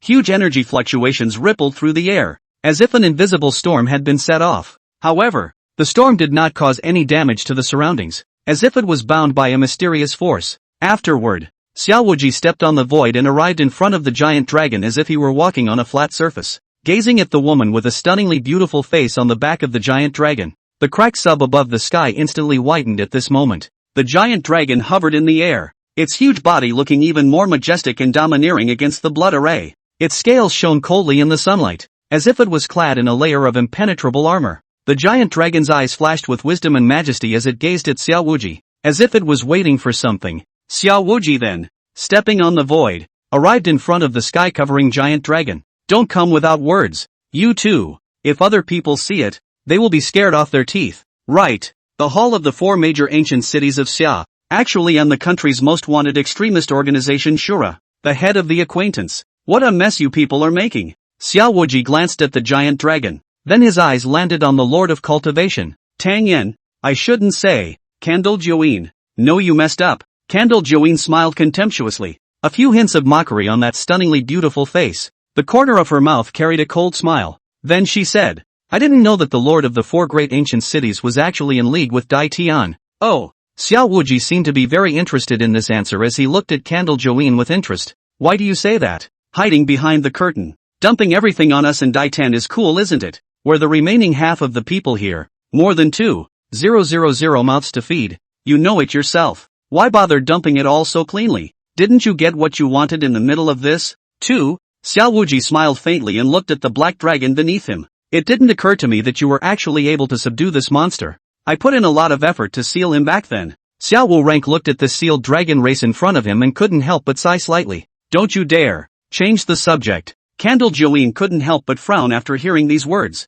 I'm asking you where the guys are. When did our honorable Lord of Shura worry about the lives of those ordinary people? Xiao Wuji sneered. You people in the Shura are the ones who constantly deprive others of their lives in order to stay alive. Yes, I don't deny it. But so what? 3,000 mouths to feed. Do you think this can really just go away? Of course. Why can't we go over there? Xiao Wuji stood with his hands behind his back, his expression indifferent, but his tone was filled with icy coldness. They have the ability to find out. Or do they? And what does the investigation yield? As long as I am within the northern underworld city, I am the only law. Xiao Wurank's tone was very calm, but it revealed an incredibly powerful aura. And what if I tell these things to other people? Do you think that they would take the word of the head of an extremist organization? Xiao Wuji looked at Candle Join, his gaze calm and without any ripples. Again. So what if they just found out? Do you think they would really dare to touch me? The power I possess is enough to crush any power into dregs. Besides,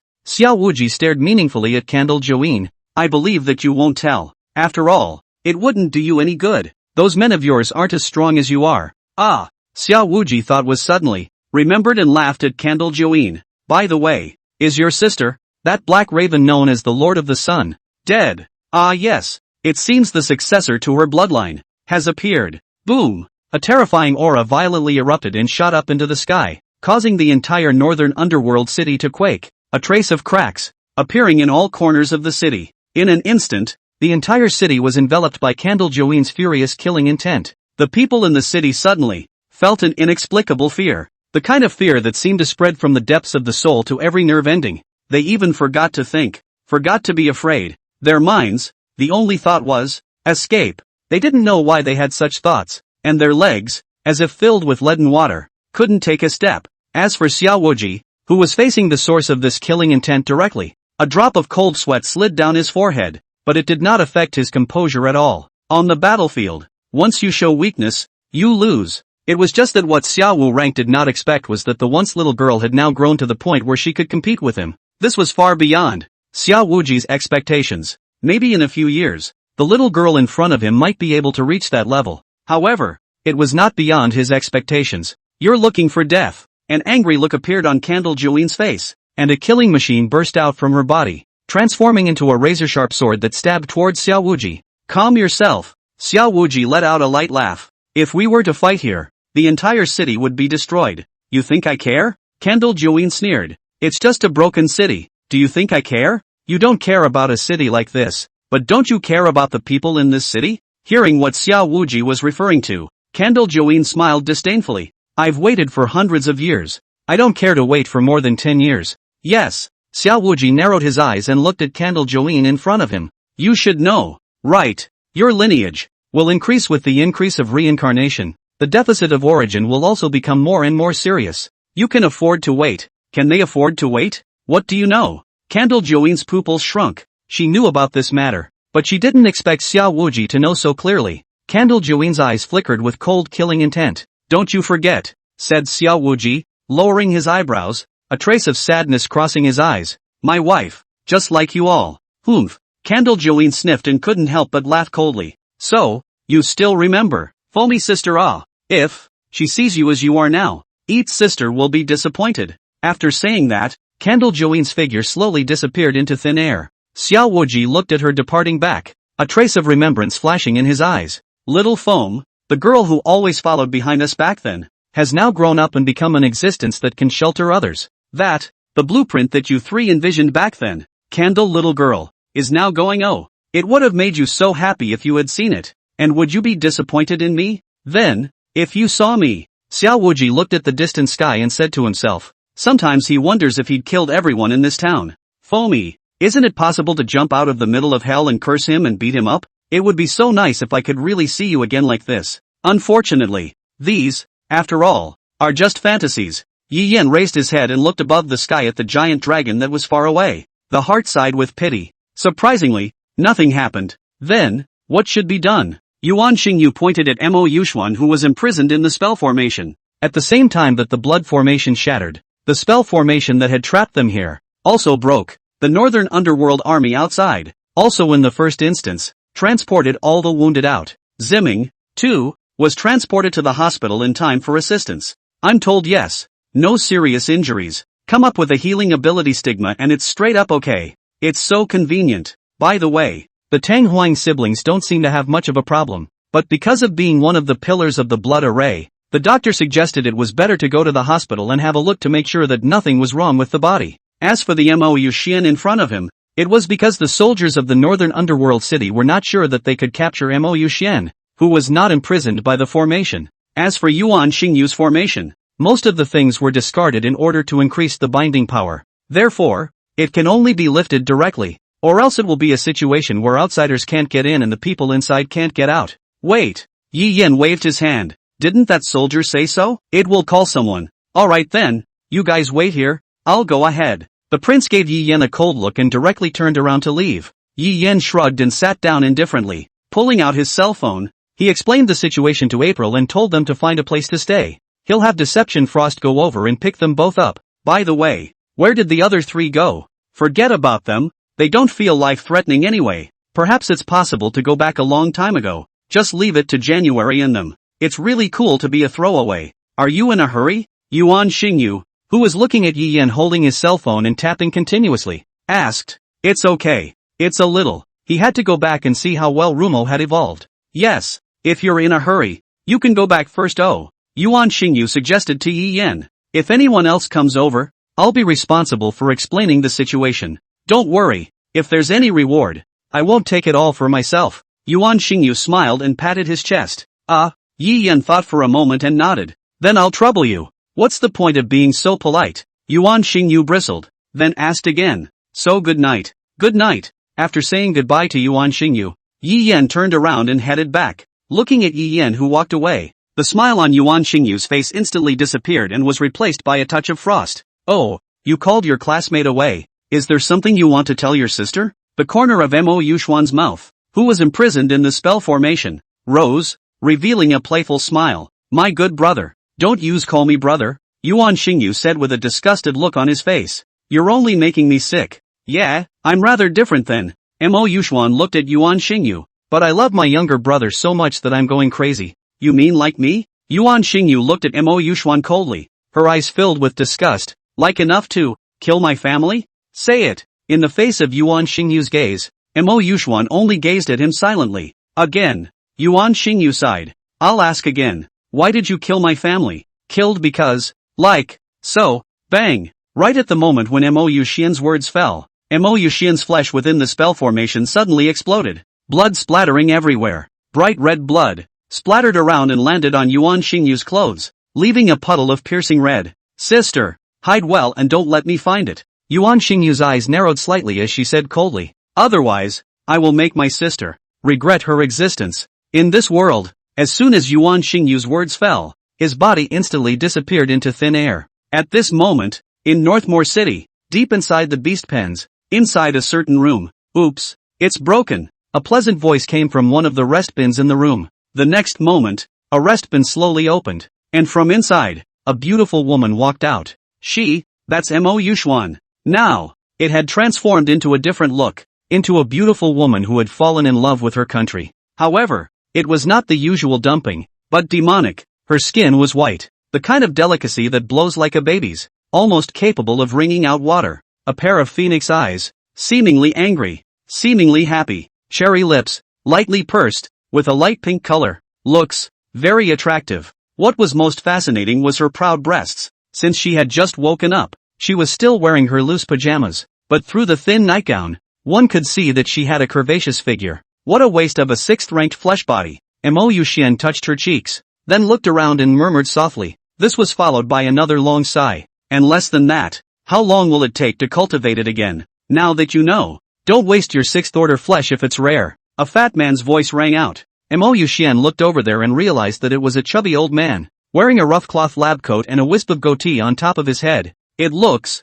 well, very funny. You think I want to? Mo Yushuan blankly glanced at the fat old man. I just didn't think that my good brother would become so powerful. Mo Yushian's face showed an intoxicated look. You. The obese old man was furious. You what you? Mo Yushuan snorted coldly. I'm going back now. You're on your own. On the other side, Yi Yan walked to the corner and eyed no one. Directly launching his talent, he returned to the hospital in a flash. On Yurumo's ward. Looking at Yurumo, who was caught in a deep sleep at this moment, the expression on Yi Yan's face was a few points gentler. Young master, you're back. Deception Russian appeared beside Yi Yan. Did something happen? No. Deception shook her head as frost. Thank you. Yi Yan smiled. I didn't do anything either. Deception Russian spat out her tongue with a playful face. Young master, remember what you promised me. Sure. Yi Yan smiled. Click. The door suddenly opened. Seeing this, deceitful Ruoshang used spatial movement to leave and went to pick up April and the girls.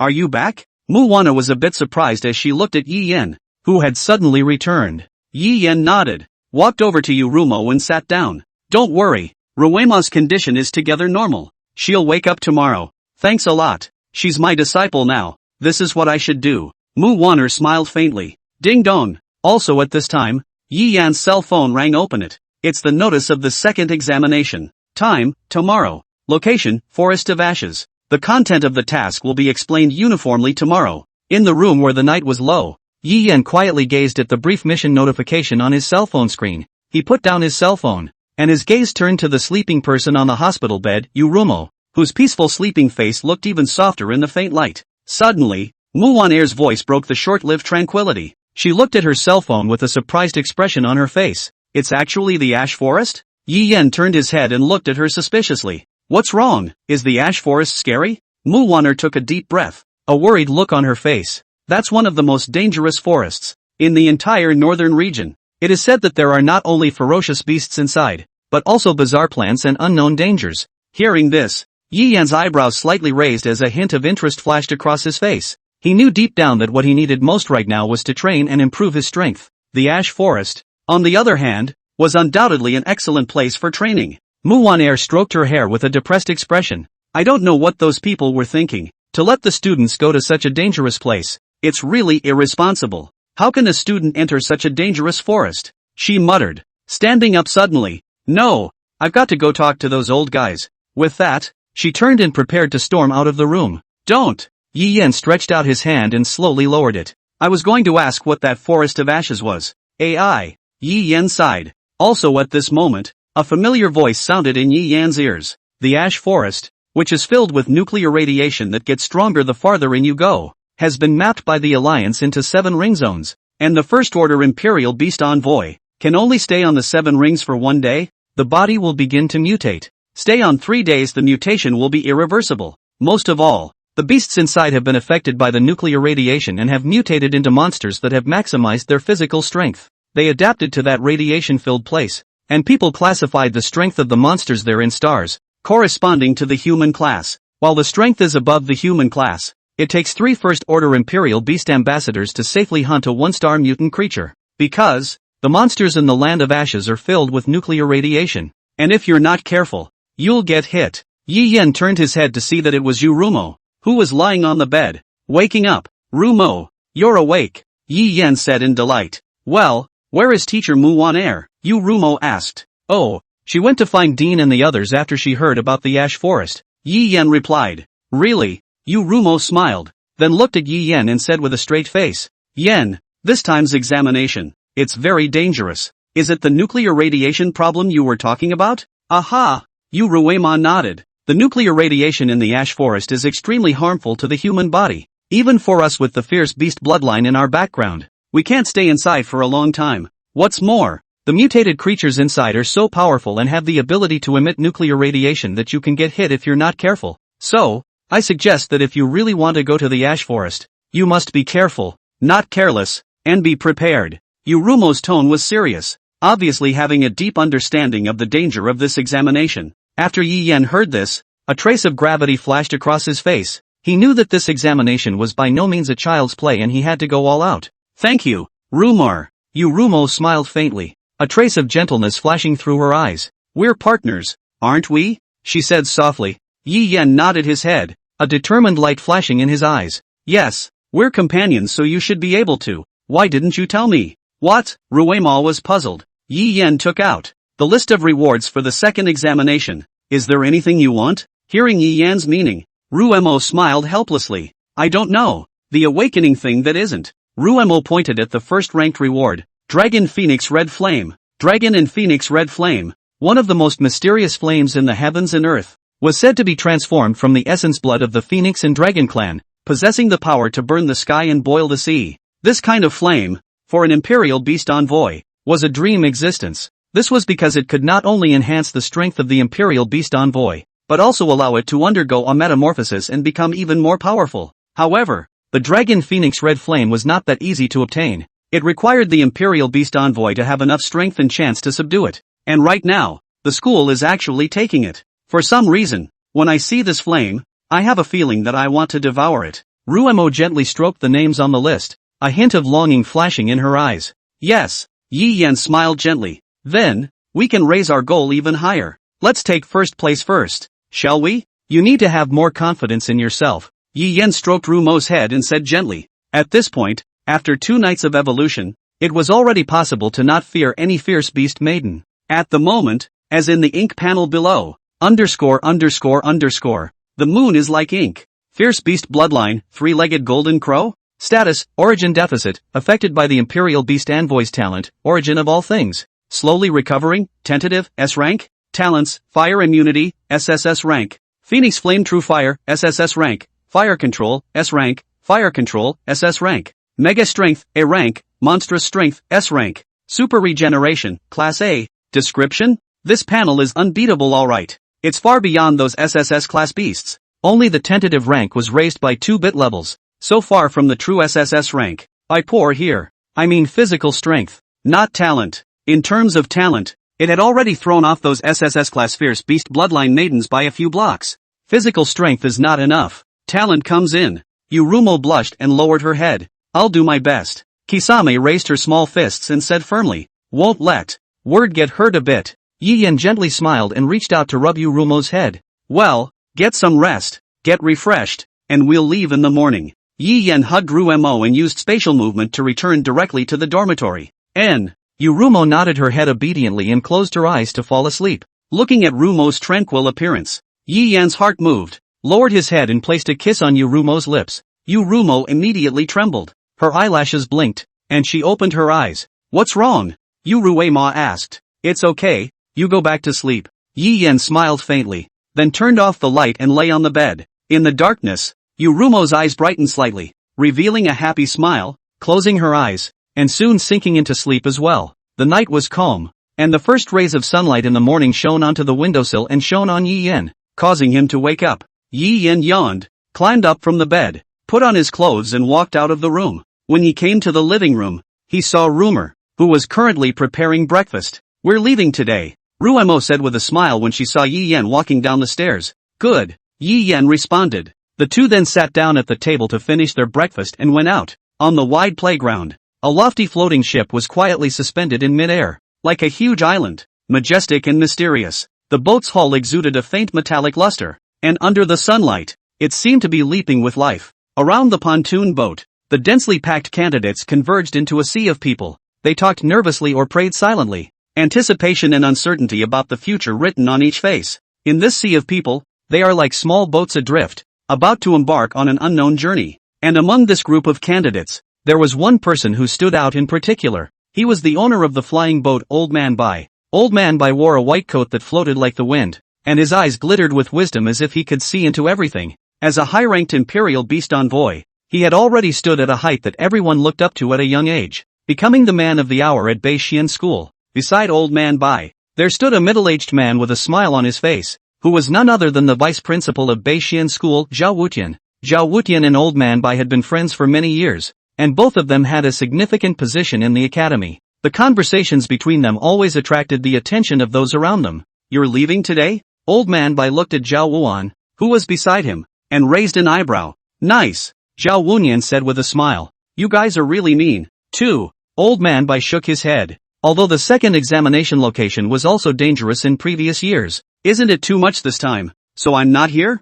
Zhao Wutian returned. Humph. Old Man White let out a light laugh. What's the point of you coming? You must know that the monster sleeping in the inner ring of that forest is an existence that even you and I are not sure of defeating. You think, I guess? Zhao Wenshur sighed, unable to refute Old Man Bai's words. Old Man Bai was right. If he encountered the monsters in the innermost part of the room, he would have no way to resist those monsters, and he wouldn't even be qualified to run away. But it's not like it's something he can decide. This time, it was decided by the ones really up there. He was not yet qualified to intervene. But, don't worry, this time it wasn't just me. Oh, only after hearing Zhao Wuan's words did Old Man Bai vaguely realize that there was already someone inside the blimp. And the aura, it was definitely not weak, at least above him. He turned his head to look and found a young man standing next to the dirigible, with a green robe and a handsome face, giving off an extremely strong sense of majesty. This person's identity made Old Man Bai not dare to be negligent, and he hurriedly got up to welcome him. You are.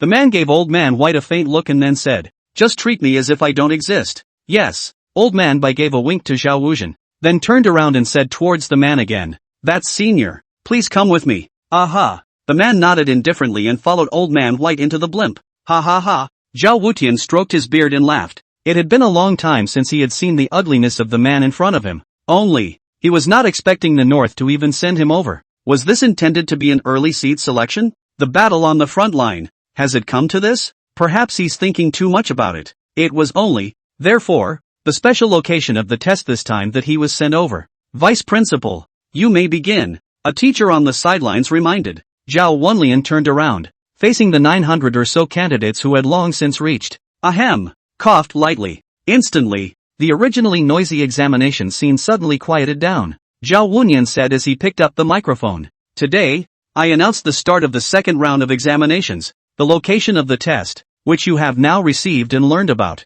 But you don't have to worry, we won't let you go within the 5 rings, and we certainly won't restrict you from going, provided that you aren't afraid of death. Zhao Wunan smiled playfully. As for safety, Zhao Wutian nodded as he glanced at the teacher beside him. In the next moment, the teacher gently waved his hand, and countless cards hovered in the air before accurately landing on each candidate's hand. Yi Yan took the nameplate and took a look. It read, 997. Words. This. Ruemo showed him the card in his hand and realized it was the same 997, while others are different numbers, 213, 445, but they have one thing in common. That is, the nameplate numbers of the 2 men's squads were the same as his and Rumo's. Now that you've all received it, the nameplates in your hands are the key to the candidates. If you are in danger, you can also choose to crush the nameplate, and then the shield contained within the nameplate will take effect, and at that time, the teacher will also go to you. You just need to stay where you are, but a candidate who loses his nameplate is considered to have failed.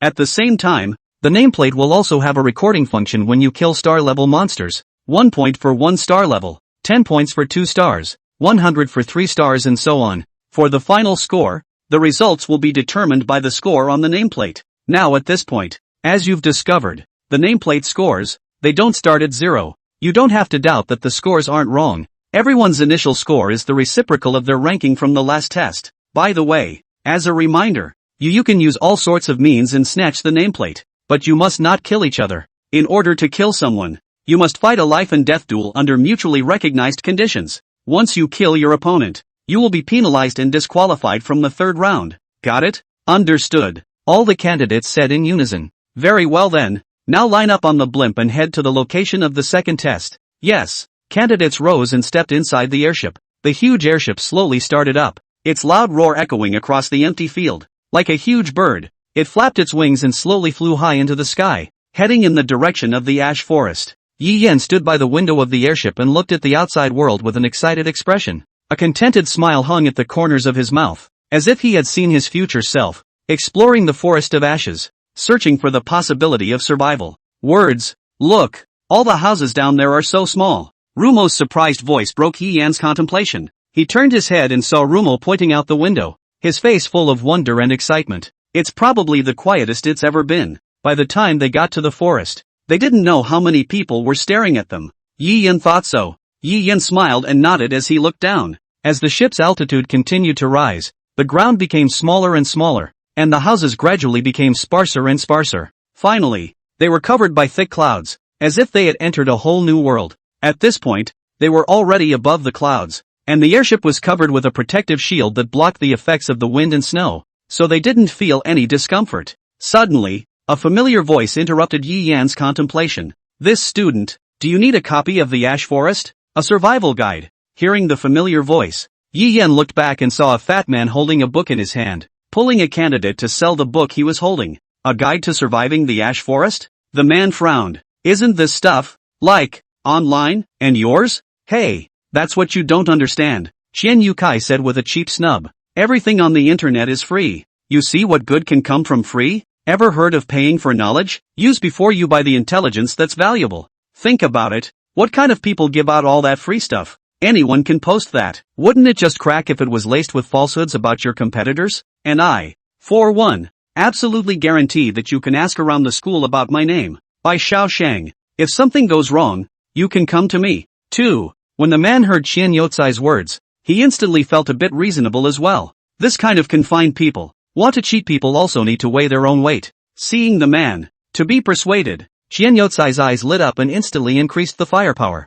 Besides, the Ash Forest is such a dangerous place where one bad move can kill you, so of course you should know it well before going there, aren't you? Money Arigato blinked his round eyes. Seems kind of reasonable. The man listened and nodded. How much? Not much. 10 spirit crystals. Shit, why don't you go grab it? The man cursed. Qian Yukai grunted with a displeased face.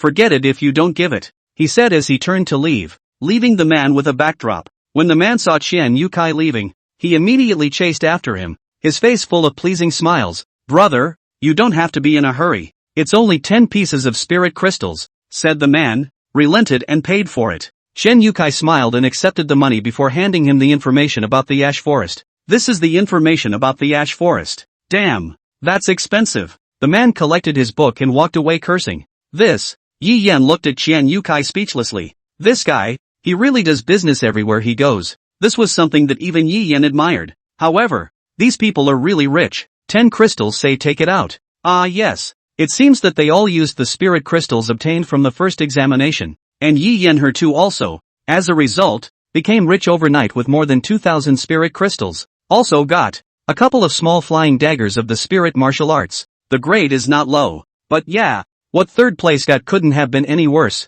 Ah, brother Yi. Qian Yukai turned around, met Yi Yan's eyes, and ran over. Well, this is where the business is done. Hey, small business, does brother Yi want a copy? No money, free. As Qian Yukai uttered these words, with a brush, the book in his hand simply disappeared. Well, you're welcome then. Taking the book, he quickly flipped through it. Most of it was the same as what Ruema had corralled with himself yesterday. However, it is written in more detail here is all. It is also written about the Forest of Ashes, the reasons for its formation, the background. To put it simply, a terrifying monster has appeared in the territory of the Alliance. Human powerhouses can't be killed anyway. So, the nuclear scrub was resorted to, and thousands of nuclear bombs were thrown into the forests. Over time, the monsters that were unable to survive due to the nuclear radiation have adapted and grown to reproduce. Thus, the forest as it is today was formed. It's a good thing that the radiant creatures inside don't come out.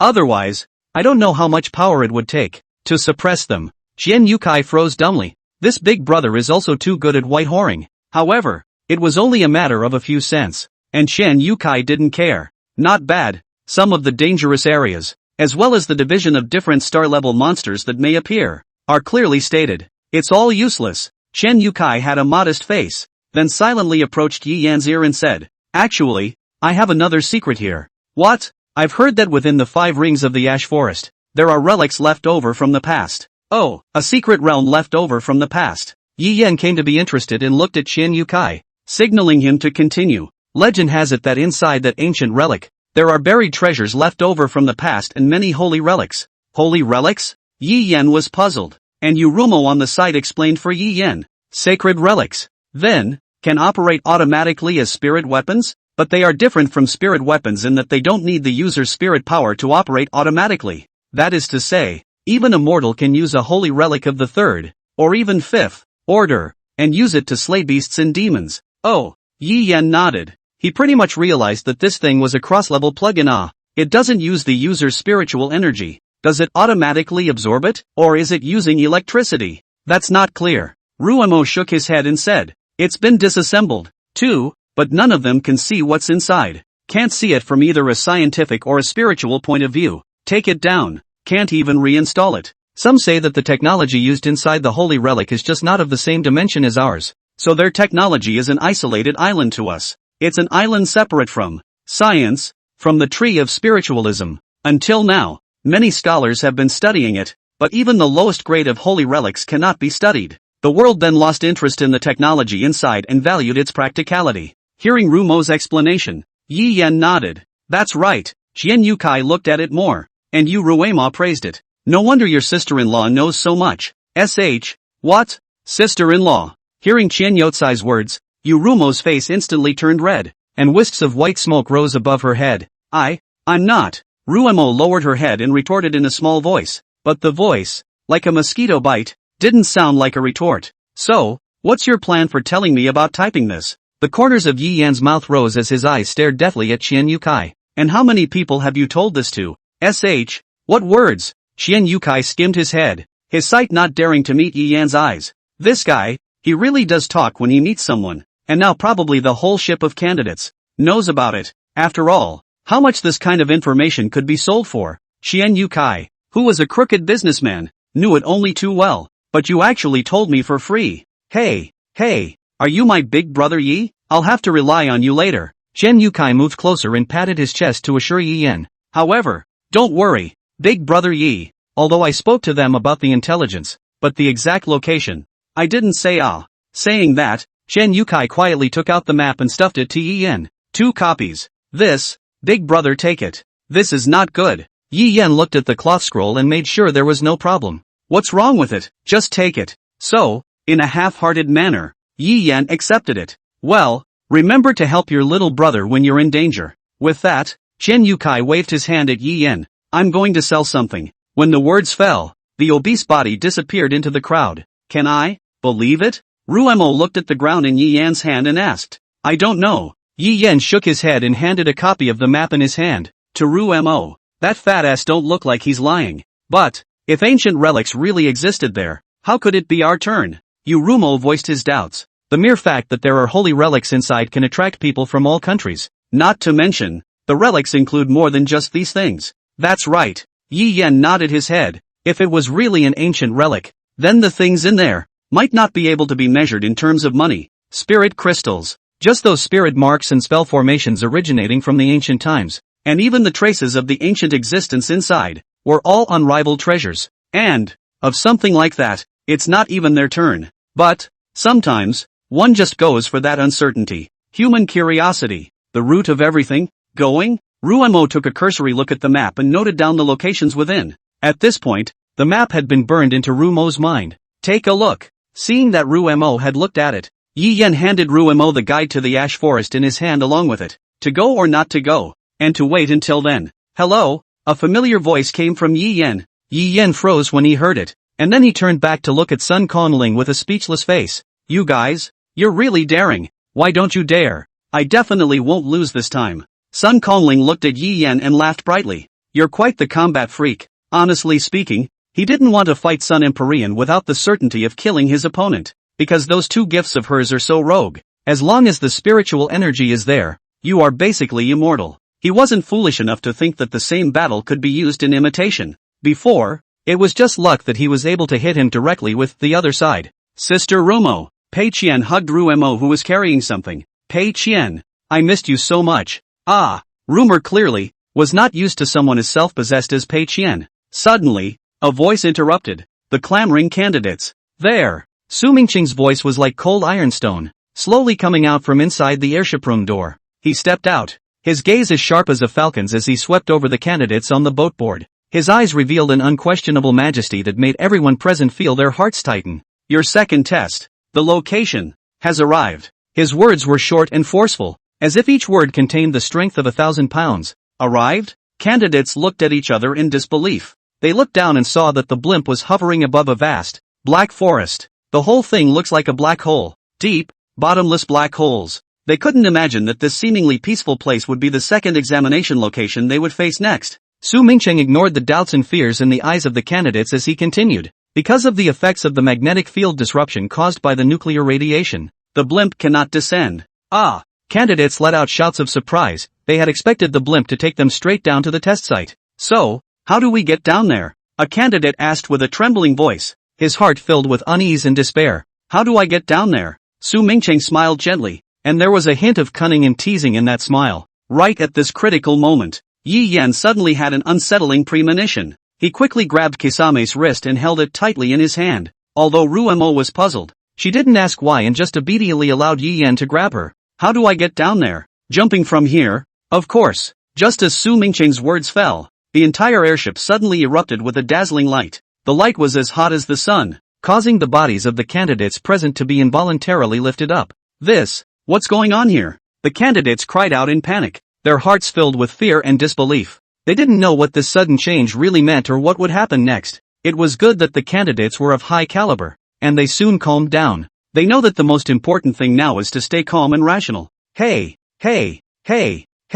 teacher, don't joke with us, a candidate couldn't help but say, a hint of dissatisfaction and complaint in his voice. The others chimed in. They felt that Su Mingqiang was deliberately teasing them. That's it. Does the teacher know how high it is off the ground? A candidate retorted angrily, his voice filled with dissatisfaction and anger. They felt that Su Mingqiang was acting very excessively like this, not treating them as human beings at all. However, in the face of the candidates' complaints and anger, Su Mingqing just sneered. He stamped his foot towards the floor, and the blimp instantly turned into a stream of light and disappeared in front of everyone's eyes. Only one sentence was left. The first step of the second test. You'll have to come down alive first. Hearing Su Mingqing's words, the candidates exploded in an instant. They felt that this teacher was simply too nasty to test them in this way. This teacher. It's so nasty. To use this method to take the test. A candidate said angrily. Dissatisfaction and anger written all over his face. Yeah, this examiner really went overboard. There were also candidates who echoed angrily,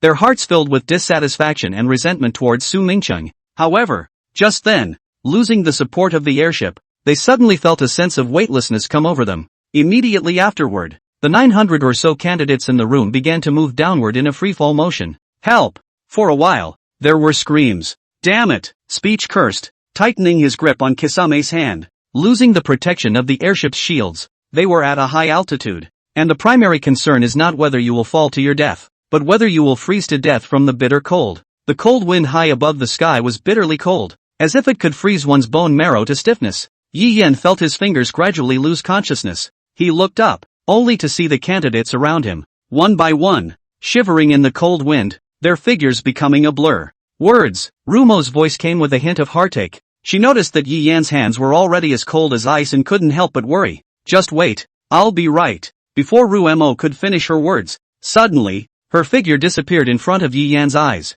Yi Yan's eyes widened as he felt the residual warmth coming from his hand, as if Rumo was still by his side. He shouted in panic, Rumo! But the only thing that responded to him was the sound of the whistling wind and the piercing coldness around him. He was keenly aware that significantly fewer candidates were falling together. Moreover, those who were still falling, one by one, were slowly disappearing. Its spatial movement. Yi Yan was shocked in his heart. He immediately unleashed his natural ability, keeping a close eye on the person falling beside him. Finally, he realized the crux of the problem. The nameplates of those candidates were actually engraved with a space movement spell formation. It was done on purpose by those examiners. In order to scatter them throughout the gray forest, they had to face unknown dangers and cold. See the potential teaming up to break it up. Damn it! Yi Yan once again cursed as he urged his spiritual energy to fully resist the harsh cold high up in the sky. These teachers, they are playing too big a game. They were about to be eliminated by 10% before they even entered the ash forest. As he fell,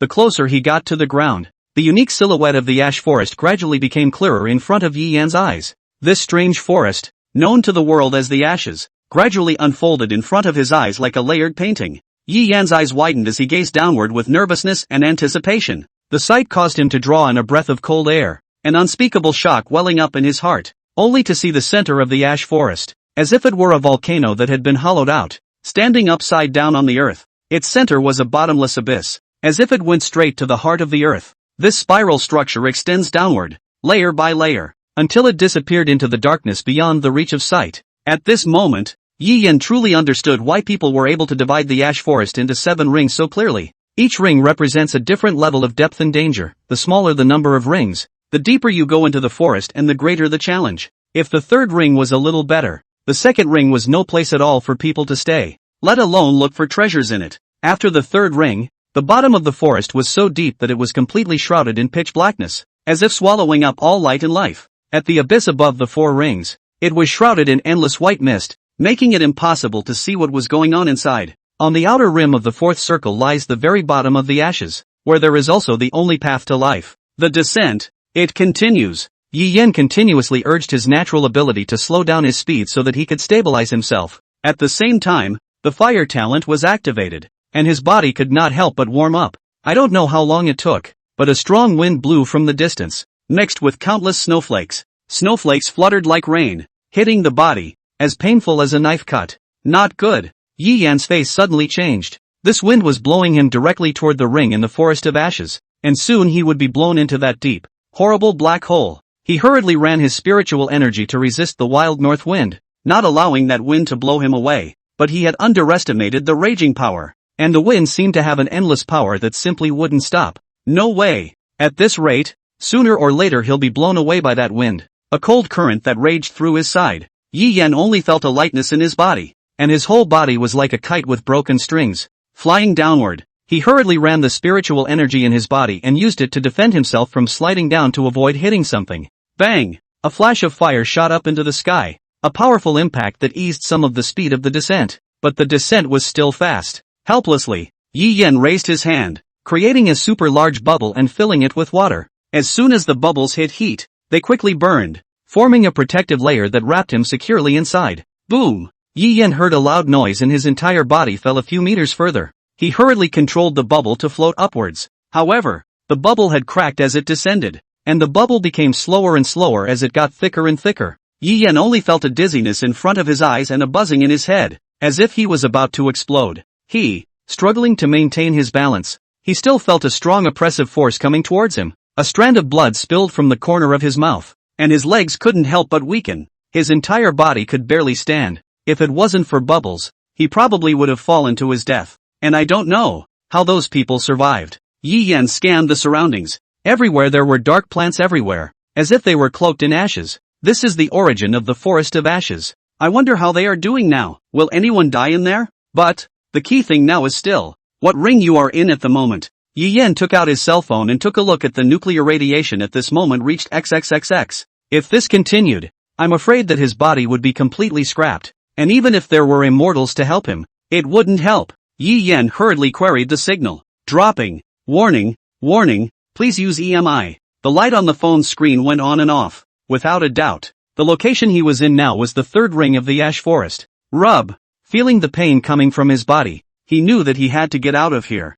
Otherwise, it would be a disaster if the body found irreversible mutations. He didn't want to turn into a monster. Yi Yan raised his head and looked at the wall in front of him. 100 meters up was the fourth ring. As soon as the burden of climbing up the body, it will be reduced.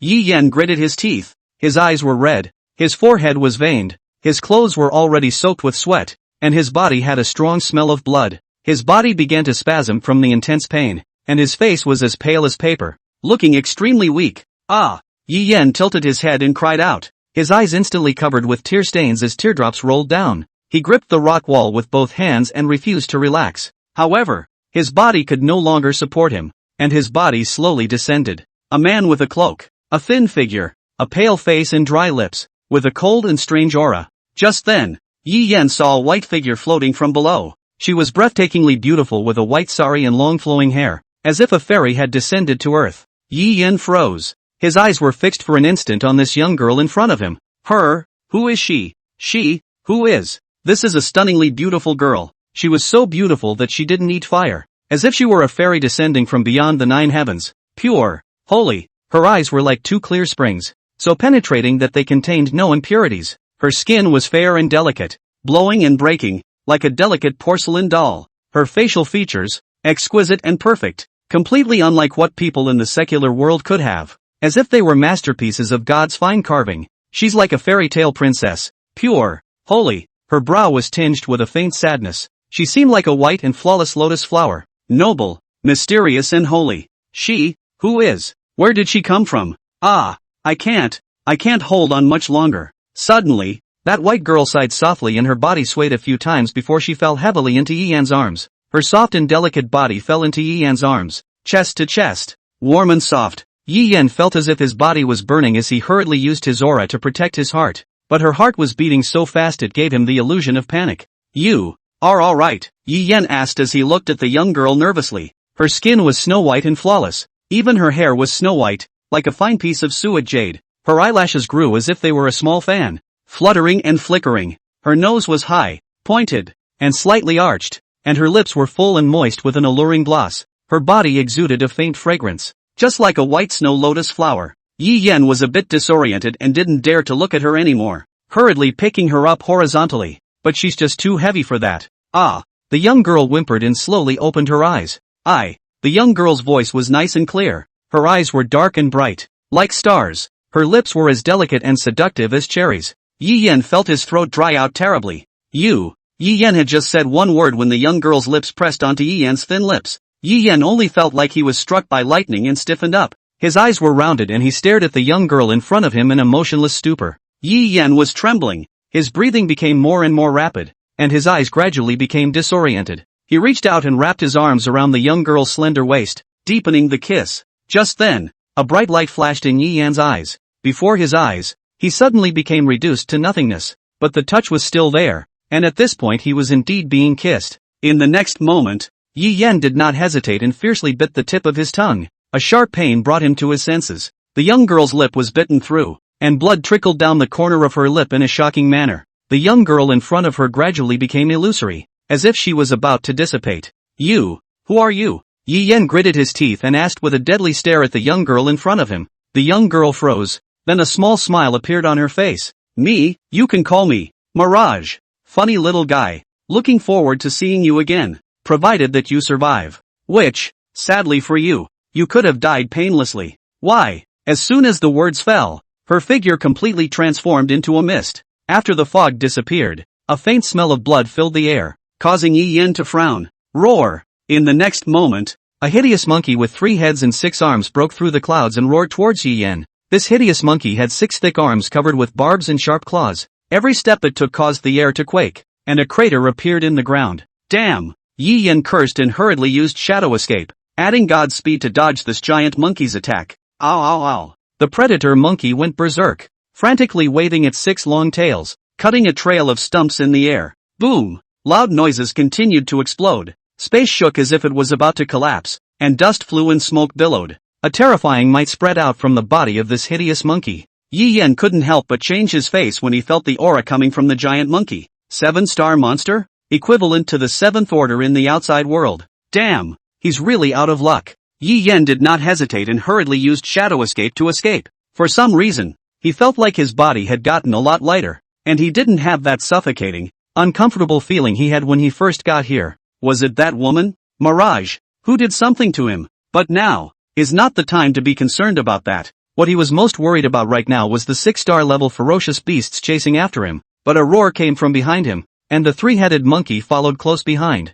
I'll go. Why is this beast so relentless in its pursuit? Is it because I have a treasure on me? Yi Yan couldn't help but spit out a sentence. However, right now he couldn't care about thinking too much. Escaping was the way to go. He escaped all the way, constantly performing methods of instantaneous movement and sneaking. However, the 6 hideous monkeys behind them kept following and chasing after them. Their speed was even a few points faster than Yi Yan. Boom! Also at this moment, that 3-headed monkey accelerated violently and rushed over. Roar! As if letting out a roar of victory, the monkey's fist fiercely blasted towards Yi Yan, carrying a wind-whistling sound. Bang! The fist plunged into Yi Yan's body, and with that, Yi Yan's body began to expand, just like a bubble that way. Yes, to be precise, it was a bubble. Boom! The next moment, the expanding bubble directly exploded. Countless bubbles splashed around as if they were missiles, smashing into the surrounding trees and crashing them into powder. And the monkey who took the blow head-on was drowned by the bursting foam.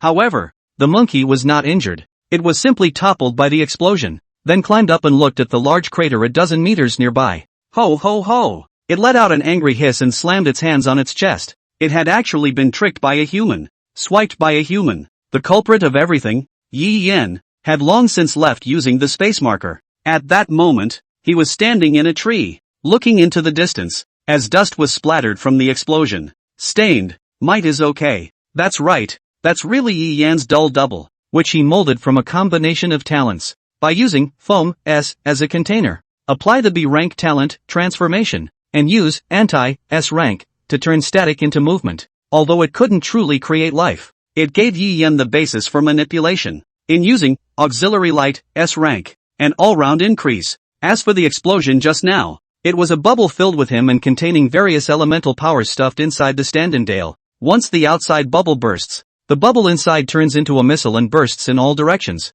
It's so easy to say, but it's so hard to do. Various spirit mark spells were added to it as adjustments. Sparing Yi Yan, it took a day to make one, and there are only 2 such things left now. It's not worth it to spend one on one visit. It's just a shame. Listen to the roar from the distance. That monster doesn't seem, well, hurt at all. Brush. Yi Yan disappeared and then reappeared. Sure enough, I don't know what's going on here in space. He was unable to use the mark and went directly to Kisame's side. It seemed to be some kind of force that isolated it. The environment here was completely different from the outside. Yi Yan couldn't just rely on his perception to find Rumo's location. Yi Yan took out the map and sighed as he looked at the ancient ruins at the 5 ring markers. It had to go here. I don't know if it's true or not, but it all doesn't matter. If, on the other hand, he hadn't guessed wrongly, Kisame would have gone here as well after realizing that he was lost. Yi Yan walked towards the fourth ring, eliminating his own odor on the way and marking spatial coordinates on the way, so that if he encountered danger,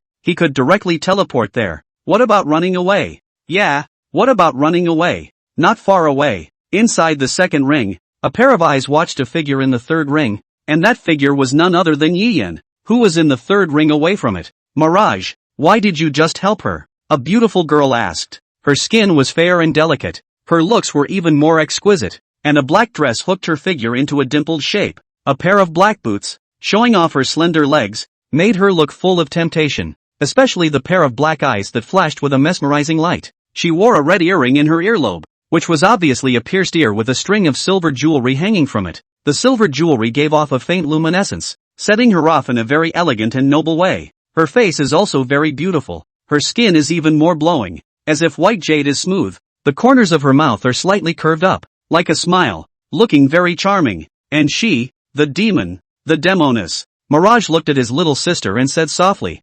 I think he's interesting. So a little work was done on his body. The demoness sniffed and frowned slightly. Did a little tinkering? You mean? Yes. I put something special in him. Mirage, you should know. Those old men out there, they're watching this place very closely. Right now big sister is at a critical time. The demoness looked into the distance and her expression became serious.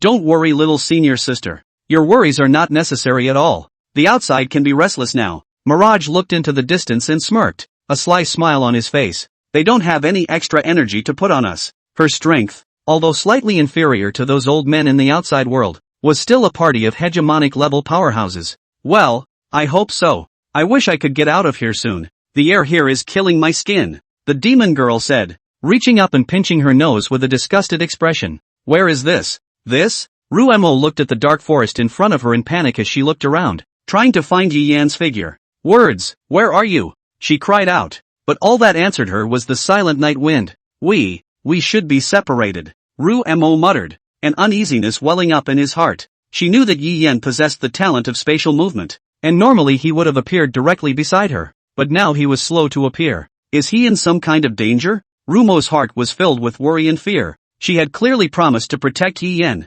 but now she was putting him in danger, which was unacceptable to her. Just then, suddenly several flames flew towards Ruemo. Ruemo didn't dodge and let the fireball hit. Boom! The loud noise spread throughout the forest. The intense heat wave wrapped Kesame. Yeah, the teenager and the young girl, hiding in the shadows, clapped their hands at each other. However, the next moment, an icy female voice sounded from behind them. Put your hands up. The teenager and the young girl were instantly horrified. They hurriedly looked up, and the woman who caught their eyes was the same woman they had just attacked. At this time, her had already completed her semi-fierce beast transformation, with a long dress made of black feathers, ankle length, a black jade belt around her waist, and two silver-white crescent-shaped pendants hanging in front of her chest. There was not the slightest expression on the delicate and beautiful face, and a pair of black eyes were cold and cold. The young girl had a majesty and aura that was unique to the strong. Her face was stunningly beautiful, but the look on her face carried a hint of coldness, and her pair of beautiful, clear eyes seemed to attract people's attention as if they were carrying a magic spell. How come you're not dead? The teenager asked boldly. Is that what you're asking? Kesame said indifferently, unleashing a searing ball of fire into their hands. Hand over the nameplate, Ruemo said coldly, or suffer the consequences. Upon hearing Rumo's words, a flash of struggle surfaced on the faces of the teenager and the young girl. No, don't pay. The young girl shook her head firmly. If you want to kill me, kill me. Don't make it hard for him. Humph, you think I wouldn't dare? Ruemo sneered, and the fireball in his hand grew larger at great speed. I'll turn it in. Just as the teenager was about to punch his pocket to pull out the nameplate, sharp ice cones broke through the air like arrows, followed by a deafening roar of thunder. Rumo's figure nimbly weaved through the gaps between the thunder and the ice picks, and every time she landed, it was accompanied by a new attack coming at her from all directions. The teenager stared at the scene in front of him with wide eyes, stunned. Was this still human? Surprisingly, he possessed such a fast movement speed and his attacks were so sharp that they completely surpassed the S-rank category. You're telling me that her bloodline is an inferior ferocious beast bloodline? What a lie! With this strength, he wouldn't believe it without a double SS rank. He actually, just now, tried to attack the woman in front of him? That's so stupid. Boom! The fireball in Rumo's hand ruthlessly crashed into those ice cones, which were destroyed by the force of the fireball's explosion. and the fireball also disappeared in an instant. It was a siege that couldn't be fought hard. There were so many people that every attack was deadly enough. Also, now that she was being constantly attacked, she couldn't accurately pinpoint her attacker's location. So whether it was dodging attacks or counterattacking, it seemed passive. Boom! Boom! Rumble! Rumble! The loud roaring sound was unceasing, and the dense attacks of the ice cones were like rain towards Ruemo. Ruemo bit her lip and endured the severe pain, the flames in her hand constantly waving, laying down layers of defense shields around her. However, the defense shield only lasted 5 seconds before collapsing. Ruemo parried the attack while observing the surroundings. It was pitch black all around, but she could see everything around her clearly, only because there was a transparent barrier around her blocking her vision. The barrier was so powerful that it was able to easily cover her senses in it, making it impossible for her to probe too far. Is it the enemy's natural skill? Ruemo took a deep breath and decided to retreat for the time being. Her figure shifted and turned into a stump, disappearing into thin air. He escaped. Someone shouted. Don't worry, he can't escape. A clear female voice rang out, accompanied by a smile that raised the corners of her mouth, appearing confident and cunning. This person was none other than Su Meng. A hint of ruthlessness flashed in her eyes. Since she couldn't find that dastardly Yen, it would be a good choice to kill his girlfriend. Here, death is but a momentary event, and who would know it? Su Meng looked around. Looking at the situation, she wasn't the only one who wanted to kill that girl. Rumo, if you want to blame Yi Yen. Who asked him to indenture you? How are you guys doing? The man ran over to the two men who were almost robbed of their nameplates just now and inquired. Almost had to be eliminated. The teenager rubbed his head and grumbled. You don't know how terrible that woman's eyes are. Who, exactly, called her a cowardly, timid loser? The young girl said indignantly. Ah, is that so terrible? The man who didn't face it head on. Unknown. Click. Do you feel it? It's hot in here. As soon as the man lowered his head, he realized that at the moment, the earth was cracking under their feet, and deep red fire was emerging. The fire kept jumping and seemed to burn them. Before the three of them could react, the pillar of fire that rose up to the sky flooded their bodies. Rumble! The firelight shot up to the sky, reaching the clouds and illuminating the earth in red. In the midst of that crimson, a blue shield enveloped the three within the firelight. However, this also meant that the failure of the trio's test. Su Meng clenched her teeth in hatred. That woman, she seems to have gotten stronger. Shui Mo, who was on the side, looked at the crimson and licked his fingers excitedly. That woman is ruthless enough. If there wasn't a final shield on the nameplate, I'm afraid those three would have died under that pillar of fire. Is she trying to use this to eliminate a few of our party? We're not going to let that guy get away with this. Su Meng clenched his fists, his gaze somber. She had already made up her mind. No matter what, she had to kill Yi Yen. Otherwise, they would all stay here. In the middle of the deep cave, a dark shadow stood quietly. Ruemo carefully looked back, but did not find any pursuers. Successfully dumped. Or did they give up? None of those vicious attacks were made with the intention of putting her to death. However, who is really behind it? Ruemo pondered for a moment, but still came up with nothing and shook his head helplessly. No, I need not delve into such matters. She knew in her heart of hearts that the people who wanted to take her life were as numerous as a river of carp. Firmness and determination flowed from the ink-like eyes. Since you want to play this game, she'll play along. A trace of blood-colored light flickered in Rumo's eyes, like a sharp blade in the dark night, harsh and cold. She had to, before she met up with Yi Yen, solve these troubles. She's made up her mind. The scorching flames spread underground, and the ground cracked out. One blazing crack after another. Time slowly passed, and Yi Yen's footsteps became faster and faster. The day passed in a flash. Yi Yen had already entered the 4th ring and was getting closer to the 5th ring, but he stopped abruptly. Footsteps were heard. Yi Yen narrowed his eyes slightly as he looked ahead. There, a group of people appeared in his line of sight. A man and a woman at the head of the group were around early 20s in age, with the appearance of a rich young man. The other young girl was innocent and cute looking, but she was wearing a tight black leather jacket, revealing her fair and rounded shoulders, her slim and slender calves, and the pair of black stockings. Tsk.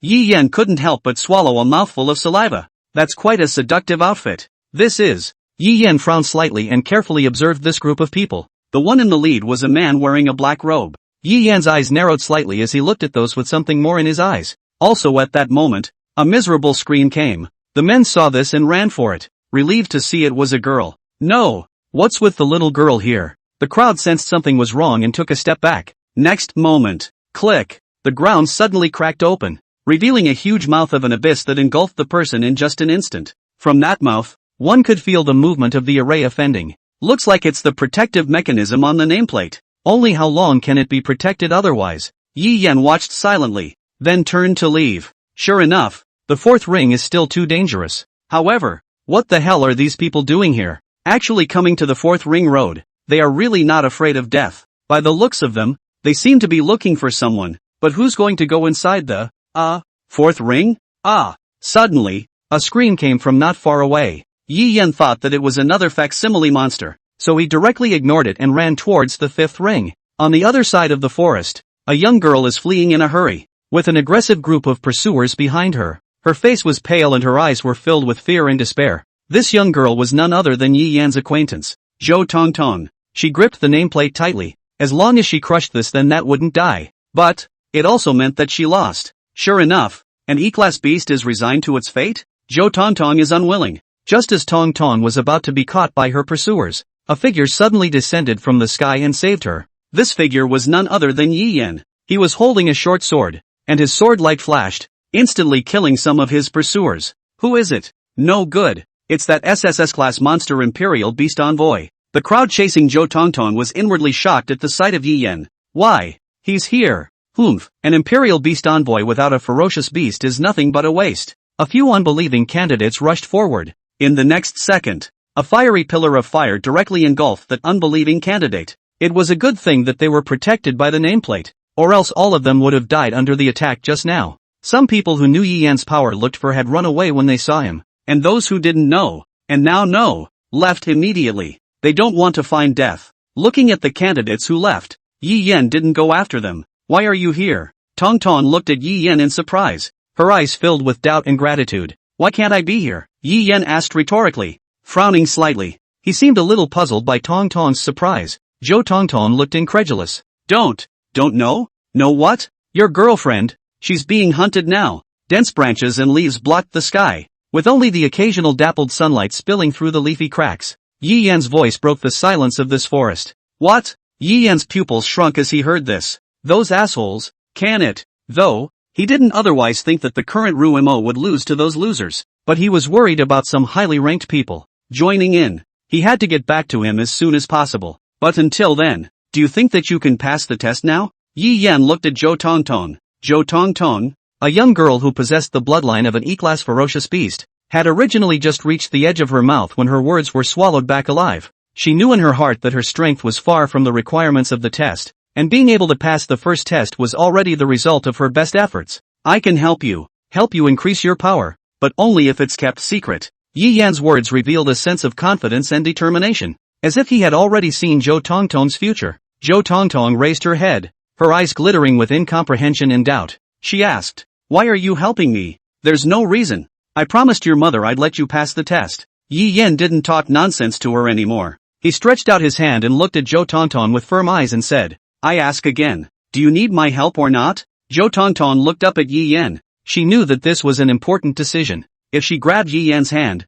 then she could possibly change her fate. However, this also meant that she had to accept the fact that she was a waste of an E-class fierce beast bloodline. The forest leaves rustled as the breeze blew. Zhou Tongtong's heartbeat accelerated, and she felt her hands trembling. She looked into Yi Yan's eyes as if she saw her future. Need help? Zhou Tongtong's voice trembled a little, and subconsciously, Zhou Tongtong extended her hand. But the very moment she was about to make contact, she let her hand go back. She hesitated. She didn't want to accept the fact that she didn't want to be a loser. No, I don't need to. She knew that the person in front of her was telling the truth. If he had grabbed Yi Yan's hand at this moment, it would have been easy. After all, the person in front of him was the 4th SSS-class Imperial Beast Envoy of the Great Xia, so perhaps his talent was to strengthen the bloodline of ferocious beasts. Subconsciously, Zhou Tongtong extended her hand, but the moment she was about to make contact, she let her hand go back. No, if one were to accept it at this moment, then wouldn't one accept the fact that she was a waste of E-class fierce beast bloodline? What was the point, then, of all her previous persistence? Yes. Yi Yan slowly retracted his hand, and gained another realization about the young girl in front of him. If you want to get stronger, you don't have to be obsessed with the bloodline in your body, such as spirit martial, spirit marks, and so on. After leaving these words behind, He turned around and darted towards the direction Zhou Tong had mentioned, leaving only Zhou Tong alone, frozen in place. Spirit mark, spell formation. Zhou Tong laughed out bitterly, all of which, again, she hadn't, not without trying. However, this knowledge, where is the daughter of the lord of the casino? Accessible? Casinos, in the end, are nothing more than monetary transactions. Got money? What's the use of having money? Can't buy. Monopolized knowledge. That was why she had entered the North Xian school. It could be felt through the spatial markings, and the direction was exactly the direction Chen Yukai had said the relics were heading. However, it is not possible to move through space. Is it in some kind of formation? Yi Yan's brows tightened, and a trace of uneasiness couldn't help but grow in his heart. It seemed that things were more troublesome than he had thought. Right at this moment, a black shadow suddenly swept out from the darkness and rushed straight towards Yi Yan. Yi Yan reacted quickly, and when he raised his hand, a ball of flame roared out, engulfing the black shadow instantly. After the explosion, the black shadow turned into a cloud of ashes and dissipated into the air. However, this is only the beginning. More black shadows flocked to Yi Yan from all directions. They were extremely fast, and a sickening odor of blood emanated from their bodies. Yi Yan did not hold back, and with a wave of his hand, a wall of fire instantly blocked the black shadow that rushed at the front. The nascent soul ring suddenly lit up, and a short sword appeared out of thin air and was held tightly in Yi Yan's hand. He waved his short sword, his sword chi streaking across the room, splitting apart the black shadows that rushed over one by one. However, the moment the sword blade struck the black shadow, Yi Yan felt a strange sensation, as if what was cut was not flesh and blood.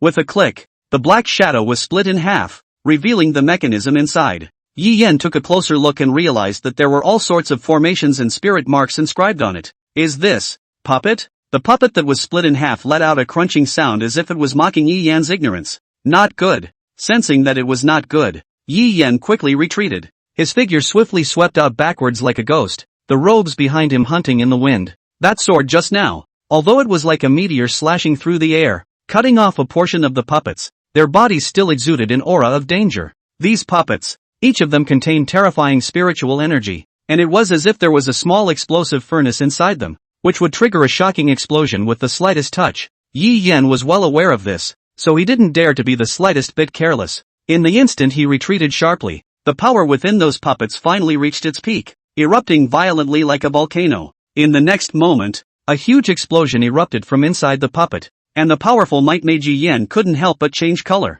For a time, the entire region was enveloped by raging energy, as if the end had come. However, in the midst of this tidal wave of energy, Yi Yan was like a light feather, floating back unharmed. What a terrifying power! Yi Yan secretly marveled in his heart. Not only were these puppets powerful, but they also contained such terrifying energy within them that they were simply moving bombs. Right at this moment, several more puppets in the surroundings came pouncing towards Yi Yan like hungry wolves. Each puppet seemed to have its own life and will, as they either wielded huge weapons or spat out roaring flames, launching a tidal wave of attacks on Yi Yan. However, in Yi Yan's eyes, all of these attacks were nothing more than small carvings. His figure was as agile as the wind, weaving and roaming around the area. The sharp blade in his hand seemed to be dipped in flames, and every swing was accompanied by a blazing flaming saber aura. Although these puppets were powerful, they were as fragile as papier-mâché in front of Yi Yan, and were soon split in half by him one by one. After the battle, Yi Yan gently put away the sharp blade in his hand and scanned the surroundings with a torch-like gaze.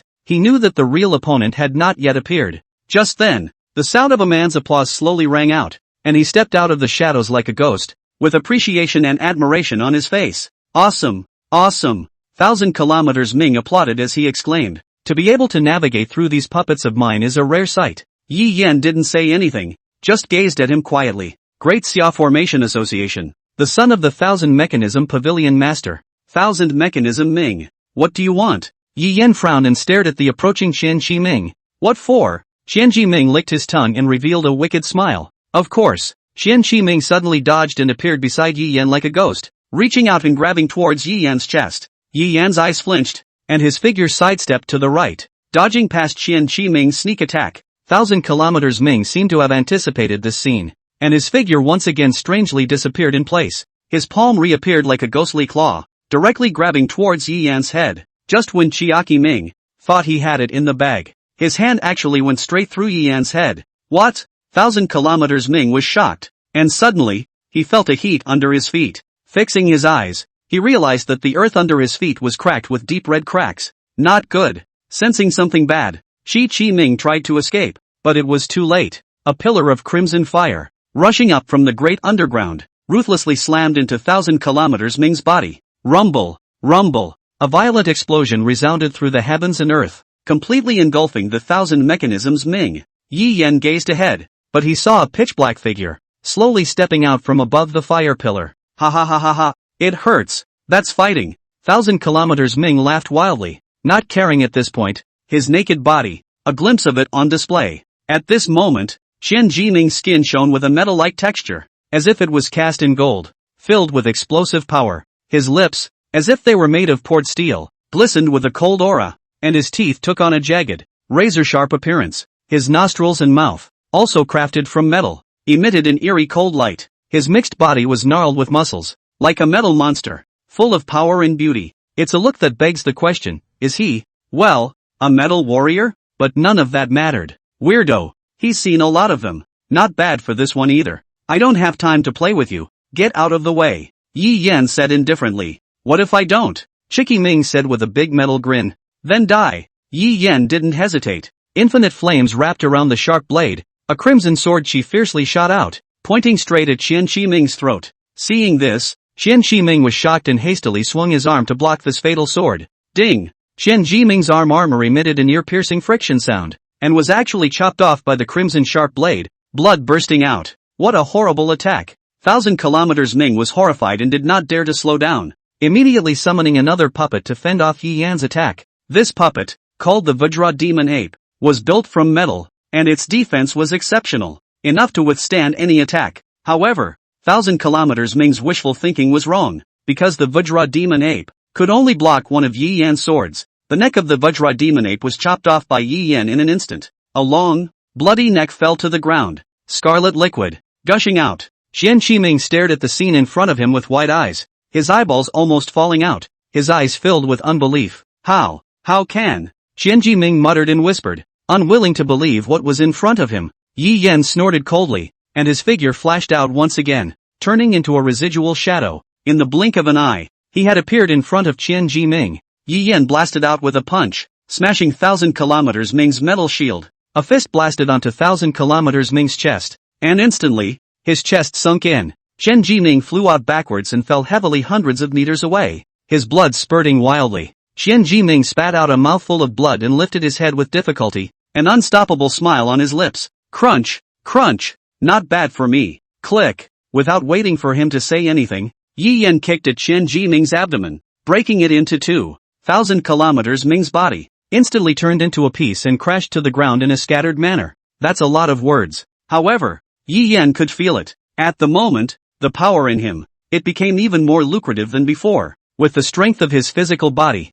if he did so, he could even already be comparable to a second-stage S-class ferocious beast. What the hell is going on here? Yi Yan frowned, pondering that something was wrong. Was it before? That mysterious woman, who did something to his body? He hated this, not being subject to his own changes. Looking at it, Chi Ming's body scattered all over the place. Yi Yan frowned, raised his hand, and threw out a few fireballs, burning all the scattered parts cleanly. Then, following the connection, he rushed in Rumo's direction. Ouch! Ouch! Ouch! Ouch! Ouch! Ouch! Ouch! Ouch! Ouch! Ouch! Ouch! Ouch! Ouch! On the other side, near the ruins, Qian Ming, who was hiding in a tree, let out a light laugh. That's funny. He licked his tongue and looked towards the ancient ruins surrounded by countless candidates, a hint of excitement on his face. Hopefully, you'll hurry up. 1,000 kilometers Ming licked his tongue and laughed. Otherwise, your toy, it's going to be played with. Ha ha ha.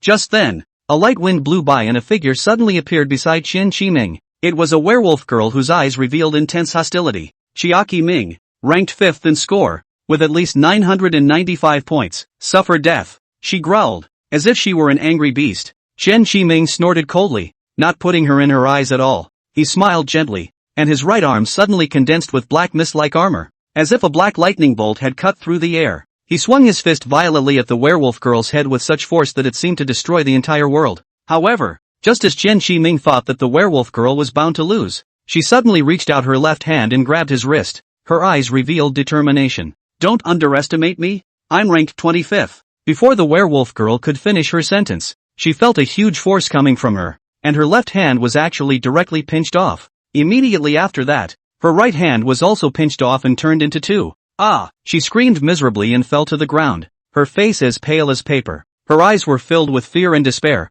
as if she had seen the end of her life. You don't think that a difference of 20 or so rankings from me is not a big difference in strength, do you? Chikiakira calmly walked towards her, his right hand slowly reaching out to choke on her neck. His eyes were filled with playfulness and mockery, as if he was looking at a jumping clown. No, no, Chi-Chi-Ming, you can't kill me. The werewolf girl hastily begged for mercy with eyes that were filled with fear and pleading. Why not? At the corner of Qianji-Ming's mouth, a hint of a smile was sketched out, and his eyes were filled with indifference and cruelty. Because, you'll get expelled from the academy if you kill me. After the werewolf girl said these words, her face instantly turned pale, and deep fear flowed from her eyes. Shigaming's hand, tightening inch by inch on the werewolf girl, gradually lost her breath. Her eyes were filled with despair and resignation as if to say, why did you dare to kill me? Bang! The werewolf girl's neck was pinched right off. Her body collapsed helplessly to the ground. I hate being threatened. Thousand Kijiming coldly glanced at her, then waved a bloodstained hand full of disgust. While the door is open, it's time to go in and take a look. 1,000 kilometers laughed lightly and walked towards the ancient ruins. The candidates who had gathered around the doorway nearby backed away after seeing Qianji-Ming. They know that this is a jealous and dangerous character who kills at the drop of a hat. Who dares to mess with him? Shigaming walked all the way through, soon arriving at the door. The door, which was made of bronze and was covered with runes. And, at the top of the door, the number 16 was written. After he walked in, the number changed to 15. The rest of them, seeing this, looked at each other scrambling, ran in. They know that this is an opportunity to reap great benefits. No one wants to miss it. When the number changes to 0, the door closes. Hey, another wait. Someone sighed. They knew that now they would have to wait for the next opportunity. By the time the door opens, what's inside will have been scraped up. Someone muttered disgruntledly.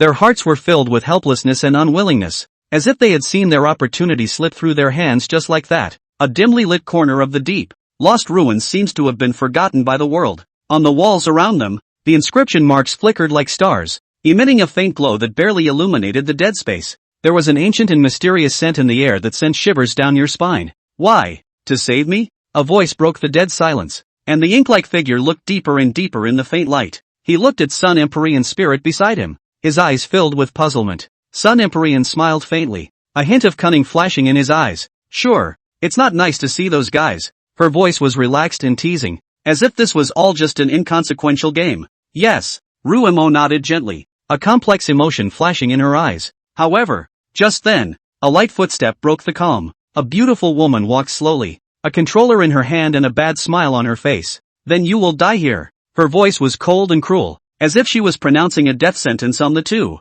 Then you will die here. Her words, like sharp blades in the cold wind, were cold and cruel, without a trace of emotional color. The voice echoed in the empty cavern, as if it had pronounced the death sentence on the two men. As her words fell, the originally quiet cave suddenly boiled over. The 2- and 3-star ash monsters seemed to be summoned by some mysterious power, frantically killing towards the two. Their figures looked twisted and hideous in the dim light, and each step seemed to carry the scent of death. In the face of this sudden attack, Sun Empyrean did not flinch. She gripped the long red stick in her hand tightly, her figure agilely dodging the monsters' attacks. With each swing of the long stick, the rushing monsters were sent flying. However, this does not change their situation of being under siege. Right at this critical moment, Sun Empyrean suddenly felt a sharp pain coming from her abdomen. Her old injury had returned. She covered her stomach, her face instantly turning pale as beads of sweat slid down her forehead. She gritted her teeth and tried not to let the pain get in the way of her fight. Damn! This is the time to have a seizure.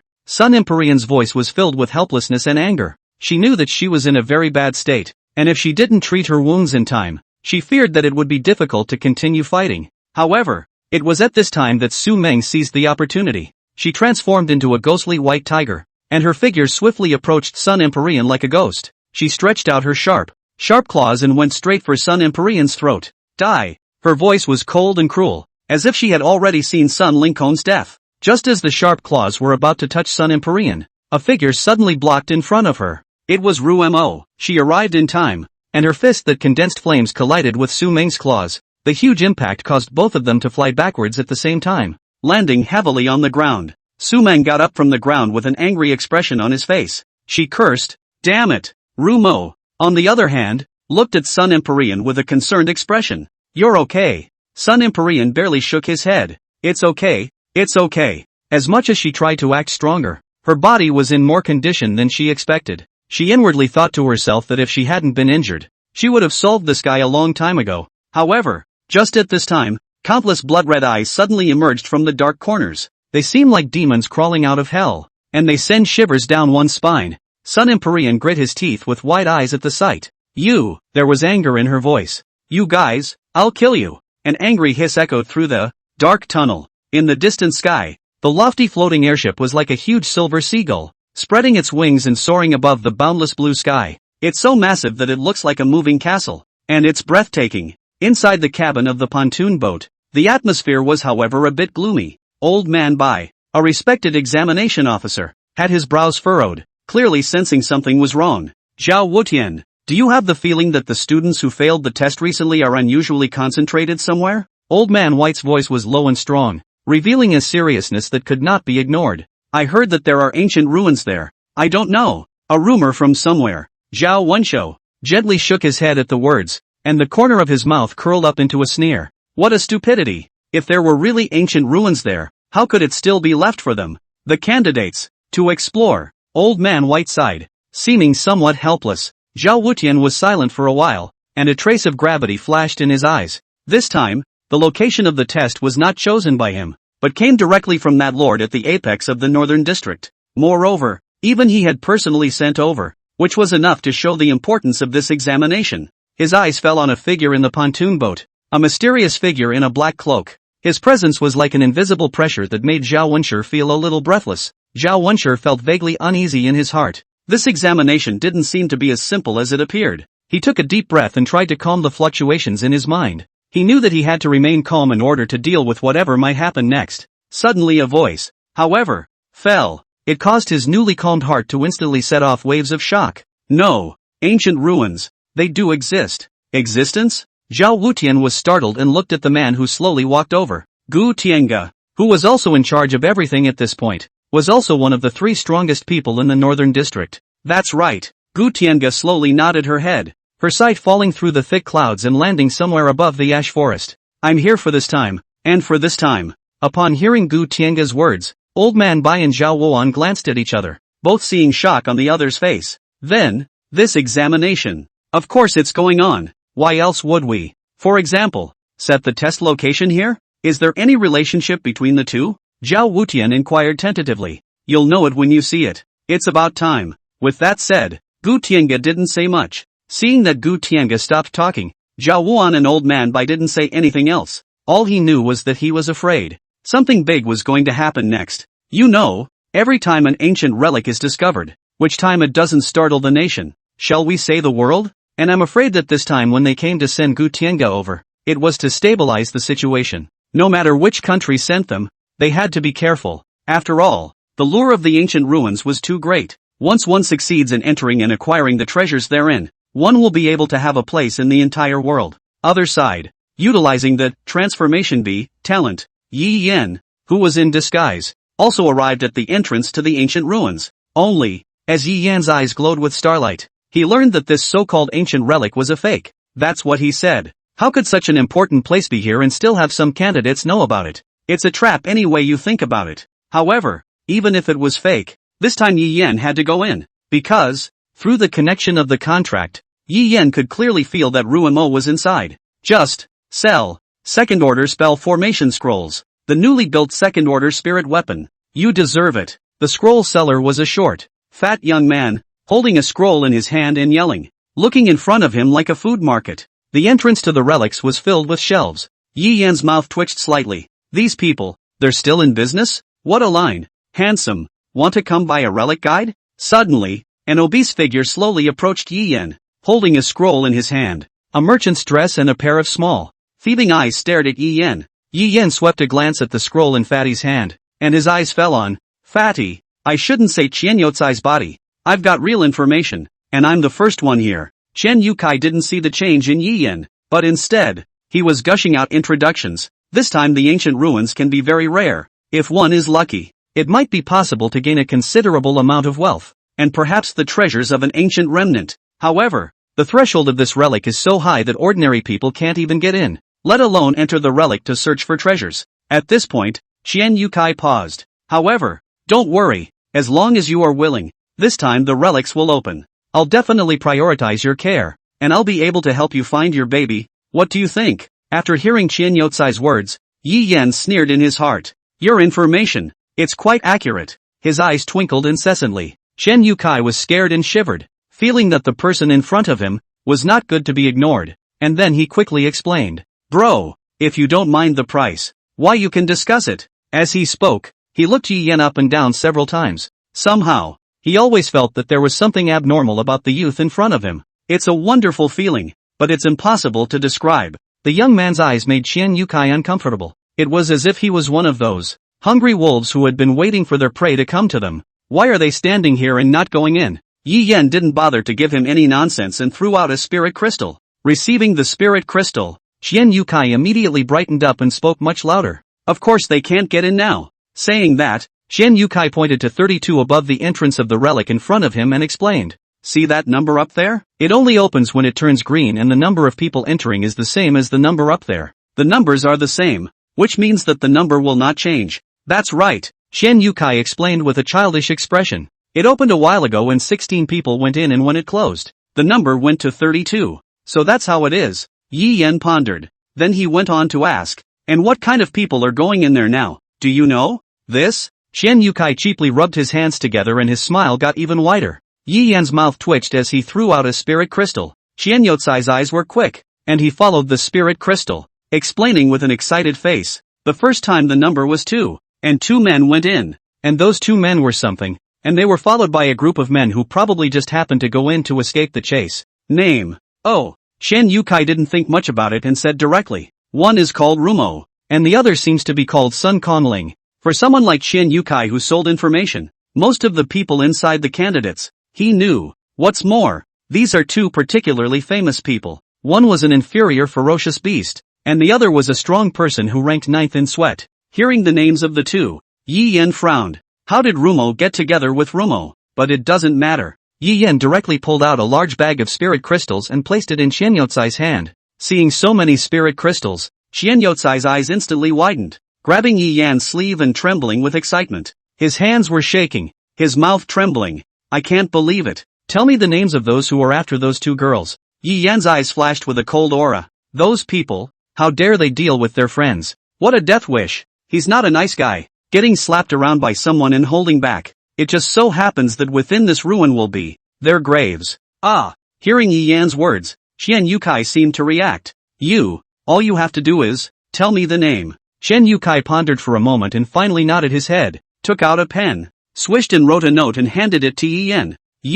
Don't you dare tell anyone that I told you that. In here, there were a lot of dignitaries, and he didn't want to die before he got his revenge. Yi Yan also knew the importance of lightness, nodded his head, took the note, glanced at it, and put it inside his nascent sacred ring. He had the identity of an SSS-ranked Imperial Beast Envoy, and on the surface, no one dared to kill him, but Qian Yukai was different. He could be nothing more than a struggling commoner. Don't you worry, Yi Yan said, looking at the numbers that were flashing in red and blue. Ha ha ha, flash, finally, we can go in. Treasure, here I come. The candidates, who were guarding the door, cheered. They were all pumping their fists and jumping for joy. Yi Yan also laughed. Nothing happened in mysterious and unpredictable ancient ruins in the death of people normal, but, hey. Also at this time, a line of people walked to the side of the entrance of the relics, blocking the candidates and the entrance between the road. You guys might as well wait for the next one. We got this one covered. The leader of the group was a burly man in black leather armor, with a stout figure, gnarled arm muscles, and a rough face that looked somewhat fierce. On what grounds? One of the candidates went up, defiant. The next moment, a spear poked him in the abdomen, pinning him to the ground, unable to move. The nameplate on its body emitted a faint glow, extending a protective shield that healed while declaring the candidate's failure. In one round, a candidate is eliminated. Seeing this scene, all the candidates were terrified.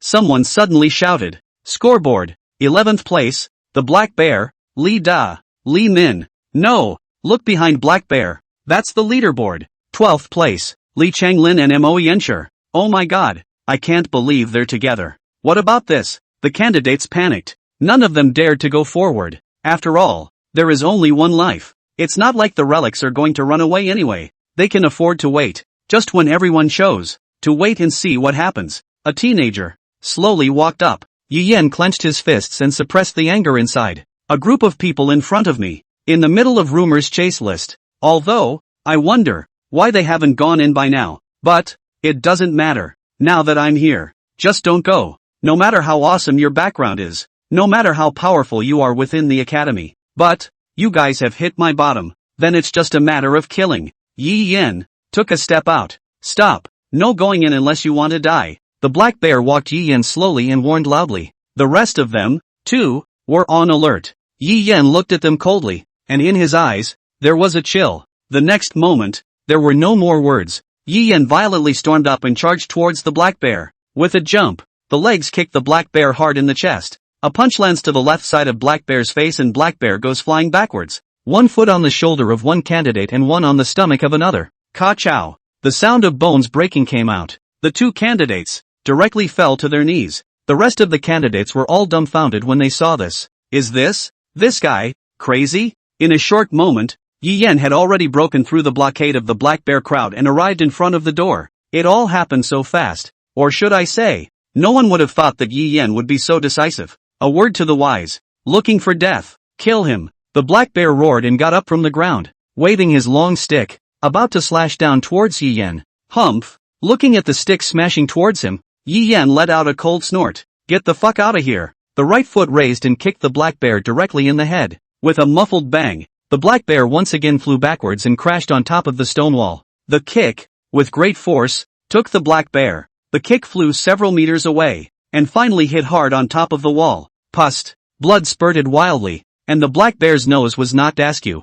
I'm fucked. I'll fight you. The black bear climbed up from the ground, wiping the blood from the corner of his mouth, and frantically pounced towards Yi Yan. Yi Yan took a step forward to avoid the black bear's attack, raised his right foot, and kicked him directly in the chest. Bang! The black bear's body, once again, flew out. Ah! I'll fight you. The black bear crawled up from the ground again. It was about to rush up when it hardened and stopped moving, looking to the men around him who froze and watched him get his ass kicked. The fire came, all at once. What are you waiting for? All of you get on me and chop that kid up and feed him to the dogs. Black Bear bellowed, his finger pointing straight at Yi Yan. The candidates woke up as if in a dream, copied the weapons in their hands and slowly approached Yi Yan. However, Yi Yan did not show the slightest fear in the face of this formation. Instead, he let out a contemptuous laugh. He took a step back and stepped into the entrance of the ruins. No good. He's gone into the ruins, someone exclaimed. Just go in. Li Changlin licked his lips and said sinisterly,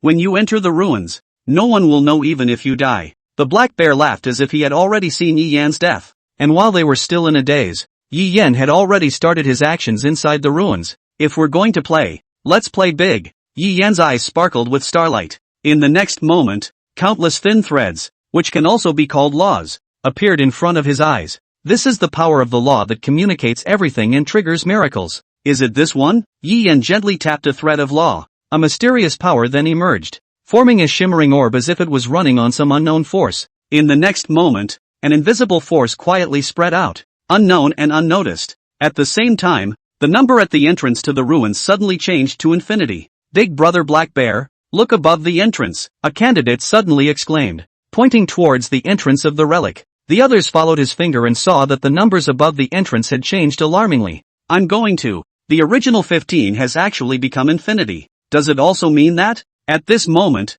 an infinite number of people can now go in? Some people try to step in and realize that there is no change in the infinity outside. Ha ha ha ha ha. The black bear laughed so hard it shook the ground. Little ones, charge in with me and slaughter that boy who doesn't know how to die. Li Nin, the black bear's hitchhiker, is full of confusion and uncertainty. How did it come to this all of a sudden? Li Changlin looked calm, but there was depth hidden in his eyes. Either way, it's good for us. No need to split up into batches. All in one go. The black bear's eyes erupted with fire, staring viciously at the entrance of the ruins, as if he had already seen the figure of that damned kid. Let's see how you can escape this time. He took large strides and was the first to step into the ruins. The crowd followed, like a tidal wave. Suddenly, Li Min's face changed as a strong sense of crisis surged like a tidal wave. In the next moment, his body swelled violently and transformed into a 3-meter-tall giant ape. 2 arms even grew out of his back. With a flash of his body, he appeared beside the black bear and stood side by side with him.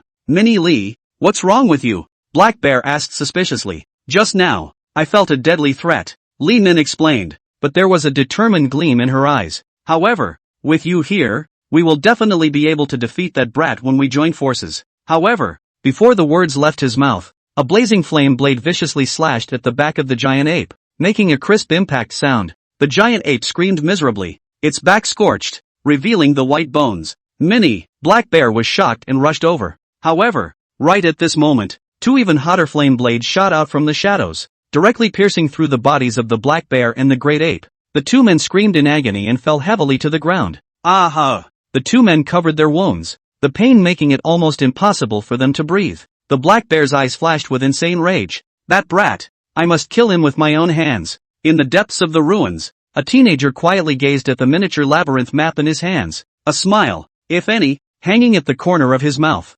Inside the ruins, grand and shocking, the light filtered through the stone cracks and dappled onto the ancient walls, giving off a mysterious and fascinating glow. The surrounding walls were carved with ancient symbols and patterns, like a dusty history waiting to be interpreted. There is an ancient and mysterious aura in the air that immerses you in this world of the unknown. What a way to get me in trouble, Les whispered to himself, but there was not much dissatisfaction or complaint in his tone, and it was like a self-congratulatory. I didn't mean to hurt so many people. However, he quickly relieved himself again, and a smile appeared on his face once more. As if all his troubles and worries had vanished in the moment, the teenager casually dropped the pieces in his hand onto the mini maze map, a sly glint in his eyes. Even the stupidest of people always have some value to use. He doesn't think those leading the pack will be clueless. However, even if they do find something, what can they do? He seemed to have his mind made up and had his own plans and schemes for everything. Looking at the people looking around, Yi Yan secretly smiled. If even you guys can find me, I don't know how many times I've died. The flames coalesced into blades and attacked towards the black bear and his party. Brush! With that, the sound of a breaking voice rang out as the flaming blade cut through the sky and landed on one of them. Brush! In just a split second, it split the man in half. Damn! Have the balls to come out and fight one-on-one, Black Bear said in mindless wrath at the no man's land. Go out? Yi Yan laughed lightly. Why go out and fight each other head-on when you can sneak up on them? It's not like he's stupid. Without hesitation, Yi Yan's hands coalesced in flames, once again, attacked towards them. Right at this moment, Mo Yenshur, who had been watching from the side of the Black Bear's group, made a move. All that could be seen was a pair of furry foxes with ears that stood up from her head. In the next moment, under the eyes of the crowd's shock, a silver-colored light impacted towards the flames. The silver glow exploded the moment it hit the flames. Rumble! A loud noise was heard. This attack from Mo Yenshur did not stop the flames from advancing, but instead created a powerful pressure due to the explosion.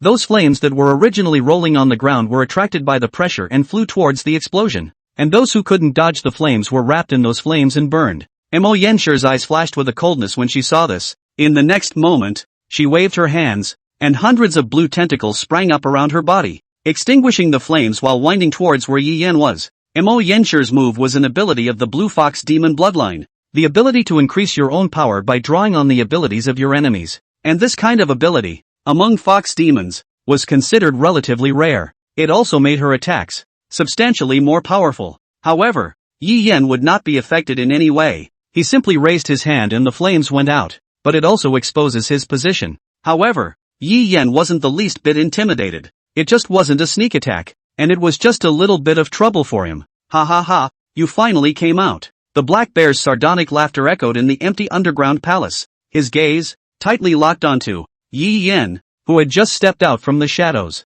Yi Yan, however, looked like he didn't care. He sat leisurely on a stone chair, facing the Black Bear and his men with a calm and self-possessed demeanor. Oh, if you don't come out, how will you ever see the last of the man who killed you? Yi Yan, the corner of his mouth hooked up with an evil smile, his voice revealing endless contempt and provocation. Don't waste your time, all of you. Hurry up and make your moves. When I do, I'm afraid you won't have a chance, Yi Yan said blandly, not putting the other party in his heart at all. Arrogant. The Black Bear was completely enraged by Yi Yan's arrogant attitude. He bellowed and stepped forward. However, just then, A scorching heat wave suddenly emerged from the ground. The black bear only felt a heat at his feet. Immediately afterward, a pillar of fire shot up from the ground and instantly engulfed him. Miserable screams echoed in the 4 fields, sending shivers down one's spine. "Boss!" Black Bear's men shouted in terror, their eyes filled with despair. They had thought that Yi Yan was just an ordinary opponent.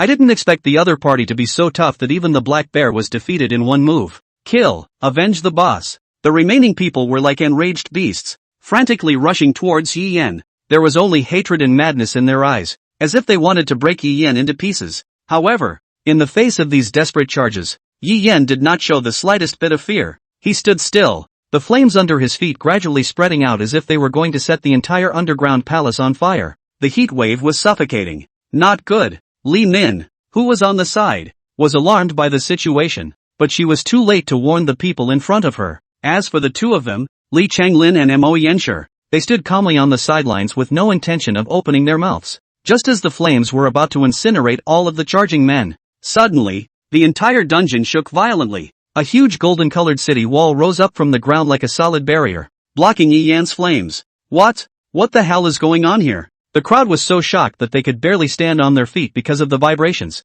Inside the city walls, came that slightly magnetic voice, as if it was coming from another world. Yi Yan narrowed his eyes slightly, feeling the changes in the ground and walls. He said in his mind, "Is this moving? Does it mean that this whole dungeon is moving?" He thought of the possibility that this dungeon might be a giant Rubik's Cube, and now it was separating them from those charging. What a concern for resources! The corner of Yi Yan's mouth hooked into a cold smile. He understood that the owner of this underground palace must have wanted to separate them all and break them down one by one. However, this was nothing to Yi Yan. Those people, in Yi Yan's eyes, were already people who had died by death. After a few moments, the vibrations gradually stopped. The entire underground palace had once again regained its calm. What the hell is going on here? As the walls around them continued to sink, Yi Yan was surrounded by many more people. How the hell did this happen? A young girl with glasses crouched down and caressed the floor without a single crack. This is amazing. Compared to the peculiarities of the glasses girl, the others were much more normal. They looked around and looked alert. Among this group of people, Yi Yan also found talking Zining and Ziling and the others. However, because of the influence of Yi Yan's transformation talent, they did not recognize themselves. "Look, there's a light over there." Suddenly, a man shouted. As the man looked, the crowd looked and indeed found the narrow corridor, also the only provenance. So the group walked over. Deep within the ruins, they walked along the narrow corridors for a few moments before finally getting out of the area that seemed like a labyrinth. The sight in front of them made them instantly forget the exhaustion and tension they had felt before. An ancient city forgotten by the ages unfolded before their eyes. It is not made of cluttered debris, piled on top of each other. Rather, a relatively well-preserved cluster of old buildings. It is as if these buildings were once a thriving city that now stands alone in this barren underground.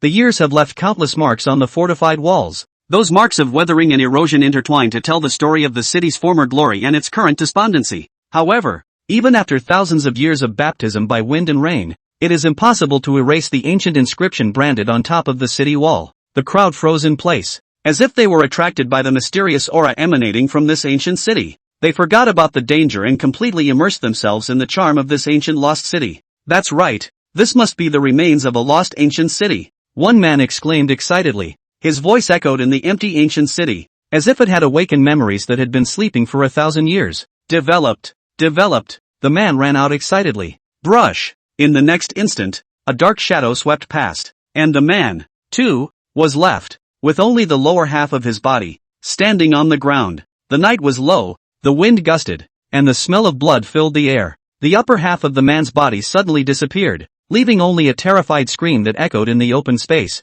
The crowd was shocked and confused by this sudden turn of events. Pop! With a dull sound of falling to the ground, the man who had lost the support of his lower half of his body fell straight down and landed heavily on the ground, staining the ground red with blood. The people around them were stunned and screamed in horror. Ah, damn it! Who killed him? At that moment, an object suddenly fell from the sky and the sound of falling broke the eerie silence. The crowd looked up and saw the man's upper body appear out of nowhere in the air before falling heavily to the ground. His body was stiff, his eyes were wide open, and fear and resignation were written all over his face, as if he couldn't believe this was reality until he died. It can't be a dream, can it?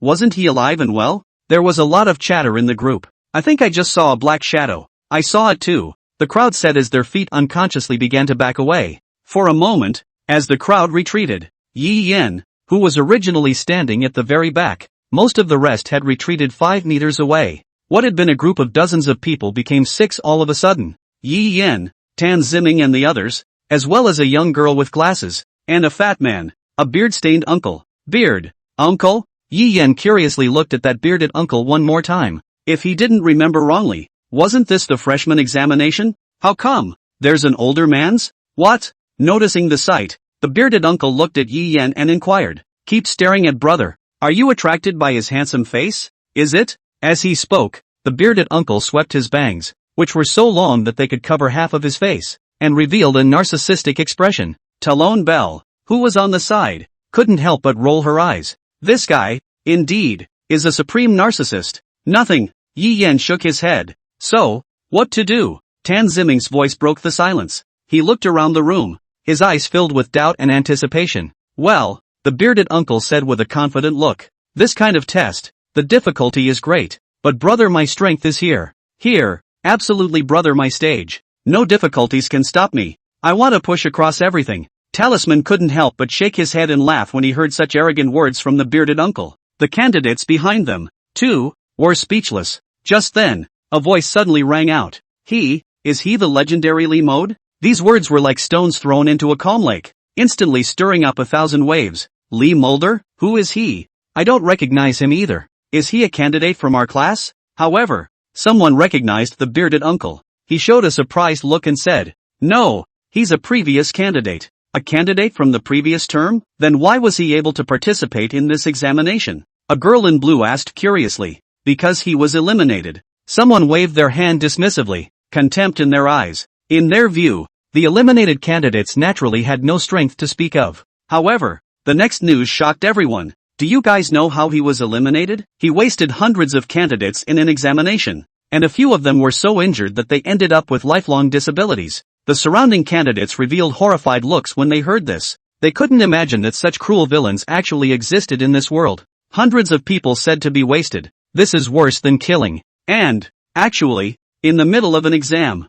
It's horrible. The examination. Not just for the students died in the examination. The academy will not be responsible. These people can only blame their own skills are not as good as the others. What's more, it's not like the other guy killed anyone directly. However, because of the large number of people, the enrollment of the bearded uncle, Lee Motor, was cancelled. But, also this year, he received another offer. And I don't know what the school thinks. The candidate, who was explaining for the crowd, backed away as he spoke. The rest of the people saw this and backed away. It hadn't occurred to me that they had actually stayed with such a dangerous character just now. Luckily, the other party didn't have an attack. Otherwise, this small group of them wouldn't be enough for him alone. And this undisguised voice naturally traveled inside the ears of the 6 people in front. Other than Yi Yen and the girl with glasses, the remaining 3, one after another, pulled away from the bearded uncle. Tan Ziling even looked at the bearded uncle with an angry face. And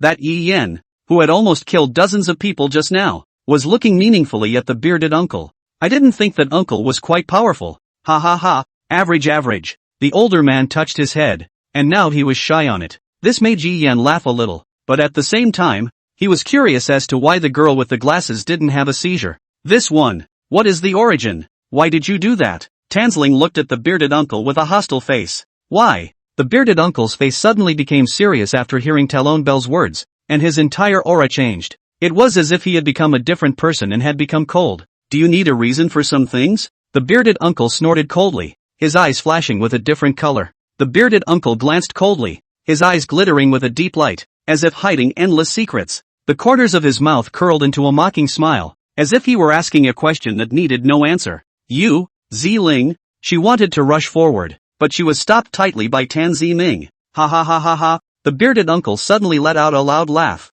His voice was loud and shocking, as if it was going to tear the entire space apart. It's good to be young, he exclaimed, those words full of vicissitudes and nostalgia. He moved forward without hesitation, each step seeming firm and strong. Seeing this scene, an inexplicable panic surged in the hearts of the crowd. Had the strength of this bearded uncle surpassed that mysterious black shadow? The atmosphere around them instantly became oppressive and tense, and the crowd held their breath, staring intently at the bearded uncle. They expected the bearded uncle to try to find out the true identity of that black shadow, so that they could see the truth of that waste-defying black shadow. The bearded uncle walked out slowly, each step seeming to carry a heavy history and destiny. The moment he stepped out, it was as if the crowd felt as if the flow of time had become incredibly slow at that moment. Ta-da! Light footsteps echoed through the air as the bearded uncle moved steadily forward. The mysterious black shadow didn't appear until he walked up to the body. The bearded uncle stopped and turned to look at the crowd, a relaxed and confident smile on his face. Hey, nothing's wrong. Oh. He smiled broadly and waved to the crowd as if to tell them everything was under control.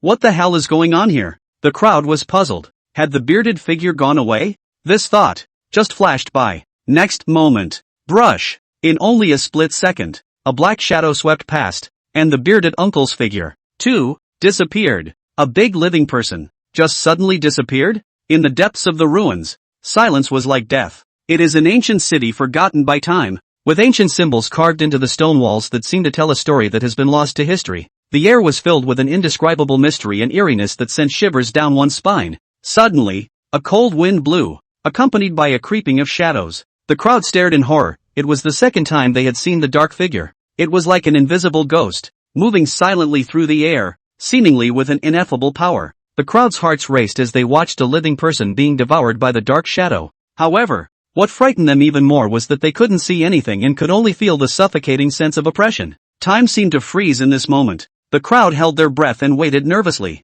However, the remnants of the body they were expecting didn't fall. Had the man really been eaten by the dark shadow? Horror, doubt, fear, all kinds of emotions are intertwined in the hearts of the people. They began to doubt their eyes and their perceptions. What secrets are hidden in this relic? What the hell is that black shadow? Just as the crowd was thrown into chaos, Yi Yen kept his cool. Compared to the other people's dumbfoundedness, Yi Yen, who was prepared this time, rather, I could see that it was something. Just the moment that black shadow dispersed past, the panel of the ability-based display also flickered, but Yi Yen still saw clearly what exactly that one was just now. After a few moments of reflection, the idea was determined and summarized. Thus, Yi Yen did not hesitate and took a step forward. That student, be careful. It's dangerous to go out now before you know what's going on. Seeing Yi Yen go up, Tan Xiling kindly reminded him, but Yi Yen walked forward as if he didn't hear it, minding his own business. The crowd looked at his back, both surprised and puzzled. 2 people dead,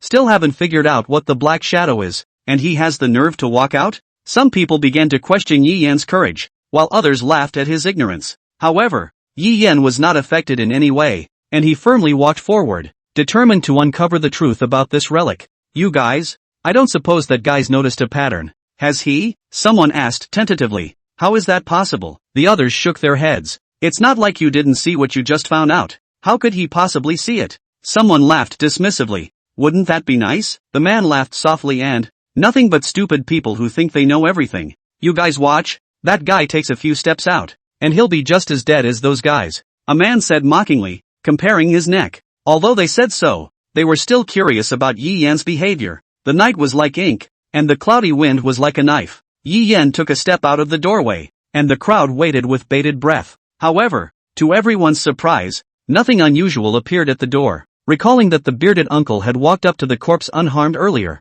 the crowd was slightly relieved. Yi Yen's steps were firm, as if each step was stepping on the nodes of destiny. The crowd stared at him intently, afraid to miss any change. However, the moment Yi Yen was about to touch the corpse, the panic in the eyes of the crowd was once again ignited. But this time, the chilling black shadow did not appear. What the hell is this? The crowd's disbelief increased, as if they had seen something they shouldn't have. Could it be the footsteps? Or the route? Someone's voice trembled with speculation. The crowd nodded their heads as they heard this, and a flash of realization flashed in their eyes. Talisman stood in front of him, his gaze falling on those strangely shaped inscriptions on the floor. These inscriptions glowed eerily in the dim light, as if they told unknown secrets. When someone stepped on them, they glowed faintly and then dimmed, as if they were registering something. Could it be that the only way to avoid the appearance of the mysterious black shadow is to step on these inscription marks in the correct order? The thought flashed through Talisman's mind. He carefully recalled the stepping method of the 3 before him and realized that the 3 of them had different routes and the inscriptions they stepped on were also different.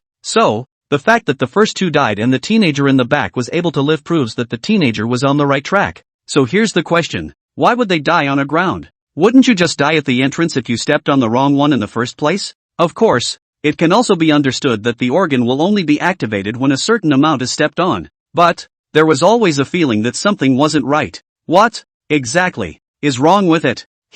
Isn't he missing something? Talon held his chin in deep thought. Talking Ziling, who was on the side, wanted to say something, but seeing that Ziming was thinking, she didn't intend to interrupt, waiting silently on the sidelines. And that's when it happened. The young girl with the glasses, too, stepped forward and walked out. Her footsteps were light, as if she had stepped on cotton, and she didn't make a sound. Within moments, the body was walked over by the crowd with a look of incredulity on their faces. This instant, just then, Talisman suddenly realized something, and he tightened his grip on Ziling's hand, warning in a low voice, "Don't talk." Ziling nodded. She had an unconditional trust in Talisman. Subsequently, Talon and the others also walked past the corpse without any problems. Seeing this scene, the crowd could no longer hold back. They knew that if they were any later, they were afraid they wouldn't even have a chance to have a mouthful of soup. So they all followed the maiden's route and began to move forward cautiously. They walked abnormally slowly, fearing that if they accidentally made a wrong move,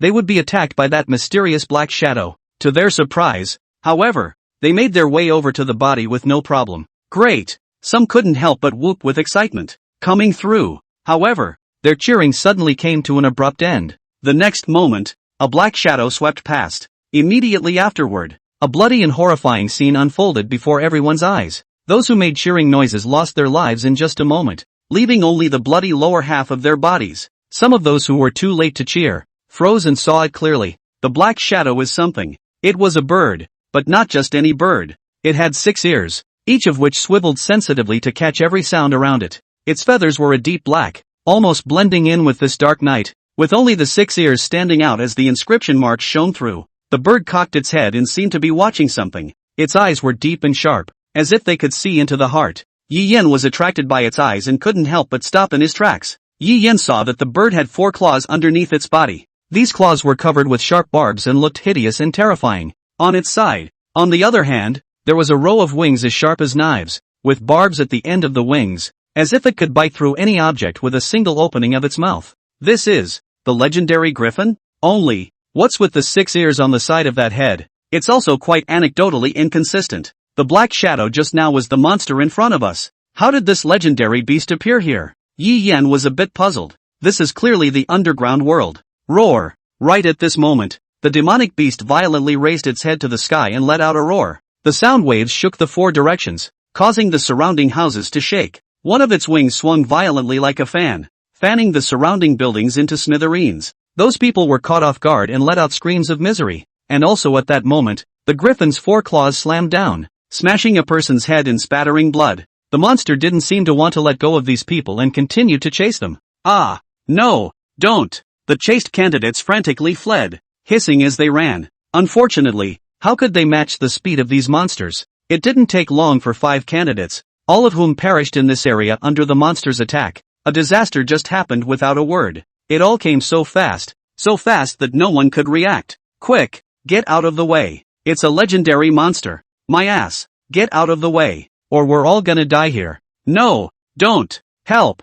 No! One candidate screamed in panic. These people, too, had their friends and family, their girlfriends, who were lying in a pool of blood, not breathing. Seeing this scene, Tan Ziming's pupils suddenly shrunk, and his fists, too, clenched and creaked. Damn! In his mind, a thought came to him, but the thought was stopped in its tracks, because he knew that with his and Ziling's strength, they were completely unable to fight against such a monster. And, in this case, he couldn't open his mouth to prompt, because it would make him a target. That's right, although I don't know why, but the monster in front of me was judging the location based on the sound, as long as, if he opened his mouth, he and Ziling would instantly become the target of the griffin's attack. Just as Talon Ziming was torn, another candidate died under the griffin's claws. Yi Yen silently watched everything from the sidelines and had no intention of making a move. At the same time, he could also see the kinks in Talisman's mind. For what Talon Ziming did at this moment, Yi Yen could only agree with a cry of smart. After all, among the candidates here, other than him, no one was a match for the griffin in front of him. The talent is unleashed and the panel emerges. _____. Name, race, griffin, mutant, S-class. Status, rage. Rank, 4 out of 10. Talents, high-speed movement, S rank. Elemental flame body, A rank. Slashing, B rank. Description: because of living in darkness for a long time, they lose the perception of light and usually use sound to determine the enemy's position. For this reason, he has evolved 6 ears and is extremely sensitive to sound, and for some reason, he is now in a state of rage. So please be careful. Rank 4, level 10, or an S-rank potential magical beast. No matter how one thought about it, it wasn't a monster that the current candidates could deal with. Honestly speaking, right now, an S-rank 4th rank can even kill a B-rank 5th rank in seconds and defeat an A-rank 5th rank. It's simply not something the average student can deal with. This is the power of rating potential. It was also one of the reasons why highly rated Imperial Beast Envoys and Fierce Beast Maidens were valued. Even if you have a high level, it's useless if you have a low rating. Of course, again, if the level difference is too great, you can ignore it all.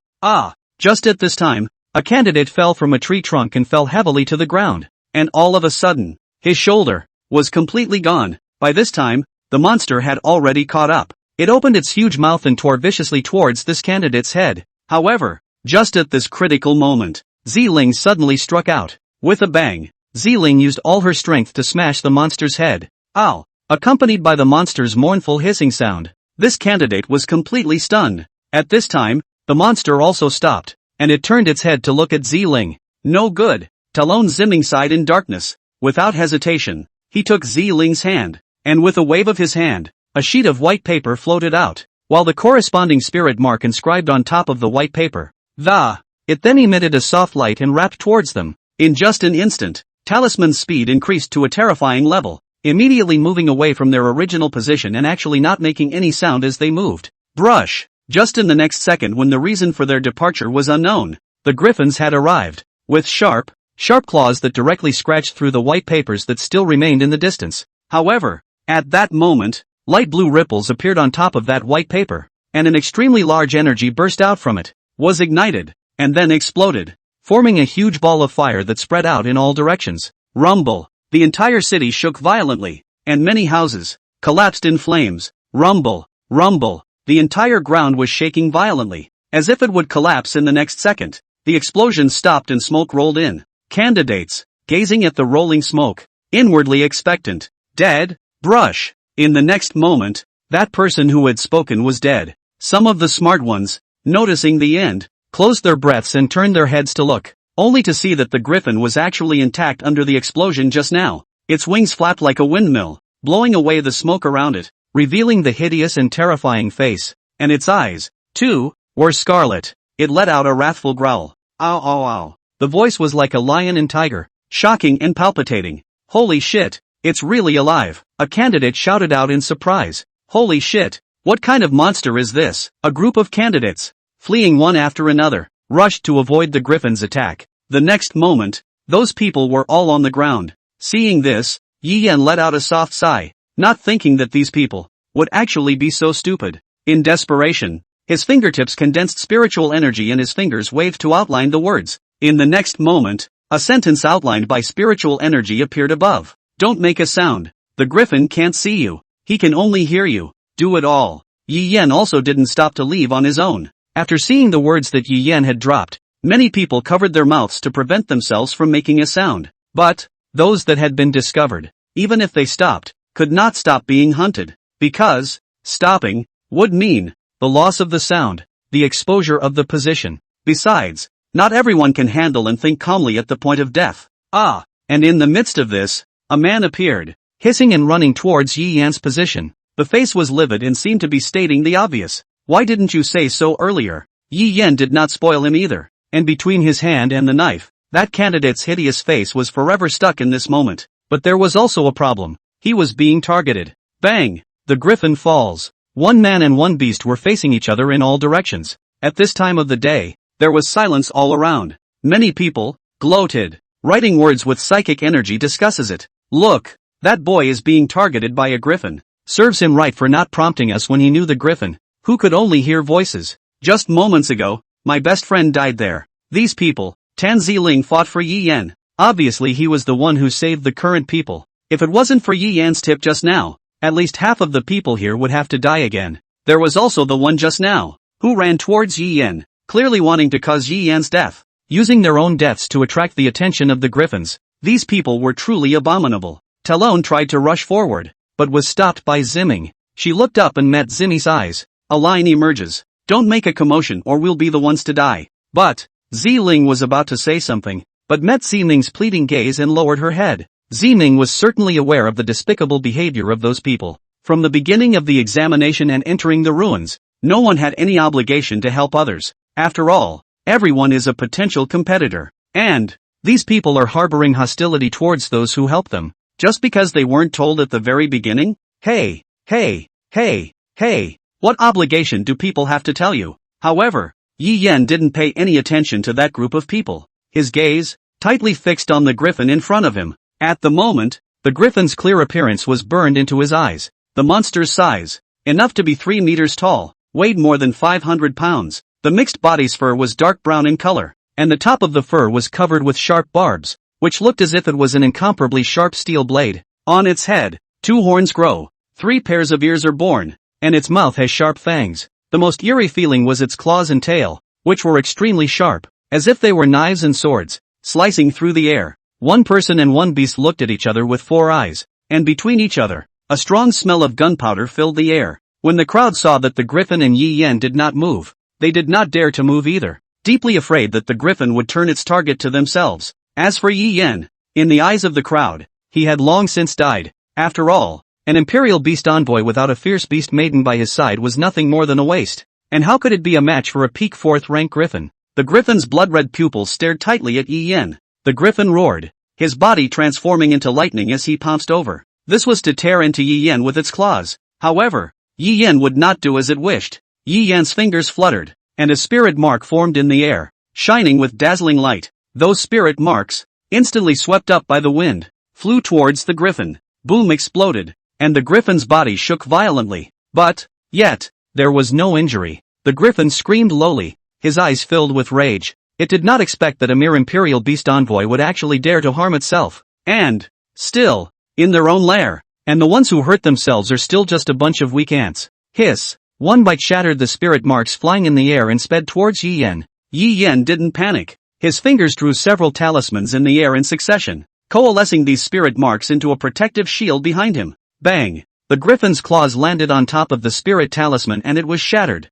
However, Yi Yan was not injured, although the griffin's power was strong. But, Yi Yan's physical body strength was equally not bad. This time it was a fluke. But what about next time? What about next time? Yi Yan's eyes narrowed slightly, and with a thought, a chain condensed from flames appeared in front of Yi Yan, binding the griffin's neck and dragging it to Yi Yan. Hiss! The griffin, bound by flames, hissed in agony. It struggled, trying to shake off the thing that held it in place, but the flames are powerful. Yi Yan easily suppressed the griffin's struggles, pulled the griffin to his heel, and ruthlessly stomped on it a few times. Let you be arrogant. At this time, those onlookers were stunned. They had wanted to watch a good show, but as a result, they saw Yi Yan trampling the griffin under his feet. It's just a little too shocking. However, this was only for a moment. Griffins were peak 4th rank magical beasts. Even if Yi Yan was stronger, it was absolutely impossible to defeat it. The griffin roared and took a bite at Yi Yan, wanting to bite Yi Yan's throat. Yi Yan had anticipated this scene, and with a flick of his finger, several spirit marks shot inside the body of the griffin, which instantly burned up. A sharp pain spread throughout his body. The body of the griffin, tumbling on the ground. Yi Yan seized the opportunity, and the punch containing flames blasted at the griffin's back. With this strike, Yi Yan used all his strength. The griffin's body was smashed directly into the ground. Ka-chow! A crunching sound of bones breaking came from the griffin's back. A hole was punched out, and blood spurted. Put dead, the candidates, swallowing a mouthful of saliva, blushed a little. At this moment, Yi Yan's performance had far exceeded their imagination. Is this surely a human being and not a ferocious beast in human skin? It's not dead yet, Ziming said with a frown. His gaze, deadly, was fixed on Yi Yan, hoping to discover a hint of clues. As far as he could remember, there were no more than a handful that could do this. It could never be a nobody. However, Yi Yan's appearance was too unfamiliar. At this moment, he even wondered if he really remembered the wrong person. This world, how can there be such freaks? Ziming shook his head, casting aside all these distractions and preparing to wait and see what happened. Roar! A wrathful growl escaped the griffin's throat and, soon, Its aura recovered and was in the midst of soaring at an astonishing speed. Boom! Only to see a black flame ignite on its body, which quickly covered its entire body. This is the Griffin's A-grade talent, Elemental Flame Body. It stood up and pounced on Yi Yan once again. This time, the attack became even more powerful, even more violent than before. The Griffin's attack range was very wide, and once it attacked Yi Yan would surely die. Boom! The Griffin's wings flapped violently, driving a fierce wind around it. Boom! A flame rose to the sky, illuminating the entire ancient metropolis. Roar! At this time, a ball of roaring flames spat out from the Griffin's beak. These flames, like fire dragons, pounced towards Yi Yan. Wherever these flames passed through, the air was scorched and twisted, and a layer of air ripples spread out. Yi Yan advanced instead of retreating. His palms flipped and condensed a flaming sword. Chop! A crimson light burst out and collided with the blazing flames. Boom! The two slammed into each other with a muffled thunderous roar. At this time, the temperature of the flames was extremely terrifying, and it even formed a wall of fire in front of Yi Yan, blocking his path. However, Yi Yan still did not hesitate and slashed down with his sword. The blade fell and the flaming shield was split open. But that's just the beginning. Shoo! Yi Yan tapped his toes and jumped into midair before slashing down with his sword. The sword light flashed, and the flame shield was torn through a long gap. Taking advantage of the gap being torn open, Yi Yan slashed down with his sword. At this time, the Griffin's fireball attack also struck. Yi Yan couldn't avoid it, so he had to use his flame shield to resist it. Snort! A burst of sparks exploded, and Yi Yan's flame shield was torn apart. Roar! The Griffin roared,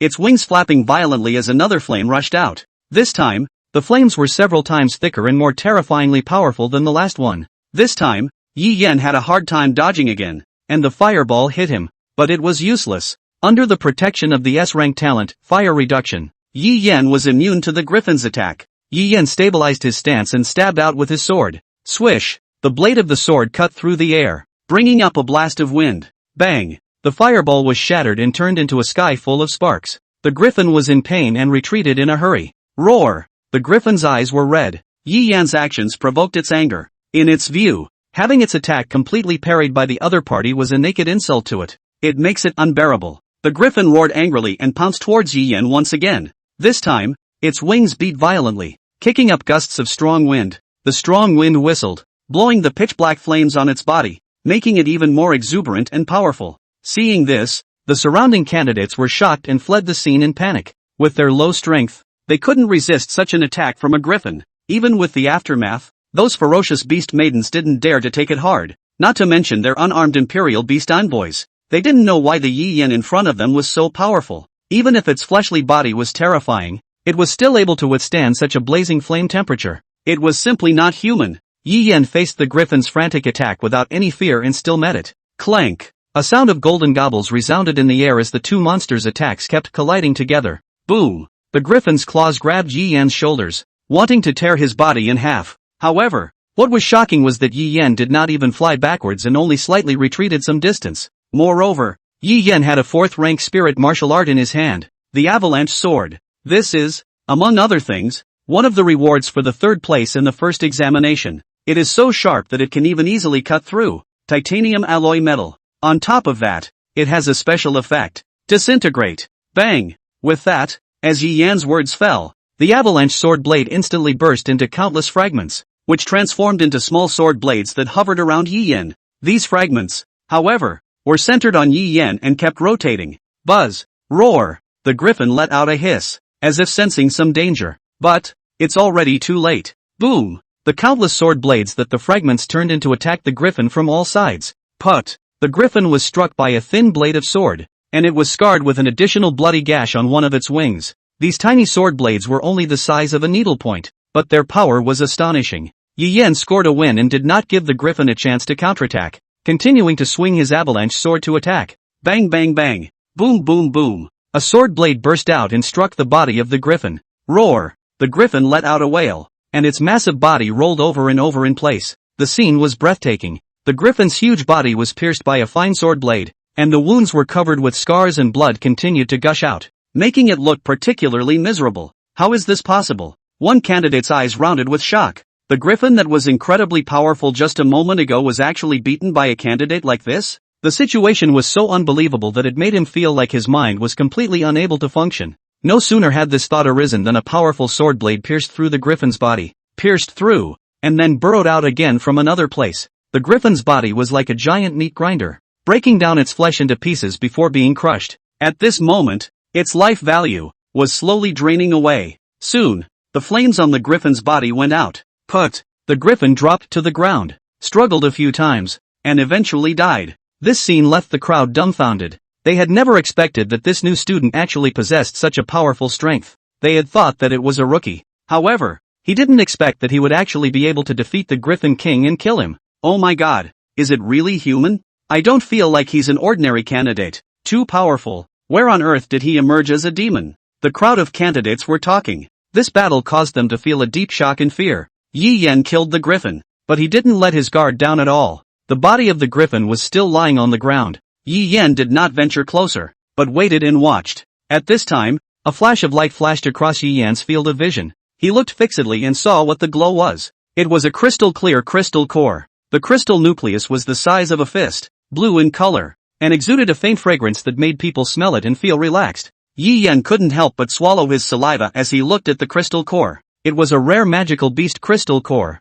That's right, unlike beasts, magical beasts have crystal cores on them. This kind of crystal core reserves a huge amount of aura, and even in terms of purity, it increases with quality. However, most people won't use this as an energy source at all, because this kind of magical beast crystal core is an extremely excellent medium. It was a material that array makers, engravers, and pill refiners had to acquire. Not only could the crystal cores of these magical beasts raise the grade of formations in pill refining, but more importantly, the crystal cores of such magical beasts could also refine a kind of elixir. The candidates, after looking at the fourth order griffin crystal core in Yi Yan's hand, had a greedy look in their eyes. However, they knew that even if they rushed up to grab it, they would only die. The man in front of him could kill the griffin. He could kill them. As for trying, they had seen the person who rushed over and tried to frame Yi Yan. In a split second, he was directly killed by Yi Yan without blinking an eye. There was no doubt that the person in front of him was by no means a good person.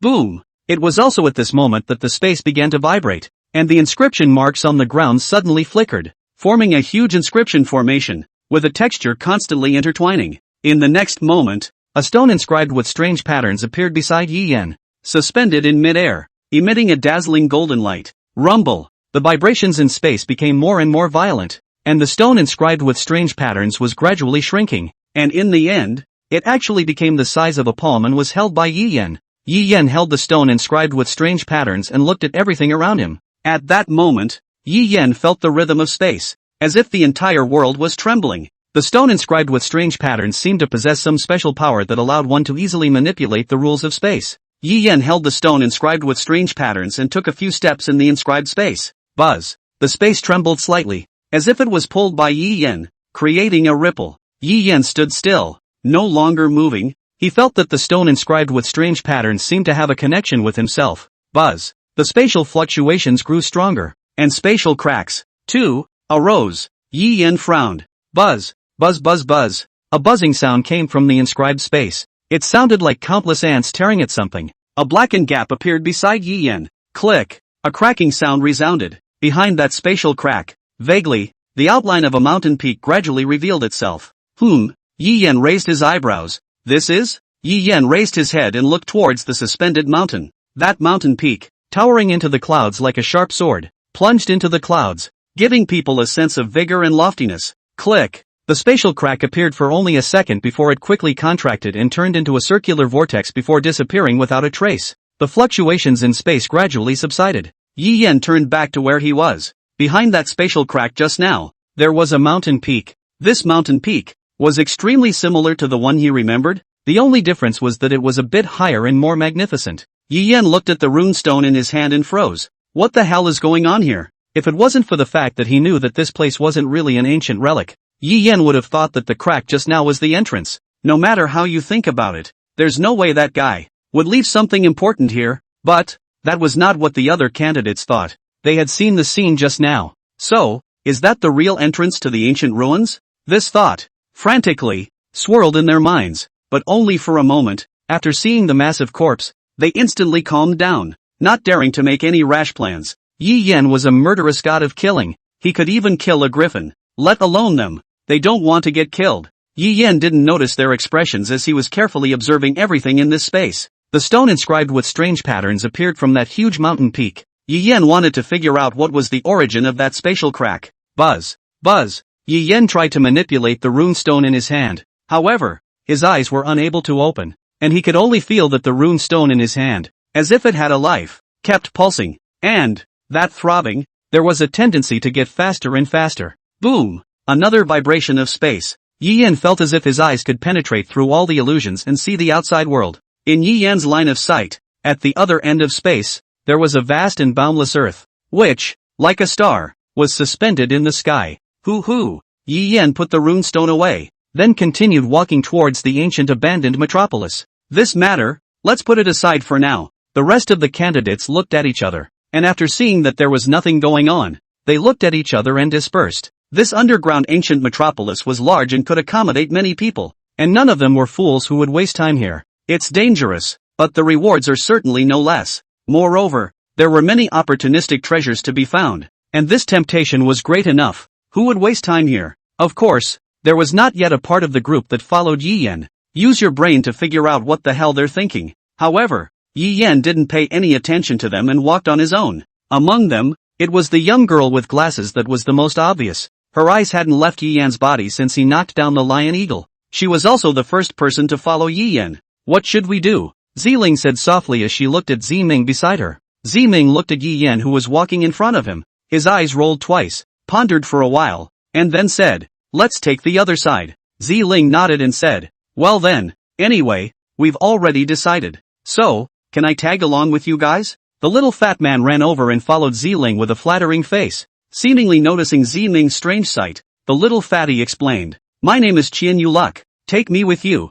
I'll never give you any trouble." Saying that, Qian Yuyun quietly approached the two. "Without me, you definitely won't be able to reach the spire. Oh, the so-called minarets are the highest places in the city. In ancient times, people generally regarded the highest place as an honor. It's a symbol of power and strength. Therefore, inside the ancient ruins and even the ancient city, if there was a place where the most precious things were stored, it would undoubtedly be the minaret. It's kind of common sense. That's why, when people find ruins, they go towards the highest part of the building, and buildings this tall are usually in the center of the ruins." The direction Yi Yan took was straight towards the spire. What? Ziming's eyes narrowed slightly as he looked at the suspicious little fatty in front of him. But as the saying goes, where there's treasure also means corresponding danger. As a symbol of authority, wealth, and power, minarets were naturally not easily stepped on by the ancients by illegal people. But, that doesn't mean there's nothing that can be done. There are many ways to the contrary. After all, the tower was right there. How could it not be passed? The most important thing was still how to enter the tower. Hey, I know. What are you guys thinking? Qian Yuyun hemmed and hawed. And with that, he took out, from his pocket, a map. This place can be special than normal relics because it's alive. Alive? Ziring wondered. It was the first time she had ever heard of such a thing. That's right. Qian Yuyun nodded then said, "You noticed it before you came here. And you should have noticed the inscriptions on the walls, on the floor, everywhere." Ziming didn't say anything and silently looked at Qian Yuyun, signaling him to continue. Qian Yuyun wasn't selling out, and continued, "That's right, those walls inscribed with inscription marks, and the ground, are all one part, and the city is the machine itself. Simply put, the city moves, and people get lost in it, and I, for one, know the way. Oh, why should I trust you? Besides, if you know the way, why are you following us?" In the hazy streets of the night, a figure quietly appeared. It was Qian Yuyun.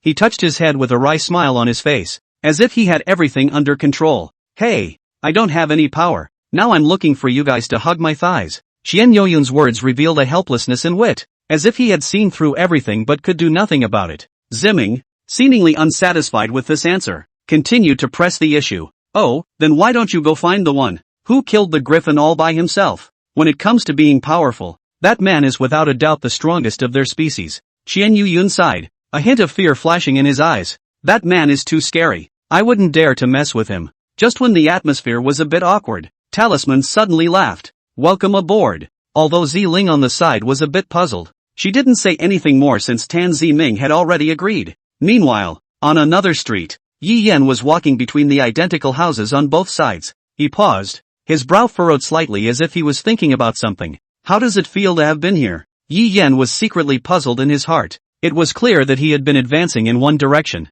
but he never felt that the distance from the spire had not been shortened. The people behind him began to talk. Why isn't he leaving? I don't know. Have you guys noticed that it seems like our distance from the spire never changes? No way. Really, eh? I think so too. The crowd was once again as noisy as an exploding pot, and everyone looked panicked. They were lost in the labyrinth of the city, and such a situation was certainly unprecedented for them. Yi Yan tightly locked his brows as his mind quickly replayed every detail since entering the city. He reached out and gently stroked the rough wall, leaving a trail, trying to find a way out. Seeing this, the others followed suit and followed Yi Yan's movements to leave their own marks on the walls. They walked a bit. However, the wall in front of them was intact, meaning, they weren't walking in circles. So why is it not shrinking at all? Candidates are puzzled, and after seeing that wall, Yi Yan's heart sank. They had indeed been circling around in the same place. He looked down at the spatial markings he had left on the wall. Those markings were like branding deep into the wall. After they left, the wall repaired itself at a speed visible to the naked eye, and the markings disappeared without a trace. We've been going in circles. The girl with glasses who had been silently following Yi Yan, behind her, suddenly opened her mouth. Her voice was not loud, but it was clear in this tense atmosphere. Yi Yan turned his head to look at the girl, a hint of interest flashing in his eyes. Why do you say that? The girl pushed up her glasses and spoke faintly. Odor. Odor? Yi Yan frowned as he sniffed the air around him, but he didn't find any strange smell. He looked at the girl quizzically, waiting for an explanation. The girl glanced at Yi Yan and didn't seem surprised that he didn't notice. You don't have to smell it. I'm talking about the scent on people. Yi Yan froze. He had never thought of this angle. He had always assumed that the city would be hiding some sort of beast or magical creature, but never imagined that it would be the scent of a human being that would be the clue to their disorientation. Seeing that the girl didn't want to say more, Yi Yan didn't continue to pursue the question. Everyone had their secrets and things they didn't want to share, and he respected the girl's choice.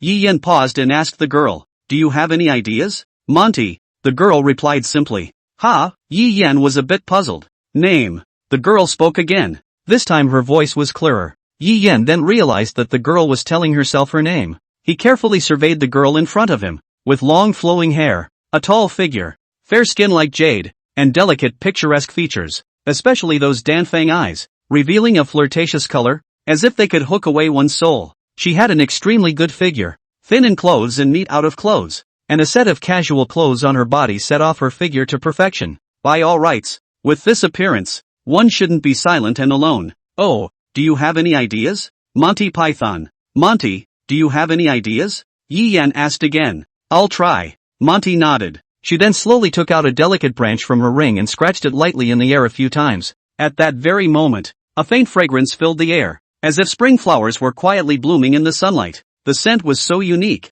so captivating that it was like being in a mysterious and beautiful wonderland. The people around them stopped in their tracks, attracted by the sudden aroma. Yi Yan's heart stirred when he smelled the fragrance. He had read about this scent in one of the ancient books. It was a special kind of herb, sunken herb. The herb has a unique and strong scent and is often used as an ingredient in special perfumes. True enough, Yi Yan was glowing with realization. Because this grass is more fragrant than the air, the aroma sinks rather than floats upward, hence the name sinking grass. Use the scent and find a way out. Wherever there is an aroma wafting around, then that means there is wind. Since there is wind, there is proof that these streets are connected. Monty moved his nose, as if sensing the faint change of aroma in the air. There was a gleam of intelligence in her eyes, and she quickly locked onto the direction ahead. "I smell wind," she said softly, her voice full of confidence and determination. Yi Yan nodded and followed after Meng Dai. The rest of the candidates saw this and followed. Not long afterward, Dream Butterfly stopped in her tracks, her pretty face covered in doubt and worry at this time. The surrounding scenery was still familiar. The houses, the streets, everything was as unchanged as it was at first sight. Yi Yan's gaze turned to the wall next to him, where the spatial markings he had left earlier were clearly left behind. The mark, as if it were an irony, told them silently that they had been circling in place without advancing an inch. Yi Yan lowered his head and met Meng Dai's gaze unexpectedly. Those clear eyes were filled with disbelief and anticipation. For a moment, four eyes met, and the air seemed to be filled with an unspeakable emotion. The surrounding candidates, even though they were following Yi Yan, were all panting and complaining at this time, although they didn't dare to say it out loud. The whispered comments still reached Yi Yan and Meng Dai's ears. "They can't be doing nothing at all," one of the candidates said, disgruntled. "How can you keep circling around here when you're obviously so strong?" Another candidate also expressed confusion. Hey, I just see that he's strong to follow behind, so I can run away when I encounter powerful monsters. One candidate sighed and spoke up. One man was even more outspoken in his complaints. It didn't occur to me that there are no monsters here at all. Yeah, if I'd known, I'd have walked by myself and wouldn't have been spinning in place until now. Another man chimed in. Humans have always been confident in some ways, especially when they find a weakness in someone who is better than them in some way. They feel that they have surpassed the other person. They felt that they could acquire a lot of harvest if they walked alone in some dangerous places. So someone started proposing. How about we stop following him and find another way together? The proposal was immediately supported by a half-dozen people. The only reason they followed Yi Yan was because they were afraid of the monster's attack. Now it seemed that there were no other monsters here at all, except for that mutated griffin. So why did they still follow Yi Yan? Ah, I'm so tired. I'm not going. One boy refused to continue following on the grounds of physical exhaustion. Me too. Another boy expressed the same idea. I don't know when. From the moment I came in, they began to notice that their physical strength was depleting unusually quickly, as if an invisible force was secretly at work. These Imperial Beast ambassadors, although they were unable to match the physical qualities of a woman with a ferocious beast bloodline, but they had all passed the strict examination of the Beishian school, and their physical qualities were already extraordinary. But now, after only a 10-minute walk, their bodies were like deflated leather balls. Their strength was not enough. An Imperial Beast envoy stopped and gasped. What's going on here? Why are we running out of stamina so fast? Some are beginning to wonder if they've been caught in some kind of trickery. And just then, a group of female Imperial Beast ambassadors who had chosen to leave passed by them, one of them laughing mockingly. Humph, what a bunch of losers. They can't even walk this far. Their words were like sharp arrows that pierced the pride of the men in the room. However, in the face of these cynical comments, they are powerless to refute them. All of this did not affect Yi Yan and Meng Dai's communication. Yi Yan frowned as he pondered over Meng Dai's speculation. The houses here seem to be moving, and they all move silently when we walk, causing the odor of the sedum to spread out in all directions, making it difficult to catch. Monty nodded in agreement. That's right, and if you look at the buildings on this street, they all move in a regular pattern, obviously man-made. This layout is most likely to confuse us and make us lose our way without realizing it. A hint of determination flashed in Yi Yan's eyes as he sniffed. He unleashed his natural ability, and his eyes shone with bits of starlight, as if he had taken in the entire starry sky. The starlight coalesced into a tiny star in his mind, hooking out a subtle yet clear line. These lines formed a map in Yi Yan's mind, and this map was not a complete map of the ancient city, but a schematic of the path they were traveling. As the lines continue to change, their footprints change accordingly on the map. Yi Yan realized that these changes were not without pattern, but followed some unknown law in operation. He took a deep breath and tried to make sense out of the tangled lines. Finally, after some careful observation and reflection, he discovered the mystery. The buildings were not moving randomly, but were following a certain trajectory. Once you have mastered the patterns of these trajectories, you can travel to the spire and leave the labyrinth. These buildings, though seemingly moved around randomly, actually contain magical powers. Whenever there is a slight deviation in one building, corresponding changes in other buildings can be avoided. That was exactly what Monty Python had judged. Monty's guess was correct. The buildings were indeed artificially manipulated. Did you find anything wrong? Meng Dai, who was on the side, asked softly. Yi Yan nodded. You're making a lot of sense. What should I do? Monty asked. Yi Yan said. First in, walk around. The two walked along this street, in the direction of the spire. They found that the closer they got to the spire, the easier it was to get lost. However, with constant repetition, its hidden patterns became more and more apparent. Also at this moment, behind him, not far ahead, came a miserable scream. Help! Help! It was two Imperial Beast ambassadors, fleeing after being chased by a mutated three-headed hound amidst screams of misery. Come on! Help! When the two saw Yi Yan and the others, they immediately turned to Yi Yan for help. Yi Yan glanced at the two in front of him, and with a single glance, he could tell that this was one of the half of the people who had followed them earlier and then left alone. Just what was the deal with the three-headed hound staring at the three of them, and why hadn't they encountered it before? This made Yi Yan feel a little strange. Help! Help me! Help me quickly! Those two Imperial Beast envoys had completely panicked. Their cries caused the three-headed hound to become more and more excited, pouncing on the two Imperial Beast ambassadors with open teeth and claws.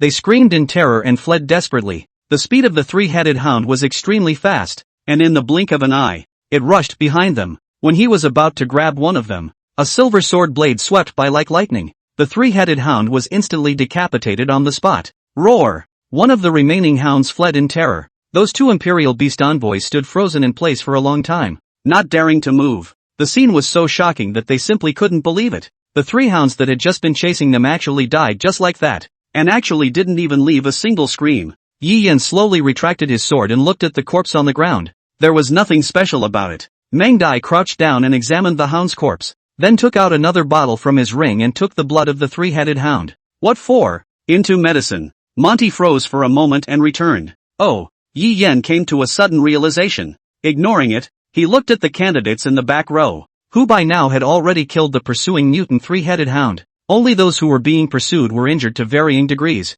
with a few of them even losing their fighting ability. And, compared to the number of people who left, the number of people who came back this time was less than half. Although, that mutant three-headed hound was quite strong, it couldn't be strong enough to exterminate a dozen candidates. What happened? Yi Yan stepped forward and questioned the several Imperial Beast envoys who were sitting paralyzed on the ground gasping for air. Their faces were filled with shock and despair, as if they had seen something unbelievable. Monsters, lots of monsters, an Imperial Beast envoy said with trembling fingers, timidly clutching his head, his lips trembling. There are surprisingly dense and varied monsters here that surrounded us, killed our companions, and ate them. The remaining few people chimed in, their tones thick with fear. Yi Yan frowned slightly as he heard the hidden meaning in their words. There was no doubt about the number of enemies they encountered. How many? He asked in a hushed voice. Not sure of the exact number. Just remember there are a lot. A candidate replied with a trembling voice, his face pale and obviously experiencing extreme panic.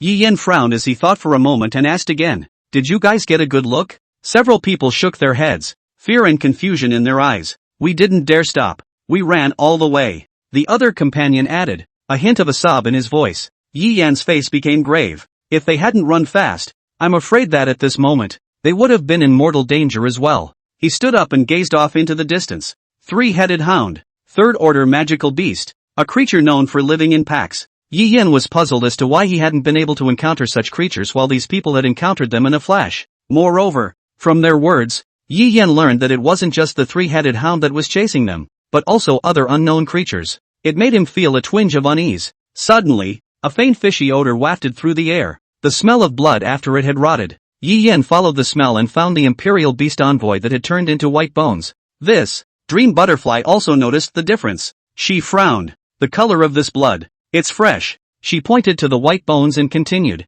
This white bone should have died not long ago. The crowd sucked in a breath of cold air. It was a little too bizarre for a corpse that had just died a short time ago to be transformed into bones, but the color of the blood was fresh. Normally, it takes at least a few months for a person to turn into a skeleton after death. The Imperial Beast envoys, because of their spiritual power, still have part of their spiritual power left in their bodies after death, so they are even longer than ordinary people in terms of decomposition. Those monsters are hard to. Meng Dai gazed at the bones in front of him, and a trace of gravity flashed across his cold face. Right at this moment, a strong warning suddenly surged in Yi Yan's heart. There was danger closing in on them. Watch out. Get out of the way. He bellowed and his body lunged forward. In the next instant, a huge black shadow struck, hitting the ground hard and raising a cloud of dust and smoke that enveloped them. Roar! A low roar spread around the area, sending shivers down the spine. What the hell is going on here? Ah! Help! The candidates screamed in horror,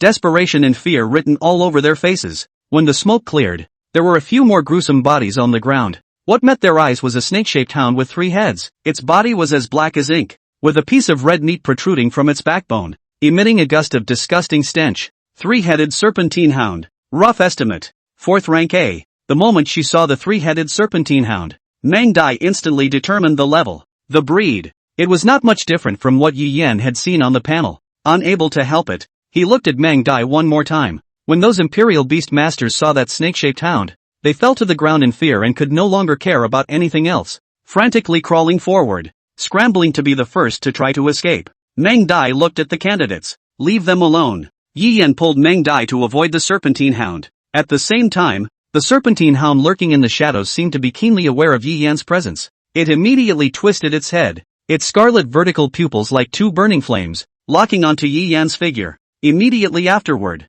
it shot swiftly as if it were a bolt of lightning, its speed so fast that it was jaw-dropping. Yi Yan was actually difficult to fight for a while, and could only let go of his hand. The serpentine hound's target was clear, obviously Yi Yan. Ignoring Dream Butterfly, he revealed his poisonous fangs and attacked directly towards Yi Yan. Seeing this, Meng Dai immediately tightened her grip on the dagger in her hand, ready to strike at any time. Right at this moment, the serpentine hound suddenly opened its bloody mouth, revealing its sharp fangs, and directly attacked towards Yi Yan. Yi Yan's eyes were quick and he sidestepped the deadly attack. Meng Dai took the opportunity to grab the corner of Yi Yan's coat and gently tugged, yanking him to a safe distance away. At the same time, the dagger in her hand transformed into a cold light and viciously stabbed at the serpentine hound, only to hear clang a sound of gold and iron. Sparks splashed. The snake-shaped hound's scale armor is very hard, but also blocked the Dream Butterfly's full force of a blow. Roar! The serpentine hound let out an earth-shattering roar as it seemed to be enraged and pounced on the two once again.